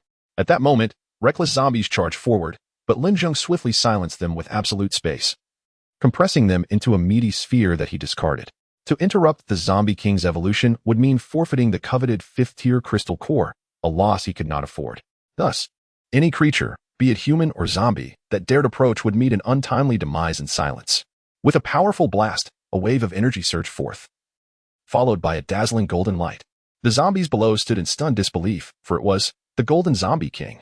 At this moment, the Zombie King had transformed into a colossal creature, towering at over 10 meters, its entire body shimmering with a golden hue, and covered in muscles resembling massive boulders. It exuded an overwhelming sense of power. "Wretched humans, today I shall ensure your agonizing demise," the golden zombie king bellowed, slamming its enormous hand towards Lin Zheng. "Has it finally evolved?" Lin Zheng mused softly to himself. "Now, it is my turn. Time stop." Just as the golden zombie king's hand was about to strike Lin Zheng, it abruptly froze, resembling a statue, devoid of any movement. What is happening? Why has the golden zombie king ceased to move? I have no idea. At that moment, Lin Zheng unfurled his wings of angels and soared to the top of the golden zombie king's head. He initially intended to shatter its skull and send it to the heavens, but reconsidered. It would be a pity to eliminate it before copying its powers. Thus, he resolved to replicate its abilities before delivering the final blow. The duration of time stop was 10 seconds, and the time required to copy an ability was also 10 seconds. Additionally, time stop had a cooldown period of 1 minute. Were it not for the cooldown, he could activate time stop again immediately after the first 10 seconds, potentially achieving perpetual stasis. Therefore, the most prudent course was to incapacitate the zombie king before copying its abilities and then finally vanquishing it. Lin Zheng meticulously planned this sequence. He simultaneously employed absolute space, black magic giant shadow, and super enhancement, forcefully extracting the brain zombie embedded in the golden zombie king's head. With a swift motion, he discarded it, unleashing a devastating explosion that obliterated it into nothingness. He had slain the brain zombie. What is happening? Why does the zombie king not move? If he doesn't act soon, that human will strike. After neutralizing the brain zombie, Lin Zheng swiftly retrieved his golden tang dowel and plunged it into the golden zombie king's brain, stirring it frantically. I stir. I shall reduce you to a pulp." Although its brain was absent, other substances remained. It was not entirely devoid of contents. Before long, Lin Zheng had turned its brain into a mushy mass, nearly resembling a puddle of paste. To ensure absolute certainty, he also blinded the creature. After 10 seconds, the golden zombie king reverted to its ordinary form, collapsing to the ground without a single cry of anguish. Lin Zheng fervently prayed, "Please, do not die. Please, do not die." Suddenly, the zombie king convulsed slightly. Lin Zheng felt a surge of joy. It seemed there was still a flicker of life. He quickly approached and grasped the zombie king's hand, initiating the replication of its powers. After 10 seconds, the message echoed in his mind. "Congratulations, host. You have successfully copied the ability laser. Level up. Level up." This ability allows the host to forcibly elevate one level for combat in a short duration. Oh, this ability is splendid. Thus, combined with time stop, Lin Zheng could rise 2 levels and become invincible. In other words, within the 6th tier, he is invincible. After absorbing the abilities of the zombie king, Lin Zheng decisively crushed its skull beneath his foot, causing a spray of viscous fluid. The once twitching zombie king fell utterly still, and from its body emerged a 4th-tier zombie crystal core. Why is it a 4th-tier core and not a 5th tier? The zombie king had merely surpassed its level temporarily and was not genuinely a 5th-tier entity, hence its core remained 4th tier. Lin Zheng spread his hands in resignation, remarking that all his previous efforts were in vain. A 4th-tier core it is. Eventually, 5th-tier cores will come in due time. Chapter 135, The Zombie Prohibition, Beep, Mission Accomplished. Successfully exterminated the 4th-level zombie king. The object replication range has expanded by 500 cubic meters. Subsequently, Lin Zheng placed the 4th-level zombie king into the system space, simultaneously replicating a multitude of them, which he stacked in a corner of the system space. The remaining 3rd-level zombies, who had narrowly escaped, scattered in panic, howling as if driven mad. Lin Zheng, however, found little inclination to pursue them, for he had already resolved the source of the undead and the zombie king. It was reasonable to assume that a period of tranquility would ensue. The few lingering 3rd-level zombies, along with the 2nd and 1st-level variants, posed no significant threat to Lin Zheng and the Taiyuan base. Yet, for the rest of humanity, they remained a considerable menace. Nevertheless, Lin Zheng deemed it unnecessary to eradicate every last zombie on their behalf. Such an endeavor would yield no reward and was not his obligation. Thus, Lin Zheng returned to the Taiyuan base. Indeed, with the addition of Shaolin and Li Moe, the base had successfully withstood the onslaught of the zombie tide. Li Xiaorou remained in a state of unconsciousness and did not partake in this defensive battle. Outside the base, a dense accumulation of zombie corpses lay piled high, each body grotesquely mangled and drenched in blood, creating a truly horrifying scene. Upon entering the base, Lin Zheng discovered the 4 of them slumped against one another on the ground, drenched in sweat and panting heavily, utterly exhausted. The golden retriever beside them panted rapidly, sprawled on the ground as if on the brink of collapse. It appeared that the group had grown familiar with one another through this battle, even establishing a semblance of emotional bonds. Li Moe was the first to notice Lin Zheng's return, exclaiming with excitement, "Senior." Instantly, everyone turned their gaze toward Lin Zheng. Zheng, brother Lin Zheng. Senior. What woof. Lin Zheng smiled warmly at them, waving his hand as he said, "You have all worked hard." Upon hearing these words, the group instantly revitalized, their faces lighting up with joy. Jiang Yitong gazed at him affectionately. Li Jiyang expressed gratitude. And both Li Moe and Shaolin looked at him with admiration and respect. The golden retriever's eyes shone with loyalty. Each person's attitude towards Lin Zheng was unmistakable. It was not arduous, senior. It was not burdensome, Zheng. It was not taxing, brother Lin Zheng. What woof. Just as they basked in their shared joy, a commotion erupted outside the base. An enraged voice shouted, "Damn it, those detestable humans. How dare they slay so many of our kind?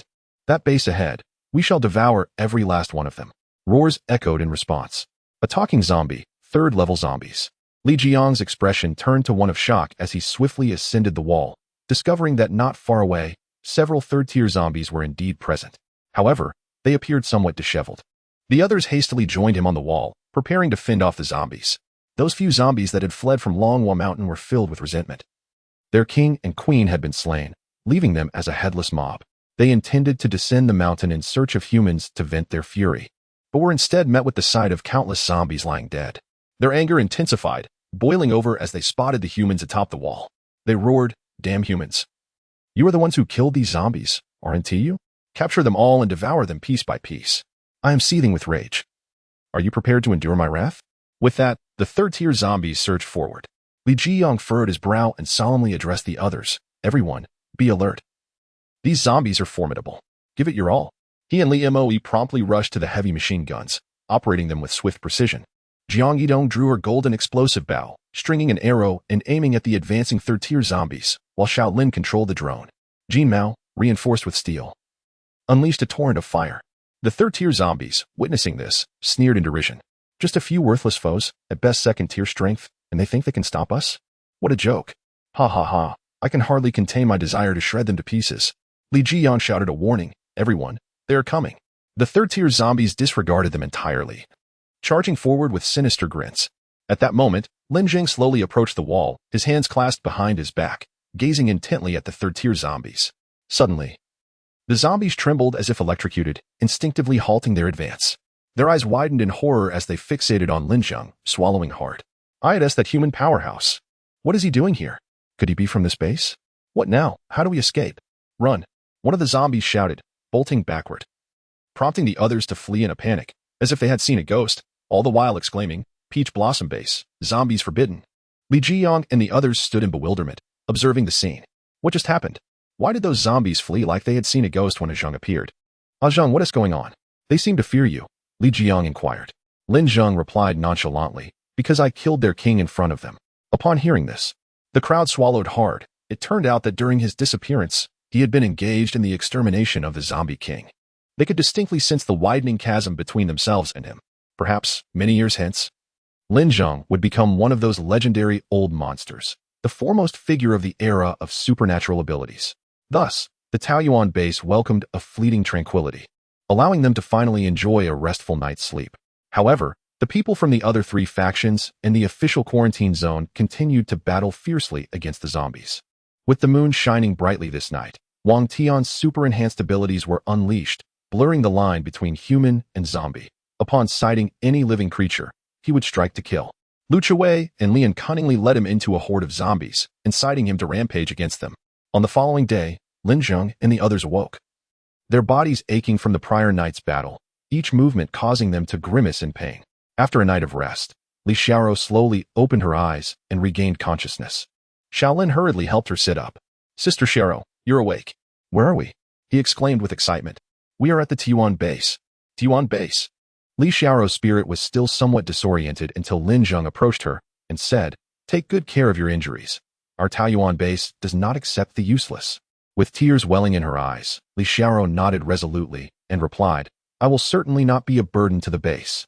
Chapter 136, Filling the Pit Thus. A month passed in tranquil days. Li Xiaoro's injuries had nearly healed, and the others had made remarkable progress in strength, thanks to the crystal cores provided by Lin Zheng. It can be said that the most formidable warriors of humanity were gathered at the Taoyuan base, with Lin Zheng being the strongest. Standing at the pinnacle of the fourth tier, just a step away from the 5th tier. He discovered that as one's level increased, the difficulty of breaking through also escalated. Even with an abundance of crystal cores at his disposal, the energy absorbed from these cores required time for the body to convert. The higher the level, the greater the energy needed and the longer the conversion process took. This necessity surged exponentially. Consequently, this meant that the disparity in strength between levels became starkly pronounced.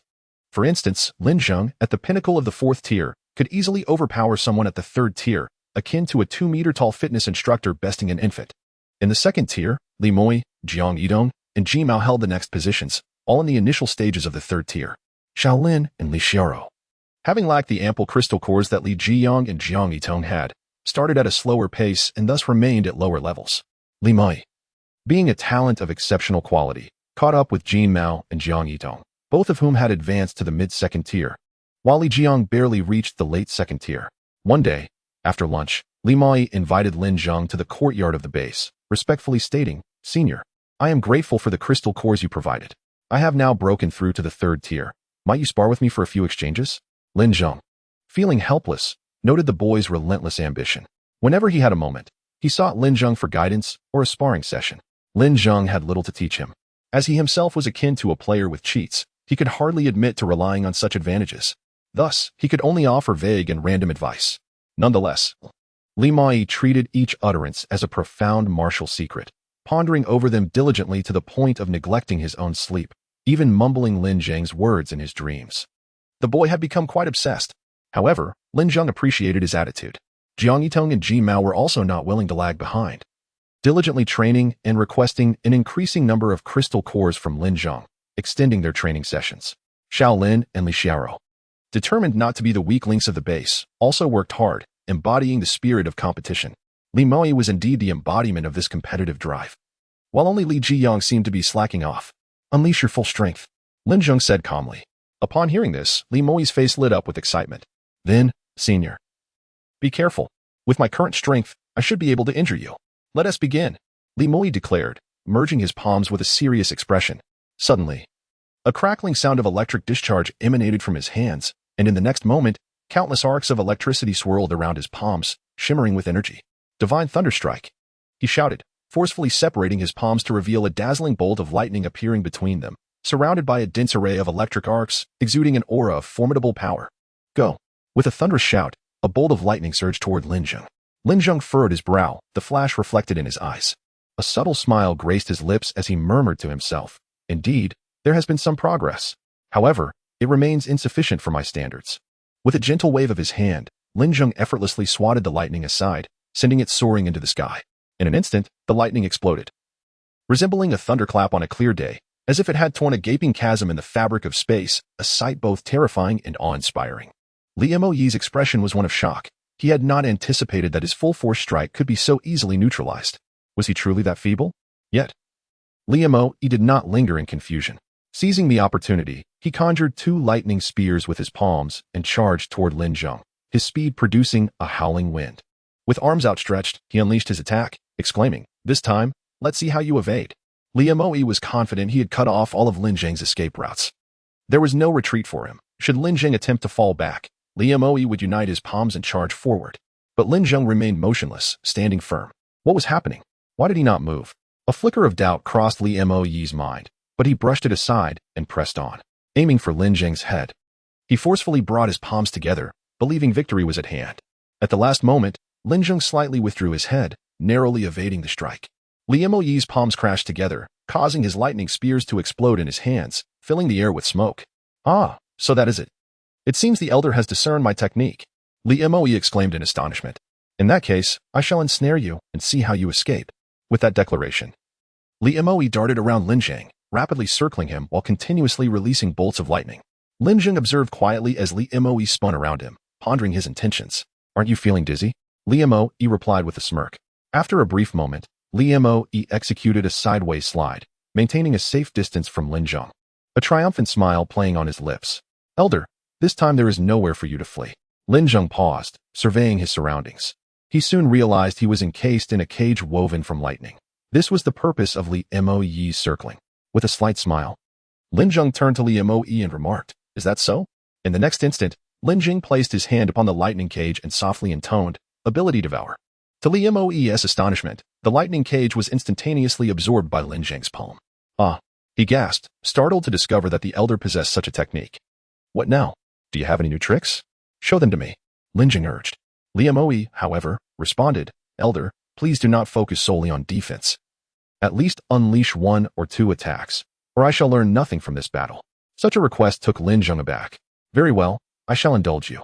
Suddenly, Lin Zheng's footsteps shifted slightly, gathering momentum. With a swift motion, he kicked up a cloud of dust. Li Moe stood frozen, entirely oblivious to the unfolding events. He vanished. Lin Zheng's speed was such that he seemed to have disappeared before Li Moe's very eyes. A rush of air struck his face as Lin Zheng's figure abruptly materialized before him, startling him into a tremor, his pupils dilating in shock. When did he arrive here? Just as Li Moe's mind was engulfed in astonishment, Lin Zheng's fist surged towards his face with a ferocious wind that nearly broke the sound barrier. Instantly, a chilling aura of death flooded Li Moe's consciousness. The punch appeared slow, yet he felt utterly incapable of evading it, or rather, he had already lost the courage to try. The fist halted a mere centimeter from him, the force of its wind brushing against his face, swirling around him to create a massive crater in the ground behind. With a gulp, Li Moe swallowed hard, his heart racing, his expression numb, utterly awestruck by the sheer power of a single punch. Is this the strength of a senior? The disparity is beyond measure. He couldn't help but marvel at the realization. At that moment, Lin Zheng stepped closer and remarked, remember to fill in that hole behind you. Oh, yes, senior. Li Moe responded promptly, straightening up and replying with deep respect. Chapter 137. This person must not be killed in the span of a month. The 3 safety zones had not made any further appearance. Instead, new safety zones were established at 2 other sources of mist. The official quarantine zone had once come to borrow supplies, but Lin Zheng firmly declined. Although he possessed an abundance of resources, he understood that once he opened that door, he would become their free supplier. Any delay or inadequacy in the provision of supplies would inevitably incite their resentment. Such is the nature of humanity. Moreover, they were of no concern to him. Why should he assist them? Their survival was of no interest to him. Due to the invasion of mist, a multitude of crops and poultry had perished under mysterious circumstances. The remaining food had been scavenged repeatedly, leaving only a scant supply, and even that was largely spoiled and inedible. If fortunate, one might stumble upon food fortified with technology and resilience in some corner. However, such provisions were typically reserved for affluent districts, emphasizing freshness, organic quality, and the absence of additives. Yet, with the apocalypse having struck not long ago, even these had succumbed to decay. Thus, those who had narrowly survived the last zombie tide now faced an even graver calamity, famine. Prior to the extensive mist invasion, several bases or safety zones had commenced the cultivation of crops and the raising of poultry. If they had endured a bit longer, a cycle of sustainability might have been achievable. Now, however, due to the mist's influence, crops were unable to thrive, and living poultry were scarcely visible, effectively driving humanity toward a dead end. Cannibalism was gradually emerging from the shadows into the light of day. On this day, outside the Taiyuan base, several unfamiliar figures appeared. An elderly man, followed closely by a bespectacled young man holding documents, and behind them, 2 towering, robust figures clad in black, exuding an aura of extraordinary abilities. It was evident that the elder was no ordinary individual. Suddenly, his eyes brightened, as if he had caught sight of something extraordinary, and he became immensely excited. He swiftly ran to the outer wall of the Taiyuan base, and in the crevice between the wall and the ground, there was a small patch of green grass. Found it! Found it! At last, we've found it, the elder exclaimed, his excitement causing him to dance with joy. He then placed his hands on the young man's shoulders, exclaiming, Xiao Wang, we have finally discovered the variant rice seedlings. In a month's time, we have traversed countless places, never expecting to find it in the crevice of a wall by the roadside. The young man, equally exhilarated, had tears welling in his eyes. He removed his glasses and wiped them with his hand, then, with a trembling voice, spoke to the elder, Grandpa Li, we found it. We truly found it.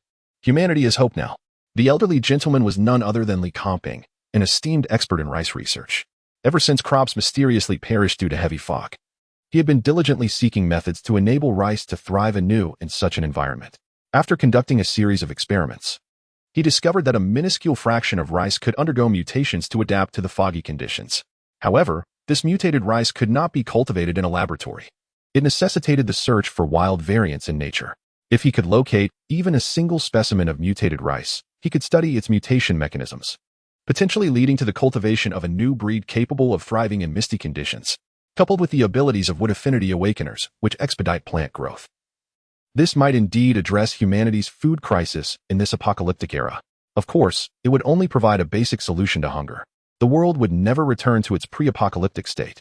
Subsequently, Li Kangping retrieved tools from his assistant Xiao Wang's box and began to chisel at the crevices of the wall, attempting to extract the mutated rice intact. Meanwhile, Xiao Wang diligently documented the process with photographs, while two imposing figures stood on guard, vigilantly scanning the surroundings for any lurking zombies or hostile humans. Along their journey, they had encountered far more terrifying humans than zombies. In fact, they harbored a greater fear of humans. Just days prior, they had stumbled upon a naked woman in the middle of the road. When they approached to investigate, she had brandished a gun at them, and soon, individuals lying in ambush surged forth, surrounding them. Their intent was not only to seize their supplies but also to kill the young assistant Xiao Wang for sustenance. Fortunately, the two bodyguards, seasoned and formidable, worked in tandem to eliminate the band of robbers. "Who are you, and what are you doing?" rang out the voice of Li Zheng from atop the wall. Hearing the clinking sounds from outside, he climbed the wall to investigate and spotted a group of individuals wielding tools, chiseling at the base of the wall. His immediate instinct was to assume they were there to launch an ambush, prompting him to train a heavy machine gun on them. Upon seeing the formidable weapon aimed in their direction, the group trembled in fear. The bodyguards were astonished that a small, dilapidated base could possess such heavy artillery. "Young brother, we mean no harm," one bodyguard exclaimed, raising his hands in a gesture of peace, simultaneously seeking to divert their attention. The other bodyguard discreetly eyed the throwing knife at his waist, calculating how to swiftly incapacitate the adversaries. Both were peak-level awakeners, confident in their abilities, having encountered few opponents surpassing them along the way. "With no ill intent, why are you chiseling at our base's wall? Are you attempting to create a hole to sneak in and ambush us?" Li Zheng declared, promptly disengaging the safety and racking the gun's action. "Young brother, we are merely trying to excavate this little plant." Li Kangping pondered for a moment before deciding to withhold the information, referring to it simply as little grass. Li Zheng tilted his head slightly and indeed spotted a conspicuous green blade of grass in the wall's crevice. However, recalling Lin Zheng's warning never to trust anyone in this apocalypse, for their every word might be a deception, and their actions could be preparations for your demise, he dismissed the notion. After all, what purpose would there be in excavating a blade of grass amidst the apocalypse? Such a lie seemed woefully insipid. Just as Li Zheng prepared to take action, Li Mo inquired from below, "Zheng, what's the matter?" "Nothing. Just a few people lurking outside. I will handle it shortly. Do you need assistance?" At that moment, two bodyguards exchanged glances, sensing the opportune moment. Almost simultaneously, they drew throwing knives from their waists, hurling them towards Li Zheng. The knives whistled through the air, aimed directly at him. Li Zheng swiftly turned his head, cursing under his breath. They were indeed attempting a sneak attack. He quickly raised both hands, effortlessly seizing the two knives in his grasp, and then shouted, "Shadow of the Black Demon." With a flourish, a shadow resembling a demon materialized behind him, towering over 10 meters, shrouded in dark mist that exuded an aura of death. Li Zheng leaped down from the wall, the shadow following suit, causing the ground to tremble. "Incredible! This presence far exceeds any awakened individual we have encountered," one bodyguard exclaimed in astonishment, realizing that such a formidable awakened being could exist in a mere small base. The other bodyguard was equally shaken. Upon witnessing this, Li Mo instantly grasped the gravity of the situation. "There is something amiss," he declared, leaping out of the base, his body enveloped in crackling electricity, akin to the arrival of a thunder god. "Zheng, I'm here to assist you." "Damn, another one. This is outrageous. How many such powerful awakened beings does this small base possess?" The two bodyguards exchanged incredulous glances, their worldview shattering. "So, you intend to ambush our base, do you?" Li Mo bellowed, sending shivers down the spines of those present, causing them to retreat in fear. Faced with one enormous shadow and another crackling with electricity, Li Kangping felt the chill of trepidation. Nevertheless, he stepped forward, presenting his identification. "Gentlemen, we harbor no ill intentions. We are here for research purposes. This is my identification. I am an expert in rice research, and my name is Li Kangping." Li Mo glanced at Li Zheng, seemingly seeking guidance on their next move. Li Zheng decisively stated, "As Zheng said, in this apocalypse, no one can be trusted. All suspicious individuals must be eliminated." Li Mo nodded, now resolute and unencumbered by doubt. "Then let us proceed to eliminate." The two individuals charged forward almost simultaneously. With a resounding thud, Lin Zheng stood before them, extending his palms to seize their fists, which they had swung with all their might. The force of their punches created a fierce gust that nearly toppled the four who stood behind him. Witnessing Lin Zheng effortlessly thwart the assault of those two formidable awakened beings shattered the worldview of the bodyguards, leaving it in ruins. Could he possibly be a deity? Observing Lin Zheng's intervention, Li Zheng and Li Moe exchanged glances, filled with confusion. Ah Zheng, what is the matter? Lin Zheng replied calmly. This person must not be killed. Upon hearing this, their bewilderment deepened. Such a sentiment was uncharacteristic of Lin Zheng. Chapter 138. Do you see that building? Why? Li Moe and Li Zheng inquired almost simultaneously. Before the apocalypse, we all grew up consuming the rice cultivated through his research. So, why indeed? Though Lin Zheng was not a saint, it did not imply he was devoid of compassion or conscience, especially regarding someone like Li Kangping. A scientist who dedicated his life to the nation and its people, sustaining countless lives through his research. According to the system's provided overview of the apocalypse, Lin Zheng recalled that Li Kangping was a pivotal figure, improving crops to allow Blue Star, shrouded in mist, to cultivate new strains of rice capable of thriving in such conditions. It could be said that after the apocalypse, everyone on Blue Star survived on the food he developed. He was the hero of the entire planet, and no one dared to harm him. This was not merely due to the potency of his abilities, but rather because those who would dare to attack him would find themselves at odds with the entire populace of Blue Star. Who would be so audacious? Suddenly, Li Zheng's eyes widened as if a realization struck him, and he exclaimed, "You are the esteemed grandpa who researched rice." Li Moe also recalled, "You are indeed Grandpa Li." Li Kangping typically conducted his research in laboratories or fields, rarely granting interviews or appearing on television. The public's most familiar image of him was a photograph taken while he was bent over in the fields, studying rice. "My apologies, Grandpa Li. We failed to recognize you and nearly acted against you." Both Li Zheng and Li Moe apologized in unison. Li Kangping, with a kind and warm smile, reassured them, "It's quite all right, children. In these dire times, human nature is unpredictable. It is wise to remain vigilant. I bear you no ill will." Li Zheng glanced at the two bodyguards behind Li Kangping. Puzzled, he asked, "Grandpa Li, is it safe to have only these two seemingly weak bodyguards with you?" "Two bodyguards? Are you being polite?" Li Kangping chuckled. "No, dear children, the state has dispatched a unit to protect me. However, I fear that too many might inadvertently damage what I seek. Besides, Instructor Wang and Instructor Liu are quite formidable. They have been my protectors along the way. It's merely that you two are exceptionally impressive." Upon hearing this, Li Zheng and Li Moe exchanged glances, smiles spreading across their faces. Who wouldn't be thrilled to receive praise from their idol? "You wish to uproot this grass? Allow me to assist you." Li Zheng bent down to pull out the plant. Li Kangping quickly interjected, "No need, children. I shall do it myself." He was not concerned about troubling them, but rather about the possibility of them damaging the precious mutated rice. Li Moe, eager to lend a hand to his idol, chimed in, "Grandpa Li, I'll help you too." Meanwhile, Lin Zheng stood at a distance, surveying the tall building nearby. Within that edifice, a figure crouched by the floor-to-ceiling window, eyes pressed against the scope of a sniper rifle. Upon catching sight of Lin Zheng's gaze, the figure felt a sudden jolt of alarm.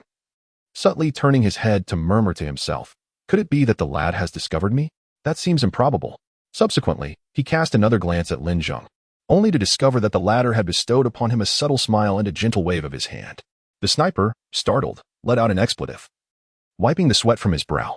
At that moment, he was certain that the young man had indeed noticed him. He swiftly turned to his companions and exclaimed, "Captain, it appears we have been detected." A burly man with a thick beard furrowed his brow in response. "What is going on?" The sniper, still shaken, replied, "One of the Kangping's men smiled at me." "That's impossible," the bearded man retorted with a hint of skepticism. "That building is at least 1,000 meters away. They shouldn't be able to see us."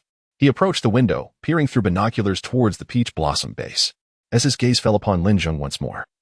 Lin Zheng offered another faint smile and waved, causing the man to hastily lower the binoculars, frowning in disbelief. "Damn it, how did that kid spot us?" At that moment, a scantily clad woman with short hair stepped forward, suggesting, "Captain, could it be that he has awakened some ability to enhance his vision and accidentally caught sight of us?" Another man, donning glasses, interjected, "That's impossible.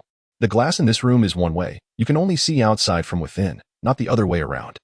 Could it be that they knew in advance we would be lying in wait here?" After a brief moment of contemplation, the bearded man declared, regardless of the reason, "We must abduct Li Kangping. With him in our possession, we will seize control of the food supply. And then our Eagle base will become the dominant power in all of Huaxia, and even Blue Star." "Captain, there's a military detachment stationed nearby specifically to protect Li Kangping.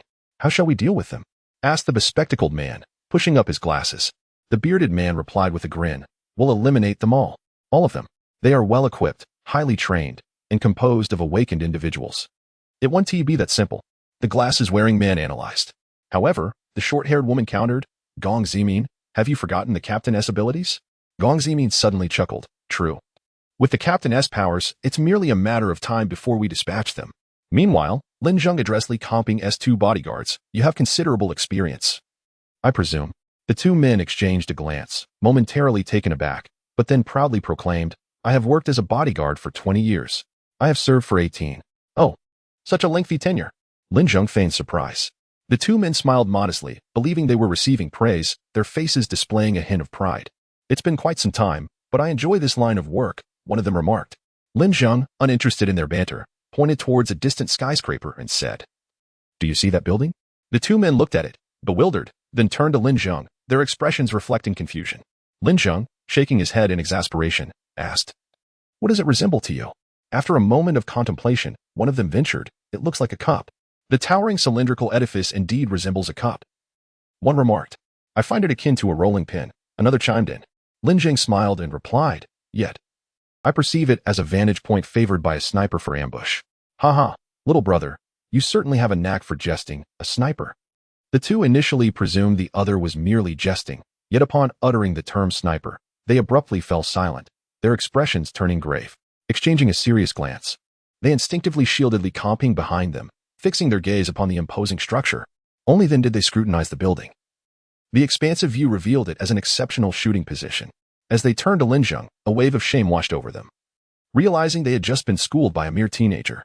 Chapter 139. Foundy Lu Gang hastily retrieved his binoculars to observe the towering building. The glass facade was predominantly single pane, rendering it nearly impossible to discern any details. However, this very obscurity heightened the likelihood of an ambush. Academician Li was lauded as the foremost rice research expert in the Huaxian nation.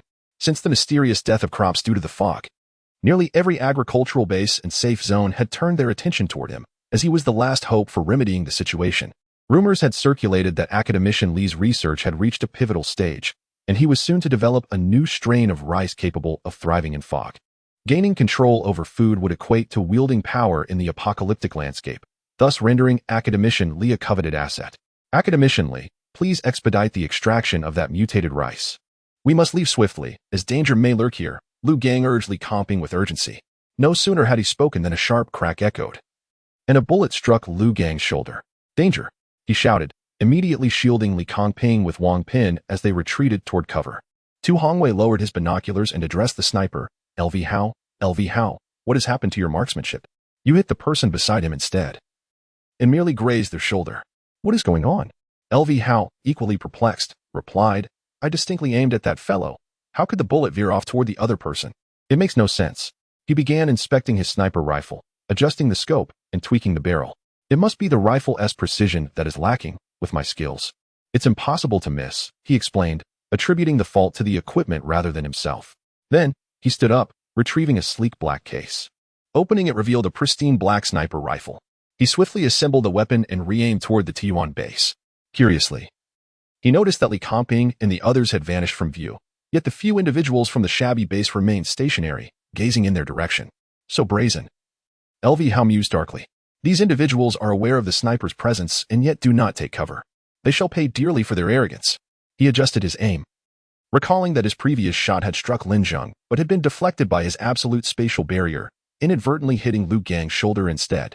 Meanwhile, Li Comping and the others, sheltered behind a wall at the Taiyuan base, found themselves in a blind spot relative to the building. With a look of alarm etched on his face, Li Comping exclaimed, "This is dire. The mutated rice has yet to be extracted." Determined to rush out despite the peril, he was abruptly restrained by Lu Gang. "Academician Li, it is too dangerous to go out now. I have already contacted the military station nearby. They will arrive shortly. Once they neutralize the threat, we will venture out." Despite Lu Gang's reassurances, Li Comping remained deeply troubled. He feared that the precious mutant rice could be damaged by the military, and in the chaos of battle, with bullets flying indiscriminately, the chances of its destruction were alarmingly high. This mutant rice was vital, even if it cost him his life. He was determined to retrieve it. Resolutely, he attempted to dash out once more, only to be firmly restrained by Lu Gang. "Academician Li, you cannot go out. I will retrieve it," Lu insisted. He then turned to Wang Pin, Instructor Wang, I entrust this to you. Wang nodded and, without hesitation, charged out. Upon exiting, he was surprised to find the group of youths still standing in place, seemingly unfazed by the distant enemy. How audacious they must be to remain there. You all must leave. It's dangerous, he urged, but they paid him no heed. Suddenly, a bullet whizzed past, aimed directly at Lin Zheng. With a crack, the projectile was deflected by the absolute space, but it struck Lu Gang's shoulder instead, now leaving him symmetrically injured on both sides. Lu Gang's arms hung limply, resembling two rubber appendages. Why is it always me getting hurt? Damn it, how did I miss again? The sniper, LV Hao, cursed in confusion. LV Hao, are you even capable? If not, take your worthless gun and leave. The Flying Eagle base has no need for incompetence, mocked the short-haired girl, Li Feifei. Though infuriated by her words, LV Hao could not retort, as he knew he had indeed misfired. His frustration was palpable as he scratched his head, his expression more grim than one who had just consumed something foul. He resumed checking his sniper rifle. What, are you going to blame the gun?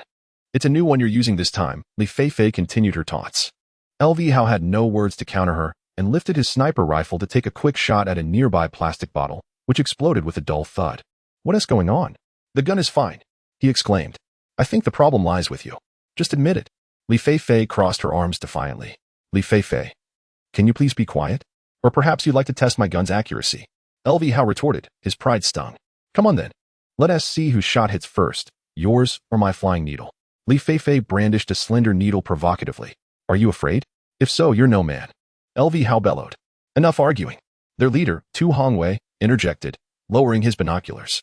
It's not his fault, nor the gun's. That lad possesses some peculiar abilities. Upon hearing this, the others turned toward Tu, eager for further explanation. That boy deflected the bullet. No way. Can someone actually deflect a bullet?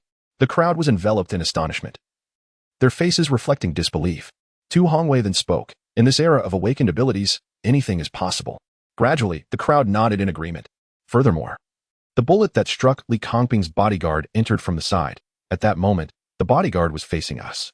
If Liu Hao had misfired, the bullet would have pierced directly into his shoulder. Thus, there is but one explanation. The bullet was deflected by that young man using a mysterious force, subsequently hitting the bodyguard. Tu Hongwei elaborated, and the crowd nodded in enlightened understanding, finding his reasoning compelling. Does that mean that young man is quite formidable? Gong Zimin inquired. Every individual has their weaknesses. He can certainly be dealt with, Tu Hongwei replied solemnly. At that moment, Lin Zheng had already pinpointed the location of the group in the building. I found you.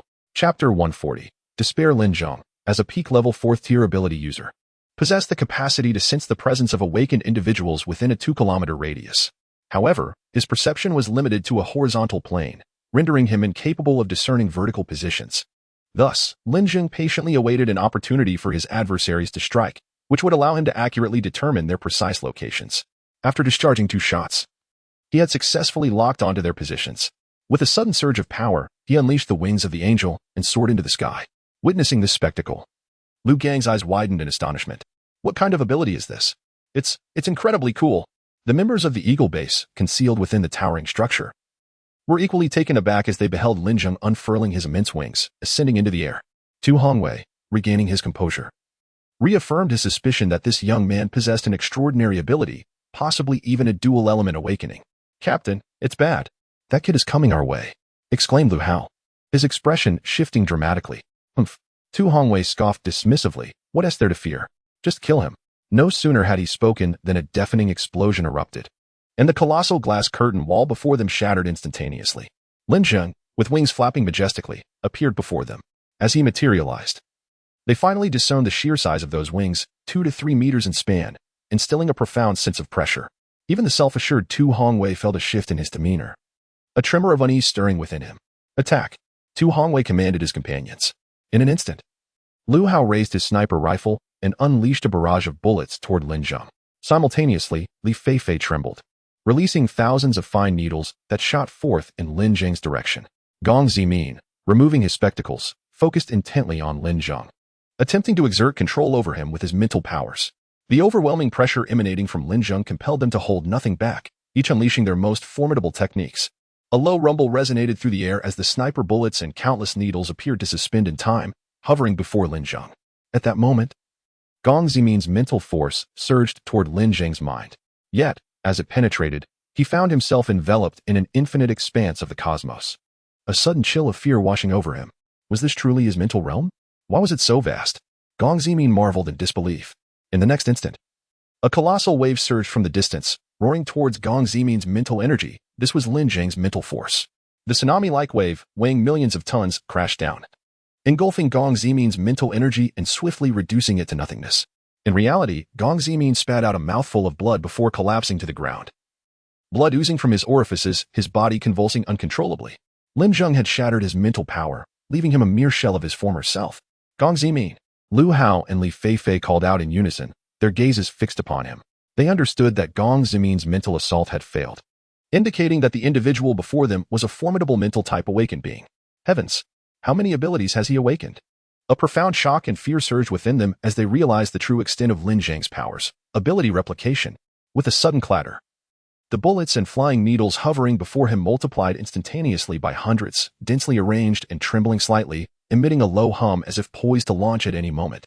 Lin Zheng gently waved his hand, unleashing a torrent of bullets and needles that struck El Hao and Li Feifei before they could evade, turning them into a veritable sieve. Their bodies riddled with the sharp projectiles, resembling a porcupine. With a sputter, they coughed up blood and collapsed to the ground, breathless. Meanwhile, Tu Hongwei stood frozen in shock. Within less than a minute, 2 of his 3 team members lay dead, and 1 was rendered a fool. The figure before him was undoubtedly a demon. Lin Zheng descended slowly, standing in front of Tu Hongwei, and coldly inquired, "Who sent you?" Placing his hand upon Tu Hongwei's, the latter flinched, casting a complex gaze at Lin Zheng, yet dared not move, responding tremulously, "We are from the Eagle Base." The Eagle Base, mentioned in the system's post-apocalyptic development overview, was a stronghold where power was revered. Though the base recruited new members annually, it maintained a ranking system. Those who fell beyond the 1,000th rank were expelled. Headquartered in Huhai City, over 1,000 kilometers from Jiangtong City, they had traveled this distance to ambush academician Li Kangping. Evidently aware that his rice research had reached a critical juncture, they recognized that in the apocalypse, whoever controlled food controlled the narrative. As Lin Zheng pondered, Tu Hongwei suddenly retreated rapidly, raising both hands and pressing down with urgency. "Gravity control," he shouted, and with that, the gravitational force surrounding Lin Zheng intensified 50-fold. "Haha, kid.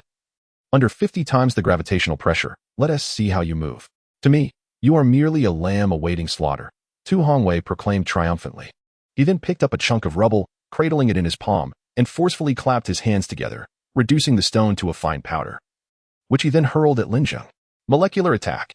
This ability could refine objects to a molecular level and control them thereafter, dispatching foes invisibly. In its advanced stages, it could directly molecularize objects to assault the cellular structure of enemies, making it an ideal stealth ability. Currently, Tu Hongwei could only refine objects to the size of a hair. As he watched the powder scatter, a grin spread across his face. "You killed 3 of my teammates. I will use this dust to pulverize your brain and watch you die in agony.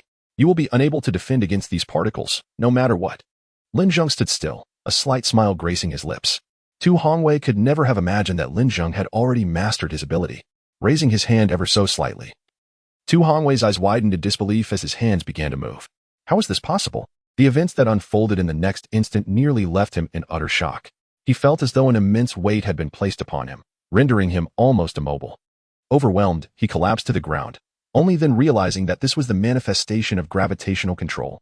His pupils dilated in sheer terror as he came to the staggering realization that he too had awakened the power of gravity manipulation. How could this be? What manner of creature was he to awaken such an array of extraordinary abilities? In the blink of an eye, a small brown sphere descended before Lin, formed from the very fragments of stone and debris. Under the absolute dominion of this space, not even molecular-level substances could penetrate. Molecular attacks proved ineffective against him as well. In that moment, Tu Hongwei was plunged into despair, and in the next heartbeat, he found himself enveloped by an even greater sense of hopelessness. Chapter 141.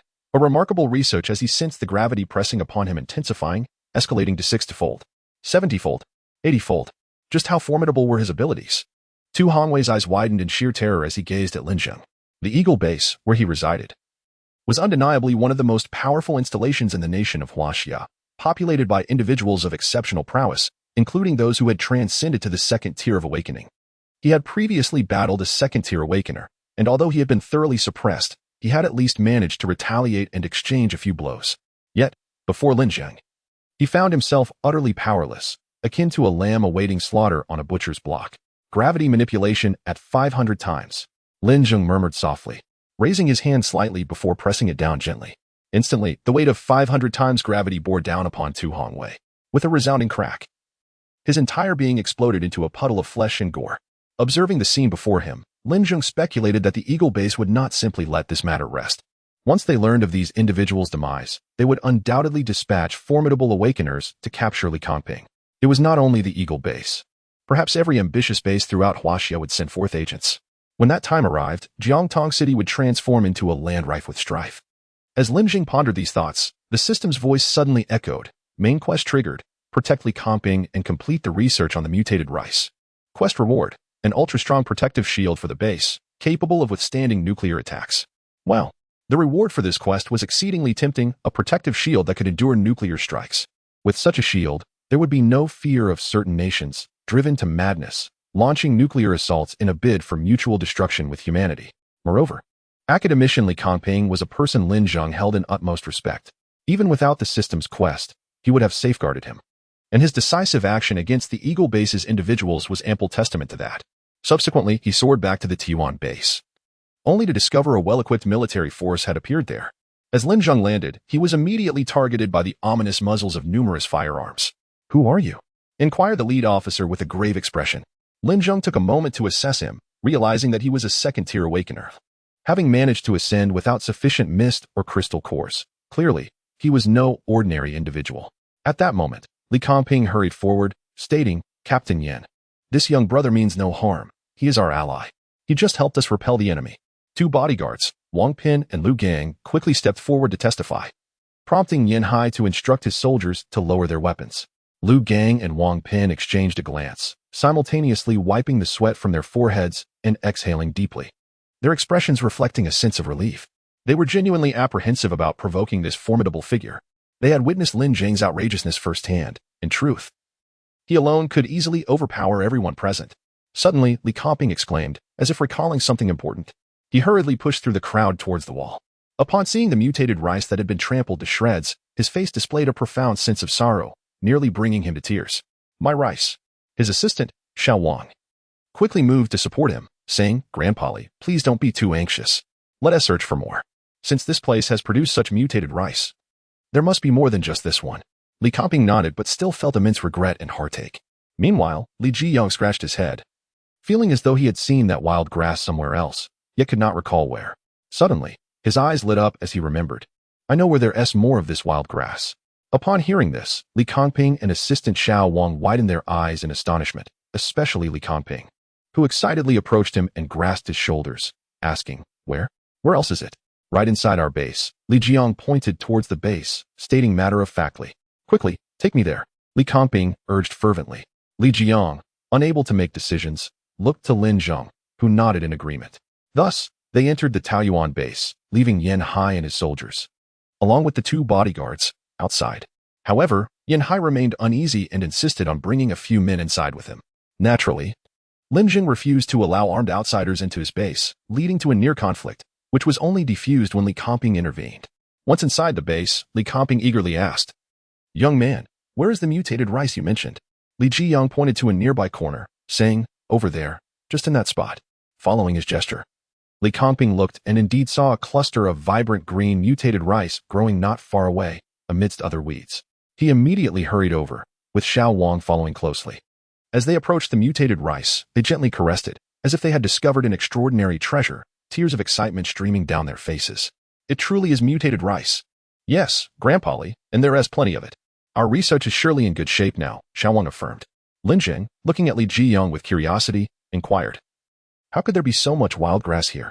Li Jiyang remarked, "Zhang, have you forgotten? Previously, I inquired whether you possessed any seeds, as I wished to plant some around the base to enhance our environment. In response, you provided me with an assortment of peculiar plant seeds, which I scattered along the perimeter wall. Unfortunately, most of these seeds failed to thrive." Lin Zheng nodded, realizing that among the seeds he had given, there were indeed rice seeds. Li Jiyang's actions could very well catalyze a groundbreaking study by Li Kangping. Should future generations document this segment of history, Li Jiyang might indeed secure a place in the annals of time. Lin Zheng gave Li Jiyang a thumbs up, saying, "Well done. Jiyang, you are destined for historical acclaim." Li Jiyang, bewildered, responded, "What? Historical acclaim? What have I done?"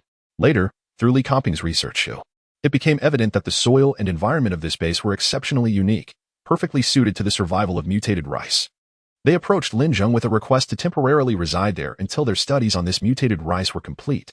Naturally, Lin Zheng acquiesced, but with the condition that Yi Hai and his military, along with those 2 bodyguards, maintain a safe distance from the base. Li Comping readily agreed. Thus, Li Comping and his assistant, Xiao Wang, settled into the Tiyuan base. Lin Zheng initially intended for them to stay in a safe house. Yet Li Comping insisted on erecting a small shelter beside the mutated rice plants to continuously observe their growth and record data. Shaolin and others, aware of the situation, eagerly offered their assistance, and within half a day, a rudimentary dwelling was constructed. Thus commenced a monumental research endeavor that would influence the entire Blue Planet. Chapter 142. The Hope of Life. Thus, academician Li Comping commenced his relentless research, undeterred by the whims of weather, be it tempest or rain. Not a single day did they relent, perpetually monitoring the growth of rice while scrutinizing the peculiarities of the surrounding environment. They carried an array of instruments. Facilitated by Yin Hai's team, who had delivered equipment on several occasions, Lin Zheng instructed them to leave the apparatus at the entrance of the base, after which Li Zheng and his colleagues would transport it inside. Gradually, the modest shed transformed into a veritable laboratory filled with diverse experimental apparatus.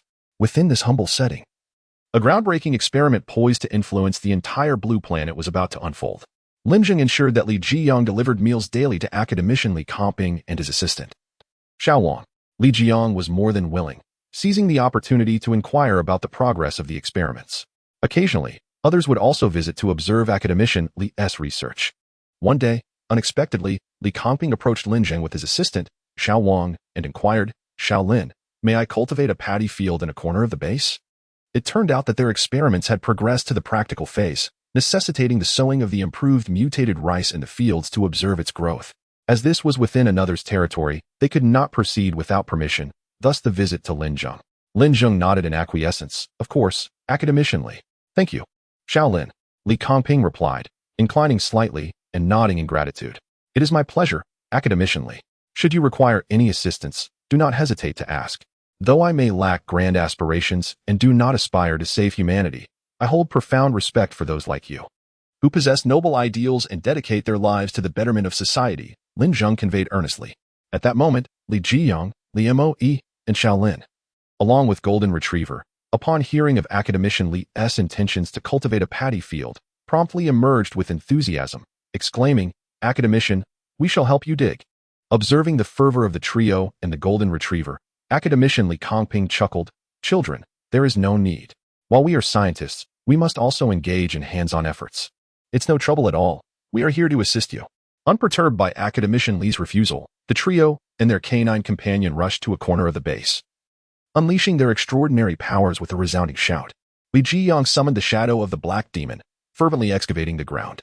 With a fierce roar, he struck the earth with a powerful fist, creating an immediate crater. He continued this method, carving out a moderately sized depression in the soil, aiming to harden the earth beneath and prevent excessive water loss. The Golden Retriever, reinforced with steel-like strength, deftly sliced the clods of earth into manageable pieces. Then came Shaolin, who first scorched the soil with flames, followed by lightly moistening it with water. Finally, Li Moe made his entrance.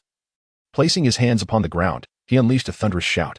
A web of fine lightning instantly enveloped the entire expanse of the rice field. With a crack, the larger clumps of soil were explosively reduced to a fine powder.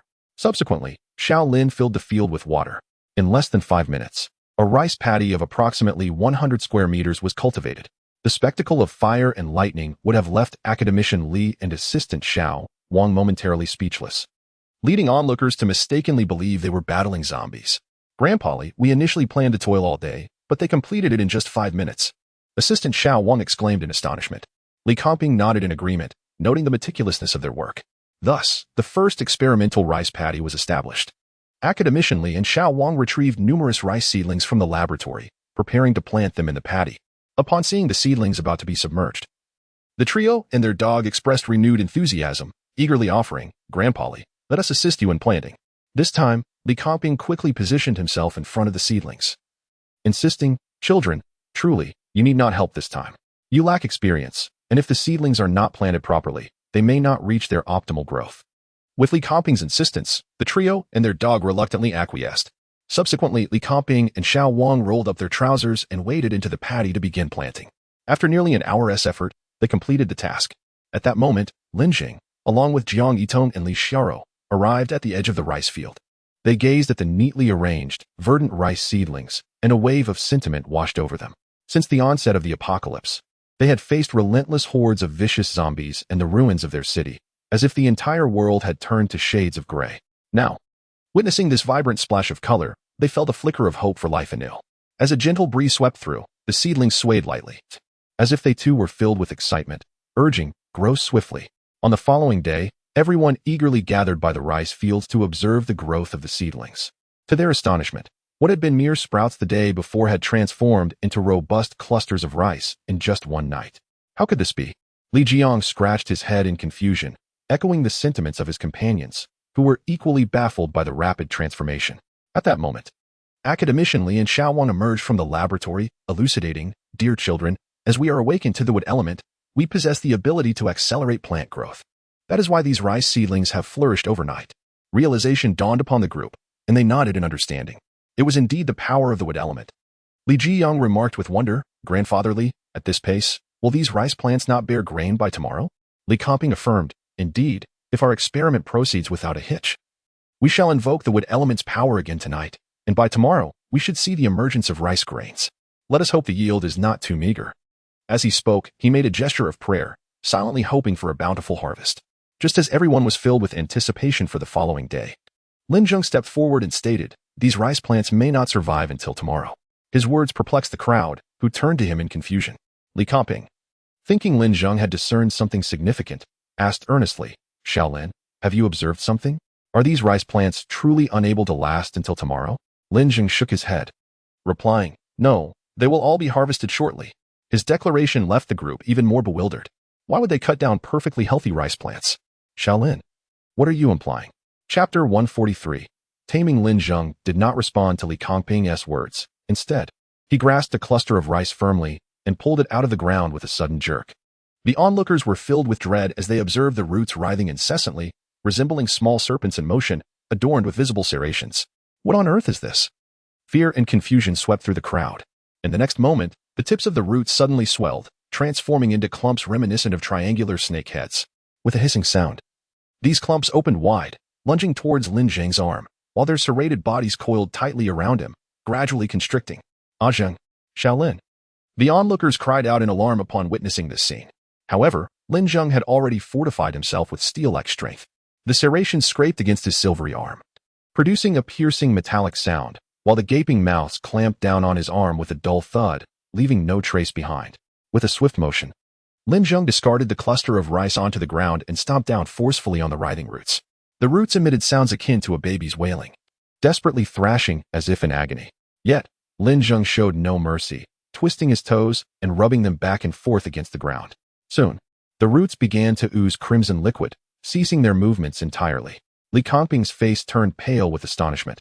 He had never anticipated such a phenomenon. He immediately inquired of Lin Zheng, "Xiao Lin, what is happening?"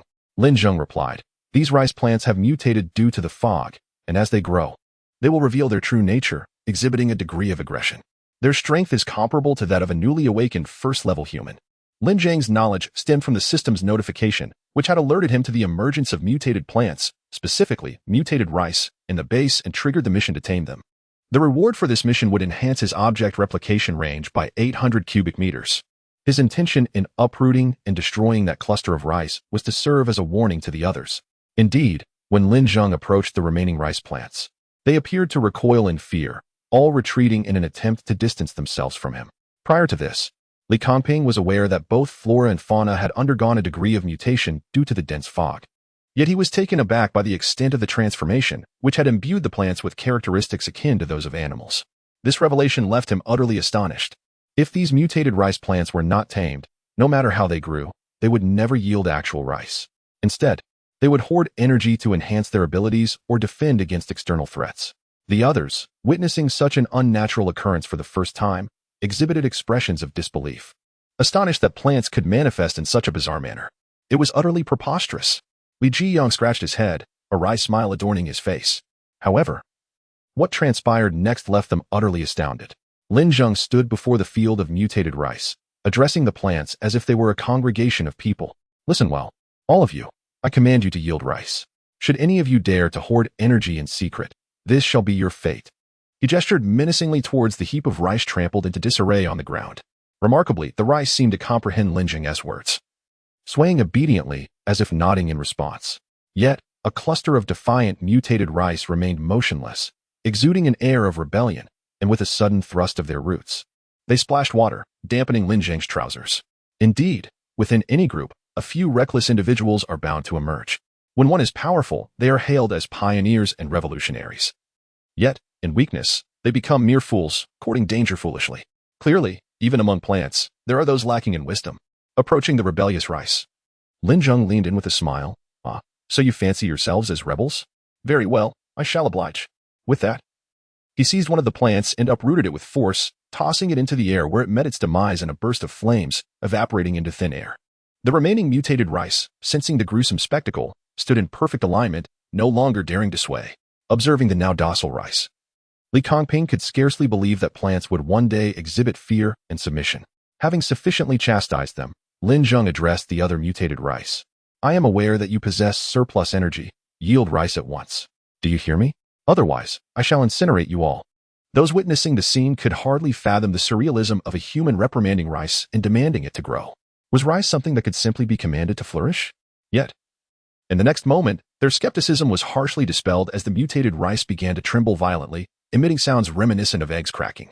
Look, the rice is indeed sprouting, Li Jiang exclaimed in astonishment. Everyone turned in unison to behold the astonishing sight. The rice was visibly elongating, soon followed by the emergence of delicate flowers. Typically, rice spikes first before flowering, and the blossoms, though fine, appeared densely clustered. Gradually, the once slender spikes swelled, transforming into golden grains. All were left in utter disbelief at the extraordinary rate of growth. In a matter of mere minutes, the transformation was profound. It appeared that mutation was not solely detrimental. There were advantages as well. For instance, once tamed, these plants could yield grains at an astonishing pace. Lin Zheng nodded in satisfaction, reiterating, if you wish to avoid being harvested, then ensure that your grains fall into the containers of your own accord. Do you understand? The mutated rice began to sway once more. Excellent. Such obedience guarantees your safety. Then, Lin Zheng addressed Li Kongping, saying, academicianly, your research has succeeded. Yet it overlooks a crucial aspect. These mutated rice varieties, much like animals and humans, require taming. Li Kongping let out a long sigh, finding this revelation both shocking and incredible for a scientist of his stature. He glanced at the rice yield, which was far from satisfactory, indicating that further improvements were essential. Ah, Xiaolin, I have learned from you. But indeed, the rice yield is not quite ideal and demands further refinement. Suddenly, as if struck by a thought, he continued, perhaps improvement is unnecessary. If we merely compel them, their yield could increase. Li Kongping seemed somewhat unaccustomed to voicing such a notion. Lin Zheng responded, this should represent their maximum yield. To enhance it further, your continued research is imperative. Li Kongping nodded, affirming, I shall strive to persevere. Ding, task completed. Object replication range expanded by 800 cubic meters. Chapter 144, Refugees within the confines of the safe house. Lin Zheng wore an expression of profound frustration as he stared at a pile of drained fourth-tier crystal cores before him. What was the matter? Despite absorbing so many cores, he remained unable to break through to the fifth tier. Each time, it felt as if he were on the verge of a breakthrough, yet something invisible held him back. As if a barrier impeded his progress, Lin Zheng muttered to himself, perhaps I should consult the system. System, why am I perpetually unable to ascend to the fifth tier? The system replied, due to the limited permissions of the host, I can only provide half an answer. Lin Zheng responded with confusion, then please, share the half you can. The system continued, the level of human abilities cannot surpass the highest tier of the zombies on Blue Star. Otherwise, with your current cultivation speed, you would soon possess an extraordinary power capable of eradicating all zombies on Blue Star in an instant. Such a scenario will not be permitted. Who is it? The system replied. Host permissions are insufficient to view that information at this time. Lin Zheng sighed in exasperation. Nevertheless, he had finally gleaned the reason for his inability to break through to the fifth tier. The power of humans must not exceed that of zombies. In other words, Lin Zheng had already reached the pinnacle of combat strength on Blue Star and would remain there indefinitely. Was there a possibility of capturing a fourth-tier zombie, nurturing it, and using crystal cores to aid its breakthrough? Then, perhaps he could achieve his own breakthrough as well. It was a clever idea, but regrettably.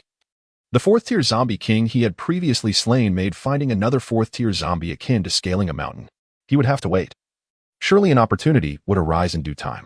Just then, Li Zheng rushed in from outside, exclaiming, "Ah Zheng, there are many people outside the base. A vast sea of them. It seems they are refugees fleeing from other areas." Refugees? Indeed. They appear to know that our base has supplies and are currently asking us for assistance. Let us go take a look. The two made their way to the entrance of the base, where others had gathered as well. Lin Zheng observed a group of disheveled yet fierce-looking individuals. Those who had survived to this point were hardly to be trifled with. "You must be the leader of this base," stated a relatively clean middle-aged man. Sizing Lin Zheng up, Lin Zheng, disinterested in engaging further with this group, coldly replied, "I care not who you are or whence you come. Leave immediately, or face the consequences." The middle-aged man erupted into laughter. "Young man, do not presume that establishing a small base grants you the right to act with impunity. Each of us has spent time in large bases housing thousands. If not for the zombie onslaught, do you think we would have come to this dilapidated place? Now, we find ourselves in dire straits and seek to borrow some supplies from your base to tide us over. Once we re-establish ourselves, we shall not forget your assistance. It is imperative that you recognize the gravity of the situation. Who informed you that we have supplies?" Calmly, Lin Zheng inquired. "You need not concern yourself with that. So, how much supplies does your base actually possess? We are not few in number." The middle-aged man spoke with a hint of menace in his tone. At that moment, the ravenous individuals fixated their gazes on Lin Zheng and his companions, resembling a pack of ferocious beasts that had gone days without sustenance. "We want food. We want food. We want food." They began to chant in unison, attempting to intimidate Lin Zheng into relinquishing the supplies. If they had encountered an ordinary small base, it is indeed possible they would have instilled fear. However, their misfortune lay in confronting not just any small base, but one housing the pinnacle of combat prowess among the inhabitants of Blue Star. "You seek food, do you? Allow me to direct you to a location. Proceed straight down this street for 800 meters, and you shall find a place with an abundance of food." Lin Zheng gestured into the distance. The middle-aged man, believing his words, questioned, "Really? Are there still supplies unclaimed? That place was once the largest public restroom in this area, filled to the brim with excrement. Go and feast." Lin Zheng replied nonchalantly. Upon hearing this, the middle-aged man's complexion turned a sickly green, and the others wore expressions of indignation, glaring at Lin Zheng with disdain. "You little brat, have you grown accustomed to being a tyrant in this small corner, thinking yourself invincible? Let me impart a piece of wisdom. There are realms beyond your own, and individuals beyond your reckoning. Some are not to be trifled with," the middle-aged man bellowed, flames erupting from his body, revealing himself as a fire element awakener. "Today, let me teach you a lesson." With a resounding boom, even before he could finish his sentence, Lin Zheng obliterated him, leaving no trace behind. The onlookers, taken aback, exchanged glances, their expressions shifting. "Let us all attack together. He is but one man. He cannot possibly defeat us all," someone in the crowd shouted. The others, hearing this, became agitated, ready to surge forward. At that moment, Li Zheng, who had somehow ascended to the wall, shouted down, "Hey, you scoundrels, behold your elder." Everyone turned to the sound, only to be met with the sight of a dark, heavy machine gun aimed directly at them. Li Moe was also poised with a rocket launcher aimed at the crowd, causing them to halt in their tracks in sheer terror. "Dare to take another step forward, and we shall see whether you can outrun my bullets," Li Zheng taunted provocatively. Despite their immense frustration, the throng below felt utterly powerless. They were mere flesh and blood against heavy artillery. No matter their numbers, they could not withstand the relentless fire of a machine gun or a rocket launcher. "You bold little fellows, we shall take our leave." Lin Zheng had no desire to slay them. After all, accumulating corpses outside the base would pose a significant challenge for cleanup. The last zombie tide had required days of effort to dispose of, and over time, the stench became unbearable. However, if they were undeterred by death and dared to approach, Lin Zheng would not hold back. Li Zheng leaped down from the wall. Watching the retreating figures of the crowd, he inquired, "Ah Zheng, why have so many people suddenly come to our location? If they are fleeing, they should be heading towards Huhai City or Shangjing City instead, shouldn't they? Perhaps our area has fewer zombies." Indeed, last time, the Taiyuan base had eliminated countless zombies. And Lin Zheng's feats were even more astonishing. Not only did he slay a zombie king, but he also vanquished 300 third-tier zombies, with first and second-tier zombies numbering in the multitude. It could be said that the zombies in Jiangtong City should be the most fearful of humans, making it an ideal refuge. Li Zheng nodded in agreement, finding the reasoning quite sound. But how did they learn about the supplies at our base? Lin Zheng pondered, speculating that it was the machinations of the 3 safe zones. It seemed that Jiantong City would soon become bustling with activity. Given the circumstances, many bases likely perished during the last zombie tide, leaving countless survivors homeless and fleeing. They would eventually discover this precious land of Jiantong City, and when that time came, they would all converge here. With an increase in numbers, conflicts would inevitably arise. Lin Zheng needed to expedite the completion of the mutant rice research with academician Li Kongping to secure the powerful light shield as soon as possible, ensuring their safety. At that moment, the leaders of the refugees stormed into the homes of the heads of the 3 safe zones, barely restraining their fury. Indeed, the leak about the supplies at the Taiyuan base had originated from them, with the intention of instigating an assault on the base for their own benefit, hoping for mutual destruction so they could reap the rewards. However, to their dismay, they returned in disarray shortly after their departure. The looks in their eyes were murderous. Why didn't you tell us earlier? The leader of that small base possesses formidable powers, and they are equipped with heavy machine guns and rocket launchers. Had we not been adaptable, we might have perished under their heavy fire. Wang Transheng, the head of the Wang family, looked utterly aggrieved as he was grasped by the collar. I had no idea they had heavy machine guns and rocket launchers. The refugee leader, Mo Russian, glared intensely at Wang Tianqing and the others. No, we truly did not know. Perhaps they recently acquired those heavy weapons. We genuinely have no knowledge of it. Indeed, we are unaware. Since the zombie tide, we have been recuperating and have not kept abreast of their situation. Lu Hongda, standing by, readily echoed. While Wang Tianqing and his companions could only stubbornly deny the accusations, otherwise, they would undoubtedly be beaten into a pulp by this group. Since the onset of the fog invasion, their supplies had dwindled significantly, leaving them gaunt and weak, each one appearing emaciated and lacking in strength.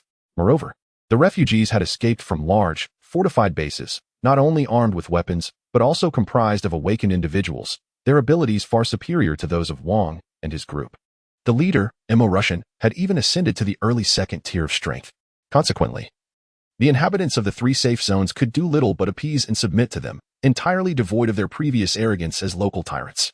Mo Russian released Wang Tianqing, declaring, I shall trust you this once. The resources of the T1 base will eventually be ours. Indeed, Lu Hongda chimed in with a grin. Their supplies are abundant.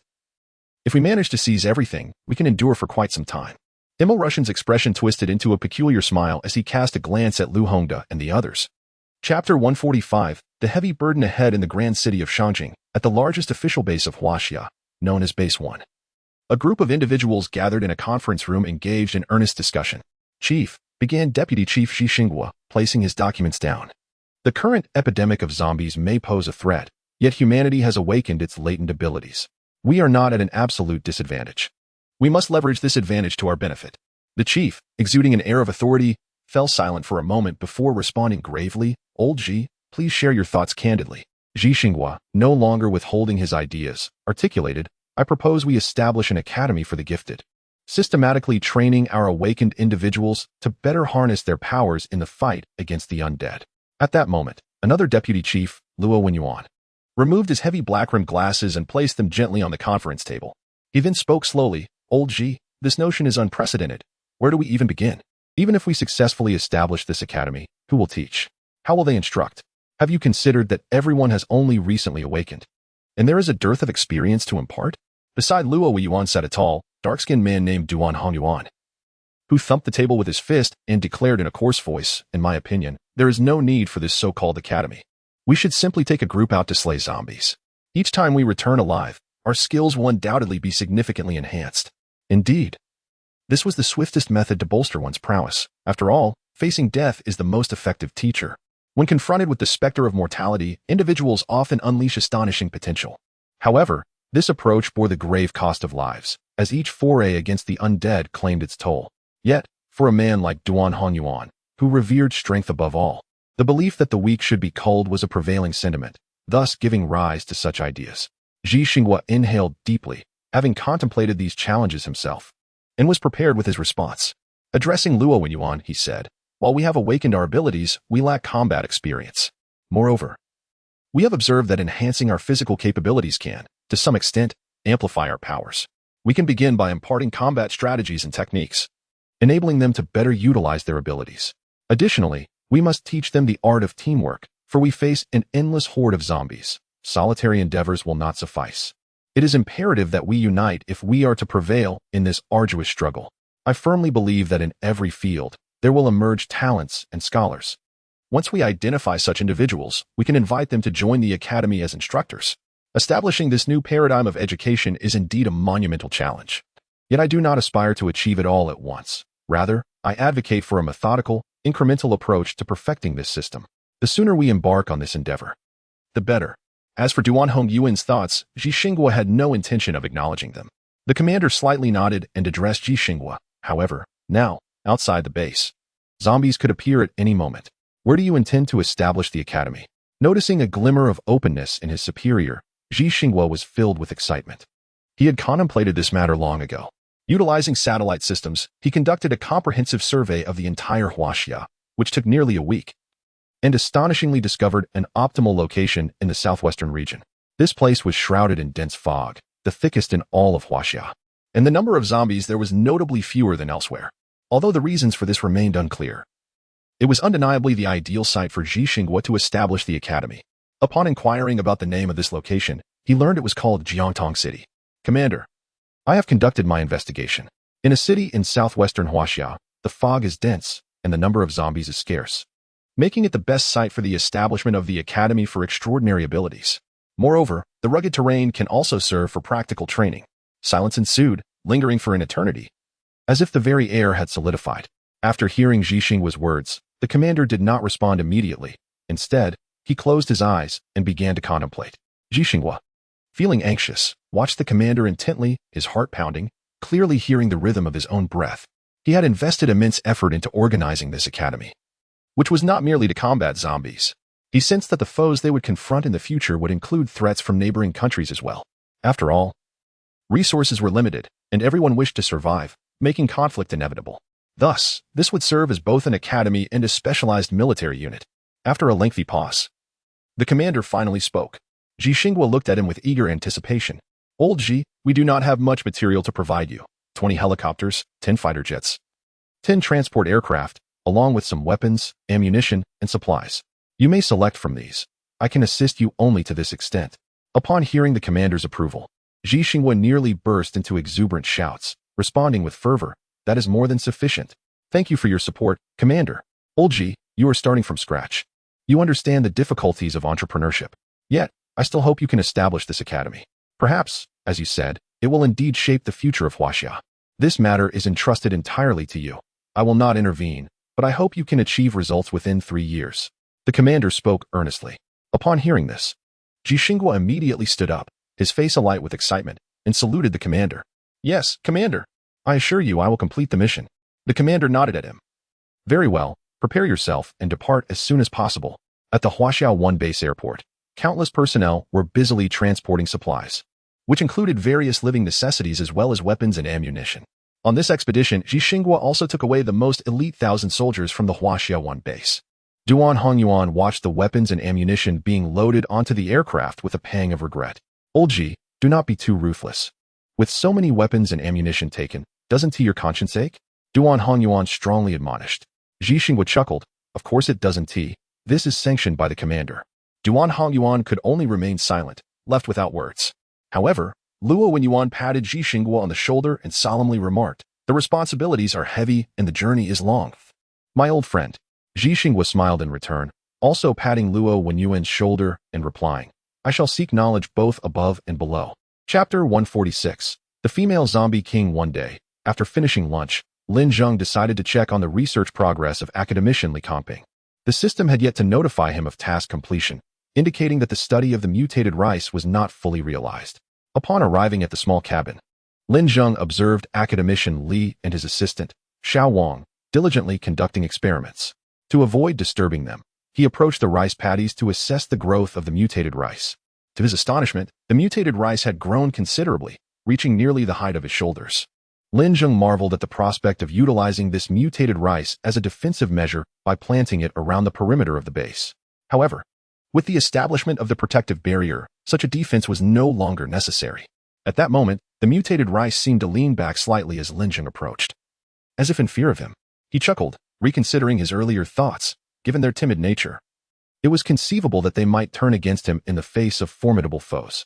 Just then, The system's notification chimed. A fourth-tier female zombie has appeared on the outskirts of the city, triggering a task to capture this zombie.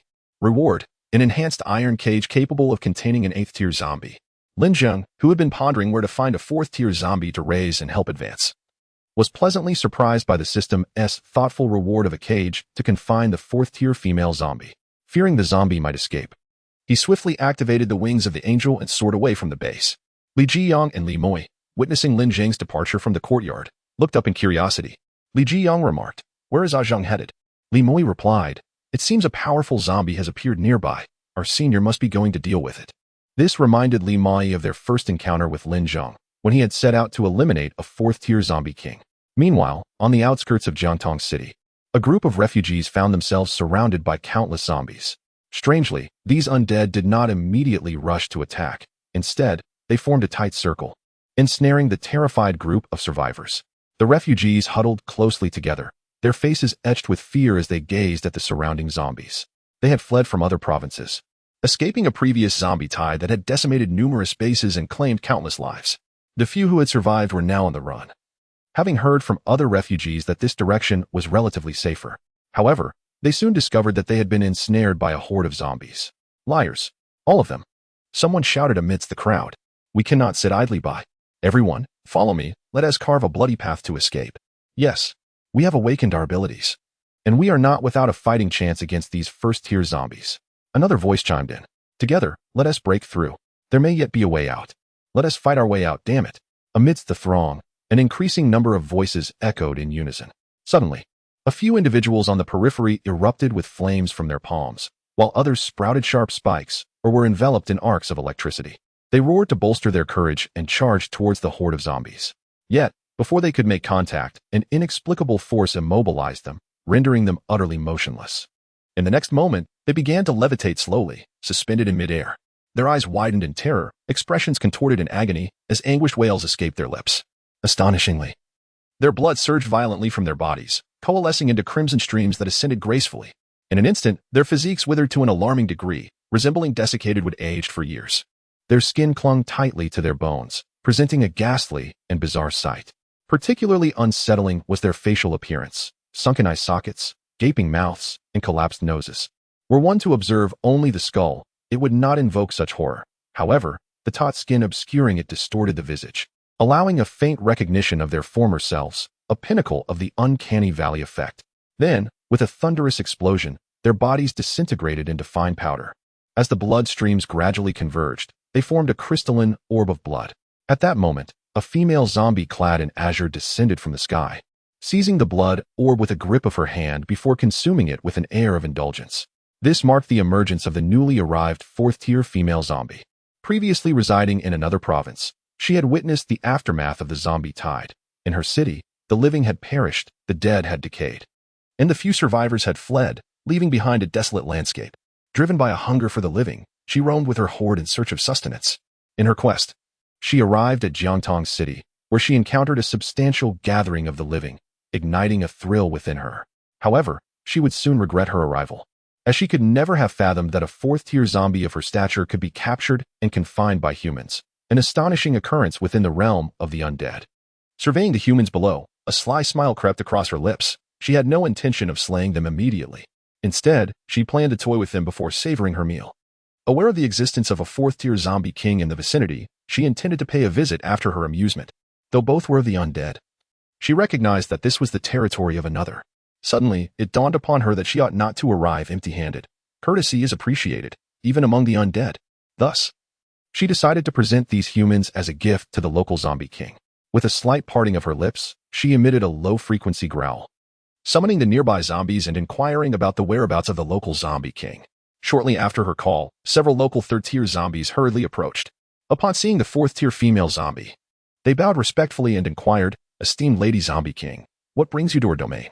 The female zombie nodded slightly, expressing that she had come from afar to pay a visit to the zombie king in this place, inquiring about his current whereabouts. She then gestured towards a pile of humans, stating that these were the gifts she had brought for him. Upon hearing her words, the trio of 3rd-tier zombies momentarily froze, their expressions shifting to one of profound sorrow as they embraced each other and began to weep uncontrollably.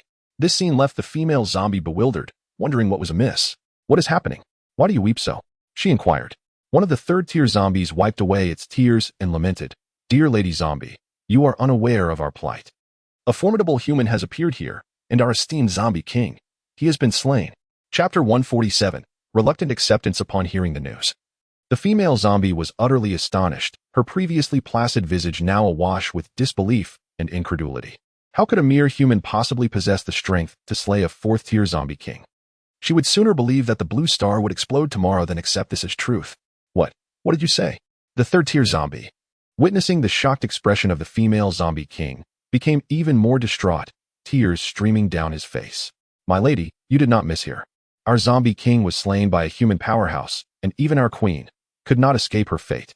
What? Even the queen is dead? The female zombie was engulfed in a tempest of rage, her surroundings shimmering with palpable energy fluctuations. No wonder she had found this place eerily devoid of zombies. What astonished her further was the evident fear the zombies here seemed to harbor towards humans. At that moment, the group of third-tier zombies, sensing the emotional tide had reached its peak, promptly fell to their knees, fervently bowing their heads in supplication. My lady, you must take charge. That human has gone too far, his arrogance knows no bounds. With a flick of her sleeve, the female zombie retorted furiously, What do you know of this human's background? Have you discerned his true nature? We have learned that his name is Lin Zheng, residing in the Taoyuan base of Jiangtong City. And his power is estimated to be at the fourth tier as well, they replied. Upon hearing this, she clenched her teeth in fury. Lin Zheng, I shall tear your flesh piece by piece and drain your blood drop by drop. With a thunderous roar, she unleashed a chilling cry that reverberated through the air, causing the ground to tremble as a wave of terrifying energy surged forth. The third-tier zombies stumbled back, their faces contorted with shock. This female zombie king was indeed at the pinnacle of the fourth tier. That detestable human was surely doomed. Suddenly, at that moment, two humans soared into the air, only to burst into a cloud of blood mist. Enraged, the female zombie retaliated by obliterating the two humans, venting her pent-up fury. Taoyuan base, Lin Zheng, I am coming for you. Prepare to bear the brunt of my infinite wrath. With that, she leapt into the sky, intent on exacting her revenge. However, as she ascended, a powerful hand struck her head sharply, sending her plummeting downwards, embedding her into the earth, nearly burying her knees in soil. This power. The female zombie was taken aback. It was at least fourth-tier strength. Was it a human or a zombie? As she pondered this, the previously confident third-tier zombies now wore expressions of sheer terror, retreating in panic, even stumbling in their haste. They braced themselves against the ground, scrambling backward in a display of profound fear. What could instill such dread in them? At that moment, the female zombie abruptly awakened. It was him, the formidable human warrior, Lin Zheng. Indeed, in the next instant, several third-tier zombies began to shriek in alarm. Ah? He is here. He is here. It's him. It's him. The human powerhouse, Lin Zheng, has arrived. Run quickly, or we'll be too late. Hurry. Or we're doomed. The other first-tier zombies also seemed to sense that terrifying power, becoming exceedingly agitated. Conversely, the group of refugees transformed into a jubilant throng, brimming with excitement. Someone pointed at Lin Zheng, exclaiming, Look, that's a human. He must be here to rescue us. We are saved. Wow, that human is incredibly strong. Indeed, they had never encountered a human with such a commanding aura. To what extent had his extraordinary abilities reached? His wings were simply magnificent, reminiscent of a divine being descending from the heavens. Silence. Upon witnessing the terror of the zombies and the elation of the humans, the female zombie was filled with rage. She felt utterly disregarded. She bellowed at the zombies. With me here, why are you panicking? The zombies finally realized that they had a fourth-tier peak zombie king backing them. Why should they be afraid? The third-tier zombies immediately rallied. Lady Zombie Queen, you are the most formidable. You are the best. Help us defeat that human brat. The female zombie took these words to heart, her expression softening slightly. Then, with a sudden burst of strength, she leaped from the ground, unfurling her angelic wings, and taunted Lin Zheng, who was suspended in midair. Wretched human, what skill is there in a sneak attack? I expected you to be formidable. But it turns out you're just a coward. If we were to confront each other directly, I guarantee I would knock the life out of you in 3 seconds. Suddenly, Lin Zheng descended from the air with astonishing speed, leaving the female zombie momentarily stunned. At that moment, he stood before her, an overwhelming pressure emanating from him, causing her to freeze in fear. Lin Zheng spoke slowly. I now present you with 2 choices. First, voluntarily be domesticated by me. Second, I shall strike you down and then force you into domestication. Choose wisely. The female zombie's lips twitched in disbelief. She could not fathom being threatened by a human. How dare he speak to me in such a manner? You shall perish. With a furious roar, The female zombie's hair flew wildly, and half-meter-long claws sprouted from her fingertips, each gleaming with a chilling light and exceedingly sharp. She extended her claw-like fingers, aiming directly at Lin Zheng's heart. Time froze. A ripple of temporal energy spread forth, instantly immobilizing the female zombie. Since she was to be domesticated, it was time to eliminate her claws. With that, Lin Zheng snapped all of her claws and then unleashed a barrage of blows upon her, leaving her battered and bruised, her face swelling grotesquely like that of a pig's head. As time came to a standstill, the female zombie was abruptly engulfed by a piercing pain that coursed through her entire being. In a moment of sheer terror, she discovered to her dismay that all her nails had been broken. What on earth is happening? Bewildered, she was also overwhelmed by an ominous feeling within her. So, will you choose now or not? Lin Zheng inquired once more, his tone measured and calm. The female zombie instantly realized, it's you. This is impossible. How could a mere human inflict such damage upon me while I was unconscious? A sense of incredulity washed over her. This cannot be. With a primal scream, the female zombie unleashed a violent explosion around her, unable to fathom that a human could achieve such a feat. Observing her reaction, Lin Zheng couldn't help but shake his head and sigh. Well, I suppose I shall reluctantly give you another beating then. Chapter 148. The 8th Order Super Iron Cage. The female zombie was enveloped in a terrifying aura, and the surrounding space appeared to shimmer and distort ever so slightly. Faintly, one could hear the sounds of minor sonic booms. At this moment, the female zombie was utterly enraged, unleashing her full force of 4th Order abilities without the slightest restraint. She intended to reduce the human boy before her to mere ashes amidst her frenzied energy. With a series of chilling roars, her fingers elongated into golden claws, shimmering with brilliance. A mere flick of these claws produced a piercing whistle as they sliced through the air. Even steel plates several centimeters thick would yield effortlessly to a gentle swipe, cleaving them in two. With a swift motion, she aimed for Lin Zheng's crown, followed by a triumphant, piercing laughter that echoed, as if she could already envision the delight of her adversary being cleaved in half. Warm and delectable blood splattering upon her. An exquisite thrill. The living flesh would be neatly bisected, revealing elegant patterns on the freshly severed surface, while the viscous blood and mysterious fluids would lend an artistic flair to the horrifying tableau. Unleashing an extraordinary power, facing the overwhelming onslaught, Lin Zheng remained undaunted, a slight smirk gracing his lips as he uttered a few words. In the blink of an eye, his aura surged dramatically, a formidable sense of oppression emanating from all directions. Lin Zheng's abilities surged from the pinnacle of the 4th Order to the apex of the 5th. The surrounding horde of zombies, along with a few 3rd Order creatures, seemed to sense the terrifying pressure radiating from him. They trembled uncontrollably, their expressions radically shifting, instinctively trying to distance themselves from this place. What is happening? I am genuinely afraid of a human. What in the world is this? One 3rd Order zombie, filled with both fear and fury, gritted its teeth and spoke. Another trembled and remarked, "Do you feel it too? I thought I was the only one terrified." "Damn it. So you are all scared?" exclaimed a 3rd Order zombie, its face etched with fear. The first 2 zombies turned to the 3rd, nodding in agreement, affirming, "Yes, yes. What in the world is happening? He is human, and we are zombies. How is it that we feel genuine fear towards him? It is as ridiculous as a cat fearing a mouse." The female zombie felt a jolt of fear as Lin Zheng softly recited, "Ability, gravity control." Instantly, an immense gravitational force, magnified hundreds of times, bore down upon her.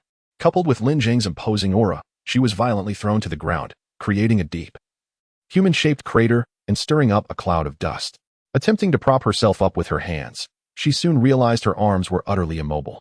No matter how hard she gritted her teeth and summoned her strength, her limbs would not budge an inch. Desperate cries echoed from her lips, but to no avail. Lin Zheng slowly crouched beside her, observing her golden nails, and shook his head in disbelief. "I never imagined you possessed such exquisite golden claws. What are you going to do?"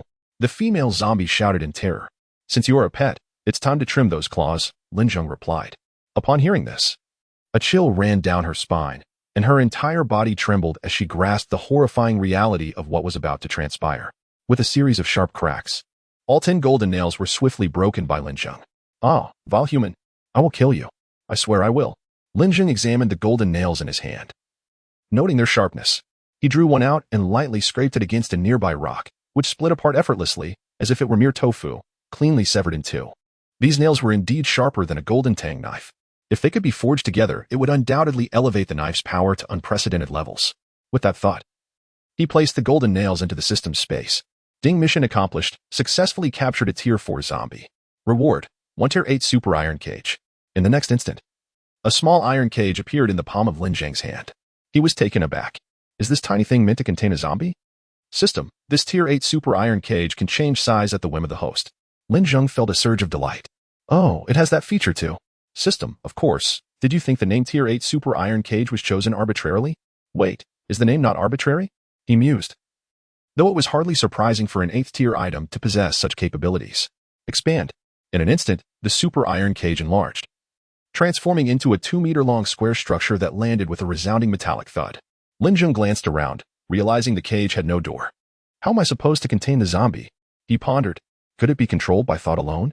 He surmised that if it did not operate through mental control, how could it rightfully be called a Tier 8 super iron cage? Right, system? As the scene unfolded, Lin Zheng experienced a moment of inspiration.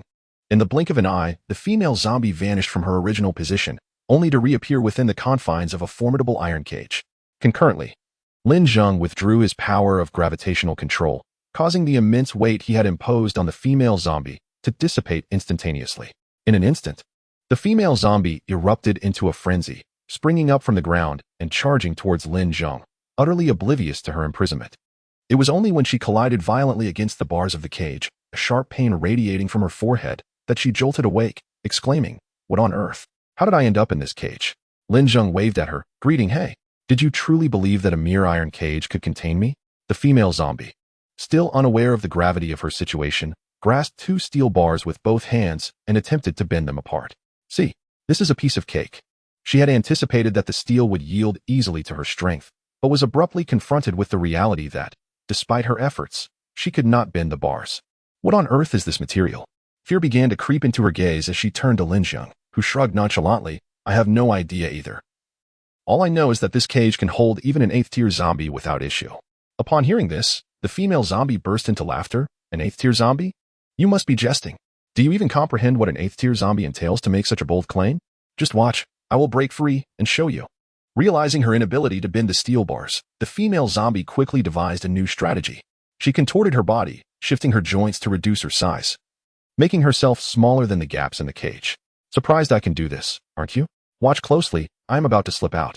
With that, she angled her body to exit the iron cage. But, Chapter 149, under scrutiny as she prepared to slip through the gap, a sudden arc of electricity was unleashed, striking her body with tremendous force and sending her crashing against the iron bars. A surge of black blood erupted from her mouth, and thick black smoke billowed from her form, reminiscent of a charred wooden post. The female zombie was engulfed by a profound sense of dread. Could it be that this iron cage truly contained an 8th tier zombie? For a moment, she felt dizzy and disoriented, incredulous that a mere human could capture and imprison a being of her caliber, a pinnacle 4th tier zombie. The 3 3rd tier zombies, witnessing their leader ensnared and unable to escape, hastily retreated, vanishing in a cloud of dust. They had initially believed a powerful ally had arrived to assist them, only to find that this supposed savior had instead become ensnared. Having come in good spirits, they now faced a grim reality. If they did not flee immediately, they would surely share the same fate. The horde of zombies, witnessing their leader's capture and the retreat of the 3rd tier zombies, scattered in panic. Lin Zheng approached the cage, crouching slowly beside the female zombie. "You may rest easy as my pet," he declared. The female zombie wore a look of resignation and bitterness, seemingly accepting her new status. "Rest assured, I shall not kill you for the time being, and I will provide you with crystal nuclei to enhance your abilities, allowing you to ascend to the pinnacle of the 8th tier. Lin Zheng scrutinized the female zombie, pondering her future. "And what lies beyond the 8th tier?" she inquired, tilting her head and gazing intently at him. Standing slowly, Lin Zheng brushed off the dust from his hands and replied nonchalantly, after reaching the pinnacle of the 8th tier, "I shall dispose of you." The female zombie's jaw dropped in disbelief, utterly taken aback by his response. If he intended to kill her, why not do so immediately?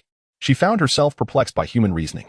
At that moment, a group of survivors, witnessing their salvation, erupted in cheers. Once the excitement subsided, they approached Lin Zheng to express their gratitude. "Thank you for saving us. We are at a loss for how to repay you." Lin Zheng, however, merely responded with indifference.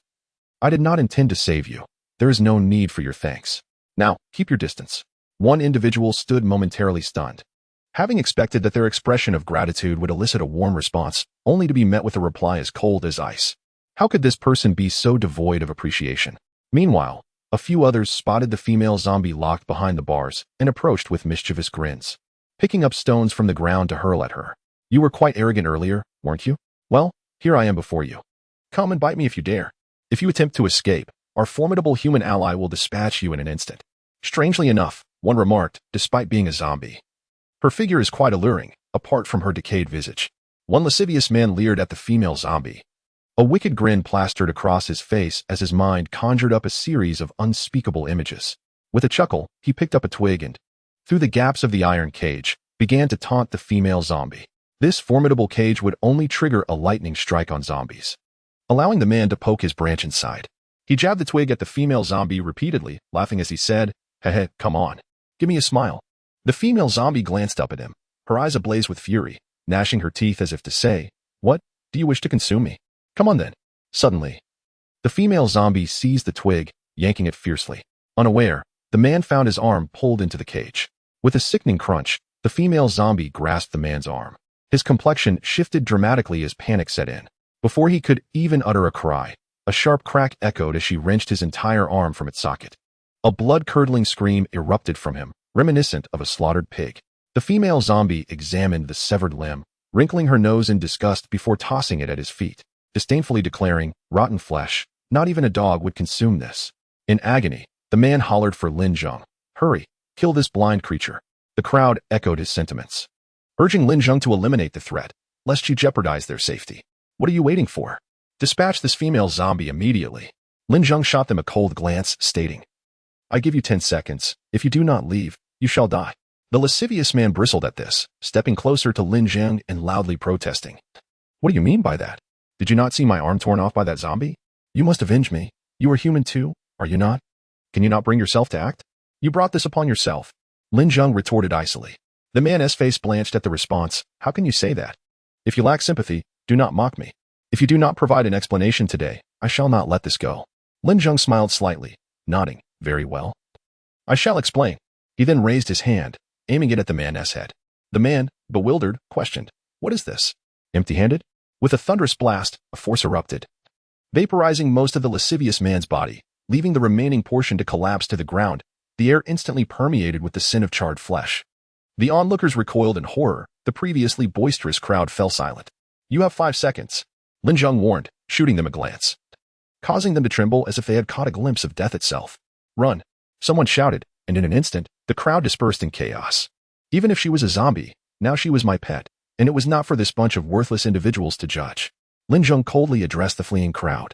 At that very moment, aboard the aircraft, Ji Xingguo was surveying the terrain of the southwestern region when a soldier approached with a report.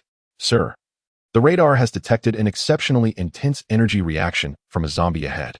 Simultaneously, there is a powerful energy source nearby, nearly exceeding our radar's detection limits." Ji Xingguo was taken aback and hurriedly inquired, "Is that energy source also a zombie?" The soldier shook his head, saying, "No, it appears to be a human." "What? Has a human already cultivated their abilities to such an extent, nearly surpassing our radar's limits?" The soldier nodded, explaining, "According to our classification of ability levels, that individual's power should be at the pinnacle of the 5th tier." Upon hearing this, Ji Xingguo nearly lost his balance and fell from his chair. What? The pinnacle of the 5th tier? This is utterly absurd." However, his expression quickly transformed into a smile, and he nodded while muttering to himself, "Truly, heaven is watching over me, knowing I am about to establish an academy for abilities, and has sent me a principal." At that moment, Lin Zheng suddenly felt an itch in his nose and sneezed. How strange. Is someone speaking ill of me? Chapter 150. Steel Egg. Lin Zheng returned to the Tiyuan base with the formidable 4th-tier female zombie confined within a super iron cage. As they neared the sky above the base, Li Moe and the others sensed an ominous aura. Jiang Yitong looked up with a grave expression, recognizing that this zombie was exceptionally powerful, on par with her brother Lin Zheng. Li Moe turned to Jiang Yitong, uncertain. "What shall we do? Our senior hasn't returned yet. Can we handle this? Even if we cannot, we must try. We only need to hold on until brother Lin Zheng returns." Jiang Yitong replied resolutely. As soon as her words fell, a massive iron cage plummeted from the sky. Boom. The cage crashed to the ground, stirring a cloud of dust. Once the dust settled, they beheld the fierce female zombie inside, radiating an extraordinary pressure that made it clear they were no match for her combined strength. However, they found it peculiar that the zombie's entry was rather strange. Why was she in a cage? Jiang Yitong immediately commanded Li Ji Yang, Golden Retriever, "Hurry and protect academicianly." "Understood." Without a moment's hesitation, the duo dashed towards Li Kangping's small dwelling. At this moment, aside from Lin Zheng, the highest combat power in the Tuan base lay with Li Moe and Jiang Yitong. Naturally, they positioned themselves at the forefront against such a formidable foe. Li Moe, you attack from the rear. I shall lead the charge. Why do you underestimate me? I'll take the front while you guard the back. Li Moe clearly disapproved of Jiang Yitong's tactical arrangement. Jiang Yitong shot him a glare. In the midst of their dispute, Xiao Lin and Li Xiaoro exchanged glances, nodded in silent agreement, and charged towards the female zombie without hesitation. The Taoyuan base had no cowards among its ranks. Jiang Yitong and Li Moe were taken aback, momentarily abandoning their strategy as they rushed forward. However, upon their approach, they found the female zombie sitting immobile within the cage, displaying no intent to attack. The group was left bewildered. Is there a possibility that she is merely confined within the cage? Li Moe pondered, furrowing his brow. Everyone nodded in agreement, contemplating the identity of the individual capable of capturing such a formidable female zombie. It must be Lin Zheng. The thought resonated among them. What are we waiting for? Let us take advantage of her confinement and eliminate her. Li Moe shouted. Upon hearing this, the group nodded in unison. The female zombie's expression changed dramatically. What do you intend to do? Wait, Instantly, a barrage of explosive arrows, lightning, flames, and psychic attacks rained down upon the iron cage. Boom. The air was filled with the sounds of explosions echoing through the sky, mingled with the cries of the female zombie. Though she could not be killed, the pain was undeniable. At this moment, Lin Zheng descended from the heavens, only to witness Jiang Yitong and her companions fiercely attacking his pet. He rushed over to intervene, calling out, "Stop." Upon recognizing Lin Zheng, the group immediately ceased their assault. Before them stood a female zombie, shrouded in black smoke and appearing half alive. The onlookers gazed at Lin Zheng, puzzled. Li Moe stepped forward, stating, "Senior, this is a zombie." Lin Zheng replied, "This is a pet I have captured and raised." Upon hearing his words, the crowd was utterly astonished. While others feared zombies and avoided them at all costs, Lin Zheng had boldly captured one to keep as a pet. "You must never harm her again, understood?" Lin Zheng instructed the group. "Brother Lin, what if she escapes?" Jiang Yitong asked, her voice tinged with concern. Lin Zheng chuckled. "Rest assured, even an 8th-tier zombie cannot escape this iron cage." The crowd nodded in agreement. "By the way, Senior, what purpose does your pet serve?" Li Moe inquired curiously. "In due time, you will understand," Lin Zheng replied enigmatically. Seeing Lin Zheng's response, Li Moe chose not to press further. Meanwhile, the female zombie gazed at Lin Zheng with a look of grievance, as if to say, "Brother, had you arrived even a moment later, I would have perished here." Learning that the zombie could not escape, the group approached her, beginning to examine her closely. "Hey, what is your name?" Li Moe asked the female zombie. Tilting his head, the zombie merely responded with a series of angry growls.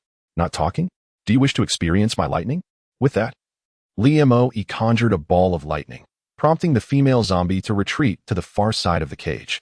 Casting a pleading look at Lin Zheng as if to ask for his intervention. Unexpectedly, Lin Zheng merely placed his hands behind his back and turned away. The female zombie could only sigh. Jiang Yitong interjected, "She is a zombie, not a human. How could she possibly have a name?" Li Moe nodded, finding her reasoning sound. "Why don't we give her a name?" Xiao Lin suggested. The group fell into contemplation. "Let us call her Fortune. Isn't that a dog-s name? Then how about Little Me? Isn't that a cat-s name?" The discussion erupted into a cacophony of suggestions. Suddenly, Lin Zheng turned back and declared, "Enough of the arguing. From now on, her name shall be Steel Egg." "Steel Egg, Steel Egg," they echoed. Surprisingly, the name suited her remarkably well. "Hooray, her name is Steel Egg from now on." They cheered. Yet the female zombie wore a bitter expression, as if to protest. "Have you even considered my thoughts?" At that moment, Ji Xinghua and his companions had already entered the Jiantong city area. "Have you found it yet?" Ji Xinghua asked the soldier manning the control equipment nearby. The soldier nodded and replied, "Report, sir, we have located the area. According to the map, we are currently within the boundaries of Jiantong City. We have also identified 3 locations with the densest fog, which have been marked on the map." Ji Xinghua took a tablet that displayed the map of Jiantong City, highlighting the 3 points representing the locations with the highest fog concentration. He pointed to the marked location labeled as 1 and stated, "This area has the highest fog density. Let us proceed here. The academy site will be established at this location." At this moment, one of the soldiers expressed concern, saying, "Sir, do you think these places might be occupied by others?"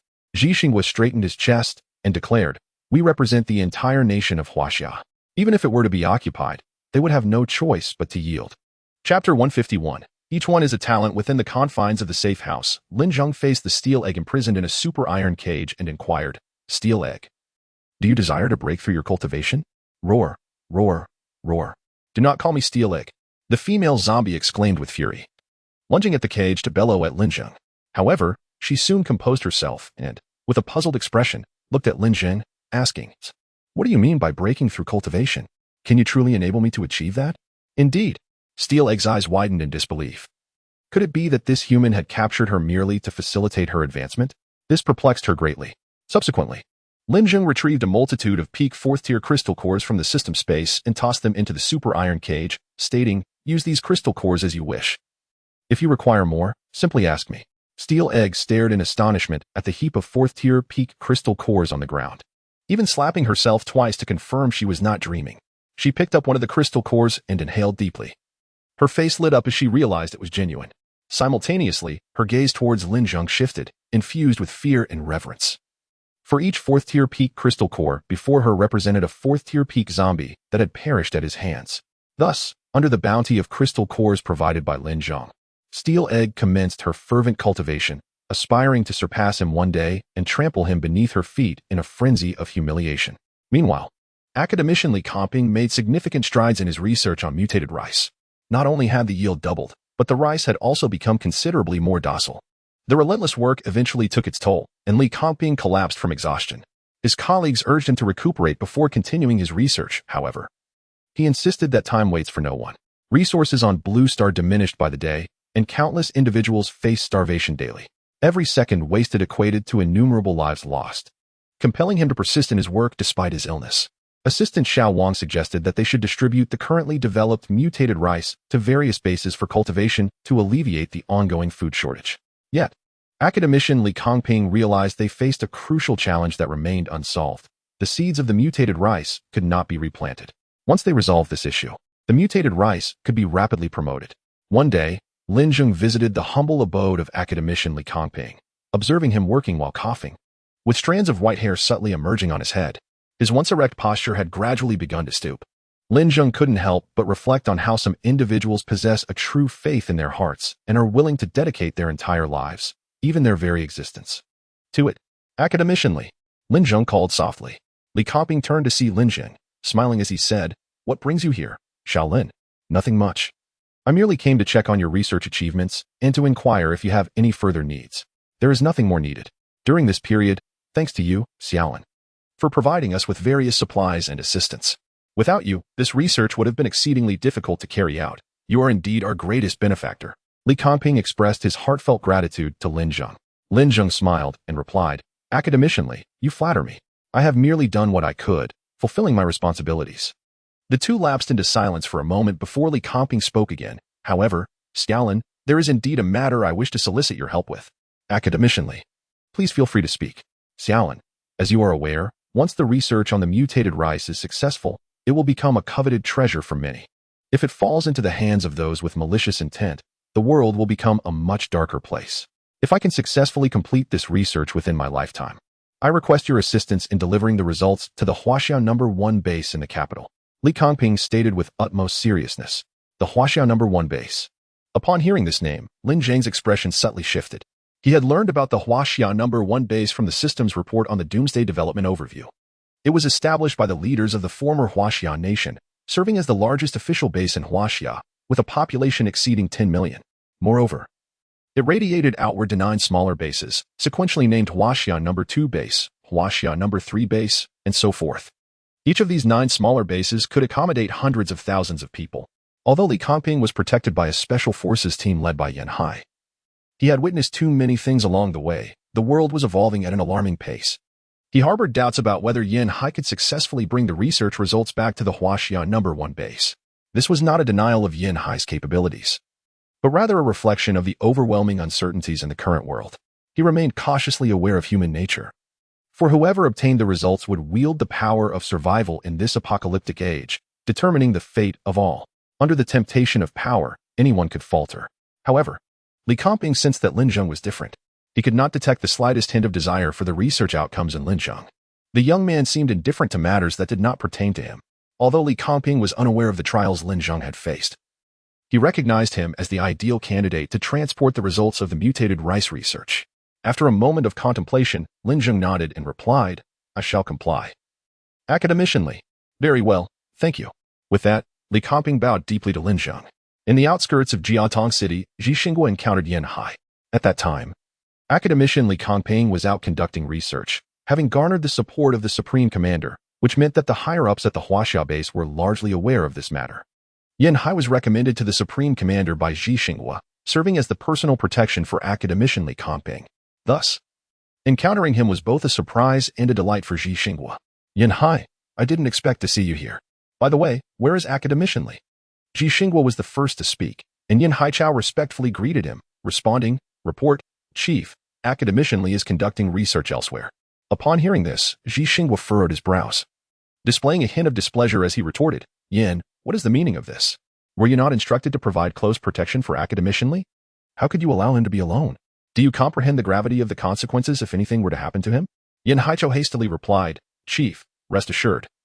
Academician Li is in a particularly safe location and is not in any danger." "Foolishness. Quick, take me to academician Li at once. I must see him safe and sound before I can rest easy." Zhi Xinghua expressed his concern. "Very well, Chief, please follow me." Soon, under Yan Haichao's guidance, they arrived outside the Tiyuan base, where Yan pointed to the main gate and said, "Chief, academician Li is inside this base." At that moment, a soldier approached Zhi Xinghua and reported, "Chief, our instruments indicate that the fog density here is the highest in the entire southwest region." Zhi Xinghua, taken aback, questioned, "Is that so?" The soldier nodded, replying, "Indeed, Chief. We have measured many locations along the way, and the fog density here is exceptionally high." Pleased, Zhi Xinghua remarked, "In that case, let us designate this place as the location for the Academy of Extraordinary Abilities." Hearing this, Yan Haichao appeared puzzled. "Chief, what do you mean by the Academy of Extraordinary Abilities?" Zhi Xinghua then elaborated on the purpose of his visit to the southwest. Yan Haichao was astounded. The concept of an Academy of Extraordinary Abilities seemed to belong to the realm of novels or films, and he could hardly believe it had manifested in reality. "Chief, are you serious? What, do you think I'm jesting? I have brought everything I possess. The establishment of the Academy is likely to concern the future of all Huaxia, and I am determined to succeed, with no room for failure." Yan Haichao nodded, gradually regaining his composure. Just then, Zhi Xinghua recalled something and asked, "By the way, have you encountered any remarkable individuals? We are in the initial stages of forming the Academy and are in need of teachers." After pondering for a moment, Yan Haichao pointed towards the Tiyuan base and replied, "Chief, there are indeed extraordinary individuals within. It is merely a matter of whether you can manage them."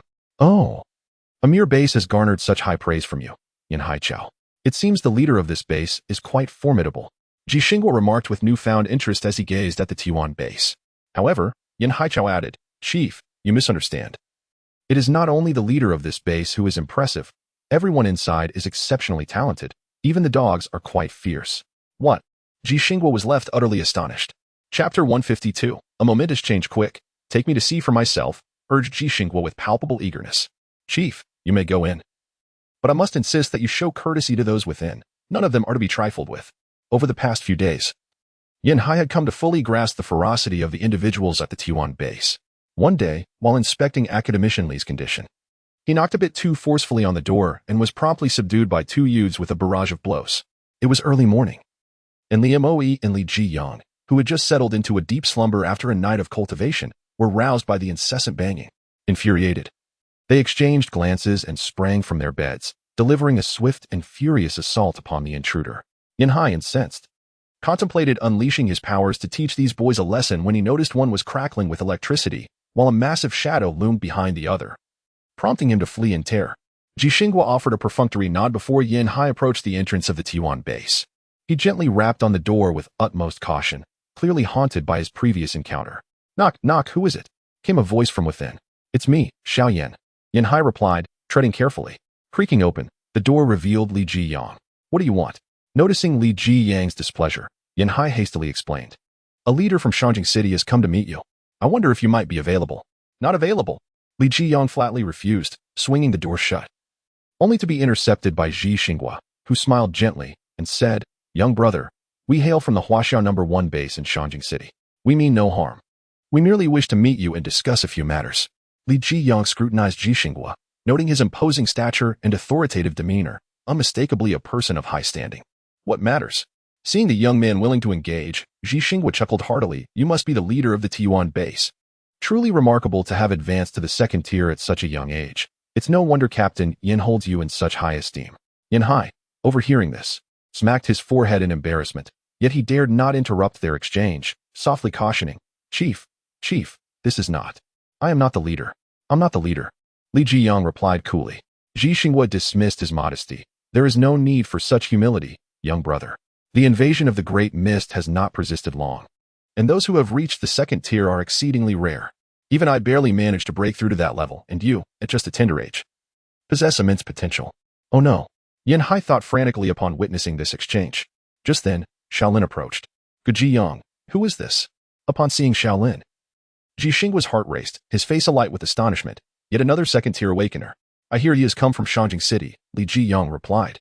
In the distant city of Shanjing, their purpose remains unclear. Li Jiyang shook his head in uncertainty. Who is this? Ji Xingwa inquired, his tone filled with astonishment. We are from the Taoyuan base. Is there an issue?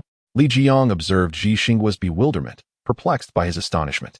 Before he could comprehend the situation, Liu Moe and Jiang Yitong, accompanied by a golden retriever, arrived at the entrance, eager to discover who had come. Jiyang, who is it? Jiang Yitong inquired as she approached. Li Jiyang turned to her and replied, Sister Yitong, there are a few strangers claiming to be from Shanjing. Strangers? Upon hearing this, Jiang Yitong became immediately vigilant and hastened to the entrance. Upon seeing Ji Xingwa and the others, she demanded sternly, What is your purpose at our base? If you have no business here, leave at once. Otherwise, you will face the consequences. At the sight of Jiang Yitong and Liu Moe, Ji Xingwa's mouth fell agape. His eyes wide with disbelief as he stammered, two third-tier awakened ones. Then, catching sight of the golden retriever standing nearby, he felt as though he had encountered a ghost. Not even the dog is third tier. However, witnessing this group filled him with excitement. They were undoubtedly an elite team of instructors. Ji Xingwa hastily explained, We come from the Huaxiao No. 1 base in Shanjing, with the purpose of establishing a psychic academy in the southwest to cultivate organized, disciplined, and capable awakened ones to better combat zombies and even external threats. Jiang Yitong replied indifferently, Oh, that does not concern us. No. This matter is of great significance to you. Ji Xingwa insisted, fearful of their departure. Oh, what significance? He continued. This psychic academy is newly established, virtually destitute, lacking in resources. While we can manage the rest, what we desperately need are instructors. I would like to invite all of you to be the first teachers of this academy. Please feel free to propose any conditions. I will accommodate as much as I can. Not interested. Jiang Yitong replied curtly, signaling for Li Jiyang and the others to return to the base. At that moment, Lin Zheng appeared. Zheng, brother Lin Zheng. Upon seeing him, Ji Xingwa suddenly erupted in a violent cough, for this young man possessed an astonishing fourth-tier power. He nearly lost control and shouted, Are you certain you can meet any conditions? Lin Zheng asked. Ji Xingwa took a moment to regain his composure, stammering, Yes, any conditions you propose.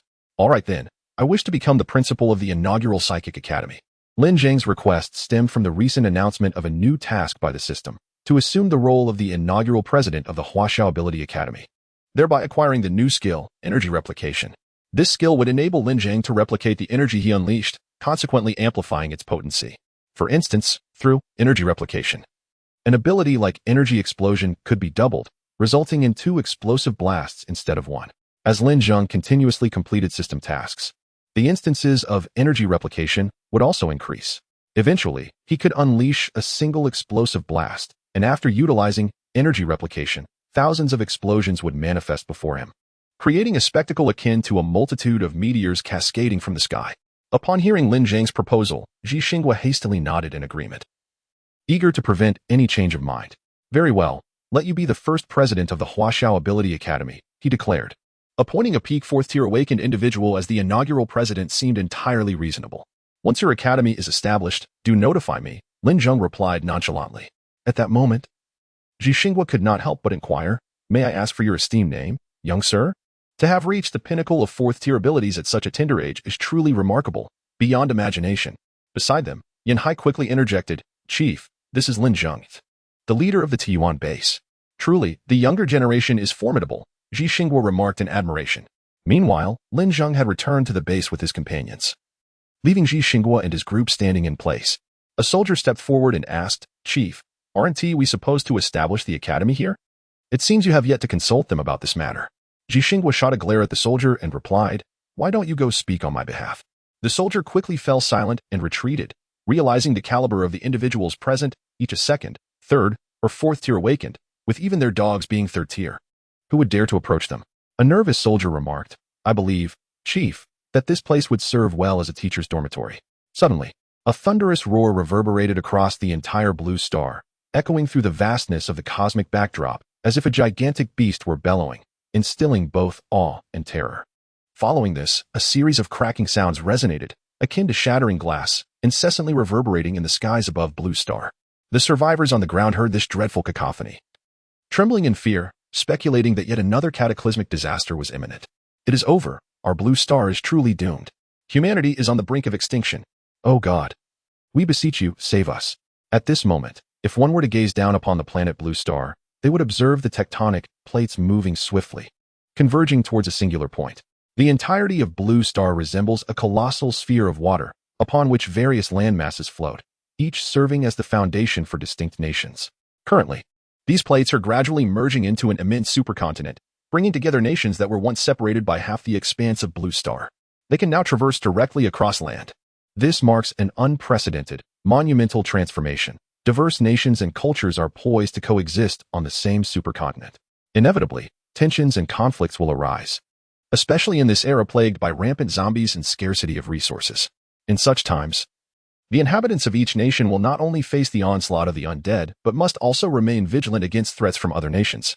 The entire geopolitical landscape of Blue Star is veering towards an unimaginable trajectory. Chapter 153, The Academy of Extraordinary Abilities. Subsequently, Zhixingwa and his companions made their way to the site of the ancient Mutant Trees in Jiantong City, known for its second highest concentration of mist. However, they discovered that the area had already been claimed, specifically by the Ma, Wang, and Lu families, who had previously fled in disarray after being defeated by Lin Zheng. Upon realizing that others sought to encroach upon their territory, the three families united in solidarity, determined to defend their ground, regardless of the origin of the intruders. Even if they hailed from the prestigious base, one of Huaxia. It was only when Zhixingwa dispatched several trucks, laden with missiles, that the families reluctantly yielded some space. Swiftly, Zhixingwa utilized the existing urban structures alongside his own provisions to establish a rudimentary academy, officially named the First Academy of Extraordinary Abilities of Huaxia. The towering edifice arose from the ground, symbolizing the arduous beginnings of any venture, fraught with numerous challenges. Standing at the entrance of the academy, Zhixingwa felt a profound sense of nostalgia, although modest in appearance. This institution would undoubtedly etch its name into the annals of history as Huaxia's inaugural academy for extraordinary abilities. Though it may have been unadorned, the academy was well stocked with essential supplies, thanks to its origins from base 1 of Huaxia. Food, weapons, and daily necessities were plentiful. While not as extravagant as in the pre-apocalypse days, they were far from being in dire straits. With the academy established, the next crucial task was to promote enrollment. Zhixingwa first sent out announcements to all bases equipped with communication devices, declaring that all students who enrolled in the academy would receive food and accommodation, albeit with the stipulation of adhering to the academy's regulations and completing scheduled tasks. Additionally, he dispatched airplanes to nearby cities to distribute flyers, enticing potential students.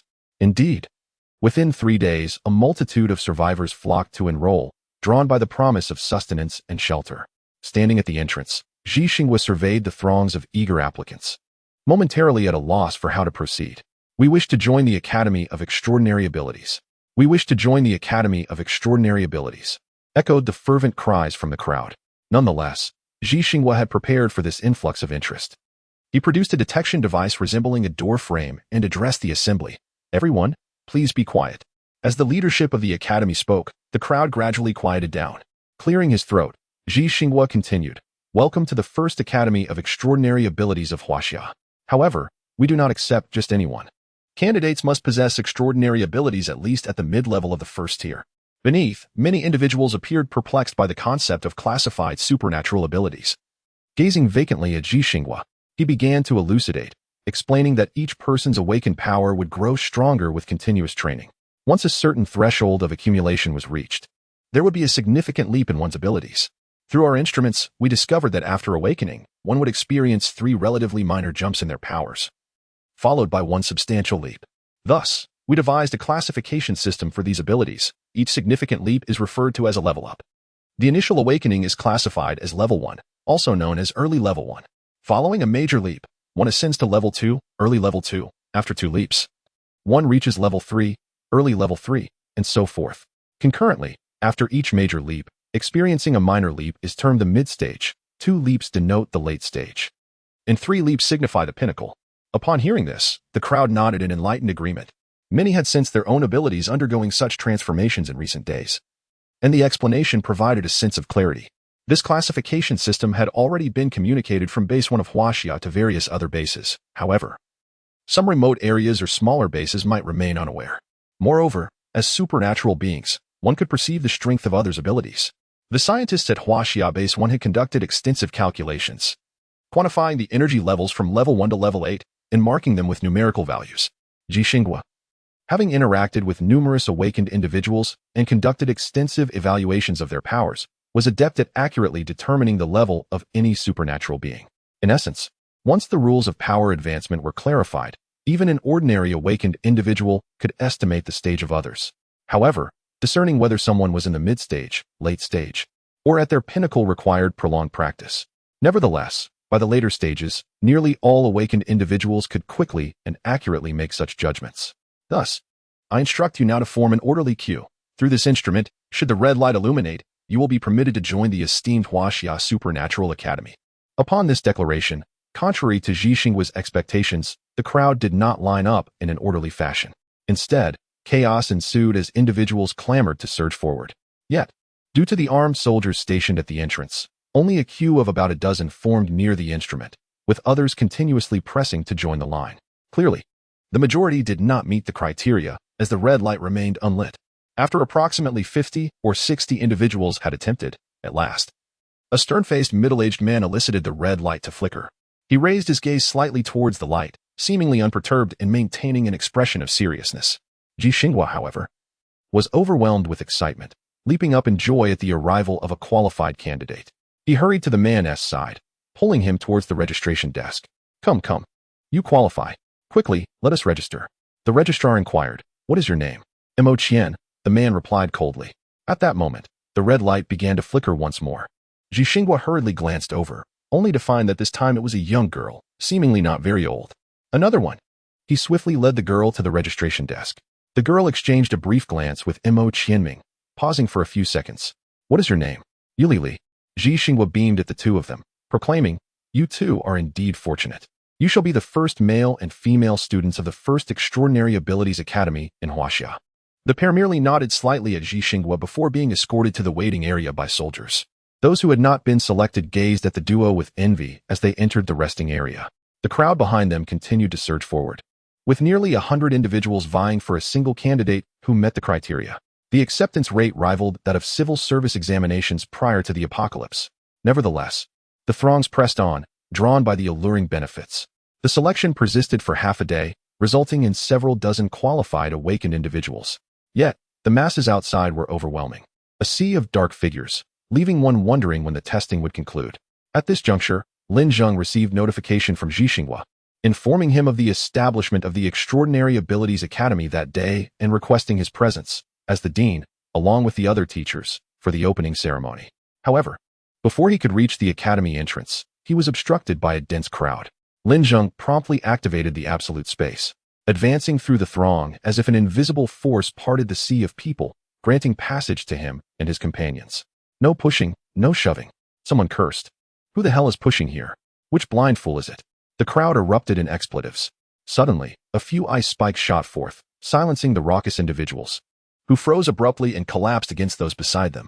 At that precise moment, Jixinghua clutched his stomach, beset by an urgent need to relieve himself, and hurried away to the restroom. Meanwhile, in the queue, a burly man, seeing a short man in front of him, attempted to forcefully cut in line. Unbeknownst to him, the short man was not to be trifled with. Initially, he responded with a congenial nod, but as the burly man moved ahead, the short man discreetly drew a dagger and swiftly plunged it into the man's side. The burly man, tough-skinned and resilient, did not fall but instead spun around, his face contorted with rage as he cursed at the short man before lunging at him. The short man, agile as a monkey, deftly engaged the burly man in a fierce scuffle. Amidst the chaos, those behind seized the opportunity to surge forward.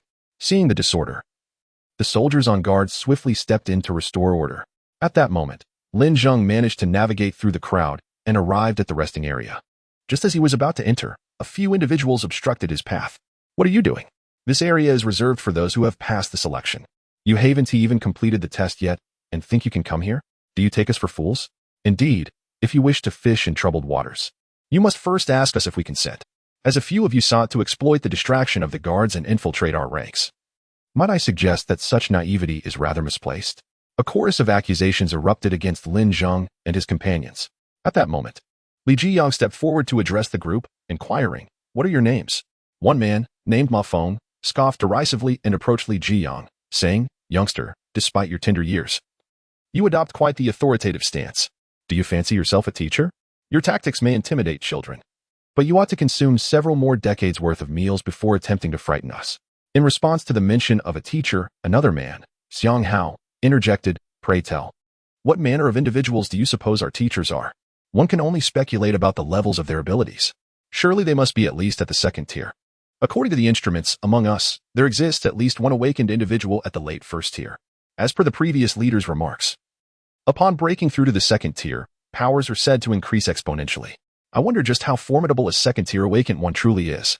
Based on my experience gleaned from online novels, it stands to reason that our entire group might not suffice to contend with even a single second-tier awakened individual."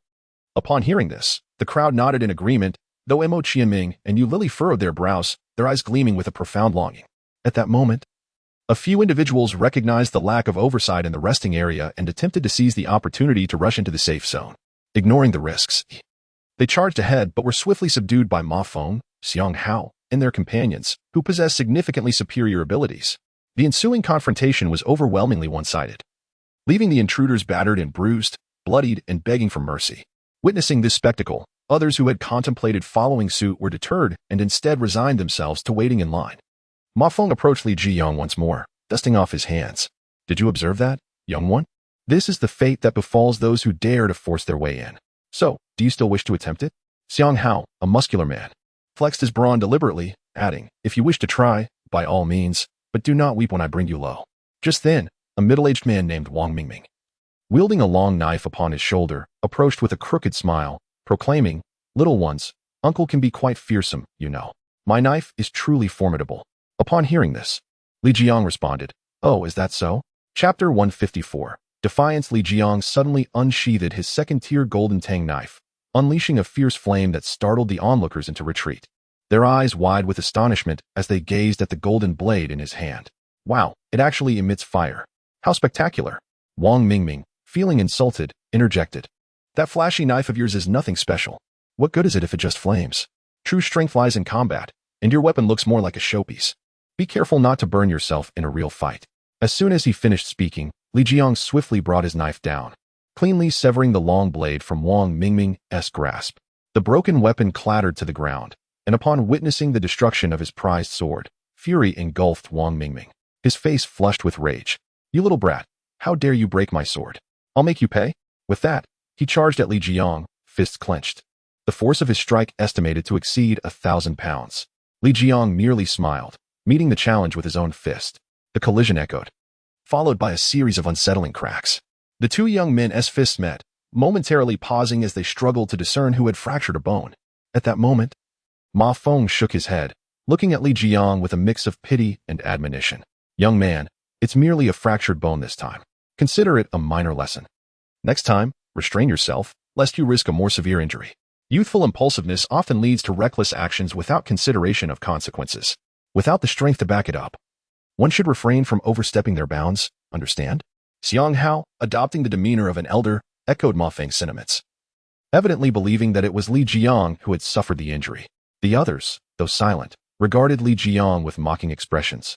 Suddenly, Wang Mingming let out a pained wail, his arm dropping limply as if robbed of its bones, swinging uselessly. What is happening? What occurred?" The crowd watched in disbelief at the unfolding drama, astonished to discover that it was Wang Mingming's hand that had been shattered. Despite being a mid-tier awakener on the cusp of advancing to the later stage, a palpable sense of dread washed over them as they turned their gaze toward Li Zheng. Sensing an unfamiliar yet potent aura emanating from the young man, it was foreign to them, for they had never encountered such a formidable power before. He seems to be a second-tier awakener. Upon uttering this realization, expressions of shock and disbelief spread across the faces of the onlookers. All eyes now fixated on Li Zheng. One individual suddenly grasped the implications, exclaiming, "Could he be a teacher?" The crowd suddenly came to a realization, unable to suppress their anxiety as they swallowed hard.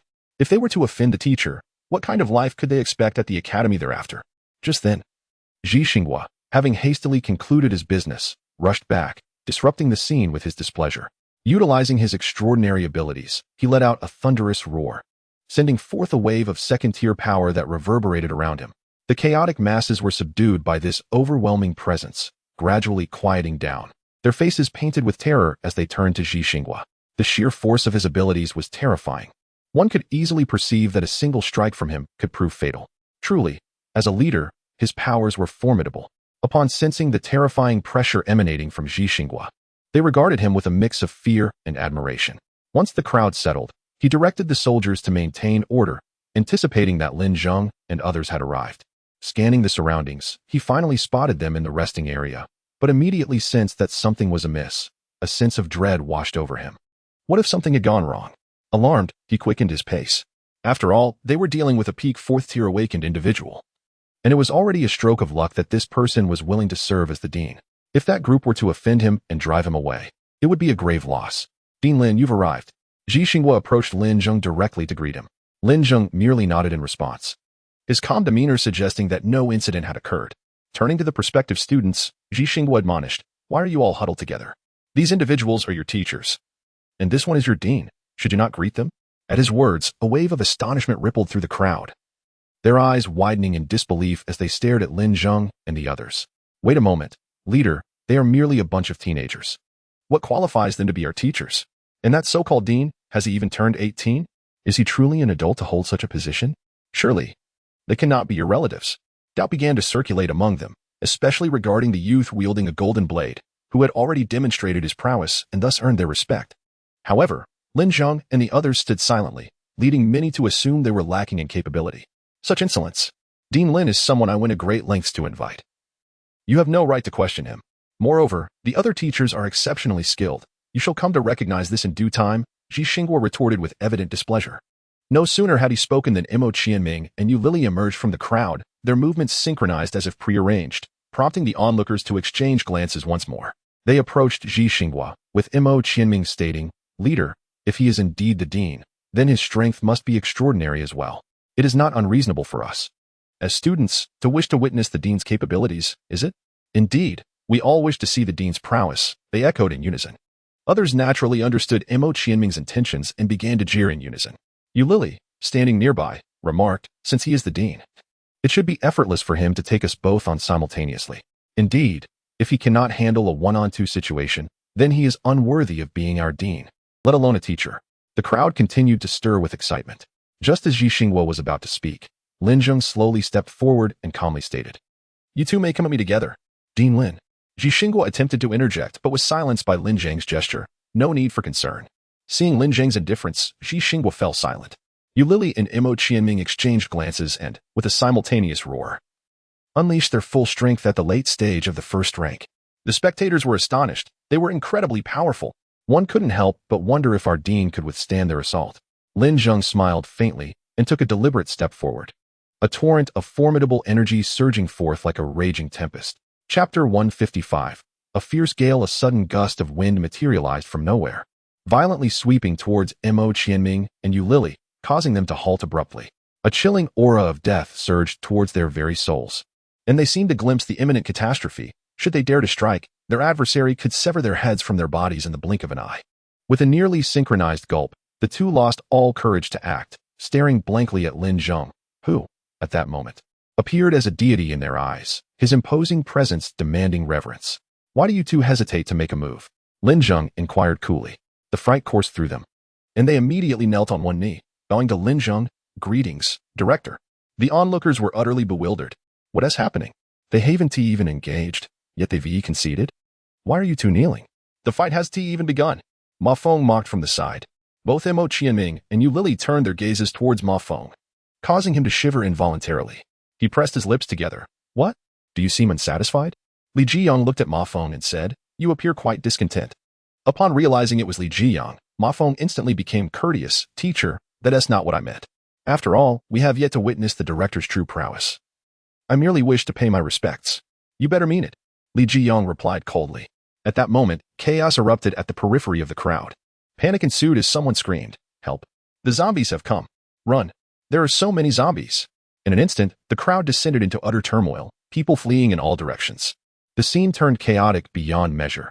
Some stumbled and fell, only to be trampled by those behind them, never to rise again. Zhixingwa's expression turned grave. How could there be so many zombies at this time? We had conducted a thorough extermination. His bodyguard, Pan Xiaowei, immediately advised, "Chief, we must retreat back into the academy quickly. Open the gates and let these people in." Zhixingwa bellowed, but Pan Xiaowei replied, "Sir, there are too many people. The academy may not accommodate them all. Regardless, let as many in as possible." Zhixingwa commanded. "Yes, sir." Pan Xiaowei saluted Zhixingwa and quickly directed the soldiers to open the gates, ushering the survivors into the academy. As the crowd saw the academy gates swing open, they surged forward like a tide, frantically rushing inside. "Combat team, everyone prepare. Follow me to slay the zombies." Zhixingwa drew a handgun from his waist, shouting to the soldiers behind him. Without hesitation, the soldiers responded affirmatively and charged towards the direction of the zombies, moving against the fleeing crowd. For soldiers, the perilous places from which civilians sought refuge were precisely the territory they were resolute to conquer. There is no serene existence.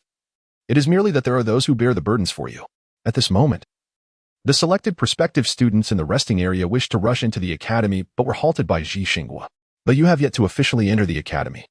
You are already considered half-students of the foremost academy of extraordinary abilities in Huaxia. Our institution's founding principle is to eradicate zombies and safeguard Huaxia. Thus, you are also regarded as soldiers. In this critical moment, rather than retreating to the rear, you should surge to the forefront." Upon hearing these words, Mo Qianming and Yu Lily charged directly into the horde of zombies without a second thought. There was also a hefty fellow, wielding a massive axe, who cursed vehemently. "Damn it! Those wretched zombies consumed my parents and my sister. I shall cleave you all to pieces." With that, he staggered forward as well, followed by an increasing number of individuals who were infected, rushing into the fray. However, a small contingent remained hesitantly rooted in place, their expressions fraught with indecision, including Ma Feng, Xiang Hao, and Wang Mingming. Suddenly, Ma Feng stepped forward and addressed Zhixingwa, "Leader, may I withdraw now?" Zhixingwa, unfazed, nodded in agreement. "Of course. Then we shall withdraw too." The others chimed in. Despite their abilities being above the mid-level of the first tier, capable of dispatching ordinary first-tier zombies with ease, the overwhelming number of zombies posed a grave danger. A moment's inattention could lead to injury or an encirclement, resulting in a gruesome fate. They were unwilling to take such a risk. Zhixingwa sighed lightly. "Very well. Since we are withdrawing, may we enter the academy?" "Go ahead," he replied, a trace of resignation in his voice. Upon hearing this, the group beamed with delight and sprinted towards the academy gates. However, just then, the gates began to close slowly. The academy was already at full capacity, unable to accommodate another soul, necessitating the closure of the entrance. Ma Feng and the others pounded on the gates in desperation, shouting for entry. "Open the door. Let us in. We haven't entered yet." At that moment, a soldier stationed in the watchtower called down, "The academy cannot accommodate you any longer. You must flee on your own." Upon hearing this, Ma Feng and the others grew frantic. Where could they escape to? A moment's lapse could lead to their demise at the hands of the zombies. "We are selected individuals. Unlike the ordinary masses, our value is greater. Just send a few people out to let us in." The soldier smirked disdainfully at their plea. "You should run. The zombies are approaching, and we will not be opening the gates." "Damn it. Do you not understand? We are talents, and our demise would be your loss." Ma Feng could not contain his anger and shouted. Xiang Hao glanced back, fear etched across his face as the zombies drew nearer. "What do we do? Where can we run to now? These blind fools would rather let those useless individuals in than us." At that moment, Wang Mingming spotted Li Jiang not far away, and it felt as if he had clutched a lifeline. He exclaimed in excitement, recognizing him as a teacher of formidable strength, surely, with him by their side, the zombies would not dare to approach. Although Wang Mingming had suffered a broken bone at the hands of Li Jiang, he understood the necessity of humility in the face of greater power. Since Li Jiang possessed such strength, it was wise to rely on him, casting aside any fear of embarrassment, for nothing could be more terrifying than the loss of life. Indeed, his prowess was undeniable. Dispatching these first-tier zombies would be a mere trifle, and staying close to him would undoubtedly ensure their safety. With this resolve, they rushed toward Li Jiang, calling out, "Teacher! Teacher, the zombies are coming. Protect us." Upon witnessing this group of cowardly souls approaching him, pleading for protection, Lin Zheng felt a wave of nausea. He swiftly summoned the shadow of the black demon and bellowed, "Get lost." Terrified, they immediately halted and fled in another direction. Lin Zheng turned to Lin Zheng and inquired, "Ah Zheng, shall we take action?" Just then, the system notification chimed. Repelling this wave of zombies will yield rewards. Expand object replication range by 1,000 cubic meters. Lin Zheng had initially been reluctant to engage in such trifling matters, but with a task issued by the system, he decided to lend a hand. "You have all trained for quite some time. Now is the perfect opportunity for practical experience." Upon hearing this, Lin Zheng, Li Moe, Zhao Nidong, and the others were filled with exhilaration. They had indeed been rather bored lately. Although zombies had provided some entertainment, they were merely scattered first-tier zombies, far from satisfying. Now, with a multitude of first-tier zombies appearing and seemingly second-tier ones lurking behind, their eagerness for combat had reached a boiling point. Having received Lin Zheng's approval, they charged forward like unleashed beasts into the horde of zombies. Instantly, the air was filled with the sounds of explosions, crackling lightning, and fierce roars. Jiang Yitong unfurled her angel wings and wielded a golden explosive bow, raining arrows down upon the zombies below. With each shot, dozens of zombies burst apart. Yet she maintained an impassive expression, her demeanor icy. A gentle breeze tousled her hair, giving her an exhilarating appearance. The cacophony of explosions and dazzling lightning drew the attention of onlookers within the academy, who gathered atop the walls to observe. "Look, that sister is so cool," one exclaimed. "Is that an angel?" Another voice chimed in, as a mighty explosion resonated within the zombie horde. Lightning pierced through dozens of zombies before erupting in a spectacular display of sparks. Look, that young man is incredible. He wields lightning. It's simply mesmerizing." "Indeed. He is so impressive. How I wish I could be as formidable as he." At that moment, Ma Feng and his companions, standing at the base of the academy walls, were utterly dumbfounded. They could hardly believe that these individuals were even more ferocious than Teacher Li. Chapter 156, Gratitude, a thunderous roar, reminiscent of a ferocious beast, once again captured the attention of the crowd. It was the golden-haired creature, its entire body reinforced with an iron-like sheen, now shimmering a brilliant silver. Accompanied by its fire-based abilities, it unleashed a tempestuous fire dragon from its maw, instantly incinerating countless zombies into charred remains. Simultaneously, the golden-haired beast, fortified by its formidable defense, charged effortlessly through the throngs of undead, as if traversing an uninhabited realm, sending numerous zombies soaring into the air or tearing them asunder. How magnificent that golden-haired creature was! There were rumors of certain animals undergoing mutations, yet none could have anticipated such astonishing transformations. The onlookers gazed at the golden-haired beast with envy, imagining the wealth of power it would bestow if it were their own pet. Many among them owned pets, yet, shortly after the apocalypse began, due to a scarcity of resources, they had been regrettably consumed as rations. In hindsight, they were filled with remorse. Had they possessed a mutated companion, they could have traversed the world with ease. Lin Zheng was not to be outdone, fully unleashing his peak second-tier strength. His black demon giant, towering at several dozen meters, was shrouded in an aura of deathly black mist. Its every movement exuded an oppressive force that would leave anyone facing it gasping for breath. Despite its colossal size, its movements were fluid and swift. With a sudden leap, Lin Zheng clenched his fists and struck the ground with all his might, the black demon giant mirroring his actions. The ground trembled as dozens of zombies were obliterated, while many more were sent crashing back into the horde.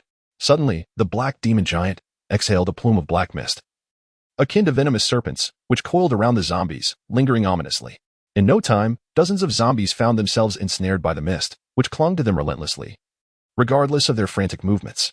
Then, with a slight smile, Lin Zheng snapped his fingers. Boom! The black mist detonated, leaving no trace of the zombies engulfed within. This was the new technique he had recently perfected, aptly named Black Demon Explosion. Shaolin and Li Shiro were equally unrestrained, unleashing their water and fire abilities in a dazzling display of explosive power, leaving the spectators utterly awestruck, their expressions a mix of astonishment and disbelief. In that moment, they finally comprehended why the Ability Academy had invited this young man to serve as a teacher. Ma Feng and the others, witnessing the spectacle, could not help but swallow hard, reflecting on their previous actions with a wave of apprehension, a chill creeping down their spines. They had dared to speak disrespectfully to such formidable individuals and even contemplated confrontation. A bittersweet laugh escaped them as they grappled with their folly. At this moment, all eyes were fixed upon the young man referred to as the Dean by the leader. If the teachers were already formidable, one could only wonder how powerful the Dean must be. Yet, Lin Zheng merely stood quietly in place, refraining from making a move. These lower-tier zombies were not worthy of his intervention. He was waiting, biding his time for a zombie that merited his effort. In truth, he had already sensed the presence of a fourth-tier zombie nearby and had been anticipating its appearance. Despite the long wait, Lin Zheng remained inactive, which led others to doubt the dean's strength. Could it be that he was merely a theorist, lacking in practical prowess? Ji Xinghua led the combat team, deftly maneuvering through the throngs of zombies, their coordination impeccable. Working in groups, they alternated between covering and attacking one another, the sounds of gunfire ringing out as zombies fell one after another. When dealing with first-tier zombies, firearms remained the most efficient and effective weapons. As a second-tier awakened individual with a focus on strength, Ji Xinghua effortlessly dispatched a zombie with a single strike, causing its head to burst apart. At that moment, he glanced sideways and saw a dozen zombies lined up before him, prompting a hearty laugh as he exclaimed, "What a splendid opportunity! Let me send you all to the heavens." He immediately assumed a stable stance, his fists cracking as he tightened his grip. With a resounding roar, his enormous fist rocketed forward like a cannonball, smashing into the chest of the leading zombie. The impact was so forceful that it penetrated through to the second zombie behind it. One after another, the subsequent zombies exploded as if struck by a bomb, leaving gaping holes in their chests before they all collapsed in unison. Wow, is that the leader of the academy? Quite impressive. Ji Xinghua's display garnered countless cheers. Though the aspiring students who charged in were not as extraordinary as Li Mo, and others, they too navigated through the horde, claiming numerous zombie lives. Notably, Mo Qianming and Yu Lili appeared to be natural rivals, secretly competing to see who could slay more zombies. Lu Xiaoping, a hefty individual wielding an axe, swung it with abandon, occasionally unleashing a spinning cleave that severed zombies in half. His excitement grew with each kill, and his movements quickened. "What a thrill!" he exclaimed as he delivered a powerful downward chop, cleaving a zombie neatly in two, the smooth surface glistening with viscous blood as the halves toppled to the ground. At that moment, a swarm of hulking zombies charged from a distance. The aspiring students visibly struggled against the second-tier giants, retreating under pressure. Only Mo Qianming and Yu Lili managed to work together, engaging a second-tier giant zombie in a fierce back-and-forth battle. Nearby, Ji Xinghua observed their performance, nodding in approval. These two were indeed promising talents. Lin Zheng was constantly attentive to these prospective students. Mo Qianming, Yu Lili, and Lu Xiaoping all garnered his approval. Should these individuals succeed in their cultivation and maintain good character, he might consider integrating them into the base. As for the group lurking in the shadows, Mo Qianming, do not hold back any longer. You attack from above while I strike from below. Let us together vanquish this second-tier zombie. Yu Lili shouted to Mo Qianming. With that, she drew a long whip from her waist, adorned with crimson tassels, and with a fierce flourish, she lashed the whip, producing a sharp crack before targeting the lower limbs of the colossal zombie. Mo Qianming also unsheathed a short dagger from his waist, wielding it with fluid grace. He leapt into the air, aiming for the zombie's upper body, directly targeting its eyes. In a deft maneuver, Yu Lili swung her whip, ensnaring the colossal zombie's legs. Caught off guard, the zombie stumbled and fell directly toward Mo Qianming. "Watch out!" Yu Lili cried out. However, Mo Qianming, instead of dodging, perceived this as an opportunity and continued to thrust toward the zombie's eye.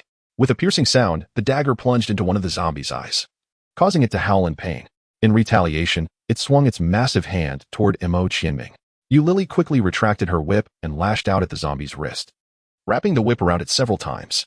She positioned herself firmly and yanked back with all her might, but her strength proved insufficient. The force of the zombie's movement sent her soaring through the air. Coincidentally, the handle of the whip flew toward Mo Qianming, who caught it and used the momentum to propel himself away, narrowly evading the zombie's deadly strike. Yu Lili managed to regain her footing after a mid-air somersault. Mo Qianming nodded at her in gratitude. Boom. At that moment, the colossal zombie crashed to the ground. Though one of its eyes was blinded, it suffered no significant harm and, in fact, became enraged. It quickly rose from the ground, roaring as it charged at the two, its speed now a multiple of what it had been before. Both of them paled, realizing the dire situation they faced. Chapter 157. The battle commences. Both individuals realized that, at such a pace, escape was utterly futile. Moreover, the colossal zombie had been thoroughly provoked, rampaging with unstoppable force, trampling numerous first-tier zombies beneath its feet. As they stood frozen in place, resigned to their fate, an axe hurtled towards them from behind, spinning rapidly, aimed directly at the giant zombie's forehead. With a sharp thud, the axe embedded itself in the creature's skull, splattering a stream of yellow fluid. However, such a degree of damage had little effect on the undead behemoth. It effortlessly wrenched the axe free, letting out a furious roar before casting it aside. Seizing this fleeting opportunity, The two hastily retreated, narrowly escaping death. Thank you, Fatty. Mo Qianming, owe you my life. Mo Qianming gasped, glancing at Lu Xiaoping after catching his breath. And you Lily, I'm also indebted to you. You Lily remarked, wiping the sweat from her brow and adjusting her disheveled hair as she addressed Lu Xiaoping. Suddenly, Lu Xiaopeng's eyes sparkled with newfound warmth, akin to the sun breaking through the clouds, flooding his heart with a comforting glow. What is this feeling? He stammered, in no need to thank me. We will all be students of the Ability Academy from now on. We should help each other. Watch out. It's coming. Mo Qianming's shout cut through Lu Xiaoping's reverie. The giant zombie had once again locked onto the trio, charging towards them with even greater ferocity than before. The ground trembled beneath them as they sensed the imminent threat. Activate your abilities, Mo Qianming commanded, rushing headlong towards the colossal zombie. His palms released a flurry of golden threads, darting towards the monstrous foe. As a gold element awakened individual, he was reluctant to expend his abilities unless absolutely necessary, for depleting them would render him no different from an ordinary person, essentially sealing his fate in such a dire conflict. Without a moment's hesitation, Lu Xiaoping and Yu Lily unleashed their powers. Yu Lily, an ice element awakener, conjured countless ice spikes that shot forth from her hands, imbued with a bone-chilling coldness. Aimed at the giant zombie's head, the ice spikes arranged themselves in the air like stars scattered across a night sky, each glimmering with peril. Lu Xiaoping, a fire element awakener, let out a fierce battle cry. With a resounding bang, flames erupted from his body as he charged towards the giant zombie. Thus began the fierce clash between three mid-stage human awakeners and a nascent second-tier giant zombie. A flurry of golden threads surged towards the colossal zombie, deftly manipulated by Mo Qianming, resembling serpentine spirits entwining around the monstrous figure. However, the giant zombie suddenly exerted its strength, snapping the threads with a series of sharp cracks. Although it could not be completely ensnared, the momentary delay provided a crucial advantage. In those fleeting seconds, Yu Lily's ice shards approached the zombie's head. Distracted by the severed threads, it failed to evade, and was pierced by dozens of ice spikes, transforming its head into a prickly visage akin to a porcupine. It roared in fury, violently breaking the icy projectiles. Seizing the opportunity, Mo Qianming unleashed another barrage of golden threads to ensnare the beast once more. At that moment, Lu Xiaoping positioned himself beneath the giant zombie. He raised both hands, directing a fiery serpent towards its groin, intense flames scorching the creature's most vulnerable area. The intense heat elicited a fierce roar as the zombie broke free from the golden threads and glanced down to see a fire-wielding human. In a fit of rage, it lifted its right foot to stomp down. Despite his rotund physique, Lu Xiaoping exhibited remarkable agility, deftly rolling aside to evade the blow. The colossal zombie, now in a state of absolute fury, thrashed about like a deranged gorilla, wildly pummeling and kicking in an attempt to swat away the three pesky flies before it. Observing the chaos, Yu Lily promptly addressed her companions, declaring, "It has lost its composure. Let us strike with unyielding vigor and vanquish it." Lu Xiaoping and Mo Qianming nodded in agreement. Suddenly, a spark of inspiration ignited in Mo Qianming's eyes. "Yu Lily, catch!" he shouted, launching dozens of golden threads her way. Yu Lily swiftly grasped one end of the threads, while Mo Qianming tossed her his shirt, signaling her to wrap it around her hands before seizing the threads. Understanding his intent, she quickly secured her grip, fully trusting her capable teammate in this critical moment rather than questioning him or insisting on her own ideas. "Fatty, over here," Lu Xiaoping called out to Mo Qianming, who promptly ran over, ready for instructions. Clearly, Lu Xiaoping was also a perceptive and cooperative ally in this dire situation. "Use the fire to burn these golden threads." Upon hearing these words, Lu Xiaoping and Yu Lily simultaneously came to a realization, finally understanding Mo Qianming's intentions. A fiery serpent erupted from Lu Xiaoping's palm. The fine strands of gold quickly glowed and heated to an intense red, becoming exceedingly hot. The golden threads emitted by the awakened gold element user were distinct from the ordinary gold threads found on Blue Star, one notable difference being their exceptionally high melting point, rendering them resistant to melting or deformation. As the golden strands turned crimson, Mo Qianming addressed the two, urging them to proceed. They nodded in agreement. Forming a triangular formation, Mo Qianming and Yu Lily led the charge with the golden strands, while Lu Xiaoping followed closely behind, continuously roasting the strands with flames. Soon, the trio arrived at the feet of the colossal zombie. Mo Qianming and Yu Lily intensified their grip, then struck fiercely at the giant's legs. With a sizzling sound, the golden strands gradually sank into the rotting flesh of the giant zombie. With a sharp tug, Mo Qianming and Yu Lily pulled, extracting a plethora of blood and flesh, which hissed and emitted white smoke. Yu Lily's clothing was nearly burned through, The golden strands incessantly seared her palm, yet despite the excruciating pain, she held on tightly, gritting her teeth in determination. The giant zombie's legs, severed by the glowing golden strands, crumbled into pieces, crashing down to the ground. It was not dead, still roaring in agony. Mo Qianming shouted to Yulili once more, urging her to aim for its head. She nodded, and together they leaped, guiding the golden strands toward the fallen giant's head. With another sizzling sound, the strands embedded themselves into the zombie's skull, eliciting agonized howls from the creature as it thrashed about. The golden strands had embedded into Yulili's palm, causing blood to seep forth, while Mo Qianming's hands began to form blisters, turning red as though scalded by boiling water. The thrashing of the zombie compelled them to apply even greater force. Suddenly, two golden strands encountered an obstruction, refusing to budge. Mo Qianming immediately recalled hearing that the brains of such second-tier colossal zombies contain crystal cores, which could be directly absorbed to enhance one's abilities. He was instantly filled with exhilaration. A second-tier zombie crystal core, if completely absorbed, would undoubtedly allow him to break through to the second tier. Yulili, let go quickly. Upon hearing this, Yulili hastily released her grip and discarded the garments clinging to her. She glanced at her palm, where a dark, ominous wound was starkly visible. With little time to ponder, she swiftly tore a piece from her clothing and adeptly bandaged the injury. Meanwhile, Mo Qianming exerted control over the golden threads, ensnaring the crystal core and endeavoring to pull it free with all his might. However, no matter how fervently he strained, it would not budge an inch. Noticing Lu Xiaopeng's axe beside her, Yulili seized it with determination. With a leap, she aimed for the giant zombie's head, and with a resounding crack, her strike severed a significant portion of the zombie's skull, revealing the crystal core nestled within. Mo Qianming, suddenly losing his balance, tumbled backward, and the crystal core soared into his embrace. A triumphant smile spread across his face as he exclaimed, "Indeed, a zombie crystal core. This will elevate my cultivation to new heights." At that moment, Yulili wiped the blood and grime from her face and turned to Mo Qianming, inquiring, "What is this? Do you intend to keep it all to yourself?" Mo Qianming smiled subtly, replying, "You certainly have your share." He then glanced over at Lu Xiaopeng, adding, "He has his share as well." Lu Xiaopeng, bewildered, exclaimed, "What is happening? What is going on?" Chapter 158, The Enormous Shadow. Before they could fully comprehend the situation, another second-tier zombie lunged toward them. The three were utterly exhausted, devoid of any supernatural abilities, and lacked the strength to flee. They exchanged helpless glances, resigned to their fate. Just as they prepared to accept their impending demise, a figure emerged before the colossal zombie. This figure boasted a pair of angelic wings, which, when unfurled, spanned several dozen meters, exuding an overwhelming sense of pressure. It was the director. Lu Xiaopeng focused intently and soon recognized that it was Lin Zheng. A look of astonishment crossed his face. Meanwhile, the onlookers atop the city walls were equally stunned, their expressions shifting from anticipation to skepticism and now to sheer astonishment. The mere sight of Lin Zheng, suspended in midair, conveyed the presence of a formidable being, one so powerful that it took one's breath away.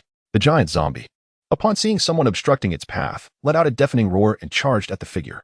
A wave of force rippled through the air. What is happening? Confusion painted the faces of all present, while a wave of terror surged within them. It seems he has stopped the colossal zombie with but a single finger. Suddenly, someone exclaimed in disbelief, prompting everyone to focus intently. Indeed, they observed that the figure had pressed a finger against the forehead of the giant zombie, rendering the creature utterly immobile, regardless of how much strength it exerted. The zombie emitted frenzied roars, but to no avail. It seemed to realize the indignity of being halted by a mere fingertip, a profound sense of humiliation washing over it. Below, the three individuals, Mo Qianming and his companions, were momentarily transfixed by the spectacle before them. They had imagined the director to be powerful, but never did they expect such an extraordinary display of strength. With just a single finger, he held at bay a second-tier zombie that they would have to fight desperately to defeat. Moreover, he appeared to do so with such effortless grace, as if swatting away an insignificant ant.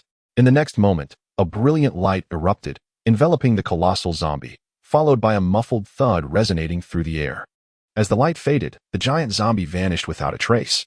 This was the fusion of laser and explosion abilities, greatly amplifying their power, capable of erasing an object silently and instantaneously. Witnessing this spectacle, everyone was rendered speechless. In the blink of an eye, a second-tier giant zombie had silently evaporated, leaving no remnants behind. Particularly, Mo Qianming and Yulili exchanged wry smiles, their expressions a blend of helplessness and irony. They had previously considered testing the mettle of this director. Reflecting on it now, Such actions appeared profoundly ignorant and foolish. Had the director chosen to retaliate, their fate would have mirrored that of the zombie, reduced to mere ash, without a trace. Roars erupted as the remaining giant zombies seemed to sense an overwhelming presence. They halted their movements, turning in unison to gaze at Lin Zheng. Almost as if in agreement, they charged towards him from all directions, encircling him tightly. Within mere seconds, they had closed in on Lin Zheng. This is bad. The director is surrounded, Lu Xiaopeng exclaimed, concern etched across his face. Earlier, the trio had seized the opportunity while the giant zombies were distracted by Lin Zheng to retreat to the side. Could he truly contend with such a multitude of second-tier zombies? Doubt began to creep in among the onlookers. Yet Mo Qianming and Yu Lili regarded Lin Zheng with fervent anticipation, their eyes devoid of any worry, filled instead with exhilaration and heat. As if they could already envision Lin Zheng vanquishing all the giant zombies in a single strike. Suddenly, the space around Lin Zheng warped and distorted, the gravitational force in that area surging hundreds of times. The colossal zombies were instantaneously overwhelmed, collapsing to the ground, their bodies flattened as if crushed under an enormous weight, teetering on the brink of explosion. Then, Lin Zheng gently raised his hand and abruptly pointed. The gravity intensified once more, and with a thunderous roar, the giant zombies burst apart like overripe melons, disintegrating into a shower of flesh and blood.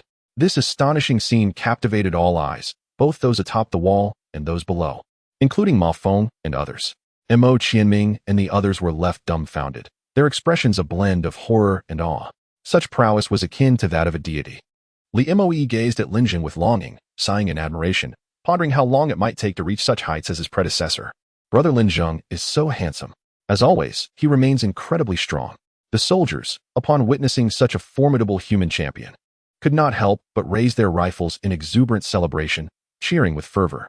In astonishment, Su Xinghua felt an immense sense of gratitude, realizing the fortuitous stroke of luck that had led him to discover such a powerful individual to serve as the dean. With such a dean at the helm, what need was there to fear the efficacy of the Academy of Abilities, or the threat of zombie attacks, or incursions by foreign adversaries? He gazed towards the capital, slightly tilting his head, and remarked with a sense of reflection, "Commander, it seems I have accomplished half of this daunting task." Dean, Dean, Dean. At that moment, nearly everyone began to chant in unison. Countless individuals regarded Lin Zheng as an idol, some even viewing him as a target to aspire to.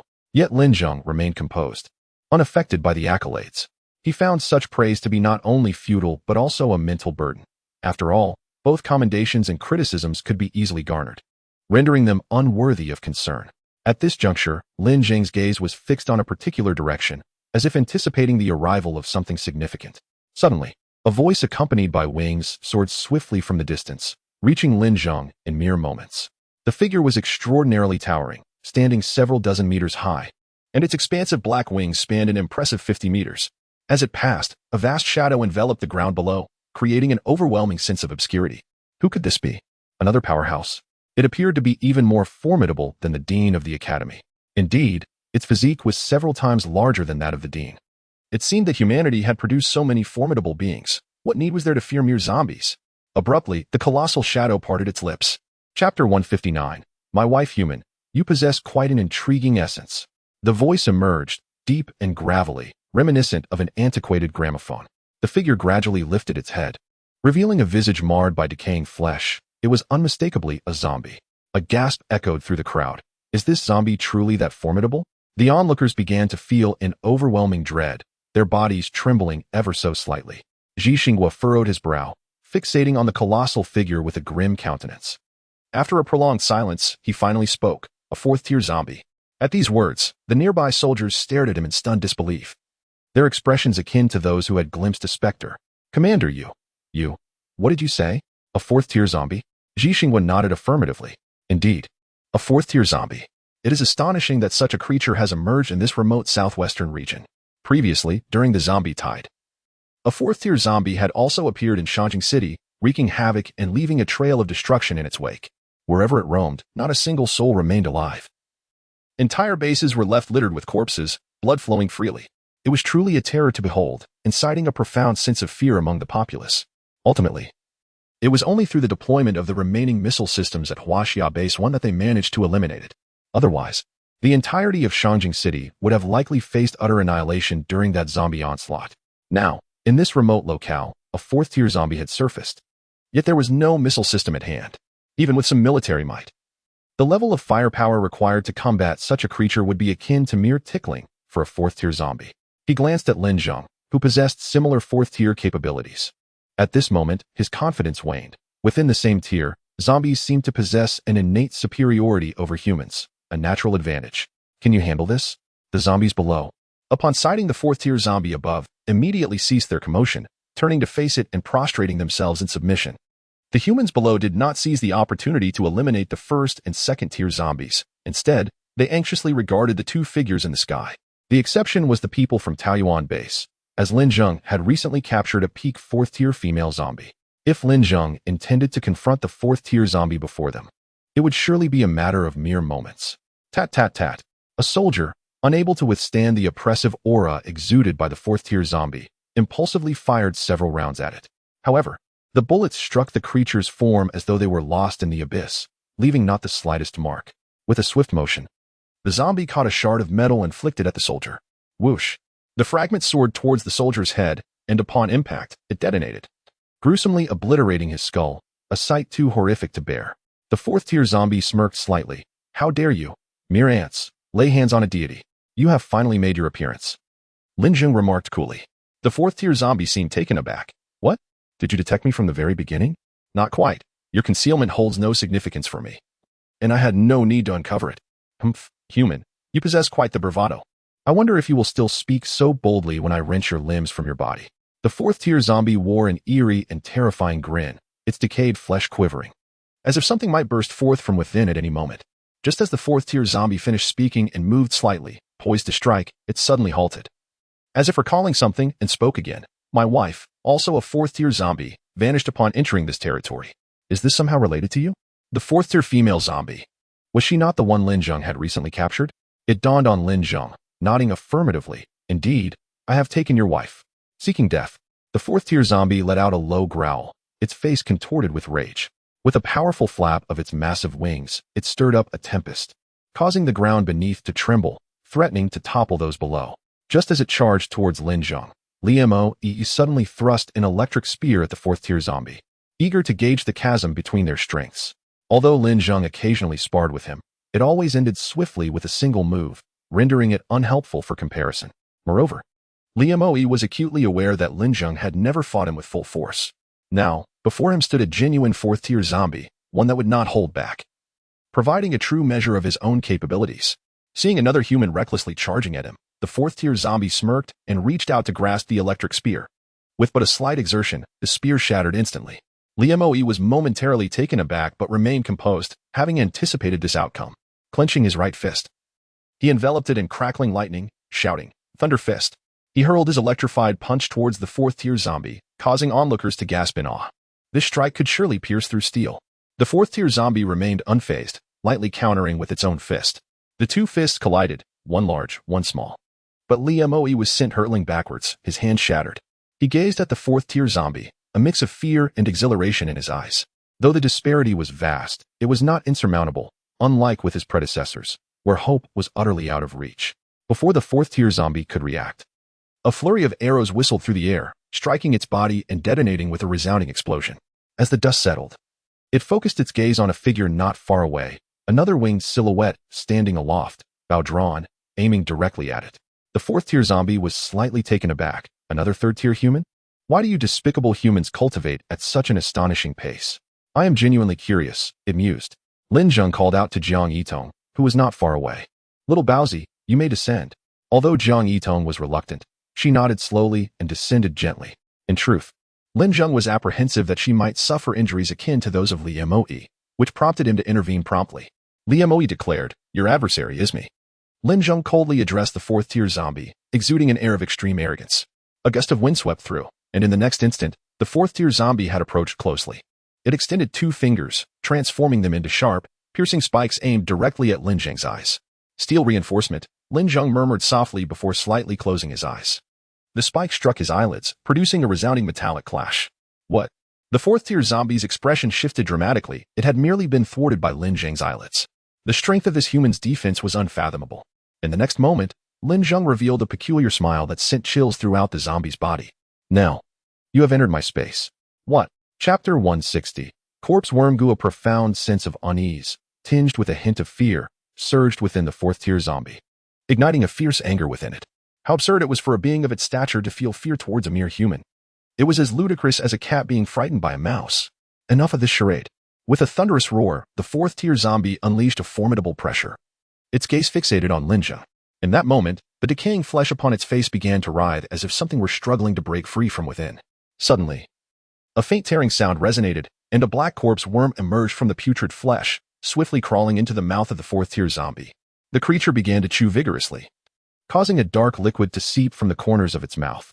This was its ultimate ability, the corpse worm goo. Typically, it required a portion of its powers to nurture the parasite dwelling within the decaying flesh. Yet, in times of crisis, it could consume the worm to forcibly elevate its rank by a significant degree, akin to an ability that transcends levels, albeit a rather grotesque one.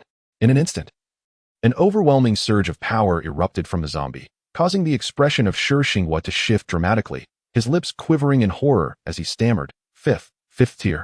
The aura of a zombie. This was catastrophic. The current human forces were utterly incapable of vanquishing a fifth-tier zombie, unless they resorted to the cataclysmic might of a nuclear weapon. This calculation had been meticulously derived by the scientists of Base 1 in Huaxia. As despair enveloped the crowd, they were astonished to witness the space surrounding the fourth-tier zombie and the director beginning to warp slightly. Many rubbed their eyes vigorously to confirm they were not hallucinating. And ultimately, they acknowledged the reality of the spatial distortion. Abilities. Transcendence. Abilities. Absolute space. After a whispered incantation, both powers activated instantaneously. Human child, I now possess the strength of a fifth-tier being. I wonder how you shall respond? The zombie boasted. Tear apart. Lin Zheng merely parted his lips, and the entire absolute space erupted with an unparalleled tearing force. The zombie felt as if countless invisible iron hands were gripping various parts of its body, forcing them apart. What on earth was happening? Soon, a subtle sensation of tearing began to resonate throughout its entire being. The zombie exerted every ounce of strength to resist, but the feeling of being torn apart only intensified. Finally, fear etched itself onto its visage. Who are you? Just an ordinary person, Lin Zheng declared. As the words left his mouth, the ripping force of absolute space surged exponentially, a potent combination of gravity control and absolute space. By employing gravity control within absolute space, he aligned the direction of gravity with that of the tearing force, thereby amplifying the ripping strength of absolute space severalfold. With a sudden, violent rip, the zombie's body was torn asunder, leaving only its enormous wings intact. The onlookers were momentarily frozen in disbelief, their expressions vacant and mouths slightly agape, enveloped in a silence akin to death itself. One could even hear the sound of someone swallowing nervously. This strike not only vanquished a fifth-tier zombie, but also shattered the collective worldview of the crowd, particularly for Shi Xinghua, who had always relied on data to understand the formidable power of fifth-tier zombies. Yet now, someone had effortlessly slain a creature of such strength, rendering his references utterly obsolete. Lin Zheng gazed at the massive black wings hovering in the air and received a notification. Congratulations, host, you have acquired a pair of fourth-tier mutated zombie wings. These wings can be fused with the angel wings, resulting in a significant enhancement of power. Fusion method. Sever the original angel wings, and the mutated wings will automatically merge with the wound. Lin Zheng was astonished to discover that these wings were indeed a mutated item. Although he possessed the angel wings, which had already reached the pinnacle of fourth tier, these new wings seemed of little use to him. Nevertheless, adhering to his usual practice, he decided to replicate them and store a copy in the system space. Little Bun, come here for a moment. He called out to Jiang Yitong. Jiang Yitong swiftly unfurled her angel wings and flew to Lin Zheng's side. What's the matter, brother Lin Zheng? She inquired. There is a method to enhance your power, but the process will be quite painful. Consider it carefully and let me know, Lin Zheng said earnestly. To his surprise, Jiang Yitong did not hesitate for a moment and replied decisively, Brother Lin Zheng, there's no need to think it over. I am willing. She understood that in this tumultuous era, her strength needed to grow continually, or else she would only become a burden to Lin Zheng, perhaps even his Achilles heel. In a world where the strong prey upon the weak, the pain of growth paled in comparison to the alternative. Lin Zheng nodded in satisfaction. Very well, little Bon. I will now sever your angel wings and integrate these fourth-tier mutated wings into your wound. Upon hearing that her angel wings would be severed, Jiang Yitong was momentarily taken aback, yet she displayed no fear. Instead, she resolutely nodded at Lin Zheng, saying, All right, brother Lin Zheng, proceed. Prepare yourself. It may be quite painful. Lin Zheng reminded that the wings of angels were akin to a part of the body. Severing them would be as painful as amputating one's limbs. Suddenly, without warning, Jiang Yitong's wings of angels were abruptly severed by an invisible force, causing blood to spurt forth. Jiang Yitong trembled violently, her body convulsing in agony. She endeavored to suppress her expression, yet the pain contorted her features into a grimace. Enveloped in the absolute space, her wings of angels were unexpectedly severed by an unseen force. The onlookers below were left in shock, particularly those from the Tiyuan base, who were utterly perplexed. What was Ajing doing? How could he have severed Sister Yitong's wings? Li Jiyang's expression was complex as he glanced at Lin Zheng and then at Jiang Yitong with a heart full of concern. What was his senior doing? Li Moyi's countenance was grave as he fixed his gaze on Lin Zheng, seemingly attempting to fathom his intentions. The others were equally bewildered. Was he that female teacher with the dean? What had transpired? They awaited developments with bated breath. Indeed, the essence of humanity is to indulge in gossip. Chapter 161. Class Division. With a decisive wave of his hand, Lin Zheng summoned a pair of fourth-tier mutated wings, which gracefully floated towards Jiang Yitong's back. The tips of the wings and the wound on Jiang Yitong's back were drawn together as if by the magnetic pull of opposing forces. Suddenly, the wings plunged into the wound, causing Jiang Yitong to emit a muffled groan, her brows furrowing in pain, her expression contorted in agony. This process was akin to thrusting two cold, sharp daggers directly into her injury, and the suffering was palpable. In no time, the fourth-tier mutated wings began to visibly merge with the wound. At that moment, Jiang Yitong felt an unbearable itch on her back, as if swarms of ants were scuttling about. This sensation was even more intolerable than the excruciating pain of the torn flesh. The wound was healing at a remarkable pace. And, in an almost paradoxical manner, the blood that had flowed out began to reverse its course, cleansing both her blood-stained clothes and her fair back to an immaculate state. After enduring this torment, Jiang Yitong's expression gradually softened, her demeanor becoming significantly more relaxed. Suddenly, she opened her eyes wide, a flash of brilliance emanating from them. She underwent a subtle transformation, her presence exuding an intensified aura of authority that compelled others to keep their distance. Furthermore, she radiated the unmistakable energy of a fourth-tier initial stage. With the aid of the fourth-tier mutated wings, Jiang Yitong successfully ascended to the fourth-tier initial stage. Acutely aware of the significant enhancement of her abilities, a smile graced her lips as she expressed her gratitude to Lin Zheng, saying, "Thank you, Brother Lin Zheng. I feel as though I have broken through. Why not find someone to test it out and see?" Lin Zheng suggested. Jiang Yitong's gaze shifted toward Li Moyu, and with a sly smile, she unfurled her massive wings and charged toward him at an astonishing speed. To her astonishment, she realized her velocity had markedly increased. If she were to glance back, she would see a swirling vortex of white air currents trailing behind her. Li Moyu was momentarily taken aback, exclaiming, "What the?" However, he quickly regained his composure, grounding himself with a clenched fist, poised for action.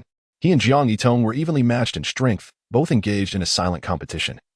Eager to claim the second position at the Peach Source base, Li Moyu was driven by the pursuit of power, while Jiang Yitong was determined not to be a burden to Lin Zheng.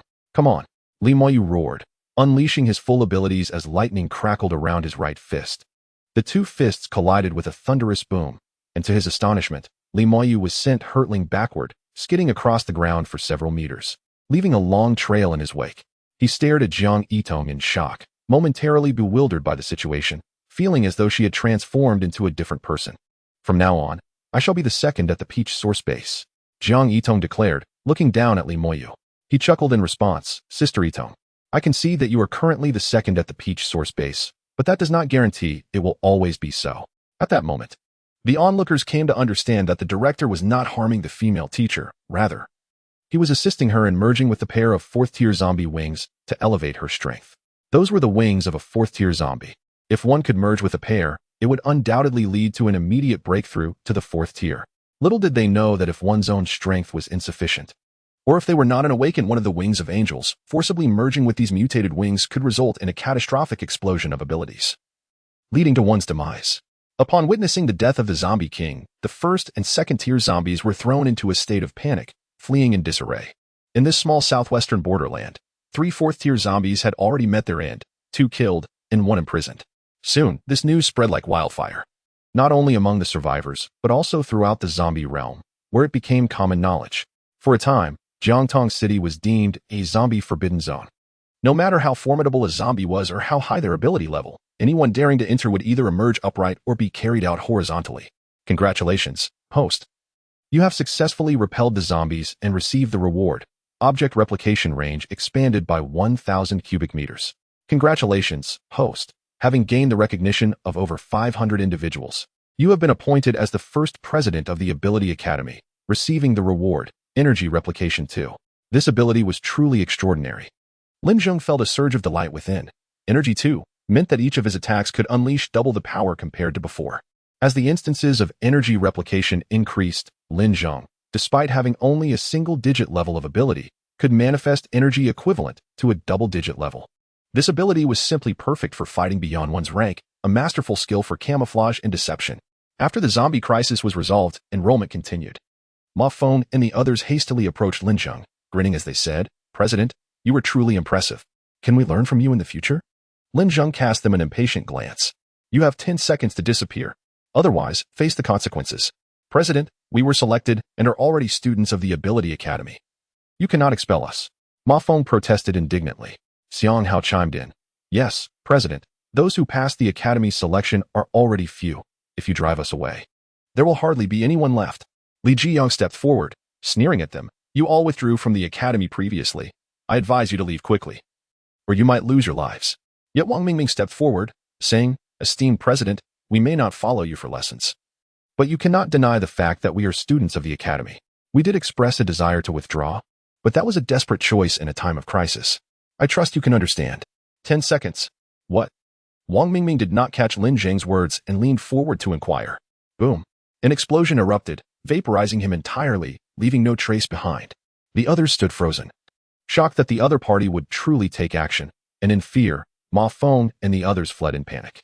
Ultimately, the recruitment process spanned an entire day. However, the results were somewhat disappointing, with fewer than 200 qualified students enrolled. These individuals exhibited considerable diversity in terms of gender, age, and physical condition. Among them were children of tender years, elderly individuals, and even those confined to wheelchairs or suffering from amputations. Nevertheless, their unique abilities met the necessary criteria. Such variability posed a significant challenge for management, as a uniform standard of oversight was unfeasible. For instance, during physical training sessions, one would witness a mix of young and old, alongside those in wheelchairs and individuals with one leg, all attempting to run together.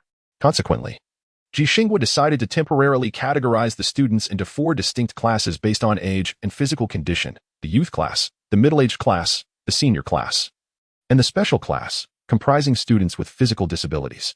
After deliberation, Zhang Yitong was appointed to lead the youth class, Li Mo to oversee the middle-aged class, Li Jiang to head the senior class, while Xiao Lin and Li Xiaoro jointly managed the special class.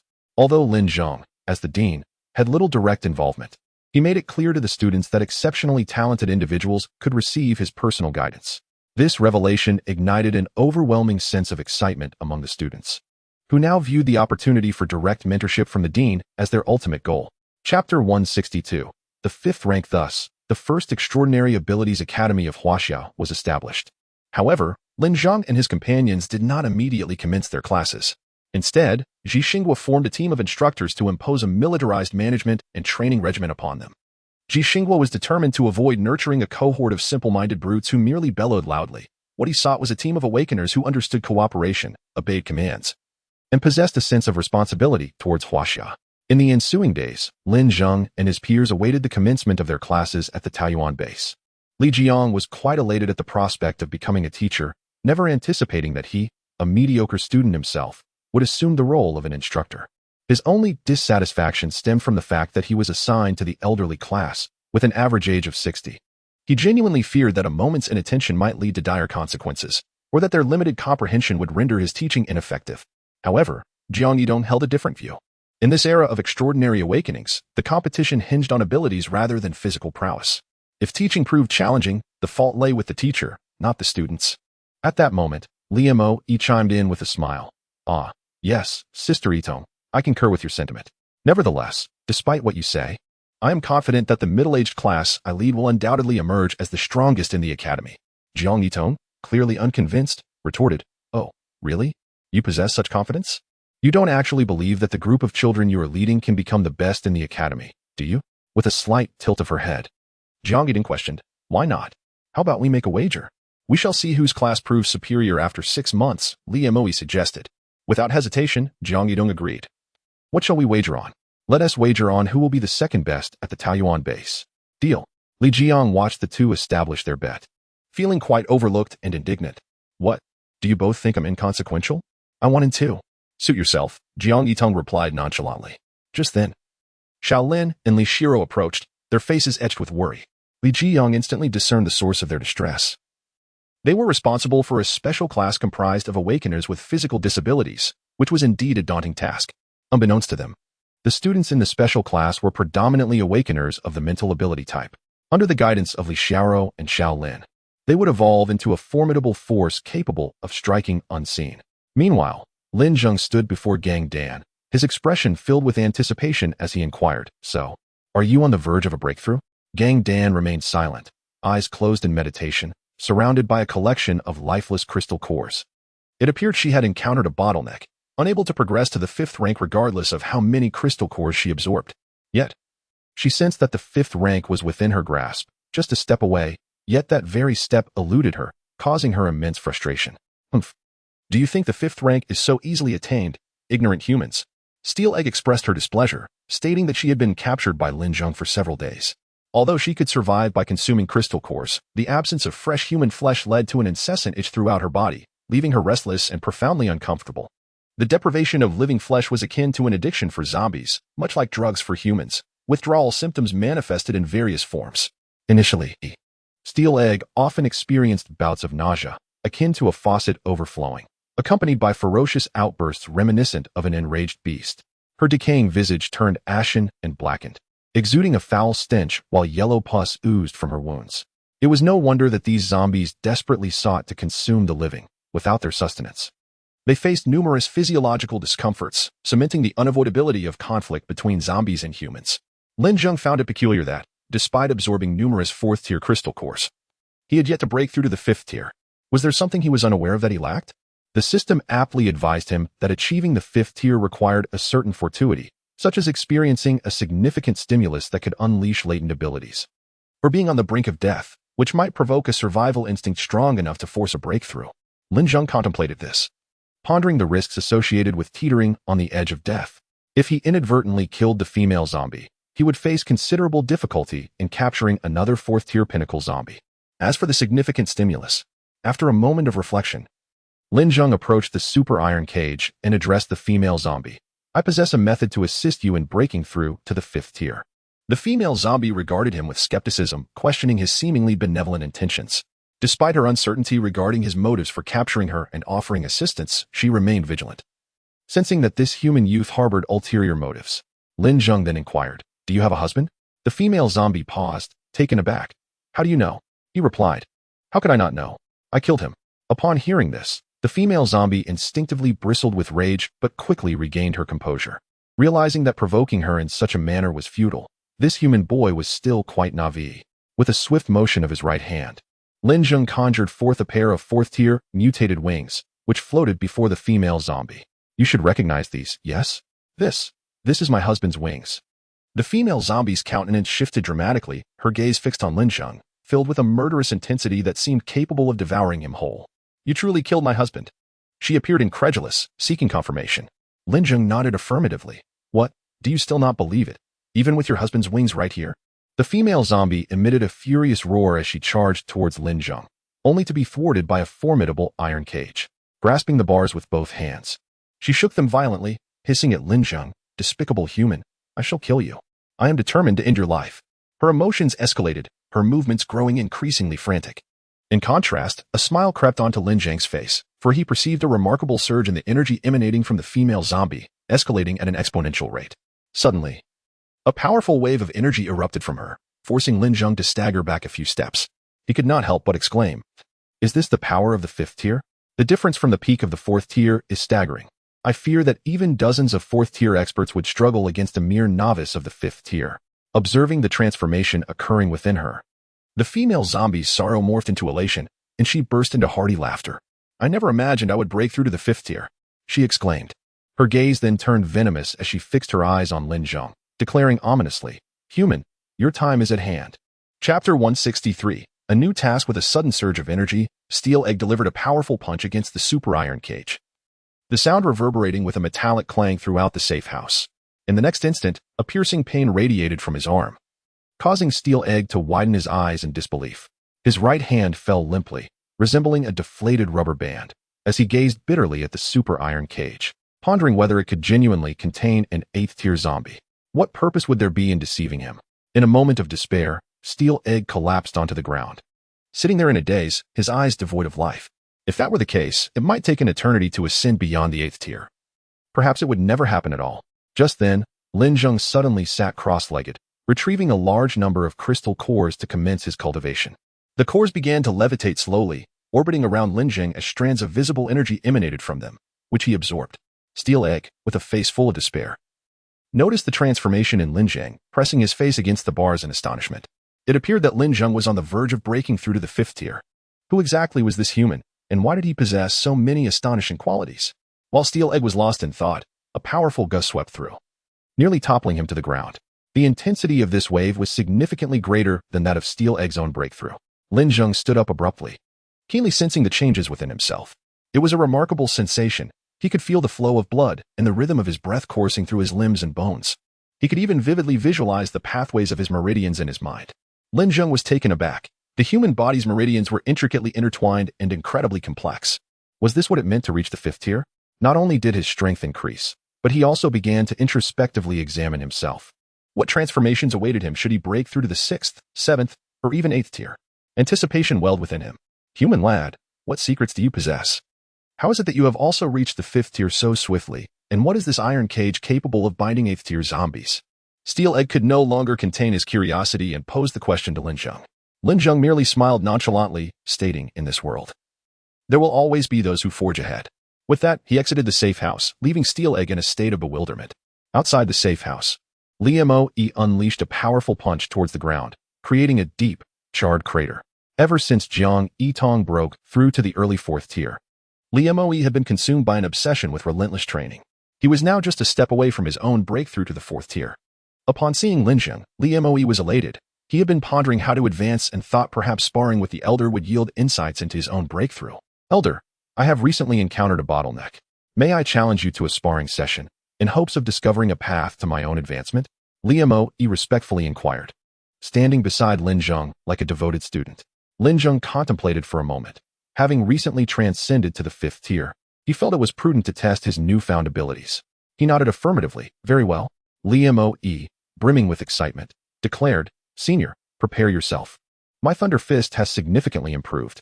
No sooner had he spoken than he unleashed a punch, and a bolt of lightning surged toward Lin Zheng. Instantly, Lin Zheng's eyes brightened. His body tensed as the air around them began to rend with a cacophony of sound. The bolt of lightning transformed into a scintillating point, seemingly devoured by space itself, vanishing without a trace. The surrounding atmosphere erupted with a terrifying sonic boom. Lin Mo, filled with trepidation, gazed around, his complexion paling. The spectacle resembled a tribulation from the heavens. His lips quivered as he stared vacantly at Lin Zheng, as if to say, Senior, this is unnecessary. Boom, boom, boom. In the next moment, a series of violent explosions ensued. Upon witnessing this, Lin Zheng immediately suppressed his powers. What is happening? I clearly did not strike. Why did my abilities activate autonomously? Observing the unfolding scene, Lin Zheng felt a surge of curiosity. Upon breaking through to the 5th tier, an awakened's body can sense impending danger and react instinctively, the system elucidated. Lin Zheng nodded, realizing that this newfound reaction was akin to his body slowly awakening consciousness. He glanced at Lin Mo, relieved that he had reined in his powers in time. Otherwise, Lin Mo might have been reduced to mere ashes. Say, Senior? Lin Mo stammered, still in shock. Lin Zheng waved his hand, saying, there was a minor mishap just now. Come, let us continue your practice. Lin Mo, regaining his senses, hastily replied, Senior, Jingyang is calling for me to help wash the dishes. I must attend to that. With that, he fled as though pursued. Success. Success. At last, success. Suddenly, from a corner of the base, the voice of Academician Li Comping echoed. Upon hearing this, everyone turned towards him. There stood Academician Li, covered in mud and weariness etched upon his face, rolling up his pants while standing in a patch of experimental rice fields, lush with mutant rice. Upon spotting Lin Zheng and the others approaching, he exclaimed with enthusiasm, Shaolin, I have finally succeeded. The seeds of this mutant rice can be replanted. Lin Zheng nodded. Academician Li, your hard work is commendable. Academician Li returned the gesture and then gazed contemplatively at the mutant rice, as if lost in thought. Sensing his unease, Lin Zheng inquired, Academicianly, is there something troubling you? Please feel free to share. Shaolin, academicianly began. Although the research on this mutant rice has borne fruit, I cannot discern whether it is a blessing or a curse. This mutant rice requires a specific planting method, which I have meticulously recorded in this notebook. Should this notebook fall into the hands of those with ill intentions, it could unleash unfathomable disasters. Should this method fall into the hands of ambitious individuals, they are certain to conceal it, secretly cultivating grain to exert control over others. In this apocalyptic age of food scarcity, he who possesses the comprehensive knowledge of grain shall wield the highest power. If this continues, the world will become polarized. Those who have food can recline in leisure, while those who lack it will be ruthlessly exploited and oppressed by those with provisions, enduring humiliation and degradation. Even then, they would only secure just enough sustenance to survive, forever remaining in a state of hunger. This will inevitably lead to a vicious cycle. Insufficient nourishment leaves them devoid of the energy to engage in other pursuits, including cultivation. As they labor tirelessly for those who possess food, the more they toil, the more their strength wanes, resulting in greater hunger. Thus, they will find themselves trapped in an endless struggle for survival. Li Kangping turned to Lin Zheng, grasped his right hand, and solemnly placed the notebook into his palm, saying, Shaolin, although you often appear unapproachable, I know you possess a good heart. Your strong aversion to evil is commendable, and I believe it is this quality that enables you to discern right from wrong. Therefore, I entrust this method to you. I have faith in your stewardship. Ding, mission accomplished. Assist Li Kangping in the research of mutated rice. Reward obtained. Super light shield. The shield has been automatically installed at Taiyuan base, and you may set access permissions for the personnel there. As the base expands, the shield will automatically enlarge. Currently, the shield can withstand a nuclear strike, equivalent to the full force of an 8th-tier zombie. Lin Zheng accepted the notebook and remarked, academicianly, Did you not ask me to deliver this to Huaxia Base 1? Li Kangping smiled slightly and replied, The individuals there are quite complex. As a researcher, I find it difficult to discern who is virtuous and who is malevolent. I am at a loss as to how to choose. Shaolin, while you possess formidable strength, I fear you may be misled. Academicianly, so this is your concern. Rest assured, I am willing to journey to Huaxia Base 1 to find a trustworthy individual to whom I can entrust this notebook, Lin Zheng stated earnestly. Li Kangping expressed his gratitude, patting Lin Zheng on the shoulder. Thank you, Shaolin. Academicianly, what are your plans moving forward? Lin Zheng inquired. Li Kangping replied, Shaolin, if you do not mind, may I continue my research here? Of course. Ding, mission triggered. Deliver the mutated rice cultivation method to Li Renping. Mission reward. Increase energy replication count by 1. Lin Zheng smiled knowingly. This truly was a considerate system, never allowing him to labor in vain. Chapter 164. The ruthless individual in Hang City. At the Eagle Base, the report reached the Lord. The team led by Tu Hongwei had been annihilated in Jiantong City. Upon hearing this, Wang Miao, the Lord of Eagle Base, darkened his countenance and abruptly crushed the cup in his hand. Is it Yin Hai? Prior to their departure to capture Li Kangping, they had thoroughly investigated the situation and discovered that a man named Yin Hai was closely guarding Li Kangping with a contingent of troops, leading Wang Miao to naturally associate the demise of Tu Hongwei's team with Yin Hai's forces. Report to the Lord, it was not Yin Hai's doing. Oh. Wang Miao's interest was piqued. He straightened in his seat, awaiting further elaboration from his subordinate. According to our investigation, Tu Hongwei's team was eliminated by a lord named Lin Zheng in Jiantong City. Lin Zheng? Wang Miao appeared to be in deep thought, but after a considerable pause, he could not recall this individual.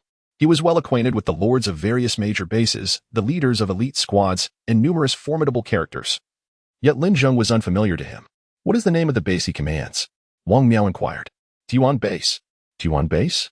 Is it among the top 500 bases? Wang Miao tilted his head, questioning further. We have investigated. Taiyuan Base is not listed among the top 500, and Lin Zheng does not appear on the top 100 ruthless individuals list. Upon hearing this, Wang Miao let out a gentle sigh, his expression relaxing. The Tu Hongwei team was not lacking in strength. They were likely victims of a treacherous plot, leading to their downfall. Based on the information provided by his subordinates, Wang Miao surmised that Li Kangping's genetically modified rice must have been successfully developed. He wondered how many bases were coveting it. If they could master the cultivation of this modified rice, Eagle Base would soon rise to the pinnacle of the top 500 bases. My lord, shall we send more people to Jiantong City? Wang Miao smiled slightly, this time, to ensure absolute certainty. I will personally lead the team to pay a visit to this so-called Taiyuan Base. What? You will take the field yourself, my lord? Indeed, this is a once-in-a-lifetime opportunity. The future development of Eagle Base hinges on this. Wang Miao's gaze darkened, exuding a chilling ruthlessness. At that moment, another subordinate rushed in, his expression frantic. "Report to the Lord." Wang Miao's displeasure was evident. "What is it that you appear so flustered?" Report, my lord Zhu. Zhu Xiaoming has come to see you." "What?" Upon hearing that name, Wang Miao was taken aback, nearly toppling from his seat as if confronted with something terrifying. Is it the Zhu Xiaoming who tops the list of the 100 ruthless individuals? His subordinate, with a face full of trepidation, nodded vigorously. "Yes, my lord." "Oh, what could Zhu Xiaoming want at our base? What shall we do, my lord?" Previously, that subordinate gazed at Wang Miao with a visage of sheer terror. The notorious tales of Zhu Xiaoming were indeed well known to them. It was said that a lord of a medium-sized base coveted Zhu Xiaoming's supplies and sought to seize them by force. However, Zhu Xiaoming retaliated fiercely, ultimately decapitating the lord and displaying his head upon the entrance of their base. The inhabitants of that base, upon learning of this atrocity, erupted in fury and issued a bounty for Zhu Xiaoming's head, mobilizing their entire force in a relentless pursuit to annihilate him. Yet, upon hearing of this bounty, Zhu Xiaoming remained unfazed. Not only did he not flee, but he also approached them willingly, decimating the hundreds of members of that base. The ground was soaked in blood, littered with severed limbs, and an unmistakable scent of roasted flesh lingered in the air. It was rumored that Zhu Xiaoming possessed the awakened ability of explosion, capable of generating temperatures in the thousands of degrees in an instant. Similarly, a scion from a medium-sized base encountered Zhu Xiaoming while scavenging for supplies. Resorting to underhanded tactics, he attempted to ambush Zhu Xiaoming. Fortunately, Zhu Xiaoming's formidable strength meant he only sustained minor injuries while preserving his supplies. Realizing he could not overpower Zhu Xiaoming, the scion hastily retreated to his base. Upon his return, he taunted Zhu Xiaoming from atop the base's walls, vowing that should they cross paths again, he would ensure Zhu Xiaoming's dismemberment and feed him to the dogs. In response, Zhu Xiaoming calmly placed down his supplies and forcefully blasted open the gates of the base. This medium-sized base was far more formidable than the previous one, boasting numerous skilled fighters and heavy weaponry. Zhu Xiaoming engaged in a brutal battle that lasted an entire day and night, his body drenched in blood and marred with ghastly wounds, while the ground lay strewn with the corpses of the base's members. Ultimately, only the Lord and the Scion remained. The Lord was no weakling. Although he was not a match for Zhu Xiaoming, the latter was gravely injured, and the Lord believed he could easily overpower him.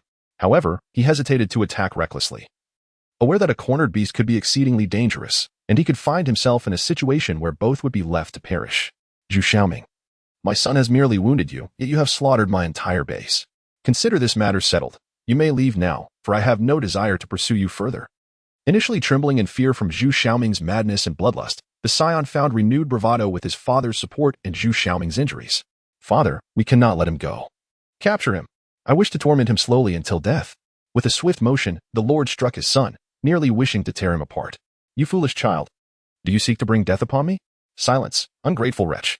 Unexpectedly, at that moment, Zhu Xiaoming slowly lifted his head. His hair, matted with blood, formed clumps as droplets of dark crimson trickled down. With blood-red eyes, he gazed at the father and son before him, resembling a ravenous wolf eyeing its prey, exuding an aura of lethal intent that was chilling to the bone. The father and son involuntarily took a step back, swallowing hard. You, Zhu Xiaoming, just go. We shall not hold this against you. The Lord stammered, his voice trembling, his expression pleading as if to say, I implore you, Zhu Xiaoming, please leave. Yet, he could not bring himself to abandon his pride, for it was indeed a case of preserving face at the cost of suffering. The young gentleman, too, was rendered speechless by Zhu Xiaoming's ghastly visage, his legs quaking. Zhu Xiaoming, you, please, leave. I promise not to trouble you again. Suddenly, Zhu Xiaoming let out a cold snort and slowly opened his mouth, speaking icily. You may choose not to pursue this matter, but I certainly will. Ah, Zhu Xiaoming, do not force our hand. It would be disastrous for all involved. Zhu Xiaoming merely chuckled disdainfully. Disastrous? Do you think you possess the standing to declare such a thing? As soon as the words left his lips, he moved with a swiftness that blurred his form, and two heads fell to the ground. Chapter 165. The dark forest gazing at the two severed heads on the ground. Zhu Xiaoming spat disdainfully, his face contorted with contempt. What a load of nonsense. From that moment on, Zhu Xiaoming gained notoriety, ascending to the pinnacle of the notorious 100 ruthless individuals. Reflecting on Zhu Xiaoming's exploits sent shivers down Wang Miao's spine, his stomach churning violently as if he might retch. His Flying Eagle base was merely a modest establishment. Should he inadvertently provoke this formidable figure, the base could very well face obliteration. Hurry, summon him at once, Wang Miao urged, his voice laced with urgency. fearing that any delay might give the Reaper a sense of neglect and incite his wrath. As he spoke, Zhu Xiaoming, accompanied by one of his subordinates, approached Wang Miao. Upon laying eyes on him, Wang Miao beheld a man draped in a brown cloak, his hair long enough to obscure half his face. Yet, from the portion that was visible, the aura of menace radiating from him was palpable. Wang Miao trembled involuntarily, particularly at the unblinking eye that resembled that of a ferocious beast. Enduring its gaze for even a moment felt deeply unsettling. Wang Miao hastily rose from his seat and moved to stand beside Zhu Xiaoming, who, however, casually strolled to a chair and slowly sat down. Master Zhu Xiaoming, may I inquire about your purpose for visiting our humble base? Wang Miao's voice quivered slightly, though he endeavored to maintain an appearance of composure. Zhu Xiaoming regarded Wang Miao steadily before responding in a deep tone. Nothing of great importance. I happened to pass by your base and have run low on supplies. I merely wished to borrow a few provisions. While he framed it as a request for a loan, it was, in essence, an outright demand. The use of the term borrow was merely a gesture of politeness. Should Wang Miao refuse, Zhu Xiaoming would not hesitate to seize what he desired. Wang Miao grasped the underlying message all too well. Although he was profoundly displeased, he found himself without recourse, comply with the demand or face death, ultimately resulting in the same loss of supplies. The distinction between the two outcomes was clear to him. Master Zhu Xiaoming, how much do you require? Wang Miao inquired, attempting to mask his trepidation. After a moment's contemplation, Zhu Xiaoming replied, 30 pounds of water and 30 pounds of compressed food. Upon hearing this, Wang Miao felt a pang of anguish. 1 pound of water could sustain 5 individuals for a day. Thus, 30 pounds would suffice for 150 people. Similarly, 1 pound of compressed food could feed 6 individuals for a day, meaning 30 pounds would cater to 180 people. The thought of parting with such resources was heart-wrenching. Wang Miao endeavored to suppress his emotions, addressing his subordinate. Quickly, fetch the supplies from Master Zhu Xiaoming. The subordinate hesitated momentarily. My lord, this. At that, Wang Miao nearly lost his composure, feeling as though he were being pushed towards oblivion. With a swift kick, he sent the hesitant subordinate sprawling. What is this? To provide supplies to Master Zhu Xiaoming is our honor. Why are you hesitating and making a face? The subordinate quickly regained his footing. Yes, my lord, I shall retrieve the supplies immediately. Soon, the subordinates brought forth the supplies, filling 2 large bags, which they gently placed before Zhu Xiaoming. Rising to his feet, he effortlessly lifted 1 bag in each hand, appearing as if he were carrying mere bundles of cotton. Thank you. Upon my return from Jiatong City, I shall assist you with a matter as compensation. Despite his harsh demeanor, Zhu Xiaoming distinguished clearly between love and hate, retaining a fundamental sense of humanity and morality. Unlike those who had completely forsaken their humanity, resorting to rampant pillaging and senseless murder, devolving into beasts. Wang Miao was somewhat taken aback by these words. He had not anticipated any form of reciprocity from his counterpart, nor did he expect that Zhu Xiaoming would also be heading to Jiantong City. Sir, what a coincidence. I too am preparing to depart for Jiantong City. Wang Miao replied with a smile. Zhu Xiaoming glanced back at him and said, then it is fortuitous. I shall accompany you to ensure your safe passage. Consider it a form of compensation. Wang Miao was overjoyed at this news. The journey ahead was fraught with peril, facing not only the threat of zombies, but also the treachery of other survivors. With the protection of the top contender of the ruthless elite, he felt assured that no one would dare to approach them. The mere mention of Zhu Xiaoming's name was enough to deter those who might harbor ill intentions. Excellent, sir. Please wait a moment while I gather my belongings and select a few companions. We shall set out immediately. Suddenly, a violent earthquake erupted along the coastal regions of Huaxia, causing the ground to tremble violently, with countless buildings collapsing. Panic swept through the populace, who feared yet another devastating natural disaster. In the sky, flocks of bizarre and grotesque birds appeared, while the ground birthed various mutated creatures, earthworms several meters long, rodents with dozens of legs, and serpents with 3 heads. Simultaneously, fissures opened in certain areas, awakening dormant high-level zombies. Additionally, those who had perished thousands of years ago, under the influence of the mist, revealed that even their skeletal remains, once devoid of flesh, were slowly regenerating as if they were being 3D printed. The restoration process was gradual. The originally dark gray bones began to regain luster, transforming into a chalky white, with countless red specks densely dotting their surfaces, a sight that sent shivers down the spine. This phenomenon appeared to be the result of flesh re-emerging under the mist's influence. If this were indeed the case, would it not mean that those who had been dead for hundreds or even thousands of years could gradually be resurrected? What a world that would be! Yet, the survivors on Blue Star remained either lost in fear or consumed by concerns over what they would eat tomorrow. utterly oblivious to the clandestine events unfolding around them. The catalyst for this seismic upheaval was the long-awaited convergence of all tectonic plates on Blue Star, culminating in a cataclysmic collision at their edges. This violent encounter resulted in the emergence of towering mountains, while simultaneously isolating the disparate plates from one another. However, traversing mountains proves far less daunting than crossing oceans. With all plates now amalgamated, it is merely a matter of time before these barriers are dismantled. The official bases across each plate promptly detected this unprecedented earthquake and, utilizing the scant remaining satellites for monitoring, were astonished to observe the formation of a colossal superplate. Panic ensued among the official bases, for this marked an extraordinary transformation. Yet it also heralded an unprecedented crisis. Swiftly, they convened high-level discussions to formulate strategies in response. They understood well that a diverse amalgamation of people from various nations, backgrounds, and civilizations could never coexist harmoniously. Even with a desire for peaceful coexistence, one cannot guarantee that others share the same sentiment, leading to an atmosphere rife with suspicion. Presently, Blue Star resembles an immense dark forest where trust is scarce. Uncertainty looms over the intentions of others, and any trespass upon one's territory could provoke a lethal response. Major powers, such as the Beautiful Nation and the White Bear Nation, have placed their nuclear arsenals on alert, with weapon systems fully operational and poised to eliminate any unidentified intruders. Simultaneously, they are prepared to scale the formidable mountains in pursuit of the scarce resources that Blue Star has to offer. Meanwhile, certain nations known for their penchant for instigating turmoil in the days preceding the apocalypse now tremble in fear, remaining vigilant against potential assaults from the official bases of rival countries. Chapter 166, opening up indeed, under the escort of Zhu Xiaoming, Wang Miao, accompanied by an elite force of 50, arrived at Jiangtong City with remarkable ease. Zhu Xiaoming's purpose in returning to Jiangtong City was to pay homage to his deceased girlfriend. Initially, he had heeded the counsel of the leader of the Tiyuan base and resolved to forge a path of his own. Ultimately, through his relentless efforts, he achieved the prestigious title of the number one on the list of the 100 most formidable figures. However, he was acutely aware that in such tumultuous times, solitary endeavors would lead nowhere. Thus, he prepared to establish his own faction, one that would embody peace, where the elderly, the weak, and women and children could live in tranquility. This was both his conviction and his inner demon. Before embarking on the establishment of his own power, he decided to return to Jiangtong City to bid farewell to his girlfriend and to the past, preparing to commence a new chapter in his life. At this moment, they stood on a main thoroughfare leading into Jiangtong City. Zhu Xiaoming gazed ahead, a wave of melancholy washing over him, his eyes misting as memories surged forth. As vivid as if they had transpired yesterday, he had indeed returned.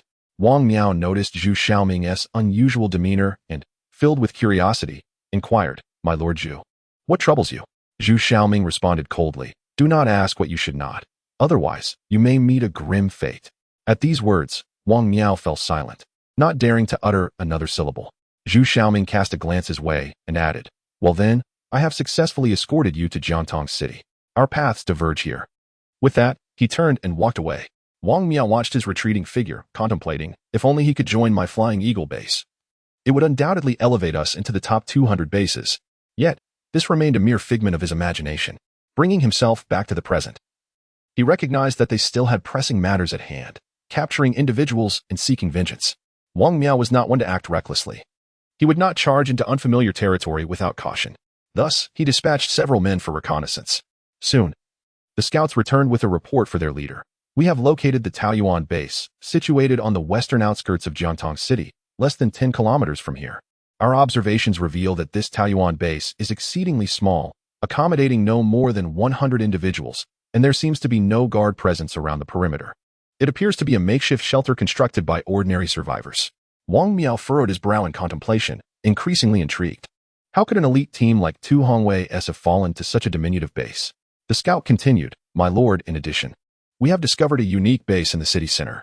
"Oh, a unique base?" Wang Miao's interest piqued. The entrance bears the inscription "The First Extraordinary Abilities Academy of Huaxia," guarded by armed soldiers. Furthermore, the sounds emanating from within suggest that a considerable number of individuals are engaged in training. This is Wang Miao recalling the notification he received not long ago regarding the recruitment campaign of the esteemed Huaxiao Academy of Extraordinary Abilities. Upon hearing the generous conditions offered, Wang Miao, relying on his experience, immediately deduced that this was a treacherous scheme aimed at luring awakened individuals, perhaps to compel their submission or, worse yet, to turn them into fodder. Yet, he never anticipated that this so-called Huaxia Academy of Extraordinary Abilities was indeed genuine. A faint smile graced his lips as he mused to himself, how intriguing. I shall pay a visit once matters are resolved. After a brief pause, the scout continued. My lord, Yin Hai's forces are stationed not far ahead. If we wish to avoid conflict with them, we could enter the city from another direction. Wang Miao nodded in response. It was not fear of Yin Hai that deterred him, but the urgency of the situation. Delay could spell disaster, especially with the arrival of personnel from other bases. He knew he must act swiftly. Thus, Wang Miao, accompanied by an elite force of 50, stealthily entered Jiangtong City from an alternate route. Taiyuan base, regardless of the secrets you harbor, my presence heralds not but your annihilation. At this moment, Zhu Xiaoming, walking along the road, abruptly halted. A gust of wind swept by, lifting a white plastic bag into the air. He gazed at the bag, seemingly lost in thought, and suddenly murmured, I wonder how my little brothers are faring now. In the past, to prevent his girlfriend's corpse from being devoured by zombies, Zhu Xiaoming had carried Lu Xiaomei's body for half a day into a dense forest, where he finally laid her to rest. With a sudden rustle, the white plastic bag fell to the ground, producing a sharp sound that snapped Zhu Xiaoming back to reality. Perhaps I should go check on my little brothers, he decided. Promptly turning towards the city of Jiangtong, Wang Miao and his group soon arrived at the gates of Taiyuan base. At that moment, the base was enveloped in a formidable energy shield, yet a gap remained at the entrance, as Lin Zheng had not yet established entry permissions for everyone, leaving a breach for ease of access. My lord, should we launch a direct assault or attempt to negotiate first? One of his subordinates inquired. Wang Miao scoffed in disdain. Humph, do they possess the merit to negotiate with me? His subordinate immediately understood, signaling to those behind him. All at once, the team prepared their weapons, chambering rounds and disengaging safeties, entering a state of readiness. Listen closely, once we storm in, leave no one alive. Yes. As the leading subordinate arrived at the entrance of the Peach Orchard base, he unleashed a barrage of fire upon the lock. In one decisive motion, he delivered a powerful kick that sent the door swinging open. Following closely behind, the others swiftly infiltrated the base, and within moments, they had all entered. Once inside, they scanned their surroundings with vigilance, anticipating the presence of numerous survivors. However, to their astonishment, the interior lay desolate, devoid of any human presence. Academician Li Comping and his assistant, Xiao Wang, were fortuitously out collecting samples of other mutated rice varieties, while Lin Zheng and his companions had ventured to the academy. Thus, at this moment, the Peach Orchard base stood completely uninhabited. If one were to insist that anyone remained, it would be the 5th-tier zombie queen, Steel Egg, confined within the super iron cage. In order to facilitate Steel Egg's training, Lin Zheng had deliberately relocated her to a secure area outside the safe house, nestled against the southeastern wall, allowing her to breathe in fresh air and recalibrate her mindset. Steel Egg, initially seated on the ground, found herself lost in idle reverie, gazing east and west while her mind conjured images of revenge against Lin Zheng, vowing to rend him into pieces. As these thoughts consumed her, she couldn't help but erupt into laughter. Yet, glancing at the imposing super iron cage before her, she was abruptly yanked back to reality. Could this formidable cage truly contain an 8th-tier zombie? Would she ever see the day when she could escape? Would she ever savor the fresh, delectable flesh and blood of the living? These musings overwhelmed her, and tears of sorrow began to flow. Suddenly, a resounding crash captured her attention. Lifting her gaze, she beheld a plethora of vibrant flesh before her, and in an instant, her heart raced with exhilaration. Licking her lips, she exclaimed with excitement, At last, I can indulge. Chapter 167. A crisis unfolds as the group burst into the desolate base. They were momentarily taken aback by the emptiness that surrounded them. After a few seconds of bewilderment, Wang Miao turned to his subordinate beside him. Are you certain this is the correct location? There must be some mistake. The young man scratched his head, his confidence wavering as he retreated to the entrance of the base. Glancing up, he confirmed, Indeed, it clearly states Peach Blossom Base in large letters. It's south, definitely the right place. But where is everyone? I am not entirely sure, the young man stammered. In a fit of anger, Wang Miao kicked him aside, exclaiming, Damn it. You must have miscalculated. This is clearly an abandoned, dilapidated base. The subordinate scrambled to his feet, one hand clutching his stomach and the other wiping the blood from his mouth. Terror filled his eyes as he scanned the area, desperately searching for any signs of life. Suddenly, his gaze fell upon a cage in the corner of the base. As he focused intently, a flicker of hope ignited on his face. My lord, there is someone over there. Someone is in the cage, he shouted excitedly, pointing towards the iron enclosure. Wang Miao followed his finger and indeed spotted a figure within the cage, distinguishably a woman. A sinister grin began to spread across his face. Let us go, brothers. It appears to be a woman. Let us investigate. The moment the words left his lips, the group erupted into frenzied excitement, howling like a pack of wild monkeys. Under Wang Miao's leadership, 50 burly men marched towards a fifth-tier zombie that had not tasted flesh in days. Steel Egg, observing the approaching crowd, was momentarily taken aback. He had been devising ways to attract them, yet here they came of their own volition. As they drew closer, the truth became apparent. The cage contained a female zombie. What a disappointment. It's just a zombie. Wang Miao spat into the cage, his expression shifting from disappointment to revulsion. My lord. It seems this female zombie has been kept here by someone, indicating that there are indeed people around. They might have simply gone out to gather supplies, the subordinate suggested. Wang Miao pondered this notion and nodded slightly, glancing back at Steel Egg with a mocking glint in his eye. The inhabitants of this base are truly twisted. They actually keep zombies, and a female one at that. What shall we do now, my lord? His subordinate inquired. Wang Miao cast a sidelong glance at Steel Egg, a terrifying smile curling at the corners of his mouth. Shoot that female zombie full of holes, and we shall wait for their return. Yes, my lord. The subordinates nodded in agreement and surrounded the cage.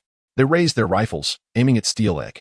As the once silent Steel Egg found herself encircled, a sinister smile gradually emerged on her face, revealing an eerie delight. Fire. In an instant, the air was filled with the cacophony of gunfire. A relentless barrage of bullets raining down upon the Steel Egg. Gradually, a thick haze of white smoke enveloped the scene, obscuring the steel figure until it was entirely shrouded. Only then did they cease their assault, reporting to the Lord that the mother zombie had been reduced to a sieve. Wang Miao nodded, still processing the chaos, when suddenly one of his subordinates seemed to be seized by an unseen force, retreating in a frantic rush. The terrified subordinate screamed, his face a mask of fear, dropping his weapon as his limbs flailed helplessly in the air. Wang Miao's expression shifted dramatically, hastily retreating while keeping his gaze fixed on what lurked behind his subordinate. A series of anguished cries erupted simultaneously. Wang Miao's eyes widened in horror as he observed several subordinates suspended in midair, hurtling towards a singular direction, the iron cage. What is happening? A chill of dread coursed through him, a profound sense of panic taking hold. Bang, bang, bang. The unfortunate subordinates crashed violently against the iron cage, creating a jarring noise. Have they come to a halt? Wang Miao murmured to himself in terror as he watched from a distance. Those subordinates were pressed against the cage, their faces contorted in agony, continuously wailing in despair. Save us. Save us. They called out desperately to their distant companions. But the latter remained indifferent, merely watching in silence, their bodies inching backward, prepared to flee at the slightest hint of danger. A series of ominous cracking sounds echoed, followed by anguished wails, as the bodies of a few individuals twisted grotesquely, being relentlessly forced into an iron cage, as if it possessed an insatiable sucking mechanism. Suddenly, their cries ceased abruptly, and their bodies were gruesomely broken, then compressed, ultimately being drawn into the iron bars, which were scarcely 1 centimeter wide. With a resounding blast, their remains erupted into a crimson mist. As the smoke gradually dissipated, the scene within the cage came into sharper focus. When Wang Miao and the others finally discerned the horrific tableau, despite their countless killings and ruthless methods, they were struck with sheer terror, their hearts racing, backs chilling, and every hair on their bodies standing on end, drenched in cold sweat. Inside the cage stood a steel figure, clutching 2 severed heads. A piece of raw flesh dangling from the corner of her mouth as she chewed incessantly, her form soaked in blood, hair matted in clumps, as if she had just emerged from a sea of gore. Before her lay a disemboweled corpse, its insides oozing forth, releasing a foul stench. At that moment, the steel figure wore an eerie grin, her eyes wide with madness, fixated intently on Wang Miao and his companions. She exhaled a breath heavy with the scent of blood, opening her cavernous mouth to reveal razor-sharp teeth stained with gore, flecks of flesh clinging to them. Suddenly, she broke into a wide grin, emitting a shrill, monstrous cry that sent Wang Miao and the others collapsing to the ground, gasping for breath. As they attempted to rise, they were suddenly overwhelmed by an immense pressure, forcing them back down, accompanied by a gust of wind that kicked up clouds of dust. Wang Miao slowly lifted his gaze toward the female zombie, realizing the gravity of the situation. The creature within the cage was extraordinarily powerful, an absurd level of strength. Without hesitation, he shouted to everyone, "Open fire, quickly." The others responded swiftly, raising their weapons and unleashing a barrage of gunfire toward the female zombie, streams of fire converging upon the iron cage. Simultaneously, the awakened ones unleashed their abilities, creating a kaleidoscope of strange colors surrounding the cage. Gradually, the gunfire ceased, and the awakened ones withdrew their powers. Wang Miao looked toward the cage, his heart pounding. Had it worked? Chapter 168. More delicious hee-hee.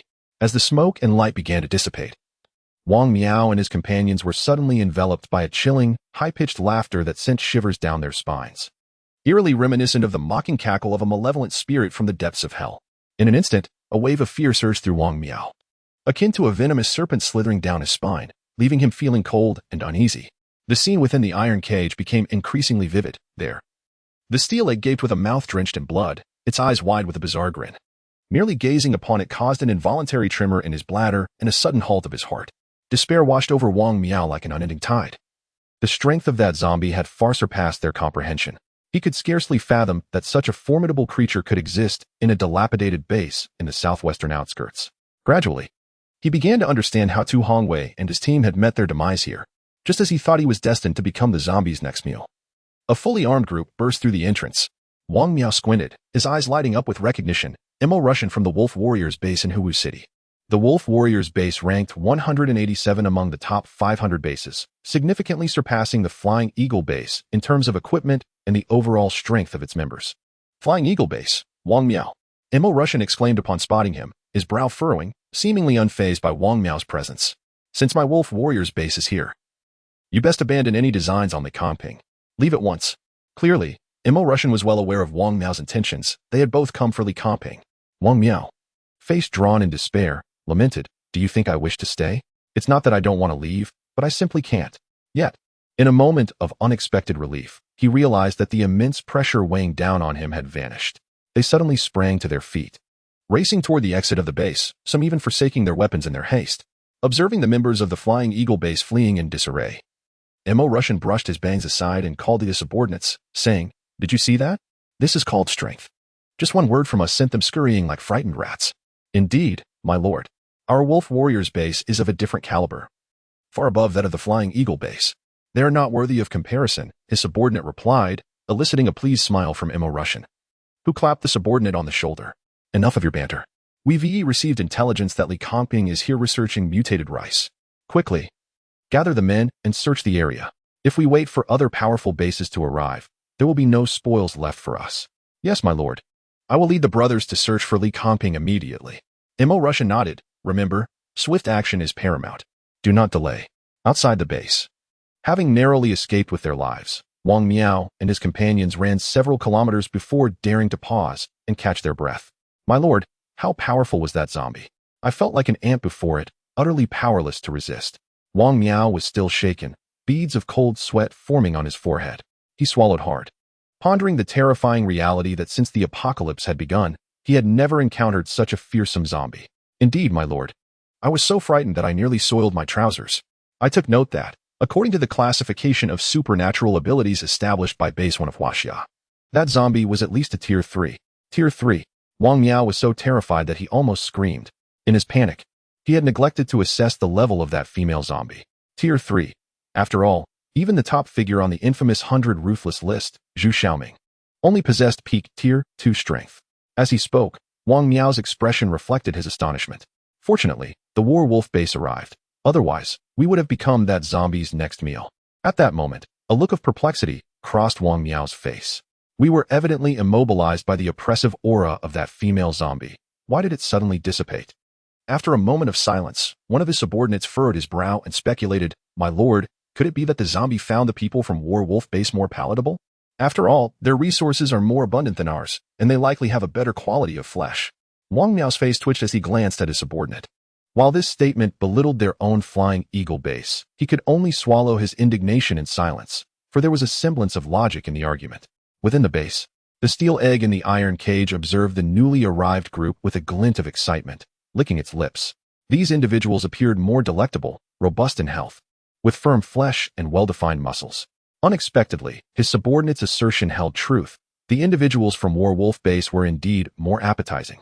With a flicker of thought, the steel egg caused the base's gates to slam shut, startling Mo Russian and the others, who turned around, thinking more company had arrived. At that moment, a distant subordinate shouted, "My lord, there's a zombie caged over here." As Lin Zheng and the others returned to the base entrance, they were met with an overwhelming stench of blood. They wrinkled their noses in unison. "Do you smell that? The scent of blood is so strong," Li Zhiyang remarked, pinching his nose. Everyone nodded in agreement, and Jiang Yitong turned towards the base, noting that the smell seemed to emanate from within. Hastily, they entered the base, only to be met with a shocking sight. The ground was soaked in blood, strewn with dismembered limbs and shredded flesh, the pungent aroma inducing nausea. They could even faintly hear the gnawing of rats. In unison, they turned their gazes towards the corner where the steel egg was relishing a corpse. Beside the iron cage, a blood-soaked man sat on the ground, trembling and dazed, mumbling incoherently.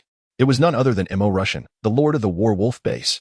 Upon witnessing this scene, Lin Zheng's expression shifted dramatically as he quickly approached the steel egg. While we were away, you have turned the base into this state. Just wait until I teach you a lesson. The steel egg smiled slightly upon hearing this, tossing aside the corpse and gazing at Lin Zheng. I am locked in the cage. What can you do to me? Come on, hit me. Hit me. You fool.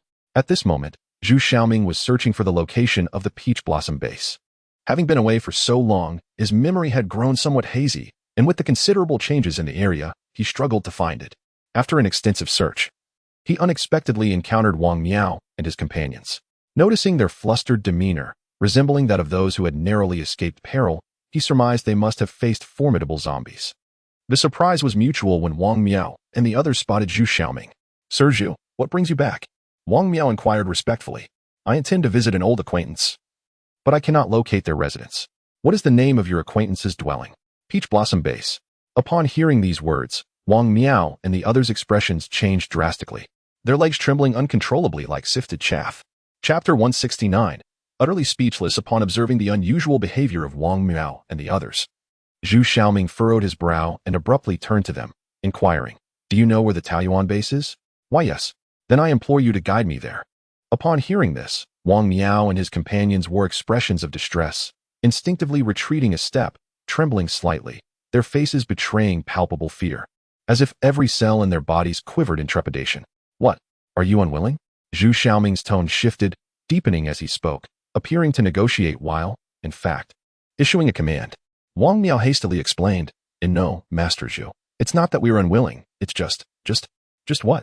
Just that within the Taiyuan base resides an exceedingly ferocious super zombie, and we nearly faced total annihilation at her hands, Wang Miao recounted with lingering fear. What is your purpose for going to the Taiyuan base? Zhu Xiaoming deduced from Wang Miao's words that their journey was indeed directed there, thus he sought clarification. If their intentions were malevolent, he would not hesitate to eliminate them. Wang Miao, being astute, recalled Zhu Xiaoming's mention of his relatives at the Taiyuan base and quickly surmised a connection between Zhu Xiaoming and the base. Consequently, he stated, We are merely passing through by chance. Zhu Xiaoming nodded in response, his expression easing somewhat. What is there to fear from zombies? With me present, your safety is assured. Wang Miao remained hesitant. Master Zhu, it's not that we doubt your strength, but that zombie is truly terrifying, and even you may not be able to handle her. As the foremost individual on the Huaxia Fierce Person rankings, Zhu Xiaoming held a strong confidence in his abilities. He was among the first to awaken and possessed advantages and abilities far surpassing the average individual. Not long ago, upon breaking through to the pinnacle of the second tier, he had slain a third-tier zombie, thus he had never shied away from confronting them. Wang Miao's words ignited his competitive spirit. He seized Wang Miao's collar and declared fiercely, Take me there. I wish to see what kind of zombie is so formidable. Meanwhile, at the Taiyuan base, Lin Zheng stood before a colossal iron cage, quietly observing the audacious steel egg. At this moment, Steel Egg wore a mocking smirk, her eyes glinting with provocation, intent on inciting Lin Zheng to release her. Once freed from the cage, she intended to unleash a massacre, annihilating all humans within 100 kilometers. Naturally, the inhabitants of the Taiyuan base would be treated with particular cruelty, as she would relish in torturing them slowly, allowing them to experience a fate worse than death, making them regret their very existence in this world. Her excitement was palpable, causing her body to tremble with exhilaration. Lin Zheng, if you possess the courage, come in and fight me. Steel Egg continued to provoke Lin Zheng. Lin Zheng, fully aware of her intentions, merely smiled and replied, You all witnessed it. She is the one who invited me to strike her. In my lifetime, I have never encountered such an unusual request. Upon concluding his words, he waved his right hand, and with a resounding clang, the grand door of the super iron cage swung open. Suddenly, a dark figure swiftly darted past Lin Zheng. When Lin Zheng turned his gaze back to the super iron cage, it was already devoid of any presence. A sharp and eerie laughter echoed above the Taiyuan base, prompting everyone to look up and behold the steel egg levitating in midair. Her garments billowed without a breeze, and her long black hair danced wildly, drenched in crimson, presenting an image reminiscent of a sorceress. At that moment, she loomed above, as if a deity surveying the mortal realm, her countenance adorned with a triumphant and satisfied smile. "I have finally emerged," she proclaimed. Then, with a fierce glare, she surveyed the crowd below, exuding a palpable aura of menace, "and you shall all perish." As soon as her words fell, she suddenly felt a heavy blow to the back of her head, causing her entire body to lose balance and plummet from the sky, crashing to the ground and stirring up a cloud of dust. The steel egg looked up in bewilderment, realizing it was that man. His right hand still clenched into a fist, suspended in the air. A sense of inexplicable dread enveloped her, despite having broken through to the 5th tier. She had been struck down by a mere punch. Clearly, she had been unprepared, compounded by that scoundrel's underhanded tactics, resulting in her downfall. Resolving to retaliate, the steel egg propelled herself upwards, a surge of dark energy emanating from her, accompanied by a hissing sound, as if countless venomous serpents were flicking their tongues, sending chills down the spine. In the next moment, indeed, numerous black serpents emerged from the swirling dark energy, their gaping, pitch-black mouths revealing crimson interiors, with long, curved fangs glinting ominously. However, as she approached within 10 meters of Lin Zheng, she unwittingly entered his domain of absolute space. An invisible force swiftly severed the serpents, reducing them to wisps of black mist before they could even touch the ground. Simultaneously, the dark energy surrounding the steel egg was violently dispersed with a resounding impact. A wave of backlash surged through her, causing her chest to heave violently as she expelled a mouthful of black blood. "This is impossible," the steel egg exclaimed, her eyes wide with disbelief, struggling to comprehend that humanity had reached such formidable heights. Yet, she quickly regained her composure. If she could not win, then fleeing was the only option. She ascended rapidly into the sky, but Lin Zheng made no attempt to pursue. Instead, he remained suspended in the air, silently counting down. 3, 2, 1. As soon as the words left her lips, a resounding thud echoed, akin to the sound of someone colliding with glass. In an instant, the figure of steel egg plummeted from the sky, the package passing before Lin Zheng, who could faintly discern the expression of helplessness and bitterness on steel egg's face. With another heavy crash, steel egg landed on the ground, quickly scrambling to her feet and gazing upward. Almost immediately, a dark mist erupted from within her, soaring toward the heavens above the peach blossom base. Suddenly, the dark mist was obstructed by an unseen force, beginning to spread outward. Gradually, this intangible entity took on form under the outline of the dark mist, revealing itself as a semicircular, transparent dome. Yet, this was no ordinary dome. It was a super light shield capable of imprisoning 8th-tier zombies and withstanding nuclear blasts. "What on earth is this?" Steel Egg turned to Lin Zheng, who calmly remarked. "It's a magnified version of a super iron cage." Steel Egg, in disbelief, exclaimed, "Damn it, who concocted such malevolent contraptions? I thought I had escaped the confines, only to discover I am ensnared in an even larger prison." At that moment, Steel Egg felt utterly speechless. However, before she could dwell on her frustration, Lin Zheng fixed her with a serious gaze and declared, "I grant you 10 minutes. If you do not clean up the base, I shall end your life." Steel Egg was momentarily taken aback, then frantically shouted, "Where's the broom? Where's the broom?" Chapter 170. I choose her in this moment. Lin Zheng activated his extraordinary ability, Transcendence, and emanated an aura of formidable power, suddenly reaching the 6th tier. Although this was merely a single tier higher, the chasm between the two levels was nothing short of astronomical. Moreover, this disparity would only widen as the levels of extraordinary abilities ascended. Gangdan could distinctly sense the chilling aura, laced with an undercurrent of murderous intent. Hence, she was seized by terror, which provoked such a violent reaction within her. Had she hesitated even for a moment, she was convinced that Lin Zheng could have effortlessly obliterated her with a single punch, reducing her to mere pulp. This profound fear even deterred her from threatening Lin Zheng with others from the T1 base, for she was acutely aware that such an action would lead to her irrevocable demise. Thus, a 5th-tier zombie king could only submissively assume the role of a cleaner in Lin Zheng's presence. At this juncture, under Wang Miao's guidance, Zhu Xiaoming had arrived at the gates of the T1 base. "Master Zhu, this is it. This is the T1 base. You may enter on your own." "We shall remain outside," Wang Miao stammered. Zhu Xiaoming disregarded them entirely and approached the entrance to knock on the door. "Knock, knock, knock. Gangdan, someone is knocking. Go see who it is," Li Jiyang shouted to the tidying Gangdan. Upon returning to the base, Lin Zheng activated the super energy shield completely, naturally sealing the gap at the entrance. The permissions for Li Jiyang and the others were also configured. Now, in the Taoyuan base, aside from those with granted access, not even the King of Heaven himself could enter or exit. Thus, Li Jiyang harbored no concerns about Gangdan escaping. However, Gang Dan was unaware that upon hearing her name called to open the door, elation surged within her. Was this not an opportunity to flee? In an instant, she teleported to the gate, flung the door open, and mustered all her strength to dash outside. Inevitably, bang, a figure was sent flying back, crashing heavily to the ground right before Li Zheng. From his elevated position, Li Zheng remarked to Gang Dan, "Gang Dan, you ought to remain here dutifully as a cleaner. If you leave, who will undertake these tasks?" Hearing these words, Gang Dan's teeth ground together in frustration, nearly shattering from the pressure. She longed to crush the skull of the man before her with her bare hands. Yet, she could not afford to act on such impulses. The consequences would be dire, as it would result in her own demise at his hands. She still had to live, to escape, and to exact her vengeance.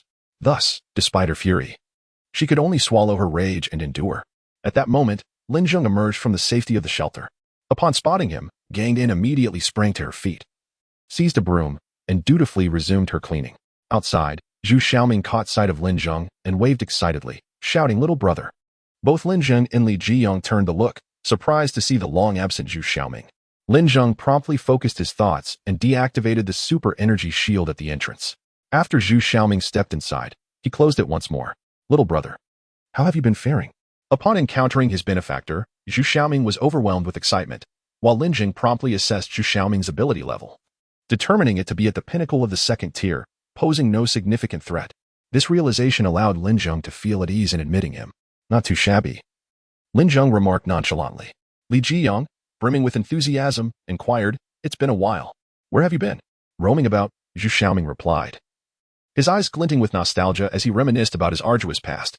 Subsequently, Li Zheng patted Zhu Xiaoming on the shoulder and, with an air of mystery, asked, "By the way, I recently heard that someone compiled a list of the top 100 formidable individuals in Huaxia, and the one at the top is also named Zhu Xiaoming. That wouldn't be you, would it?" Zhu Xiaoming chuckled in response. "The individual who created that ranking possesses a rather myopic perspective. If he were aware of your existence, my name would scarcely make the list. Indeed, it is you. I never imagined you'd fare so well." Zheng was right. "You have your own path to tread," Li Zheng exclaimed, astonished. "Merely a hollow title," Zhu Xiaoming replied, waving his hand dismissively. "You must be quite formidable now. Care for a spar?" Li Zheng expressed his eagerness. But just as Zhu Xiaoming was about to consent, the sounds of combat reached their ears from a distance. They beheld a man and a woman, both exuding powerful abilities, each strike imbued with formidable might and energy. The woman unfurled a pair of enormous black wings behind her, radiating an aura of mystery and dread that commanded respect and distance. Countless eye spikes coalesced around her, launching toward the male combatant. Yet, the man was no ordinary adversary. His body crackled with electricity, gripping a thunder spear that whistled through the air as he countered her icy projectiles. "Thunderbolt fist," he bellowed, unleashing a punch that surged forward, enveloped in a terrifying electrical force aimed at the woman. Unfazed, she merely extended her palm and stated, "Liamo E. Allow me to demonstrate the disparity between a novice in the 4th tier and a peak 3rd tier." With a resounding clash, their fist and palm collided, the overwhelming lightning dissipating with a crack, transforming into scintillating sparks that vanished into the ether. The man was forced to retreat several steps, barely managing to steady himself. "Ah, they're at it again. Don't they ever tire?" Li Zheng lamented, shaking his head in resignation, unaware that Zhu Xiaoming stood nearby, utterly astonished, his eyes wide and throat dry from awe. The ferocity of their duel was unlike anything he had ever witnessed among humans. At that moment, Jiang Yitong spotted Li Zheng and called out, "Jiang, you're here too. Come, join forces with Li Mo. Sister Yitong, how could I dare to strike against you?" Li Zheng replied, though suddenly a massive shadow of dark magic erupted behind him, charging swiftly toward Jiang Yitong. Though he bore no resentment towards her for her frequent commands, he undoubtedly harbored a sense of defiance, and now, with the chance to fight alongside Li Mo against her, he seized the opportunity. Dark magic explosion. A tremendous black blast surged towards Jiang Yitong, exuding a terrifying energy that reverberated with a howling sound.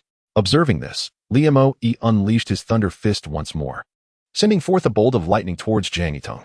Zhu Xiaoming, witnessing the scene before him, swallowed nervously, cold sweat trickling down his face, his legs trembling, and his heart racing. Just moments ago, he had nearly agreed to spar with such formidable beings. To engage in a contest with individuals of such caliber would be nothing short of courting death. At that moment, Li Zheng had reached the initial stage of the 3rd tier of his abilities, while Li Mo stood at the pinnacle of the 3rd tier, and Jiang Yitong had entered the initial stage of the 4th tier. Each of them was an invincible force in Zhu Xiaoming's eyes. A mere gesture from any one of them could easily vanquish him. With two resounding crashes, Jiang Yitong simultaneously extended her palms, countering Li Moyi's Thunder Fist and Li Jiyang's Black Demon Blast. Two beams of light flashed, sending ripples of energy cascading outward. Surprisingly, all three retreated simultaneously. Yet Jiang Yitong halted after only a few steps, while Li Mo Yi and Li Jiang were forced back a good 10 paces before they could stop. The disparity was unmistakable. Enough, enough. Sister Yidong, we have a guest. Continuing would be impolite. Li Jiang, recognizing their disadvantage in a 2-on-1 scenario, abruptly shifted the topic. A guest? Who? Jiang Yidong inquired with curiosity. Zhu Xiaoming, the one who fought alongside us against the infant zombie king. He has become quite formidable. It is said he ranks first on the list of the most ruthless figures in Huaxia. I was just thinking of sparring with him, Li Jizhong replied earnestly. Eyeing Jiang Yitong. Upon hearing of his impressive standing, Jiang Yitong and Li Moyi's interest was piqued. Their eyes widened as they turned to Zhu Xiaoming, racing to his side, both exclaiming, "You are quite strong. Care for a spar?" Zhu Xiaoming, upon hearing this, broke out in a cold sweat, given his own abilities. Sparring with such monsters was indeed perilous. He repeatedly waved his hands, exclaiming, "No, no, no. I'm not strong at all. Not in the slightest. But Ji Yang says you are the top of the ruthless list. You need to be modest. How could someone without strength possibly claim that title?" Li Mo urged, brimming with anticipation, eager for battle. No, no, no. It's just a hollow title, a label arbitrarily bestowed upon me. Zhu Xiaoming hastily replied. At this moment, Lin Zheng, who had witnessed Zhu Xiaoming's awakening of powers, interjected, expressing his own desire to gauge Zhu Xiaoming's current strength. Do not be modest. You should spar with them. I, too, wish to see what you are capable of. Choose anyone here. With Lin Zheng's encouragement, Zhu Xiaoming found it difficult to refuse. He cast a troubled glance at Li Jiyang and the others, all of whom wore expressions of eager excitement, their eyes gleaming with hope that he would select them. The sight of their expectant faces made Zhu Xiaoming gulp repeatedly, recalling the intensity of their previous battles, sending shivers down his spine. No matter whom he chose, it would spell disaster. What to do? What to do? As Zhu Xiaoming's mind raced with thoughts, his gaze suddenly fell upon a woman not far away, bent over as she cleaned. She appeared delicate and fragile, and in that moment, Zhu Xiaoming felt as though he had discovered a flicker of flame in the depths of winter, a glimmer of light in the enveloping darkness. A drop of precious dew in the vast desert. Elation surged within him as he pointed at the cleaning woman and exclaimed with excitement, I choose her. Are you certain? I am certain. She is the one. Wishing you peace, may you not be lost. Li Jiang's expression suddenly shifted as he offered Zhu Xiaoming a comforting farewell. Zhu Xiaoming, puzzled, scratched his head in confusion. Chapter 171. Farewell. Suddenly, a hearty laughter echoed, leaving Zhu Xiaoming bewildered as he glanced around. He noticed a woman, who had been cleaning, abruptly discard her broom. With a resounding thud, a gust of air surged from her, lifting the long hair that obscured her face. It was then that Zhu Xiaoming discerned the truth. This enchanting figure bore a grotesque patch of decaying flesh on her visage, her pupils a vivid crimson. She was a zombie. Realization struck him like a thunderclap. He recalled Wang Miao mentioning a remarkably powerful zombie residing in the Taoyuan base. Could this be the one? He was astounded to discover that she was the second human, after Lin Zheng, to dare challenge him. He admired her audacity. Steel Egg exclaimed with palpable excitement, while Zhu Xiaoming looked helplessly at Li Jiyang. Li Jiyang patted his shoulder, explaining, she is the second strongest in our base. No one but Zheng can match her. Before Zhu Xiaoming could fully process this revelation, Steel Egg bellowed and charged forward, unleashing a palm strike imbued with fifth-tier pressure aimed directly at Zhu Xiaoming's head. A gust from the strike whipped across Zhu Xiaoming's face, causing him to shut his eyes tightly. With a resounding thump, he opened his eyes in shock, witnessing the female zombie being sent sprawling backward, tumbling over 10 meters before crashing heavily to the ground. Turning slightly, he saw Lin Zheng retracting his hand. And in that instant, Zhu Xiaoming comprehended that his younger brother had casually dispatched the female zombie with a mere flick of his wrist. Stunned, he remained rooted to the spot, momentarily lost in thought. Lin Zheng gently tapped his shoulder to dispel the awkwardness, asking, by the way, what brings you back so suddenly? Huh. Oh. Zhu Xiaoming, momentarily taken aback, shook his head to clear his thoughts before replying. I returned to bid farewell to my sister and to see you all. I plan to establish my own base elsewhere. Establish a base, you say? Indeed, my younger brother. I have come to realize that as the apocalypse progresses, solitary survival is unsustainable. One must forge their own faction to thrive. Zhu Xiaoming calmed slightly at this insight. Where do you intend to establish your base? Lin Zheng inquired once more. Shangjing City. It is the most resource-rich location in all of Huaxia, with an exceptional defense system. Almost all the top 50 bases in Huaxia are situated there. However, it is not without its perils. While zombie attacks are relatively infrequent, human conflicts and treachery are commonplace. Shanjing City, you say? Lin Zheng mused softly. I, too, must make a trip to Shanjing City. Zhu Xiaoming felt a surge of excitement. Really, little brother? Perhaps we can go together. Lin Zheng pondered for a moment before nodding in agreement. That could indeed work. The others at Taoyuan base, upon hearing this, quickly gathered around, eagerly expressing their interest. Ah Zheng, will you truly go to Shanjing City? May I accompany you? Brother Lin, can I join as well? Senior, take me out for an adventure. One by one, they clamored, fearing that Lin Zheng might not include them. However, Lin Zheng addressed them. Have you all forgotten that you are teachers at the Abilities Academy? You must remain here to diligently instruct the students. I hope that when I return, each of your students will be formidable fighters. Moreover, you must ensure the utmost protection of academician Li Kongping. I do not wish to encounter any issues regarding him upon my return. Can you accomplish this? Upon hearing these words, everyone lowered their heads in silence, merely nodding. Can you do it? Answer me. Noticing their reticence, Lin Zheng raised his voice an octave, proclaiming once more. Everyone instantly straightened up, responding in unison, we can. Satisfied. Lin Zheng nodded and pointed to the nearby steel egg. You shall accompany me. Steel egg. Others. Before their departure, Lin Zheng equipped them with ample crystal cores and supplies, and with the protection of the super light shield at the base, he felt completely at ease. Steel egg was bound with a golden thread by Lin Zheng and led away. The reason for bringing her along was the inevitable encounter with numerous zombies along the journey. While there was little danger, it could be troublesome. By having a 5th-tier zombie king with him, Lin Zheng anticipated that the other zombies would steer clear upon catching its scent. Regardless, Steel Egg, being a 5th-tier zombie, proved to be quite useful in critical moments. Should she be reluctant to assist, Lin Zheng was prepared to compel her cooperation. There were numerous ways to ensure her compliance. Before setting off, everyone at the base gathered at the entrance to bid farewell, reluctant to part ways. After such a long time together, Lin Zheng had become not just a leader in their eyes, but also a pillar of support. His departure left them feeling as though they had lost their anchor, and they all appeared dejected and dispirited. Ajing, you must return quickly. Brother Lin Zheng, we await your return. Senior, safe travels. At that moment, Shaolin stepped forward slowly, opened his palm to reveal a jade Buddha pendant, and handed it to Lin Zheng. Senior, this jade Buddha was sought by my mother from an enlightened monk during my childhood to ensure safety. I cannot say if it truly possesses power, but I have never fallen ill, not even to a minor cold.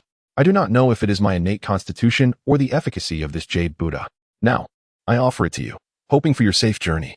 Lin Zheng did not refuse but accepted the jade Buddha, nodding in gratitude. Thank you. Li Xiaoro also approached Lin Zheng and said, Boss Lin, I have nothing to offer you. My life is already yours. All I can give is a hug. Hoping for your safe return this time. Having spoken, she slowly approached Lin Zheng, opening her arms wide. Noticing that Lin Zheng did not retreat in refusal, she gradually embraced him, resting her head on his shoulder, gently closing her eyes. In a soft voice, she murmured, Boss Lin, you must return safely. Should anything happen to you, I would follow you. After uttering these words, she opened her eyes and released Lin Zheng. He furrowed his brow and regarded her. A scene that filled Jiang Yitong and the others with envy. They too yearned for an embrace. Jiang Yitong immediately stepped forward, exclaiming, Brother Lin Zheng, I too wish to hold you for a moment. At that moment, Lin Zheng's expression transformed, a smile gracing his face as he opened his arms, saying, Come here. Upon seeing this, Jiang Yitong was filled with excitement, rushing towards Lin Zheng and plunging into his embrace, reveling in the moment until she finally let go. Afterward, Li Jiang also opened his arms, saying, Ah Zheng, I want a hug too. Li Mo, not wanting to be outdone, chimed in, Senior, I want one as well. Lin Zheng glanced at Zhu Xiaoming, urging, We should hurry. Chapter 172. Mecha Lin Zheng followed Zhu Xiaoming to the site where Lu Xiaomei was laid to rest, located on the outskirts of Jiangtong City. Initially, Zhu Xiaoming chose this secluded spot to prevent the corpse of Lu Xiaomei from being devoured by zombies. Time has elapsed since then, and the world has transformed from its pre-apocalyptic state. A place that could remain unchanged for an extended period may now undergo drastic alterations overnight. Influenced by the mists, bombardments from humanity's weaponry, and the confrontations between superpowered beings, all of which can swiftly alter the landscape. Zhu Xiaoming searched diligently, but could not locate Lu Xiaomei's grave. He remembered placing a large stone resembling a zongzi in front of the burial site to mark it for future reference. However, his search yielded no results. There was no sign of the stone, not even smaller rocks. Had he come to the wrong location? That seemed improbable. At that moment, as Zhu Xiaoming scanned his surroundings, A vividly colored butterfly flitted past him, its hue so striking that it appeared to bear a rainbow upon its wings. Clearly, this was a mutated butterfly of the post-apocalyptic era. Captivated by its beauty, Zhu Xiaoming followed its gentle spirals as it danced around him, lingering in the air instead of flying away. Just as he reached out to touch the butterfly, Lin Zheng intervened, cautioning him against it, warning that such beauty often conceals danger. Startled, Zhu Xiaoming withdrew his hand, an action that startled the butterfly into flight.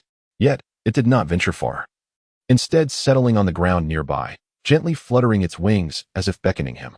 Compelled by an inexplicable urge, Zhu Xiaoming approached and crouched down, discovering that the butterfly had perched upon a small, pointed stone. At that moment, the butterfly flitted its wings a couple of times before taking off. Zhu Xiaoming, momentarily taken aback, reached out to pick up the stone, only to find it impossible to do so. Upon closer inspection, he realized that the small pointed stone was not merely a fragment, but rather a part of a much larger rock. Could it be? Zhu Xiaoming stepped back, extending his palm toward the stone's side, a warm orange glow gradually coalescing in his hand. With a resounding explosion, a crater formed in the ground, revealing the bulk of the massive stone. In an instant, Zhu Xiaoming recognized it as the very Zongzi stone he had placed there. "Xiaomei, are you guiding me?" he pondered, glancing around for the butterfly, only to find that it had vanished. His conviction deepened that it was a manifestation of his beloved. He then retrieved a ring from his backpack, its diamond shimmering brilliantly, nearly the size of a pigeon's egg. Such a ring, before the apocalypse, would have fetched hundreds of thousands, if not millions. Now, it lay in the dirt like refuse. Yet, for Zhu Xiaoming, it symbolized a promise, a belated vow. Gently, he buried the ring in the soil before him, then gazed ahead with misty eyes, exhaling deeply. The previously grave expression on his face now bore the weight of relief. "Xiaomei, forgive me for this tardy promise." After a brief pause, he continued, "However, you need not worry any longer. I shall take you away at once." He then began to dig into the earth before him, revealing a depth of several meters, where a heap of white bones lay starkly visible.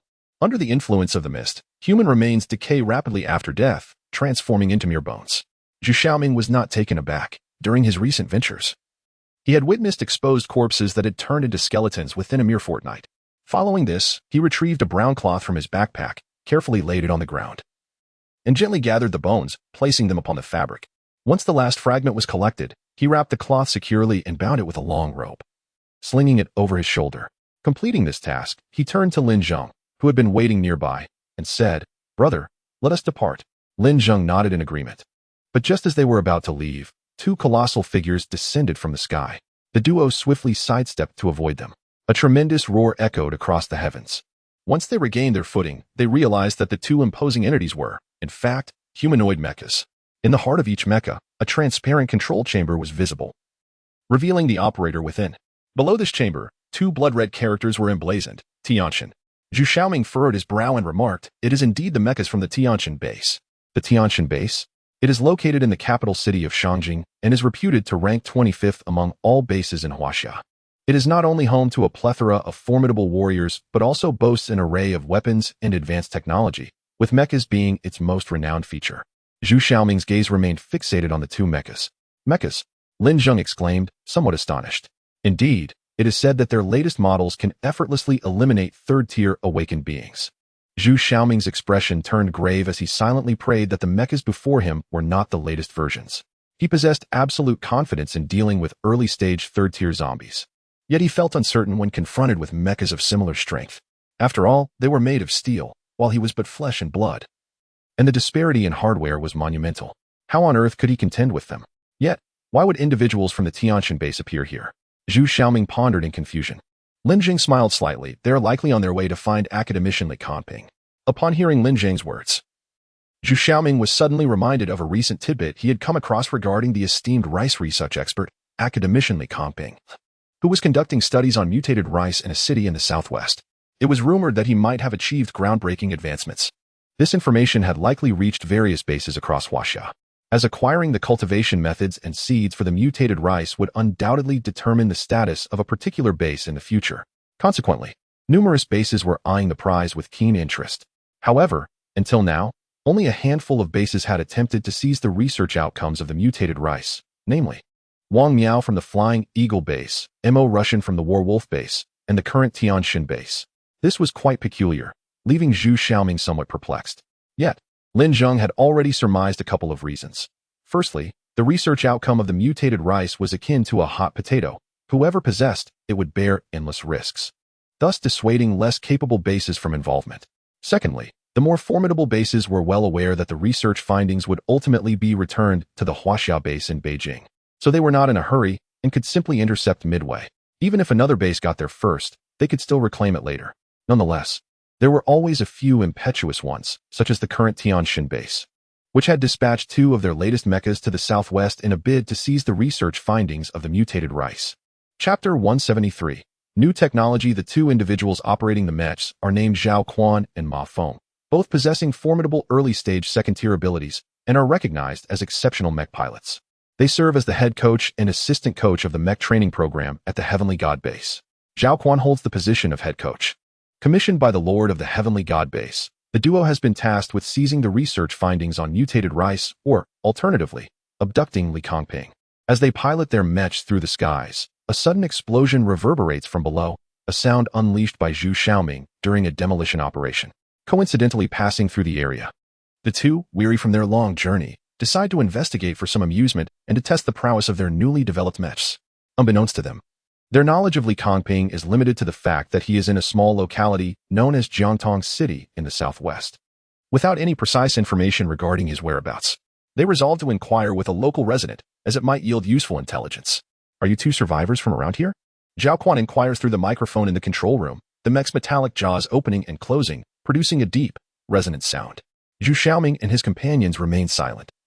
But Zhu Xiaoming turns to Lin Zheng and cautions, "Young brother, the individuals from the Heavenly God base are not of noble character. They are a band of ruthless villains. Be prepared for a potential conflict." Lin Zheng furrows his brow and glances once more at the 2 mechs. He slightly closes his eyes, employing his mental faculties to discern the situation, and detects a highly potent energy source at the core of the mechs. What could that be? Lin Zheng ponders, and suddenly recalls, it is a miniature nuclear reactor. No wonder it possesses such formidable power. However, it appears to be somewhat incomplete. At full capacity, it might even overpower a late-stage third-tier ability user. Lin Zheng had encountered this technology in the system-provided Doomsday Development Overview and Doomsday Encyclopedia. This technology had not been fully refined prior to the apocalypse, but due to the urgency of the impending doom, it was hastily implemented, particularly in weaponry. Paradoxically, this accelerated the research progress of the technology. By the latter stages of the apocalypse, mechs, heavy fortress vehicles, aircraft, and various base power generation systems had all adopted miniature nuclear reactors. What kind of base is the Heavenly God base? Lin Zheng suddenly inquires. Zhu Xiaoming, taken aback, quickly recovers and responds. The Heavenly God base is also known as the Demon base. It is inhabited by criminals and nefarious individuals, but not of the ordinary sort. They possess a high level of intelligence. Among them are scientists, elite individuals from the upper echelons, former officials, and even a handful of audacious bank robbers and serial killers. It is said that they formed this base out of their animosity towards human society. Many of them have served time in prison or experienced severe repercussions, fostering a deep-seated resentment towards humanity. With the advent of the apocalypse, this group of exceptionally intelligent and dangerously envious individuals coalesced, culminating in the creation of an extraordinarily powerful base. The official base has been preoccupied with combating the zombies and managing the survivors, leaving them with no time to eradicate these threats, which has allowed them to proliferate. It is said that any base overtaken by them is subjected to a ruthless policy of destruction, burning everything, slaughtering all, and pillaging mercilessly, resulting in scenes of unimaginable horror devoid of humanity. After listening to Zhu Xiaoming's account, Lin Zheng nodded slowly, realizing that these were merely self-righteous, egocentric individuals with a modicum of intelligence, and thus, their demise would be of no consequence. Zhao Quan, observing the 3 individuals before him who remained silent, assumed they were rendered speechless by his mech, considering the sudden appearance of such advanced technology in this small locale would indeed astonish the local inhabitants. Subsequently, he directly manipulated the mech's arm, lifting it slightly, followed by the sound of gears engaging and rotating. Several hefty gun barrels were immediately aimed at Lin Zheng and the others. "Country bumpkins, I presume you recognize this? I have a question for you. Answer me honestly, or I shall indiscriminately reduce you to a pulpy mess," Zhao Quan said with a mocking tone. "Do you know Li Kongping, the farmer? The one you used to see frequently on television before the apocalypse?" At that moment, Lin Zheng turned to Yang Dan. "What do you think? Shall we stir things up?" Yang Dan licked her lips, her face alight with excitement. "These 2 humans are quite delectable, truly to my taste. I must warn you, should you dare to flee, I will unleash 10 explosive rounds, Lin Zheng stated sternly towards Gangdan. Upon hearing this, Gangdan swallowed hard. She was all too aware of the destructive power of Lin Zheng's explosives. Given her current level of abilities, enduring even one explosive would cost her dearly, and 10 would obliterate her entirely. She could not afford to take that risk. After all this time, she had learned that this human acted decisively and with ruthless intent. If she attempted to escape, he would undoubtedly eliminate her without hesitation. Release me, Gangdan demanded of Lin Zheng, simultaneously casting him a disdainful glance. Recognizing her fear of fleeing, Lin Zheng retracted the golden threads that bound her. Freed from her restraints, Gangdan resembled a demon unshackled from its seal, an aura of shadowy energy swirling around her. From a distance, her form appeared subtly distorted, exuding an eerie presence. Hee. Her signature shrill laughter echoed, sending shivers down spines and raising the hairs on the back of necks. She slowly approached the mech's gun barrel, as if inspecting a curiosity. Her fearless demeanor incited Zhao Quan's envy and irritation. Damn it, there is not a single normal person in this wretched place. They can all perish. With that, he activated the mech's arm-mounted machine gun, pressing the activation button. However, the expected roar of gunfire did not follow. Leaning forward to look, Zhao Quan was struck dumb. He witnessed that reckless woman had entirely disarmed the mech, yanking the barrels free and bending them before tossing them aside. Zhao Quan's expression shifted to one of seriousness. He hadn't anticipated encountering an awakened one. Perfect, she would serve as the ideal test subject for the capabilities of my new mech. On the other side, Zhu Xiaoming sprang into action, charging towards Ma Feng's mecha. He leapt into the air, unleashing a series of explosive blasts aimed at Ma Feng's machine. However, those explosions ricocheted as if they struck a mirror, crashing down onto the ground and creating numerous craters. Zhu Xiaoming's expression shifted to one of dread as he exclaimed in despair, could it truly be that unfortunate? This is indeed the latest mecha from the celestial base. Just as he wore a look of anguish, a deafening roar erupted nearby. Another mecha was propelled away by an immense force, soaring several meters before skidding across the ground, leaving behind a long, ominous trail. What was that? Chapter 174. Run. Steel Egg unleashed a powerful strike, sending Zhao Quan's mech flying, creating a deep indentation in its structure. The colossal iron body was hurled backward, leaving Zhu Xiaoming gulping in astonishment. How immense must the force be to propel a mech weighing several tons?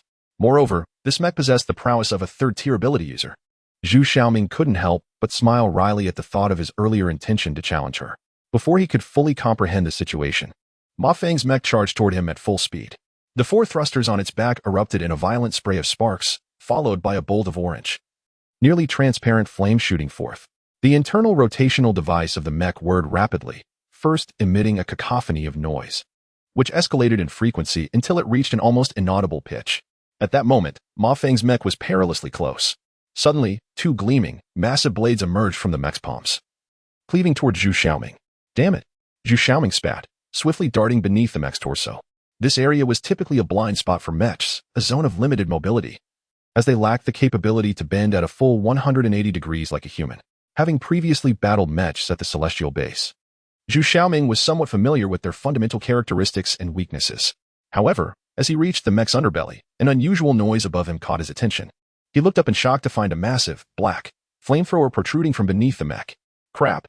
His scalp tingled with fear, prompting him to roll away just in time, as the flamethrower unleashed a torrent of intense flames that scorched the earth into smoldering ash. Stabilizing himself after this harrowing maneuver, Zhu Xiaoming was momentarily bewildered. What manner of design was this? A fiery bird?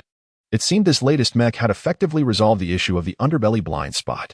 Meanwhile, Zhao Quan, enraged after being struck by Steel Egg, revealed his cannon and unleashed a barrage of fire upon it.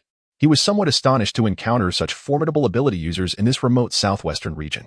However, no matter how powerful they were, they could never hope to defeat my Slaughter Buddha No. 1 mech. After a relentless bombardment, Zhao Quan fired a few cluster bombs, causing the area around Steel Egg to be bombarded as if it were raining shells. The explosions erupted in succession like giant firecrackers, causing the ground to tremble slightly. To challenge my Slaughter Buddha, you truly are brave. Zhao Quan stood before the billowing smoke, a faint smile curling his lips, his expression laced with disdain. In the blink of an eye, a shadow burst forth from the haze, racing towards the cockpit of the mech.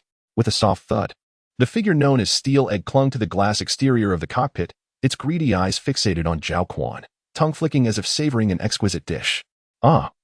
This human is brimming with resentment, his heart a cauldron of hatred. He smells utterly delectable, Steel Egg exclaimed with palpable excitement.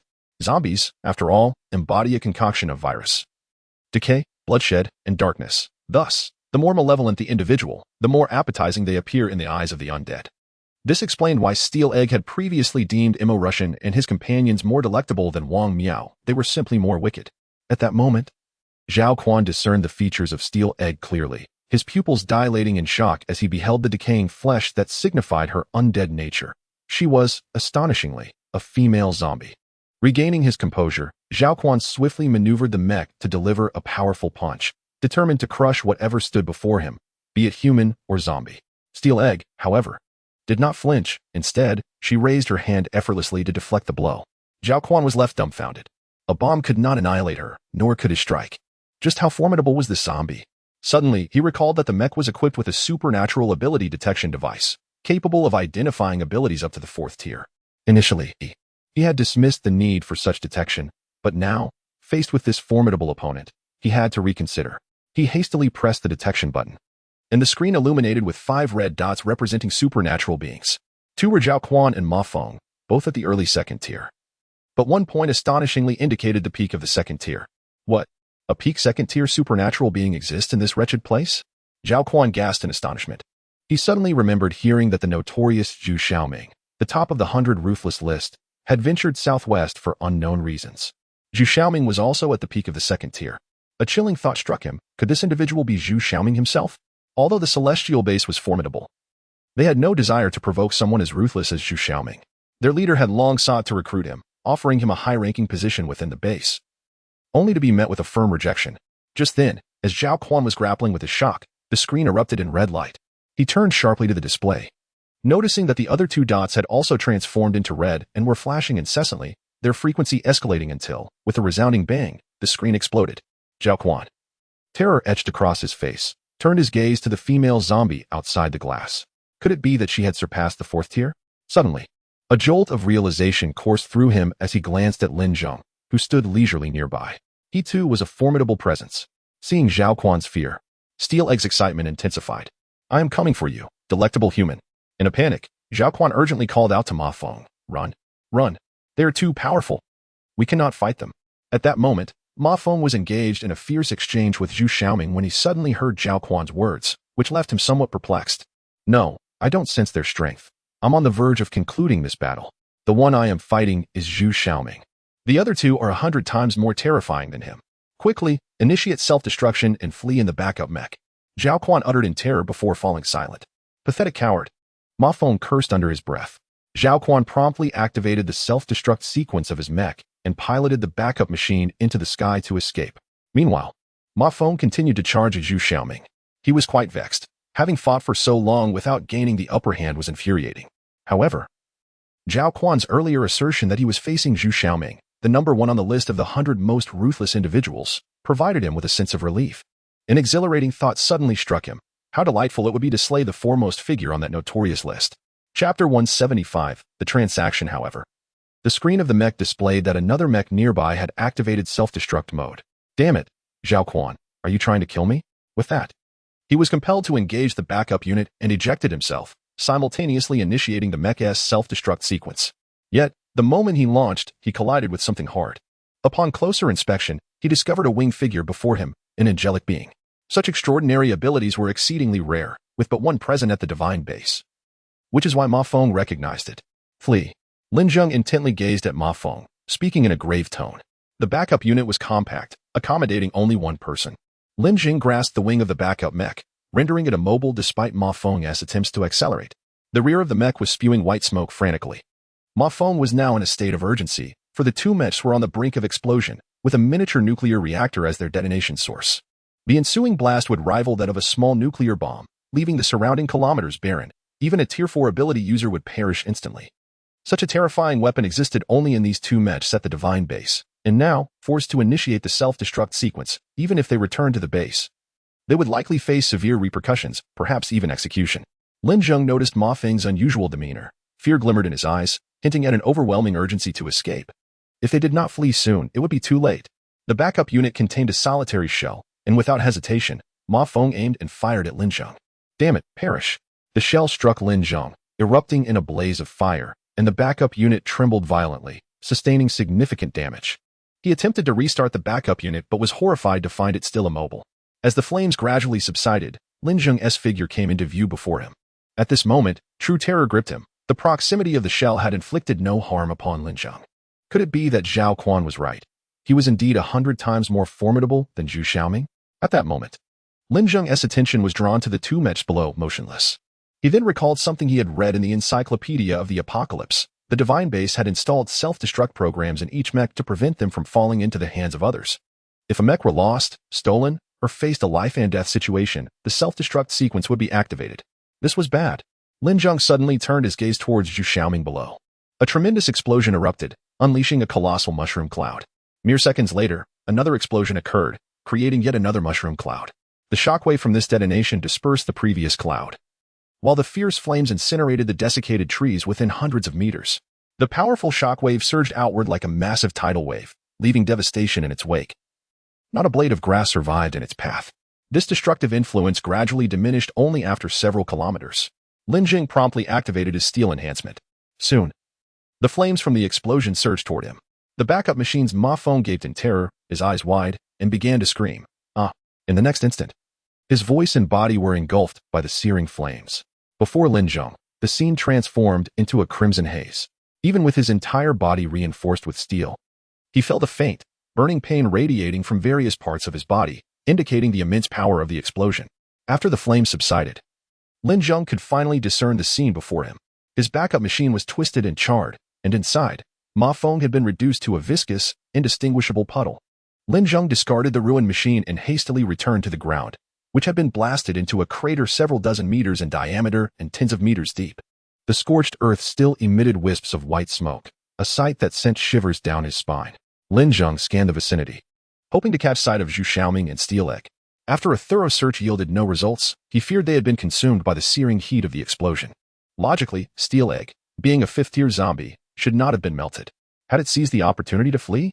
Lin Zheng couldn't help but ponder that Zhu Xiaoming was very likely to have been directly incinerated. Suddenly, two coughs interrupted his thoughts, seemingly emanating from the depths of the crater. Approaching the pit, Lin Zheng discovered that Steel Egg and Zhu Xiaoming were indeed inside. To his astonishment, Steel Egg had enveloped Zhu Xiaoming with a dark mist, a zombie protecting a human, a notion that seemed utterly implausible, akin to a cat safeguarding a mouse. Lin Zheng descended into the bottom of the crater, gazing incredulously at Steel Egg. Steel Egg hurriedly explained, "I understand that you humans value emotions, but do not presume that I saved him out of any so-called benevolence. Zombies do not possess such sentiments. My actions are merely a prelude to a transaction with you." Lin Zheng's interest was piqued. "A transaction? What do you wish to trade?" "I saved your friend. In return, could you refrain from binding me with golden threads?" "I assure you, I will not attempt to escape. Furthermore, I would not dare to flee before surpassing you in absolute strength," Steel Egg replied straightforwardly. Lin Zheng tilted his head slightly, finding the proposition intriguing. After a moment of contemplation, he responded, "Agreed. From now on, you need not be bound by golden threads." Zhu Xiaoming listened to their conversation, utterly astonished. He could not help but turn to Lin Zheng and inquire, "My young brother, where did you find such formidable zombies that are so obedient to your commands?" Lin Zheng chuckled, replying, "The zombies were captured. As for their obedience, it is a matter of possessing absolute power. With such strength, compliance becomes a natural consequence." In truth, Lin Zheng could have requested a private jet from Xinghua to fly directly to Shangjing City, yet he refrained from doing so. His motivations were twofold. Firstly, he wished to familiarize himself with the current situation in Huaxia as preparation for the future expansion of his base's influence. Secondly, he aimed to gather more mutated items and flora and fauna to trigger system rewards. From the overview of the Apocalypse development, Lin Zheng learned that soon various ancient figures would be resurrected under the influence of the mists. Not only would they return to life, but they would also possess unique skills derived from their identities or reputations. For instance, Zhuge Liang could summon winds and rain, conjuring thunder and lightning with his extraordinary intellect. He possessed a particularly remarkable ability to produce 100,000 arrows with a mere wave of his fan, directing them towards his adversaries. Li Bai, renowned for his poetic prowess, could unleash lethal sound wave attacks with each verse recited, killing silently. Additionally, he was a master swordsman, capable of slaying a foe with every 10 steps, leaving no trace behind. Qin Shi Huang could summon terracotta warriors to fight on his behalf, with the capacity to command up to 100,000 of them at once. He himself was also a martial arts expert. Xiangyu, endowed with immense strength, could later move mountains and fill seas, rivaling the divine. Lin Zheng understood that once these historical figures emerged, the world would become exceedingly perilous. History is replete not only with virtuous individuals, but also with many nefarious ones. Therefore, Lin Zheng needed to expedite his collection of mutated items, or flora and fauna, or complete system tasks to gain rewards and bolster his strength, ensuring his survival amidst the impending tumultuous circumstances. Chapter 176, She Is. Zhao Quan deftly piloted the backup aircraft, racing away at breakneck speed, his gaze fixated ahead, too fearful to glance back. Only when the backup's energy was nearly depleted did he dare to turn around, his face a mask of terror, a palpable sense of lingering dread etched upon him. Noticing that the terrifying figures had not pursued him, he gradually descended. After landing, he stumbled out of the aircraft, drenched in cold sweat, his complexion ashen. Had he delayed even a moment longer, he might have met his demise there. As Zhao Quan caught his breath, he muttered to himself, that zombie and that person. The mere thought of the two crimson dots on the screen sent shivers down his spine. Was it a malfunction of the machine? Or did their abilities exceed the highest threshold of the apparatus, reaching beyond the fourth tier? Judging by the combat prowess of that female zombie, the latter seemed more plausible. Realizing this, Zhao Quan felt a chill creep down his back, his mind exploding with incredulity. The apocalypse had descended nearly half a year ago, and humanity had gradually adapted. Establishing bases, deciphering the mist, slaying zombies, acquiring crystal cores, and honing their abilities, according to the calculations of their divine base. If a person had begun training at the onset of the mist with maximum human effort, their abilities would not surpass the third tier by now. It was said that Zhu Xiaoming, the foremost figure on the list of the 100 most formidable individuals, had reached the pinnacle of the second tier, teetering on the brink of the initial third tier, making him one of the ceiling figures of human abilities. Now, the emergence of beings at the fourth tier or even beyond shattered Zhao Chuan's worldview. How was this even possible? Even with relentless daily training. Achieving such an absurd level seemed implausible. Zhao Quan found himself perplexed. Had they perhaps discovered some kind of cheat?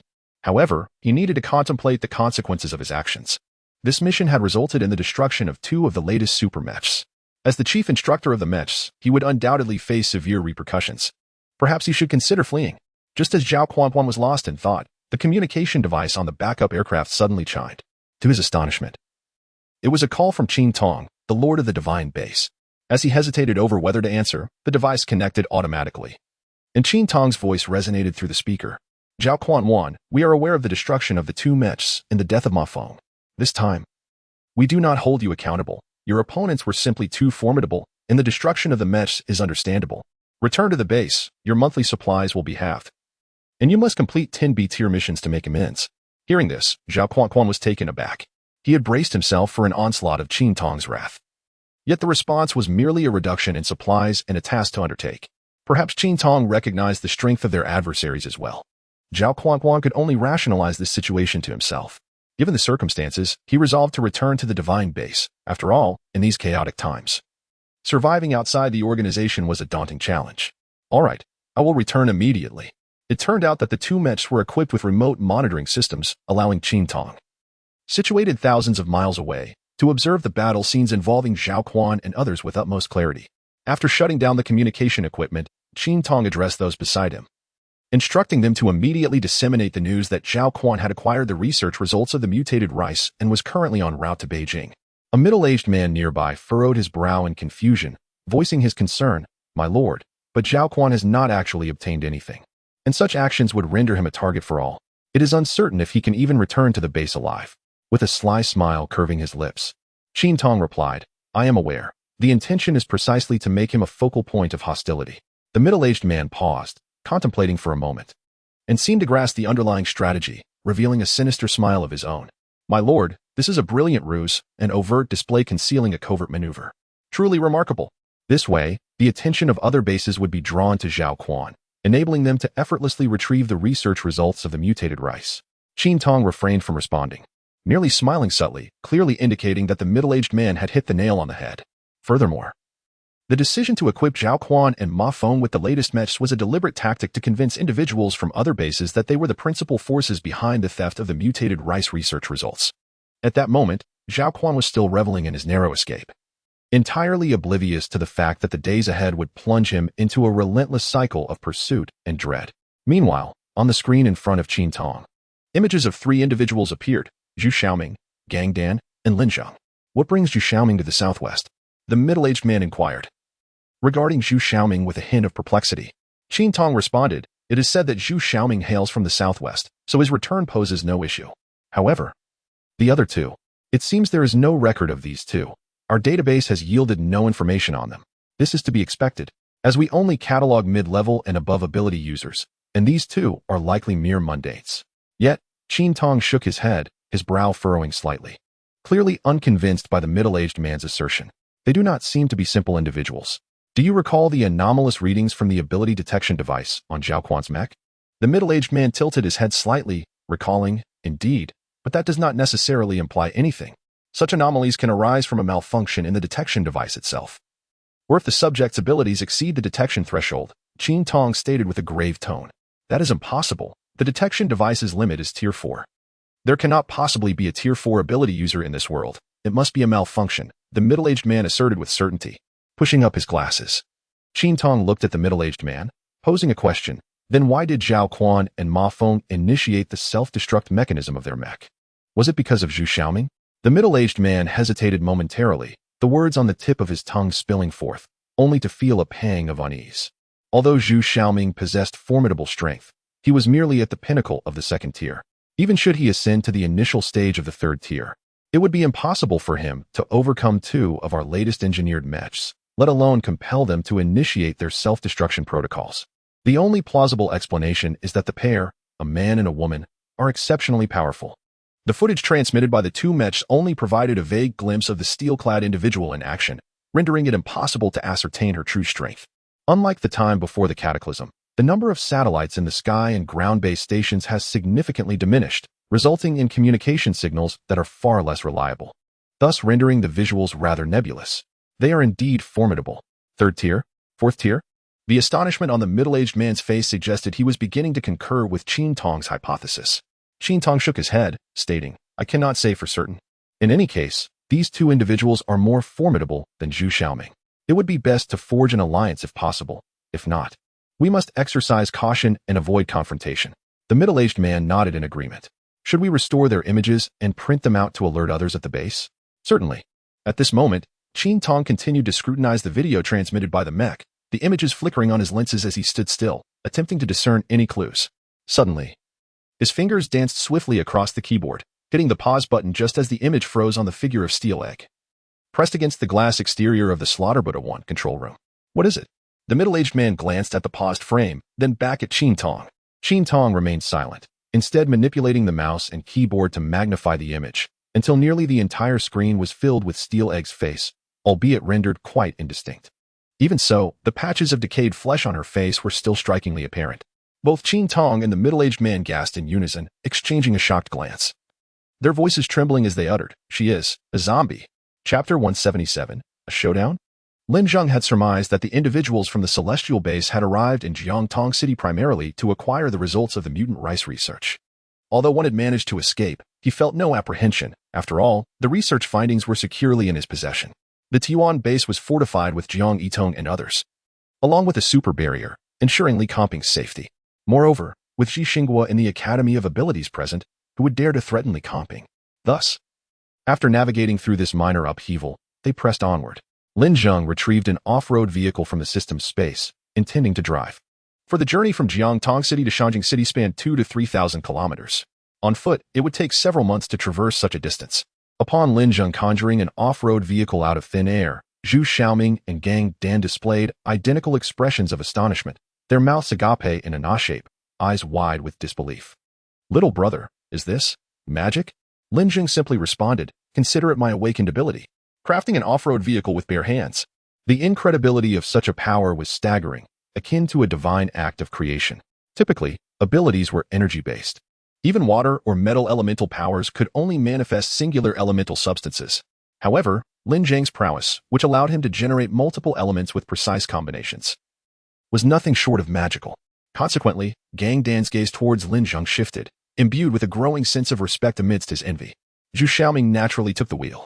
Gang Dan occupied the back seat, and Lin Zheng sat in the passenger seat. This marked Lin Zheng's first encounter with apocalyptic scenes beyond Jiangtong City. The roads were littered with abandoned vehicles, their paint peeling and rusting. The once vibrant trees lining the road now stood bare, replaced by conspicuous mutant plants and bizarrely shaped mutant animals. These were merely ordinary mutated flora and fauna, devoid of abilities and failing to meet the system's criteria for inclusion. Hence, Lin Zheng chose not to replicate or store them in the system's space. Of course, zombies were inescapable. Various types of them roamed freely, their arms drooping and eyes vacant, meandering aimlessly. Upon spotting the living, they would suddenly become agitated, charging towards them like rabid dogs. Fortunately, their vehicle was accompanied by a fifth-tier zombie king. Although the wandering zombies heard the commotion and prepared to rush over, upon catching the scent, terror washed over their faces, causing them to retreat in fright, unwilling to approach. Little brother, the zombie you possess is exceedingly useful. Along the way, those zombies have kept their distance, sparing us a great deal of trouble, Zhu Xiaoming remarked, deftly maneuvering the steering wheel. Before Lin Zheng could respond, Gang Dan, seated in the back, retorted angrily at Zhu Xiaoming, "Human, mind your language. What do you mean by possess? I am imprisoned. I have never submitted to him. So how can you say I am kept?" As Gang Dan spoke, he cast a glance at Lin Zheng. Suddenly, a gunshot rang out from a distance, shattering the window beside Lin Zheng and leaving a small hole, surrounded by a web of cracks. Zhu Xiaoming, taken aback, hastily applied the brakes and turned to Lin Zheng. Little brother. He feared that the bullet had struck Lin Zheng, his expression fraught with urgency as he anxiously looked at him.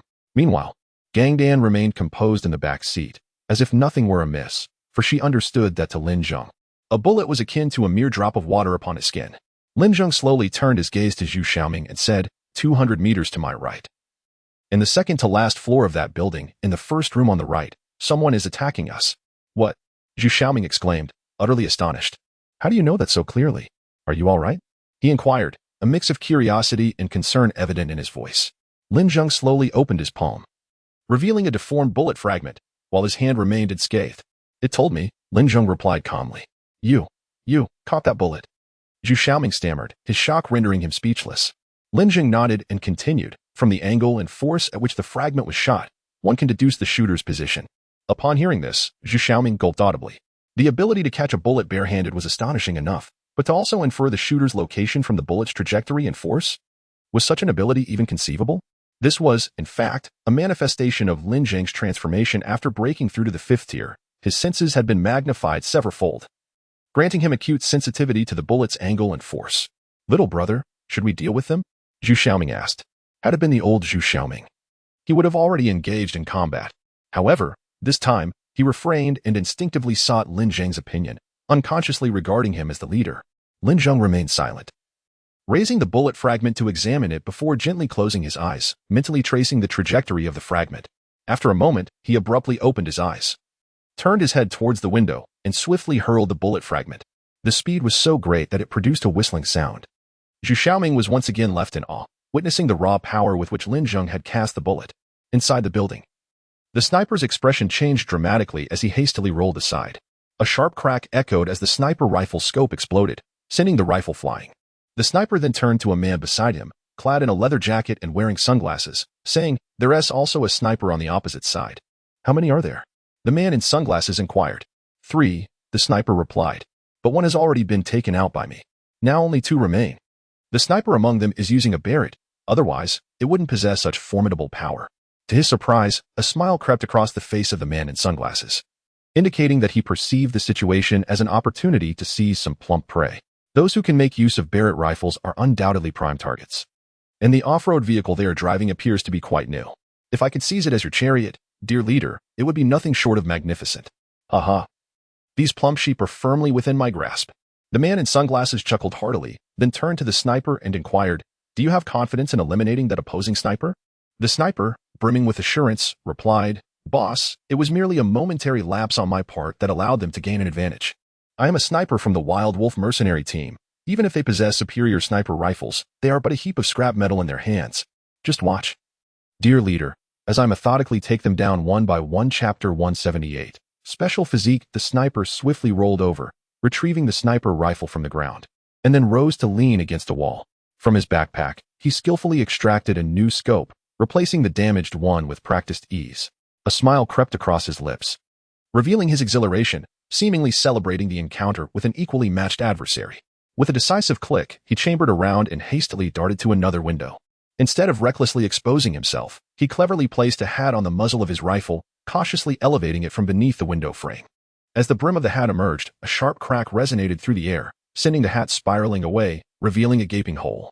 Simultaneously, the sniper felt a violent tremor coursing through the rifle, his hands tingling with the impact, accompanied by the sensation of minute particles striking his face. Curiously, he inspected the rifle's muzzle and discovered it coated in a layer of gritty residue. What sort of bullet is this, crafted from stone? Throughout his extensive career as a sniper, he had encountered an array of unconventional ammunition, including bullets made of ice that would gradually melt upon entering the body. Silent and lethal.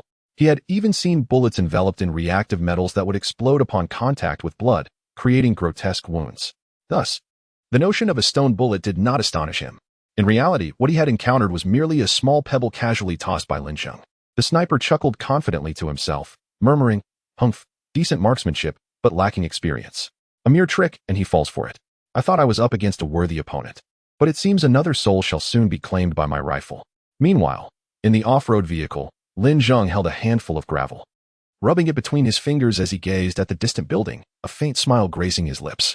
"Let us play," he mused.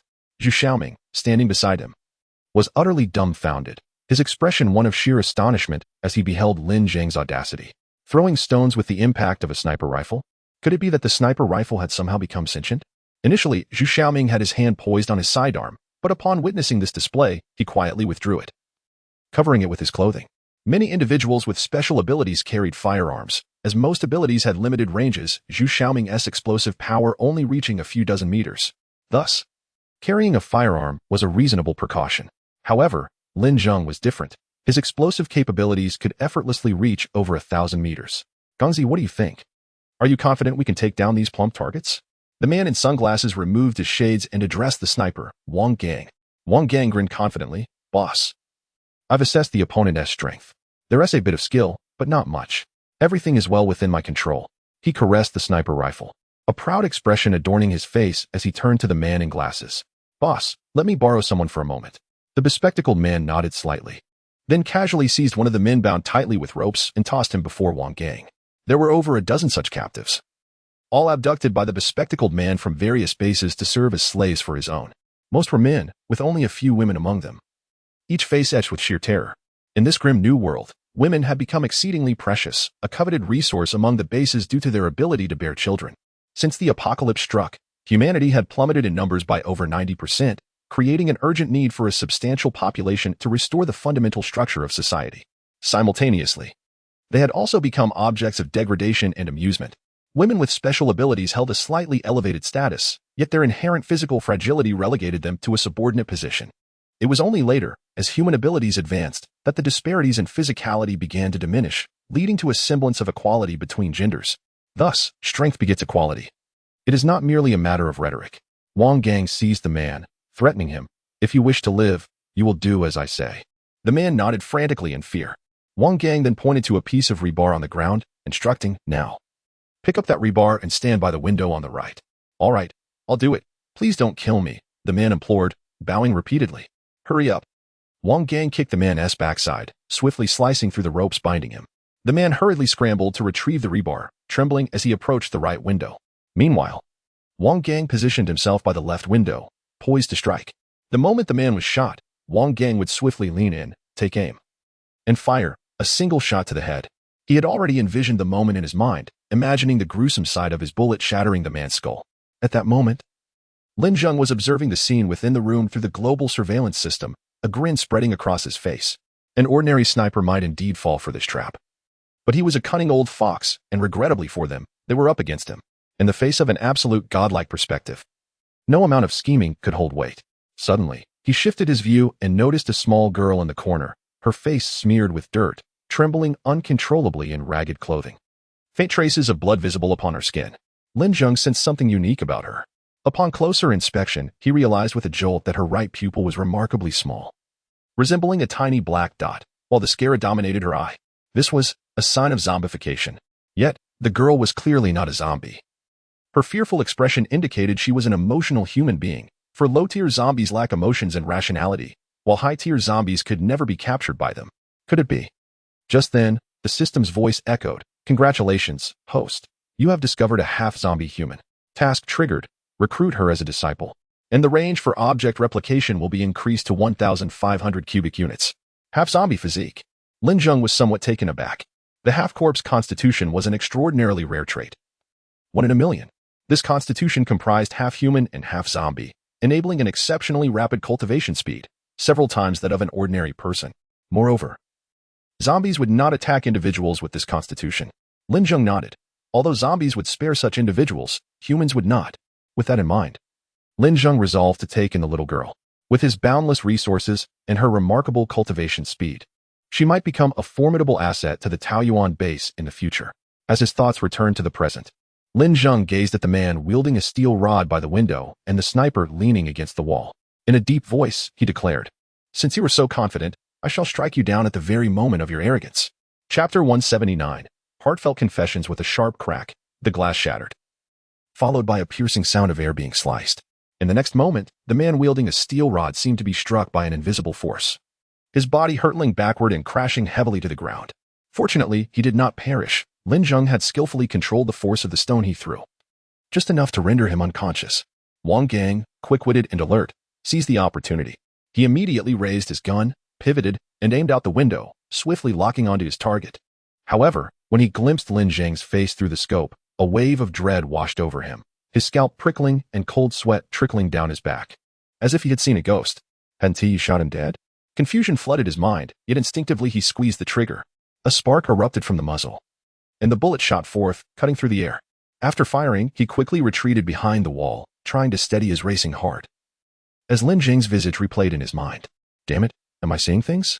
Simultaneously, Lin Zheng hurled another stone, which struck the incoming bullet with precision. Steel, after all, is significantly more robust than stone. Thus, the stone disintegrated into dust, altering the bullet's trajectory, which then smashed into the window of an abandoned car several dozen meters away. Gongzi, how did you manage to miss? The bullet went flying off to your grandmother's house, hitting the glass of the nearby car. The man in sunglasses peeked out from the window, using binoculars to survey the scene. Wang Gang felt a jolt of shock as he sidled up and raised his scope to look outside, confirming the sunglasses man's claim. Indeed, he had missed. What a peculiar situation. Gongzi, are you even capable? With a shot like that, I might as well be the one. The man in sunglasses continued to mock him. Still reeling from shock and confusion, Wang Gang barely registered the taunts. After a moment of contemplation, he turned to the sunglasses man and said, "Boss, I need to borrow another person. We still require another. This slave is not up to standard. If the Lord finds out, we will both be in dire straits." The sunglasses man appeared somewhat displeased. "Boss, we might be dealing with a formidable opponent this time. If we don't resolve this, we may not be able to exit this building." Finally grasping the gravity of their predicament, Wang Gang's serious demeanor caused the sunglasses man's expression to shift to one of urgency. He casually grabbed a slave and tossed him in front of Wang Gang. "Gongzi, give me a straight answer. Do you have confidence in handling them? It may be somewhat tricky, but I can deal with them," Wang Gang asserted with confidence. The sunglasses man nodded in acknowledgement. Wang Gang seized the thrown individual, aimed his gun at him, and directed him to stand at the window beside him. He then swiftly slashed through the ropes binding the man. Though filled with terror, the man complied, trembling as he stood before the window, raising his hands slightly and pleading, "Please, don't kill me. I beg you, don't kill me." Wang Gang intended to employ the same tactic once more. Lin Zheng, spotting the terrified figure behind the window, could not help but chuckle. Resorting to the same trick again, was that the best he could do? Then let it come to an end. As he spoke, he retrieved several steel balls from the system space and hurled them towards the distant building. The steel balls struck the wall, sending a spray of cement dust into the air, accompanied by a thunderous noise that startled Wang Gang, causing him to tremble in confusion. What is happening? What is that sound? However, he felt entirely secure behind the wall. Although a tinge of fear gripped him, he dismissed it, reasoning that even a Barrett rifle could not penetrate such a reinforced concrete wall. Even if it could, the assailant would be unable to see him, and thus could not hit a target concealed behind the wall. This peculiar noise also piqued the curiosity of the man in sunglasses. "Gongzi, what on earth is that sound?" "Boss, I reckon they are just shooting wildly in frustration, realizing they cannot get to us. But don't worry, as long as we remain behind the wall until their ammunition runs low, it will be our turn to shine." The man in sunglasses nodded slowly, refraining from further questions. Yet, in the next moment, he witnessed a steel ball emerge from behind the wall, striking Wang Gang squarely in the temple. With a resounding pop, half of Wang Gang's head exploded, blossoming into a gruesome flower of flesh and blood. His body instantly stiffened, his eyes wide with terror and disbelief. Half a second later, color drained from his eyes, and his entire body fell rigidly backward, crashing to the floor. The man in sunglasses stood frozen in shock, staring at the horrifying scene before him. He then noticed a hole of considerable size in the wall, realizing that the earlier noise had been the result of continuous gunfire at a single point. Although a single shot could not penetrate the reinforced concrete wall, repeated shots at the same spot would inevitably breach it. It was merely a matter of time. Meanwhile, Lin Zheng and his companions had already entered the building and quickly made their way to the room where the others were. The entrance was fortified with a steel door of security-grade strength. Wang Gang seemed to hear movement outside, and his first instinct was that they had arrived. Quick!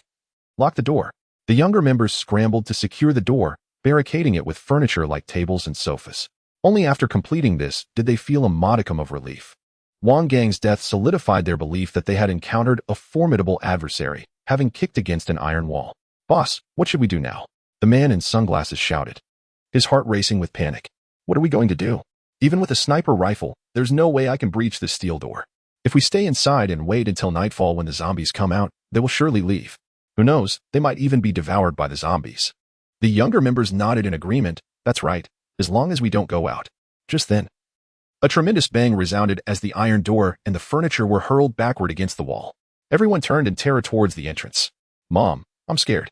One of the younger men, paralyzed by fear, clung desperately to the sunglasses-wearing figure beside him, letting out a terrified shriek. In a fit of rage, the man in sunglasses seized the youth by the head, his fingers exerting an instantaneous force that crushed the boy's skull.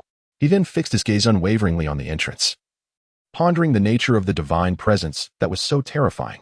At last, they appeared, 2 men and a woman, seemingly ordinary yet capable of vanquishing a seasoned mercenary sniper and kicking open a steel door several centimeters thick.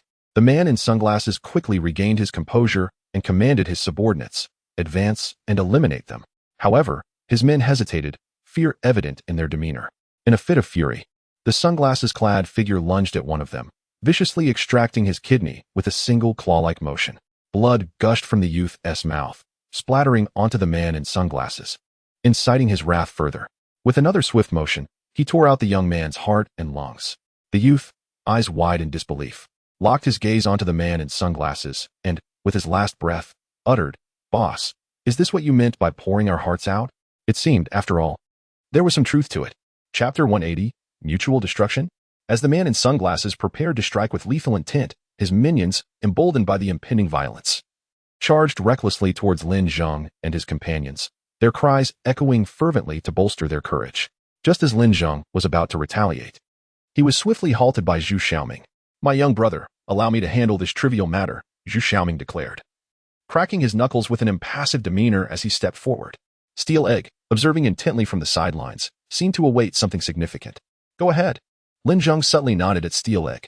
Upon hearing this, Steel Egg grinned widely, his expression transforming into one of sheer terror. Instantly, shadows of black clothing enveloped him, exuding an overwhelming aura that left others gasping for breath. In that moment, Steel Egg resembled the Grim Reaper, sinister and formidable. With a thunderous roar, Zhu Xiaoming unleashed 2 explosive blasts at the 2 assailants rushing toward him, their heads being engulfed instantaneously in a searing inferno. The next moment, a rich aroma of grilled meat wafted through the air. As Zhu Xiaoming retracted his blasts, the remnants of the 2 adversaries' heads, along with a significant portion of their torsos, had evaporated, with wisps of smoke rising from the charred wounds. Steel Egg frowned, a look of dissatisfaction etched on his face. "Hey, human brat. How am I supposed to feast if you continue like this?" Zhu Xiaoming remained silent. Steel Egg then extended his right hand into a claw, generating an immense suction that drew one victim towards him, swiftly severing his neck with a single bite. The man in sunglasses was taken aback, his heart racing as he recognized the notorious Zhu Xiaoming, the apex of the ruthless elite. This locale, Changhu City, lay at the intersection of the southwest and central plains, and he was well acquainted with matters pertaining to the central plains. Zhu Xiaoming, the foremost of the ruthless, was a name that resonated with fear. How could he not recognize him? He never anticipated that he had provoked such a harbinger of death, nor did he foresee the woman accompanying him, though her methods lacked the terror of Zhu Xiaoming's. A mere glance in her direction sent shivers down one's spine. Soon, all of his minions had been annihilated, leaving only the man in sunglasses, who continued to retreat until he found himself at the window. He glanced at Zhu Xiaoming and hastily pleaded, "Lord Zhu, please spare me. Our leader knows you." "Oh, you know me?" Zhu Xiaoming inquired. "Indeed, I do. The top of the ruthless rankings, Zhu Xiaoming, who dominates with explosive force. Who wouldn't he recognize you?" Our leader at the Ling Snake base in Changhu City is Yang Xing, and he fought alongside you against other bases. You remember, don't you? Seeing Zhu Xiaoming pause his assault, the man in sunglasses felt a surge of relief, thinking he might escape this calamity, even in a post-apocalyptic world. The nuances of human relationships still held sway, and invoking familiar names could indeed ease one's plight. Yang Xing. At the mention of this name, Zhu Xiaoming hesitated, recalling the individual who, during an assault on a base that feasted on humans, had enlisted many awakened ones, including one named Yang Xing. This individual possessed commendable strength, yet his character was lacking. He consistently hid at the rear during attacks, only to rush forward afterward, shouting slogans to draw attention, portraying himself as the epitome of dedication and sacrifice.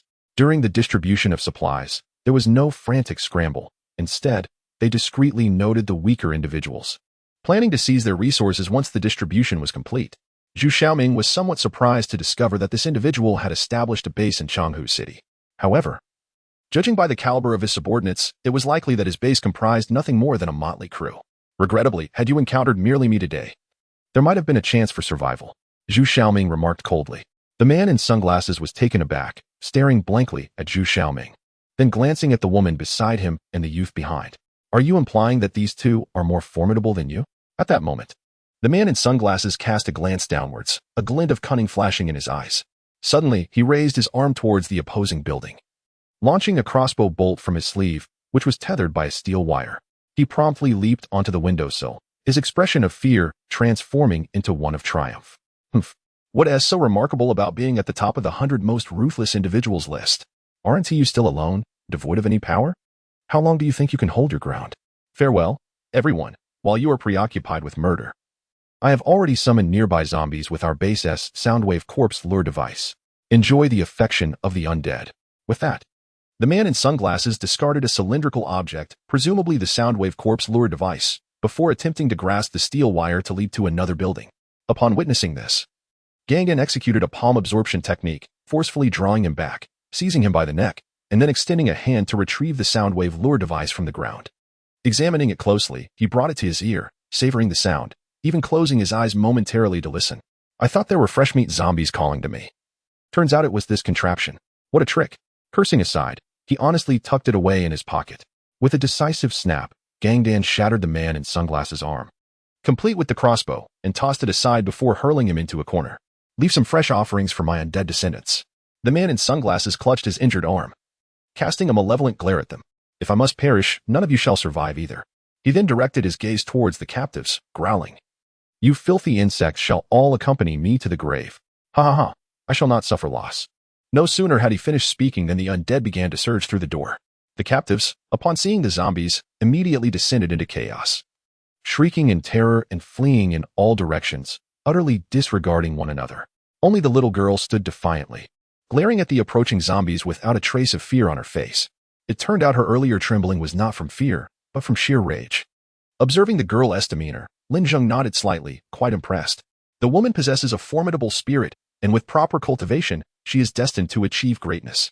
Ha. Let us all perish together. Just as the man in sunglasses erupted in boisterous laughter, Gangan suddenly cast a glance at the zombies, accompanied by a low growl. Upon hearing this, the zombies turned their heads towards him, instantly engulfed in terror, their mouths slightly ajar, with a series of roars directed at them. Gangan seemed to convey a message that the zombies comprehended, as they collectively shifted their gaze towards the man in sunglasses, extending their clawed hands and opening their gaping maws. The man in sunglasses felt a jolt of fear and confusion wash over him. Oh, why are you all fixated on me? Over there are so many others. Go and bite them instead. Chapter 181. Seeking a master soon, the man in sunglasses was engulfed by the horde of zombies, first emitting a series of anguished cries that gradually weakened, until only the sound of the undead feasting on flesh remained.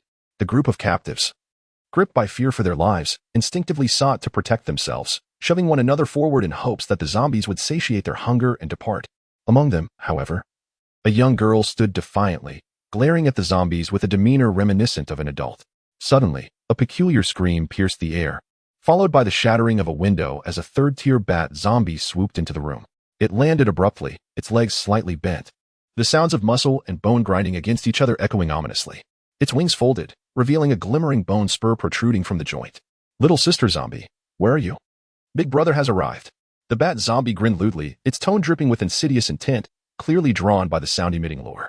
It scanned the room and, upon spotting the humans, its gaze fixated on Steel Egg. At that moment, Steel Egg had masked his presence, retaining only a hint of the sin of the undead. Thus the bat zombie failed to recognize him as a zombie king. "Oh, my lovely zombie sister is here," it exclaimed, extending its arms towards Steel Egg. Just as it prepared to embrace him, Steel Egg turned slightly, revealing the decaying flesh on his face. Instantly, his pupils transformed into a mesmerizing black gold. A wave of terrifying energy surged forth. "Open your eyes and behold who I am," Steel Egg declared, his voice low yet powerful.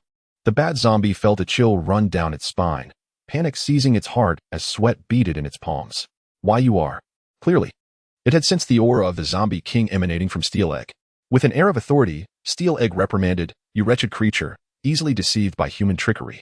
What lured you here is this?" With that, he produced the sound-emitting lure, holding it aloft.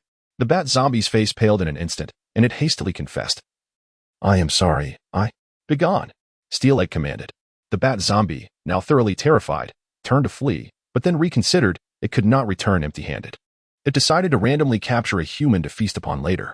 Its gaze landed on the young girl, and with a swift motion, it swooped down, seizing her in its grasp, ready to take flight. "Heh, human children are delicious. Today is my lucky day. Let me go, foul zombie. You will face my mother's wrath. She will lead our people from the Meow Goo base to eradicate you all," the girl shouted in defiance. A few women in the crowd echoed her cries, attempting to push through the throng, but the mass pressed tightly against the corners, preventing their escape.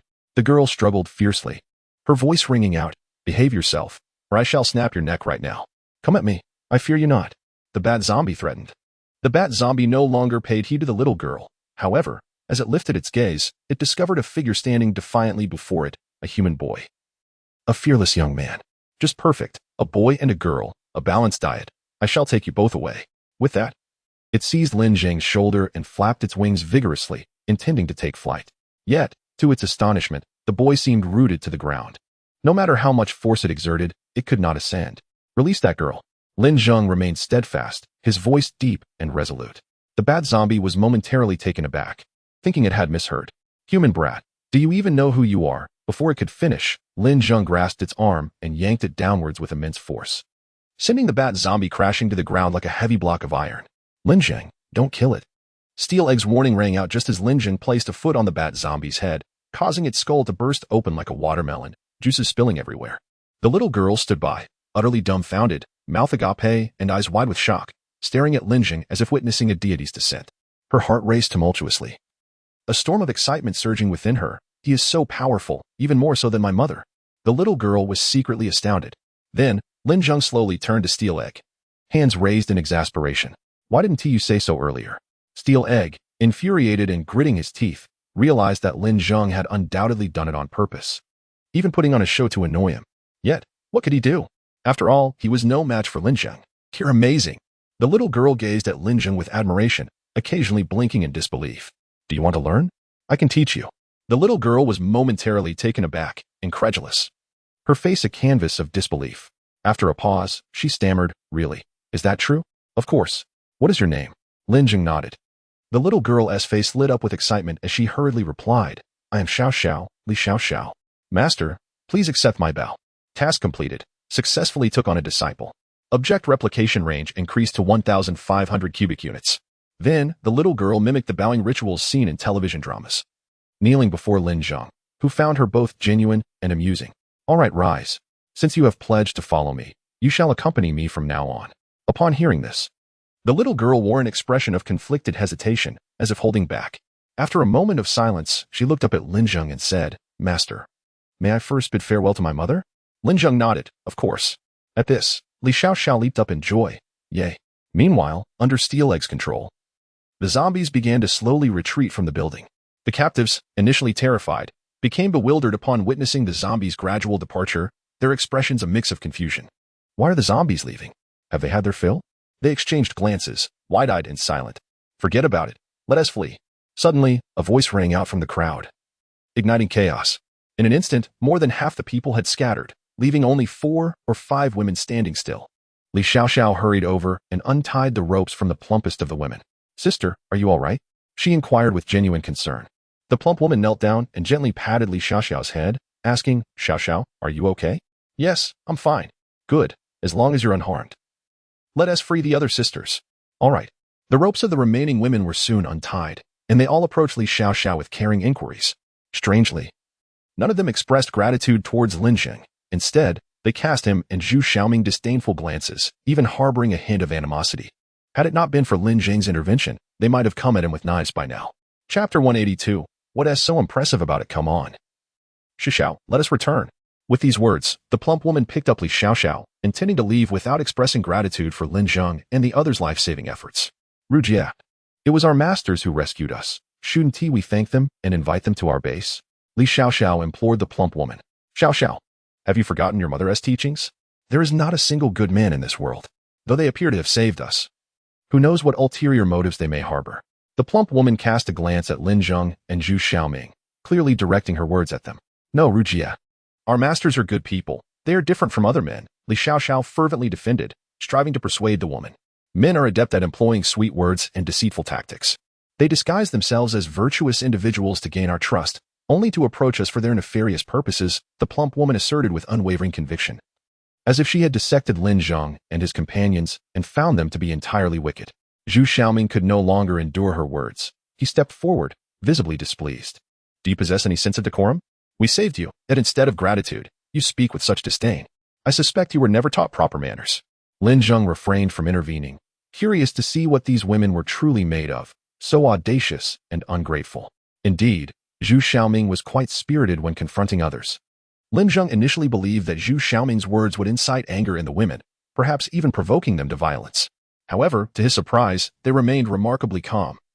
Especially the plump woman, who quickly turned to Li Xiaoxiao, saying, Xiaoxiao, look, their true nature is revealed. Do you now believe that all men are scoundrels? With that, she disdainfully glanced at Zhu Xiaoming and Lin Zheng, cradling Li Xiaoxiao as if to depart.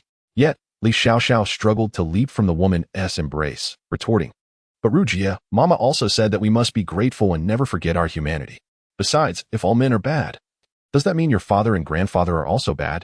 This left the plump woman momentarily speechless, unsure of how to respond. People can be categorized as good or bad, and men and women are not inherently evil.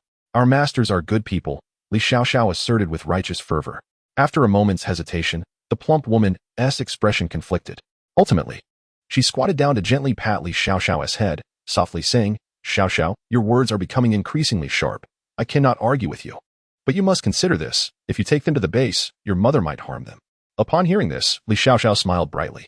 Rujia, you need not worry about that. I have my own ways. The plump woman chuckled softly. You little clever one. Subsequently, Li Xiaoxiao hastily approached Lin Zheng and joyfully exclaimed, Master, I shall lead you to our base, where my mother will graciously host you, and then I'll persuade her to allow me to accompany you on your cultivation journey. Thus, under the guidance of the plump woman and her companions, they embarked on their way to the Miaogu base. Along the journey, Lin Zheng commanded Gang Dan to emanate the aura of the zombie king, ensuring their passage was unimpeded, as not even a shadow of a zombie crossed their path. Initially, the group remained vigilant, alert to the potential appearance of zombies. However, as they progressed, an unsettling realization dawned upon them. Typically, this route was frequented by the undead. Yet today, not a single specter was in sight, an anomaly, a peculiarity, a mystery. Ruju, what is happening today? Why have we encountered no zombies? Usually, this path is rife with their presence, inquired a tall woman, her confusion directed towards the plump woman known as Imoru, a late-stage level 1 ability user and the third in command of the Miaogu base. They had initially set out to gather supplies, but Li Xiaoxiao, the daughter of the base's leader, insisted on accompanying them. Her mother, Lin Mainyang, had been adamantly opposed to her daughter's departure, even resorting to locking her away. However, Li Xiaoxiao, possessing an innate cleverness, managed to unlock her confinement using the skills she had gleaned from watching television and stealthily joined Imoru's group. Imoru had intended to return Li Xiaoxiao to the base at the earliest opportunity, but they were ambushed midway by individuals from the Spirit Snake base, led by the Sunglasses Man. Although Imoru and her companions could have escaped unscathed, they were compelled to surrender when Li Xiaoxiao was captured and threatened. Imoru, now filled with perplexity, scanned her surroundings and acknowledged the unusual circumstances. Yet, she knew they could not afford to lower their guard. They must remain vigilant until they returned to the base. Indeed, Riju, Imoru glanced back at Lin Zheng and the others, noting their apparent ease, as though they were on a leisurely vacation. Did they not harbor any concern regarding a potential zombie attack? Imoru had always been intrigued by Gang Dan. sensing his formidable strength. If he were to join their Miao Gu base, it would significantly bolster their ranks. However, she found him rather peculiar. Perpetually obscuring half of his face with his hair and rarely speaking, seemingly subservient to the young boy, whom he appeared to fear. Imoru speculated that the girl must harbor some secret that bound her to the boy, compelling her obedience. Aware of the prowess of the two men, she felt ill-equipped to confront them. Thus, she resolved to inform the leader upon their return to the base, determined to rescue the unfortunate girl from her dire predicament. Achoo! Gang Dan suddenly sneezed, rubbing his nose in bafflement. What could this mean? Is someone thinking of me? As Lin Zheng walked through the long-abandoned city, he was met with a scene of utter desolation, crumbling walls and ruins, withered trees and parched grass. Amidst this decay, peculiar mutated plants thrived, and occasionally, mutated creatures would dart about. Suddenly, a flying insect engulfed in ethereal blue flames surged towards the crowd with astonishing speed, weaving through the air like a serpent. Lin Zheng sensed that it was merely a mid-level mutated creature. At that moment, Imoru suddenly shouted, "Everyone, be cautious. This is a blue flame bug. If it makes contact, it will ignite you with its blue fire, and it cannot be extinguished until your body is consumed." Upon hearing this, panic ensued among the crowd as they scrambled to evade the blue flame bug. Imoru quickly scooped up Li Xiaoxiao, dodging and weaving, while fervently waving her coat in an attempt to drive the creature away. However, her actions only seemed to provoke the bug further, which circled around her, seeking an opportunity to strike. "Get away! Move aside!" Imoru cried, her voice filled with urgency as she flailed her garment. Other women joined her, shedding their coats to assist, surrounding Imoru and Li Xiaoxiao in a frenzied effort to repel the blue flame bug. Suddenly, a dazzling spectacle unfolded before their eyes, bright, large, and bouncy. It was truly a feast for the eyes. Only Gangan lowered his head slightly, glancing at the commotion before scoffing. What is so remarkable about that? Chapter 183. The temple. Despite being subjected to the frenzied assaults of others, the azure firefly remained fixated on Imoru and Li Xiaoxiao, as if it had chosen them as its targets, vowing to cease its relentless pursuit only upon their demise. Lin Zheng detected the anomaly of the azure firefly and furrowed his brow, directing his gaze towards it. Instantly, his body transformed into steel, and he approached the throng of frenzied women. "Make way." His voice resonated with a deep and commanding authority, compelling the women to instinctively retreat and yield space. Seeing Lin Zheng approach, Li Xiaoxiao urgently implored, "Master, you must flee. This azure firefly is formidable. If it makes contact, you will be reduced to ashes." Even in the face of danger, her concern for others shone through, prompting Lin Zheng to regard her with newfound respect. He cast a gentle glance at Li Xiaoxiao and softly replied, "Have you forgotten who I am? I am your master, and I assure you, I shall not be intimidated by a mere insect." "Master, this is no ordinary insect. Once it makes contact, it ignites with blue flames that cannot be extinguished. Please, do not put yourself at risk." Li Xiaoxiao's expression reflected her deep worry, fearing that her master might confront the azure firefly recklessly. Lin Zheng remained silent, his gaze unwaveringly fixed on the azure firefly. Suddenly, he struck with the swiftness of lightning, capturing the creature in his grasp. The firefly emitted a pained chirp. "Master!" Li Xiaoxiao cried out in terror and concern, yet Lin Zheng remained unfazed, examining the firefly closely. It was roughly the size of a cicada, resembling a ladybug, with a shell on its back. When not in flight, its wings folded like withered leaves concealed within its shell. On either side of the shell were intricate patterns resembling eyes, so lifelike and detailed that they seemed artfully crafted rather than a product of nature. Suddenly, the firefly hissed, akin to a serpent's flickering tongue, prompting Lin Zheng to observe its body, which coiled like a small snake within the black shell. Realizing it had been captured, the firefly opened its mouth wide and launched itself, extending nearly half a meter of slender form to bite Lin Zheng's arm. Crack! It bit down on Lin Zheng's steel arm, producing a sound akin to the splintering of fine wood. The firefly's serrated teeth shattered completely, causing it to retreat in fright back into its shell. Lin Zheng could not help but smile slightly. This mutated firefly was indeed remarkable, embodying the characteristics of a ladybug, a snake, and a turtle. One could only wonder whether the ladybug had strayed from its turtle partner or if the snake had played a trick on the ladybug. Or perhaps if there was some clandestine affair between the snake and the turtle. "Master, are you unharmed?" Li Xiaoxiao, witnessing her master capture the firefly unscathed, felt a mix of surprise and elation. "I am fine." Imoru and the others were equally astonished. They were well aware of the terror this firefly could inflict, having witnessed individuals being incinerated by it. Yet now, it seemed ineffective against this young man. Truly, it was a strange occurrence. Could it be that this fire could not be extinguished by water? Lin Zheng, filled with a mixture of perplexity and ease, proceeded to spray water from his fingertips onto the firefly. Miraculously, the ethereal blue flames remained utterly unaffected, continuing to flicker softly. Mo Ru, upon witnessing this display, was taken aback by the revelation that he was indeed a water-type ability user. In a post-apocalyptic world, such individuals are highly coveted, akin to a mobile reservoir, a standard necessity for every base, providing essential backup water resources. The Miaogu base had recently found itself in dire straits, grappling with shortages of both water and food. This predicament compelled Mo Ru, as the third-in-command, to personally lead a team in search of supplies. If they could return with a water-type awakener, it would significantly alleviate the base's water scarcity. Even if he were a man, they could simply restrain him, ensuring he received a daily supply of food while compelling him to continuously release water until he was utterly drained, a form of punishment for men that was not without its own cruel charm. However, Lin Zheng was astonished to observe that the eyeglass pattern on the firefly's shell had begun to fade. Upon closer inspection, he realized that the design was not a natural formation of the shell, but rather a deliberate illustration.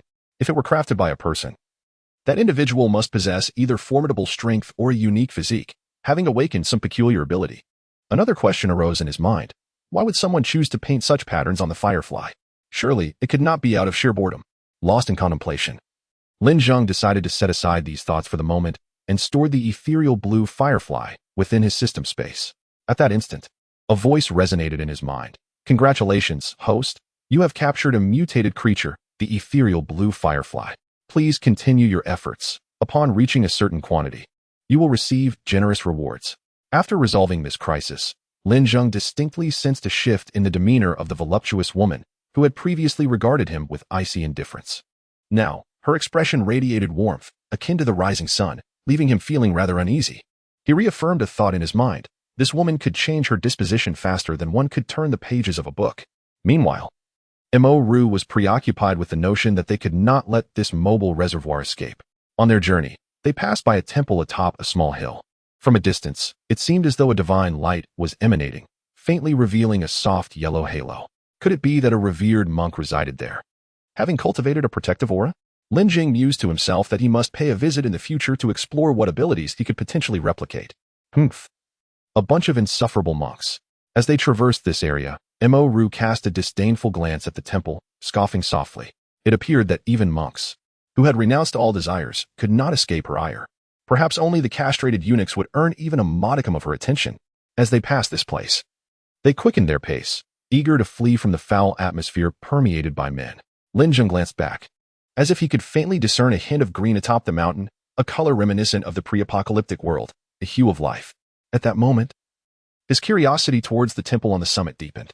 Meanwhile, within the Miaogu base, the lordly Mainyang flung her teacup aside in a fit of rage. What? You say Mo Ru and Xiao Xiao have been captured by the people from the spirit snake base, dressed in a flowing red gown. With long hair cascading like a waterfall, her exquisite features and fair complexion rendered her strikingly beautiful. Her tall figure, marked by long legs akin to jade pillars, was alluring, yet, at this moment, her brow was furrowed in fury, her eyes blazing with indignation. Before her stood a young woman, trembling slightly in the face of such wrath. She hesitantly retrieved a letter with a yellow cover from her bosom and presented it to Li Mainyang. My lord, this is from the spirit snake base. Our people have confirmed that the third master and Xiao Xiao were indeed abducted by them and are likely already at their base. Li Mainyang took the letter and glanced at it. It read, to the beautiful Li Mainyang. Shameless, she exclaimed furiously, casting the letter to the ground. Yet, thinking of Xiao Xiao and Mo Ru's safety, she forced herself to quell her anger, opened the letter, and began to read. The more she read, the darker her expression became, her face flushed with rage. Despicable, despicable.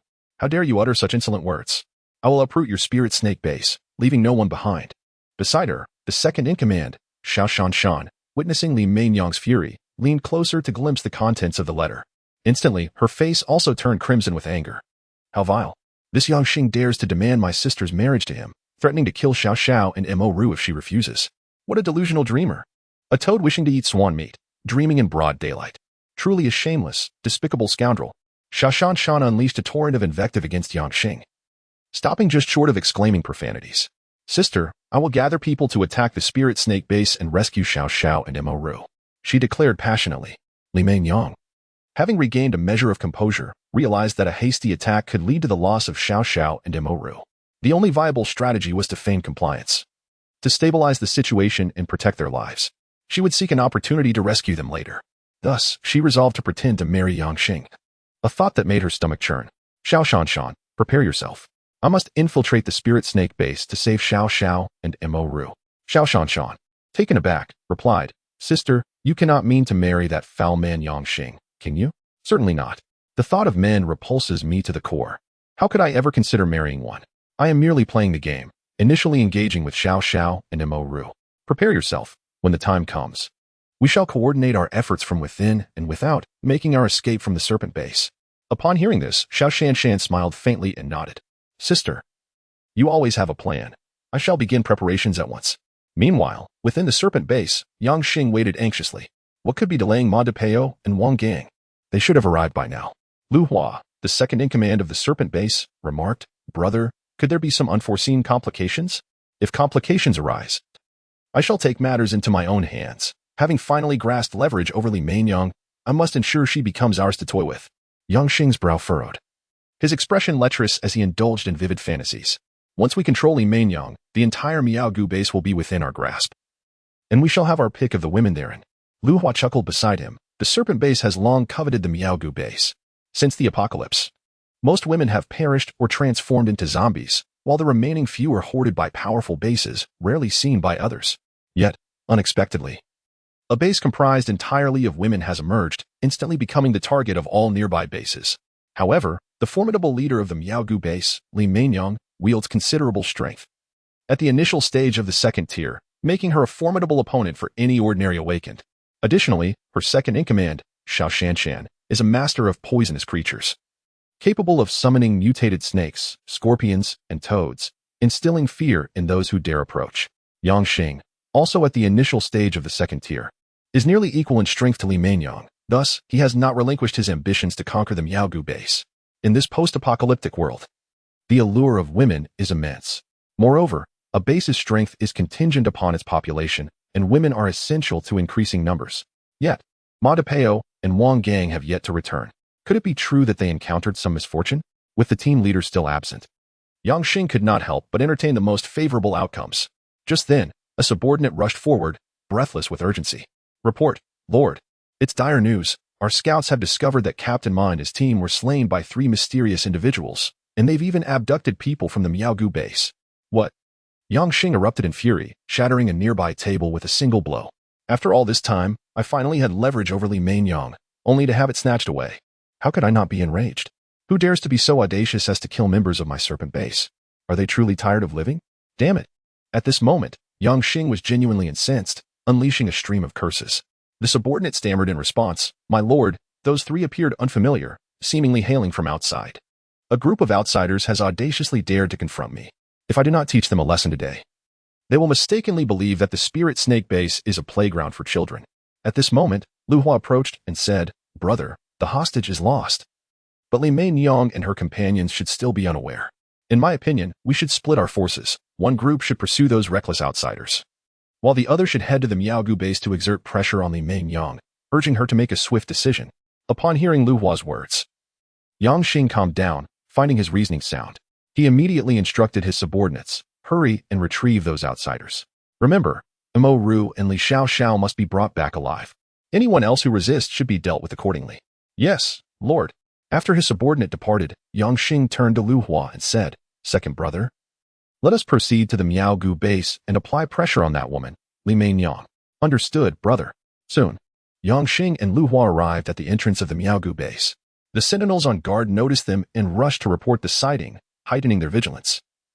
For the 2 bases had always been adversaries, and encounters between enemies were particularly tense. Mainyang, I have come to fetch you, so do greet me quickly. Do not keep me waiting. Yang Xing spoke with a deliberately frivolous tone, intending to lure Li Mainyang out swiftly. However, to his surprise, Li Mainyang did not emerge, but instead incited the guards on the walls. How dare that shameless man insult our lord? He shall pay for his insolence. With that, she raised her composite crossbow and aimed an arrow at Yang Xing. He neither dodged nor flinched, seizing the incoming arrow effortlessly. Rather than displaying anger, he gazed at the archer with a teasing demeanor. Oh, little sister, you possess quite a bit of strength, though your aim could use some refinement. Come down, and let me teach you how to shoot properly. Bah. The woman spat down at Yang Xing, her face contorted in disdain. You are insufferable. Yang Xing's expression shifted abruptly, His previous joviality vanished, replaced by a menacing glare directed at the woman. With a swift motion, he hurled the arrow in his hand, aiming directly at her brow. The woman froze in terror, realizing the arrow was on a direct course for her head. Just then, a stone came flying. Chapter 184. While you drink, I celebrate my nuptials. The stones that were shot forth struck the arrows, resulting in an instantaneous collision that reduced both to mere dust. Young Xing, do not take advantage of me. A commanding female voice resounded. Almost immediately, a striking figure clad in a crimson gown appeared atop the surrounding wall. It was Li Mainyang, the esteemed leader of the Miao Gu base, accompanied by her second-in-command, Xiao Shanshan. Upon her arrival, Yang Xing donned a new facade, adopting a playful grin. Dear Leaderly, please do not misunderstand. I have not bullied your people. It was merely a matter of her disrespectful words and lack of decorum, and I was merely teaching her a lesson on your behalf. My people's actions do not require your reprimand, Li Mainyang retorted, her gaze steely and voice frosty. Haha, dear Leaderly. Must we allow a mere subordinate to disrupt our harmony? Yang Xing deftly shifted the conversation. By the way, your third-in-command, Mo Ru, and your daughter, Li Xiaoxiao, are currently guests at our base. When shall you come to retrieve them? You. Li Mainyang's brow furrowed, her expression darkening as she glared at Yang Xing. I presume you have received my letter, Leaderly. I wonder how you have contemplated its contents? Yang Xing smirked, his tone dripping with sarcasm. Upon hearing these words, Mainyang trembled with rage, her eyes glinting with a murderous intent as she fixed her gaze upon Yang Xing in silence. Yang Xing, sensing the urgency of the situation, knew that if Li Mainyang discovered that Mo Ru and Li Xiaoxiao had been abducted, he would lose his leverage in negotiations. Thus, he sought to hasten the proceedings. Leaderly, you must make a decision swiftly. My brothers at the Lingxi base are rather uncouth since the onset of this apocalypse. They have not encountered women in countless days. I cannot guarantee how long your daughter and your third-in-command will remain unharmed at the Lingxi base. You dare, Li Mainyang warned, her face aflame with fury. If anything were to happen to Xiaoxiao or Mo Ru, I swear that even if it costs the lives of everyone at the Miaogu base, I shall annihilate every soul at your Lingxi base. Li Mainyang's countenance was a portrait of rage. Oh my, the sight of you, dear Leaderly, in such a state of anger is truly enchanting. I assure you, I would not dare to harm them. I have stated that I cannot guarantee my brother's actions, but should you agree promptly, I might be able to return in time to restrain them. Yang Xing continued to press for a decision. Li Mainyang took a deep breath, gradually closing her eyes as her expression softened slightly. Yang Xing, I will consider marrying you, on the condition that you release Mo Ru and Xiaoxiao. I have one additional request. If you can meet it, everything else can be negotiated. Oh, dear Leaderly, please speak. Anything within my power will certainly be fulfilled. Yang Xing's smile broadened upon sensing her wavering resolve. You must provide the Miaogu base with 10 tons of water and 2 tons of rice. How does that sound? Li Mainyang, having spoken, fixed her gaze intensely upon Yang Xing. The formula for the mutated rice had yet to be revealed, and humanity was still relying on the dwindling food supplies from before the apocalypse. Now, more than half a year had passed since the end of days, and the edible and drinkable resources were nearly exhausted. The world was on the brink of a resource crisis. The food and water supplies at the Miaogu base and the Lingxi base had also reached a critical point. 10 tons of water and 2 tons of rice represented a significant expenditure for the Lingxi base, one that could potentially threaten its very existence. However, by controlling Li Mainyang, they could gradually dominate the Miaogu base, ultimately seizing all its resources, though their supplies might also be scant. Any resources would be better than none. Moreover, the thousands of people there were nothing but walking sustenance. Thus, he feigned agreement, saying, very well. Let this be my bridal gift to the esteemed Leaderly. It is, of course, no trouble at all. Li Mainyang replied, words alone are insufficient. First, you must send Mo Ru and Xiaoxiao, along with the water and rice, to the Miaogu base, and then I shall accompany you. Yang Xing was no fool. Sending those items would be akin to throwing meat buns to dogs. There would be no return, and he would end up with nothing. So he smiled and said, esteemed Leaderly, it would be best if you personally came to our Lingxi base to collect them. I fear my brothers may be a bit rough and inadvertently harm your daughter and your third chief. After a pause, he continued, Leaderly, you must make a swift decision. Time waits for no one, and my brothers are quite impatient. Li Mainyang seethed with anger, her teeth clenched. Yet she was at the mercy of the leverage he held over her. Unable to unleash her frustration, she forced herself to remain calm and said, very well. I shall accompany you, Yang Xing. I hope you honor your promise. Otherwise, the Miaogu base will surely annihilate your Lingxi base. And we shall not rest until we achieve that. With that, she leaped over the walls of the base. Leader, don't go. Please, don't go. The others from the Miao Gu base called out in unison, their concern palpable. After jumping down, Li Mainyang turned back to the crowd atop the walls and commanded, "Remember, if Imoru, Xiao Xiao, and the food and water do not arrive, you are to gather your weapons and march on the Lingxi base. I will coordinate with you to eliminate these vile men." "Yes, leader." The women atop the wall responded in unison, their voices filled with determination. Witnessing this scene, Yang Xing felt a tremor of apprehension. It appeared they might indeed be prepared to fight to the death. If the two bases clashed, neither side would benefit. Suddenly, an idea struck Yang Xing, and his previously furrowed brow gradually relaxed as he murmured to himself, "It matters not, as long as that esteemed individual intervenes. A mere Miao Gu base, even 10 of them, would be easily managed." Hehe. At this moment, Yang Xing had approached Li Mainyang, resting his hand upon her shoulder, and spoke with a flippant tone, "My dear beauty, let us go. Henceforth, I shall be your husband, and together we must strive diligently to bring forth many delightful little ones. Remove your filthy hand, or I shall not hesitate to be impolite," Li Mainyang retorted, shaking off Yang Xing's hand with palpable disdain. "Ah, as your husband, you refuse even the slightest touch? Could it be that the esteemed Lord Li merely feigns her willingness to wed, without any genuine intent? Were you to marry me, our child would be my daughter, thus rendering you half my kin. My brothers would certainly refrain from any harm towards them. However, if the illustrious Lord Li is averse to marrying me, it implies that they hold no connection to me whatsoever, which places my brothers in a precarious situation." Before he could finish his sentence, Li Mainyang took the initiative to place Yang Xing's hand back upon her shoulder, suppressing her fury as she declared, "Is this satisfactory? Now, that is more like it." "My lovely beauty," Yang Xing exclaimed, his excitement palpable as he shouted, "Brothers, back to the base. You shall drink, while I shall enjoy my wedding night." Chapter 185. Simple fare. Just as Yang Xing was about to embark on his journey with Li Mainyang in the pickup truck, a brand new Land Rover unexpectedly obstructed their path. Instantly, all eyes were drawn to this uninvited guest. Who could it be? Moreover, it was a brand new Land Rover. Since the apocalypse began, vehicles had become exceedingly rare. In the initial chaos, countless individuals had fled by car, resulting in the destruction of most vehicles. Furthermore, with the cessation of gasoline supplies post-apocalypse, cars were rendered nearly useless, leading most bases to possess only a handful of modified vehicles, equipped with weaponry and armor, resembling low-grade tanks. The appearance of a pristine Land Rover astonished the crowd, prompting speculation about the identity of its occupants. To their surprise, a young girl emerged from the vehicle, calling out to Li Mainyang, "Xiao Xiao." Upon seeing Li Xiao Xiao, Li Mainyang's expression shifted from shock to joy as she released Yang Xing's hand and raced towards the girl. At that moment, Imoru also alighted from the vehicle. "Lord." Li Mainyang turned to Imoru, asking, "Are you all unharmed? What transpired? Weren't you captured by the people of the Spirit Snake base?" Just then, Lin Zheng and others exited the vehicle, prompting Imoru to point towards Lin Zheng. "My lord, it was they who rescued us." Upon seeing Lin Zheng and Zhu Xiaoming, Li Mainyang's demeanor changed instantly, her face reflecting disdain and contempt. She glared at Imoru. "What is the meaning of this? You allowed 2 men to save you? Have you disregarded my previous admonitions?" Instead of defending herself immediately, Imoru leaned closer to Li Mainyang and whispered softly, "My lord, that young man is a water elemental ability user." Upon hearing this, Li Mainyang's brow furrowed as she gazed at Lin Zheng, her expression becoming contemplative. Gradually, her disdain transformed into acknowledgement. "Mama, this is my master that Xiao Xiao just pledged to." Li Xiao Xiao tugged at Li Mainyang's sleeve, pointing at Lin Zheng.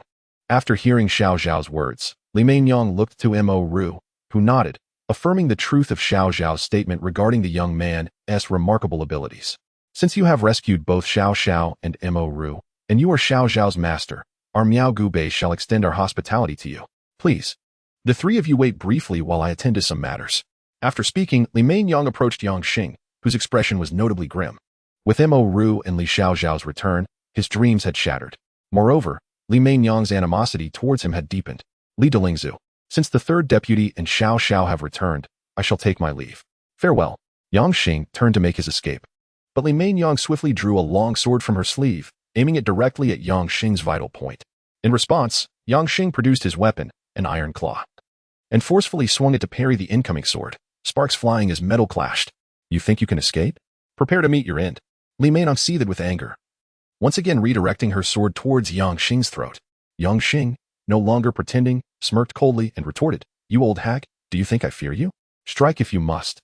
Today, I shall leave you crippled, or I am not your grandson." Both were early-stage second-tier ability users, equally matched in strength, neither willing to yield. Come on, let us fight to the death today.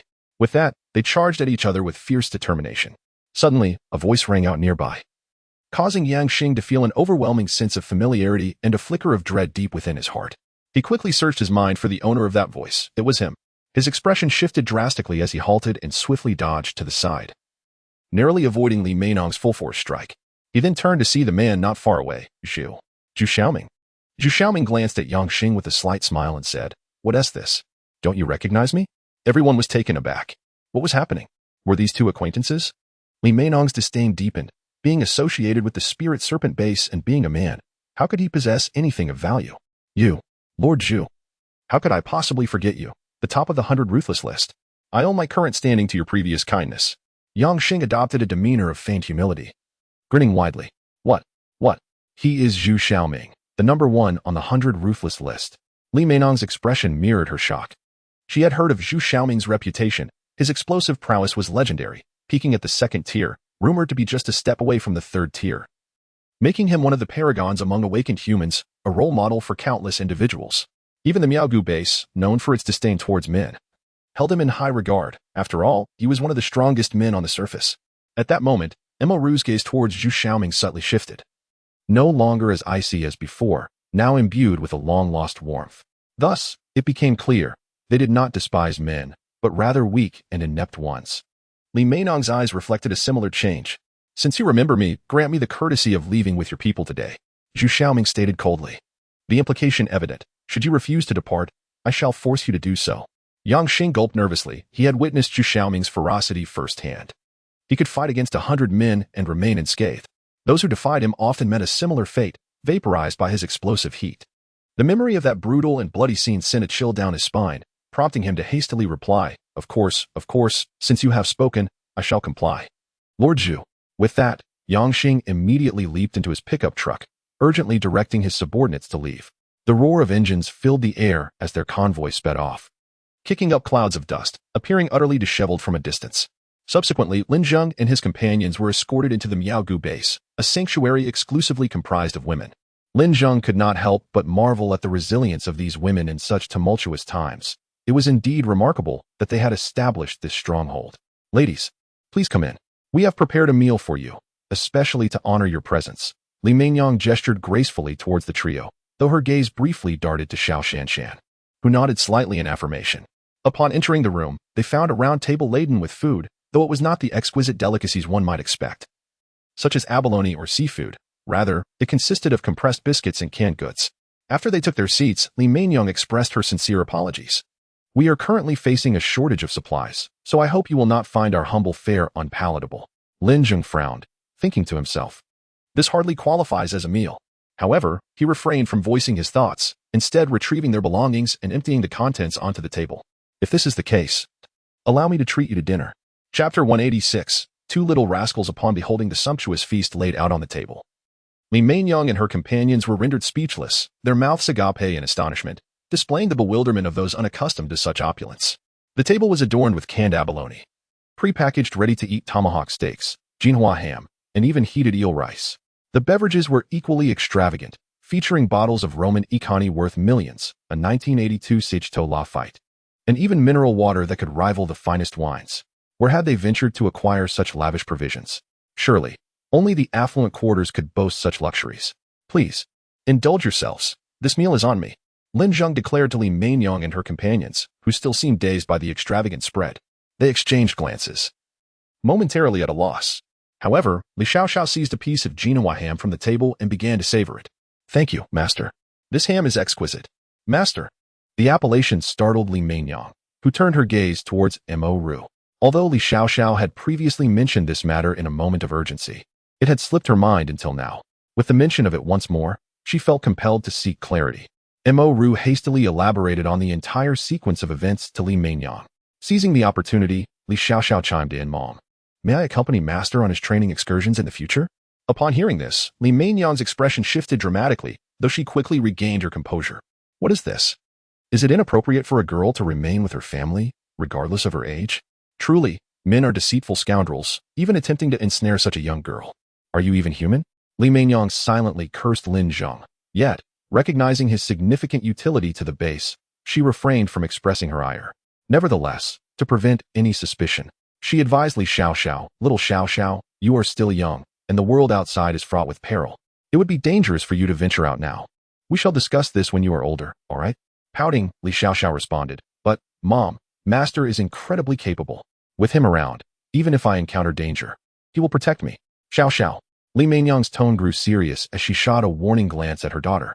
"All right, let us eat, Lord Li. We can address these matters later. For now, our primary concern is this feast." In an effort to ease the tension, Zhu Xiaoming interjected, prompting Li Mainyang and the others to refocus on the delectable spread before them. Hesitantly, they began to sample the extravagant offerings, their faces lighting up with satisfaction.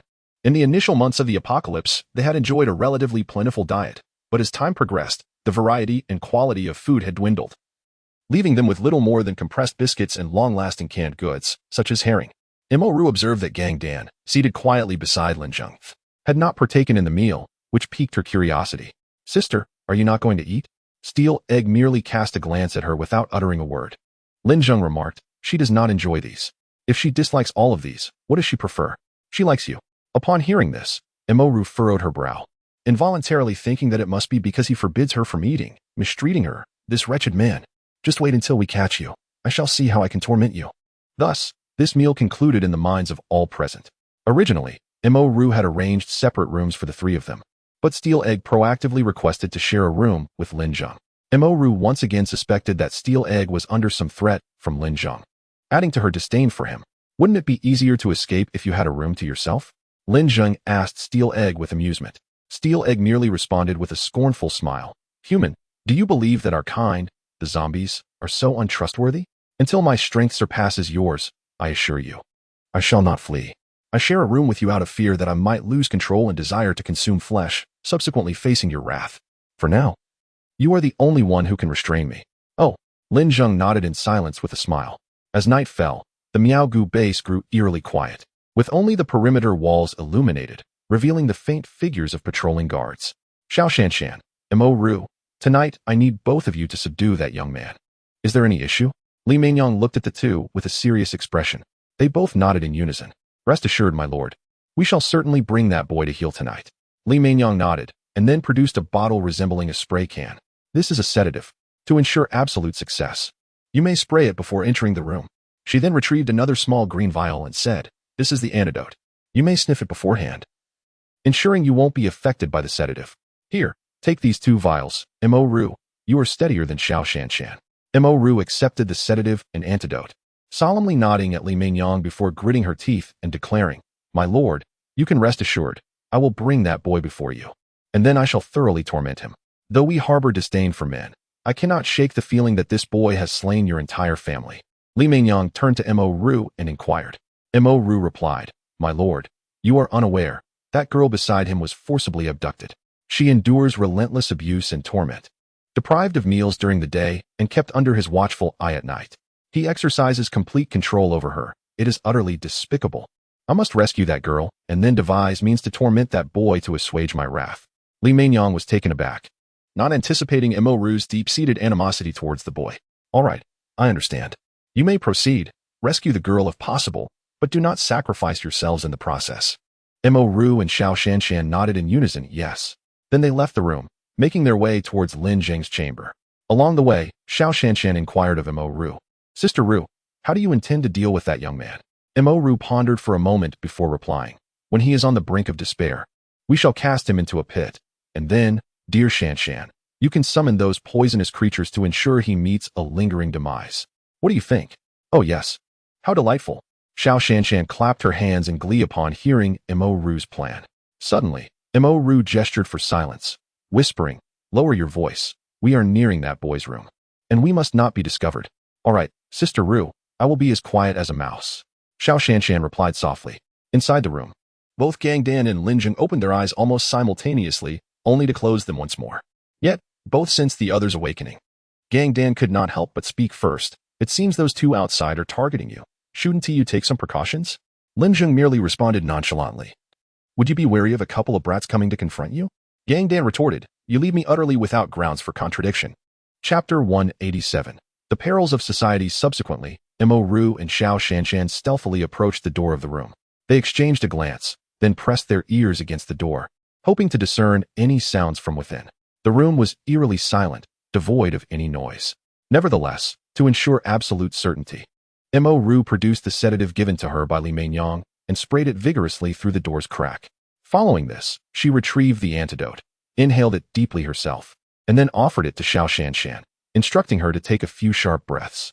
Xiao Shanshan inhaled with fervor, instantly feeling a refreshing chill penetrate her nostrils, coursing through her body to her very core, leaving her feeling invigorated. Mo Ru estimated the time and surmised that nearly a minute had passed. The effects of the sedative should have thoroughly taken hold by now. Even if 2 elephants were in that room, they would likely have succumbed. At that moment, Lin Zheng and Gang Dan inside the room both caught a whiff of a fragrant aroma, which momentarily made them feel slightly disoriented. However, this sensation dissipated almost instantaneously, and they quickly regained their clarity. Such a potent sedative. It appears they hold you in high regard, Gang Dan remarked to Lin Zheng. Lin Zheng smiled faintly and replied softly, "They have not resorted to lethal measures. It seems I still hold some value to them." After a brief pause, Lin Zheng continued, "I wonder how things are going with Zhu Xiaoming. Given his prowess, he may struggle against such a sedative." Gang Dan chuckled, saying, "You'd do better to worry about yourself. Did you not see how those women fixated on Zhu Xiaoming once they learned he topped the list of the most ruthless individuals? If he were to face trouble, it would serve him right. Are they not generally hostile towards men?" Lin Zheng inquired, slightly puzzled. Being merely a teenager, he lacked understanding of such matters. Though Gang Dan was a zombie, she was still familiar with female perspectives. With a smirk, she replied, "What? Did you think you, Lin Zheng, knew everything and were invincible? There are still things you do not comprehend. Let me enlighten you. While these women harbor animosity towards men, at their core, they yearn for support. Their hatred stems from past wounds inflicted by men. They despise the weak and ineffectual, not the strong and capable." Gang Dan spoke with an air of triumph. "Who would have thought you, Lin Zheng, would one day seek my counsel?" Lin Zheng nodded, wearing an expression of partial understanding. But soon felt a wave of confusion cloud his mind, causing a slight ache. He dismissed the thought. Such matters were truly vexing. Just as Mo Ru was about to push the door open, a sudden realization halted her. She turned to Xiao Shanshan and instructed, "Xiao Shanshan, wait outside and summon your precious poisons. Ready yourself. If that rascal awakens and dares to flee, unleash your treasures upon him." Xiao Shanshan, though merely 15 or 16 years of age, holds the esteemed position of the second-in-command at the Miaogu base due to her formidable prowess, which ranks her second among her peers. The hierarchy at the Miaogu base is determined solely by strength, irrespective of age. For instance, Mo Ru, although older than Xiao Shanshan, possesses slightly lesser abilities, thus occupying the position of third-in-command. Despite her elevated rank, Xiao Shanshan often heeds Mo Ru's counsel regarding Li Meinyang and Mo Ru as her elder sisters. Initially, Mo Ru had been reluctant to allow Xiao Shanshan entry, which had incited her ire. However, upon learning that her task was to guard against a certain young man as escape, her spirits lifted, and she approached the duty with utmost seriousness. She earnestly assured Mo Ru, "Sister Mo Ru, rest assured, if that rascal dares to flee, I shall have to strangle him." Mo Ru affectionately ruffled Xiao Shanshan's hair, replying, "Very well, Xiao Shanshan, I entrust this task to you." "All right, Sister Mo Ru," she responded eagerly. Mo Ru exhaled softly, relieved that Xiao Shanshan was obediently stationed outside. It was not fear of Lin Zheng's escape that prompted Mo Ru to assign Xiao Shanshan to the door, but rather a concern that she might inadvertently witness inappropriate scenes within, as Xiao Shanshan was still quite young and should not be exposed to such matters prematurely. Mo Ru's intentions were undoubtedly well-meaning. With a creak, the door opened slowly, and Mo Ru stepped inside. Xiao Shanshan, curious, attempted to peek in, only to be gently pushed back by Mo Ru, who then closed the door behind her. The room was engulfed in darkness, so quiet that Mo Ru could hear the rhythm of her own breathing and heartbeat. At that moment, Lin Zheng reclined on the bed, a smirk playing at the corners of his mouth as he turned slightly to observe the stealthy Mo Ru, finding amusement in the situation. Steel Egg, a zombie, did not lie down during rest, but instead stood in the corner, quietly observing the unfolding scene, pondering how Lin Zheng would confront this woman, filled with curiosity. On this night of the full moon, the zombie energy within Steel Egg surged, revealing patches of decaying flesh on her face, her hair no longer concealing the grotesque transformation.